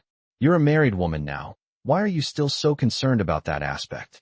What era are we living in? Gao Daxiao's Yuanshan Construction Company is the best partner for the all-inclusive service you just mentioned, so stop worrying about it. Listen to me. As your best friend, when have I ever lied to you? Chen Fan's expression froze. Yuanshan Construction Company? Isn't this Gao Yang's company? Could it be? Is this playboy Gao Linghui Gao Yang's son? Chen Fan nodded thoughtfully, went to the restroom to make a phone call, and then came back. No matter how her two best friends tried to persuade her, Lin Shuyue's mind was made up. I'm sorry, but this collaboration is really impossible to discuss. Shuyue, the two best friends shook their heads helplessly and looked at Gao Linghui at the same time. Gao Linghui's face turned cold. He stepped forward, his smile vanishing, and said, You dare to play me? You said you wanted to discuss cooperation, so I came here specifically, and now you're refusing me? You're playing me for a fool. Let me tell you straight, this cooperation has to be finalized, and you have to stay with me, at least one night. Otherwise, you're not leaving today. Suddenly, Niu Zhengwo rushed over angrily and shouted, Gao Linghui, do you think this is your home? What are you doing, acting so arrogantly? Bang! Suddenly, a bodyguard threw a punch, the size of a clay pot, which slammed into Niu Zhengwo's face. Instantly, blood gushed from Niu Zhengwo's nose, and he collapsed heavily to the ground. Where did you come from, you idiot, daring to disrespect our young Master Gao? You're asking for death, the bodyguard cursed viciously. Niu Zhengwo was helped up, trembling with anger, and roared, I'll fight. He rushed forward without hesitation. Damn it, this fat guy doesn't want to live. Let him have his way, Gao Linghui said coldly. The two bodyguards rushed forward and knocked Niu Zhengwo to the ground. Knowing he was no match for them, Niu Zhengwo picked up a large plate from the side and held it in front of him. The two bodyguards kicked wildly, both kicks landing on the plate, but Niu Zhengwo only suffered minor abrasions. Then, he pretended to be knocked unconscious and lay flat on the ground. This act of enduring humiliation and surviving surprised even Chen Fan, who was ready to save him at any moment. At this moment, several of Niu Zhengwo's male classmates came forward, wanting to argue with the two bodyguards. The two bodyguards were having a good time and didn't give them a chance to speak. They continued to punch and kick the male students, knocking them to the ground and making them groan in pain. These male students were mostly weak and bookish, with no strength to even kill a chicken. How could they possibly be a match for two martial arts experts? It's practically suicide missions. The two women couldn't stand it any longer and were about to take out their phones to call the police when the bodyguards noticed. They snatched the two women's phones, smashed them on the ground, and then each slapped one of them across the face 7 or 8 times. The two young and beautiful women's faces were swollen like loaves of bread, blood flowed from their mouths and noses, and 3 or 4 teeth were knocked out. The wisest among them were Zhang Yuqin and Lu Xiaoxiao. They knew Gao Linghui and his bodyguard's ruthless style. Once provoked, they would beat you until you were completely subdued. The two exchanged a glance and remained silent, choosing to protect themselves rather than go forward. Moreover, in a sense they are on Gao Linghui's side, so how could they possibly oppose him? Gao Linghui, you are shameless. Tell your men to stop. How can you even hit a woman? Have you no shame? Lin Shuyue pointed at him and shouted angrily. That's just how I am, so what? Gao Linghui said arrogantly. After saying that, he deliberately walked over and slapped a woman who was beaten beyond recognition twice more. Snap! Snap! The woman was knocked unconscious, spitting out saliva. Ha ha! Awesome! I can do whatever I want. Listen up, Lin. It's your good fortune that I've taken a liking to you. Don't be stubborn and try to force yourself on me. If I force myself on you, you'll know what misery is. Ha ha ha. Gao Linghui laughed wildly, extremely arrogant. Then, he walked closer to Lin Shuyue step by step. He stretched out his disgusting, groping hand, trying to touch Lin Shuyue's beautiful face. Even when she's angry, she has a unique kind of beauty, which makes Gao Linghui like her even more. Gao Linghui simply loves this steadfast and unyielding woman. He'll feel a sense of accomplishment when he finally wins her over. Unlike Lu Xiaoxiao, who's a bitch who throws herself at you and then never wants to see you again after one time. Seeing Gao Linghui's disgusting hand about to touch her, Lin Shuyue was furious. She picked up a glass of beer from the table and splashed it at him. Wow! It was splashed directly on Gao Linghui's face. Gao Linghui wiped his face, furious, and said coldly, "You scoundrel surnamed Lin, how dare you throw wine at me?" Zhang Yuqin, who was standing to the side, frowned and said, "Shuyue, how could you do this? It's so disrespectful to young Master Gao." Lu Xiaoxiao didn't want to get into trouble, so she shifted the blame to Lin Shuyue, saying, "Shuyue, you were too impulsive. You've made young Master Gao lose face, you know? He must be angry. You should apologize quickly and beg young Master Gao to forgive you." Humph. Lin Shuyue snorted coldly and said, "Apologize? The one who should apologize is this scum, this degenerate." Chapter 148, It's Not Too Late to Apologize. Lin Shuyue spoke with such righteous indignation, but deep down she was still a little timid. After all, Gao Linghui and his two bodyguards were in a berserk state and capable of anything. Her words were just adding fuel to the fire. "Shuyue, don't go too far," Zhang Yuqin said, feigning anger. "Young Master Gao is definitely not the kind of person you described. He is an upright man." Lu Xiaoxiao retorted sharply, "Are you really my best friends?" Lin Shuyue turned around and shouted at the two of them.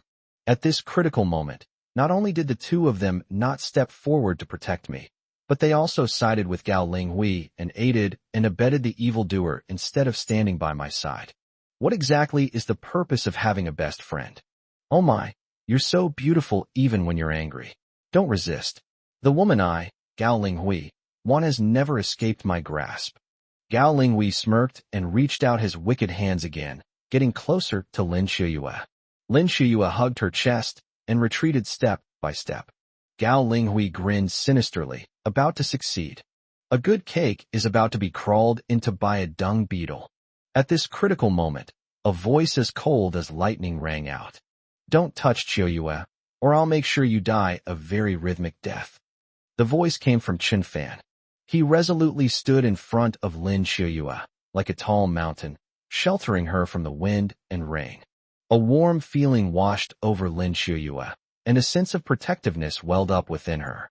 Countless times when she encountered accidents and dangers, Chen Fan stepped forward to protect her. Recalling those touching scenes, Lin Shuyue was filled with emotion and had many feelings. However, all of this is now just a passing cloud. Lin Shuyue's mind was made up to divorce. She said to Chen Fan, "Chen Fan, step aside.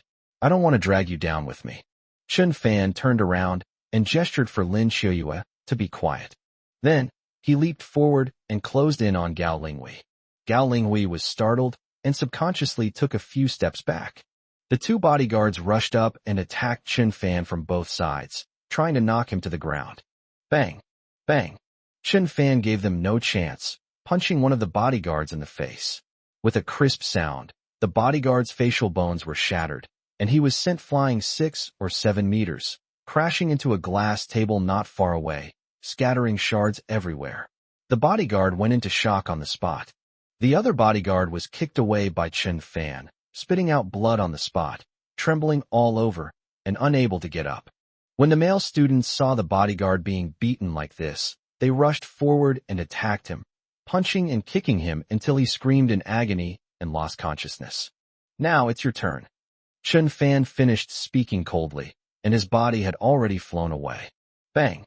Chen Fan punched Gao Linghui's incoming fist, their fists colliding. Chen Fan was completely unharmed, while Gao Lingfeng screamed in pain. Because all 5 fingers on his right hand were broken, Chen Fan did not use his full strength, but left himself some room to maneuver. Gao Linghui's finger was not a comminuted fracture and can recover. Immediately afterwards, Chun Fan kicked Gao Lingfeng, sending him flying into the air and crashing heavily to the floor. Gao Linghui felt as if his waist was about to break. He coughed up blood and felt dizzy. This is the price you pay for daring to touch Qiuyu. You groping hands, are you done for now? Chun Fan asked calmly. Stop. Zhang Yuqin suddenly ran over and blocked Chun Fan's path. Chun Fan, how dare you hit young Master Gao? You've got some nerve. If you have any brains, apologize to young Master Gao right now. Then take him to the hospital and pay his medical bills. Yes. Lu Xiaoxiao also walked over and shouted angrily. Apologize to young Master Gao right now. You ignorant brat. If you anger the Gao family, can you bear the consequences? Qiuyue's cooperation will not only fall through, but the Gao family will definitely not let you and your husband off the hook. Apologize now. I apologize to your ass. Chun Fan cursed coldly. How Chun Fan, act is none of your business. How can you talk like that? Zhang Yuqin shouted angrily. You're in big trouble now, understand? Not only will you and Qiuyue be retaliated against, but all of us will suffer too. It's not too late for you to apologize to young Master Gao now. Don't worry, no one will be hurt. Get out of my way. Chun Fan snapped. Qiuyue. Lu Xiaoxiao shouted at Lin Qiuyue. Qiuyue, why aren't you taking care of your husband? Has he gone mad?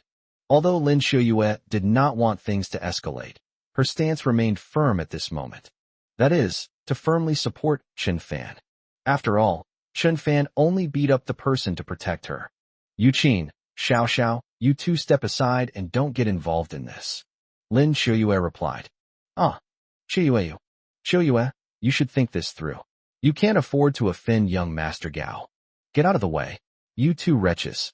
Chun Fan pulled them apart with both hands. Immediately afterwards, Chun Fan stepped on Gao Linghui's face, just like a lion catching its prey, full of domineering power. Gao Linghui was both horrified and in pain, so much so that he forgot to scream. He stared wide-eyed at Chun Fan, who looked like a grim reaper, trembling with fear. Lin Qiuyue, Zhang Yuqin, Lu Xiaoxiao, and everyone else were all dumbfounded, holding their breath as they stared at the scene before them. Apologize to Qiuyue, Chun Fan said in a low voice. Gao Linghui dared not utter a single word of dissent, and quickly said, I am sorry. I was wrong. I was really wrong. Qiuyue, I shouldn't have touched you. I'm an idiot. I deserve to be hit. Please forgive me.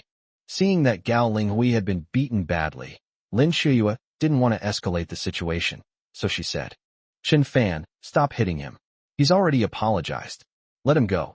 Chun Fan nodded slightly before removing his foot. Gao Linghui coughed loudly a few times, spitting out several mouthfuls of blood. Just then, Niu Jiangwo, who had been pretending to be unconscious for a long time, suddenly woke up. He carried an empty wine bottle, walked up to Gao Linghui's head, and smashed it down. Bang! The blow directly hit Gao Linghui, causing him to bleed profusely and cry out in pain. Niu Jiangwo picked up another bottle, intending to smash it again, cursing under his breath. You brat! How dare you act tough in front of me? You're asking for it. Niu Jiangwo. Stop this! Chun Fan shouted, stepping forward to pull Niu Jiangwo away and stop him. If Gao Linghui is beaten too badly, things will get complicated. Young Master Gao, are you alright? Young Master Gao, we'll take you to the hospital right away. Zhang Yuqin and Lu Xiaoxiao helped Gao Linghui up, one on each side. Now was their moment to shine. Just then, a series of hurried footsteps sounded at the door. Immediately, 7 or 8 security guards in uniform rushed in, carrying plastic batons, and with serious expressions. Immediately afterwards, a slightly plump woman with heavy makeup and wearing a black bodycon skirt walked in and scanned the crowd. When she saw Gao Linghui, her expression froze. Chapter 149, A Fierce Battle. The woman's name is Feng Yan. She is in her early 30s, has a hot figure, and is incredibly voluptuous. She is only 1.5 meters tall, but she is wearing 15-centimeter high heels, which makes her look very elegant. She is the manager of the Cloud Space Club. In August of the year before last, she had an abortion for Gao Linghui. In other words, she was once one of Gao Linghui's women, but Gao Linghui discarded her like trash after he had his way with her. However, Gao Linghui later gave her a sum of money, enough for her to buy an apartment in the city. Her heart was filled with gratitude. When Feng Yan saw Gao Linghui beaten and bleeding profusely, she was furious.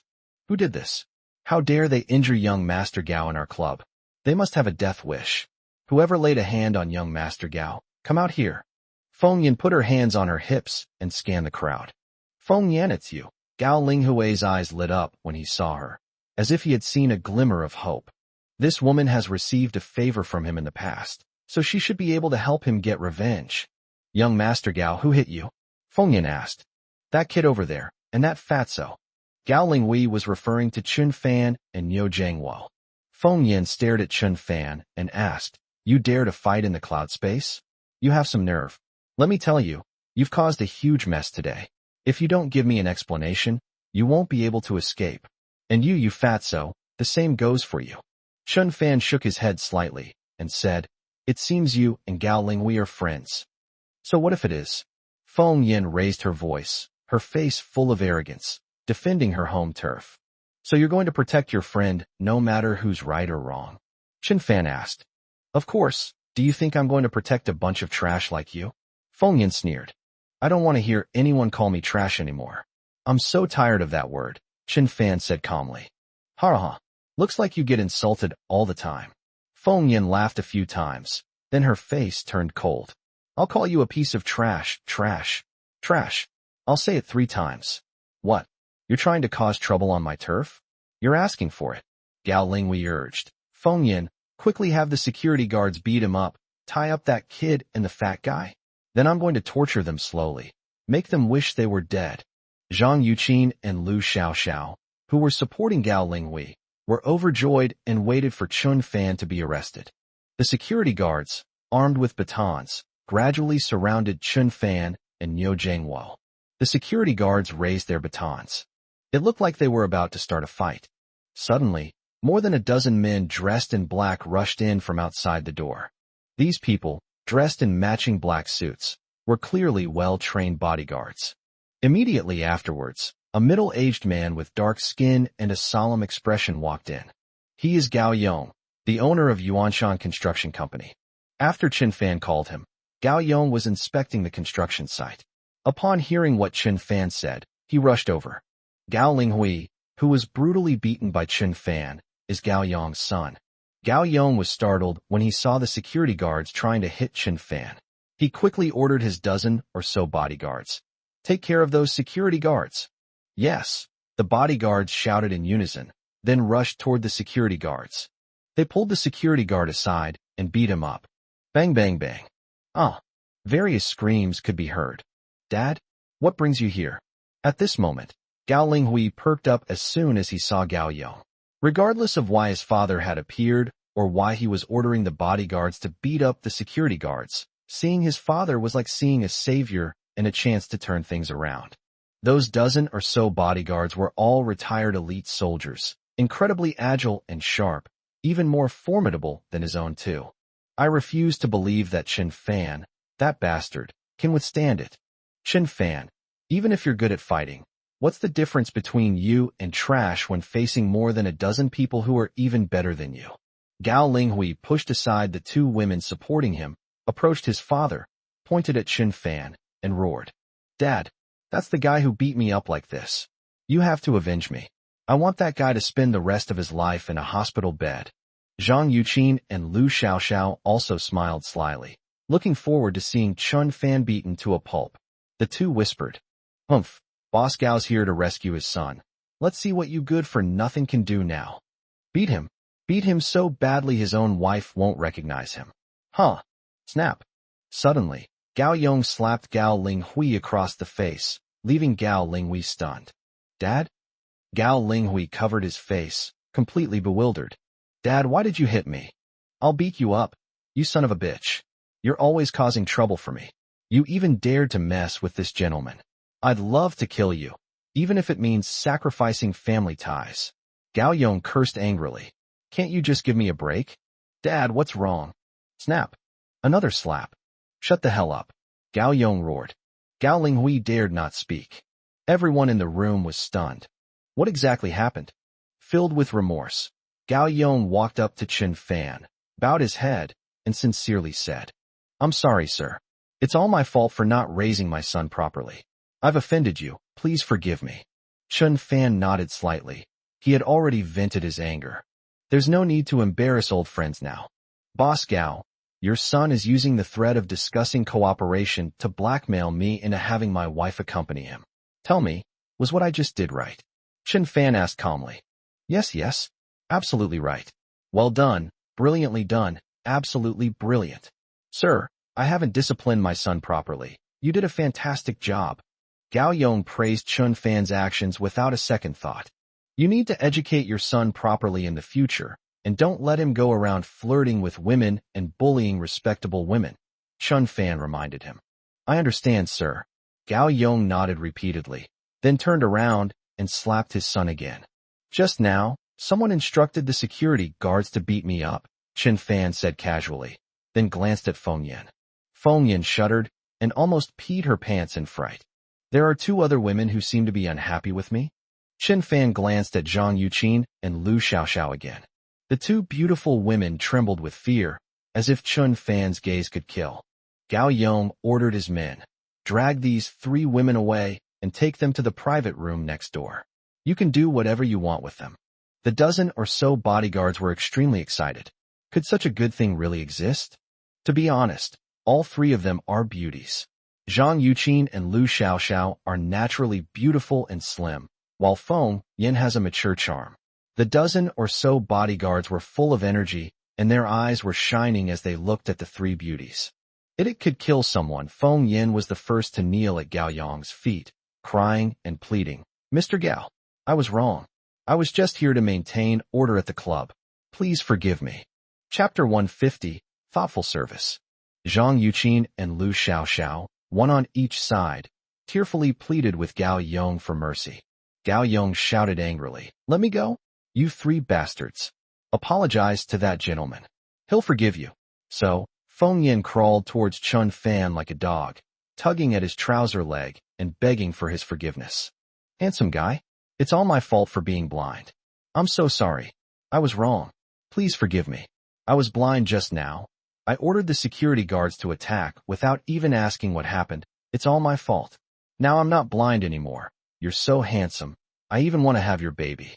"You're not worthy," Chen Fan said coldly, looking down at her. Yes, you're right. I'm not worthy. Look at my mouth. I deserve a beating." As she spoke, Feng Yin slapped herself several times and kowtowed to Chen Fan 7 or 8 times. Her attitude was extremely sincere. Zhang Yuqin and Lu Xiaoxiao clung to Chen Fan's arms, tears streaming down their faces. Seeing that Chen Fan remained unmoved, the two pleaded with Lin Qiuyue. "Qiuyue, quickly persuade your husband not to punish us. We are innocent. Qiuyue, I will never advise you two to divorce again. I was really wrong. Please forgive us for the sake of our friendship." Lin Qiuyue felt sorry for the two girls. As their best friend, she couldn't stand by and watch them be tortured by those dozen or so bodyguards. So Lin Qiuyue said to Chen Fan, "Let them go. They're just women. Now that they've realized their mistakes, there's no need to treat them cruelly." "Okay." Chen Fan nodded slightly and said, "Then, for your sake, I'll spare them." The three women knelt down and kowtowed, expressing their deepest gratitude. She managed to save her chastity and her life. The dozen or so bodyguards couldn't help but show a hint of disappointment on their faces. "The chicken that was almost in our hands has flown away. Gao Yong, take your son to the hospital first. He's lost too much blood. You only have one son, and even though he's a scoundrel, he still has to carry on your legacy," Chen Fan instructed. "Then, find a person in charge and finalize the cooperation with Qiuyu. Send your top-notch technical staff from your engineering team to the new district tomorrow for planning, drafting, and preliminary preparations. Your engineering teams should start construction immediately. Coordinate the specifics with Qiuyu and Tang Yin from Dolphin. Treat this matter as the most important thing." "Definitely," Gao Yong promised. Then he left with his son and bodyguards. Before leaving, Gao Yong said to Feng Yin, "You better serve this gentleman and his wife well. If he is even slightly dissatisfied, you can quit being the manager, and your club can close down too." Feng Yin nodded in surprise. I understand. I understand. She was so nervous that her back was sweating and her whole body was trembling. Unexpectedly, General Manager Gao of Yuanshan Construction Company was so polite and respectful to this young man. If even Gao Yong wouldn't dare offend someone, you can imagine how deep and terrifying this young man's background is. If you provoke him, you might not even know how you died. No wonder he remained so calm. He really has real talent. Thinking about this, Feng Yin became even more nervous, and she could feel her teeth chattering. The manager's office at Cloud Space Club. Chen Fan sat in the boss's chair, eating barbecue and drinking beer. This office is spacious, bright, and has an elegant environment. Next to her, Lin Xiuyue was eating. She hadn't eaten anything at the previous gathering with her girlfriends, and now she was a little hungry. Opposite Chen Fan, Feng Yin, Zhang Yuqin, and Lu Xiaoxiao stood respectfully. Niu Jiangwo was fanning Chen Fan. The three beautiful women were very attentive, helping Chen Fan peel grapes, apples, and bananas, and pouring tea and water for him. Their attitude was humble, even fearful. Earlier in the private room, Chen Fan not only severely punished Gao Linghui and his bodyguards, but Gao Yong also warned them that they must serve Chen Fan well, or they would suffer the consequences. So the three of them invited Chen Fan to this office, bringing him various fruits and food, providing considerate service. They were determined to please Chen Fan in every way possible, to keep him happy. If Lin Xiuyue weren't around, the three of them would even bravely offer themselves to Chen Fan. At this moment, Chen Fan had finished eating. He burped, smiled, looked at Lin Xiuyue, and said gently, "Xiuyue, eat more if you're hungry. The collaboration with Yuanshan Construction Company is a done deal. You don't need to worry about it anymore." Oh, Lin Xiuyue wiped her mouth, her heart filled with gratitude, but she couldn't bring herself to say thank you. Niu Jiangwo fawned over Chen Fan, massaging his shoulders and back, saying, "Brother, I knew you were a man of hidden talent, someone I could rely on in crucial moments." I wasn't wrong about you." Chen Fan glanced at Niu Jiangwo and said, "You fatso are pretty good at playing dead at crucial moments." Haha, a true man can bend and stretch, and a wise man doesn't suffer a loss in front of him. Niu Jiangwo laughed awkwardly and explained, "Don't look at me with my strong limbs and big head and ears. I actually have a sensitive side." You seem like a reliable person. How about we become friends?" Chen Fan asked. Now, facing the prospect of returning to the company after the divorce, or even going back to the Chun family in Beijing in the future, Chen Fan doesn't want to go it alone. He'd rather recruit a few trusted confidants, who might come in handy. "Brother, we're so destined to be together. We're practically brothers from now on. Just tell me what you need." Niu Jiangwo laughed heartily and said. Niu Jiangwo knew very well that Chen Fan was no ordinary person, as even Gao Yong, the CEO of Yuanshan Construction Company, held him in the highest esteem. Cultivating a good relationship with Chen Fan could be of great help to him in the future. Just then, Lin Xiuyue's phone rang. It was Dong Jinping calling. Lin Xiuyue picked up the phone, walked outside, and pressed the answer button. "Xiuyue, how did things go? Is the divorce settled?" "Mom, not yet." "Huh? What happened?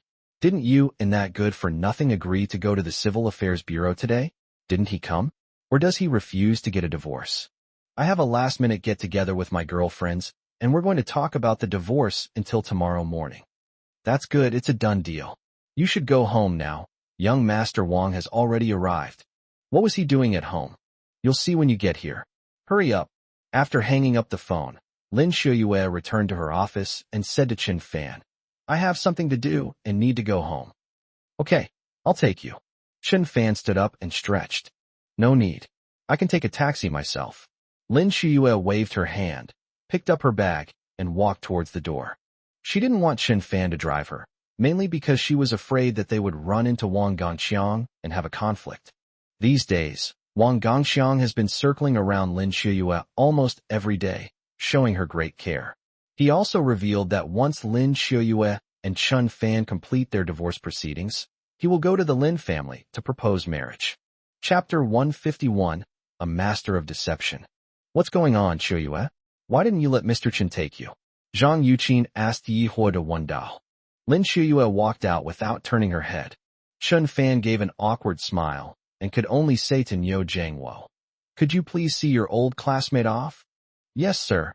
Niu Jiangwo saluted and ran out. Chun Fan hesitated for a moment, a sense of frustration rising within him. He casually sent a text message to Lin Xiuyue. "Tomorrow morning at 9 o'clock, at the entrance of the Civil Affairs Bureau, see you there." Facing the three beautiful women, Chun Fan said calmly, "I'm in a bad mood. You guys put on a show to cheer me up." To be honest, Chun Fan was extremely depressed. He overheard Lin Xiuyue making a phone call outside. Dong Jinping said that Wang Gongxiang was at the Lin family's house and told Lin Xiuyue to go back as soon as possible.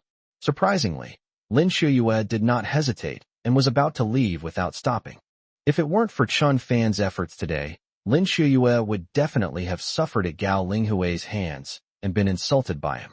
Moreover, her cooperation with Yuanshan Company would never have been possible. Chun Fan once again did her a great favor, relieving her from her urgent predicament, but she didn't say a word of thanks. When she heard another man's name, she rushed back to see him. For Chun Fan, this was a heavy blow. If he had known this would happen, he would have firmly divorced her this afternoon and not come to the girls' gathering. At this moment, he regretted it so much that he wanted to slap himself. It seems that Lin Xiuyue and Wang Gongxiang have indeed hooked up. However, Uncle Lu has already reported back that Wang Gongxiang's internet venture capital company has gone bankrupt, and all of his personal funds of 80 million yuan have gone down the drain. Moreover, he also owes a large amount of debt. I really don't know where Wang Gongxiang got the courage to go to the Lin family when he was in such a miserable state. Perhaps Wang Gongxiang is still hiding the news of his bankruptcy from the Lin family. Otherwise, the Lin family would never allow Lin Xiuyue to have any connection with a heavily indebted and impoverished family. At this moment, Feng Yin, Zhang Yuqin, and Lu Xiaoxiao were all taken aback when they heard Chun Fan ask them to perform. Such a requirement is somewhat unconventional. It won't work if we don't meet his demands. So, after a brief discussion, the three of them began to perform. Feng Yin cleared her throat, preparing to sing a song. Zhang Yuqin and Lu Xiaoxiao were also busy, preparing to dance together. Chun Fan put his feet up on the desk in front of him and said calmly, "Please begin your performance." Feng Yin, head held high and chest puffed out, sang directly. "Who is singing, warming the loneliness?" Zhang Yuqin and Lu Xiaoxiao were stunned. "Damn, why is it this song? It must be related to grasslands." So the two began to dance the Mongolian dance, spreading their arms and shaking their shoulders. "In your heart, I fly freely." At this point in the song, to make Chun Fan happy and create a feeling of being on the grasslands, Zhang Yuqin climbed onto the desk like a little horse, on all fours. Lu Xiaoxiao understood and also climbed onto the desk, riding on Zhang Yuqin's back, creating a scene reminiscent of galloping a horse. Yes, that was great. The three of them performed with great effort, just like the ancient story of the beacon fire that amused the feudal lords, all to win a smile from Bao Si. Chun Fan watched the three of them perform with a blank expression, still unable to shake off his frustration. After Feng Yin finished singing, just as she was getting into the swing of things, she said, "I'll sing another one, Zhuo Ma He. You have a flower's name." Zhang Yuqin and Lu Xiaoxiao were taken aback. "Wow, can't we try a different style?" "Stop." Zhang Yuqin frowned. "Manager Feng, Mr. Chen didn't laugh at all during the song you sang earlier. Can't you change the style now? Stop playing these grassland songs all the time, okay?" Lu Xiaoxiao chimed in. "Yeah, if you really can't sing anything else, I'll sing and you can dance." Feng Yin waved her hand, gave an awkward smile, and said, "I'd better not dance. I'll sing. I'll change the song. I'll do a rap." Zhang Yuqin and Lu Xiaoxiao were stunned and almost fainted. This woman is quite clever. She knows all of this. Alone, I drink until I'm drunk. As Feng Yan's hysterical shouting reached its climax, the atmosphere in the entire office reached a fever pitch.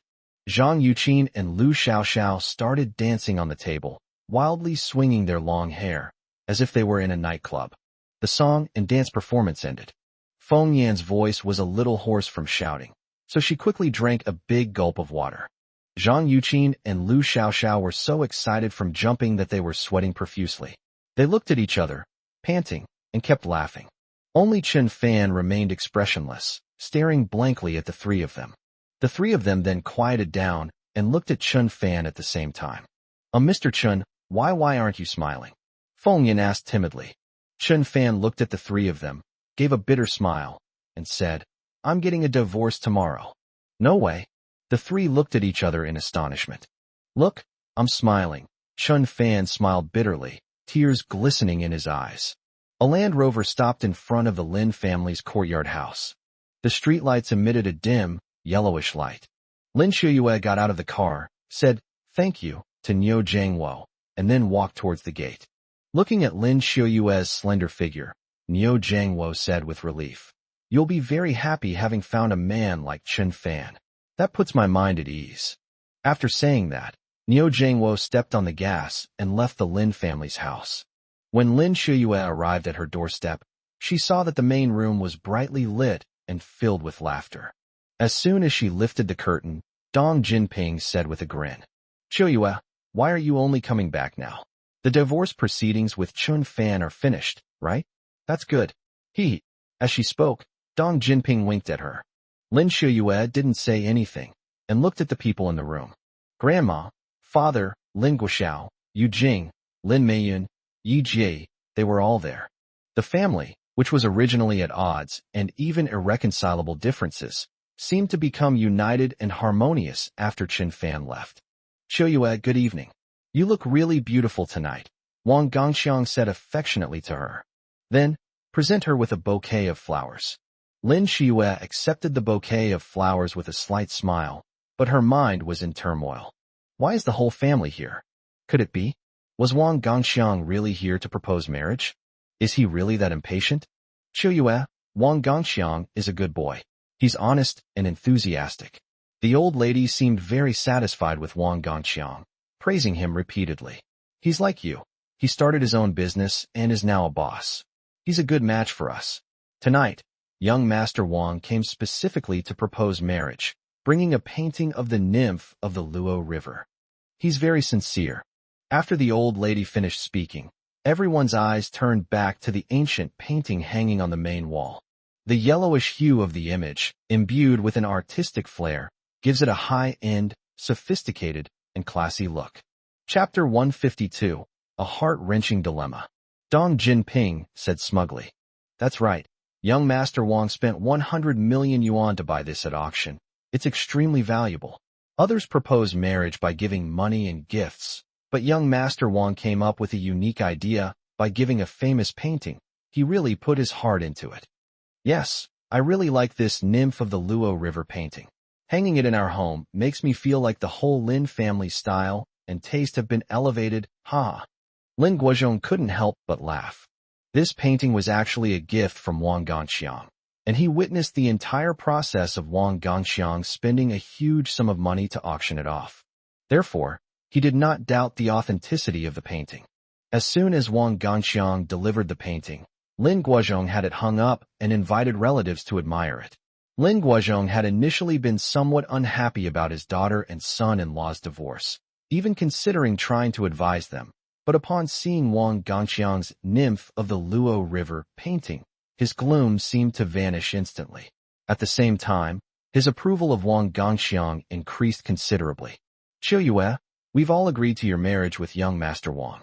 Tomorrow I'll find a Taoist priest to calculate an auspicious date and set a specific date for the wedding, Lin Meiyun said to her niece with a smile.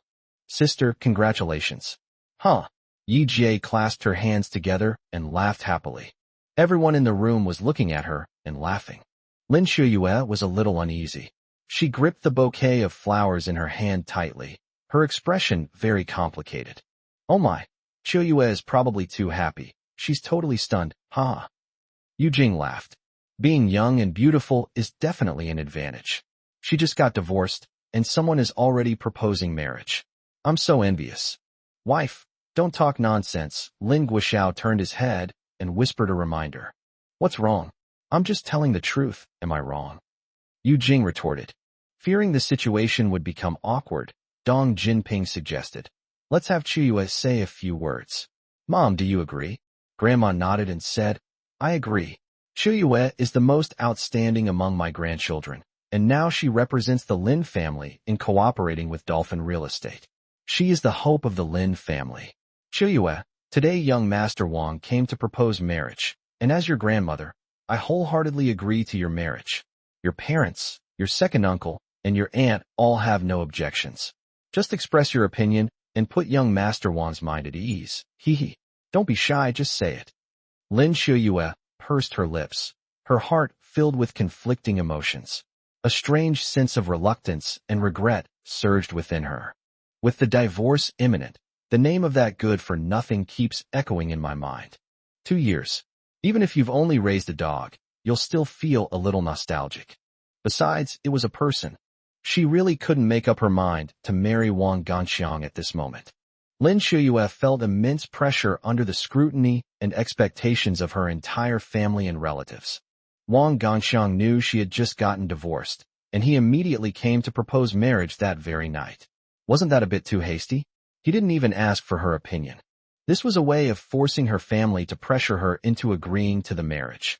Lin Chiyue suddenly snapped the bouquet of flowers in her hand, set it aside, and said softly, "Grandma, Dad, Mom, I'm going out for a bit. I need to think about it. This is really too sudden." After Lin Chiyue finished speaking, she turned and left the main room.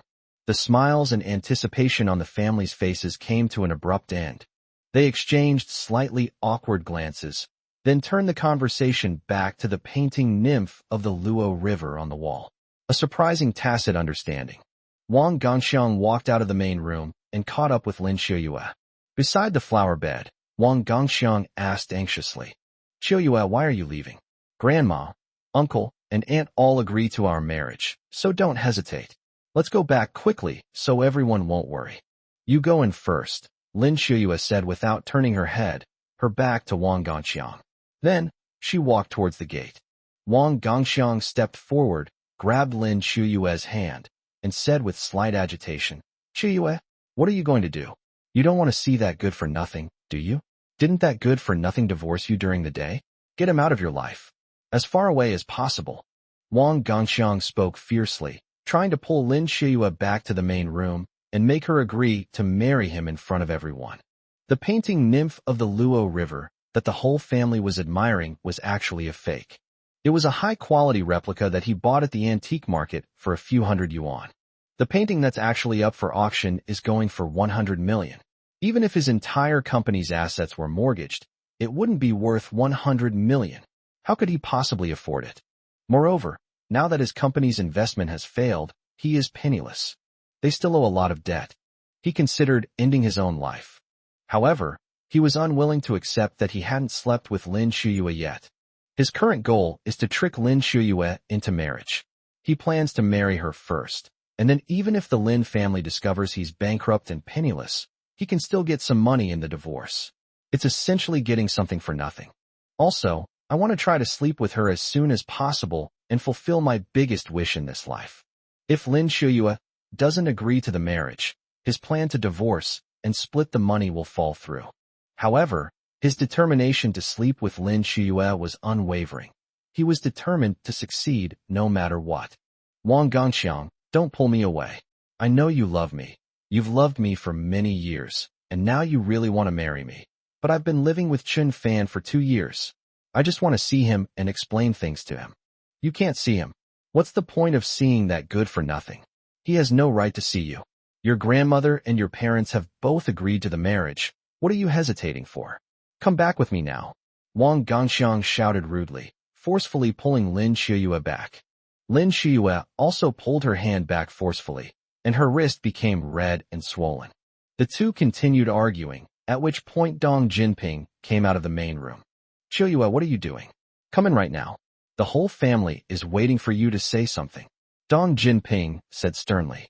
"Mom," Lin Chiyue looked at her mother and said in a pleading tone, "I want to see Chen Fan one last time. Just one last time. If you don't let me see him, I will not agree to marry Wang Ganxiang." "You? How can you be so insensible?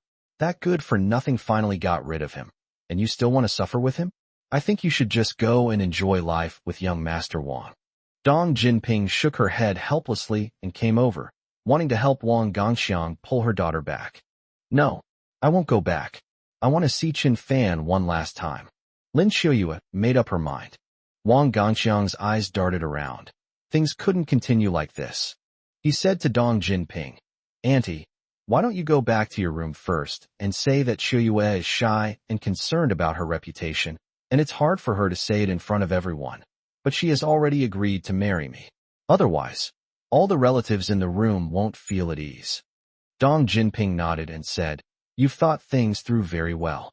Then, Dong Jinping returned to the main room. Wang Gongxiang let out a sinister smile and released Lin Xiuyue. Lin Xiuyue ran quickly towards the door. I had just run out the door when I felt something hit my neck. Lin Xiuyue's vision went black, and she knew nothing more. Wang Gongxiang carried the unconscious Lin Xiuyue into his car and said fiercely, You wretched woman, you're still thinking about that good for nothing. Just wait till tonight. I'll show you what I'm capable of. Chapter 153 Madness. 20 minutes later. It was located in a warehouse in the suburbs. Clatter. With the headlights on, the messy warehouse was clearly visible, piled with all sorts of odds and ends. Help! Lin Xiuyue sat on a pile of broken cardboard boxes, her eyes wide with terror as she screamed. She was knocked unconscious by Wang Gongxiang and abducted here. She was on the verge of a mental breakdown. Wang Gongxiang was her initial choice for marriage. Once she divorces Chen Fani and adjusts her mindset, she will choose to marry Wang Gongxiang. But why did Wang Gongxiang kidnap her? Stop yelling. No one will come to save you even if you scream your lungs out. This is the outskirts of the city. There's not a soul around the warehouse. Ha! Wang Gongxiang said with his arms crossed, head tilted to the side, and a sinister smile on his face. Lin Xiuyue was so frightened that she hugged her legs tightly, curled up in the corner, and shook her head frantically, saying, Wang Gongxiang, don't do anything reckless. Our country has a complete criminal law. If you act recklessly, the consequences will be unimaginable. Damn it, shut up. Wang Gongxiang roared. Don't be impulsive. We can talk things over. Lin Xiuyue tried to calm him down. Wang Gongxiang strode forward, staring intently at Lin Xiuyue with bloodshot eyes, and said viciously, Consequences? If I were afraid of consequences, I wouldn't have done this. You, Lin Xiuyue, will be my woman sooner or later. Why should I rush? It's precisely because I'm no longer afraid of consequences that I did this. You wretched thing, you agreed to marry me tonight, so I could rightfully take you home to sleep with you. But I didn't expect you to want to see that good-for-nothing one last time. You forced me to do this. Wang Gongxiang, calm down. Calm down, my ass. I've lost everything. How can I calm down? You know what? I'm a penniless wretch just like your husband, haha. In fact, I'm even poorer than him because I'm burdened with hundreds of millions in debt. I worked so hard to build my business, and I had just accumulated 80 million in wealth, and it all evaporated overnight, he. Wang Gongxiang sneered. His expression was extremely ferocious, and his voice was also very strange. What did you say? You only have 80 million? Then how did you get that ancient painting worth 100 million yuan that you gave to my family? Lin Xiuyue asked in astonishment. Of course, I sold my company and borrowed a lot of money to buy it, Wang Gongxiang said, glancing sideways at Lin Xiuyue. Selling the company? It's not worth it. Lin Xiuyue said with a hint of regret. It really isn't worth it for a painting. Ha ha, you idiot. You actually believe this lie? And I even saw pity in your eyes? You really are a big fool. A brainless scoundrel. You deserve to be fooled. Wang Gongxiang laughed wildly and cursed. What are you saying? Lin Xiuyue was a little confused. Wang Gongxiang sneered. You believed me when I said I'd sell the company? Women really are stupid. How could I possibly sell the company I worked so hard to build and borrow money to buy a painting to please your father? Is your brain filled with shit? Lin Xiuyue was stunned and speechless. Wang Gongxiang took another step closer to Lin Xiuyue, pointing at her with a slightly trembling finger, and said, Yes, I have indeed liked you since college. From having a crush to confessing, to being rejected by you many times, I have always liked you. But don't think of yourself as so noble. I'm just lusting after your beauty. To put it bluntly, I want you every day. Tonight, I will vent all the resentment I've held for you over the years on you. You will call me a real man from the bottom of your heart. As he said this, Wang Gongxiang took out 3 boxes of medicine from his pocket, each containing 10 pills. He swallowed all 30 blue pills. He's completely gone mad. Ha ha. Wang Gongxiang laughed wildly, like a devil. Lin Xiuyue, I'm basically a worthless life anyway. Even if I die, I'll drag you down with me and make you my ghost bride. Lin Xiuyue was startled. It seems Wang Gongxiang has gone mad. He really has gone mad. If no one comes to rescue her tonight, being humiliated is secondary. She might even lose her life. Lin Xiuyue's hands were bound, and she couldn't break free. As Wang Gongxiang approached her, she trembled with anxiety. What should I do? Wang Gongxiang, you shouldn't be like this. It's not a big deal that the company went bankrupt. I can help you make a comeback. Just name your budget, Lin Xiuyue said hurriedly. Upon hearing this, Wang Gongxiang stopped what he was doing and laughed. Do you think you can turn my life around just by giving me money? I'm in venture capital. My 80 million was originally invested in a relatively safe project, practically a sure thing, you understand? But, for some reason, that project company suddenly swindled me. I still don't understand. There must be someone behind this, someone with considerable power, no ordinary person. Do you think they'll let me turn my life around? It's harder than climbing to heaven, you understand? Wang Gongxiang seemed to recall painful memories, tears welling up in his eyes. He wiped away his tears, sneered, and said, I don't know who I offended, but that person definitely wants me dead. Living is worse than dying. You've never experienced this kind of torment. Xiuyue, tonight you'll grant my wish. Let's go to the underworld together and be a loving couple. After saying that, Wang Gongxiang pounced on him again. Just then, he suddenly felt a burning sensation in his stomach, the pain intensifying, as if it were about to explode. Ouch, it hurts. It seems that swallowing 30 pills was too much, and my stomach couldn't handle it first. If the ingredients of the pill contain excessive amounts of chemical components such as ethoxylate, benzoylsulfonol, and methylpiperazine citrate, they can severely irritate the gastric mucosa, causing symptoms such as nausea and vomiting in the user. Every medicine has some degree of toxicity, and excessive use of medicine can even cause harm to the body and produce adverse effects. Clearly, Wang Gongxiang made this mistake. He turned around, faced a plastic bucket, and began to vomit violently, making hysterical noises. He looked extremely distressed, as if he were even vomiting up stomach acid. Lin Xiuyue felt that this was her last chance. Although her hands were bound, she could still reach into her pocket and take out her phone with all her might. Come on, Xiuyue, you can do it, she encouraged herself in her heart. Using all her strength and enduring the pain of being bound by ropes, Lin Xiuyue finally managed to take out her phone with great difficulty. She was extremely nervous.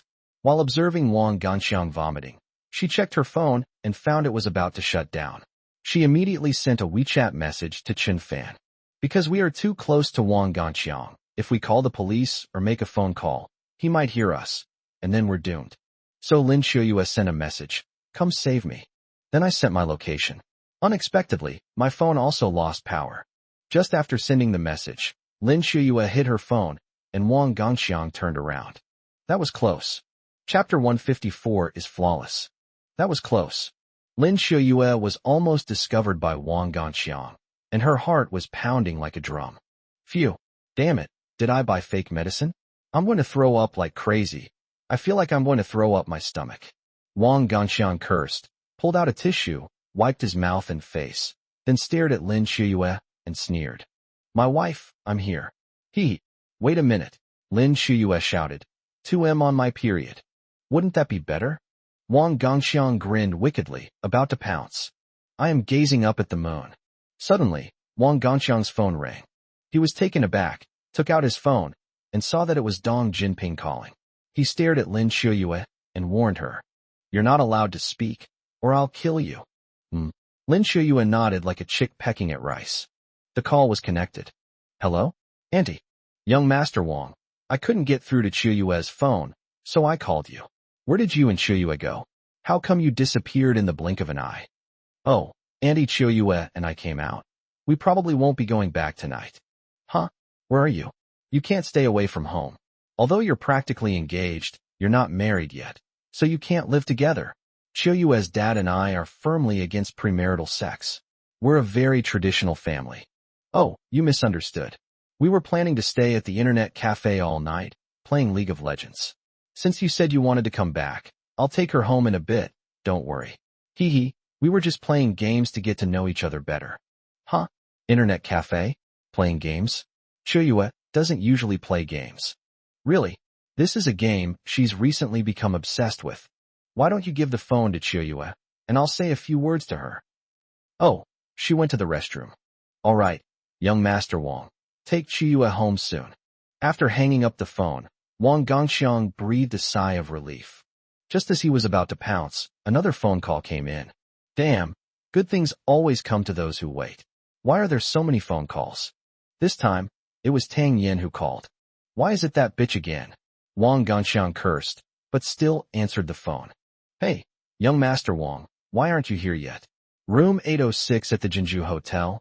I sent you the room number this afternoon. Hee hee, I'm all fresh out of bed and waiting for you. Tang Yin, I have something to do tonight, so I can't come. No, my dear class monitor, I'm so lonely, I need your warmth. Just now, when Wang Gongxiang received Dong Jinping's call, Lin Chuyue should have shouted, but Lin Chuyue was very scared and didn't dare to make a sound. Now, Tang Yin is calling again, and Lin Chuyue can't miss this last chance. Ahem. Tang Yin. Lin Chuyue mustered her courage and shouted. Ah, Chuyue, is that you? Wang Gongxiang, what are you doing with Chuyue? Wang Gongxiang glared at Lin Chuyue and stammered. I was playing games with Chuyue. Playing games? Why didn't you take me with you? At this moment, Lin Chuyue called out loudly. Tang Yin, do you want to come and play with us? Come on. Where are you? In a place you don't know. Tell me already. Don't keep me in suspense. We're all old classmates, so let's not keep each other in suspense. Let Wang Gongxiang tell you. Squad leader, hurry up and tell me. Where are you? At Xinhua Road, Spring Internet Cafe. Wang Gongxiang had no choice but to make up a name. Tang Yin believed her and said, I'll be right there. After hanging up the phone, Wang Gongxiang smashed it on the ground and cursed. Damn it. You ruined my good time. I have a phone addiction. I have to answer every call I see. It's so annoying. Now let's see if anyone calls again. Wang Gongxiang cursed and stepped forward, stomping on the phone several times until it was smashed to pieces. These two phone calls bought some time, and Lin Chuyue hoped in her heart that Chun Fan would come to rescue her quickly, or that he would call the police. In order to continue stalling for time, she needs to come up with more ideas. Lin Chuyue, why did you speak up just now? Were you looking for death? Wang Gongxiang questioned. When I heard it was Tang Yin, I got a little excited and wanted to chat with my old classmate for a bit. My bad, Lin Chuyue apologized. What? You're a little excited? Humph, I'll show you something even more exciting. As Wang Gongxiang spoke, he pulled his pants down to his feet. Lin Chuyue screamed and closed her eyes. Ha ha ha. Excited. Wang Gongxiang laughed wildly. Lin Chuyue opened her eyes a crack, and what she saw left her speechless. Wang Gongxiang was wearing a women's bikini, and it was even see-through. The man was burly and had a lot of leg hair, making the scene look quite incongruous. This bikini is the latest style from the Victoria's Secret fashion show. I bought it from a foreign website. Huh. Wang Gongxiang chuckled lewdly, even deliberately twisting his body in a way that made people want to vomit. Why are you dressed as a woman? Lin Chuyue's face flushed red as she asked incredulously. Wang Gongxiang covered his mouth and chuckled, saying, hee hee, everyone has their own interests. This is just my hobby, like how some people like singing, some like playing chess, and some like reading online novels. They're all normal hobbies, nothing wrong with them. You call this okay? Lin Chuyue frowned, feeling an urge to cry. What? Do you have any objections? Wang Gongxiang asked coldly. Seeing that Wang Gongxiang was a little angry, Lin Chuyue knew that if she continued to say that his so-called hobby was abnormal, Wang Gongxiang might fly into a rage and do something irrational. We must buy time now. The longer the delay, the greater the chance of being rescued. Therefore, Lin Chuyue praised. It's beautiful. Is this the first time you've shown your hobby to someone? No. You're so ignorant. Have you ever heard of a women's clothing club? That place is our paradise. I go there almost every week to exchange ideas with them. Every man there shares this hobby with me. It's like a big family, so warm. Wang Gongxiang seemed to recall his wonderful past experiences and a smile gradually appeared on his face. If you don't mind, tell me about the interesting things inside. I'm quite interested." Although Lin Xiuyue felt nauseous and wanted to vomit, she had no choice but to go along with Wang Gongxiang in order to delay the inevitable. Wang Gongxiang sat on a cylindrical stool next to him and said, "Anyway, you can't escape my grasp tonight. Since you want to hear about the club, I'll tell you. Speaking of our club, it's really so cozy. Have you ever seen a 72-year-old man wearing a women's version of a Navy uniform?" And so, Wang Gongxiang recounted his experiences at the women's clothing club, while Lin Xiuyue pretended to listen attentively and happily, occasionally smiling. Time passed by, minute by minute. Chapter 155 Warehouse. Half an hour later, about 10 police cars arrived around the warehouse, and dozens of police officers surrounded it. Police lights flashed, and bright white lights shone on the warehouse gate, making it as bright as day. A female police officer was in charge of the operation. Even in her imposing police uniform, her figure still couldn't be hidden. She is He Jing, the head of the major crimes unit of the Nanhu District Police Station in Lushur. They just received a call from the police, which described the exact location of the kidnapping.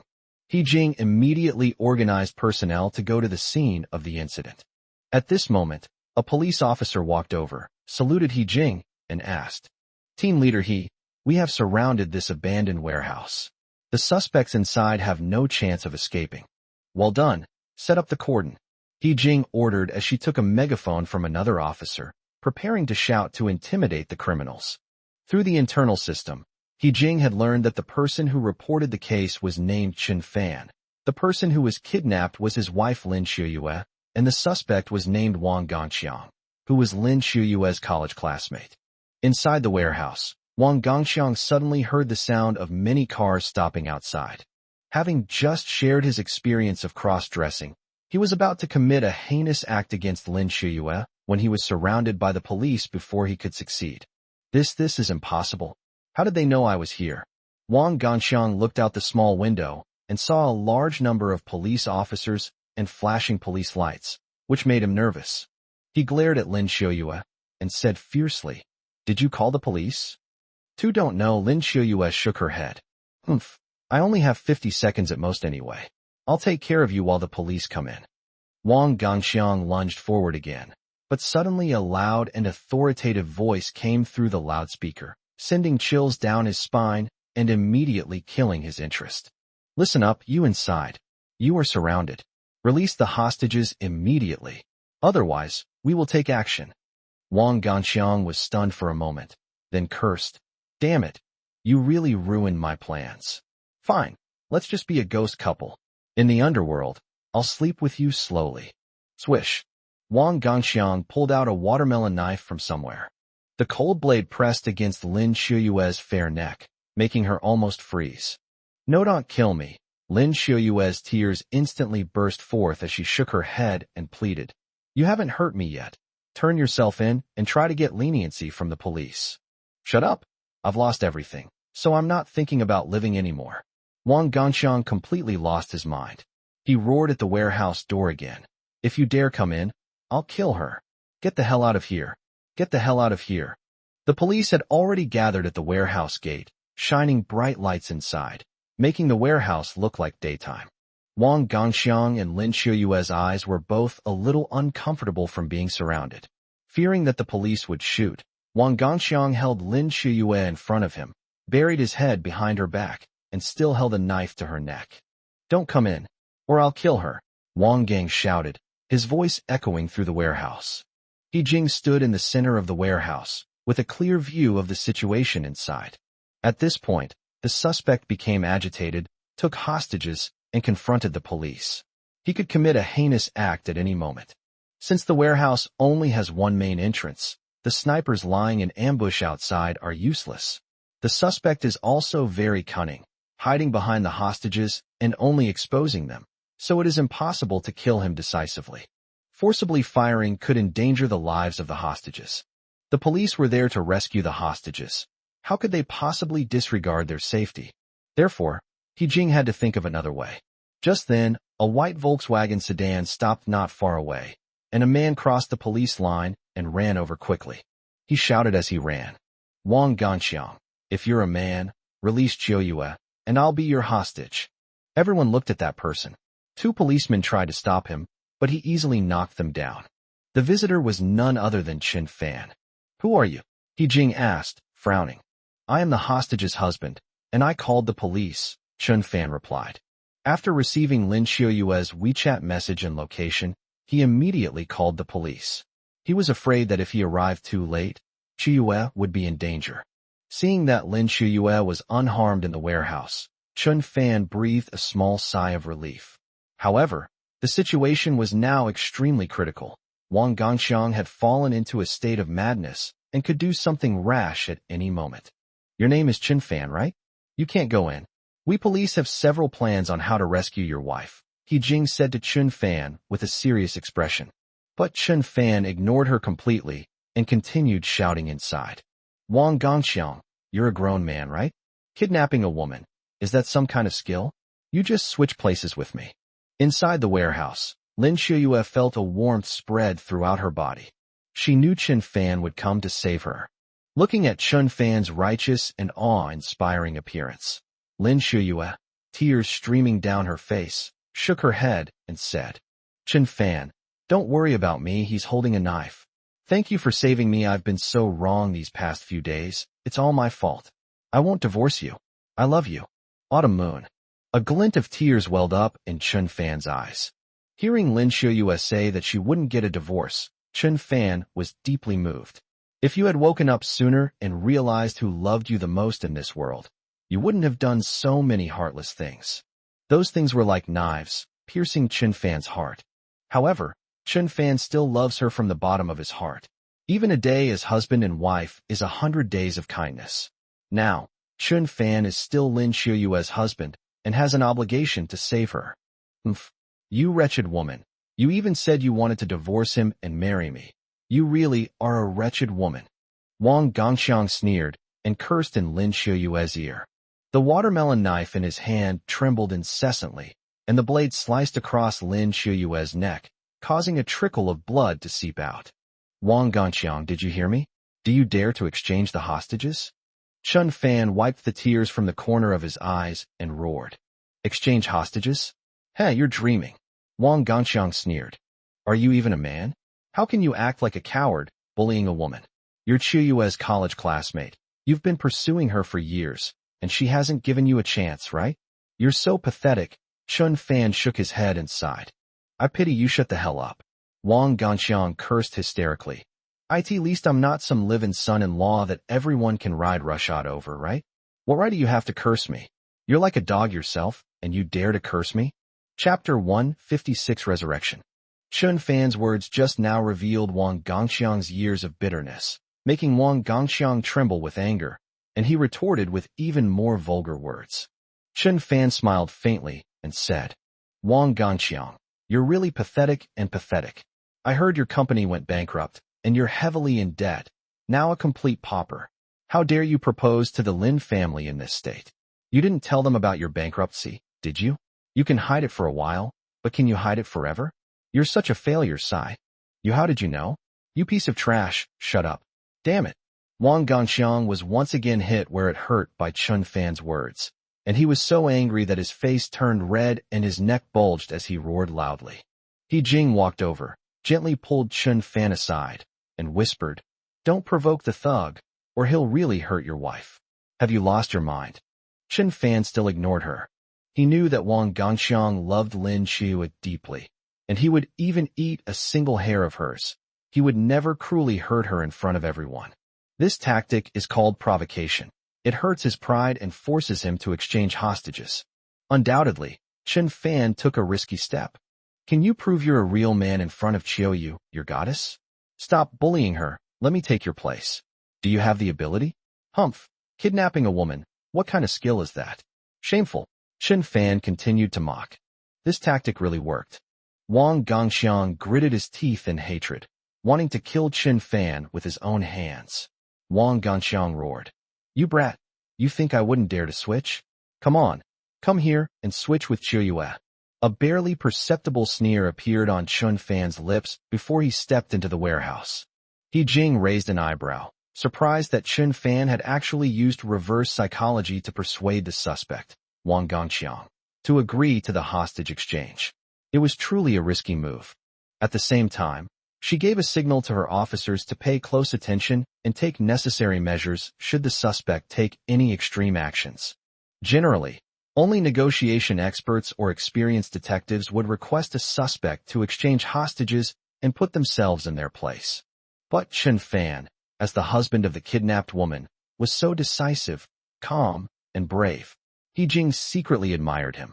To be able to marry such a man was truly a blessing that woman had accumulated in her past life. He Jing would be willing to take on 100 of these live-in sons-in-law. At this moment, a police officer came over and reported. Team leader Lin Xiuyue's family has arrived at the scene. I understand. Before arriving at the scene, He Jing had already instructed someone to notify Lin Xiuyue's family. After He Jing finished speaking, she turned around and saw an elderly woman with white hair walking over, reaching out a trembling hand to grab her arm, pleading, "Officer, you must save my granddaughter. My granddaughter is exceptionally talented. She absolutely cannot be harmed. Grandma, please don't get agitated.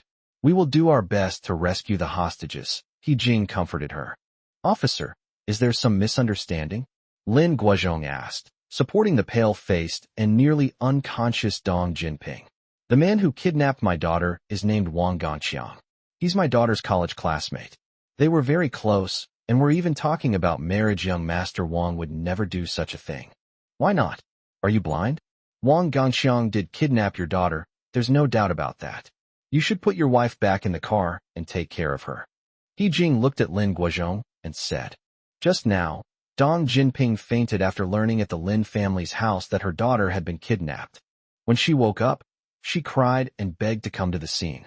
I just arrived at the scene, glanced into the warehouse, and fainted again. Officer, you must ensure my niece's safety," Lin Guishao anxiously pleaded. "I said we will try our best. Besides, Lin Xiuyue's husband, Chun Fan, has already gone to exchange the hostages," He Jing said calmly. "Really?" Yu Jing's eyes lit up.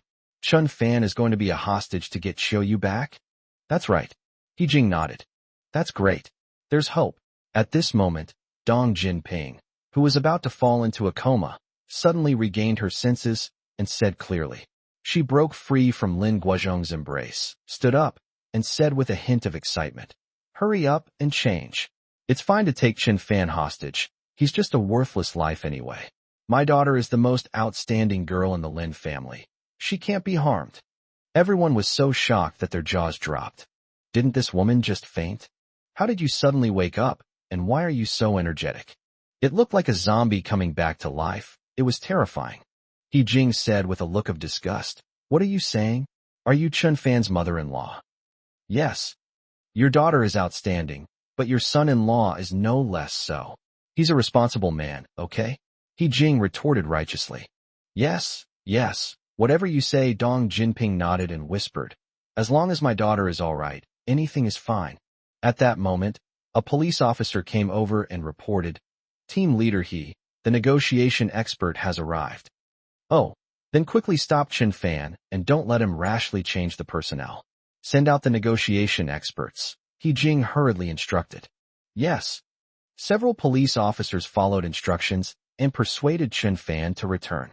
A bald, middle-aged man entered the warehouse and began to persuade Wang Gongxiang to lay down his weapons and seek leniency. At this moment, the old lady became a little anxious. Just as Chun Fan was about to successfully switch Xiuyu, the police pulled her back.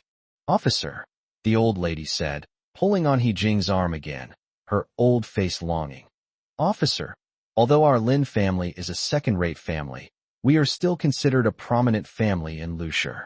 Moreover, we recently reached a cooperation agreement with Dolphin Real Estate, and we are very likely to join the ranks of first-rate families. Xiuyu is the representative of our Lin family and the hope for the rise of the entire family. Compared with that Chun Fan, she is worlds apart." "What do you mean?" He Jing glanced at the old lady and asked. The old woman continued, "What I mean is, let Chun Fan replace Xiuyu first, and then you can send a negotiation expert to negotiate. That would be better. After all, Xiuyu grew up in a large family and hasn't experienced these hardships. Chun Fan, on the other hand, is an orphan who has suffered his whole life and has a strong ability to withstand pressure. He Jing suddenly felt a surge of anger. How can this old man talk like that? What's wrong with orphans? Do they deserve to be held at knife point by thugs? Aren't orphans also living, breathing human beings? He Jing really wanted to slap this old man, but she held back. Just then, Wang Gongxiang's hysterical roar came from inside the warehouse. Get this bald guy out of here. Get him far away. If he doesn't leave in 10 seconds, I'm going to make my move. Damn it. Get that piece of shit Chun Fan back here. Didn't he say he'd exchange people? Where is he? Who's the coward here? Damn it. Useless Chun Fan, get back here. Chapter 157. Someone you can't afford to offend. Reporting to team leader He, the suspect is emotionally unstable. We must get Chun Fan back, an officer reported. All right. Do as the suspect says, remove the negotiation expert, and have Chun Fan replace him. He Jing had no choice but to give this order. It seems that Wang Gongxiang is not buying into the negotiation expert's tactics and is still holding a grudge against Chun Fan's provocative words. Hurry up and change the person. That's great. The old lady couldn't help but show a look of joy, her old face beaming with happiness. This was truly an unexpected joy for the Lin family. Yes, since Wang Gongxiang strongly insists that Chun Fan replace him, then we can only do as he says. Dong Jinping also breathed a sigh of relief and said, Thank God, my daughter came home safely.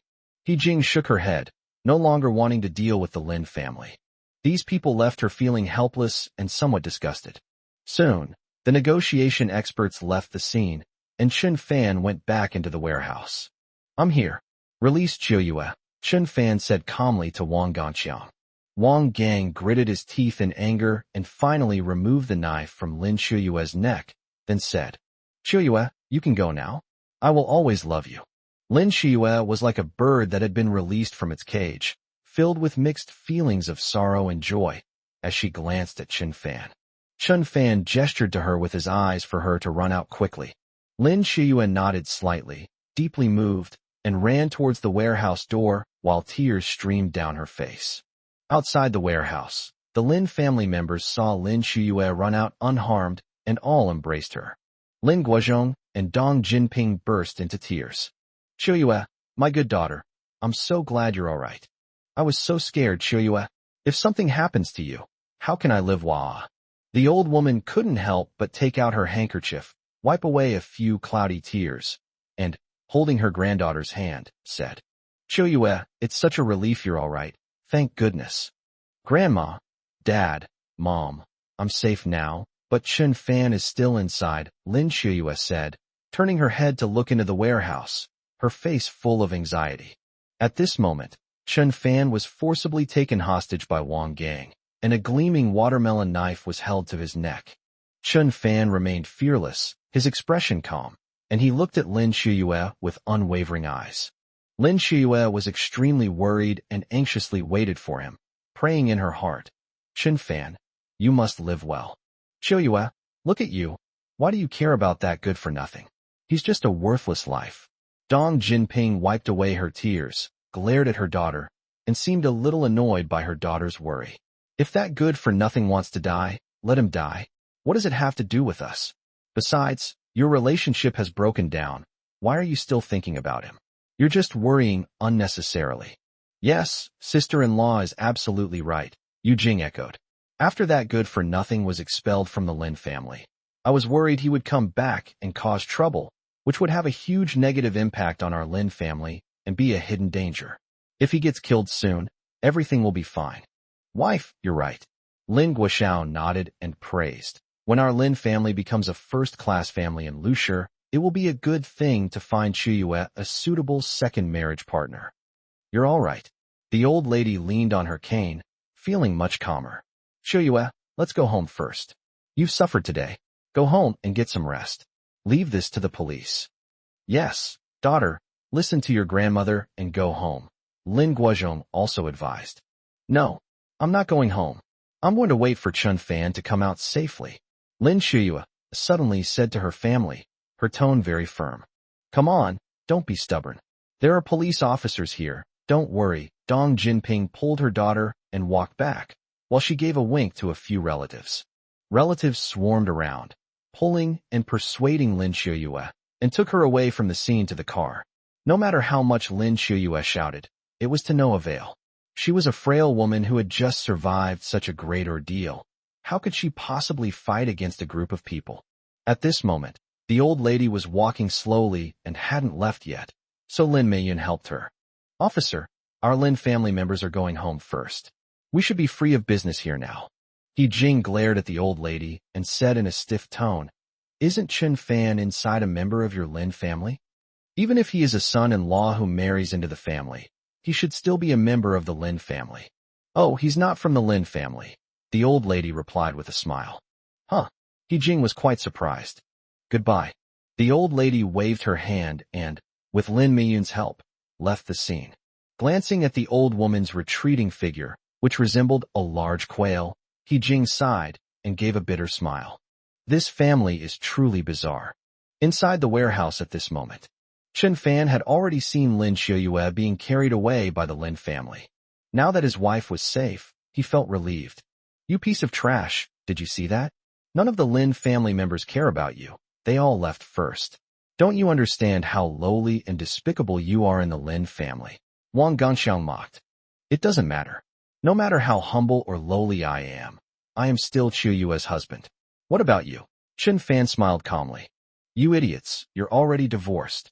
Wang Gongxiang cursed. "You actually believe that? What did you say?" "Qiuyue and I are not divorced at all. We went to the Civil Affairs Bureau, but then we changed our minds." "Did you hear what Qiuyue said to me earlier? She said she would never divorce me." "You're not deaf. You heard it right." "Chen Fan, you shameless!" Wang Gongxiang roared. "Your company's venture capital failed. All 80 million went down the drain, and you became poorer than me overnight, right?" Chen Fan continued to question. How did you know?" Wang Gongxiang had never told anyone about his bankruptcy. Not even his friends knew. How did Chen Fan know? "Of course I know. Because you've offended someone you can't afford to offend." Chen Fan's tone suddenly turned sharp. "Who did I offend? I want to know too. Just tell me. Don't you know everything? Tell me. Damn it. If you can't tell me, I'll kill you right now." Wang Gongxiang roared. At this moment, He Jing noticed at the warehouse entrance that Chen Fan was talking to the suspect. However, the suspect seemed extremely agitated, and if this continued, Chen Fan might lose his life. Chen Fan is incredibly audacious, repeatedly provoking the suspect. Even a normal person has a limit to their patience. Moreover, Wang Gongxiang was a madman who had lost his mind. "Team leader He, what should we do? The suspect is about to kill Chen Fan. Should we have the sniper shoot when the opportunity arises?" an officer asked nervously. He Jing hesitated for a moment, then said, "Let the sniper take aim first, and then listen to my orders." "Yes." A few seconds later, the policeman stopped. He Jing was also dumbfounded. All the policemen stared at the scene unfolding in the warehouse, speechless. What's going on?" Chapter 158. His forehead was even bruised from knocking. The police officer stared in astonishment into the warehouse. "Team leader He, look, that suspect, he actually knelt down before Chen Fan." He Jing. "Everyone. What exactly is going on?" He Jing stared inside and saw Wang Gongxiang throw the watermelon knife in his hand aside and kneel down in front of Chen Fan with a thud, bowing and scraping. "This?" He Jing was startled. She was thinking of sending a sniper to rescue the person and was ready to shoot decisively when she suddenly saw this unbelievable scene. The art style changed so quickly. She had never seen a suspect suddenly kneel down to a hostage at a hostage scene. Chen Fan was just talking to the suspect, and he didn't know what he said, but the suspect suddenly had a change of heart and knelt down to admit his mistake. Could it be that Chen Fan spoke to Wang Gongxiang's heart, touching the softest part of his heart? They're even better than negotiation experts. Inside the warehouse, Chen Fan looked down at Wang Gongxiang, who was kneeling at his feet like a dog, and smiled calmly. Earlier, Wang Gongxiang asked him which person he shouldn't have offended. Chen Fan said frankly, "The person you've messed with is me." Wang Gongxiang didn't believe it at all and was about to hurt someone when Chen Fan took out his phone and told Wang Gongxiang to call his father to confirm. "Humph, since you're going to die anyway, I'll grant your dying wish and let you die knowing why. Wang Gongxiang dialed his father's number. His father told him anxiously that the company had gone bankrupt and their family was in such dire straits because they had offended a man named Chen Fan. The power behind him was beyond their imagination. Son, if you don't apologize soon, our whole family might disappear from the face of the earth. Wang Gongxiang was extremely shocked. After hanging up the phone, Wang Gongxiang was still somewhat incredulous that the person in front of him was the one he couldn't afford to offend. So he quietly opened Chen Fan's phone and glanced at a text message from the Agricultural Bank of China, which showed the available credit limit on Chen Fan's bank card. Wang Gongxiang felt dizzy and lightheaded. Looking at that long string of numbers, he was almost on the verge of collapse. It is now certain that the person he offended, the one he couldn't afford to offend, is Chen Fan, whom he has now kidnapped. He's clearly a useless live-in son-in-law, isn't he? Has he been hiding his true identity all along? Is being a live-in son-in-law who is constantly bullied and humiliated his hobby? That's a really peculiar hobby. Wang Gongxiang's mind was in turmoil, and his head felt like it was about to explode. Now is not the time for him to be confused. If he doesn't beg Chen Fan for mercy, his life is worthless. But if he implicates his parents, he won't be able to rest in peace even if he dies. Mr. Chen, I was wrong. I look down on people, it's all my fault. I beg you, please let me go, let my family go. We have nothing left, just a few worthless lives, please don't kill us. I beg you. I swear. I will never bother your wife Chiyue again. I was really wrong, Wang Gongxiang cried, clasped his hands together and begged repeatedly, kowtowing more than 10 times until his forehead was bleeding. Chen Fan sneered, looking at his groveling, dog-like appearance with disdain, and said, Wang Gongxiang, if you truly repent and realize your mistakes, I can spare you and your parents. But if you dare to have even the slightest scheme against Chiyue again, I guarantee your entire family will be wiped out, and not a trace of your remains will be found in this world. Because your corpses will all be fed to the dogs. Don't worry, I will definitely not bother Chiyue anymore. Please rest assured. Thank you, Mr. Chen. I kowtow in gratitude. Wang Gongxiang kowtowed several times again. I'll let you go, but you can't escape the law. Crawl outside and turn yourself in. If you do, you'll get a lighter sentence, Chen Fan said calmly. Did you hear me? Crawl. Uh-huh. As long as his family's lives could be saved, what did crawling out matter? He'd be willing to crawl, even roll around on the ground, to get out. So Wang Gongxiang got down on all fours, crawled on the ground, and headed towards the warehouse door. Chen Fan walked past him arrogantly and left the warehouse unharmed. As soon as Chen Fan stepped out of the warehouse, the police swarmed him, pinned Wang Gang to the ground, and handcuffed him. He Jing breathed a sigh of relief. This mission was a complete success. The hostages were safe, the suspect was apprehended, and she could get a commendation back home. Mr. Chen, wait a moment. He Jing caught up with Chen Fan. Officer, what's wrong? Chen Fan turned around and asked.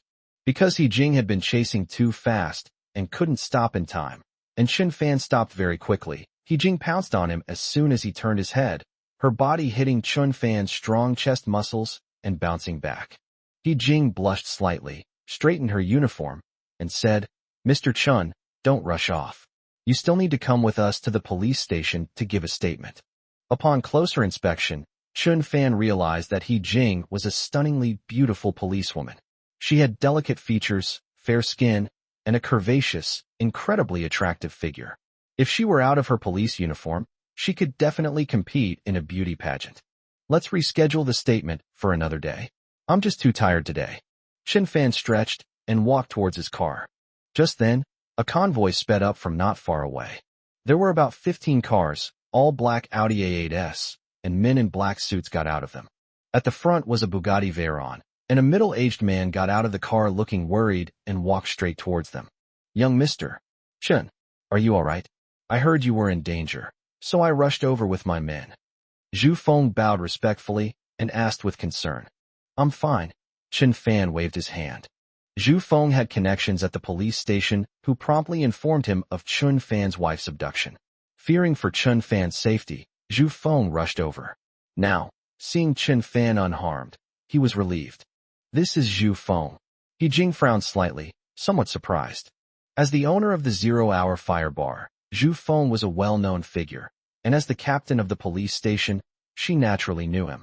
Moreover, fights and brawls frequently occurred at midnight and in several other entertainment venues invested and operated by Zhu Feng. Not only He Jing, but almost everyone in the police station knew Zhu Feng. This big boss is worth hundreds of millions. After seeing Chen Fan, he became as docile as a kitten and even bowed to Chen Fan. What exactly is going on? He Jing's heart couldn't help but stir. This Chen Fan was definitely no ordinary person. Although the Lin family disliked him, his hidden strength was immense. Mr. Chen, it's good that you're all right. Zhu Feng gave the order, and the convoy escorted Chen Fan back. Thus, a rather comical scene unfolded. More than 10 Audi A8s escorted a Volkswagen, driving in a grand procession towards the city center. I give up, He Jing murmured to herself as she watched the convoy drive away. Chapter 159, Discussing the Plan. A few days later, in the conference room of the Lin Group company, the Lin family relatives and executives were all present, and a meeting was being held under the guidance of the old lady. These days, thanks to Lin Shiyue signing a contract with Yuanshan Construction Company on behalf of the Lin family, the new district has been planned and many buildings are about to be constructed. The whole family is at least outwardly satisfied with Lin Shiyue's work, and they praised her highly at the meeting. This meeting serves two purposes: to summarize the work done during this period and to address the important issues at hand. The so-called important issue is that Yuanshan Construction Company is a one-stop service company that includes surveying, design, and construction. Under normal circumstances, it is a turnkey project, and the Lin family only needs to do a good job of supervision when cooperating with them. However, recently, due to the sluggish market and economic factors, Yuanshan Company has encountered problems in the supply of building materials. Although there were ample funds available and the construction team could start work immediately, even the most skilled cook cannot cook without rice. Without basic building materials, full-scale construction could not begin. The existing materials were only enough for one construction team to start work smoothly.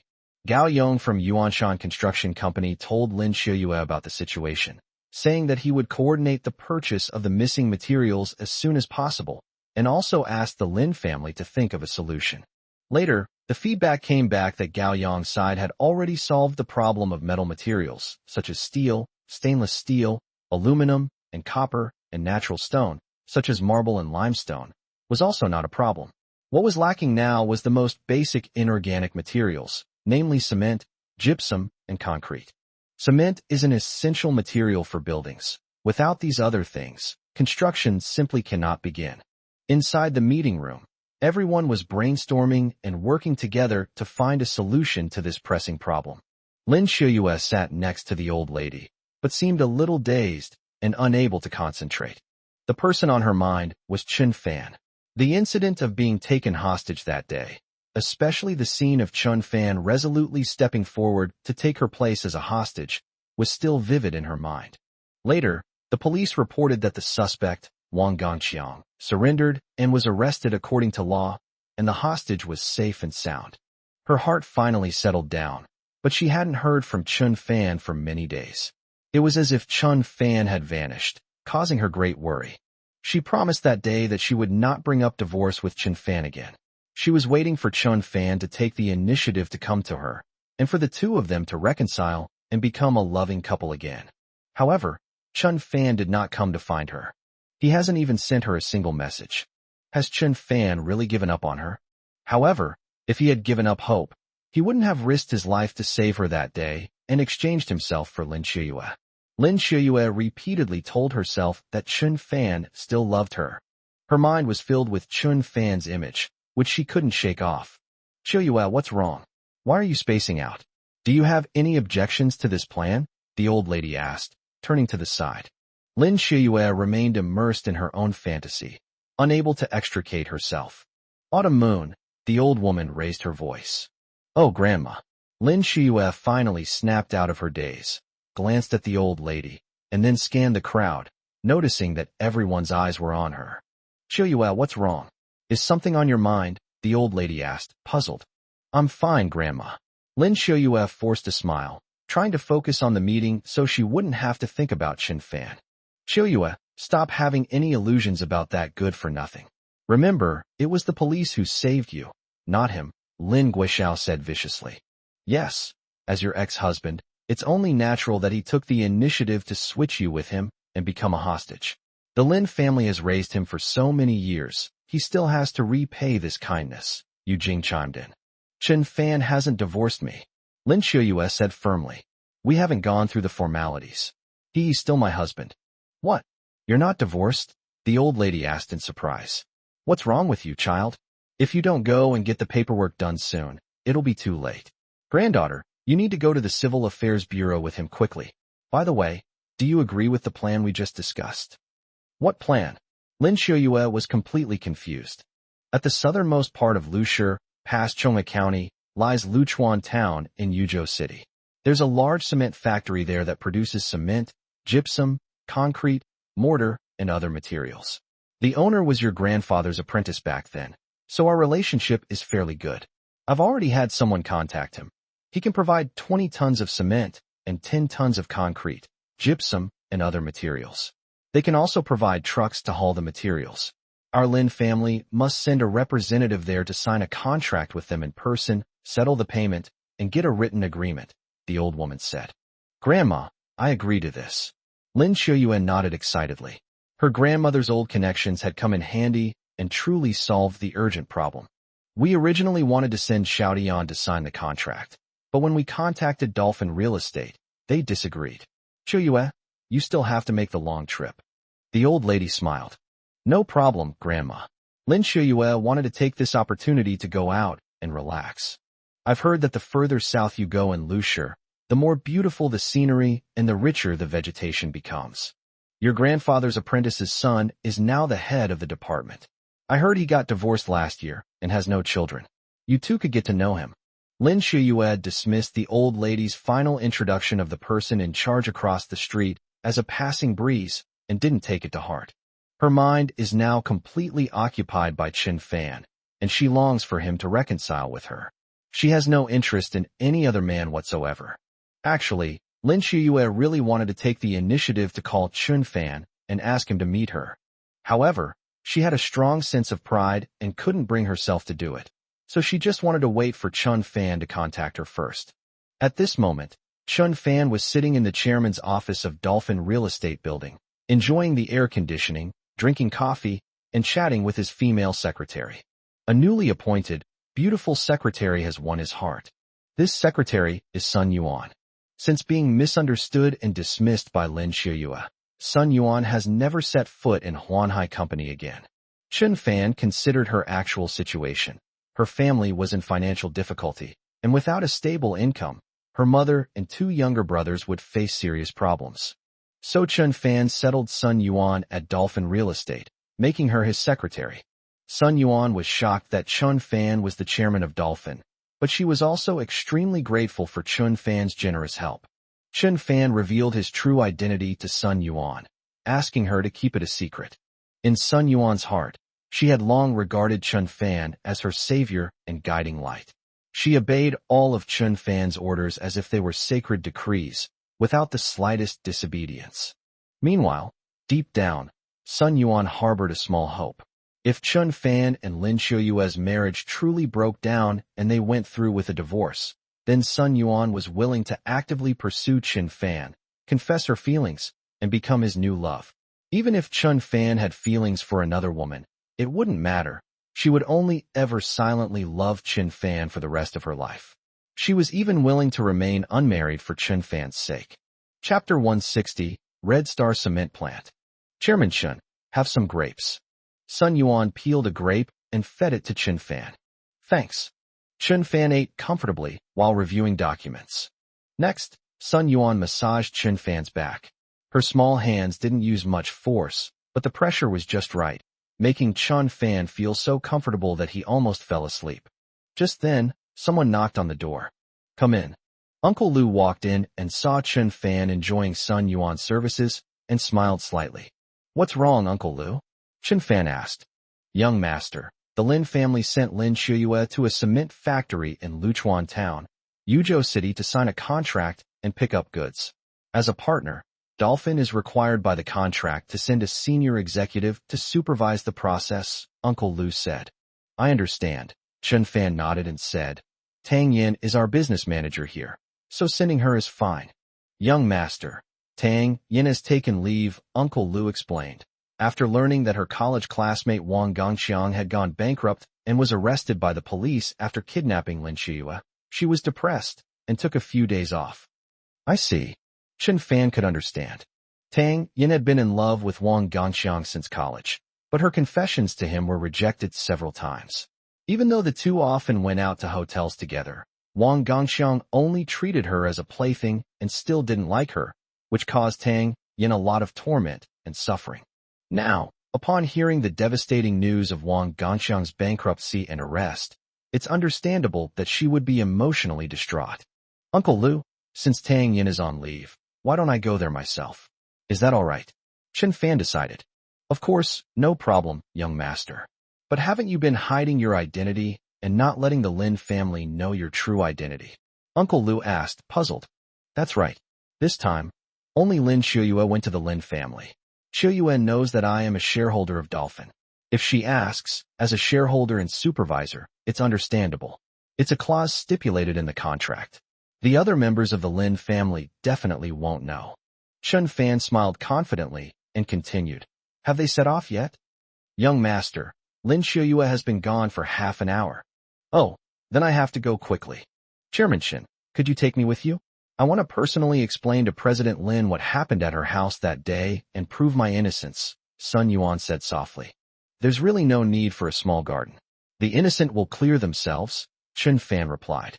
But President Lin has always taken good care of me, and I still want to make things clear so she won't be hurt. Sun Yuan was a very kind girl, afraid that Lin Xiuyue would continue to misunderstand her. This kind of thing involves personal dignity, so it's best to clarify everything. Since you insist on going, let's go together, Chun Fan said calmly. My relationship with Xiuyue is very delicate right now. Neither of us wants to be the first to break the ice, you know what I mean. 2 hours later. Luchuan Town. Chun Fan drove Sun Yuan, following the navigation, and arrived at their destination.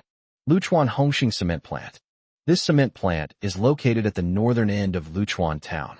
The factory buildings are clustered together, and it is quite large. Not far away, 2 large chimneys are emitting black smoke, and a small river flows past the factory. However, the river water is a strange purplish-brown color. After Chun Fan parked the car, Sun Yuan opened the car door, squatted down, and vomited violently. She got carsick. Chun Fan patted her back, and after she finished vomiting, he helped her to the back seat of the car and asked, Xiao Yuan, you don't look well. Do you always get carsick? I never get dizzy before, but I probably got dizzy from driving on those winding mountain roads just now, Sun Yuan said. Why don't you rest in the car for a while? I'll go check on you. You can come in to see Xiuyue when you're feeling better, Chun Fan suggested. Okay, Mr. Chun, I'll rest here for a bit. Chun Fan took a bottle of mineral water from the trunk, opened it, and handed it to Sun Yuan, telling her to take good care of herself. Then he walked into the cement factory gate. Woof, woof, woof. Inside the iron cage by the door was a large-headed Tibetan Mastiff. It barked at strangers, startling Chun Fan. An old gatekeeper ran out of the gatehouse and asked, What do you do? Grandpa, I'm from Dolphin Real Estate in Lushur. I'm here to sign a contract with your cement factory to deliver cement. Oh, I see. A car came by, and they also said they were from Dolphin.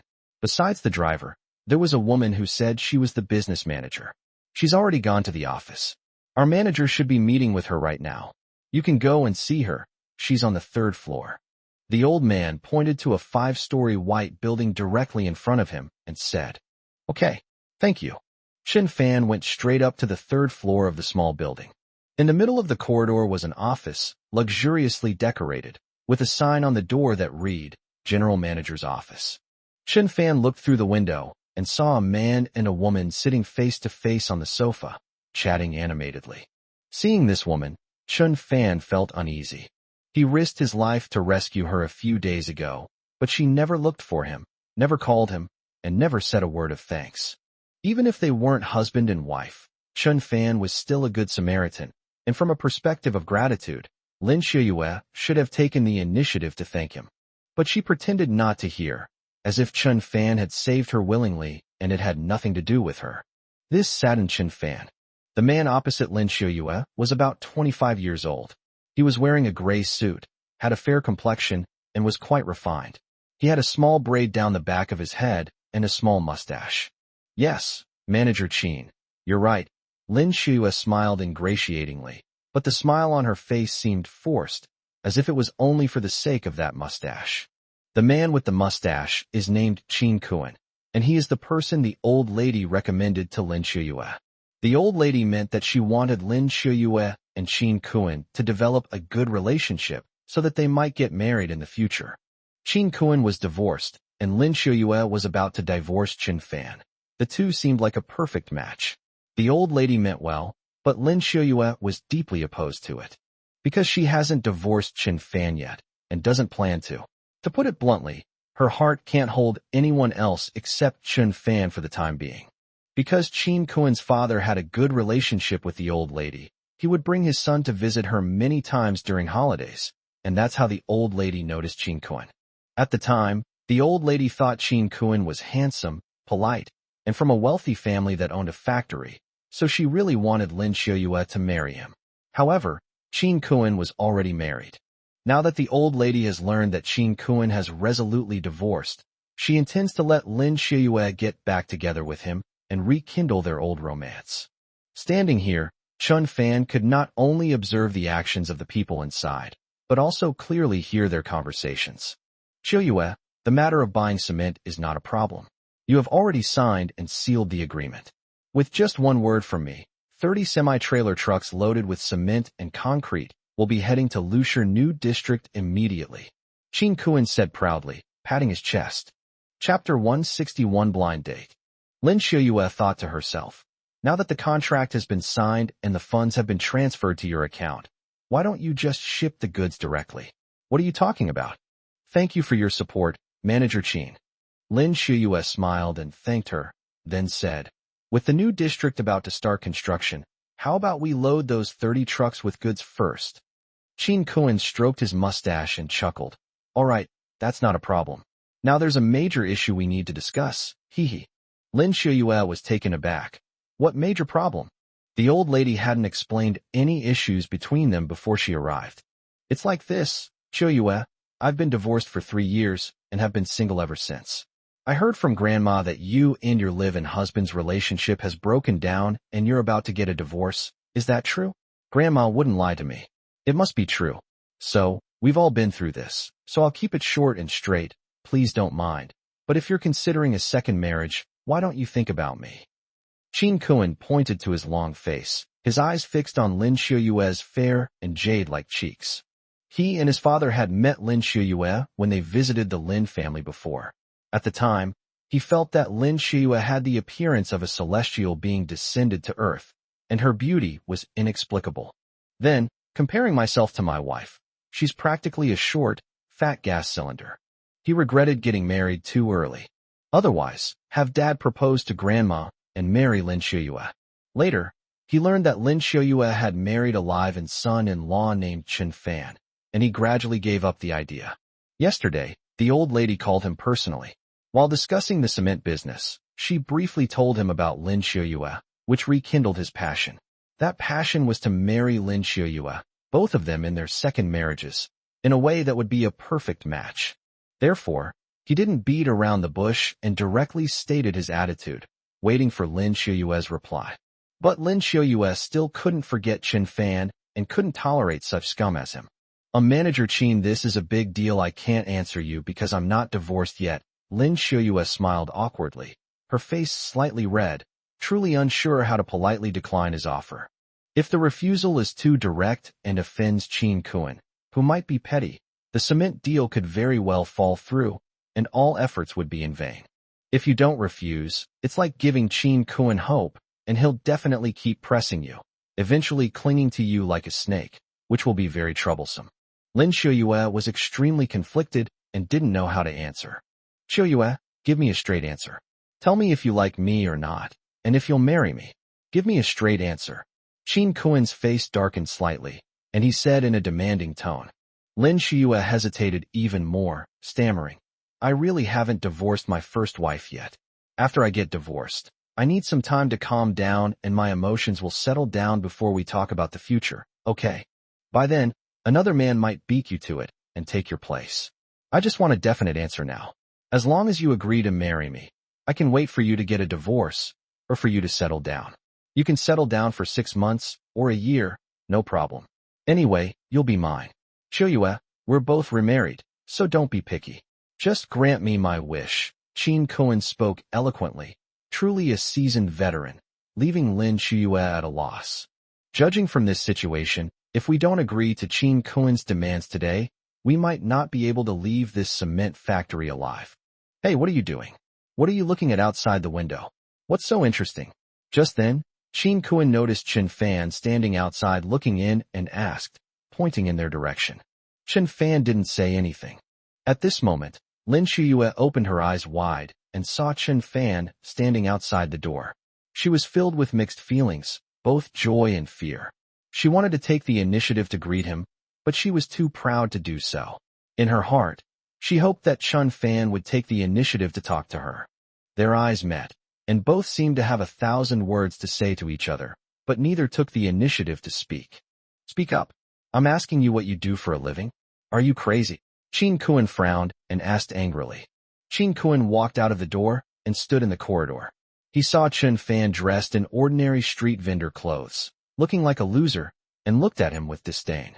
This guy is either looking for work or working at another factory nearby. In short, he's a poor bastard. Someone come here. Someone come here. Get this kid away. Damn it, is old Wang, the gatekeeper, blind? He lets all sorts of weirdos in here. As soon as Qin Kuan shouted, 4 or 5 employees in uniform came out from other offices. A young man walked up to Chen Fan and questioned, Who are you? Didn't you hear our manager tell you to get out? Another woman said, The Dolphin CEO will be here to supervise our work soon. The factory is so clean. Where did you come from? Chen Fan completely ignored the employees. His gaze was fixed on Lin Shiyue as she walked out of the office. Lin Shiyue's heart raced. She hesitated to speak, feeling extremely awkward. Chen Fan smiled slightly, but felt a pang of sadness in his heart. After so many days apart, suddenly seeing your benefactor, are you really not going to say a word of thanks? So, when you were in trouble, why was I the first person you thought of? Why did you send me a message? What? Shiyue, do you know this person? Qin Kuan asked in confusion. Lin Shiyue pursed her lips, took a few steps forward, stood in front of Chen Fan, and said in a low voice, I know him. Chen Fan snorted coldly and said, You're not even divorced yet, and you're already here on a blind date? This isn't a blind date. It was arranged by my grandma, please don't misunderstand. Chen Fan, Lin Shiyue explained anxiously. Qin Kuan opened his mouth wide and nodded, saying, Holy crap, is this the live-in son-in-law? He really is a good-for-nothing, a penniless bastard, like a refugee. Chen Fan ignored Qin Kuan and said to Lin Shiyue, Your grandma introduced him? That old lady is really anxious. We haven't even finished the divorce proceedings yet, and she's already introducing a new son-in-law. Chen Fan, don't overthink it, Lin Shiyue advised. Shiyue, what's the point of explaining to this good-for-nothing? It's like casting pearls before swine. He's gotten used to living off women, and now that he sees you want a divorce, he's all panicked. You brat, let me tell you, don't interfere in Shiyue's private life. You're dressed like a cheapskate, and you look like a piece of trash. You're not even as badass as that dog at the factory gate. Heh. Ha. The employees burst into laughter, all enjoying the spectacle. Before the divorce, I was Shiyue's husband.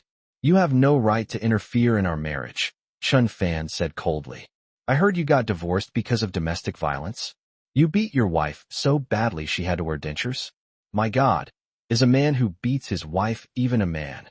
Chapter 162, He's Still Alive. How did you know you?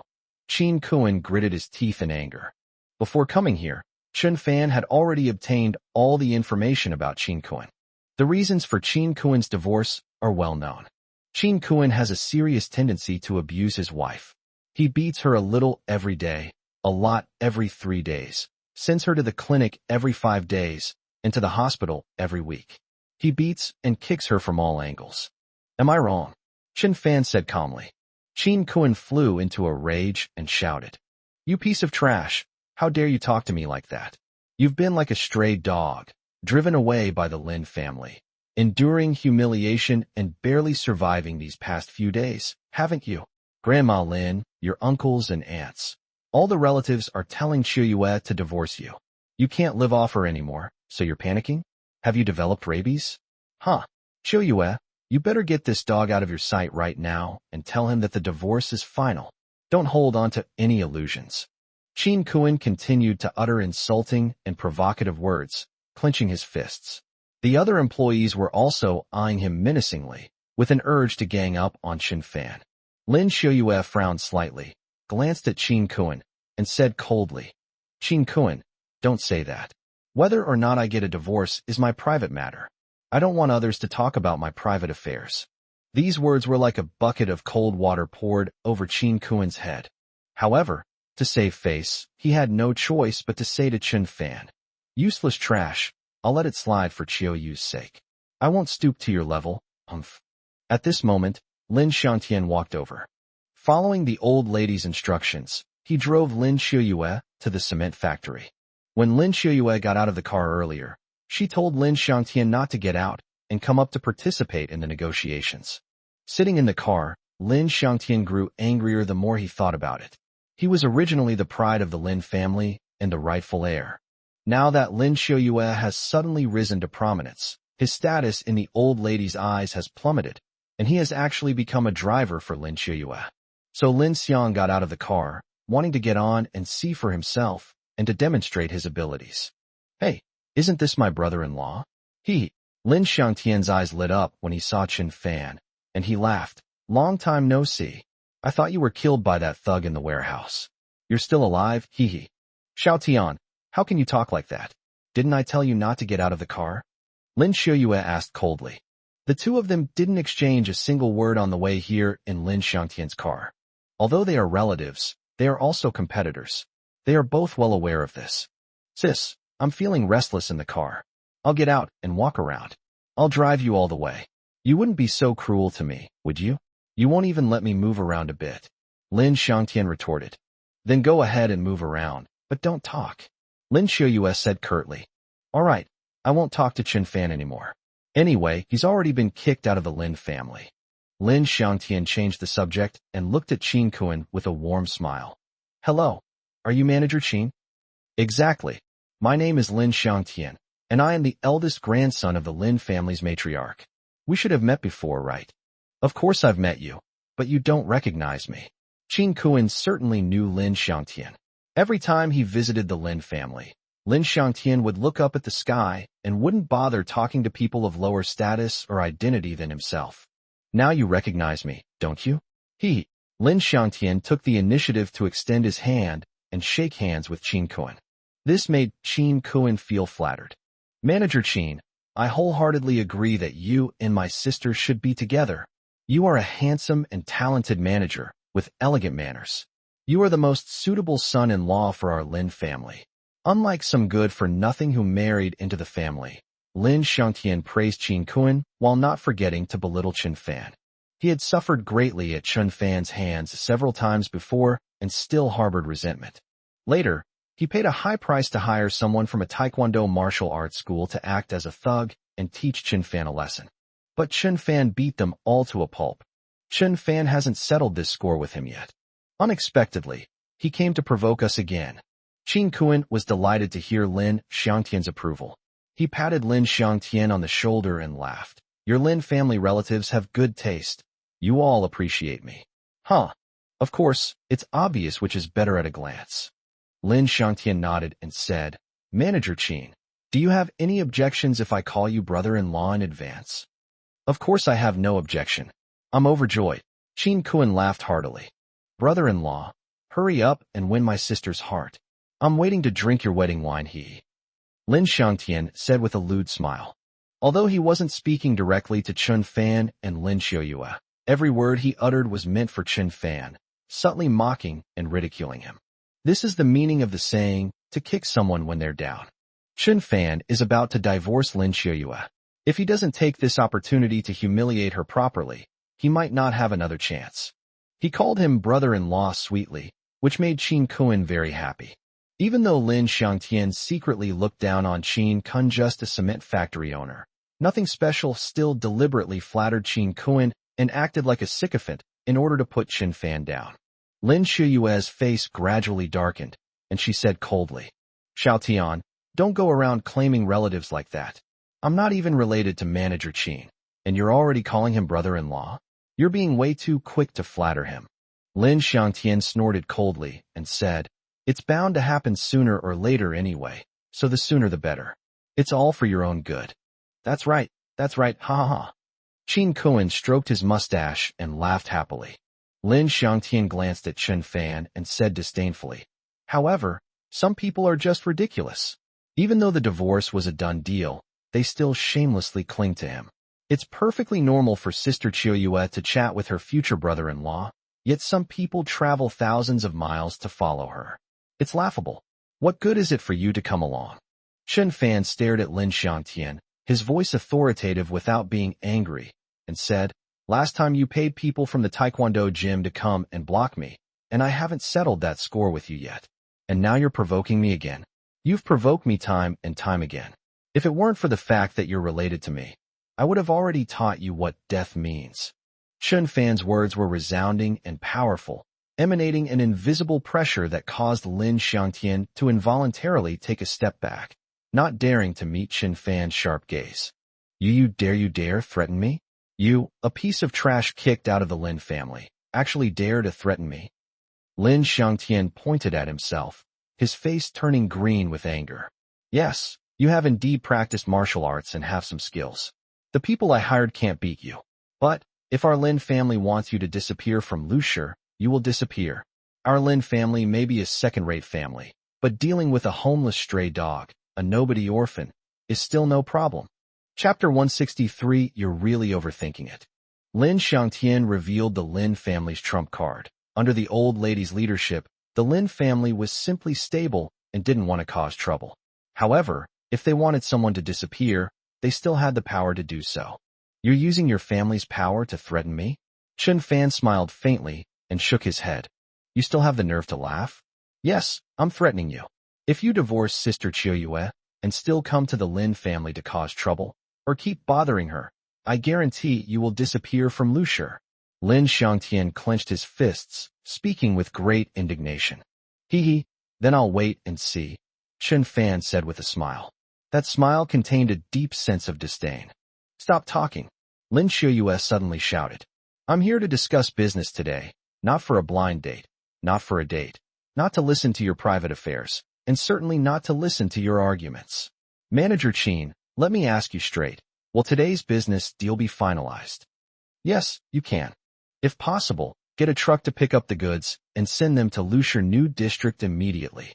We can talk about other things another time. Today is purely for business, okay?" Lin Qiuyue asked excitedly. Okay. Whatever you say goes." Qin Kun nodded repeatedly, then instructed an employee to have his men start loading the goods onto the truck immediately. The employee responded and went downstairs. Lin Qiuyue finally breathed a sigh of relief.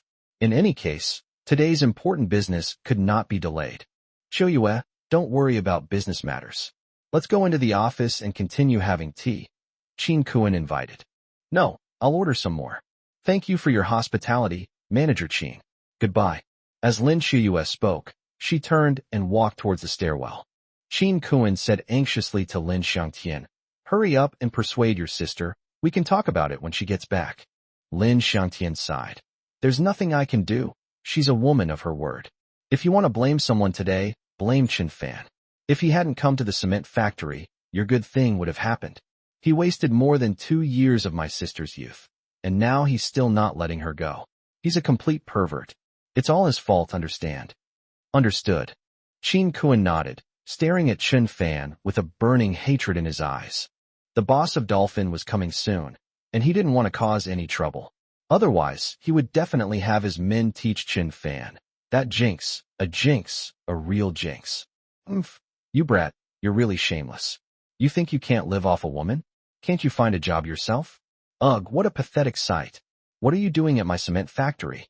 Ruining my plans with Chuyue? Aren't you ashamed? You're hurting yourself and others. Chin Kuan looked at him with utter contempt, pulled out his phone to check the time, and said, "The boss of Dolphin is coming soon. Get out of here, get out of the cement factory. You've ruined my plans, I'm not finished with you." Chen Fan said calmly, "I will leave, but don't regret it after I'm gone." Chin Kuan's expression froze for a moment. Then he said, "Regret? Damn it, are you crazy? What nonsense are you spouting? The Lin family said you love to brag and talk nonsense, and I didn't believe it at first, but now I do. Let me tell you, if I regret it, I'll kneel down and eat a pile of shit you excrete. Damn it, get out. Get the hell out of here." "Okay, that's what you said." After Chen Fan finished speaking, he turned and walked towards the stairwell. Chen Fan went downstairs and into the courtyard. He had only taken a few steps when Lin Chuyue's voice came from behind him. "Chen Fan, wait a minute." Lin Chuyue hadn't gotten into the car yet when she saw Chen Fan walking over, so she chased after him. "Weren't you on a blind date with Manager Qin? Why are you leaving so soon?" Chen Fan asked, turning his head. Chen Fan knew perfectly well that Lin Chuyue had come here to sign the contract and meet Qin Kuan under the arrangement of the old lady and the family meeting. But he was a little annoyed. They weren't even divorced yet, and she was already having a long talk with another man? "Chen Fan, you've misunderstood. You're really overthinking it. I just came to this cement factory to sign off on the delivery. The old lady was trying to set me up with Qin Kuan, but how could I possibly be interested in that guy? Yuri's still my husband after all." As Lin Chuyue spoke, her face flushed slightly, and her voice softened. She raised her head and continued, "Why have you been missing these past few days? I went to your apartment twice, but I didn't see you. Are you living elsewhere? Or do you have another woman?" Lin Chuyue's tone was filled with concern and suspicion. Chen Fan chuckled and said, "Where could I go? I've been at Dolphin Real Estate these past few days. General Manager Liu said there's short staff there, so he asked me to temporarily serve as Dolphin's deputy manager." "Deputy manager?" Lin Chuyue was a little surprised. At the same time, a feeling of gratitude welled up in her heart. After more than 2 years, Chen Fan finally got a proper and respectable job. The deputy manager of Dolphin, though a deputy position, wields considerable power. After all, Dolphin's size and strength speak for themselves. Chen Fan nodded and said with a faint smile, "It's just helping President Liu with odd jobs and running errands. The working hours are flexible, and it's a job to get by." The deputy manager of Dolphin, and you call that just coasting along? So many people look up to that position but can't even dream of reaching it. Lin Chuyue exclaimed, "It's only temporary. Once this busy period is over, they won't want me anymore. I'm just helping out, earning a little money for food. How should I put it? If you divorce me, I'll lose my financial support and have to support myself," Chen Fan said with a self-deprecating laugh. Lin Chuyue's expression changed slightly.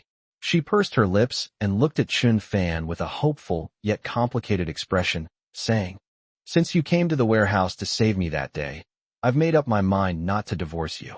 Are you still willing to stay with me?" Lin Chuyue's heart began to race.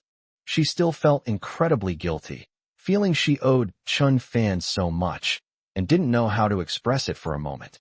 When they lived together, Lin Chuyue felt he was dispensable and even disliked him, and at one point she even considered getting a divorce. But during the time they were apart, she couldn't stop thinking about Chen Fan, and felt that her world couldn't exist without him. At this moment, gazing at Lin Chuyue's expectant face, Chen Fan felt a pang of reluctance. He longed to pull her into his arms and whisper, "Wife, I love you." However, Chen Fan couldn't continue to indulge her like this.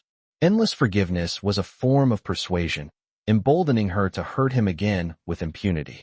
So, Chen Fan said calmly, "I'm willing, but I still need to finish these few days. Everything is difficult at the beginning, and it's really busy at Dolphin. Let's get in touch in a few days." "Okay." Lin Chuyue breathed a sigh of relief. Although she didn't hear the answer she wanted, at least Chen Fan hadn't cruelly rejected her. This meant that Chen Fan hadn't changed his mind and still loved her. Thinking this, Lin Chuyue felt a little secretly pleased. "Chen Fan, I'll be waiting for you. If you don't contact me first, I'll call you and bombard your phone with calls," Lin Chuyue said playfully. Chen Fan smiled slightly and said, "My phone has been bombarded with calls. What should I do if I don't have money to buy a new one? Chapter 164. An apology to you. I'll buy it for you, Lin Shuyue said with a childlike smile. Because you're my husband. In that instant, Chun Fan was deeply moved, his heart surging with emotion. Wife, if only you had always been this adorable.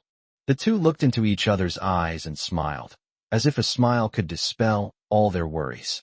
The atmosphere was a little subtle, and they both had an urge to hug each other at the same time. Tell me, why is it all my fault? Just then, Lin Shuyue's cell phone rang. It turned out to be a call from the Lin Group. After answering, Chun Fan briefly explained the cement purchase situation and then hung up. Chun Fan, I'm leaving now. Let's treat everything that's happened recently as a dream. When we wake up, we'll still be a good couple. Take good care of yourself while you're out there alone.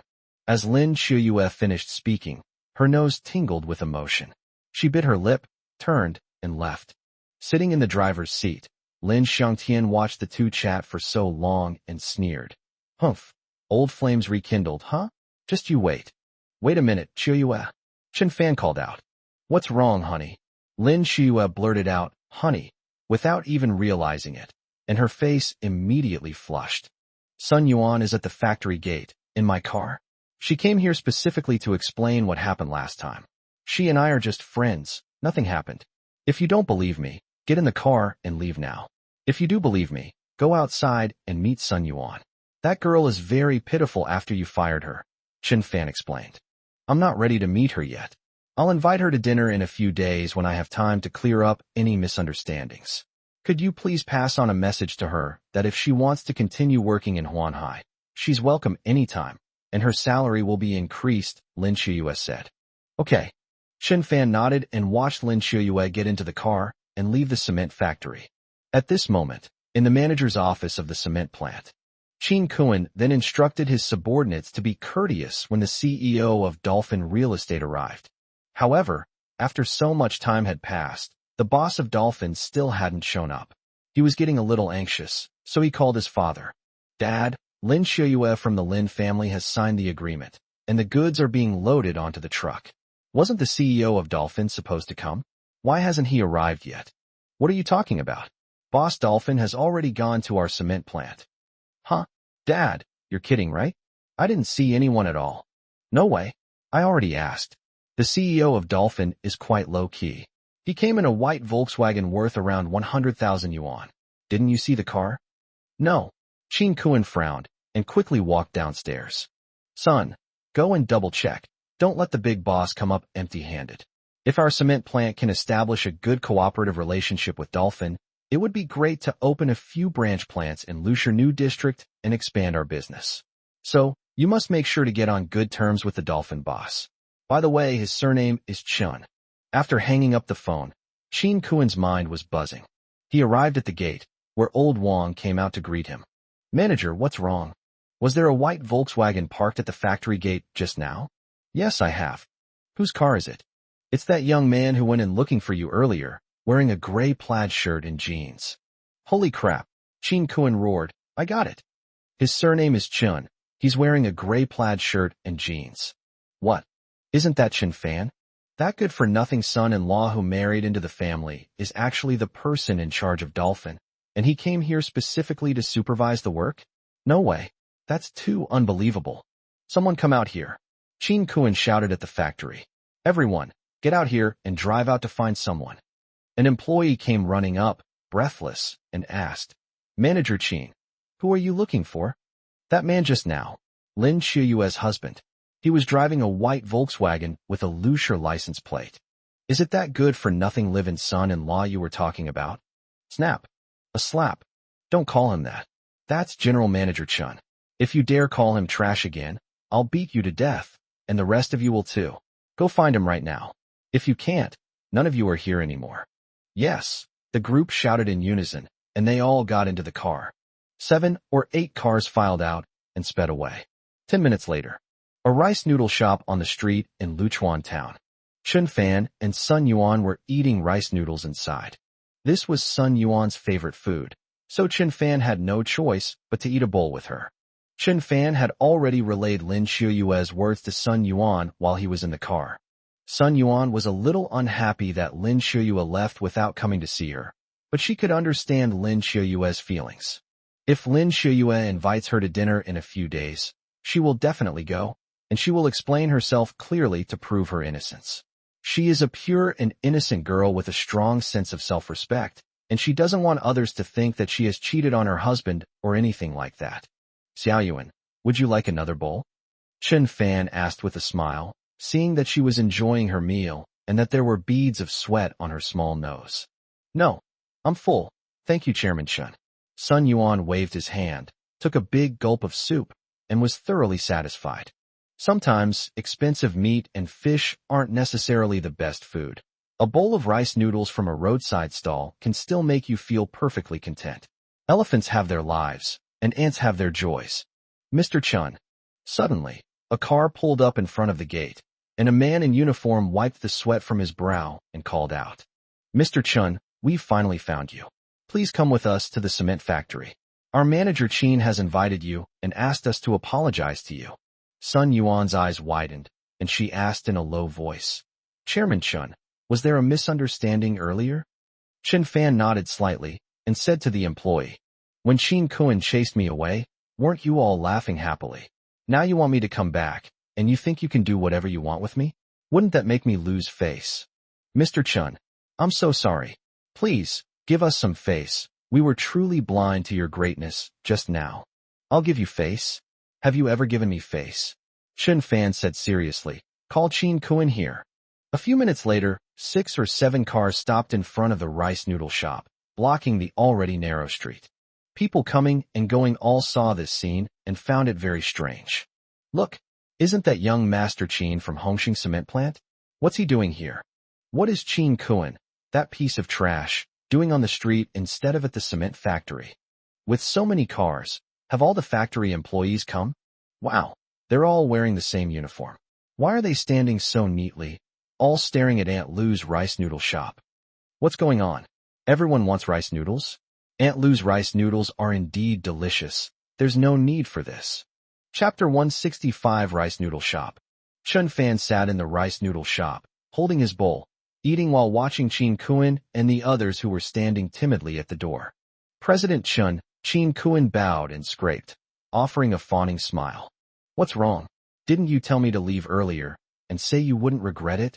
Chen Fan said calmly. I was so blind. I'm sorry, Mr. Chen. I came here specifically to apologize, Qin Kuan said obsequiously. His attitude was extremely humble, a stark contrast to his arrogant demeanor at the cement factory. Chen Fan didn't say anything. After finishing his rice noodles, he put down his bowl and chopsticks and wiped his mouth. At this moment, Aunt Lou, the owner of the rice noodle shop, ran out, looking worried. Sir, what's going on here? So many people are blocking my shop entrance. How am I supposed to do business? Chen Fan glanced at Qin Kuan and asked Aunt Lou, Boss, how much money do you make every day running your shop? If sales are good on weekends, it'll be around 800. Why are you asking this? Manager Qin will compensate you with 800. As soon as Chen Fan finished speaking, Qin Kuan quickly took out his wallet, pulled out a wad of cash, about a dozen bills, and handed it to Aunt Lou, saying, No need to return them. Keep them all. This good. Aunt Lou's old face beamed with joy as she counted the money and went to the back room. Qin Kuan, with a forced smile, continued speaking to Chen Fan. Mr. Chen, what happened earlier was my fault. I was simply discussing business with Chiuyue. I had no other intentions. Chen Fan snorted coldly and said, You dare to call Chiuyue's name out of your dog mouth. Look at my mouth. I've said the wrong thing again. I'm sorry. Mr. Lin came to the factory today to talk business with me. We didn't say anything else. Please don't take it to heart, Qin Kuan advised. At this moment, Chen Fan was like his own king, and he had to please him no matter what. It's too late to apologize now. You told me to get lost earlier and said you wouldn't regret it. If you did, you'd kneel down and eat a pile of my shit, right? Chen Fan looked at Qin Kuan with amusement and asked, Mr. Chen, I did say that, but it was just something I said in anger. Please don't take it seriously, Qin Kuan replied with a mournful face. If Chen Fan took it seriously, he would be in big trouble. The cement plant reaped considerable benefits from this collaboration with Lin Shuyue. However, He was well aware that Lin Shiyue was also acting in accordance with Dolphin Real Estate's wishes. The real decision-makers were Dolphin's CEO. If Chen Fan simply said he didn't want the cement and would buy it from another factory, the deal would fall through. Moreover, offending Chen Fan would shatter the cement factory's hopes for future development in Lusher New District, and his father would surely make his life miserable. Therefore, although Qin Kuan harbored deep resentment towards Chen Fan, he had no choice but to try his best to appease him. A gentleman's word is as good as his bond. Keep your promise. Chen Fan smiled slightly. Huh, you want me to eat your shit? No way, Mr. Chun. Haha, it's broad daylight. With so many people watching, you'd be too embarrassed to do it. Besides, I'm no gentleman. I'm just a petty person. Please be magnanimous and let me go. Just treat me like a fart. That won't do. One must be honest and keep one's word. Chen Fan glanced at the crowd of onlookers on the street, where an old man buying vegetables was leading a donkey. Chen Fan went out and said to the old man, Grandpa, do you have any manure on your donkey? Can I borrow it? Of course. The old man grinned, a bright smile, took the manure bag from the back of the donkey, handed it to Chen Fan, and said, It's freshly pulled, still warm. Chen Fan instructed an employee to take the cloth bag and hand it to Qin Kuan. Qin Kuan was almost in tears. He knelt down with a thud and opened the cloth bag with trembling hands. Instantly, a foul, fishy smell of feces wafted over. Vomit. Just smelling that odor almost made Qin Kuan vomit. Looking further inside, the golden donkey dung balls, like nuggets of gold, shimmered in the sunlight, and were even mixed with hay. Eat quickly. I'm in a hurry, Chen Fan urged. The onlookers watched this scene in silence. Some were astonished, some covered their mouths and chuckled, and some hoped that Qin Kuan would finish eating quickly so they could take out their phones to post it on their WeChat moments. Qin Kuan pinched his nose, stuck his head into the cloth bag, and took a bite. He raised his head, his mouth and nose covered in donkey dung, looking utterly disgusting. He chewed twice, and just as he was about to swallow, his stomach suddenly cramped, and he vomited up all the food he had eaten that morning. The scene was filled with laughter and joy as everyone watched the spectacle with delight. Is it good? Chen Fan asked casually. Saudelicious sob, Qin Kuan answered while vomiting, his emotions completely collapsing as he burst into tears. Chen Fan stomped down on Qin Kuan's dog head, burying Qin Kuan's face in donkey dung. Qin Kuan shouted and cried out incoherently. Quiet. At Chen Fan's command, Qin Kuan fell silent, feeling the warmth on his face and the pungent smell. Listen, get the cement Shiyue wants delivered to Lusher as soon as possible, according to the designated location. Also, I'm a very low-key person and don't want the Lin family to know that I work for Dolphin Real Estate. If you dare to spread this around, it won't be as simple as eating donkey dung. I know. Please let me go. Qin Kuan cried out. Chen Fan then removed his foot, and Qin Kuan raised his head, his face and head covered in donkey dung. Everyone around him looked disgusted and avoided him like the plague. You ate that fellow villager's donkey dung. Are you going to dine and dash? Chen Fan laughed. I'll pay. Qin Kuan took out his wallet and pulled out the 5 or 6 red bills that were left inside. The old man who bought vegetables was overjoyed to receive the several hundred yuan. Who knew donkey dung could be sold for money? Do you still want to marry Chiyoyue? Chen Fan asked in a low voice. No, I don't want to think about it anymore. I don't have even the slightest thought about it. Qin Kuan shouted hurriedly. Even if you gave me a few times the courage, I wouldn't dare. That's good. I'll spare your life. Get lost. Chen Fan spat in his face and said, Okay, thank you, Mr. Chun. I'll be going now. Qin Kuan wiped the donkey dung and spittle off his face with his sleeve, feeling ashamed and indignant. Amid the laughter of the crowd, he jumped into a car and drove away immediately. As the crowd watched him flee in a disheveled state, they burst into cheers, applause, and whistles. There's a reason for that. Qin Kuan's cement factory polluted the environment of Luchuan town, angering the local residents. However, the residents knew that the Qin family was not to be trifled with, so they could only endure it, daring to be angry but not daring to speak out. This time, Chen Fan's actions in disciplining Qin Kuan and publicly humiliating him drawing a crowd of onlookers from Luchuan town, can be seen as ridding the people of a scourge and acting on behalf of heaven, which is very gratifying. Therefore, he has won widespread praise from the masses. Chapter 166, Construction Site Disturbance. After returning to the Lin family, Lin Shiyue naturally received praise from her relatives. They all commended her for her strong work ethic and for resolving the Lin group's urgent crisis. In the days that followed, after the 30 truckloads of cement, concrete, and other materials arrived in Lusher New District, Yuanshan Construction's engineering team immediately began construction according to the previous plan. The entire project was progressing rapidly. Grandma Lin's affection for Lin Shiyue grew stronger, a fact observed by the other relatives without objection. However, some, noticing this, felt a growing sense of unease. This was especially true of Lin Guoxiao, Yu Jing, and Lin Xiangtian's family. While they outwardly flattered Grandma Lin and Lin Shiyue, even occasionally praising Lin Shiyue's abilities, they secretly held meetings, fearing that if things continued this way, Grandma Lin would relinquish control of the family to Lin Shiyue, and that their family might be excluded from the inheritance after Grandma Lin's death. They plotted to use underhanded methods to ultimately drive Lin Shiyue's family out of the family. The old lady not only praised Lin Shiyue's competence, but also showed great concern for her personal life. Her family often asked her about Qin Kun during gatherings, urging her to hurry up and get a divorce from Qin Fan, and also asking her what Qin Kun was like. Lin Shiyue brushed it off, saying that Qin Kun was a nice person, but the two of them didn't have anything in common. She thanked Grandma for her concern. The old lady was slightly disappointed, but she could understand her granddaughter. After all, her granddaughter was from a well-to-do family, extremely outstanding, and it was impossible for her to easily fall for a divorced man. It's all right, Shiyue, take your time. There will always be someone suitable for you. The old lady held her hand kindly and instructed the relatives with concern. You should also help Shiyue find someone suitable and with good conditions, and introduce them to her.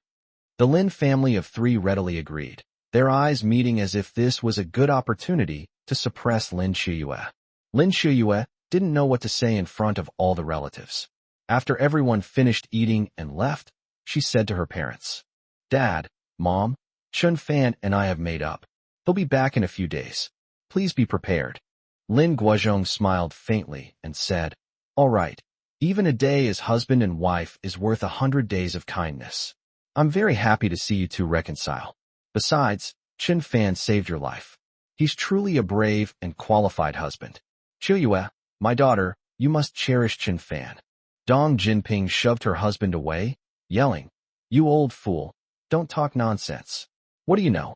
Shiyue, why won't you listen to me? Our whole family has been advising you to divorce Qin Fan. Why are you so stubborn? I was the one who slapped that good-for-nothing away back then. If he comes back, how am I supposed to face him? Do you expect me to apologize to him? I can't do that. Dong Jinping spoke angrily, expressing her shock and anger at the news that her daughter had reconciled with Qin Fan and that Qin Fan was going to come back. They finally managed to get rid of Qin Fan, but now Qin Fan is like a hungry dog that has found its way home, wanting to crawl back. How dare he have the nerve? Lin Shiyue didn't want to argue with her mother, so she said, Qin Fan has to come back. He's my husband. If you don't welcome him, we'll stick to our original plan and move to an apartment. Anyway, I can't live without him, and he can't live without me. After saying that, Lin Shiyue went back to her bedroom and slammed the door shut. Lin Shiyue sat in a chair, with a wedding photo of her and Qin Fan on the desk in front of her. She leaned on the desk, staring blankly at the photo. At that moment, she received a phone call from a supervisor at the construction site. President Lin, something terrible has happened. There are people causing trouble at the construction site and preventing us from starting work. What? Lin Shiyue asked, her eyebrows slightly furrowed. Mr. Lin, please come quickly. It's an emergency. It's on Baiwa Road. Okay, I'll be right there. You better keep an eye on things and report back to me as soon as possible. Yes, Mr. Lin. After hanging up the phone, Lin Shiyue sighed. There's trouble brewing at the construction site, and this isn't easy to resolve. I don't know the specifics, but causing trouble in broad daylight, these people are incredibly audacious. It's possible they're local residents with some grievance. It seems I have no choice but to go and investigate myself. Lin Xiuyue had no prior experience in handling such conflicts. After a quick thought, she realized that if she, a woman with limited resources, went to the scene alone, it would be difficult to gain the respect of the crowd. Therefore, she immediately called Lin Guoxiao. Second uncle, there's been an incident at the construction site in the new district. Some people are causing trouble and preventing construction from starting. Take the Lin Group's security guards over there to take a look. However, once you get there, don't do anything rash. It would be bad if things escalated. Since Lin Xiuyue became the business manager, Lin Guoxiao was required to do his best to cooperate with her work and follow her instructions, as arranged by the old lady. Therefore, Lin Guoxiao did not refuse, saying, "Okay, I'll take care of it right away." Afterwards, he called his son, Lin Xiangtian, and gave him some instructions. The disturbance at the construction site is a serious matter. If the start date is delayed and the construction plan cannot be completed within the time stipulated in the contract, then according to the agreement, Lin's group will not only be unable to profit, but will also have to compensate Dolphin Real Estate for its losses. Lin Xiuyue immediately set off for the construction site, her hands trembling with anxiety. She was determined to handle the matter well. The construction site is located on Manhwa Road in the new district. Before the land was acquired, it was farmland. The natural environment here is quite nice. Dolphin Real Estate envisions developing this area into a high-quality residential area, along with a resort, making it a scenic spot in the new district and attracting people to buy homes. Lin Xiuyue had already arrived at the perimeter of the construction site by car. She saw that the area around the wall was filled with various motorcycles, bicycles, and farm tractors, and she could hear arguing coming from inside the wall. Lin Xiuyue contacted Tang Yin before leaving home, and Tang Yin drove her there. As the business manager for Dolphin, Tang Yin rushed to the scene immediately after receiving the news. The two pushed open the iron gate and entered the construction site. The construction site was the size of 2 football fields, overgrown with weeds, and surrounded by tall birch trees. At this moment, a dozen or so construction workers were surrounded by layers of people. The one in the middle wearing a green hard hat was probably the chief engineer. He was holding a building blueprint and patiently trying to reason with the people. However, the people were very agitated, and the various voices of denunciation and protest drowned out his voice. "Everyone, please stop arguing and listen to me for a bit." "Okay." The chief engineer looked helpless. Facing 70 or 80 people, most of whom were women and the elderly, he couldn't reason with them even if he was right. Those 70 or 80 people seemed to have come prepared, chattering incessantly, almost puncturing the chief engineer's eardrums. "Humph, you represent capitalists and rich people. Does that give you the right to bully ordinary people like this?" Chapter 167 The Short, Dark, and Fat Man. "Yes, you're working on the project every night to speed things up, making so much noise that we can't sleep. The sewage discharged from your construction site has flowed into our river, polluting the water. Are you deliberately trying to give us ordinary people cancer? What an unscrupulous company. Boycott Dolphin. Boycott Yuanshan. Get out of our homeland." Among the crowd, a short, dark-skinned, middle-aged man with a protruding belly appeared to be the initiator and commander-in-chief. He rallied the crowd to chant slogans. "Boycott dolphins. Boycott Yuanshan. Protecting our home is everyone's responsibility." The crowd was in high spirits, as if they had all been injected with adrenaline, and they shouted with great enthusiasm. Don't let their majority being women and elderly left behind in rural areas fool you. Their voices are just as loud as any young person's when it comes to shouting slogans. They're all shouting with all their might, showing remarkable dedication. In fact, several frail elderly women are at risk of sudden death at any moment. The chief engineer was truly helpless, looking miserable and sighing repeatedly. At this moment, Lin Xiuyue and Tang Yin had already walked over. "Stop shouting. What's going on here? Who are you people? Why are you here to obstruct construction?" Lin Xiuyue shouted sternly. Perhaps it was because her voice was a bit shrill, but when those people looked back, their chants stopped abruptly. The chief engineer recognized Lin Xiuyue, and he seized the opportunity to break free from the crowd and run to her side to complain. "Mr. Lin, these people are all residents from the neighborhood. They say the construction site is too noisy at night, and the wastewater they're discharging is polluting the environment, so they're preventing us from starting work. Ugh, it's driving me crazy. I know, please calm down. Manager Tang and I will handle this together. Tang Yan's heart skipped a beat. How is she going to handle so many people? Aren't you capable? This is the perfect opportunity to show your abilities. Why did you drag me into this? At this moment, Lin Shuyue walked into the crowd and glanced at the people around her. The short, fat, dark-skinned man who was leading the group had never seen such a stunningly beautiful woman with such a captivating presence. He was utterly astonished. While scanning her impressive figure from head to toe, he patted his own stomach and said with a grim expression, "Are you in charge of this project?" "Yes, that's me. My surname is Lin. If you have any requests, you can tell me now, and I will try my best to help you resolve them. We are legally starting construction on this site, and if you are obstructing the construction, it is actually an illegal act," Lin Shuyue replied calmly and confidently. "Manager Lin, don't threaten us with breaking the law yet. Let me explain who's right and who's wrong first. Your construction project is seriously affecting the normal lives of us nearby residents. You work at night, making so much noise. How are we supposed to sleep?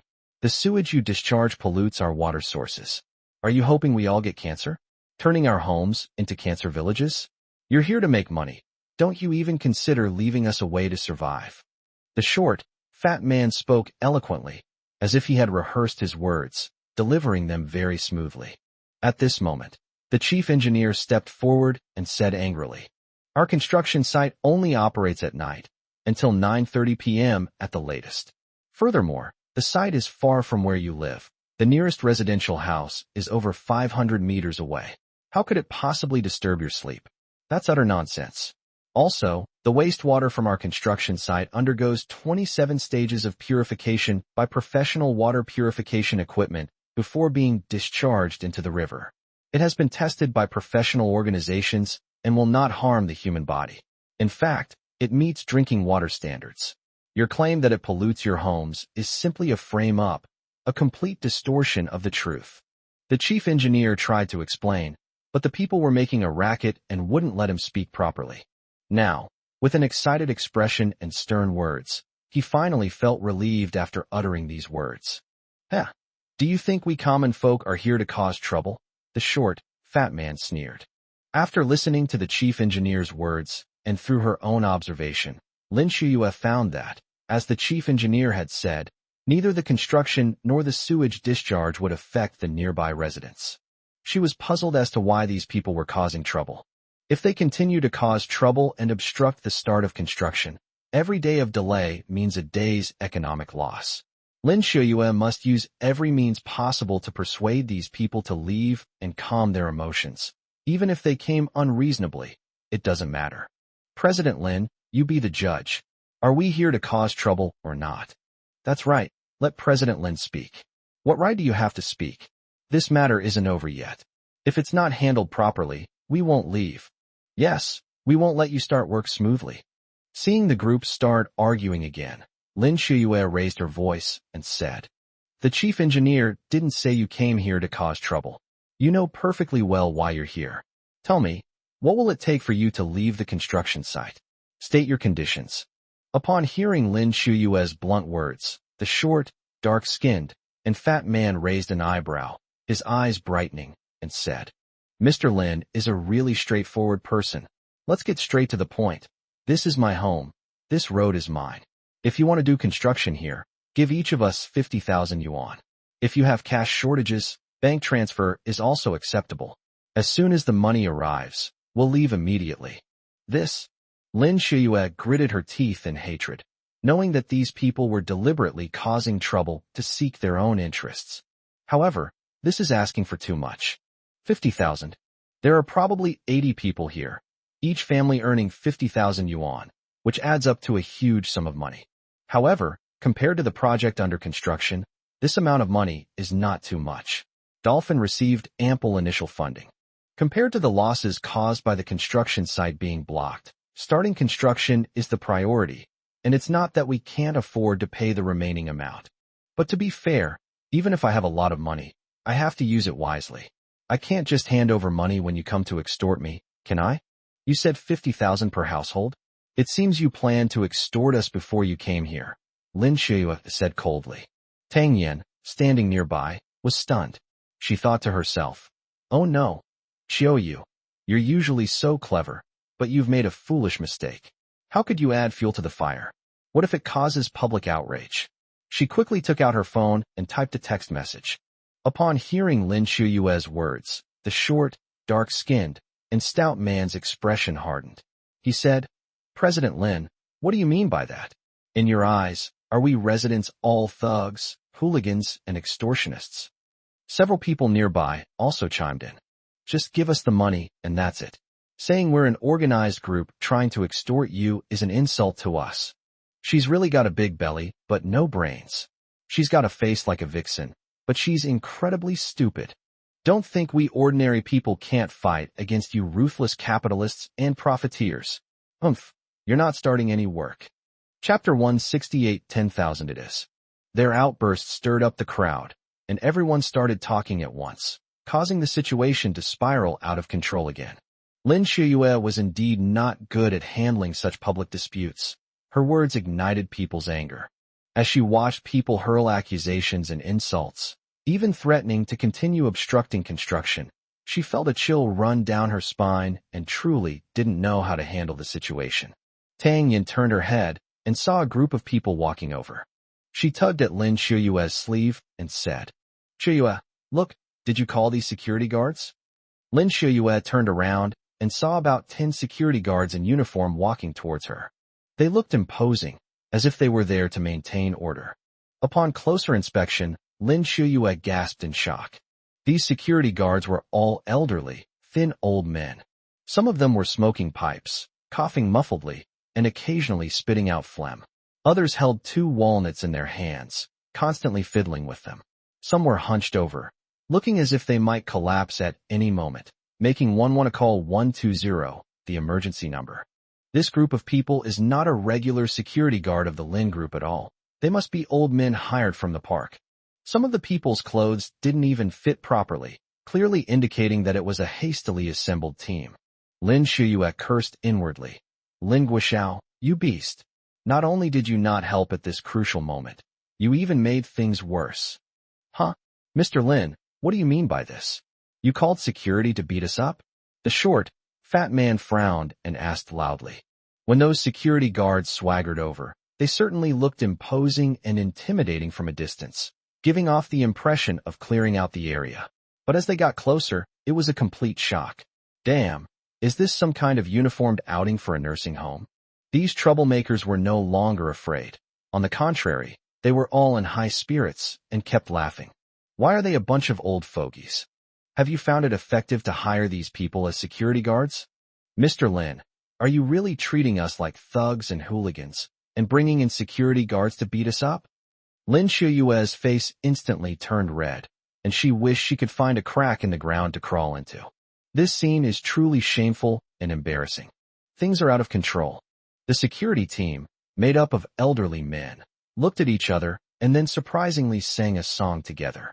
Nothing is more beautiful than the glow of the setting sun, so warm and comforting. They were just elderly people exercising and practicing their singing in the park when suddenly someone came to the park, gave each of them 100 yuan, and told them to wear matching clothes and sing a song at a designated spot. Enough! Lin Shuyue shouted. The old people then stopped singing. Cough, cough. Can we go now? An old man leading the group coughed, spat out some phlegm, and asked. Let's go. Lin Shuyue pointed to the construction site gate. The elderly people then staggered away from the construction site. Ha ha. Oh, it's a performance troupe. You scared me. The short, fat man clutched his stomach and laughed heartily. Everyone else was also all smiles. Lin Shuyue trembled slightly with anger. That damned Lin Guoxiao actually played this trick. It was utterly shameful for her. Not only did he not help, but he also made himself a laughingstock. He's a real scoundrel and a despicable person. What are we going to do? Tang Yin stamped her feet anxiously. If this continued, they really wouldn't be able to start work today. At this moment, Chun Fan quietly walked into the construction site, came to Lin Shuyue's side, and said softly, President Lin, what trouble have you encountered? You can go over there and rest for a while.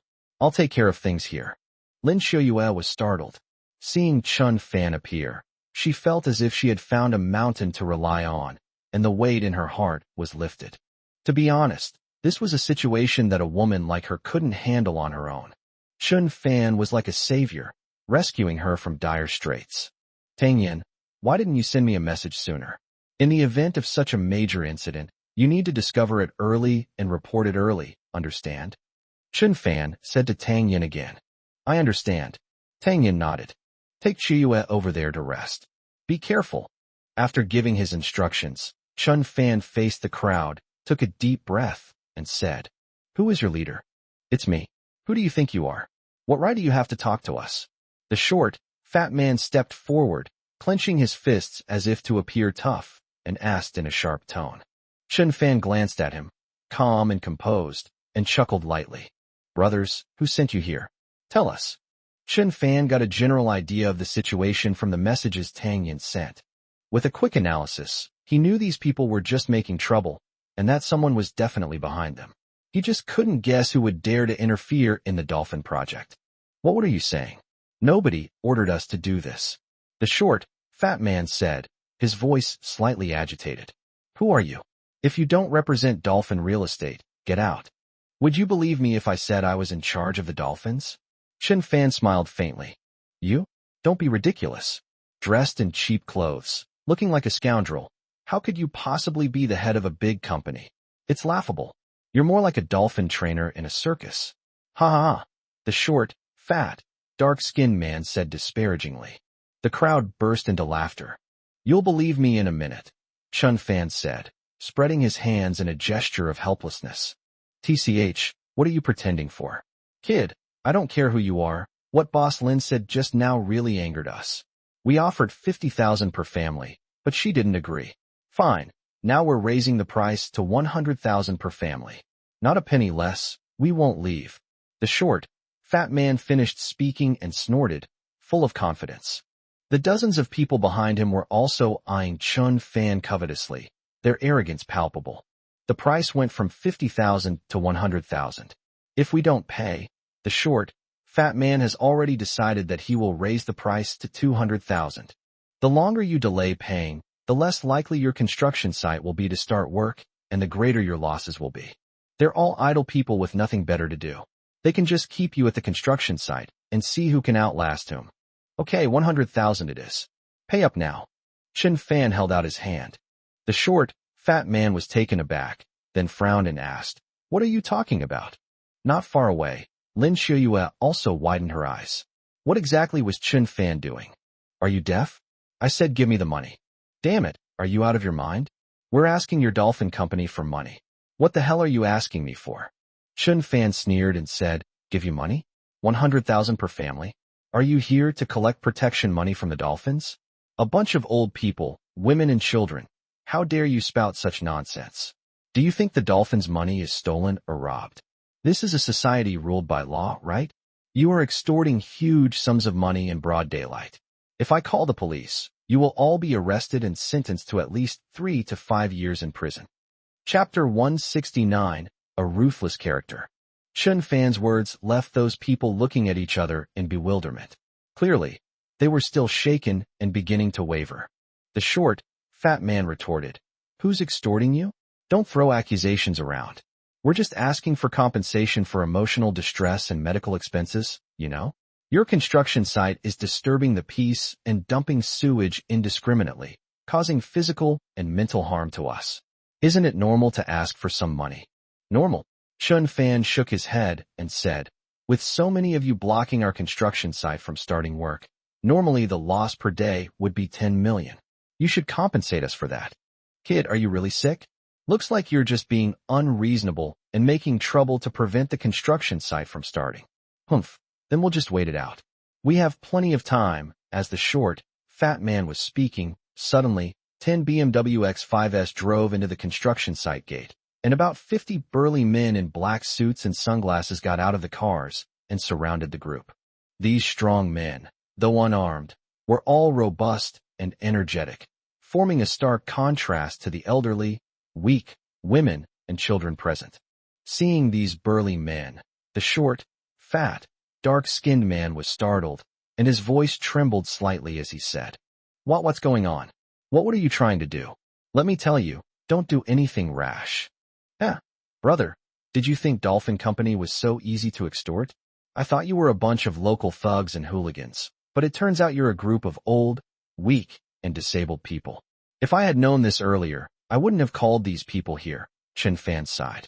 What a waste of resources. You tell your men to move aside, and we'll leave, okay? The short, fat man was clearly intimidated. Leave? You wish. Do you think this construction site is a vegetable market where you can come and go as you please? Chen Fan sneered. Each of you pay 100,000, then you can leave. Otherwise, we'll just wait it out. Anyway, if this construction site doesn't start operating, I lose 10 million a day, and you guys will have to share the losses. I'm not afraid of you dragging this out. Chen Fan was giving him a taste of his own medicine. These people come to the construction site to stall, preventing you from starting work, and then you might end up paying money in a panic. Now, Chen Fan is also using this method to wear them down. Since they won't listen to reason, I'll deal with them in a rogue way. When Lin Xiaoyue saw 10 BMWs drive in, she knew Chen Fan had sent people to keep things under control. She didn't want to escalate the situation, since most of the people opposite were elderly people and women left behind in rural Arisa vulnerable group.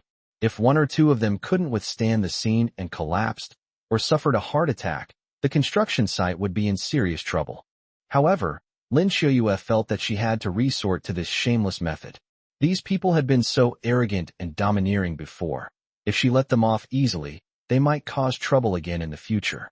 It would be better to teach them a good lesson all at once. You extorting me. We'll call the police, the short, fat man muttered, pointing at the burly men in black.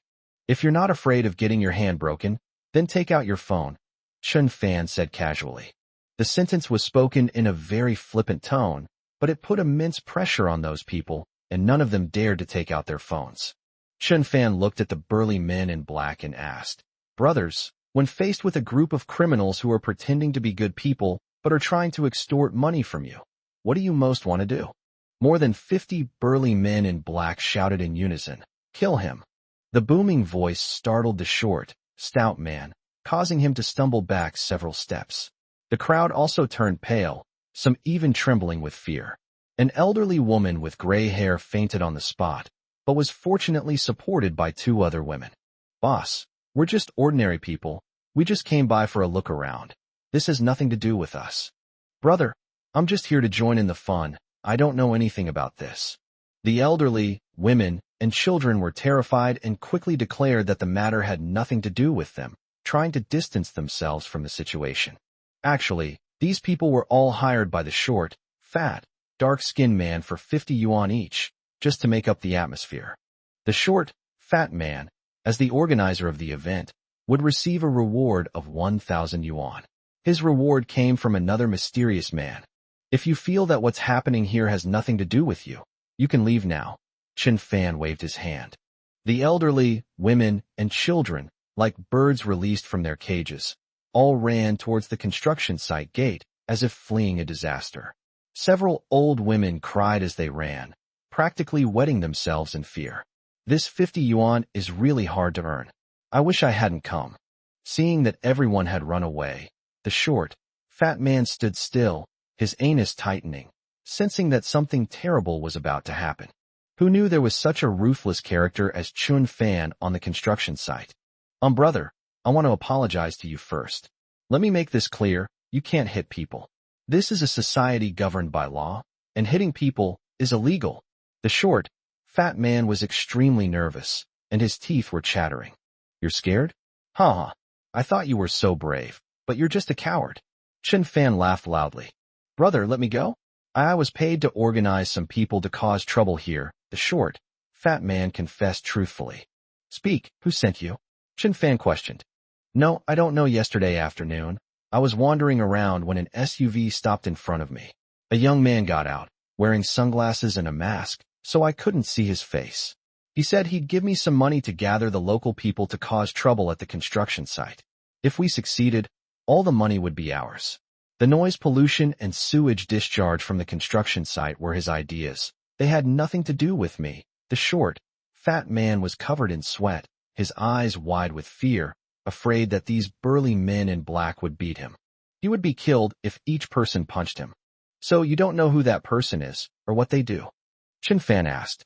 Yes, I was tempted by money. That's why I did it. Please forgive me. If you want to find someone, go find that person. The short, fat man bowed repeatedly, seemingly realizing his mistake. Chen Fan said sternly, How am I supposed to find him? I don't have a single clue.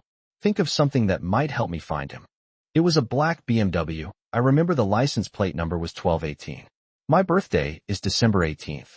When I saw the license plate, I felt it was a connection with me, so I agreed to help him. The short, fat man said truthfully. Chen Fan nodded. Knowing the license plate number and car model, he can find out the person's identity. Big brother, I've already told you. Can you let me go too? I'm sorry. Please spare me. The short, fat man begged. Dream on. To redeem yourself, you have to pay 100,000 yuan. That's the number you said yourself. Chen Fan said seriously. Chapter 170. Returning to the Lin family. 10,000 yuan. I really can't afford it. I just run a farmhouse in a nearby village. I don't have much money. The short, fat man cried and looked very helpless. A farmstay. Chen Fan seemed to understand something, then turned to the burly men in black and said, Brothers, do you want to go to a farmstay for chicken and beer? Yes, came the thunderous reply.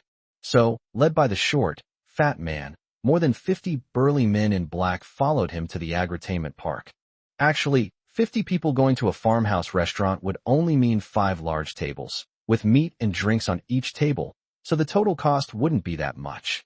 Although the short, fat man felt a bit of pain, compared to being beaten up and forced to pay 100,000 yuan, treating everyone to a farmhouse restaurant was still more cost-effective. The construction site has returned to calm, and work can resume normally. After the chief engineer finished reporting the construction progress to Lin Xiuyue and Chen Fan respectively, he went off to do his work. Chen Fan walked to Lin Xiuyue's side, looked into her bright eyes, and said softly, Xiuyue, it's all over, don't be afraid. Lin Xiuyue felt a surge of emotion, and a warm current flowed through her body. Chen Fan helped her a lot once again. Although this is also a matter for Dolphin Real Estate, and Chen Fan is currently employed by Dolphin, he also has an obligation to resolve the issue. However, if Chen Fan had arrived any later today, or had not arrived at all, things would not have turned out as they have now, with everyone happy.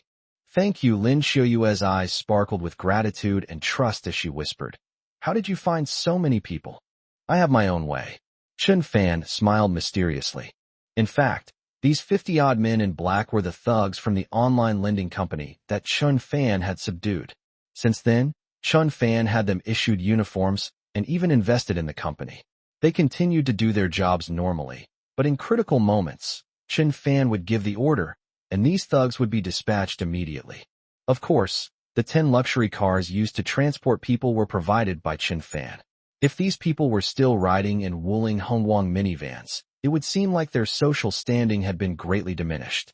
You helped me again. Lin Xiuyue pursed her lips, as if she had 1,000 words to say, her eyes filled with affection. Of course, we're husband and wife. As long as we're not divorced, no one can touch a hair on your head, Chen Fan said calmly. Tang Yin, standing nearby, sensed something was wrong. The couple seemed to have not seen each other for years, staring intently at each other, as if they wanted to devour each other. She, standing beside them, felt like a third wheel. Mr. Chen, Xiuyue, I'm going to check the construction site again. You two chat. Tang Yin made an excuse and quickly left the scene. At the construction site, the two stood there for an unknown amount of time without saying a word, simply looking at each other and exchanging smiles. Then, without thinking, they walked closer to each other and embraced. They hugged so tightly.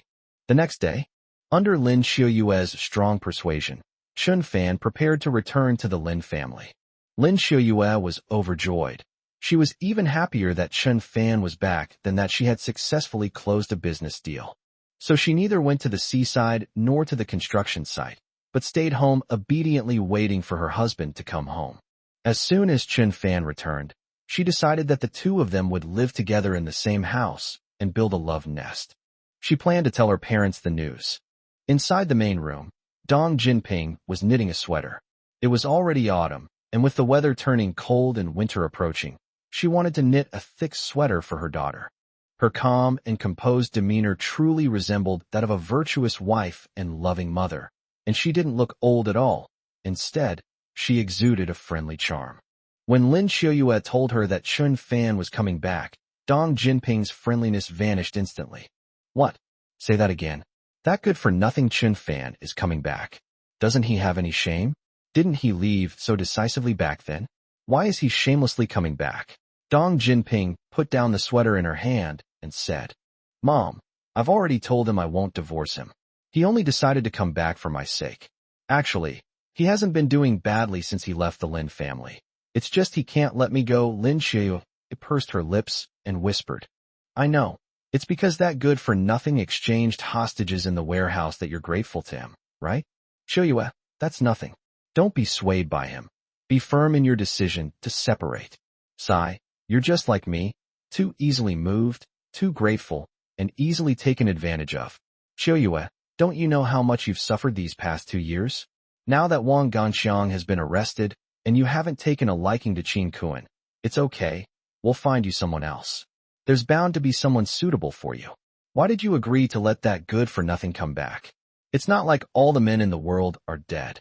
He's as poor as a dog. Can he give you a good life? Dong Jinping cursed and swore, spitting out a lot of saliva. Lin Xiaoyue frowned slightly, wanting her mother to stop talking, but Dong Jinping's mouth was like a machine gun, babbling on and on, leaving Lin Xiaoyue helpless. Just then, Chun Fan drove his car into the courtyard. After getting out of the car, he walked towards the main room. Autumn Moon, I'm back. Upon entering the house, Chun Fan smiled at Xiaoyu but ignored his mother-in-law. Lin Xiaoyue smiled, nodded, and glanced at her mother. Dong Jinping glanced at Chun Fan sideways, as if she had seen a jinx enter her home, and felt extremely disgusted. Moreover, Chun Fan not only didn't greet her, but also completely ignored her existence, not even glancing at her, treating her as if she were invisible. To ease the awkwardness, Dong Jinping spoke first. You're still alive? I thought you starved to death out there. You're so ambitious. Why did you come back? Did you work for a few days and it was too tiring and hard? Or do you think it's too comfortable to be a kept man? Huh? Chun Fan smiled calmly and ignored Dong Jinping. Seeing that Chun Fan was still ignoring her, Dong Jinping's temper flared up, and she said to her daughter, Xiaoyue, look at him. He's been gone for a few days, and he's become wild. He doesn't even recognize his own family. What do you see in him? Xiaoyue, don't you understand the principle of better to have nothing than something bad? Even if you don't like Qin Kuan, I can introduce you to someone else. Just looking at this good-for-nothing gives me a headache. My whole body aches. Even the hair on my head hurts, and he has a cold uterus. Mom, please don't say that. Lin Xiaoyue's face flushed slightly, and she said in a slightly angry tone, Mom, my marriage is a private matter, and as my mother, you can't interfere too much. Besides, Chun Fan isn't the man you call a freeloader anymore. He has a job, and it's a job that will surprise you. Dong Jinping glared at Lin Xiaoyue with disdain. She hadn't expected her daughter to change so quickly, now protecting that good-for-nothing at every turn. He has a job? Don't scare me. Humph. Is he a sanitation worker? Dong Jinping sneered. Chapter 171, My Best Friend Visits. Mom, stop talking. His job is a prestigious one. It's not some sanitation worker. Lin Xiaoyue shook her head, feeling helpless at her mother's unrestrained words. You just said he's doing well outside. Could he be a gigolo? Dong Jinping asked suspiciously. Mom, I'm going to get angry. Lin Xiaoyue pouted, looking displeased. Fine, forget it. Anyway, this good-for-nothing has no education, no culture, no work experience, no skills, and he's no better than anyone else. After saying that, Dong Jinping picked up her sweater, walked out of the main room, glared at Chun Fan, and went back to her bedroom. She didn't want to share a room with a good-for-nothing like Chun Fan, nor did she want to see her daughter angry. After Dong Jinping left, Lin Xiaoyue took Chun Fan back to her bedroom.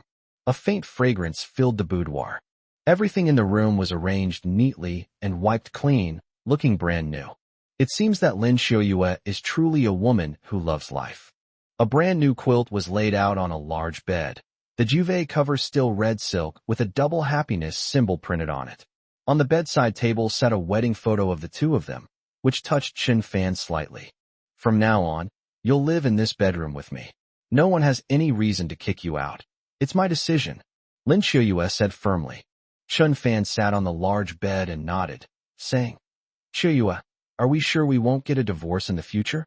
Or are we just holding off for now? It's temporary. Lin Xiaoyue gently tapped Chen Fan's nose with her delicate white fingertip and smiled slyly. It depends on your performance. You have to treat me as well as before. I will treat you even better, Chen Fan said affectionately. Chen Fan is a family-oriented man with a sense of responsibility. Since he has married Lin Xiaoyue, he will definitely be devoted to her, take good care of her, and protect her like a mountain. Is your lower body feeling any better?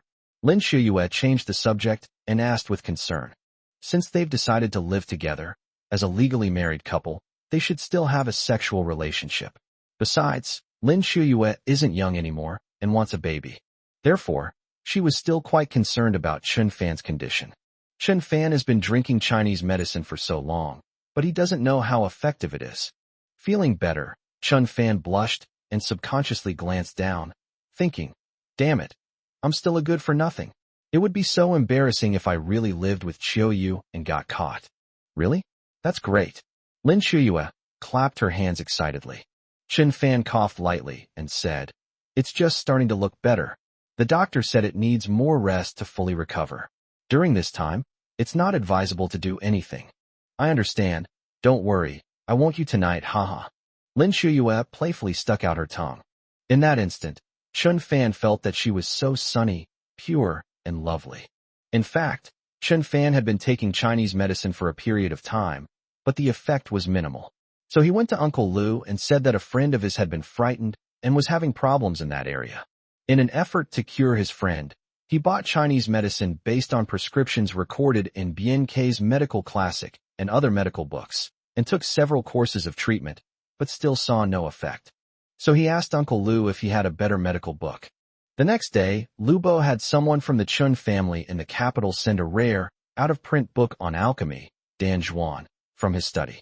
The book was old, and only half of it remained. However, it contained the ingredients and methods for refining elixirs that could cure male-related diseases, making it a veritable divine book of alchemy. Chen Fan planned to study it carefully and put it into practice.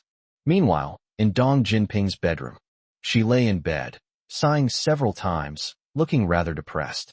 That good-for-nothing had already been kicked out of the Lin family, but thanks to his daughter's unwavering support, he shamelessly returned. And he even used the excuse that he couldn't let go of Qiuyue to come back so eagerly. Yes, it must be because Wang Ganxiang went bankrupt and he looked down on Qin Kuan, which put his daughter under mental pressure, forcing her to give in to that good-for-nothing. Since you don't have a suitable partner, I'll think of a way for you. Thinking of this, Dong Jinping took out her phone and dialed a number. On the phone, the other party's ringtone played. Since you left, I've lost all tenderness. Hello, Jinping.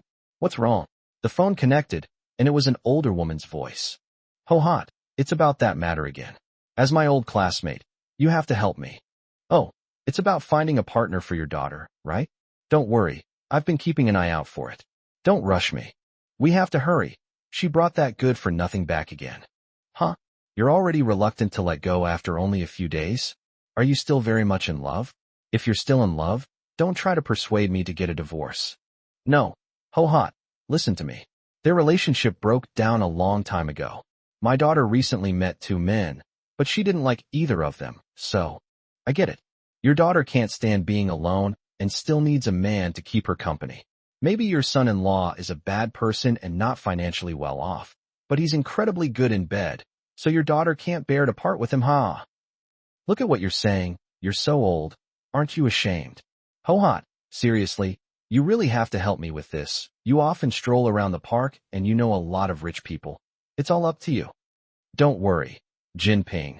I take this matter very seriously and I guarantee I will complete the mission. Uh-huh. After hanging up the phone, Dong Jinping finally breathed a sigh of relief. and her mood improved considerably. Her old classmate, Ho Hot, was a matchmaker, and every couple she introduced seemed to find good matches. If it weren't for her daughter's arranged marriage by her grandfather, which resulted in that good-for-nothing Chen Fan marrying into the family, she would definitely have asked Ho Hot to introduce her daughter to a reliable man. And by reliable, Ho Hot simply meant rich. Just then, ding ding ding. Someone knocked on the door. Come in. Dong Jinping got up and opened the door. Hello, Auntie. Hello, Auntie. Two clear female voices rang out. Dong Jinping's eyes lit up. It turned out to be her daughter Qiuyue's two best friends, Zhang Yuqin and Lu Xiaoxiao. These two girls are slender, fair-skinned, beautiful, with long legs, and dressed fashionably.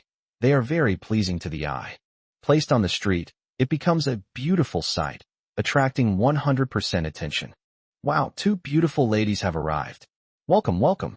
Come sit in the main room. I'll pour you some water. Dong Jinping greeted them warmly, leading them to the next room. Auntie, we're not here for water. We just came to see Qiuyue, Zhang Yuqin said with a smile as she placed the fruit basket on the table. You're here, why bring anything? Dong Jinping said, while shouting towards the door. Qiuyue, your friends are here. Chen Fan, are you stuffing pig bristles in your ears? Can't you hear me? Get over here right now and serve tea and water to the two guests. What an impolite thing to do. Chapter 172, Catching Peanuts. Chen Fan and Lin Qiuyue were getting closer in the bedroom when they heard Dong Jinping shouting, so they had to come out. Yuqin, Xiao, you're here. Lin Qiuyue sat down and shook hands with them. Since her last get-together with her best friends at the Cloud Space Club, Lin Qiuyue's feelings for her two former closest friends have cooled considerably. She hasn't contacted them for some time now. What happened in the cloud space showed Lin Qiuyue the true colors of her two best friends. They weren't the kind of loyal, devoted, and supportive friends she was. They were opportunists who would sway with the wind. In crucial moments, they only thought about their own interests. Is it really necessary to have a best friend like that? Chen Fan brought in an electric kettle and gave her two best friends a faint smile. This laugh startled both of them. Qiuiue's your husband still at home? Zhang Yuqin asked weakly. Didn't he divorce you? Lu Xiaoxiao whispered in Lin Qiuyue's ear. Ever since their last get-together in the cloud space, the two beauties have been terrified of Chen Fan. They, along with Feng Yan, the manager of Yangkangjian, sang and danced for Chen Fan, just to make him smile. The two of them really suffered at Chen Fan's hands that day. They had never been pushed to such a level by anyone before. At the end of the performance that day, Chen Fan announced that he would divorce Lin Qiuyue the next day and shed 2 crocodile tears. The two were skeptical. They came together today, partly to try and win back Lin Qiuyue's affections and mend the misunderstanding from last time, and partly to confirm whether Chen Fan and Lin Qiuyue had really divorced. When the two saw Chen Fan's smiling face, their hearts skipped a beat, as if they were reminded of their performance that day. We're not divorced, don't talk nonsense. Are you hoping I'll get a divorce? Lin Qiuyue said coldly to Lu Xiaoxiao. No, I didn't mean that. Lu Xiaoxiao waved her hands repeatedly, secretly glancing at Chen Fan's sharp eyes, and dared not say anything more. Although Zhang Yuqin and Lu Xiaoxiao frequented nightclubs and mingled in wealthy circles, they were still young girls who hadn't experienced any major events and were quite timid. At this moment, they were even trying their best to avoid making eye contact with Chen Fan. It was as if Chen Fan's gaze was a sharp knife, capable of piercing their filthy souls. On the contrary, when Chen Fan saw the two beautiful women, he smiled and showed an innocent and harmless expression with a touch of naivety. Hey, Chen Fan, what's wrong with your brain? Did you get your head caught in a door? Stop standing there with the kettle, pour some tea. Dong Jinping ordered in a shrill voice. Chen Fan still ignored her. He truly treated her like she wasn't there. I don't want any, Auntie. I had milk tea when I came here. Zhang Yuqin waved her hand and declined. Yes, we just came from the bubble tea shop and came to find Qiuyue. We're not thirsty at all, Lu Xiaoxiao chimed in. Even if they were really thirsty, they wouldn't dare trouble Chen Fan to pour them tea. They really don't have the guts. If Chen Fan were to settle scores later, they wouldn't want to perform song and dance shows anymore. Huh? Yuqin, Xiaoxiao, why are you two so reserved? You're not like before. Lin Shiyue noticed that the two of them had become timid and restless after Chen Fan entered the room. Zhang Yuqin shook her head like a rattle drum and said, "No, I'm not reserved at all. It's my first time visiting the Lin family's courtyard house, so I might be a little nervous." "Me too. You guys are so enthusiastic. I feel a little embarrassed, haha," Lu Xiaoxiao said with a smile. After they finished speaking, the two of them glanced at Chen Fan again, like two children who had done something wrong, waiting for their teacher's judgment. Dong Jinping frowned, thinking, what's going on? Qiuyue's two best friends are like mice seeing a cat. When they see that good-for-nothing, their eyes are always avoiding him. It's really strange. You two have come all this way, and you haven't even had a drink of water. Don't be so polite. Dong Jinping took out a candy box from under the coffee table, opened the lid, and inside were sunflower seeds, candies, dried fruit, peanuts, and so on. Here, have something to eat. Auntie, we're not hungry. Lu Xiaoxiao waved her little hand and said, "That's strange. Is it because I'm an elder in front of you that you're feeling uncomfortable? Should I go outside?" Dong Jinping asked. "It's none of your business, Auntie. You should stay with us. It'll be better for you." Zhang Yuqin smiled awkwardly and hugged Dong Jinping's arm. Chen Fan smiled calmly and said, "It's fine if you don't drink water, but you should be able to eat a few peanuts, right?" As he spoke, Chen Fan grabbed a few peanuts from the candy box and said with a grin, "Ready?" Zhang Yuqin and Lu Xiaoxiao exchanged a glance, understanding each other perfectly. We'll eat. We'll eat," the two nodded repeatedly. Without saying a word, Chen Fan tossed out a peanut. The peanut followed a parabola and landed right between Zhang Yuqin and Lu Xiaoxiao. Both of them, like female dogs, opened their mouths and tried to grab the peanut. Ouch! It hurts. However, they didn't put it in their mouths. Instead, their two beautiful faces collided. "Still not eating?" Chen Fan said calmly. "Eat, eat, eat. I definitely want to eat. I definitely want to eat. I'm sorry. I didn't catch it properly just now. Could you give me another chance?" The two looked at Chen Fan with pleading eyes. Chen Fan nodded slightly and casually tossed 2 peanuts to his left and right. Zhang Yuqin, quick-witted and sharp-tongued, swallowed it in one gulp. She breathed a sigh of relief, as if she had accomplished a difficult task. Lu Xiaoxiao was a bit clumsy and still failed to catch the peanut. "I'm so stupid, I'm sorry. I was wrong. I'm an idiot." Lu Xiaoxiao kept apologizing, afraid that Chen Fan would get angry. Dong Jinping was stunned for several minutes after seeing this scene. What exactly was going on? "Wait a minute, Chen Fan, stop throwing peanuts around. Why are you opening your mouths to catch the peanuts he throws?" Dong Jinping asked, full of doubt. "Because I want to eat peanuts," Zhang Yuqin replied. Yes, yes, Lu Xiaoxiao nodded repeatedly in agreement. Dong Jinping was completely bewildered. She sighed and said, "Alas, I don't understand the world of young people. I'm too old." After saying that, Dong Jinping walked out. Before leaving, she glared at Chen Fan and warned, "Useless. It's because you're so ugly and dressed so poorly that the 2 girls are afraid of you. Don't bully them." Chen Fan still ignored Dong Jinping, as if she were talking to a brick wall. The 2 best friends sat for a while, and the more they talked, the more uneasy they felt. Zhang Yuqin said, "Qiuyue, Mr. Chun, we have to go now. We have some things to attend to." "Yes, we have something to do," Lu Xiaoxiao replied. "We just happened to be passing by and wanted to take a look at Qiuyue. We didn't have any other plans. Or we'll head over first. You've only been here a few minutes. Why are you leaving already?" "Stay a little longer," Lin Qiuyue advised. "No, I really have something urgent." Zhang Yuqin waved her hand, pulled Lu Xiaoxiao to her feet, and slung her bag over her shoulder. Seeing that she couldn't persuade them to stay and that they were determined to leave, Lin Qiuyue didn't try to stop them anymore. Chapter 173, The Snack Street. The two walked out of the main room and into the courtyard. Upon seeing this, Dong Jinping asked, "Are you two leaving already?" "Yes, Auntie. Thank you for your hospitality." Dong Jinping was both amused and exasperated. "What kind of hospitality is this? You didn't even drink a drop of water. You just sat on the sofa. And that's considered hospitality?" "Auntie, thank you all so much. We have something urgent to attend to, so we'll be going now. Goodbye." "Did you come by car?" Lin Qiuyue asked. "We didn't drive today. The city was too congested, so we took the bus." Zhang Yuqin explained. Oh, I see, Dong Jinping interjected. Why don't we just have Chen Fan give you a ride? Why take the bus? Don't make things worse. Chen Fan, did you hear me? Upon hearing this, the two men turned pale with nervousness. What kind of nonsense was this old woman giving them? She was practically sending them to the gates of hell. Auntie, no need. Oh, listen to me. You two coming to my house without eating or drinking is too much. At least let us give you a ride. That lousy car is a bit run down, but don't mind it. Just make do with it. Consider it giving me face, Dong Jinping said firmly. At this moment, Chen Fan gestured to the two beautiful women to invite them in, and said, Please get in the car. The two women tensed up at the same time, exchanged a glance, and felt that Chen Fan was about to send them to the slaughterhouse.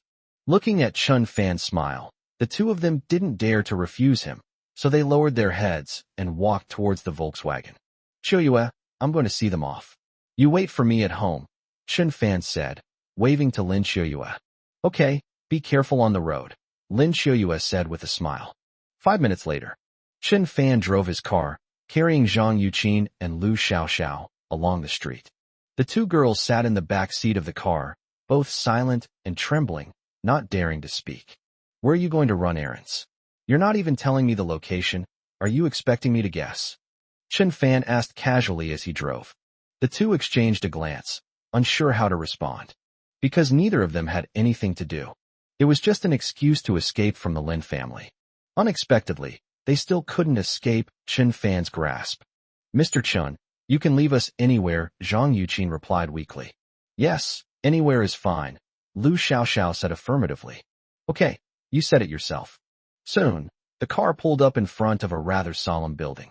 Chen Fan parked the car and turned to say, You two can leave now. I want to watch you go in. Zhang Yuqin and Lu Xiaoxiao looked out the window. Cypress Lane Crematorium. Immediately, the two men, their faces contorted with grief, pleaded. Mr. Chen, please, this is a crematorium. We're so young, what are we doing here? Please take us away from here. I'm so scared, it's terrifying. As Lu Xiaoxiao spoke, her two long, slender legs trembled uncontrollably, and her face turned deathly pale. Didn't you say that we could get off anywhere? Chen Fan asked casually. Seeing Chen Fan's arrogant and smug face, the two sisters were furious but dared not speak out, and were almost in tears. Who plays like that? You let it go with the last performance, but this time you're being dragged to the crematorium? Is it fun? Mr. Chen, please leave quickly. We don't want to go to the crematorium, Zhang Yuqin pleaded. So where are you going? Name a place. If you still can't give a straight answer, then next stop, the cemetery. I'll talk, Mr. Chen. Drive straight ahead to the end of this road. Turn right, and you'll find a street full of snacks. Just take us there. Thank you, Lu Xiaoxiao quickly replied. The food street is crowded. Perhaps she would feel at ease if she went there. Good. 10 minutes later, Chen Fan drove the two of them to the snack street. Get out, Chen Fan said expressionlessly after parking the car. Thank you. Zhang Yuqin finally showed a relieved smile and opened the car door. Before getting out of the car, Zhang Yuqin casually asked, Mr. Chen, Xiaoxiao and I are going to get something to eat.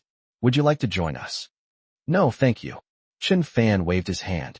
Oh.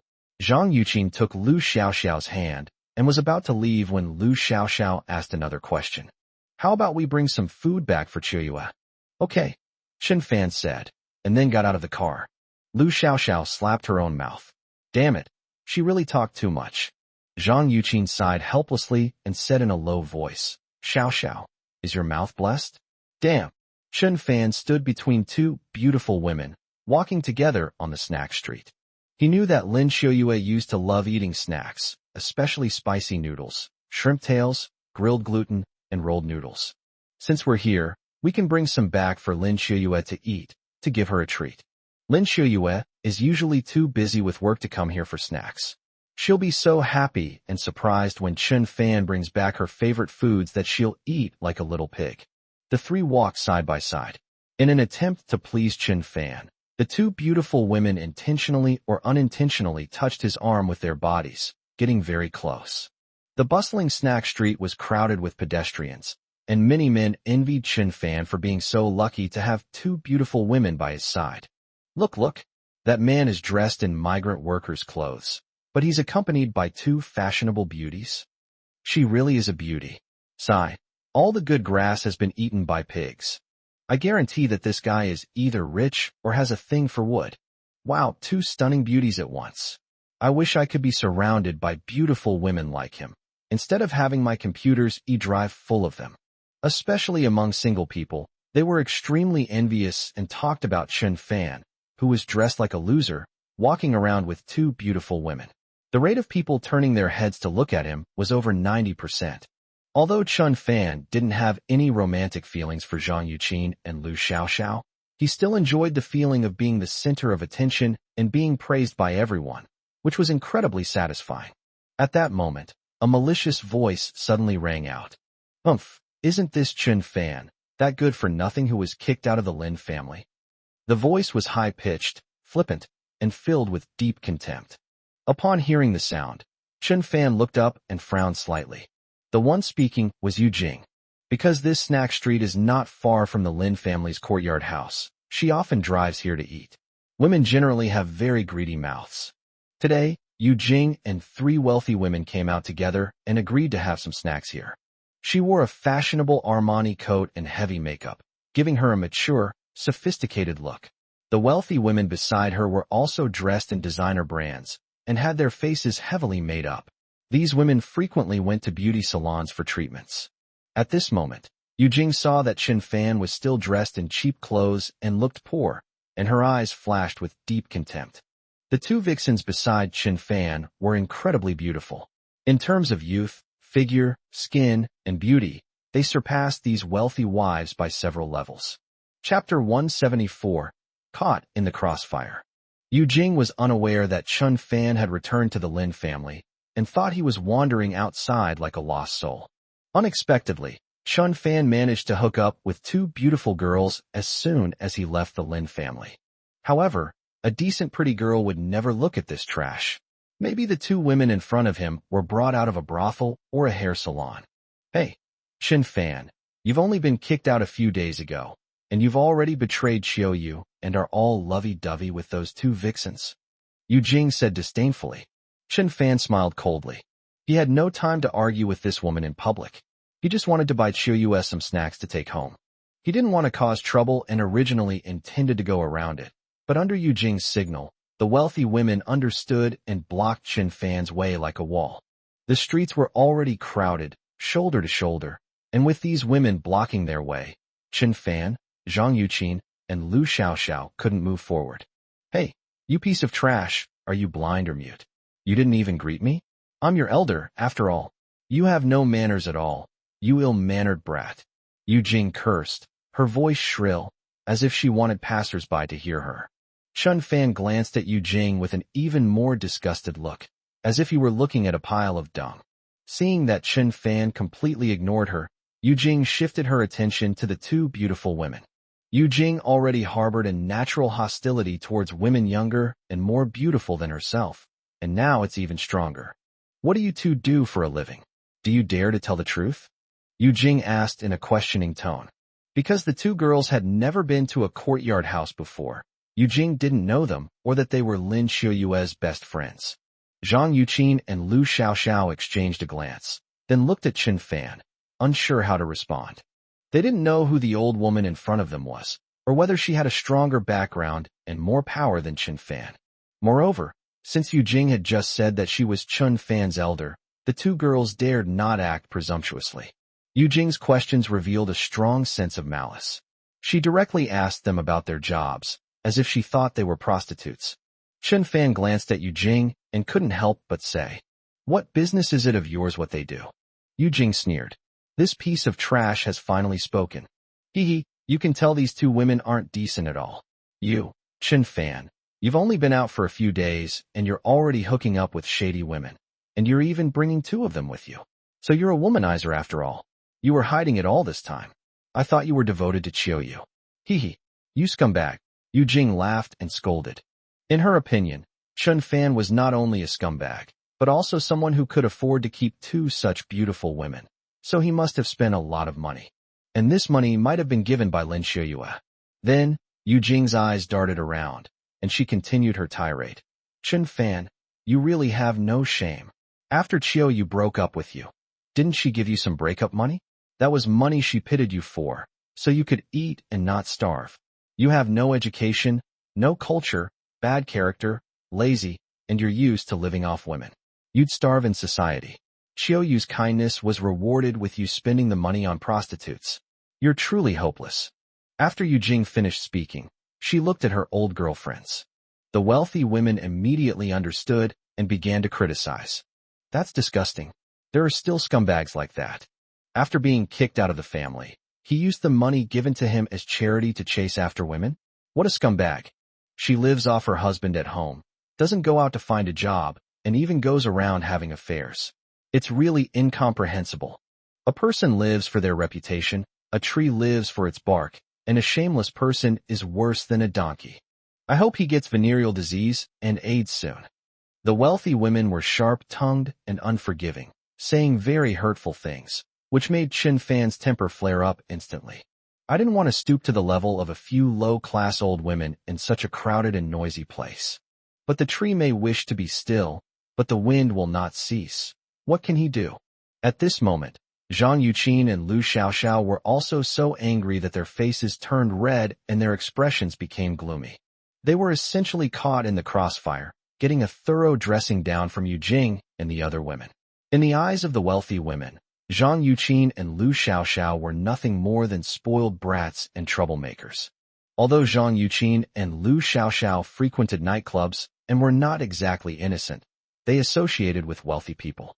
While they weren't exactly morally upright, they certainly wouldn't sell themselves. Therefore, when they heard Yu Jing and the rich woman make such malicious comments about them, they were all trembling with anger and furious. Yu Jing smiled slyly, quite satisfied. These old girlfriends were really awesome. Because of the commotion, many passers-by gathered around to watch the excitement.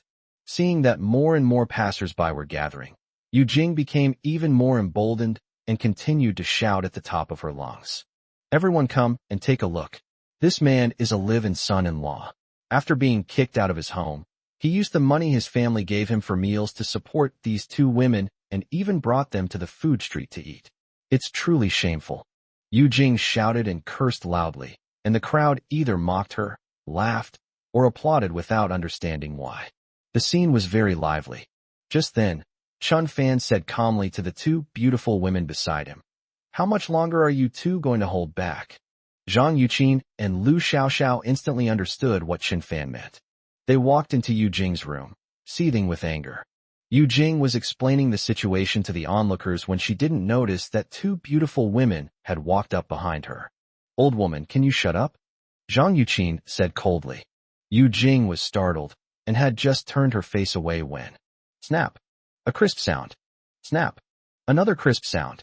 Two slaps, one on the left and one on the right, came from Zhang Yuqin and Lu Xiaoxiao respectively. They slapped Yu Jing hard, with great force, until her hands felt numb. Suddenly, the entire scene fell silent. The wealthy women stared wide-eyed, dumbfounded. The crowd that had been jeering earlier fell silent, eagerly awaiting further developments. "Damn it, you two bitches. How dare you hit me?" Yu Jing covered her face with one hand and pointed at the two beautiful women with the other, extremely angry. The wealthy women around her, seeing Yu Jing being beaten, were no longer so united and stood up for her. Clearly, they were just talking the talk. "Why are you hitting people indiscriminately? Yu Jing, are you alright? Should I call the police?" These two women have such poor manners, openly assaulting people in the food street. Yu Jing's face was red and swollen as she angrily retorted, "You two vixens, how dare you hit me? I dare to hit you. I'll hit your lousy mouth. How are we prostitutes? Do we have words tattooed on our faces?" Zhang Yuqin retorted. Chapter 175. You just wait. Have you finished cursing? One person cursing wasn't enough, so you dragged those old women into it too? If anyone dares to utter another curse, don't blame me for being impolite. Lu Xiaoxiao shouted. Those wealthy women didn't want to suffer any losses or get into trouble for Yu Jing, so they really kept quiet, surprisingly in unison. Yu Jing was in a helpless situation and felt a little scared. In a fight, she was no match for those two young girls. If she were to start swearing again, those two would definitely slap her in the face. You dare call us prostitutes? You must be blind. Say that again if you dare, Zhang Yuqin demanded sharply.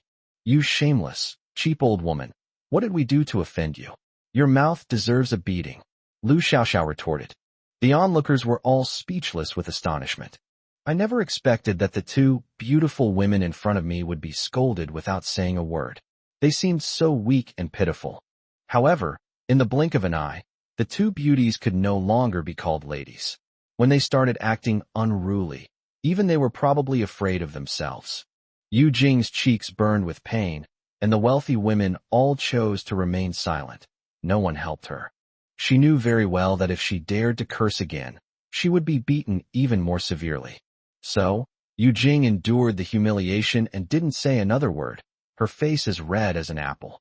The two beautiful women, seeing that Yu Jing had been beaten and was afraid, dared not utter a sound. The wealthy women also lowered their heads or looked around, as if the matter had nothing to do with them. You old woman, old and ugly, you rely entirely on cosmetics. What are you so proud of? Mr. Chun is our sugar daddy? Bah! So many beautiful women and young models are lining up. You're from the Lin family, aren't you? A mere second-rate family. What makes you so arrogant? You call us fox spirits, what are you? You look like a snake spirit, and your tongue can flick out, right? The two of them then unleashed another torrent of abuse on Yu Jing, spitting countless drops of saliva onto her face before finally venting their anger. After dealing with Yu Jing, Zhang Yuqin and Lu Xiaoxiao turned to face Chen Fan. Zhang Yuqin whispered, Mr. Chun, didn't we go a bit too far just now? Chen Fan shook his head slightly and smiled. No, you two did a great job. Thank you, Mr. Chun. Lu Xiaoxiao finally showed a long-lost smile. Mr. Chun, how about Xiaoxiao and I go back first? There are too many people here. It wouldn't be good if we alerted the police, Zhang Yuqin suggested. Okay, you two can go first. Chen Fan nodded. So, amidst the applause and cheers of the onlookers, the two beautiful women left the food street. Looking at Yu Jing's pitiful appearance, Chen Fan chuckled and said, This is what they call loose lips sink ships. You? What did you say? Chen Fan, with your cunning, you deserve to be kicked out. You'll never be able to go back to the Lin family. Yu Jing said fiercely. Is that so? We'll see. Chen Fan sneered and turned to leave. Yu Jing glared at Chen Fan's retreating figure with resentment and said bitterly, You just wait. Chen Fan carried a large bag of snacks he bought, including spicy noodles and grilled squid. After taking it back, Lin Shuyue's mouth watered. She hasn't eaten these things in a long time because she's been too busy with work. I ate a lot of these snacks today, and they tasted even better than meat and fish. Of course, Chen Fan also bought some groceries to cook dinner for his family. Chen Fan's first time cooking in the courtyard house kitchen surprised the chefs employed by the Lin family. Unexpectedly, the Lin family's son-in-law actually cooked the meal himself. Moreover, his cooking skills were no less than those of the expensive chefs hired. In terms of color, aroma, and taste, his dishes reached a professional level. Dong Jinping started to get emotional, saying that Chen Fan's shameless return was a disgrace to the Lin family, and she would not eat the food he cooked. After Lin Guozhong's kind words of persuasion, Dong Jinping's anger gradually subsided. In the evening, the food on the table looked delicious. It tastes just like before. To be honest, Lin Guozhong's family was used to eating Chen Fan's cooking. A few days ago, when Chen Fan was away, they ate the food cooked in the neighbor's kitchen, but they didn't like it. After eating it for several days, they couldn't eat it anymore. Lin Guozhong even bought 2 boxes of instant noodles for his family's dinner. Now that Chen Fan has returned, he has first and foremost solved their worries about food.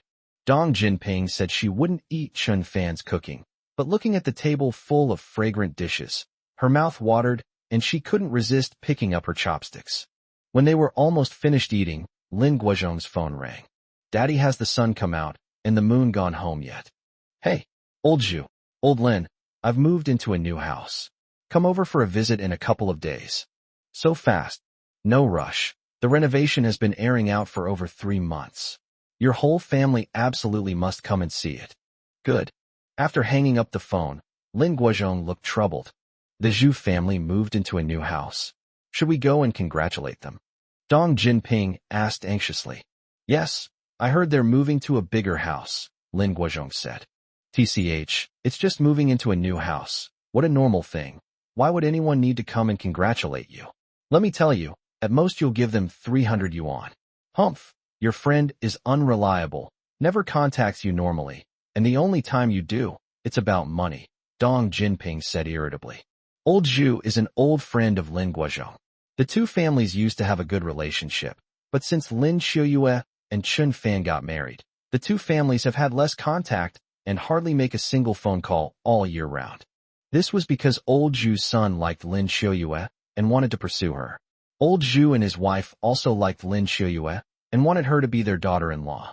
However, following the instructions of the Lin family patriarch, Lin Xiuyue eventually found a son-in-law who would live with her family. This made old Zhu and his son unhappy. They felt that Lin Guozhong was too rigid and inflexible. The old man of the Lin family was gone, and his last words might have been spoken when he was not in a good state of mind. Why should you, as his son, insist on doing it? As a son, fulfilling his filial duties while his daughter is alive and giving her a proper burial after her death is enough. Why force such an excellent daughter to marry a useless man with no skills, no job, and no education? Old Zhu had heard that Lin Guozhong's family had always lived in an apartment building, and that the whole family was crammed together. This time, he moved to a new house, hoping to take advantage of the housewarming celebration to show off in front of Lin Guozhong's family and make them regret not marrying their daughter into the Zhu family in the first place. Lin Guozhong was shy. He had heard about Lao Zhu moving to a new house a while ago, and when Lao Zhu called today, he already knew what it was about. Lin Guozhong could have chosen not to answer the phone, or politely declined after answering, but being a kind-hearted person, he didn't dare to offend anyone and had no choice but to agree to go and offer his congratulations. Chapter 176 Acting Cute. Many of his old friends would be going to the Zhu family to offer their congratulations this time, and if he didn't go, he would be looked down upon by his old classmates. Forget it, I won't go. Lin Guozhong shook his head, sighed softly, and said, Old Zhu probably has a problem with me. If he suddenly calls me to go in front of so many acquaintances, he might say some hurtful things to me, and I'll lose face. So it's better not to go.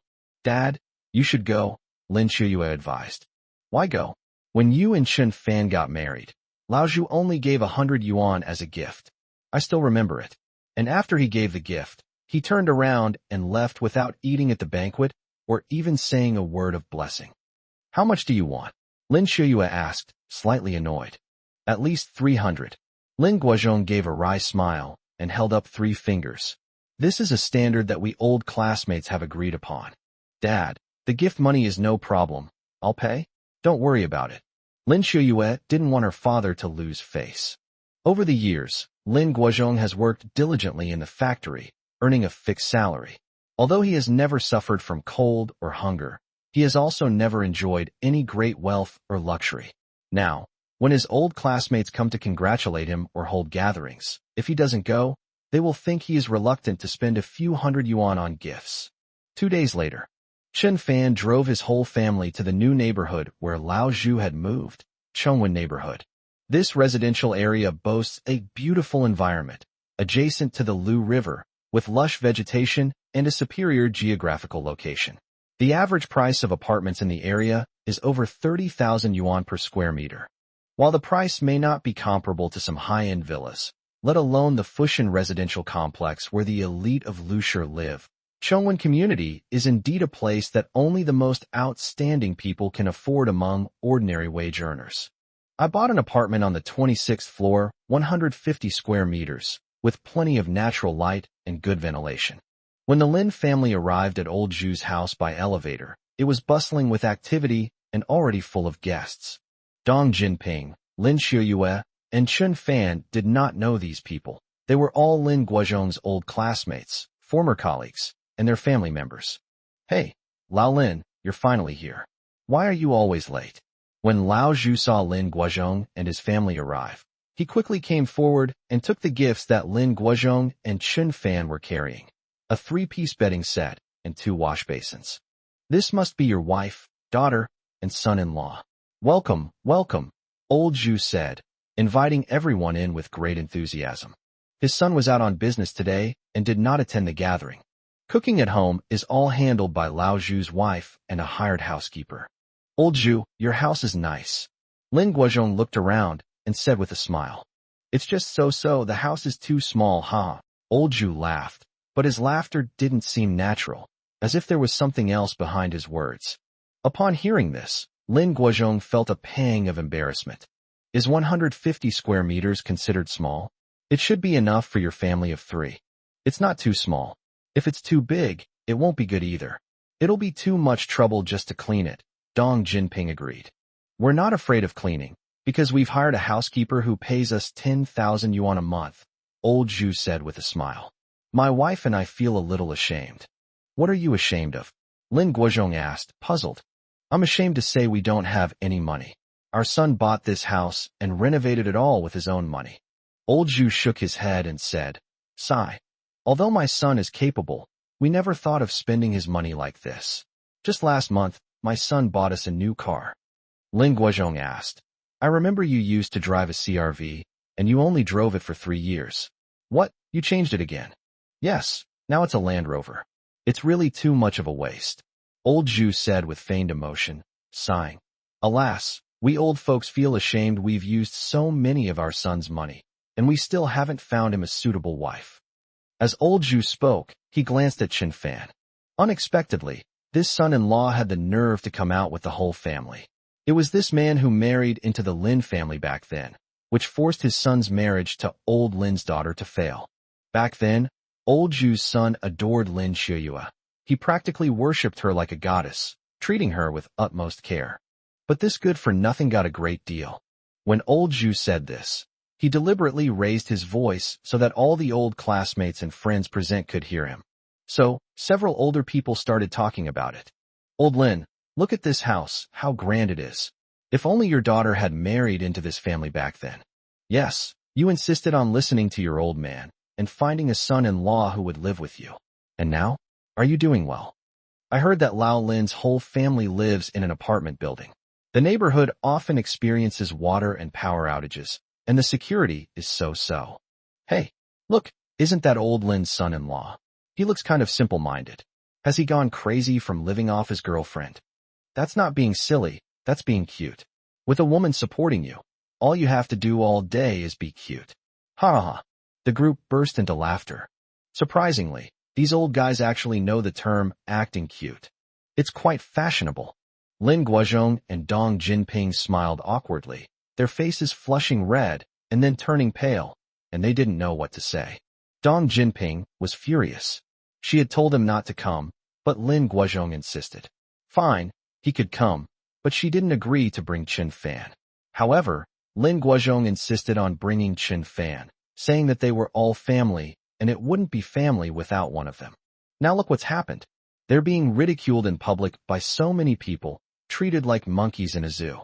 Does it feel good? Feeling better now?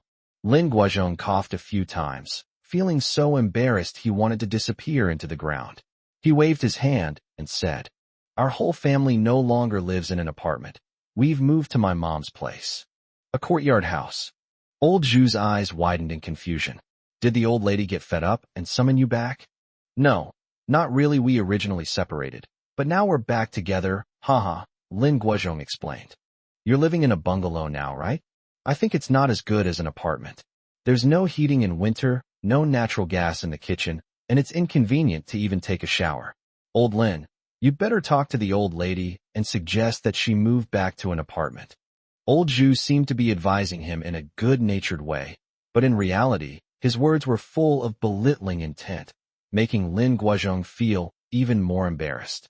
Old Lin, you've returned to the Lin family compound. Why haven't you said a word? We were hoping to go and congratulate you. Congratulations are usually offered on a new house, right? Only a spacious and bright house like Old Zhu's would truly be a cause for celebration. An old bungalow. The crowd started chattering again, and Lin Guozhong and Dong Jinping could only smile and occasionally agree, thanking everyone for their concern and care. In reality, they felt as if knives were scraping their hearts, causing them great distress, and they desperately wanted to leave this place as soon as possible. Just then, a faint voice came. Chapter 177. Congratulations. Dear uncles and aunts, and Uncle Zhu, our move to the courtyard house is just a temporary arrangement. We're planning to rent out our apartment.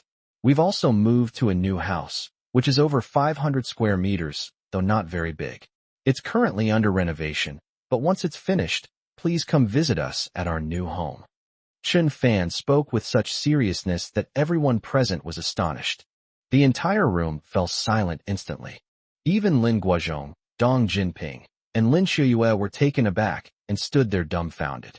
They never expected Chen Fan to say something like that. This is just bragging and empty talk.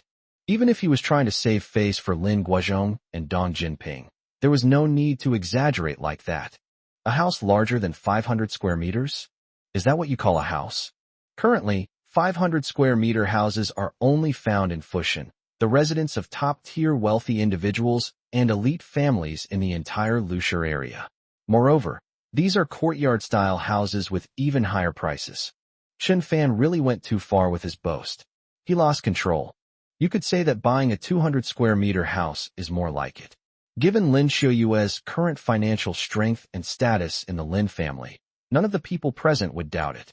If you say it's 500 square meters, these people aren't idiots. They definitely won't believe you. As expected, everyone was first surprised, then looked at Chen Fan as if he were an idiot, their faces full of contempt and disdain. Really? I'm skeptical of this live-in son-in-law's claims.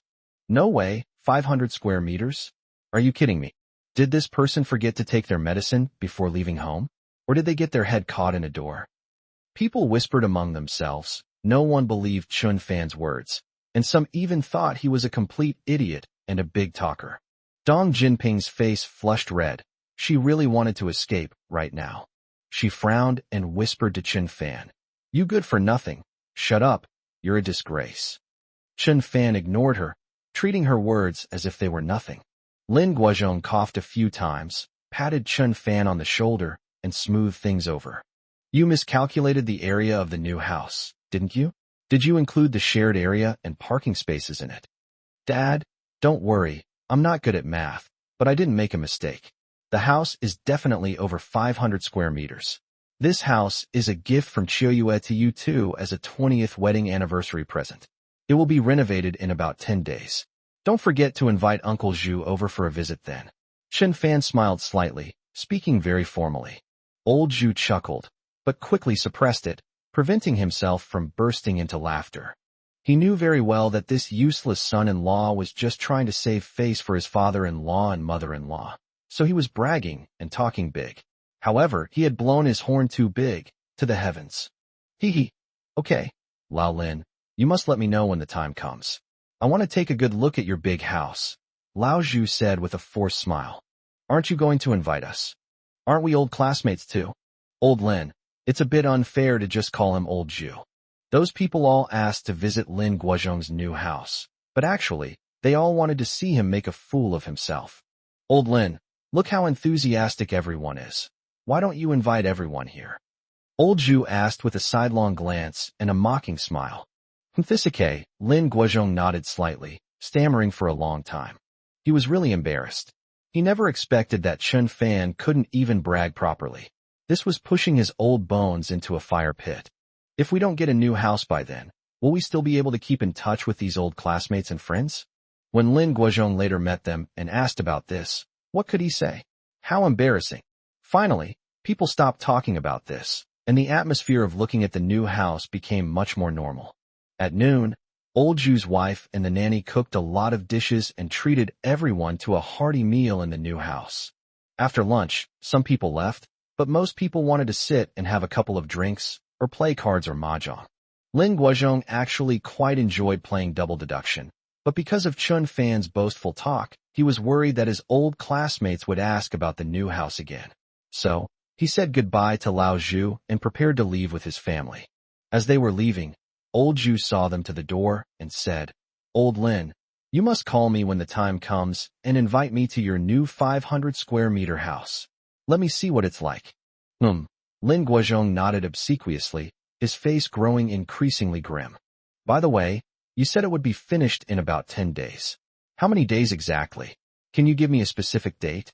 Old Zhu took out his phone, checked the date, and said, today is September 28th.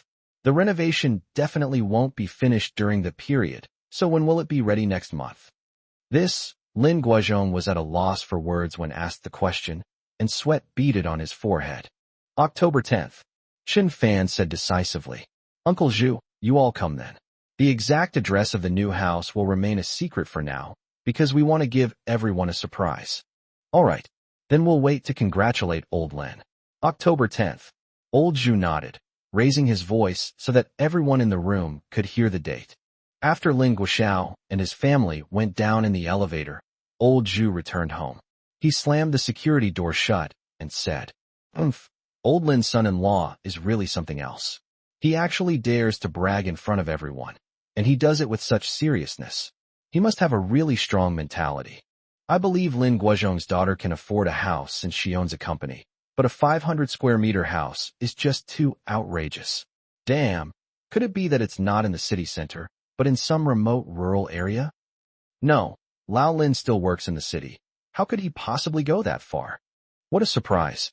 This son-in-law who married into the family is quite the braggart. This is probably one of his tricks for freeloading off the Lin family. Guessing now is pointless. Anyway, the truth will come out on October 10th, and then we'll see how the Lin family makes a fool of themselves. After Lin Guozhong, Dong Jinping, Lin Shiyue, and Chen Fan got into the car in the parking lot, none of them spoke. Apart from Chen Fan, who looked relaxed and carefree as if nothing had happened, the other three all looked troubled and preoccupied. Only after the car left the residential area and entered the highway did Dong Jinping glare at the back of Chen Fan's head from the back seat and yell, Chen Fan, are you out of your mind? We've already lost face by being gossiped about by so many people, and you're still bragging? Looking at a new house on October 10th? A 500 square meter new house. You're a fucking idiot. Hey, Jinping, why are you swearing again? Lin Guozhong frowned, glancing sideways at his wife with a displeased expression. Chapter 178 Crimson Seal. I just cursed that good for nothing. What? You still want to protect him? Lin Guozhong, let me tell you, when old Zhu and his people come knocking on the door wanting to see the new house, if grandma and the relatives find out, things will get even worse. I really won't be able to save face. Dong Jinping choked up as she spoke, tears streaming down her face. Lin Shiyue took out a tissue from the front seat, turned around and handed it to her mother, comforting her. Mom, don't cry. There will definitely be a solution. After saying that, Lin Shiyue glanced at Chen Fan, who was focused on driving, and sighed softly. At this moment, Chen Fan said, Stop arguing, everyone. There is a house. It's definitely over 500 square meters, maybe even 700 or 800 square meters. 500 square meters is a conservative estimate. I believe you're willing to buy a house. After all, you're a good-for-nothing who's had good luck and won the lottery. But where in Lushur can you find a house that big? If you end up buying some remote, desolate place, you might as well not buy at all. Dong Jinping wiped away her tears and said. After hearing Chen Fan's affirmative words, Lin Shiyue began to believe that Chen Fan had really bought a house, and that the size was definitely not small.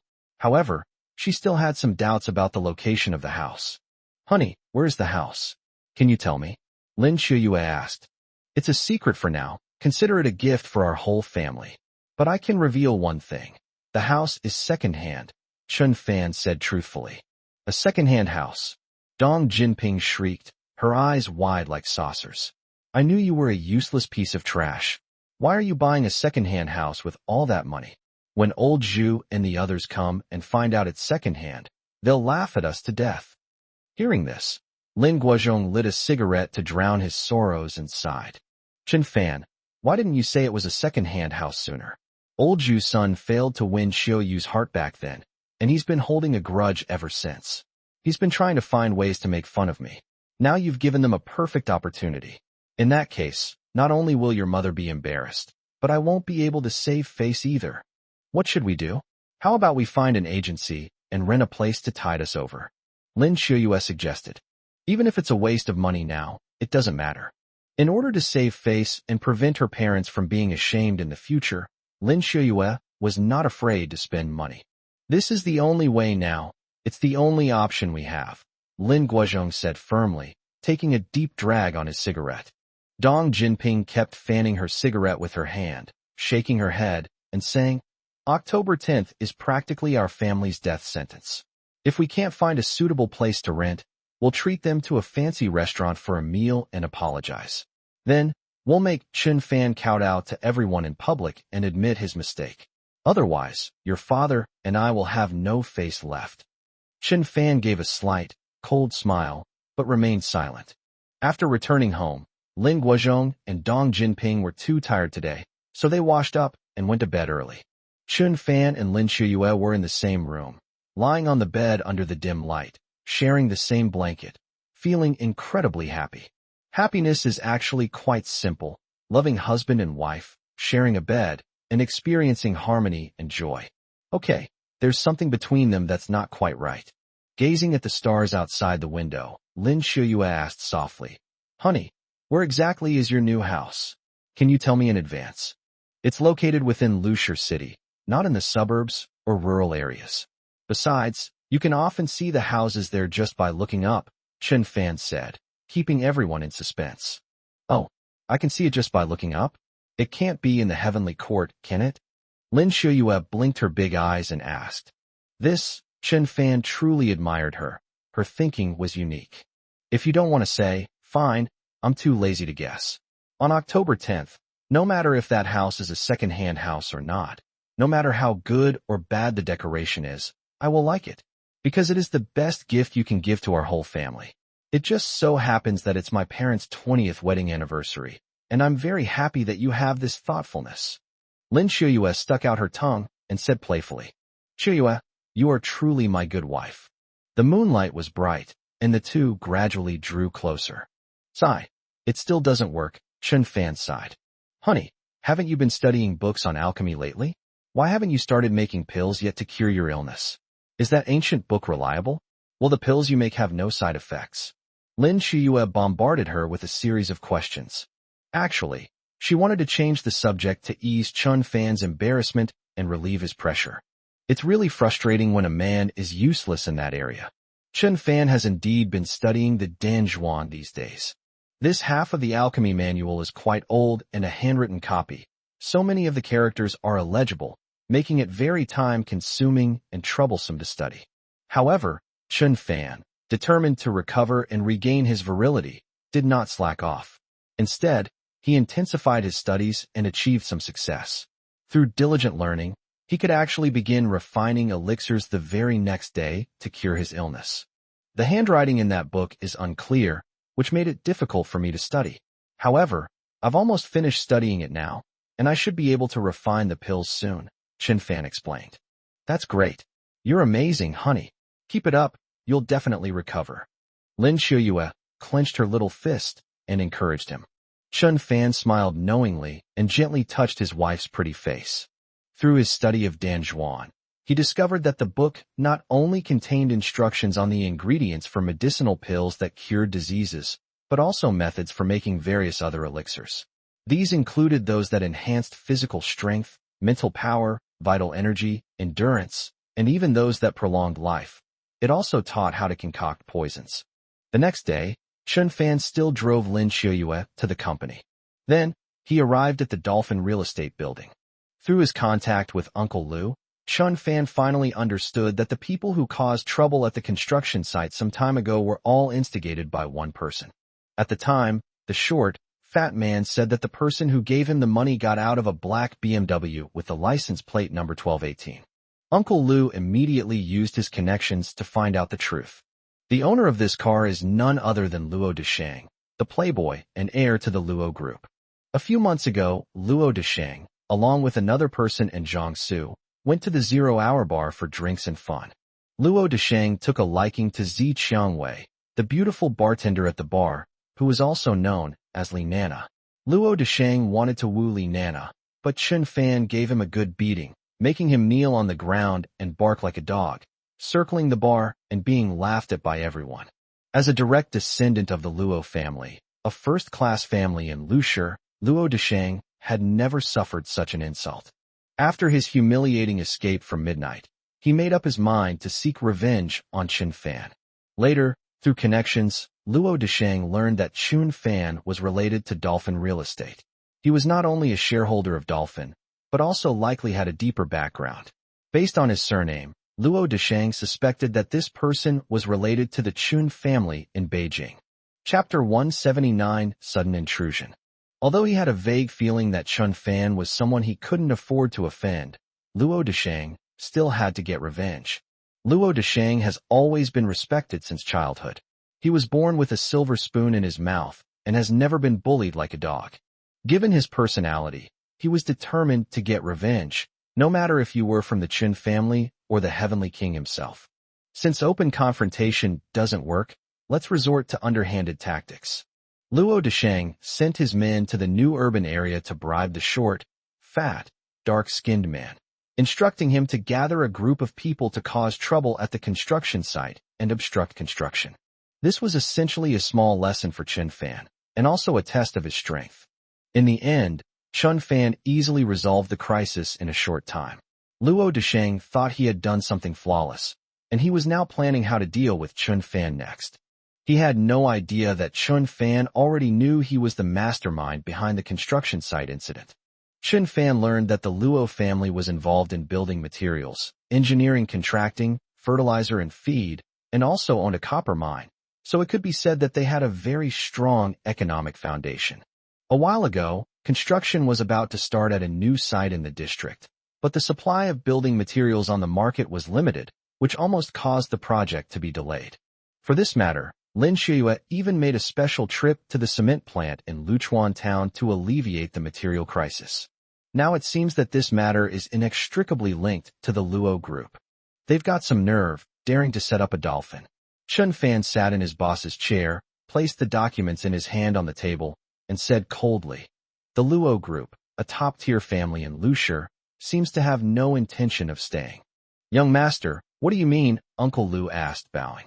"Keep a close eye on Luo Desheng's movements and report to me in advance if anything happens. If he dares to act recklessly again, I will repay him in kind." A glint flashed in Chun Fan's eyes. He already had a plan to deal with his enemy. That evening, after Chun Fan finished washing up and returned to his bedroom, he saw Lin Shiyue change into a new purple lace nightgown. Lin Shiyue was really going all out. She ordered this pajama set online for 2,800 yuan. She did this not because she was a flashy woman, but for Chun Fan's sake. Now the two finally slept together and officially became husband and wife in name and in reality, but Chun Fan drank Chinese herbal medicine for a period of time without any obvious effect. Moreover, he hasn't even started refining pills yet. As Chun Fan's wife, Lin Shiyue could not stand idly by and watch him suffer. She also wanted to help her husband get out of his predicament as soon as possible. "Husband, am I beautiful?" Lin Shiyue stood on the Kong, a heated brick bed, twisted her slender waist, and pretended to be coquettish. Thump! Chun Fan swallowed hard, was startled, and then became completely captivated. "She's practically a vixen from the 21st century. Shiyue, this," Chun Fan rubbed his hands together, his eyes lighting up. "Come on, handsome," Lin Shiyue beckoned with her finger and said with great charm. Just then, the bedroom door was pushed open. Chun Fan froze in place, because behind him, Dong Jinping suddenly appeared, hands on her hips, a fierce look on her face. "Mom, why didn't you knock before coming in?" Lin Shiyue awkwardly picked up a blanket, covered herself, and blushed with embarrassment. It was already 10 o'clock, and she never expected that her mother would wander in like a ghost. "Shiyue, what are you wearing?" "Just a few strips of cloth. What's the difference between that and not wearing anything at all? Aren't you ashamed?" Dong Jinping frowned and shouted. In the middle of the night, her voice sounded especially shrill. Chun Fan gave an awkward smile, feeling somewhat at a loss. This bizarre mother-in-law barged in the middle of the night, giving the couple absolutely no privacy. What exactly are they trying to do? "Mom, Chun Fan and I are a legally married couple. It's normal for me to wear whatever I want in our bedroom, right?" Lin Shiyue sat on the bed, draped a blanket over herself, and murmured as she asked, "Are you kidding me? So what if we're a legally married couple? My relationship with your father is legal too. When have you ever seen me dressed in a few layers of cloth and parading around in front of your father?" Dong Jinping retorted. All right, Mom, stop talking. This is a private matter between my husband and me. Don't interfere. Lin Shuyue frowned, clearly a little angry. Upon seeing Lin Shuyue's expression, Dong Jinping realized that she had indeed gone too far and interfered too much. Her face darkened, and she said, "Be careful in the future. Don't tarnish the Lin family's reputation." Mom, is it that serious? Tell me, what are you doing coming in so late? If you have something to say, just say it. If not, go to sleep. Lin Shuyue said coldly. Oh well, I just wanted to remind you of something. You young people these days are really hard to understand. I'm so late because I have something to tell you. Shuyue, your cousin is coming to Lushur, Dong Jinping said. My cousin? Let him come, what's it to me? Lin Shuyue said dismissively, just wanting her mother to leave quickly so as not to disturb the couple. How can it not concern you? They're all real relatives. Have you forgotten how good your aunt was to you when you were little, buying you candy every day? Dong Jinping rolled her eyes at Lin Shuyue and said, All right, just tell me what you want me to do. Lin Shuyue said bluntly, Settle him in your company. Your company is cooperating with Dolphin, right? Your business is expanding and you need people. Why don't you help him out? Dong Jinping was more of an order than a plea for her cousin. It seems that it's impossible for Lin Shuyue to refuse. If Lin Shuyue said no, Dong Jinping definitely wouldn't leave all night. That woman is capable of doing something like that. Lin Shuyue felt a sense of helplessness upon hearing her mother's words. My mother rushed over in the middle of the night, only to find out it was about her relative. She's so attentive to a relative, yet she treats her son-in-law, Chen Fan, so rudely. It's truly speechless. Speaking of her cousin, Lin Shuyue felt a headache coming on. He was materialistic, vain, and her aunt's family wasn't exactly saints either. Although her aunt had been quite fond of Lin Shuyue when she was little, often buying her treats, her aunt had basically stopped caring for her after she got married and had children. Chen Fan sat on the edge of the bed, silently scrolling through his WeChat moments. He did not participate in the conversation between the mother and daughter. On the one hand, he still didn't really want to talk to Dong Jinping or give her a friendly look. On the other hand, Chen Fan also knew what kind of people Lin Shuyue's aunt's family were. Although he only had contact with that family 5 or 6 times, they left a deep impression on him. To put it bluntly, that family has a petty bourgeois mentality, and they especially love to take advantage of others and are unforgiving when they are in the right. Chapter 180, A Visit from Relatives. Mom, you know what my aunt's family is like. You also know my cousin Chu Fei's character. If my company takes him in, what's the difference between that and paying him a salary for nothing? What ability does he have to help my company? Lin Shuyue frowned slightly, expressing her opposition to Chu Fei's arrival. Moreover, Chu Fei was not a career-driven or responsible person. Lin Shuyue knew his true nature all too well. Shuyue, how can you be like this? Your aunt was so good to you back then. How come you have no gratitude at all? Dong Jinping played the sentimental card. It's not a matter of gratitude or not. My company has recently expanded its business and is indeed hiring, but we are looking for talented people who can work independently, not just people who want to coast along, Lin Shuyue said to her mother with righteous indignation. You know how good your aunt is to you. Even if you don't care about her, you should still care about her. She's my own sister, and her son is unemployed. How could I not try to help him? Dong Jinping questioned. But Lin Shuyue was about to refuse when Chen Fan interrupted her, saying, Shuyue, Mom is right. Let's help your cousin. It's really tough for young people these days without jobs, Chen Fan said, as if he understood the situation perfectly. You? Lin Shuyue was taken aback. Unexpectedly, Chen Fan would speak up for Dong Jinping. Dong Jinping was also taken aback. This good-for-nothing was actually trying to persuade her daughter to help her. This was truly unprecedented. However, Dong Jinping felt no gratitude whatsoever towards Chen Fan. Lin Shuyue snorted coldly and shook her head helplessly. She remembered that Chu Fei and Chen Fan had met several times, and almost every time, Chu Fei would verbally mock and insult Chen Fan, making Chen Fan suffer greatly. Now, Chen Fan actually hopes that Chu Fei can work for Lin Shuyue's company? Okay, let me think about it. I'll talk about it tomorrow, okay? Lin Shuyue said to Dong Jinping. All right, I'll take that as your agreement. Dong Jinping smiled slightly, glanced at Chen Fan, and then turned and walked towards the door. Chen Fan wanted to go and lock the door to prevent anyone from breaking in later. Unexpectedly, as Dong Jinping reached the door, she turned around, glared at Chen Fan, and said sharply, "I don't need you to deliver it, and don't try to curry favor with me. Haha, it's like a weasel offering New Year's greetings to a chicken." Bang! Dong Jinping walked out and slammed the door shut. After Dong Jinping left, Chen Fan climbed into bed, wanting to be intimate with his wife, to strengthen their relationship, and perhaps to help treat his chronic illness. However, Lin Shuyue had no interest in the relationship at all. She lay there with a frown, looking sullen and unhappy. Chen Fan also felt bored, so he calmed himself down and lay down next to him. "Chen Fan, why did you speak up for my mother just now?" Lin Shuyue said with a helpless and dissatisfied tone. "Don't you know what kind of person Chu Fei is? Have you forgotten how he used to make fun of you? You're really magnanimous." Chen Fan smiled faintly and said, "Now that the Lin family is cooperating with Dolphin, the new district is undergoing large-scale development, and many construction sites are short of gatekeepers. Do you remember the last time a group of people caused trouble at the construction site? If there had been a gatekeeper, they could have kept them out, and the construction wouldn't have stopped. So, gatekeepers at construction sites are quite important. Since you're your cousin, let's just give you a nicer title and call you a security guard." Lin Shuyue's sorrow turned to joy, and she burst out laughing. "Chen Fan, you're so mean. I thought you really wanted to help him. Haha, your schemes are so deep, it's impossible to guard against them." Lin Shuyue realized she was laughing too loudly and might disturb her family. She quickly covered her mouth and gently pushed Chen Fan away.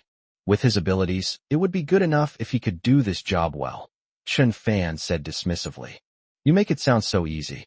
If I really arranged this job for Chu Fei, my mother would definitely scold me." Lin Shu said with a smile, "You can't blame yourself for this. When your mother came in just now, she didn't say anything about arranging a specific job for your cousin. To be honest, it's already good enough that she can give him a job. What more can you ask for?" Chen Fan sneered, recalling the scenes of Chu Fei's family mocking him in the past. "Back then, I was a cowardly loser, bullied by you at your mercy. Today, I'm someone you can't mess with. I'll repay you for everything you did to me back, then I'll beat you all back." Chen Fan wore a smile on his face, but inwardly he was seething with resentment.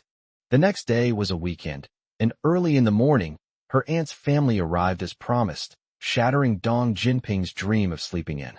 Inside the main room, my aunt and her family of 3 sat on the sofa with smiles on their faces. After serving them tea and water, Chen Fan left. Dong Jinping didn't want him to participate in discussing such an important matter. He wasn't qualified to listen in.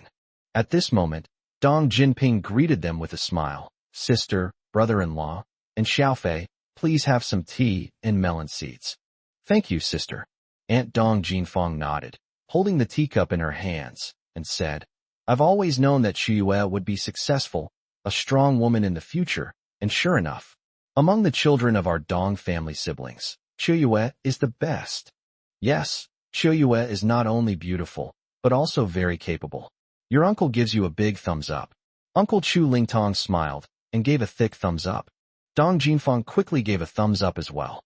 Hearing her sister and brother-in-law praise Shuyue so highly, Dong Jinping was overjoyed. Today, thanks to her daughter's abilities, she is not only a successful entrepreneur who founded a cosmetics company, but more importantly, she has also enabled the family to rejoin the Lin family and regain the right to inherit the family fortune. Hee, my daughter has always been very hardworking. She did well in school. She's a very ambitious child. Dong Jinping praised, gently stroking her daughter's hair. "Auntie, my mom barged into my house late last night, talking about arranging a job for Chu Fei. I've thought about it and decided to let Chu Fei work for me," Lin Shuyue said with a smile. Hearing Lin Shuyue's promise, Dong Jinfang nodded repeatedly and said happily, "Shuyue, thank you so much. I knew you wouldn't refuse." "That's wonderful. Shuyue, our whole family thanks you," Chu Lingtong said excitedly, rubbing his hands together. "Auntie, uncle, you're welcome." Lin Shuyue waved her hand. Dong Jinfang hesitated for a moment, then asked, "Shuyue, I heard that you are now representing the Lin family and working in the new district, is that right?" "Yes." Lin Shuyue nodded. That would be best arrange a job for my son in the new district. Your company sells cosmetics, and I'm worried that Xiaofei won't adapt well there, with too many women. You should find him a job where he can utilize his masculine strengths, Dong Jinfang said with a smile. Chapter 181 Hearing the Wind. Lin Shuyue thought to herself, it's a case of one willing to give and the other willing to receive. He was originally just assigned to guard the gate at the new construction site where your son is settled. I was just thinking about how to bring it up when you yourself made your request. Dong Jinping smiled, glanced at Dong Jinfang, and thought to herself, so many things to do. It's good enough that I can find a job for your son, but you still make this and that request. Really? At this moment, Chu Fei glanced at his mother and said, Mom, actually I'd quite like to go to my cousin's cosmetics company, because there are lots of beautiful women there. Chu Fei had a buzz cut, was round and fat, and dressed in an old-fashioned way. He was simply a chubby, unfashionable guy. Moreover, he has a large appetite, and after eating he goes to sleep, snoring loudly, as lazy as a pig. It's truly baffling that someone like this would want to go to a place full of beautiful women. Who needs beautiful women?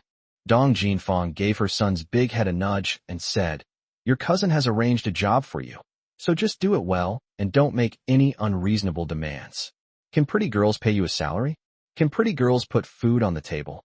Chu Lingtong also tapped his son on the head, saying sternly, Why is your mind filled with nothing but beautiful women and mobile games? You should go and work at the place your cousin arranged for you, and don't mess things up, understand? Okay, Sai. Chu Fei sighed and sprawled out on the sofa, as if it were his own home. Shuyue, sister, I'm treating everyone to lunch today. Shuyue helped Xiaofei with such a big thing, relieving my family of our worries. It's only right that I treat you to a meal, Dong Jinfang said with a smile. Lin Shuyue didn't speak, but looked at Dong Jinping. As far as I can remember, my aunt visited the Lin family a few times, always to borrow money. They borrowed money but never said when they would pay it back, and never gave me an IOU. Moreover, they never invited the Lin family to a meal, as if it were their right to lend them money. Every time she came to borrow money, she would beg the Lin family to have mercy on her family, while constantly mocking and ridiculing Qin Fan, and even advising Lin Shuyue to get a divorce. I'm speechless when I encounter relatives like this. Girl, what are you saying? You've come all this way to my house.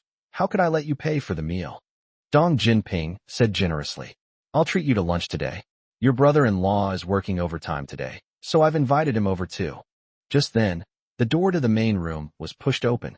All eyes turned to him. The visitor was Lin Xiangtian. Lin Xiangtian was dressed in a Korean-style autumn outfit. His leather shoes were polished to a shine, and his hair was slicked back, making him look very stylish. Sister, Grandma wants to see you. Lin Xiangtian didn't look at anyone else, as if everyone present was invisible. He only said to Lin Shuyue, Grandma wants you to go to her place immediately. It's important. I understand. Lin Shuyue replied coldly, and said to Dong Jinfang's family, Auntie, Uncle, please sit down and have some tea. I'll be right back. Okay. Shuyue, you go ahead and do your thing, don't worry about us, Dong Jinfang said. Yes, the Lin family's affairs are of utmost importance. Let's go and see them quickly, Chu Lingtong echoed. Seeing that Lin Shuyue was about to leave, the two of them stood up at the same time, appearing very polite. This is the first time. In the past, even when they came to borrow money, they would act like they were collecting a debt. Today, however, it's quite unexpected. However, their son, Chu Fei, was still lying lazily on the sofa, looking quite lazy. He even took off one shoe, and suddenly the room was filled with the smell of athlete's foot. Dong Jinping was very embarrassed, thinking, I don't have a gas mask at home.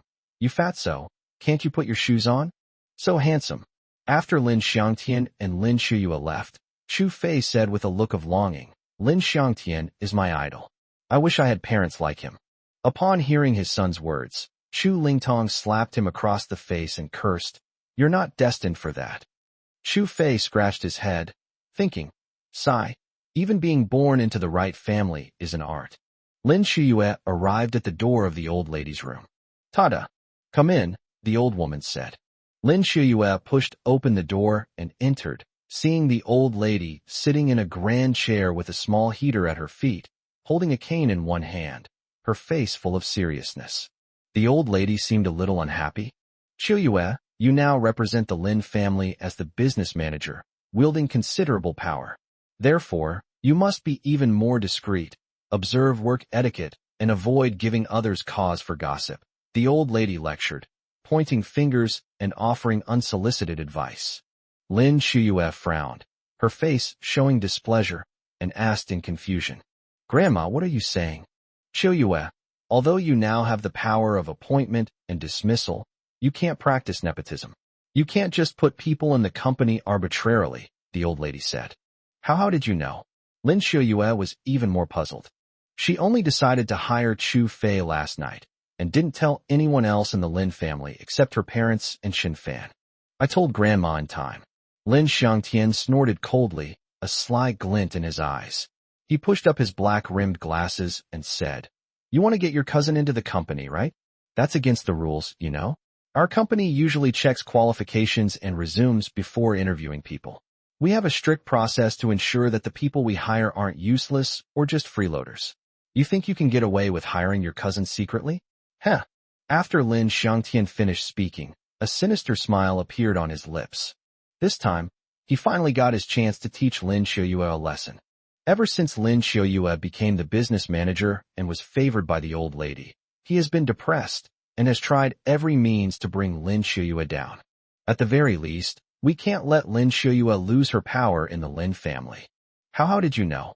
Lin Qiuyue was shocked. How you know is none of your business. I have all the years, he. Lin Xiangtian chuckled and said, You've only just gained a little power, and you're already practicing nepotism, completely disregarding the company's rules and regulations? We didn't say anything when you recruited your cousin to Huanhai, but if you're going to recruit him to the Lin group, you must strictly follow the procedures. Xiao Tian is right, the old lady nodded, looking at Lin Qiuyue with sharp eyes. Lin Qiuyue shook her head slightly and said, It's my fault, but... Grandma, I don't think Lin Qiuyue is suitable to be a business manager. Our Lin group needs to discuss this further with the CEO of Dolphin. Taking advantage of his grandmother's support, Lin Xiangtian quickly added fuel to the fire. Lin Xiangtian, shut up. What right do you have to say that? Lin Qiuyue was furious. She pointed at Lin Xiangtian and shouted, You're like a dog, tipping people off, thinking you can gain grandma's approval and appreciation? Is this your ability? Chapter 182 Shuxi Anglo. You. Lin Xiang was furious and about to retort when Lin Qiuyue looked at the old lady and continued. Grandma, the construction site in the new district is short of gatekeepers. Do I need to interview someone to hire one? Do I need to report to you? As the business manager, don't I have even this much authority to hire a security guard? If not, I'd rather not be the business manager. The old woman's eyes lit up, quite surprised, and she said, A gatekeeper? A security guard? Are you going to give your cousin that kind of job? Yes, Grandma. Lin Qiuyue continued to explain. I've been president for so many years, and I know that company rules and regulations must be followed.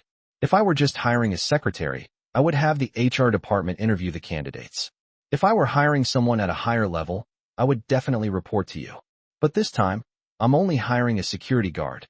There are so many construction sites in the new district, and they basically don't have security guards. There are huge security and theft risks. We really need a few security guards. Am I wrong? His words were well-reasoned and logical. The old lady nodded slightly. Lin Xiangtian, however, turned pale. He never expected that Lin Qiuyue would assign such a lowly position to his cousin. Just now, a servant went to Lin Qiuyue's house to deliver water and overheard this incident outside the door, so he quickly reported it to her. This servant was Lin Xiangtian's spy. Lin Xiangtian gave him some money and asked him to keep an eye on the new situation in Lin Qiuyue's house and report any important secrets he discovered to him. Upon hearing this news, Lin Xiangtian immediately reported it to the old lady. He thought the old lady would be furious about this and would never trust Lin Qiuyue again. But unexpectedly, Lin Qiuyue didn't use any connections to arrange a management position of secretary or above for her cousin. Grandma, Lin Xiangtian stammered, as if he wanted to say something more. The old woman glared at him and suddenly shouted, Get out! Lin Xiangtian trembled with fear and said repeatedly, "Grandma, don't be angry. I'll leave right now. I'll leave right now." As Lin Xiangtian brushed past Lin Shiyue gave him a disdainful sneer, as if to say, "You little brat, you think you can outsmart your older sister? Dream on." Lin Xiang was trembling with anger and even tripped on the threshold, fleeing in a sorry state. "Grandmother, Shiyue, I understand. I'm sorry, Grandma misunderstood you. You have the authority to decide about hiring security guards and such.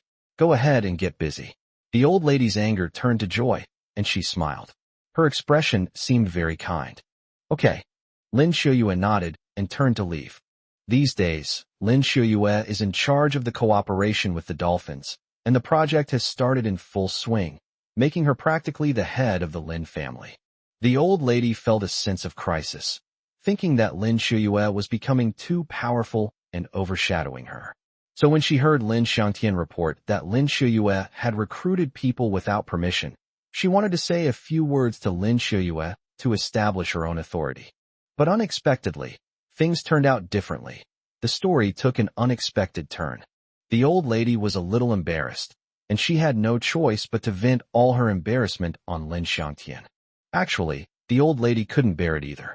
She genuinely intended to promote Lin Xiangtian to the position. Unfortunately, the dolphins only recognize Lin Shiyue, and it's widely known that Lin Shiyue's abilities are stronger. The old lady felt a little depressed when she thought of her grandson. Her greatest wish was for Lin Xiangtian to become the first heir to the Lin group and wield power. But Lin Xiangtian wasn't cooperating, and there was nothing she could do. Lin Xiangtian returned to his house, took a sip of water, and smashed the water glass violently. Bang! He was furious. He had thought this was a good opportunity to mess with Lin Shiyue, and even make the old lady treat him differently. Unexpectedly, Lin Shiyue did not show favoritism and only let her cousin work as a security guard. Damn it! Why can't he be a security guard anywhere? The pay's all about the same. If he wanted to be a security guard, that fat guy could have just called and asked. Why did he have to mobilize the whole family, even bringing gifts to visit Lin Shiyue's house? Do you really need to take a lowly security guard position so seriously? Lin Shiyue, I won't let you get away with this. Lin Xiangtian said fiercely. Ding! The laptop on the computer desk suddenly made a crisp sound. Yes, it's downloaded. Lin Xiangtian quickly sat down and prepared tissues. Let's watch a movie to calm my anger. Noon. Dong Jinping had reserved a table at Shuxianglu restaurant to treat her sister's family to dinner. Dong Jinping had ordered the dishes over the phone beforehand, and the waiter served the food as soon as everyone sat down. Lin Guozhong was very happy to see his relatives and specially asked for a bottle of baijiu, Chinese liquor, so he could have a couple of drinks with his wife's brother-in-law. Braised prawns, pickled fish, beef with potatoes. Various dishes were served. Everyone else hadn't even touched their chopsticks yet, and Chu Fei was incredibly hungry. He was very hungry, so he picked up his chopsticks and started eating without considering other people's feelings at all. He would pick up one dish at a time, as if the entire table of food belonged to him alone. Chun Fan and Lin Shiyue exchanged a glance, both of them angry. That fatso has no manners at all. At least give way to others first. Why are you in such a hurry? Everyone at the table was older than him. He was the youngest. He should have been allowed to start eating first, but instead, he acted as if no one else was there, eating incredibly fast, his mouth dripping with oil without wiping it away, slurping loudly, and occasionally spitting out a few grains of rice. Both Lin Shiyue and Chun Fan felt an urge to leave. But they are relatives after all, and it would be disrespectful to them to leave like this. Shiyue, eat. Chun Fan handed her a pair of chopsticks. Then, Chun Fan picked up a piece of beef and ate it. Sister, your son-in-law still loves eating meat so much. Dong Jinfang glanced at Chun Fan and laughed. I noticed this the last few times he came. He only picks and chooses the meat, and it's still the same now.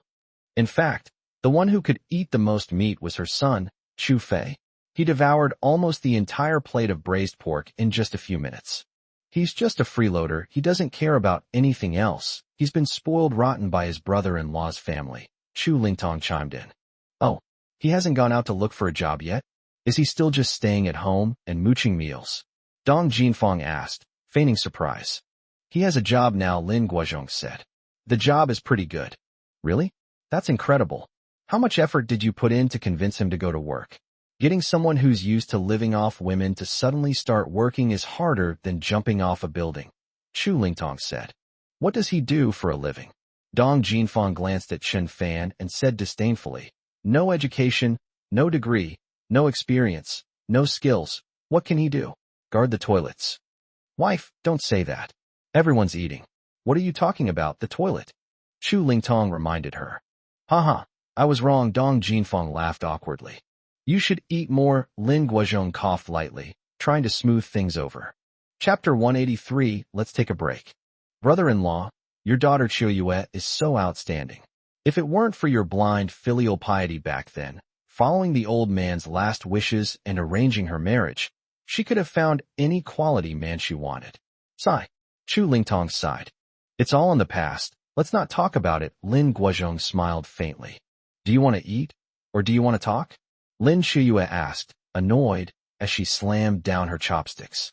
Qiuyue, what are you doing? Your aunt and uncle are just trying to help you. They mean well. You child, really? Dong Jinping complained. Yes, Qiuyue, as your aunt, I feel it's my duty to care about you, Dong Jinfang said earnestly. No need. I'm an adult with my own life. I know very well what suits me and what doesn't. Thank you for your concern, but I really don't need it. Chen Fan is my husband, and I will never leave him, not in this lifetime. No one is allowed to say anything bad about my husband in front of me. Lin Qiuyue's words were firm and resolute, leaving everyone stunned. Chen Fan also felt his wife's determination, and a wave of emotion welled up in his heart. Qiuyue, how can you talk to your elders like that? Can't you be a little nicer? Dong Jinping said, displeased. Isn't it right for your aunt and uncle to care about you? Come on, this child is too stubborn. Let her be, don't meddle in her affairs. Eat, eat. Oh, Xiaofei, you really can eat. You've always had a huge appetite since you were little. You've finished your rice. How about another bowl? No, 3 more bowls. Chu Fei wiped his greasy mouth, his face still covered with 7 or 8 grains of rice, and said, this bowl is too small, not enough to eat. Okay, Dong Jinping called out. Waiter, 3 more bowls of rice. Therefore, no one discussed Lin Qiuyue's marriage anymore. These few dishes were clearly not enough, because with a big eater like Chu Fei around, he devoured everything in sight, a true glutton. By the way, Qiuyue, what exactly is the job you arranged for your younger brother in the new district? Dong Jinfang asked, wiping her mouth with a tissue. At the construction site, Lin Qiuyue said coldly. Huh, a construction site? Dong Jinfang was slightly surprised. He's not a migrant worker, don't worry. Xiaofei has little work experience, so he'll start from the bottom and get trained. He'll be promoted based on his performance later, Lin Qiuyue said. Dong Jinfang finally breathed a sigh of relief. His own son couldn't endure any hardship either. Chu Fei would never do the kind of work those migrant workers did, like carrying bricks, pouring cement, painting walls, and so on. Qiuyue, since we're on a construction site, let's arrange an office job for Xiaofei. There must be a command and coordination office on the construction site, Chu Lingtong suggested. Lin Qiuyue's eyes flickered, and she felt displeased. Why are the requirements so high? Your son doesn't even care about his elders when he eats. He just eats by himself. He doesn't know the most basic social etiquette. How can he go to the office and do a good job of coordination and command? That's wishful thinking. Even if he were just a gatekeeper, Lin Qiuyue wouldn't trust him. At this moment, Lin Qiuyue felt a little helpless and didn't know how to smooth things over. She couldn't very well tell her aunt and uncle that their son was working as a security guard. If you say that, the two of them will definitely be unhappy, won't accept it, and will lose face. At this moment, Chen Fan saw that Lin Qiuyue looked troubled and didn't know how to answer, so he said, Xiaofei wants to work in an office? Heh. Chen Fan couldn't help but laugh. Chen Fan, what are you laughing at? Who gives you the right to speak here? Chu Fei, who had been eating with his head down for a long time, finally spoke. He had already finished all 3 extra bowls of rice. Perhaps they were full and had the energy to speak. Chu Fei didn't dare to offend anyone else, except for the son-in-law sitting opposite him, who was of lowly status and like a dog, but he wasn't afraid of him at all. I didn't want to burst out laughing, but I just couldn't help it. Ha ha ha. Chen Fan threw his head back and laughed loudly. Chen Fan, you're still laughing? You used to be a kept man, and now that you have a job, you think you can laugh at my Xiaofei? Who do you think you are? Dong Jinfang said, defending her son. Explain yourself, Chen Fan. My son hasn't done anything to you. So why are you laughing at him? Chu Lingtong put down his chopsticks and questioned loudly. All right, everyone, let's all keep quiet. It's all a misunderstanding. Let's eat. Lin Guozhong quickly tried to mediate, worried that the relatives might quarrel at the dinner table and ruin the harmony. Dong Jinping kicked Lin Guozhong's shin under the table and yelled, all you can talk about is food. With Chen Fan looking like this, how can the family possibly have an appetite? Dong Jinping sided with Dong Jinfang's family because Dong Jinfang was her sister. She had finally managed to visit, and it would be awkward to leave her feeling angry and resentful. How could they visit relatives in the future? Besides, she was counting on Dong Jinfang's family to repay the 20,000 yuan as soon as possible. Their family borrowed a total of 28,000 yuan from the Lin family, but they never wrote a single IOU and never said when they would repay the money. They were completely ungrateful. If Chen Fan angers them this time, and the two families fall out and stop communicating, then the money lent out will be even harder to get back. Thinking about it this way, Dong Jinping became even angrier and said, Chen Fan, did you eat too much beef just now? Did you have a bout of mad cow disease? What are you grinning about? If you keep grinning like that, you shouldn't eat anymore. Go to the hospital for treatment. Sister, you're right. Dong Jinfang nodded in agreement. Lin Shuyue didn't want to watch the argument continue, so she said, the position I've arranged for Xiaofei is on a construction site, but he won't be under anyone's command or take orders from others. He just needs to do his job well. His salary won't be lower than that of other positions. Don't worry about that. Great, Shuyue. Dong Jinfang smiled and thought, if you don't obey others, then you're in a position of commanding others. It must be a management position.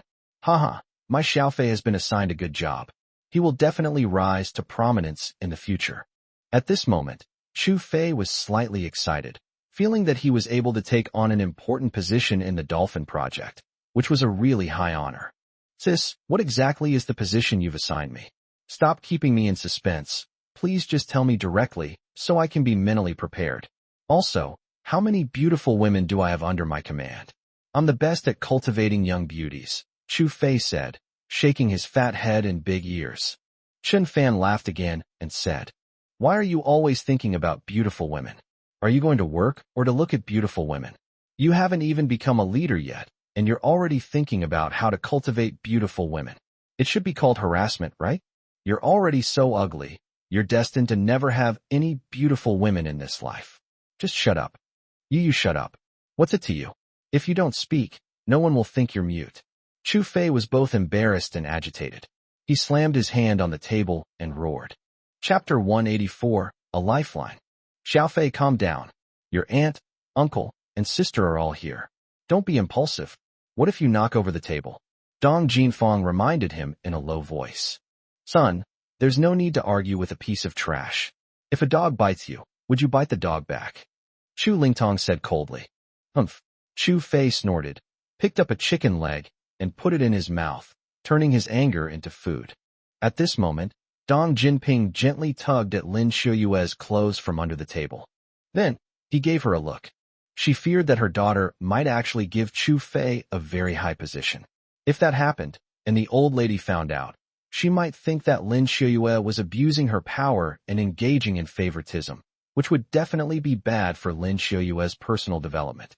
Dong Jinping's look was a signal to Lin Shuyue to be careful and not to take too much care of Chu Fei just because they were relatives. In the end, if you hurt yourself, then it's not worth it. Lin Shuyue didn't respond to her mother's gaze, but looked at her aunt's family of 3 and smiled. The construction site in the new district needs security guards to prevent theft and other accidents. So, my initial plan is to give Xiaofei a security guard position. As a security guard, he won't be affected by others. He just needs to keep an eye on the gate and prevent theft. The job isn't complicated. Security guard? I didn't hear wrong, did I? Dong Jinfang stared wide-eyed at Lin Shuyue in disbelief. Even Dong Jinping was stunned. Why did her daughter give Chu Fei such a position? Sis, you're not mistaken.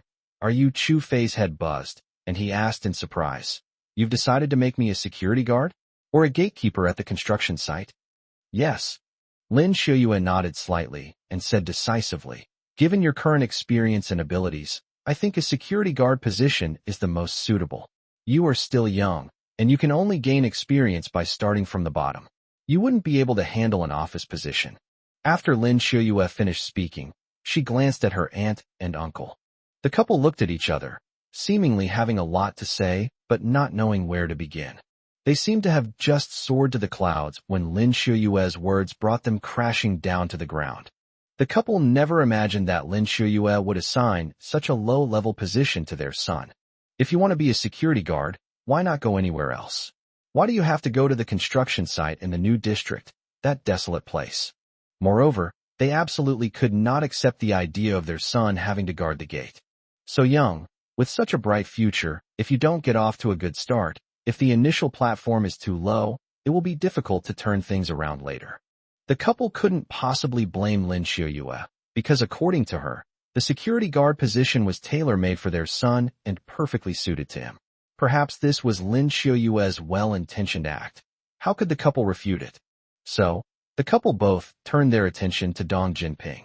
Dong Jinping seemed to have become their family's only lifeline. Xiuyue, what are you saying? Dong Jinping roared, clearly very angry. The tone suggested anger, but it was more accurate to say that the speaker felt pressured. This pressure comes from Dong Jinfang and her family of 3. Dong Jinfang is her own sister. It's more accurate to say she's asking her older sister for help than asking Lin Xiuyue for help. Since Lin Xiuyue has already agreed to help find Chu Fei a better position, then let's go all the way and arrange a respectable job for him. But how awkward would it be to send him to work as a security guard at a construction site? Why do people have to work as security guards at your construction site and deal with those stinky migrant workers? Xiuyue, how could you do this? Why did you give Xiao Fei a security guard position? Did you do this on purpose? Or did that good-for-nothing instigate you to do this? Dong Jinping slammed her hand on the table, making her hand numb, and asked angrily. Mom, don't be angry. I have my reasons for this, Lin Xiuyue explained. Okay, tell me, what are your considerations? If you can't explain clearly, we'll settle the score. Dong Jinping's attitude towards her daughter made Dong Jinfang and her family very satisfied. It seems that Dong Jinping is on the same side as them. Everyone stared at Lin Xiuyue, waiting to see how she would explain herself. It was as if Lin Xiuyue would be cruelly punished if she couldn't come up with a satisfactory reason.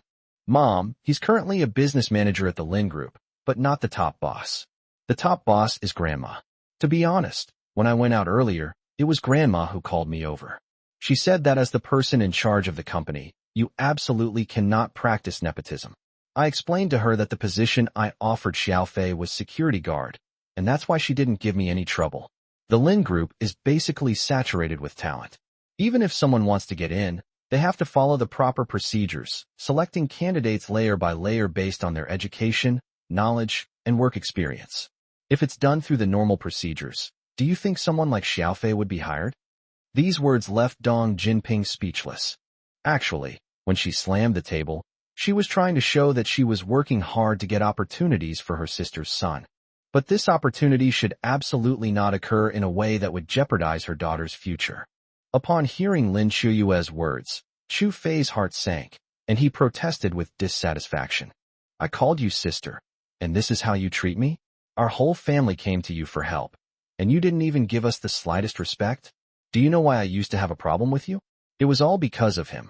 Chu Fei pointed at Chun Fan's nose and continued angrily. You married a good-for-nothing. It's a disgrace to your family. I didn't like him, so I mocked him a few times. Are you holding a grudge against me and taking this opportunity to get revenge? Explain yourself. Lin Xiuyue snorted coldly and said, I've already made myself very clear. Are you deaf? My arrangement of a security guard position for you has nothing to do with revenge. Besides, you have no right to ask me to take revenge. Think about it yourself. Security guard, take it if you want, or find another job if you don't.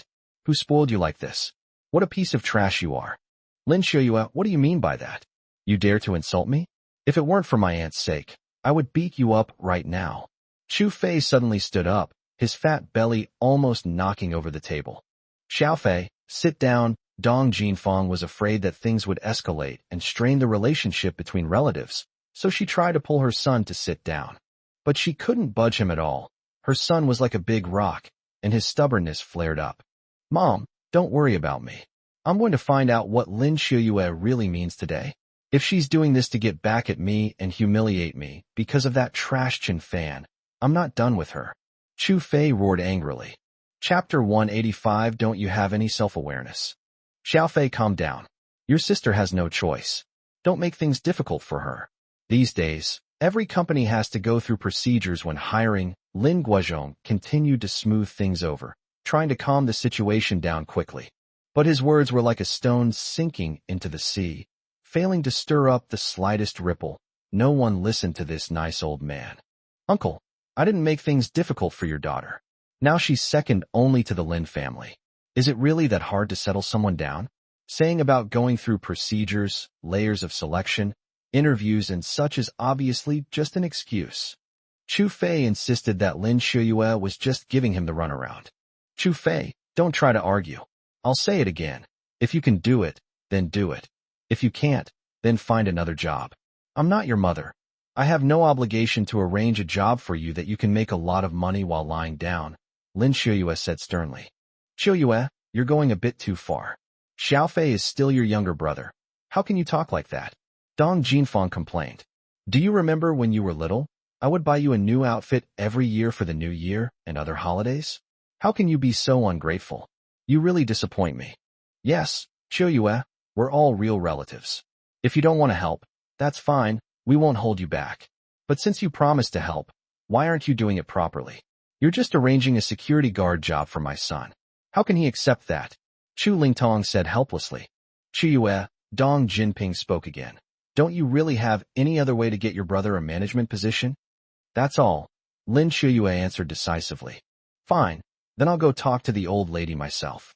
I won't rely on you. You're unreliable. Dong Jinping actually said this for the sake of her sister and nephew. Seeing Dong Jinping stand up, pick up her clothes, and head out, Lin Guozhong stopped her and advised her. Jinping, what are you doing? Going to find Mom is just asking to be scolded. Mom made her attitude very clear to Qiuyue earlier. Knowing Mom's personality, she will absolutely not agree to your request. Don't go looking for humiliation. Don't stop me, I need to go find Mom and help my sister with something. Dong Jinping shook off Lin Guozhong and ran out the door. Jinping, Lin Guozhong chased after her. Chen Fan, let's go too. Lin Xiuyue stood up, put on her clothes, and said, Xiuyue, Yuri leaving already? Why aren't you helping at all? Dong Jinfang asked in a strange voice. Auntie, what do you mean? What do you mean by not helping at all? Lin Xiuyue retorted. You've become the manager of such a big company. Have you ever helped us all these years? Do you look down on us poor relatives? You have no conscience. Dong Jinfang raised her voice. Heh. Lin Xiuyue sneered. How many times have I borrowed money from your family? Don't you have any idea? That's what I borrowed from my sister. Does your sister have any money? In the end, wasn't all that money given to her by me? Has your family paid back the money? You don't have any sense of responsibility to pay back the money. You only think of our family and your so-called sister when you're short of money. Lin Xiuyue spoke very bluntly, making Dong Jinfang blush and feel embarrassed and at a loss for words. Lin Xiuyue, how dare you talk to my mother like that? You want a beating? Don't think that just because you're my cousin I won't dare touch you. I don't even consider that good for nothing next to you a threat. Chu Fei cursed angrily, rolling up his sleeves as if to make a move. At this moment, Chen Fan also became more vigilant. If this kid dared to touch a single hair on Xiuyu's head, he would be in big trouble. Chu Fei, it seems you don't want to be a security guard. Fine, I'll be blunt. I can't help you this time. You'll have to find a job yourself. Lin Xiuyue said, turning to leave. Suddenly, Chu Fei, enraged, overturned the table and chased after her, trying to grab Lin Xiuyue's hair. Bang! A muffled thud. Chen Fan swiftly threw a punch, landing a blow on Chu Fei's pig-like face a split second before Chu Fei could make contact with Lin Xiuyue. The punch made Chu Fei groan and fall to the ground. Son! Dong Jinfang quickly sat down on the ground, cradling her son's fat head and big ears, her face full of pain. Her son was more important than her own life.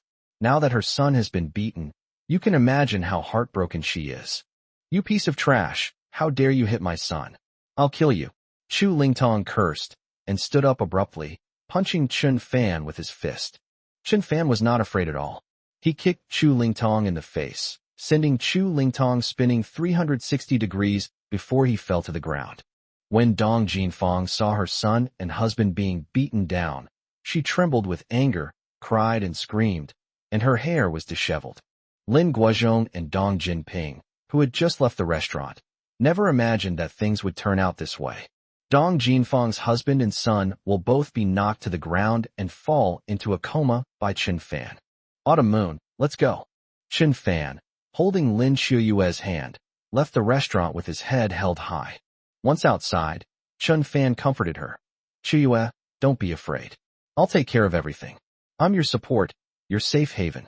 With me, Chun Fan. Here, no one can touch a hair on your head. Husband, you're so good to me." A surge of emotion welled up in Lin Qiuyue's heart, and she burst into tears, throwing herself into Chun Fan's arms. "Why are you crying?" Chun Fan asked with concern. "These are tears of joy. With you, I am happy and at peace every day," Lin Qiuyue said, her voice choked with emotion. Chun Fan nodded and didn't say anything more. He knew very well. Lin Qiuyue cried partly because she was touched by his warmth, and partly because her mother didn't understand her, which made her sad and upset. The Chu family, including Chu Lingtong, Dong Jinfang, and Chu Fei, are insatiably greedy and have borrowed a lot of money over the years. Dong Jinping always seemed to be generous in lending them money, but all of Dong Jinping's money came from Lin Qiuyue. Dong Jinping took the blame for being the good guy, but the real hero behind the scenes was Lin Qiuyue.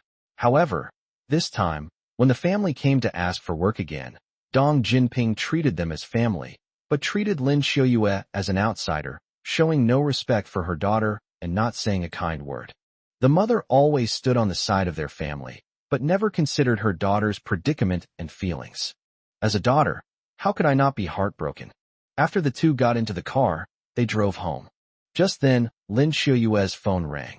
"Wife, Still no Nat Gaya?" The call came from an unknown number. Moreover, the phone number is registered in Canada. "Hello? Is this Qiuyue? Guess who I am?" "TCH, I could tell just by the voice, it's Lu Shan." "Haha, Qiuyue, my best friend. I'm back." Chapter 186 Tiger Taming Mountain. "You've returned from Canada? Why are you still using a foreign phone number?"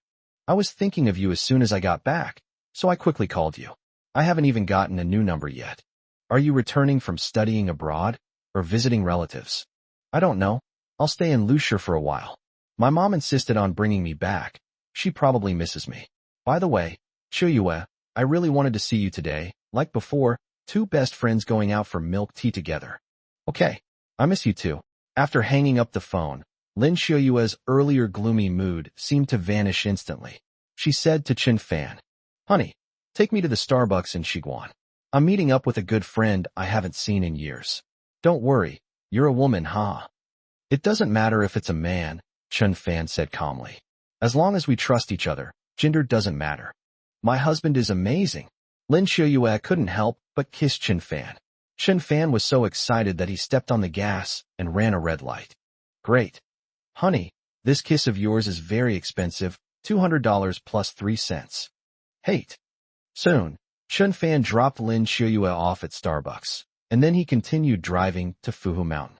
Fushan is an area where Liushir's top tycoons and elite families reside, and it has a strict set of security measures.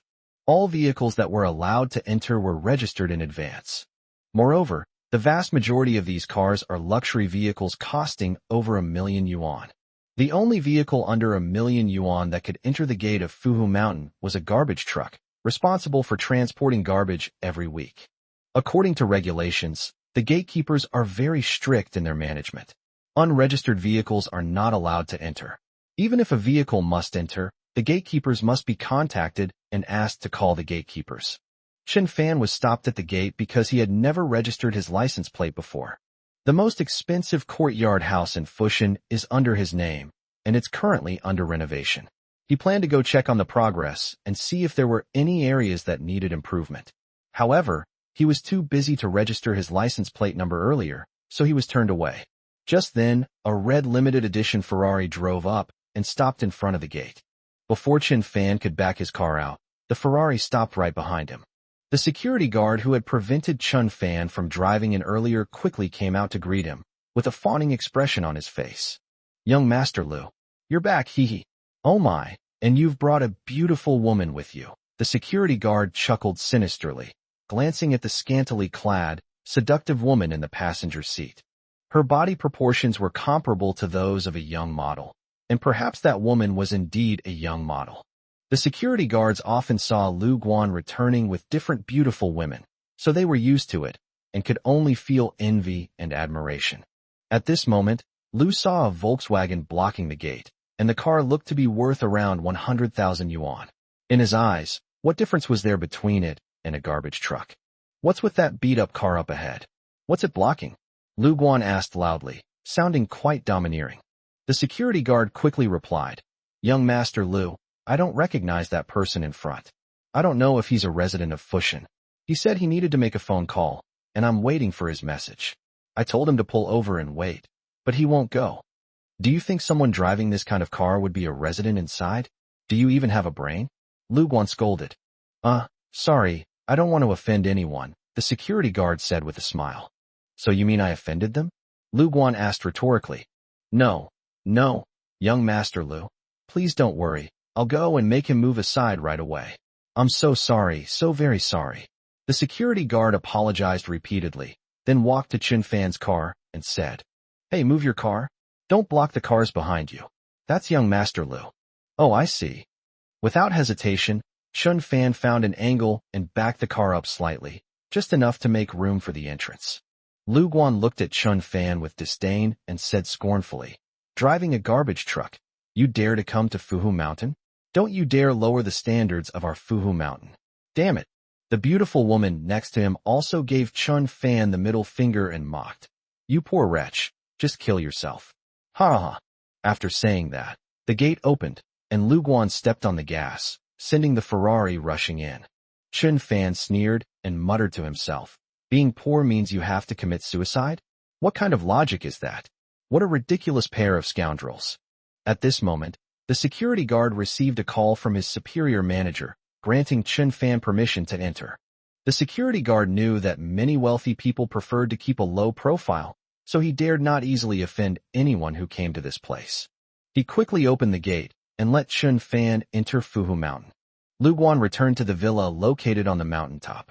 As soon as he opened the door, the huge and luxurious villa made the beautiful women accompanying him cheer with joy. To be honest, this was not only her first time entering Fuhu Mountain, but also the first time she had ever seen such a luxurious villa. What a wonderful home. "Young Master Lu, I wish I could come here every day," the beautiful woman said with a smile. "Haha, that depends on how you perform today. Go take a shower." Oh. Next, the two changed bedrooms 7 times, and it's unclear what they did there. Finally, exhausted, Lu Guan wiped the sweat from his brow, led the beautiful woman into the spacious living room, sat on the sofa, and had her peel grapes for him to eat. He needed to replenish his glucose. Lu Guan had a bald head, sunken cheeks, and was so thin that he looked like a gust of wind could blow him over. At this moment, the beautiful woman fed Lu Guan a grape and said coquettishly, "Young Master Lu, Fuhu Mountain is indeed wonderful. The scenery is beautiful, there is no pollution, and there is no noise. You rich people really know how to enjoy life." "Haha, this is nothing. There's much more you don't know," Lu Guan said mysteriously. "Ugh, by the way, we're in the living room. Do you want to come over?" Holy crap, are you a devil? Lu Guan didn't want to die suddenly in his own home. Therefore, Lu Guan took the initiative to suggest, "Can we get a little healthier and go outside for a look? Come on, I'll take you for a walk." The pretty girl pouted and said, "They're all villas, nothing much to see, right? I don't want to go, I just want to. Come on, stop being lazy. I'll take you to the mountainside. There's a courtyard house there, the most expensive residence in all of Lushur. It seems to have been auctioned for over 200 million. Lu Guan said, "I've heard about it, and the buyer is a mysterious person. No one knows who he is yet. The beautiful woman suddenly became interested, stood up, clapped her hands, and said excitedly, "Young Master Lu, let's go quickly. I want to see it. Let me broaden my horizons." It wasn't that Lu Guan didn't want to take her. However, Mount Fuhu is not a tourist destination, and it wouldn't be good for other wealthy and noble families to see it being recklessly transferred. Moreover, the courtyard houses on the mountainside are private residences, and if someone were to trespass and be reported to the homeowner, there could be trouble later. As the young master of the Lu family, a first-class family in Lushur, Lu Guan always valued the family's reputation and would never do anything that would damage the family's name. Chapter 187. He looks like a plumber. Cici, how about we just take a walk around here and don't go to see that courtyard house? Lu Guan suggested. TCH, I thought you were something special. You're so timid and hesitant even when looking after a courtyard house. Is this how you do things? Cici was clearly a little unhappy. Actually, Cici wasn't angry. She was just deliberately using this method to motivate Lu Guan. Having been with countless men, she knew exactly how to get a man to agree to all her demands. Lu Guan pondered for a moment, then finally made up his mind and said, "All right, let's go see the courtyard houses and see if there are any places that I, Lu Guan, cannot go to." He can't back down in front of a beautiful woman. Moreover, according to his understanding, the courtyard house was under renovation and was likely filled with workers. The owner was not there. Since the owner isn't here, what is there to worry about? So the two of them went out and walked towards the courtyard house. Although Fushan is a wealthy residential area, every household must abide by the rules. Do not disturb others' lives, and do not enter others' private property without permission. Private property is inviolable. Lu Guan was still a little hesitant. What if the owner of the courtyard house suddenly came to supervise the construction and discovered that he had trespassed? That would be awkward. Reaching the mountainside, the entire courtyard house comes into view. It is vast in scale and has a strong classical style. Wow, this courtyard house is indeed the landmark building of the entire Fuhu Mountain. It's huge and magnificent. Cici couldn't help but exclaim. The two walked into the courtyard house with an air of nonchalance. Lu Guan was a little apprehensive, fearing he might run into the owner of the place. Fortunately, apart from a few workers, there was nothing unusual. Cici, on the other hand, was completely at ease, as if she were at home. She skipped and jumped around happily, looking left and right, overjoyed. "Look, there's a pond over there, and a rockery too. It's so pretty." Cici pointed to the center of the yard and laughed. "Yes, that pool isn't man-made. The water is all mountain spring water. And this courtyard also has a hot spring pool, a natural hot spring. If you stay here, you can soak in the hot spring all day long for free." Hee, Lu Guan explained. "That's fantastic," Cici said sincerely. She really wanted to marry the owner of the courtyard house and enjoy life there forever. Giving birth in a hot spring would definitely be a wonderful thing. Just then, Lu Guan pushed open a large red lacquered gate, and what came into view was the parking area of the courtyard house. There were only 3 cars parked in the huge parking lot. 2 of the vehicles were trucks carrying renovation materials, and the other was surprisingly a white Volkswagen that had been blocking the entrance earlier. This car, Lu Guan frowned slightly, his mind wandering. Could the owner of this car be the owner of the courtyard house? "Young Master Lu, what are you looking at?" "Huh, that white car, that beat-up car parked in front of the gate. Why is it parked here?" Qian was also puzzled. "Cici, do you think it's possible that the person just now was the head of the family in the courtyard house?" Lu Guan asked, sounding a little impatient. "How could that be? Would someone who can afford this courtyard house drive such a beat-up car? Don't overthink it. It's probably some construction worker's car," said Cici. "Oh, that makes sense. Judging from his appearance, he doesn't seem like a rich person." Lu Guan finally breathed a sigh of relief. Indeed, this is a courtyard house worth 200 million. Driving in a car worth 100,000 is like a fly landing on a giant cream cake. It's disgusting. At this moment, Chun Fan was inspecting the various courtyards of the Sihiyuan, instructing the workers to do their best and not to slack off, and that they would receive an extra bonus after the renovation was completed. Motivated by the money, the workers became more diligent and dedicated to their work. Chen Fan was quite satisfied with their work. Just as he walked over, he noticed a man and a woman standing there, grinning slyly. "Who are you people?" Chen Fan shouted sternly. The two immediately stopped laughing and fell silent. Lu Guan turned his head and his eyes widened.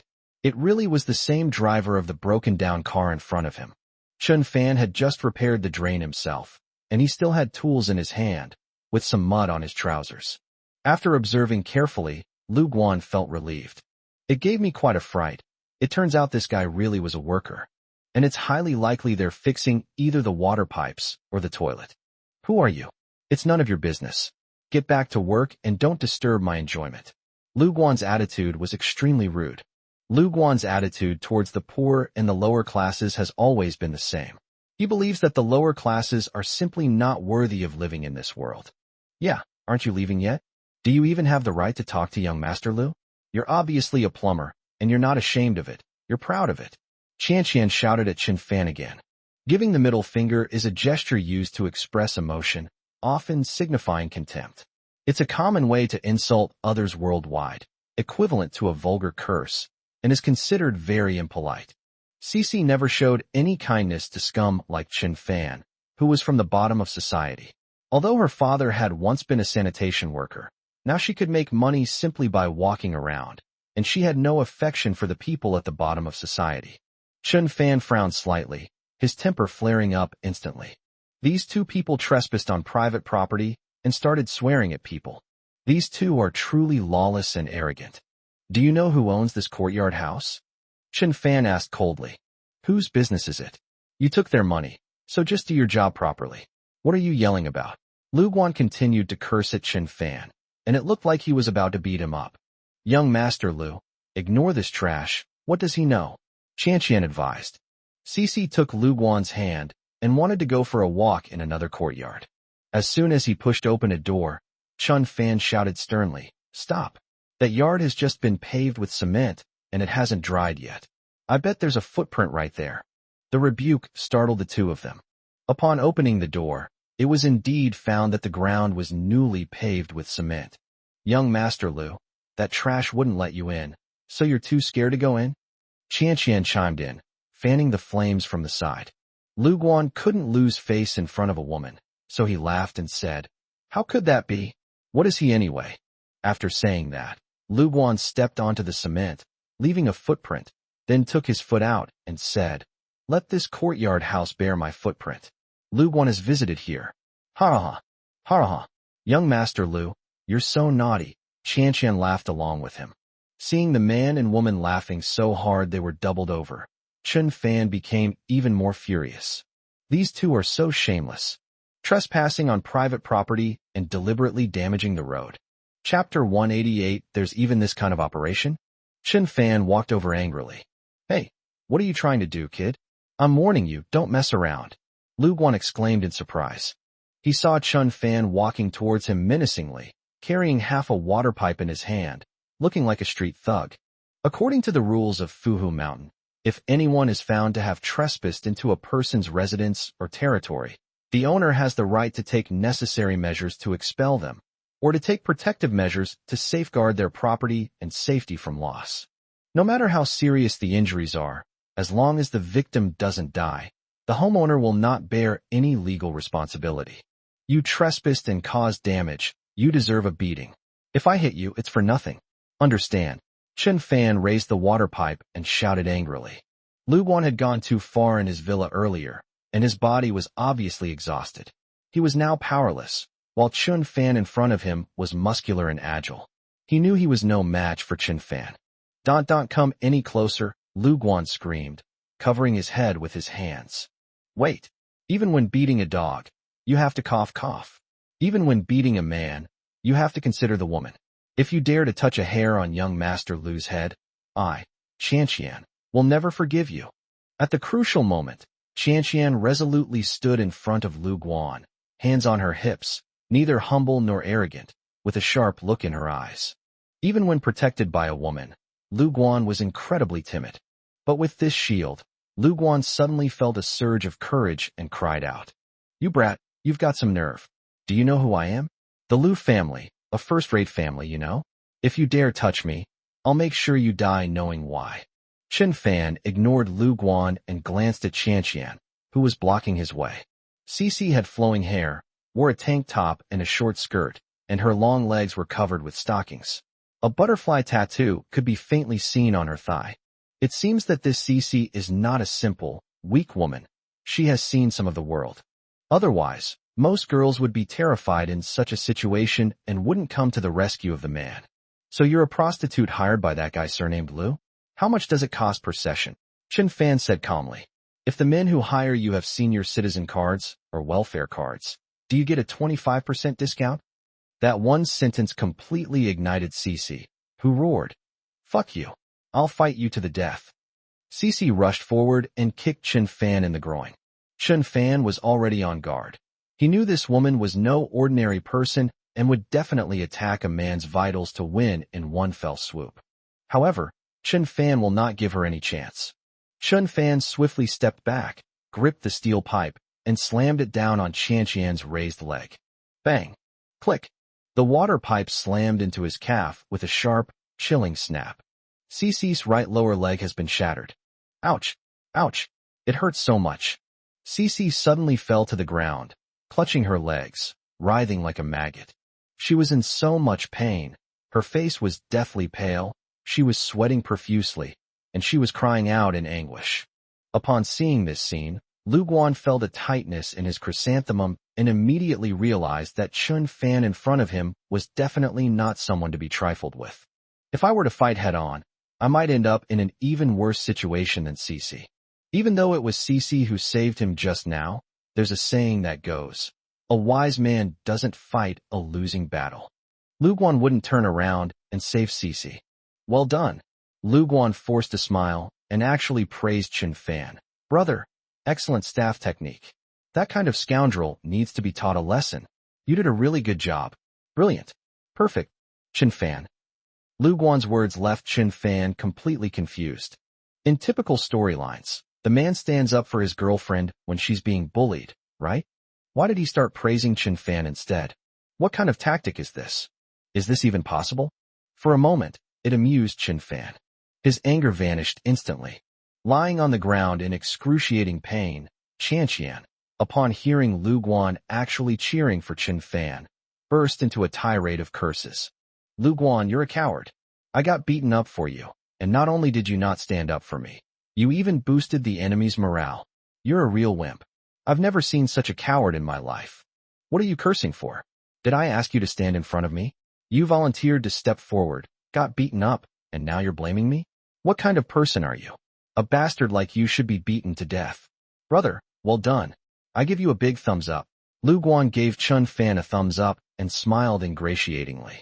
At this moment, some renovation workers may have seen the conflict and pressed the alarm, and 4 or 5 security guards rushed into the courtyard. Every house in Fushan is equipped with an alarm system. In case of emergency, the homeowner only needs to press the alarm button, and the security personnel responsible for security will come immediately. These security guards are all retired Special Forces soldiers recruited at high prices. They are strong, physically robust, and have exceptional emergency response capabilities. Moreover, according to regulations, security guards can drag intruders away if they find anyone trespassing on a private residence, and they are not responsible for any accidents such as injuries to the intruders during the process. As a longtime resident of Fuhu Mountain, Lu Guan naturally knew these rules. So when he saw these physically strong security guards come in, he became even more cowardly and quickly begged for mercy. Brothers, I was wrong. I'm also a resident of Fuhu Mountain. I just came out for a stroll and got lost. I didn't come to steal anything. I'll leave Noe. Young Master Lu, take me with you, Cici cried out as she lay on the ground. Pa! Lu Guan spat on Qian's face and shouted angrily. Do I know you? Who are you? Why should I ask you to leave? It's none of my business. Sir, you must be the young master of the Lu family. A security guard recognized Lu Guan and asked. It's me. Lu Guan nodded and said, it's all a misunderstanding. I went to the wrong place. I don't know that woman. Please don't tell my family about this. Keep it a secret, I beg you. Lu Guan clasped his hands together and bowed repeatedly. If his parents found out about this, he'd be berated and driven to despair. Moreover, It could negatively impact the Liu family's reputation. This is not what Lu Guan wanted to see. While he was trying to please Chun Fan and the security guards, he was also seething with hatred for Qianqian. He thought to himself, that bitch, why didn't she just stay in my villa and have fun? Why did she have to come and see this Fushan courtyard? Now she's seen what's going on. I'm so sorry, I'll leave right now. I was really wrong, brothers. Please don't tell my family. It's all a misunderstanding. Lu Guan apologized repeatedly, his attitude extremely humble. Chapter 189, My Best Friend Returns from Abroad. Lying on the ground, Cece not only felt pain in her legs, but also in her heart. She had thought that Lu Guan, as the heir of a first-class family, was a fearless hero, but she never expected him to be such a coward, which truly disappointed her. Young Master Lu, you are a permanent resident of Fuhu Mountain. Don't you even know the rule that you can't trespass on private property? A security guard asked sternly. These security guards are different from the ones guarding the gate. They don't cater to the whims of rich kids. Their wages are several times higher than those of security guards, and they are directly under the leadership of the property owner. They have extremely strong principles, and if anyone dares to break the rules of Fushan, they will not be given any leeway. I know I really went to the wrong place today, please. Have mercy on me. Lu Guan pleaded with a mournful face. No. According to regulations, this matter must be reported to your family, and the outcome of the investigation must be posted in the most conspicuous place on Fuhu Mountain, the security guard said seriously. No, I'll be doomed if that happens. Lu Guan cried and sobbed, trembling with anxiety, his face pale. He suddenly knelt down and crawled to Chun Fan's side like a dog. At this moment, Chun Fan became his last lifeline. Brother, I beg you, please let these security guards let me go. I'll never come here again. Please. Lu Guan clung to Chun Fan's leg, crying and pleading, looking utterly pitiful. Lu Guan was very familiar with the rules of Fuhu Mountain. Under these circumstances, as long as the homeowner chose to forgive the intruder, the matter could be resolved peacefully. Young Master Lu, come with us. The security guard tried to pull him away. Chun Fan waved his hand, signaling the security guards not to take Lu Guan away. Let's let this guy go. After all, we'll still be neighbors, we'll see each other all the time. There's no need to mess with him. Chun Fan said magnanimously. Mr. Chun, have you decided to let young Master Lu go? This courtyard is your private property, and he has trespassed, the security guard asked respectfully. I understand. You don't need to explain, Chun Fan continued. Just do as I say. You can take that woman away and do whatever you want with her. 4 or 5 security guards simultaneously cast their burning gazes at Cece. Oh, okay. We'll take care of this woman. Several security guards dragged Cece away from there. Cece continued to hurl insults at Lu Guan, calling him a scoundrel and saying he was no man, just a deliverer man, and that she would definitely get revenge on him in the future. After Cece was dragged away, the courtyard became quiet again. Lu Guan finally breathed a sigh of relief. He hadn't been taken away by the security guards, nor had he been reported. He looked up at Chun Fan, who had a calm expression, and suddenly felt a deep sense of awe. This young man, who drives a Volkswagen, wears cheap clothes, and is extremely low-key, is actually the owner of the courtyard house. That's way too much. But that's the truth, and he had no choice but to believe it. Brother Chun, thank you so much. If you hadn't saved me, those security guards would have dragged me away too. Thank you so much. Lu Guan bowed repeatedly in gratitude. The rules at Fuhu Mountain are very strict. Even if everyone here is wealthy, you still have to abide by them. You'd better watch out for that in the future, Chun Fan said calmly. Understood, Brother Chun. What's your name again? My name is Lu Guan, Brother Chun. We can add each other on WeChat. If you need me in the future, just say the word, and I'll be there anytime. Lu Guan said generously. Good name. Chun Fan patted him on the shoulder and said, Brother, you're a bit thin. Drink more nutritional drinks in the future. Lin Xiaoyue's former good friend Lu Shan suddenly returned to China from Canada. The first thing she did upon returning was to make plans with her best friend to have milk tea together. Lu Shan is not the heir to a top-tier family in Lushire. Her parents seem to be in the investment business. They own an investment company and promote it extensively to attract investors. The company's net assets have reached 300 million. After being sent abroad to study by her parents, Lu Shan made up her mind not to return to China and to settle in Canada. She once said something similar to Lin Shuyue. When Lu Shan first went abroad, she was in a foreign country, unfamiliar with everyone and everything, and she called and video chatted with Lin Shuyue almost every day. It can be said that Lin Shuyue accompanied her through the most difficult period of her life. Later, as Lu Shan became more familiar with life abroad, her contact with Lin Shuyue gradually decreased. Lin Shuyue had heard Lu Shan say that the moon is always brighter in foreign countries than in China, and that she was determined to settle abroad for the rest of her life, preferring to be a dog of a developed country rather than a citizen of China. Of course, Lin Shuyue took Lu Shan's words as a joke and didn't pay much attention to them. Since then, the two have had very little contact, making overseas phone calls only once every 6 months. Every time she calls, Lu Shan boasts about how happy she is living in Canada and how she found a boyfriend who loves her very much. Through a set of photos sent by Lu Shan, Lin Shuyue was surprised to learn that Lu Shan had found a black boyfriend. Although Lin Shuyue herself absolutely could not accept dating a black man, since Lu Shan was so infatuated, and judging from the photos she sent, her black boyfriend, and she seemed so loving, Lin Shuyue stopped trying to dissuade her. She even wished them a long and happy life together. This time, Lu Shan invited Lin Shuyue to a milk tea shop, where Lin Shuyue discovered that Lu Shan had also brought her foreign boyfriend. However, it wasn't the black man, but a white man. He was tall, with blue eyes, hair that was either yellow or red, and hair all over his arms. So, Lin Shuyue became a third wheel, drinking milk tea while watching Lu Shan and her white boyfriend show affection. Lu Shan's belly is big. She is probably more than 5 months pregnant. She said that her baby, being of mixed race, would definitely be exceptionally beautiful and outstanding. Lin Shuyue laughed it off. Lu Shan then asked Lin Shuyue, "You've been married for almost 3 years now. Why haven't you had a child yet?" Lin Shuyue didn't know how to explain. She and Chun Fan had previously separated, but now they were finally living together, only to find Chun Fan was a complete good-for-nothing. She was at her wit's end. It would be embarrassing to say the truth, so Lin Shuyue said that she deliberately didn't plan to have children because she was busy with her career. Later, Lu Shan invited Lin Shuyue to a yacht party in a couple of days. She said the party was organized by an old friend of hers from China, and any beautiful woman could attend. Lin Shuyue readily agreed. Since he's Lu Shan's friend, he's also my friend, so he's probably not a bad person. Lin Shuyue has been too busy with work lately, and with the added troubles from her mother's relatives, she is exhausted and wants to take advantage of the holiday to go out and relax.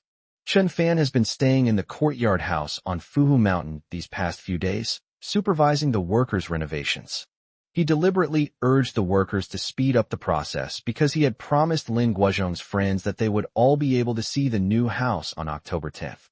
Therefore, the renovation of the courtyard house must be completed before October 10th, and the quality and quantity must be guaranteed. Chapter 190 Earth Peace. With only a few days left until the 10th, Chun Fan withdrew more than 200,000 yuan from the bank to motivate the workers. He gave each worker 10,000 yuan in cash on the spot and promised to give them another sum of money after the project was completed to a high standard. Incentivized by the money, the workers worked with great enthusiasm, and the progress was noticeably faster. That day, Chun Fan was helping a worker lay tiles on a hot spring pool when he suddenly received a phone call from Uncle Lu. "Uncle Lu, what's the matter?" Chun Fan asked. "Young master, I have something urgent to tell you. Please don't be angry." Uncle Lu's voice was a little nervous. "Go ahead and tell me." "I just attended the groundbreaking ceremony for a new building in the new district with Miss Lin and Tang Yan. This Starlight building is a landmark building in the new district, over 100 stories high. Several city leaders were there, so our management team also attended. After the ceremony, Miss Lin, Tang Yan, and I were invited to a private room to have tea with a high-ranking city leader, Zhang Xiaoke, the investor of the Starlight building, and several major shareholders. The high-ranking leader sat for a while, then had to leave due to other commitments. Zhang Xiaoke is the heir of the prestigious Zhang family. He thought Miss Lin was just a manager I hired, and he was lusting after her beauty. He even asked me to ask Miss Lin if I could break her legs for 1 million yuan a night. Ugh, I refused on the spot. That guy has ulterior motives. Later, I heard he's hosting a yacht party tomorrow. He's just a spoiled brat. What? A yacht party? Chen Fan's expression froze. Right. Who owns yachts in Lusher? Young master, as far as I know, only Zhang Xiaoka's family owns a yacht. I understand, Uncle Lu. Your information is very timely. Xiuyue will most likely board that yacht tomorrow. That's right. Lin Xiuyue said that she was going to a yacht party with her best friend Lu Shan tomorrow. If the information provided by Uncle Lu is correct, then without a doubt, the yacht that Lin Xiuyue is about to board must belong to Zhang Xiaoka. Zhang Xiaoka, I don't know what you look like or what your background is, but if you dare to lay a hand on Xiuyue or touch a single hair on her head, I will absolutely not forgive you. Lin Xiuyue is my woman. Anyone who dares to touch her will die. Lu Bo breathed a sigh of relief after hearing what Chen Fan said. The tip-off was very timely. If it weren't for that phone call, Lin Xiuyue might very well have been attacked by Zhang Xiaoka on the yacht. The consequences would have been unimaginable. Young master, you must stop Miss Lin from boarding the yacht to avoid her suffering losses, Uncle Lu said worriedly. It's all right. If we stand her up this time, Zhang Xiaoka might harass Xiuyue again through other means. It's better to nip the problem in the bud, Chen Fan calmly analyzed. Young master, should we use our connections to warn the Zhang family? No need. The Zhang family seems to have a powerful background and connections in the capital. Let's not provoke them for now. I have my own ways of dealing with Zhang Xiaoka. Good. Since becoming the CEO of Shanghai, Chen Fan has inquired about and learned about the inside stories of top families or leading companies in Lusher from various sources, and has basically grasped most of the information. As the saying goes, know yourself and know your enemy, and you will never be defeated. If you want to establish yourself in Lusher and develop Dolphin, you must understand the situation of these competitors. In fact, given the strength of the Dolphin Group, which is backed by the Qin family, it could easily build its own landmark building in the new district. However, the Zhang family has connections in the capital and seems to still have dealings with the Qin family, so we have to give them face and let them also get a share of the pie in Xinxiu. The fact that the construction rights for the landmark building were transferred to the Zhang family shows that the Zhang family has a powerful background and is not someone to be trifled with. But are we really not people who can afford to offend them? Not necessarily. The power of the Qin family in Beijing is unmatched by any other family or enterprise in China. Chen Fan remembered one thing. When he was 7 years old, he had not yet left the Qin family. At that time, the global financial crisis broke out. This crisis has swept from the United States to all parts of the world, with Asia, Europe, Africa, Latin America, and Australia all being greatly affected. Countless factories around the world have closed down, workers have lost their jobs, and television news reports are filled with protests and demonstrations in various countries. Some countries have declared bankruptcy, displaced their people, and sparked localized conflicts. After the financial crisis broke out, and as the world situation seemed to spiral out of control, guests suddenly arrived at the Qin family's home. These guests were no ordinary people. It was said that there were blonde-haired, blue-eyed foreigners from the Morgan and Rothschild families, as well as royal family members and high-ranking officials from Asia, Europe, Africa, Latin America, and Australia. Various bulletproof luxury cars, Apache helicopters, and heavily armed special forces surrounded the Qin family's residence. Chen Fan was only in first grade at the time, so of course he didn't understand what the adults were talking about. Those people negotiated with the Qin family for a week, during which time the world's GDP as a whole declined by 8%. A week later, those people seemed to have succeeded in the negotiations, and then left the Qin family with all sorts of documents and contracts, extremely respectful. After the guests were seen off, Chen Fan asked, "Dad, what are these people doing?" Dad smiled slightly, but did not answer the question directly. He squatted down, touched Chen Fan's handsome face, and smiled. "Son, remember this. With wealth comes responsibility. The world is not at peace yet. If we can't even guarantee peace, how can we accumulate more wealth? Yes, the responsibility of maintaining peace on earth will be entrusted to you in the future." Chen Fan was completely bewildered. It seemed to be a line that frequently appeared in the cartoons he watched. Why did Dad say that? Although he didn't understand the meaning of those words at the time, he still kept them in mind. Later, the global economy recovered within 3 months, and the financial crisis ended. If it weren't for the visits from guests from various countries that week, the global economy might have collapsed, and it would have affected China as well. The next day, Lin Xiuyue carried a shoulder bag containing several swimsuits and toiletries, and went out with Chen Fan. Before leaving, Dong Jinping saw her off at the gate. "Xiuyue, please be careful. Safety comes first," Dong Jinping said with concern. "Mom, don't worry, everything will be fine. It's windy on the yacht, don't catch a cold. Also, it would be best if you met a few outstanding men." Lin Xiuyue felt helpless after hearing this. Her mother's meaning was clear. She wanted her to meet many wealthy people on the yacht, which might lead to something in the future. Dong Jinping's definition of excellence is simply being rich. After the two got into the car, Chen Fan drove and picked up Lin Xiuyue's best friend Lu Shan and her white boyfriend. Then, they drove towards the pier. Lu Shan and her boyfriend had just returned to China and were probably not familiar with the area, so they didn't drive their own car and chose to hitch a ride. Chapter 191 exposed on the spot. On the way, Chen Fan overheard Lin Xiuyue and Lu Shan chatting animatedly. The two best friends seemed to have endless topics to discuss. "Lu Shan, are you sure it's okay to get on the yacht while you're pregnant?"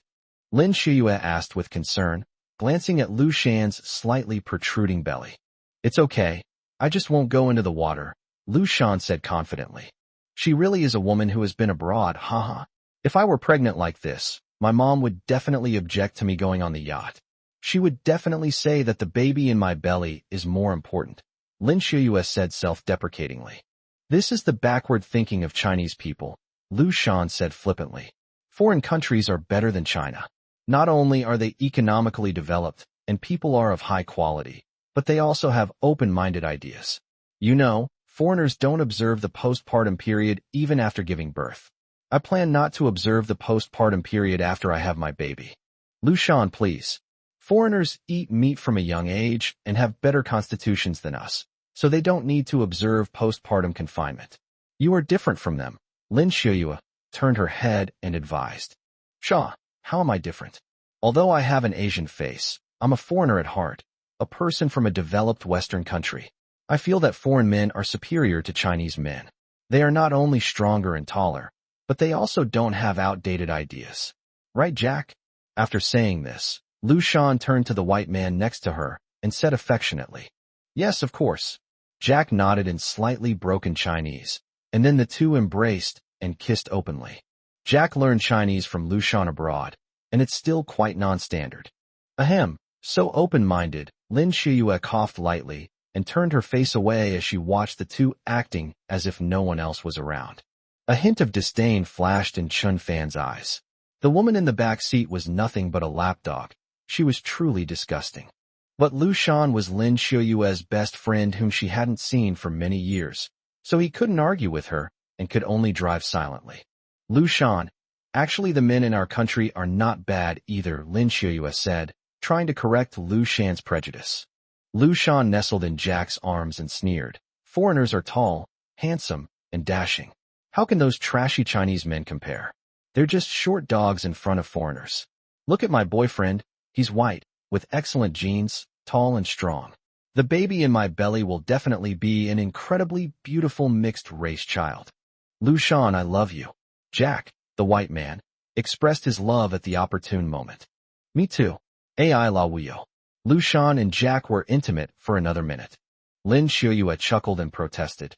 "You two shouldn't go too far. There's more than just the two of you in the car. My husband and I are there too." Upon hearing Lin Xiuyue mention the word husband, Lu Shan glanced at Chen Fan in the driver's seat, a hint of disdain flashing in her eyes. "Is this Xiuyue's live-in husband? He's dressed like a country bumpkin. I really don't know why this kind of gigolo has the nerve to live in this world." Back then, when Lin Xiuyue made an overseas call to her, saying she was going to marry a live-in son-in-law, Lu Shan thought her best friend was making an international joke. Unexpectedly, Lin Xiuyue actually got married later. As a woman who cherishes freedom, Lu Shan felt particularly sympathetic to her best friend's plight. She was forced to marry Chen Fan because of pressure from her family. Such an outstanding woman. Yet she supports a gigolo. What kind of behavior is that? So every time Lu Shan called, she would talk about how independent and outstanding her foreign boyfriend was, and in the end, she would advise Lin Xiuyue to get a divorce. Perhaps because she kept urging Lin Xiuyue to get a divorce, Lin Xiuyue got a little annoyed with her, and they contacted each other less and less afterward. Now that Lu Shan has returned to China and met her live-in son-in-law in person, she is even more disappointed. He drove a beat-up car, dressed like a laborer, and acted all high and mighty. He hasn't said a word to anyone since he got in the car. He's got quite the airs. Lu Shan grew increasingly angry with Chun Fan the more she looked at him. She had just praised foreign men, and although it was a sincere compliment, it was still somewhat meant for Chun Fan's ears, a way of undermining him from another angle. Xiuyue, did you buy this car for your husband? Why didn't you buy a better one? Sigh, don't you feel cramped riding in this kind of car every day? Lu Shan frowned slightly, looked at the cheap plastic interior of the car, and asked, You'll get used to it. That was the only answer Lin Xiuyue could give. Hee, that's true. With your husband's status, he's not qualified to drive a luxury car. He's only suited to driving a low-price car like this, Lu Shan mocked. Lin Xiuyue glanced at Chun Fan and, seeing his increasingly grim expression, whispered, Lu Shan, my husband mainly wants to keep a low profile. Ha, that's hilarious. How can a live-in son-in-law be so high profile? Lu Shan laughed loudly. My ex-boyfriend, LeBron, although he came from the slums and grew up without a father, managed to buy a house and a car through his own efforts. A black man can work so hard, and a dignified Asian man actually chooses to be a kept man. It's really incomprehensible. Oh honey, stop praising him. Your ex-boyfriend LeBron has been imprisoned for drug trafficking, Jack reminded her. He seemed quite displeased with Lu Shan praising her ex-boyfriend in front of him. Sorry, Jack, don't be angry, I was just saying.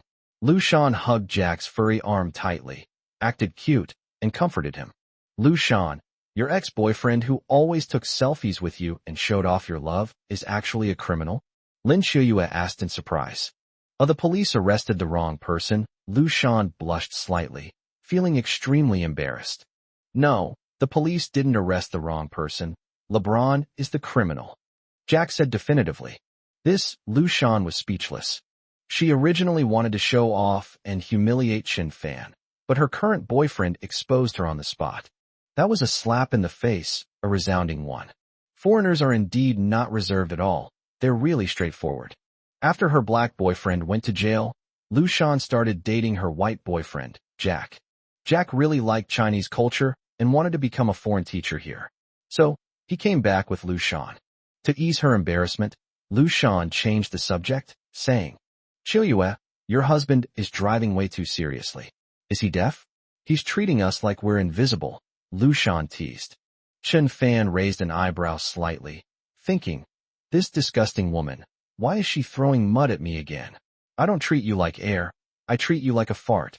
Oh, Chun Fan, he's very serious about his work, please don't mind him, Lin Xiuyue explained. She then realized that Chun Fan had been driving the whole time and hadn't paid any attention to the two people in the back seat, which was a little impolite. Be serious about your work? Then why don't you go and work to earn money?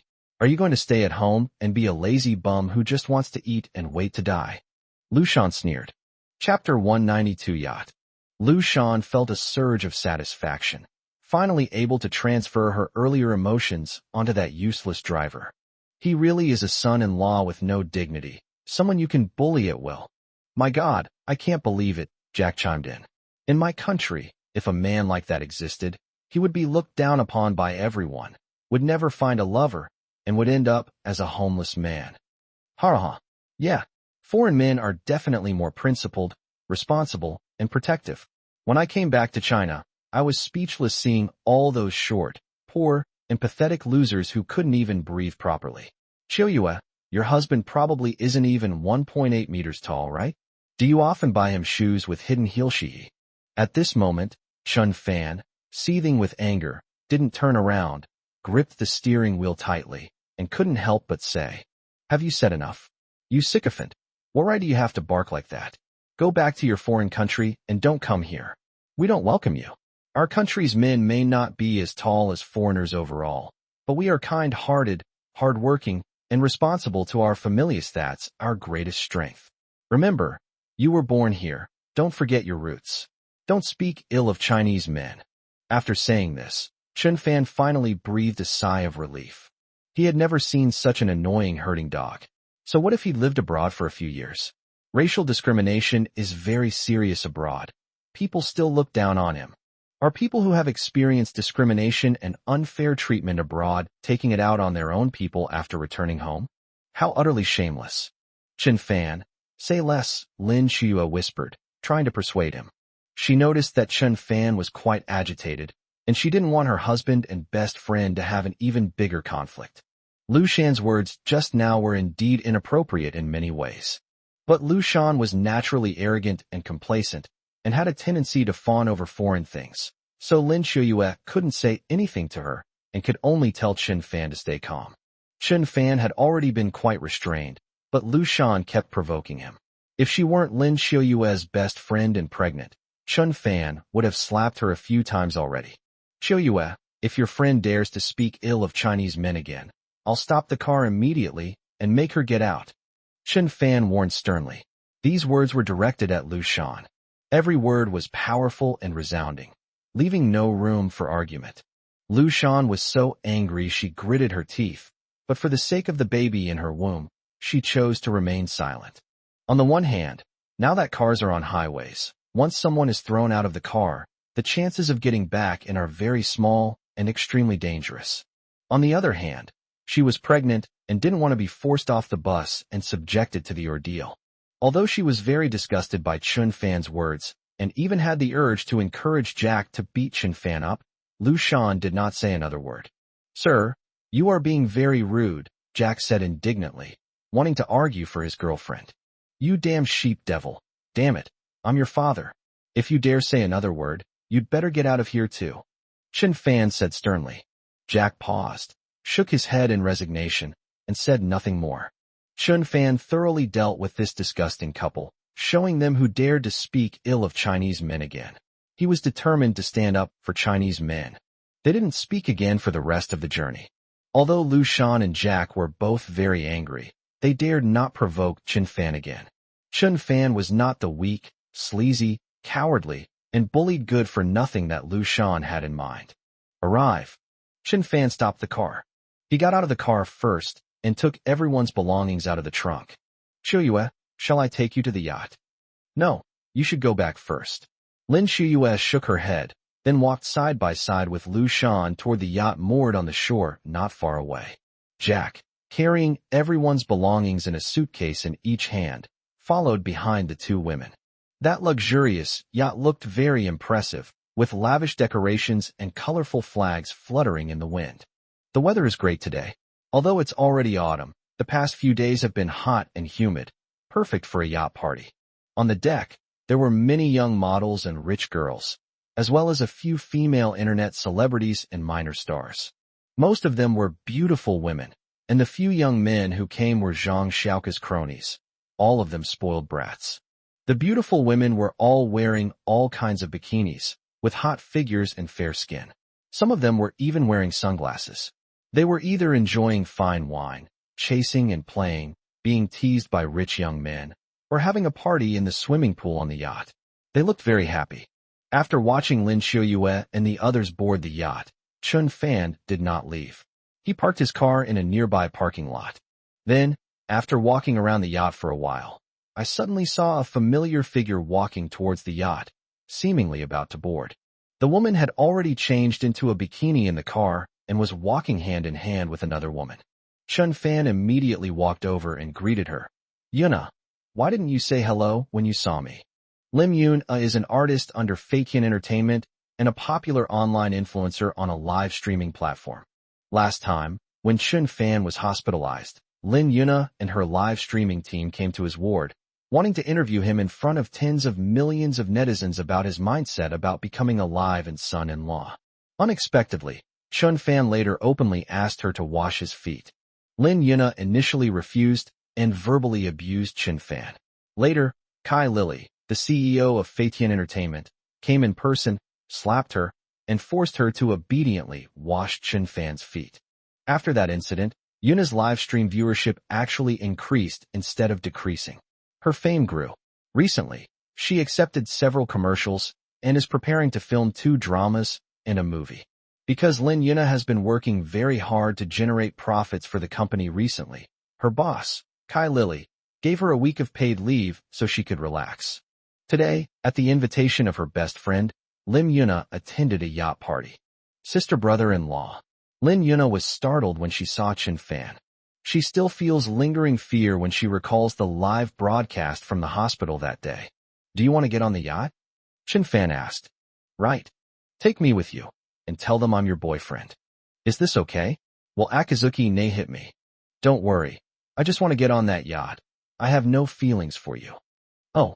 Thus, Chen Fan and Lin Yuna successfully boarded the yacht. Then, a steady stream of rich second-generation heirs, playboys, and many young models and beauties boarded the ship. On the deck, a group of bikini-clad beauties were frolicking and playing in the pool, their laughter filling the air.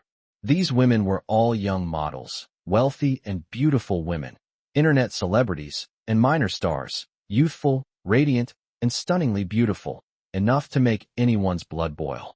Chapter 193 Pretending to be a Waiter. The laughter of the beautiful women echoed in the air. Their snow-white arms, long legs, slender waists, and curvaceous figures made the rich second-generation heirs and young masters not far away stare wide-eyed. Of course, Lin Xiuyue was also in the pool. The pink swimsuit she wore wasn't that revealing. It had more fabric than the other models' swimsuits and wasn't transparent. She tied her beautiful hair back. Her skin was like porcelain, and she was stunningly beautiful. Although her figure wasn't particularly hot compared to some young models, everything about her was just right. Her looks, temperament, and body proportions were so captivating that one glance at her could make your nose bleed. Therefore, although Lin Xiuyue was the most low-key, she was the most attractive person in the pool.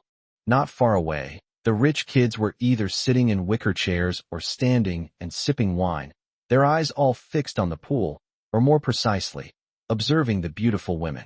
At this moment, Chen Fan was in the cabin on the lower level of the ship. Inside a small movie theater, Chen Fan put on a waiter's uniform and handed 1,000 yuan to a chubby middle-aged man outside the door. The middle-aged man was also wearing a waiter's uniform, but the color was different from that of a regular waiter because he was a level above him. The fat man took the money with satisfaction, counted it while licking his lips, smiled happily, and said, "Just for 1 hour. If it exceeds 1 hour, it'll be 200 for every 10 minutes. No problem." After putting on his uniform, Chen Fan put on a mask to cover his face and went upstairs. Looking at Chen Fan's tall and straight back, the fat man chuckled and said, "Hee, this kid must have climbed up the ranks to pick up rich girls and then use that opportunity to rise in the ranks. He's quite handsome, though. Good luck." Just now, Chen Fan approached the fat man, wanting to borrow a waiter's uniform from him. The fat man is the yacht's management manager, and his office has many sets of waiter uniforms. After hearing that Chen Fan wanted to borrow a uniform, he tentatively suggested that he would charge a rental fee. Chen Fan readily agreed, and the fat man made a fortune, overjoyed. At this moment, Lin Xiuyue swam to the edge of the pool to catch her breath. Lu Shan also swam over and asked, "Xiuyue, have something to drink." After speaking, Lu Shan turned to look at the waiter not far away, her gaze finally settling on Chen Fan. "Hey, you waiter wearing a mask and sunglasses, bring me 2 glasses of iced plum tea." Chen Fan nodded and went to get the drinks. Lu Shan laughed and said, "Even a waiter is wearing sunglasses and a mask. Does he think he's a big star?" Not long after, Chen Fan found a tray, carried 2 cups of iced plum tea, and walked to the poolside. "Miss, here is your iced plum tea." The 2 beautiful women picked up their glasses, took a big gulp, and found it incredibly refreshing. "Hey buddy, I'd like a Coke." Jack walked over, sat down by the pool, and said. Chen Fan nodded, turned and left. Then he poured a glass of cola, spat into it, shook it, and handed it to Jack. That was awesome. Jack downed the entire glass of cola in a few gulps, patting his belly happily. He then pulled out a 100 yuan bill and casually handed it to Chen Fan as a tip. Afraid of bursting into laughter, Chen Fan quickly stepped back and joined the ranks of the waiters. Several waiters praised it one after another. You're new here, aren't you? You're quite lucky. You're certainly blessed with many beautiful women. Yeah, that foreigner even gave you a tip. How come I never meet any big shots who give tips?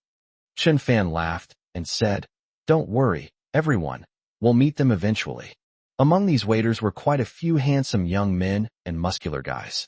They knew that many of the rich young ladies were single, and if they could catch their eye, they might be able to marry into a wealthy family and live happily as gigolos for the rest of their lives. Just thinking about it made them feel wonderful. Ladies and gentlemen, besides the young models, everyone on this yacht is a rich and beautiful woman. Many of them are daughters of wealthy families or big business owners, and many of them are unmarried. Everyone should try their best to impress them. If they take a liking to you and take you away, it's like stepping into the pinnacle of life. A waiter with small eyes winked at the group. Yeah.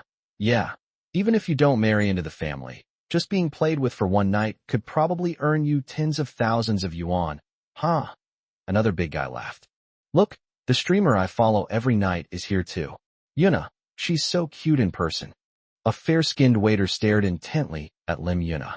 Last night, he was eating 3 yuan instant noodles while giving his entire 3,000 yuan salary for the month to Lin Yuna as a tip. He never expected to meet her in person today. He's incredibly happy. That beauty in the blue bikini is the real gem. She's a little chubby, but that's my style. If she could marry me, I'd wash her feet every night. A tall, thin waiter said, his eyes gleaming. If I were to be chosen by the Lin family's daughter over there and successfully marry into her family, I'd do anything for her, not just wash her feet. I'd even lick them, said another short, fat man. You're overthinking it.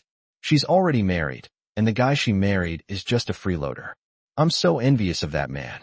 A group of waiters huddled in a corner, drooling over the beautiful women and dreaming of being noticed by them.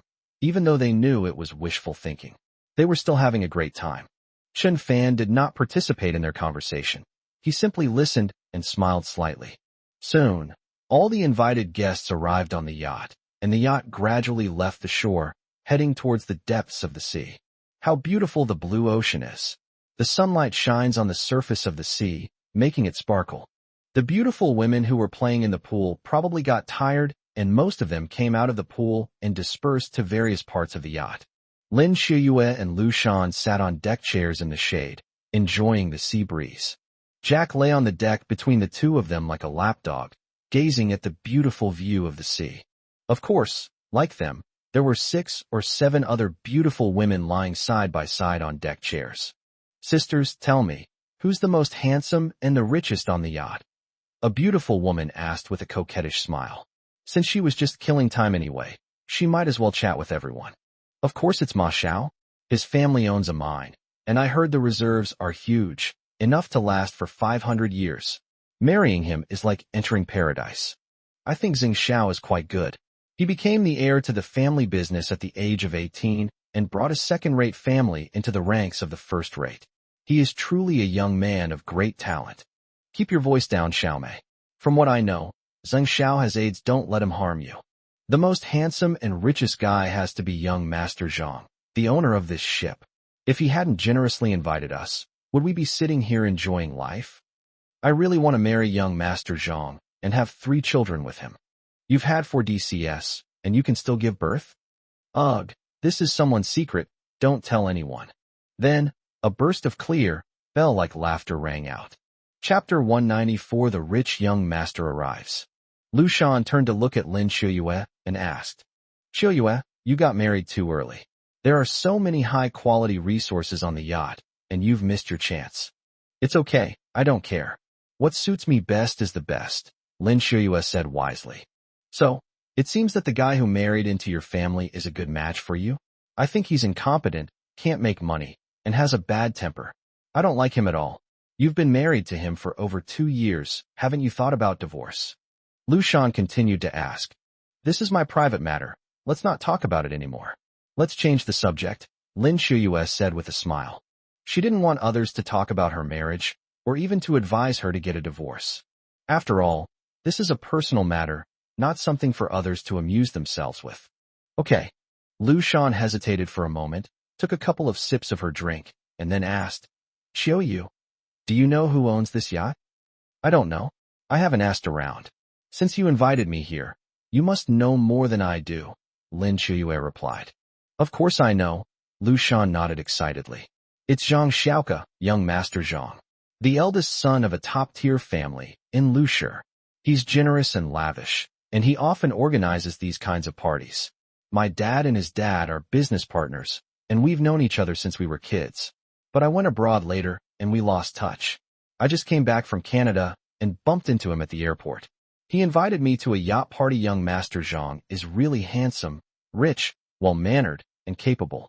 If I didn't already have Jack, I might have tried to seduce him, Lu Shan laughed so hard she was shaking.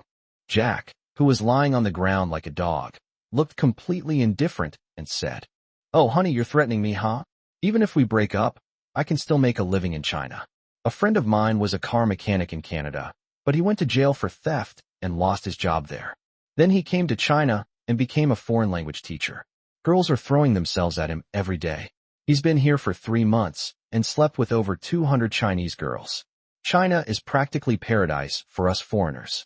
Lu Shan glared at Jack, her expression changing slightly, and said, Jack, do you mean you want to break up with me? No, I was just giving an example. To show that Chinese girls all like foreigners. I can still get by without you, Jack said proudly, winking at Lu Shan.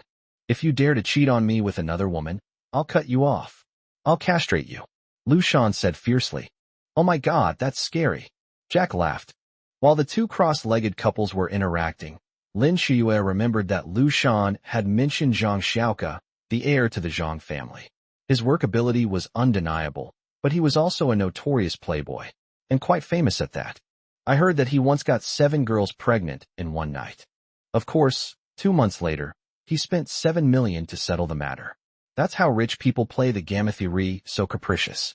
She had seen quite a few spoiled brats like this, so she had no interest in them whatsoever. At this moment, Lu Shan turned her head again and said, Xiaoyu, although you don't want me to talk about your family affairs, I still have to express my position.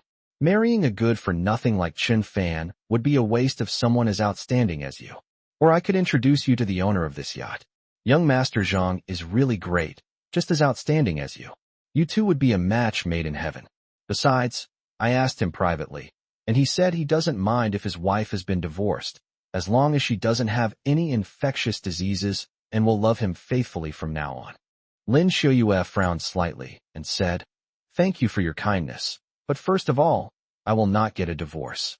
Secondly, I have absolutely no interest in Zhang Xiaoka.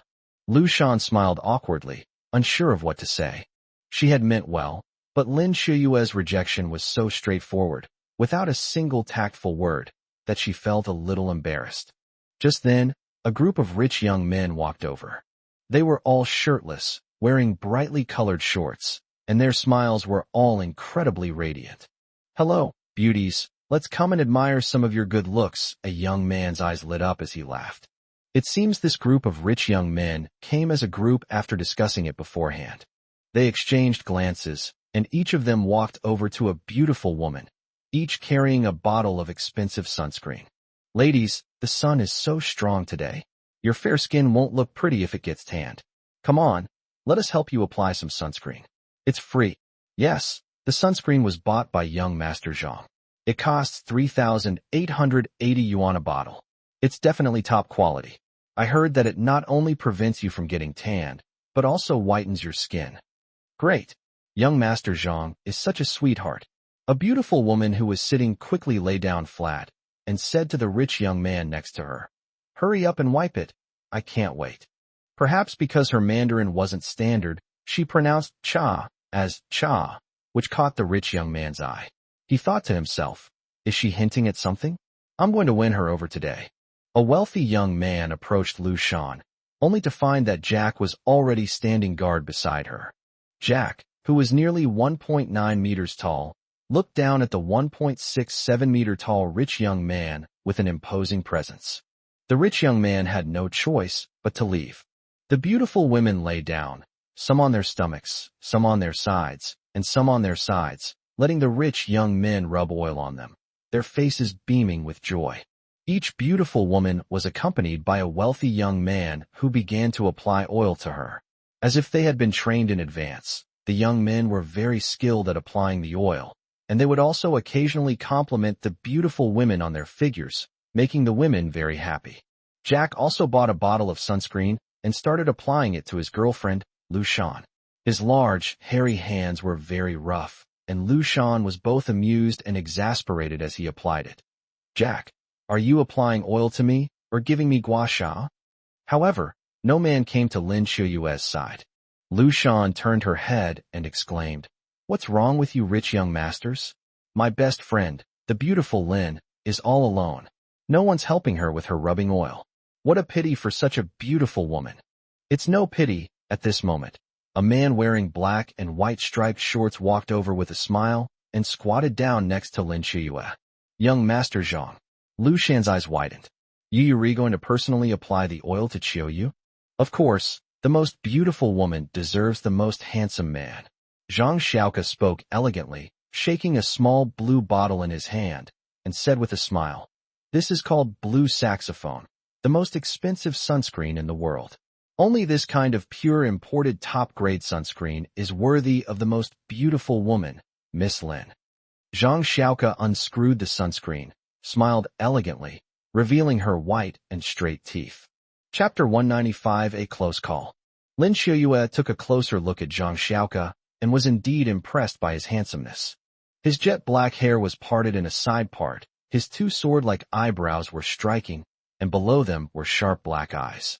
His angular features included a hooked nose as proud as an eagle, and thin, slightly pursed lips that were captivating. He was aloof and arrogant, yet also imposing, with an air of dominance that seemed to look down on the world. Well said.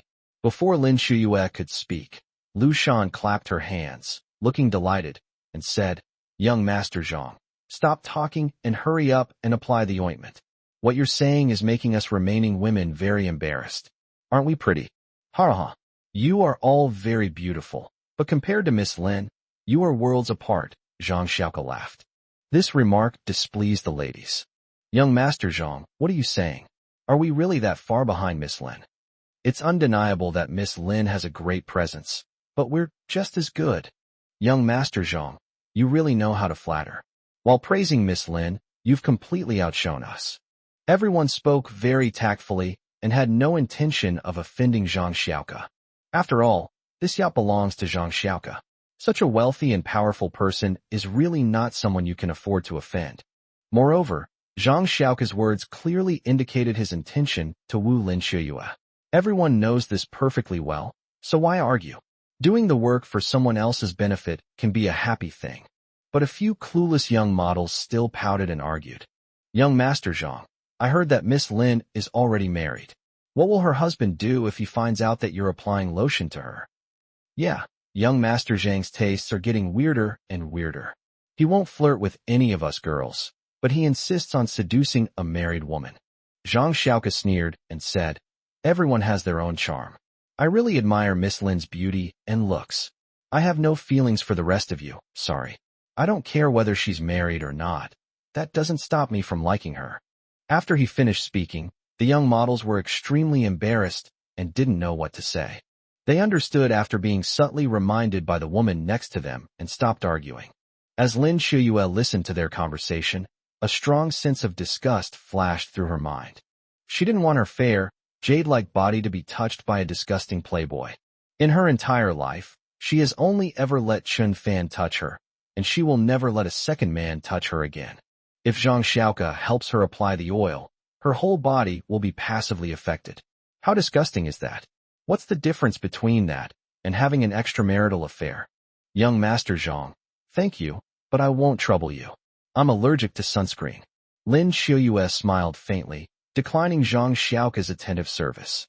Zhang Xiaoke's hand froze in midair, looking slightly embarrassed. At this moment, Lu Shan spoke up. "Shuyue, I've never heard of you being allergic to sunscreen. Besides, I even saw a bottle in your luggage today." Lin Shuyue was truly helpless.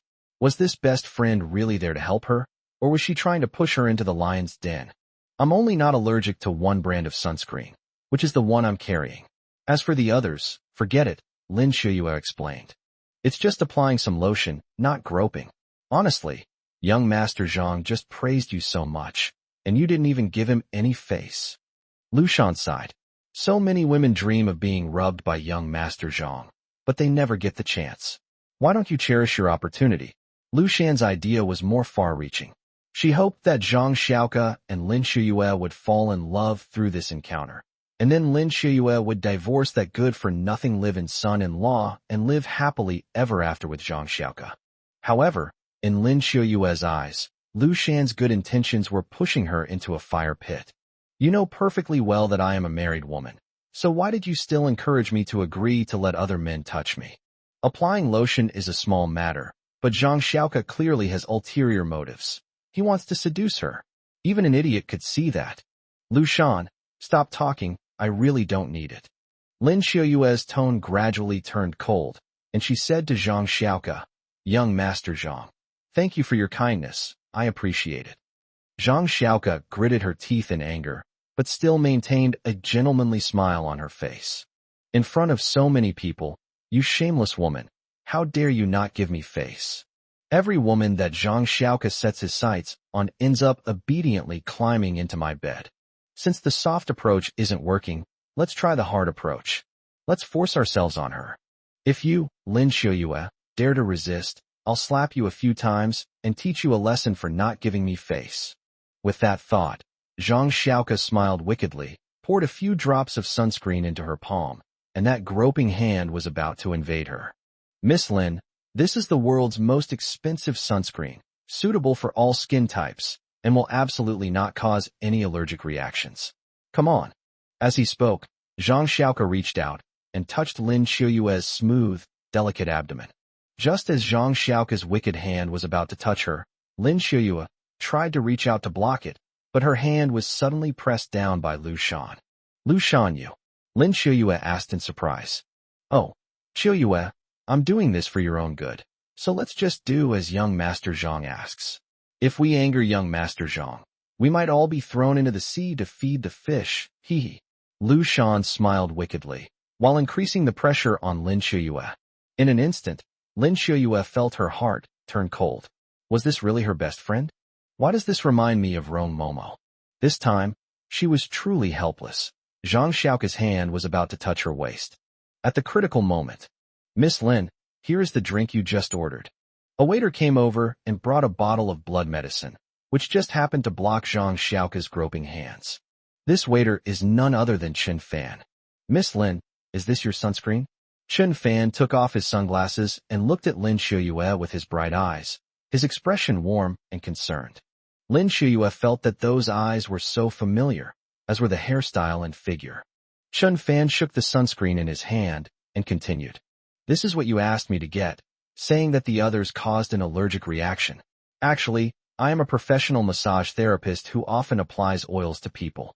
I have delicate techniques and rich experience. I can relax muscles and improve blood circulation. If you need help, I can apply it for you. Lin Shuyue took the bottle of blood-red jade, seemingly sensing that this person was helping her through a difficult time. Moreover, the more she looked at it, the more familiar it seemed. She had a feeling it was Chen Fan, but Chen Fan hadn't boarded the ship earlier. Is that all right, Miss Lin? Chen Fan asked again. Chapter 196 Hu Debao. Upon listening carefully to the voice, Lin Shuyue suddenly realized that this person was definitely her husband, Chen Fan. In this situation, she absolutely cannot let Zhang Xiaoke succeed, but she also cannot reveal Chen Fan's true identity. Lin Shuyue was about to agree when Zhang Xiaoke interrupted her, saying, Who are you? You're just a waiter. Do you think you can touch Miss Lin? Get out of here. After Zhang Xiaoke finished speaking, he looked at Lin Shuyue again and said gently, Miss Lin, now that you've brought your sunscreen, let me apply it for you. You won't have to worry about allergies this time. Since there's a professional masseur here, I won't trouble you, young Master Zhang. Besides, I've been having some hormonal imbalance lately, so I need a professional to massage me. Lin Shuyue said, then turned to Chen Fan and smiled. You can wipe me down. A flash of anger crossed Zhang Xiaoke's eyes as she glanced at Lu Shan. Lu Shan understood immediately and pointed at Chen Fan, saying, Who do you think you are? Do you think you can touch Shoyue? You're just a waitress. Doing your job is good enough. Why do you have to learn those underhanded tricks? You call yourself a professional? I took a look at your hands. They're covered in calluses, as rough as a migrant worker's. What kind of professional masseuse are you? Don't brag. You're just trying to take advantage of Shoyue. Get lost. Rough hands don't affect my oiling technique, Chun Fan explained forcefully. All right, stop joking around. Who are you trying to fool? We're not idiots. Go back to serving dishes and stop embarrassing yourself here. None of these beautiful women would even look at you. Besides, with that mask on, you'll definitely be ugly when you take it off.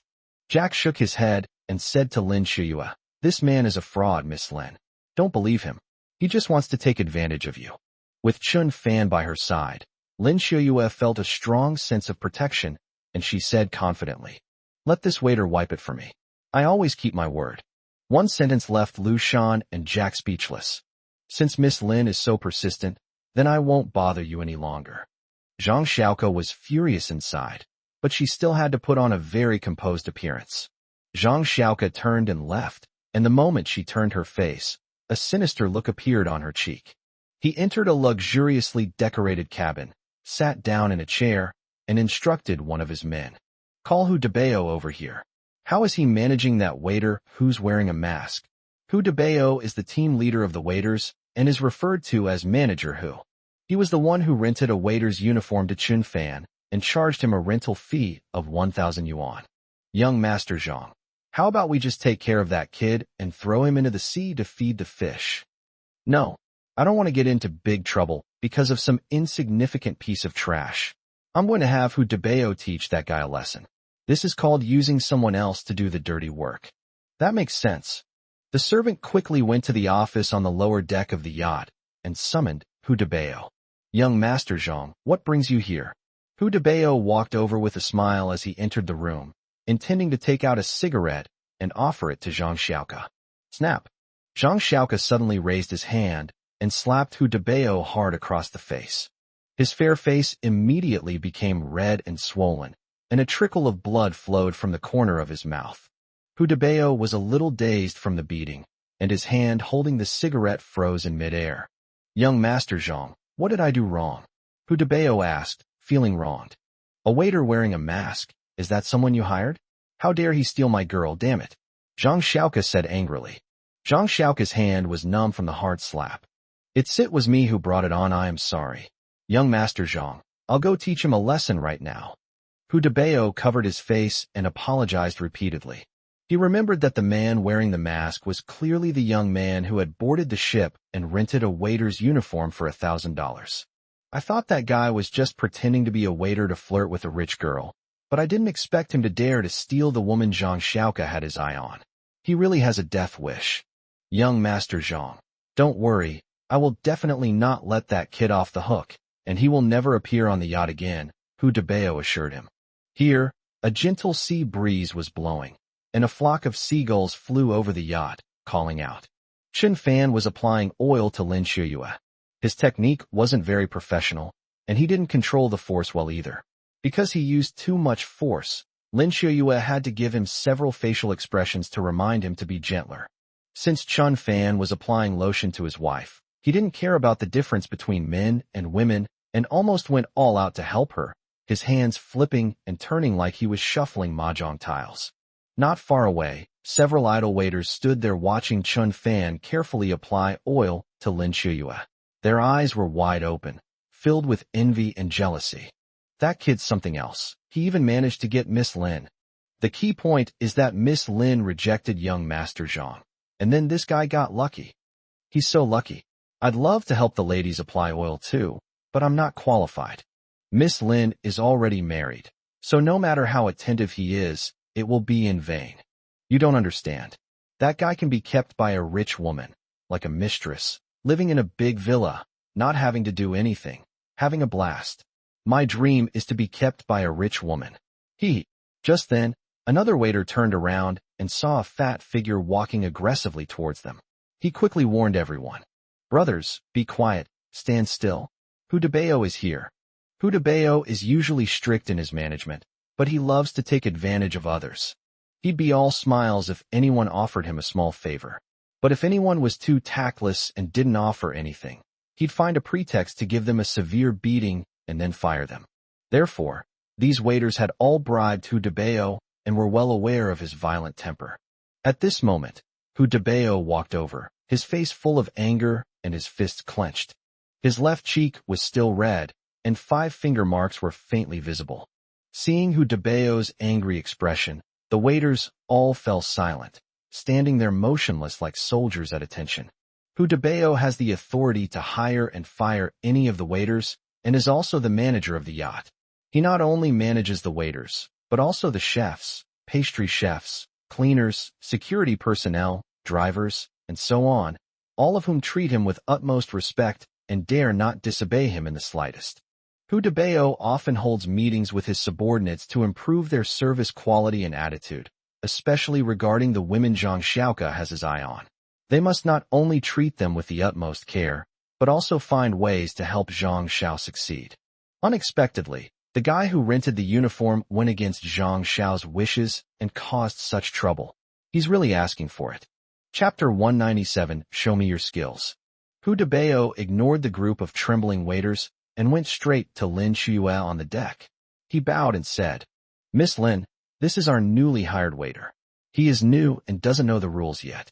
Please forgive him if he offends you." "Who are you?" Lin Shuyue asked. "My name is Hu Debeo, and I am the manager of this yacht," Hu Debeo replied. As Chun Fan applied the oil, he glanced at Hu Debeo and noticed that his pig-like face was bright red, clearly indicating that he had been slapped. He already knew perfectly well why Hu Debeo had come. "You bastard, you're incredibly audacious. Who told you to apply oil to Miss Lin? Can't you even recognize your place? Do you think someone like you can mess with Miss Lin? Get out of here." Hu Debeo cursed Chun Fan viciously, drawing everyone's attention. The rich young men who were helping the beautiful women apply oil were plotting how to use sweet words to lure them in, but their plans were disrupted by the argument. However, they all knew who Hu Debeo had come to avenge. Therefore, no one spoke up. They simply observed how things would unfold. Despite Hu Debeo's angry outburst, Chun Fan continued applying oil to Lin Shuyue without even looking up and said calmly, "Manager Hu, is this something you're doing wrong? Damn it, how is it my fault? You brat, explain yourself clearly, or I'll knock your teeth out." Hu Debeo said angrily, "This kid, isn't he like a mad dog that bites people indiscriminately? Since we are waiters, it is our duty to provide the most comfortable service to the guests who come to the yacht. This does not change because of our humble status. Brothers, right?" Chun Fan shouted to the group of waiters not far away as he finished speaking. "Yes." More than a dozen waiters answered in unison. "Shut up, all of you. Anyone who dares to say he's right is out of here. Get out. Get fired. Never set foot on a yacht again." Hu Debeo turned and yelled at the waiters. The waiters were too frightened to speak, and all lowered their heads. They certainly didn't want to be fired. Working on this yacht, though the pay wasn't high, offered countless opportunities to meet wealthy women, something money couldn't buy. Once a rich woman took a liking to them, and they married into the family, they'd be on their way to the pinnacle of life. Therefore, none of them wanted to be fired. "You brat, you still dare to talk so glibly? You're fired. Get out. Don't bother Miss Lin anymore," Hu Debeo said through gritted teeth. Lu Shan, standing to the side, sneered and said, "Good riddance. Let this arrogant waiter go starve. He wants to date rich women? He's a toad trying to eat swan meat. Get him out of here. He'd better throw him into the sea so he doesn't pollute the yacht. Hey buddy, need some help? If we're really going to throw him into the sea, I can lend a hand. I'm a foreigner. I'm strong." Jack flexed his bulging biceps on his hairy arms and said smugly, "Fired? Heh, don't you know how I became a waiter?" Chun Fan sneered. Hu Debeo was startled and remembered that he had received 1,000 yuan from Chun Fan before renting him the waiter's clothes. If he wasn't a real waiter, but a rich second generation with unusual hobbies, then he was someone I couldn't afford to offend. Thinking about it this way, Hu Debeo frowned, unsure how to answer. Amidst this speculation, Chun Fan rubbed all the sunscreen onto Lin Shuyue's body and laughed. "Ms. Lin, it's all cleaned up. It was a pleasure serving you." Lin Shuyue nodded, then looked at Hu Debeo and said, "Manager Hu, this waiter is very good. I asked him to help me apply the oil, and his service attitude is excellent. This, Hu Debao was stunned for a moment, gave an awkward smile, scratched his head, and was really a little confused. He was originally ordered to drive Chun Fan away, but Lin Xiuyue actually said that Chun Fan did a good job and was very satisfied with his service. Lin Xiuyue is Zhang Xiao's sweetheart, so we absolutely mustn't upset her. If he offends Lin Xiuyue and Zhang Xiao finds out, he won't fare well either. He might even lose his manager position. This put him in a dilemma, leaving him at a loss. Xiuyue, what are you talking about? There are plenty of waiters like him. Why are you protecting him? Besides, he's wearing a mask. Who knows if he's handsome or not? If you really want to find a handsome guy, I can introduce you to a few good ones. Lu Shan looked at Lin Xiuyue with suspicion and said, Lu Shan, I didn't mean to protect him. I was just telling the truth. This waiter was really good. His technique was professional, and he made me feel very relaxed and comfortable. Heh. Lu Shan sneered, not believing it at all, and said, Really? Is he really that professional? Then, give me a massage? What kind of male masseur haven't I experienced? I don't believe this waiter you're talking about is that awesome. I only want to serve Miss Lin. Chun Fan's words were interrupted by Lin Xiuyue. Give my best friend a massage, show off your skills. This is the best chance to prove your abilities. Forehead. Chun Fan looked somewhat helpless. What's going on? His wife actually let him massage other women? Come on, do you dare? You're a fool, aren't you? Lu Shan asked with a sly smile. Chun Fan raised an eyebrow slightly, stood up, and walked to Lu Shan's side. Get out of my way, you Russian, Chun Fan said in a low voice to Jack. You're blocking my way. Damn it. Jack clenched his fists in anger, but there was nothing he could do but obediently give way to his position. Chun Fan didn't hesitate. With his wife's encouragement and agreement, what did he have to worry about? A group of beautiful women gathered around, watching Chun Fan's performance with great curiosity. The rich young men were seething with rage. Their women had been lured away by a waiter. What bad luck. At this moment, Chun Fan squeezed the sunscreen into his palm, and then slowly placed both hands on Lu Shan's smooth, jade-like back. Because Lu Shan was pregnant, she was lying on her side. Chun Fan needed to be careful with the pressure and intensity so as not to affect the fetus in her womb. Chun Fan took a deep breath. It seemed he had no choice but to use some of his most powerful techniques. With his extensive knowledge of traditional Chinese medicine, Chun Fan knew very well the distribution of acupoints on the back of the human body. Combining pressure on several acupoints will produce different effects. For example, pressing the Lingtai and Jizhong acupoints 6 times, followed by pressing the central acupoint 3 times, will induce a state of drowsiness. What Chun Fan needs to do now is not to put Lu Shan asleep, but to get excited. Awesome. So, Chun Fan moved his wrists and applied the sunscreen to several key acupoints on Lu Shan's back. Chapter 198 Chapter 198 Continuous Donations. Then, Chun Fan pressed the Jinshua and Xianshu acupoints 8 times with 2 fingers of his left hand, and then moved downwards to clear the meridians. With his right hand, he rotated 7 times at the Yayangwen and Sanjiaoshu acupoints, and then moved upwards to smooth the arteries and tendons, a process known as 7 up and 8 down, which caused Lu Shan's blood to circulate rapidly throughout her body. Immediately afterwards, Chun Fan gathered his hands together and patted the Qihai point. Instantly, Lu Shan felt as if her whole body was soaking in a hot spring, or like she was soaking in her mother's amniotic fluid. It was so pleasant and refreshing. The whole process lasted 5 minutes. Watching Lu Shan smile, her eyes slightly narrowed. As she lay back on the recliner, Chun Fan stood up, took a deep breath, and said, All right, that's it. Mission accomplished. Everyone looked at Lu Shan in astonishment, wondering how she felt. Jack quickly asked, Honey, how are you? How are you feeling? Not bad. Can we do it again? Tool pay. I can pay. As much as you want, Lu Shan murmured, sounding very excited. The beautiful women watching burst into laughter, all gazing at Chun Fan with admiration. Please press it for me too. I'll pay double. I have a bit of lower back strain. Would you mind giving me a massage, handsome? I'll surprise you tonight. Press it for me. Anywhere is fine. I'll give you whatever you want. Young man, you're truly a master. Are you studying medicine? Seeing Lu Shan's expression, the women's faces flushed, and they felt incredibly comfortable, as if all their worries and anxieties had vanished, leaving them feeling utterly at ease. They all fantasized about having Chun Fan massage them, hoping to be like Lu Shan and cast aside all their troubles. After all, these young beauties have enjoyed so much. Now, what they're pursuing is spiritual pleasure. Chun Fan was slightly exasperated. It was just a massage, after all. What was wrong with some girls? They started acting all cute and clingy when they clung to his arm. Some girls even hinted to him that they could repay him that night.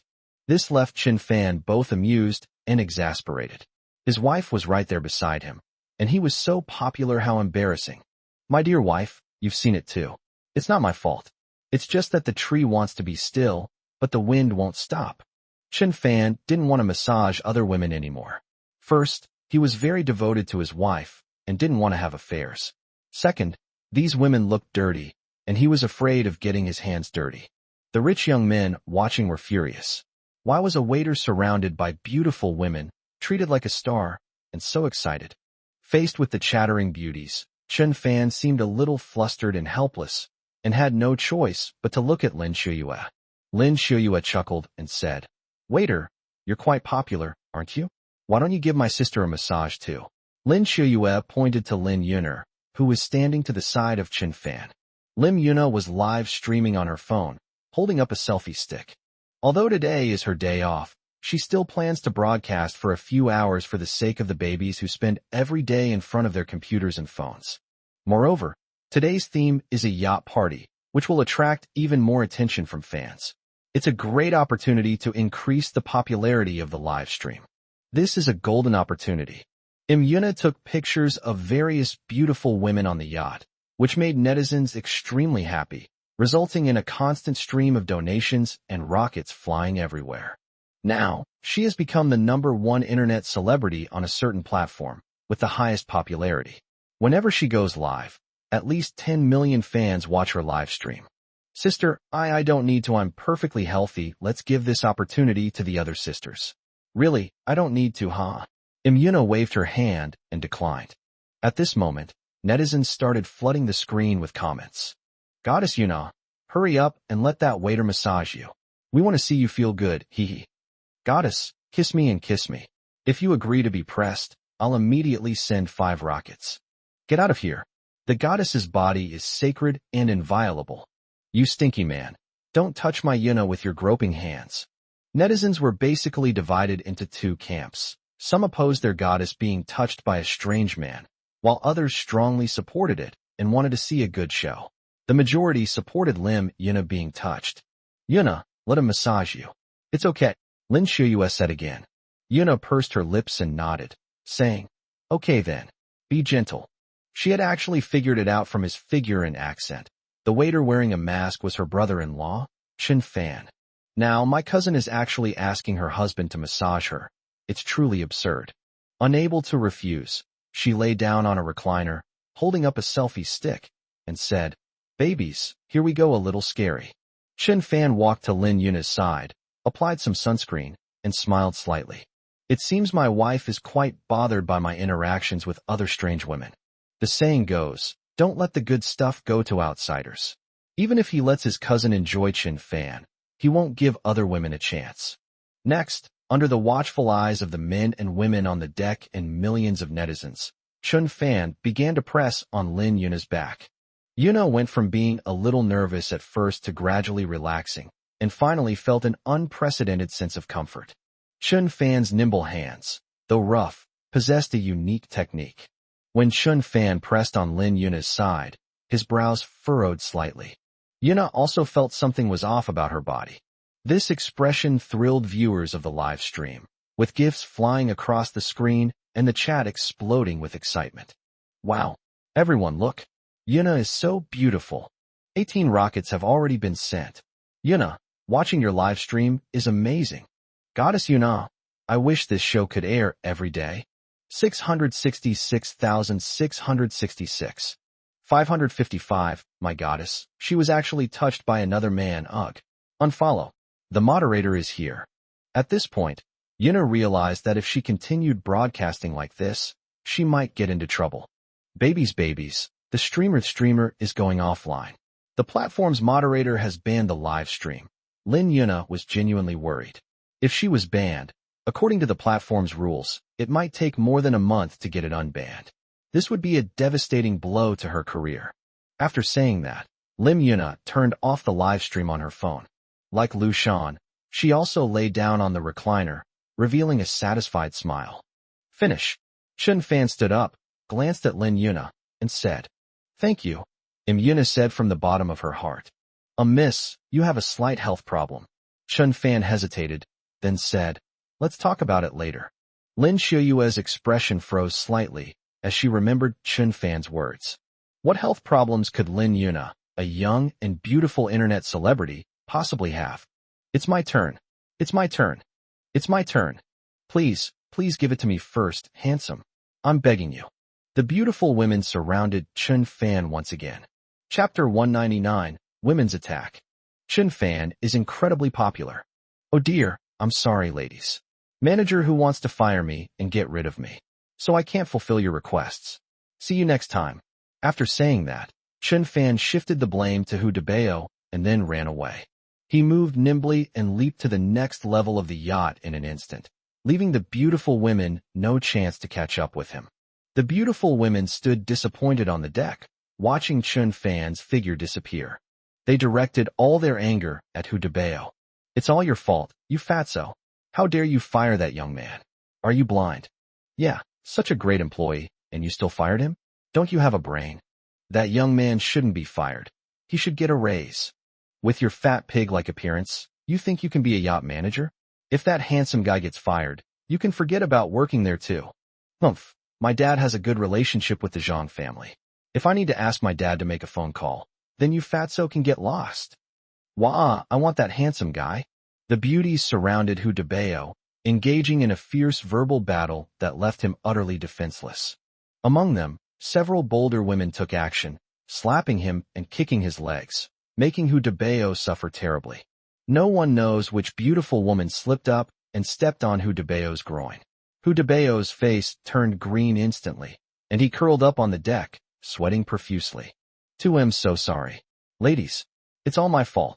Hu Debao clutched his groin, trembling with pain. To prevent the ladies from continuing to beat him, he could only sincerely apologize. "I'm so sorry, ladies. Please forgive me. I promise I won't fire that young man." "That's more like it. Go find him for us quickly. Hurry up, you big fat pig. Believe it or not, I'll kick you again." With a mournful face, Hu Debao struggled to his feet with the help of two waiters, tears streaming down his face from the pain.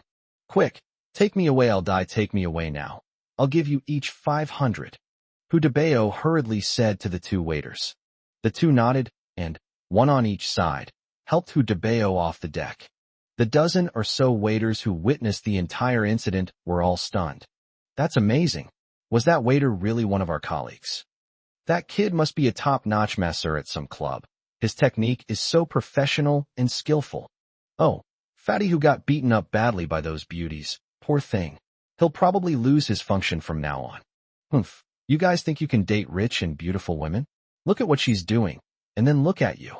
Damn, so being a kept man requires a skill. It's a technical job. I'm impressed." Inside the luxury cabin, Zhang Xiaoka sat in an executive chair, a cigar between his fingers. Two bodyguards in black stood on either side of him. Across from him, Hu Debao had his head down, looking utterly miserable. "Young Master Zhang, I'm sorry. You're a yacht manager, and you can't even handle a waiter? I've been paying you such a high salary. Have I been wasting my time supporting you? Even a wolfhound would bite if it were let out. What good are you?" Zhang Xiaoka suddenly flung his hand, throwing the cigar, but at Hu Debao's face, whose face, already bruised and swollen, was made even worse by the cigarette butt. Hu Debao murmured, "Young Master Zhang, I'm really sorry. That kid is really good at massage, and he got all those women to support him and speak up for him. I got beaten up by the women. How shameful, getting beaten by a woman. If I were you, I would have jumped into the sea and committed suicide." Zhang Xiaoka said with exasperation. "Young Master Zhang, can you give me a chance? There are too many people and eyes in front, so I can't make a move. But now, as long as I find that kid, I'll beat him so badly that even his own parents won't recognize him. Hu Debeo said bitterly. You piece of trash, you got beaten up like a dog by those women. How are you going to deal with that guy? I think he's got some skills. Zhang Xiaoko ordered. You take my 2 bodyguards, find that kid, beat him up badly, and then throw him into the sea to feed the fish. Okay, don't worry. Hu Debeo nodded solemnly and left with 2 tall and strong bodyguards. Oomph, you reckless trash, daring to ruin my plans. You'll suffer the consequences. Zhang Xiaoko clenched his fists, a hint of murderous intent flashing in his eyes. At this moment, Chun Fan arrived at the office on the lowest level of the yacht, made himself a cup of tea, and was leisurely drinking it. What had just happened made him slightly embarrassed. Surrounded and fawned over by so many beautiful women right in front of his wife, I wonder what Lin Xiuyue thinks. However, he also showed Lin Xiuyue that he was a devoted man who remained calm and composed in the face of all kinds of beautiful women. By pressing on Lin Yuna's acupoints and observing the rhythm of her pulse, Chun Fan keenly realized that Lin Yuna was pregnant. As an internet celebrity with a bright future ahead of her film and television projects, how could she get pregnant at such a crucial moment? Chun Fan had never heard of Lin Yuna having a boyfriend. Besides, she was too busy every day to have time for dating. That's very strange. However, this was not what he was worried about. He could just tell Lin Xiuyue about it later, since Lin Yuna was her relative and Chun Fan couldn't pretend to be stupid. After taking another sip of tea, Chun Fan looked out the window at the setting sun and thought, how am I going to get up there later? If I go up now wearing a mask, those beautiful women will definitely still flock around me, and those rich young men will become hostile towards me. If we don't get up there soon, and Zhang Xiaoko makes any further ill intentions towards Lin Xiuyue, we won't be able to save her. I absolutely cannot let that playboy lay a finger on my wife. Just as I was struggling with this decision, the office door was suddenly pushed open. He's here. Hu Debeo stared wide-eyed at Chun Fan and shouted. Then, 2 bodyguards rushed in. It's this kid. I still recognize him even with his mask off. Throw him into the sea to feed the fish. Hu Debeo roared fiercely. Without hesitation, the 2 bodyguards, one on the left and one on the right, threw punches at Chun Fan. Chun Fan was overjoyed. He had been thinking about Hu Debeo, but he hadn't expected him to turn himself in. In Chun Fan's eyes, these 2 bodyguards were not worth mentioning. Although they were also retired soldiers, physically strong and skilled, Chun Fan subdued them as easily as crushing ants. With a nimble dodge, he avoided the 2 men's punches. Chun Fan reached out and grabbed a bodyguard's hair, then yanked him down hard. Bang! The bodyguard's head slammed hard against the iron table. Instantly, blood gushed out. Chun Fan slammed his knee into the bodyguard's face. With a scream, 7 or 8 teeth flew out, and the bodyguard lay unconscious on the ground. Another bodyguard tried to take advantage of the situation to attack Chun Fan, but Chun Fan caught him out of the corner of his eye. He jumped up and with a clean and swift flip, kicked the bodyguard in the head. Chapter 200, Yacht Dinner. Click. Before the bodyguard could even utter a sound, his eyes rolled back and he collapsed to the ground unconscious. Seeing his 2 bodyguards easily knocked unconscious by Chun Fan, Hu Debeo was terrified and turned to run away. At this moment, Chun Fan was like the king of hell in his eyes, so terrifying. Trying to run? No way.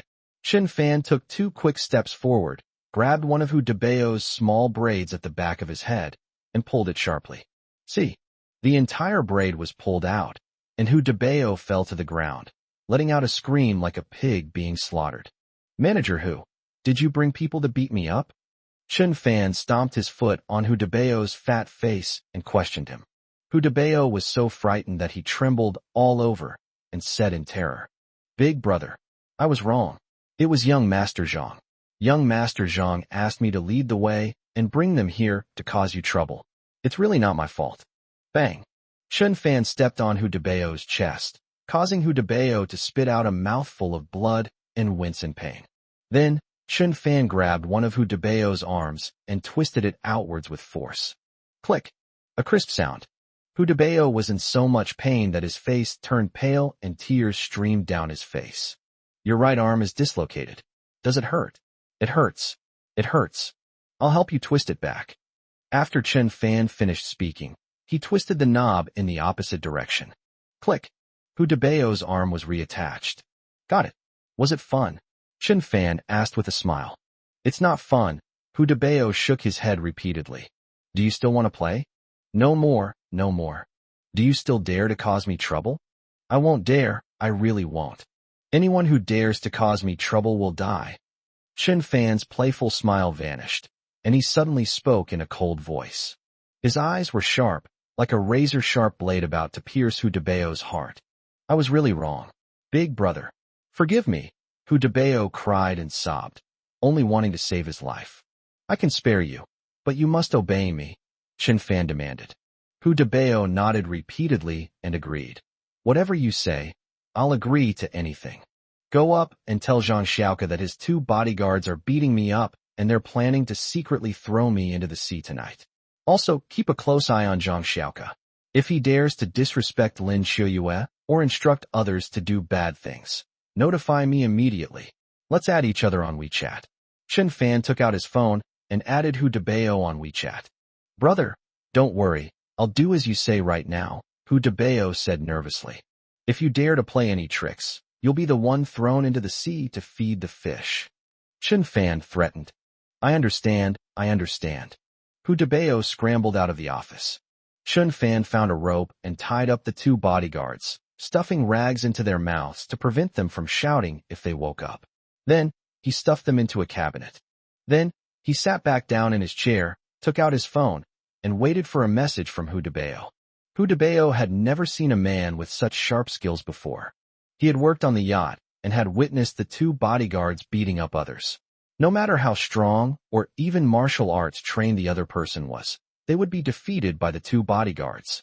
Unexpectedly, Chen Fan easily knocked out the 2 bodyguards without even breaking a sweat. What an incredibly powerful man.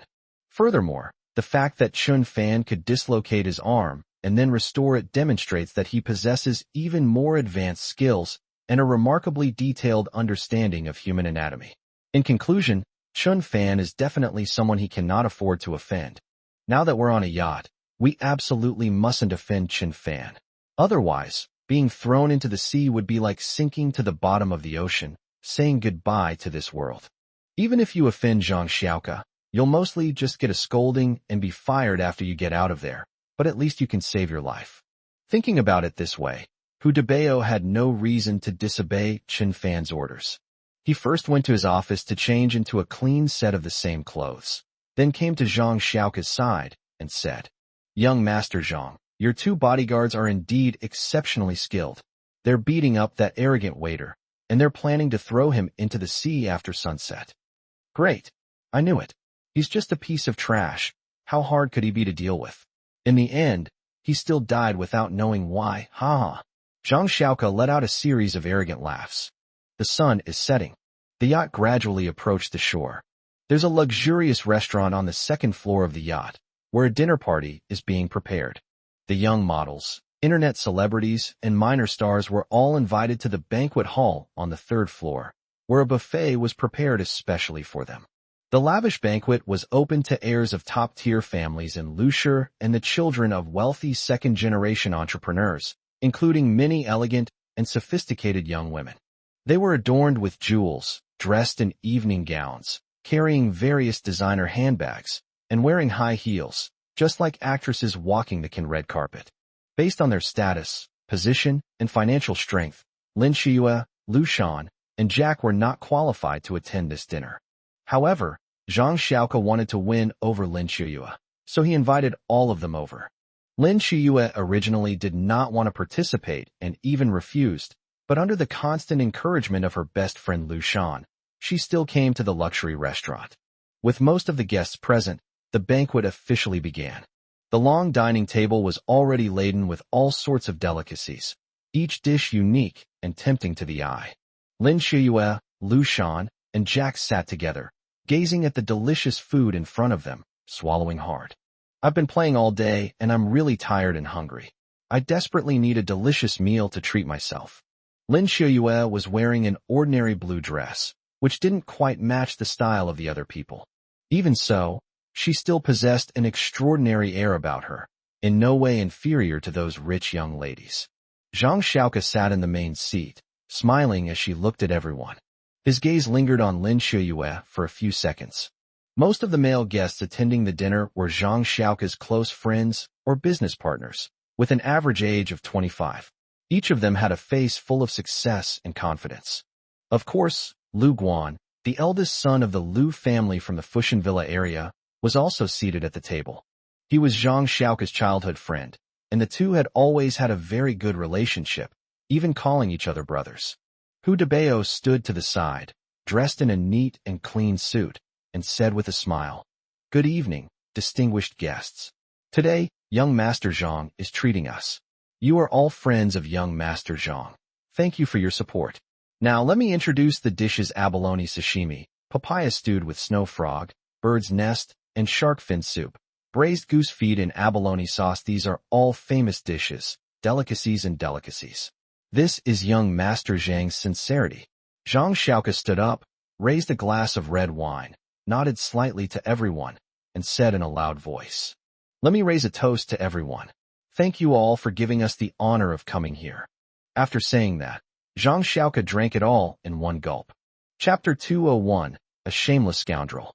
The others also raised their glasses and took a sip. "Thank you, young Master Zhang, for inviting us to this dinner. This yacht is truly magnificent. Young Master Zhang is a generous man," a rich second-generation heir exclaimed, seizing the opportunity to praise. "Yes, I not only attended the yacht party during the day, but I also got to enjoy such a lavish banquet in the evening. I'm so happy. I have to thank young Master Zhang for all of this. He's so generous and magnanimous. He's a role model for us all," a rich young woman said excitedly. "Brother Zhang and I grew up together on Fuhu Mountain. I know him well. He's handsome and has a way with women. He's the perfect match." Lu Guan chuckled and clapped his hands in return. "Look at what you're saying." Zhang Xiaoke pointed at Lu Guan and laughed. "Even if I'm destined to be with beautiful women, I don't have an affair with every one of them. I'm a very loyal man, you know."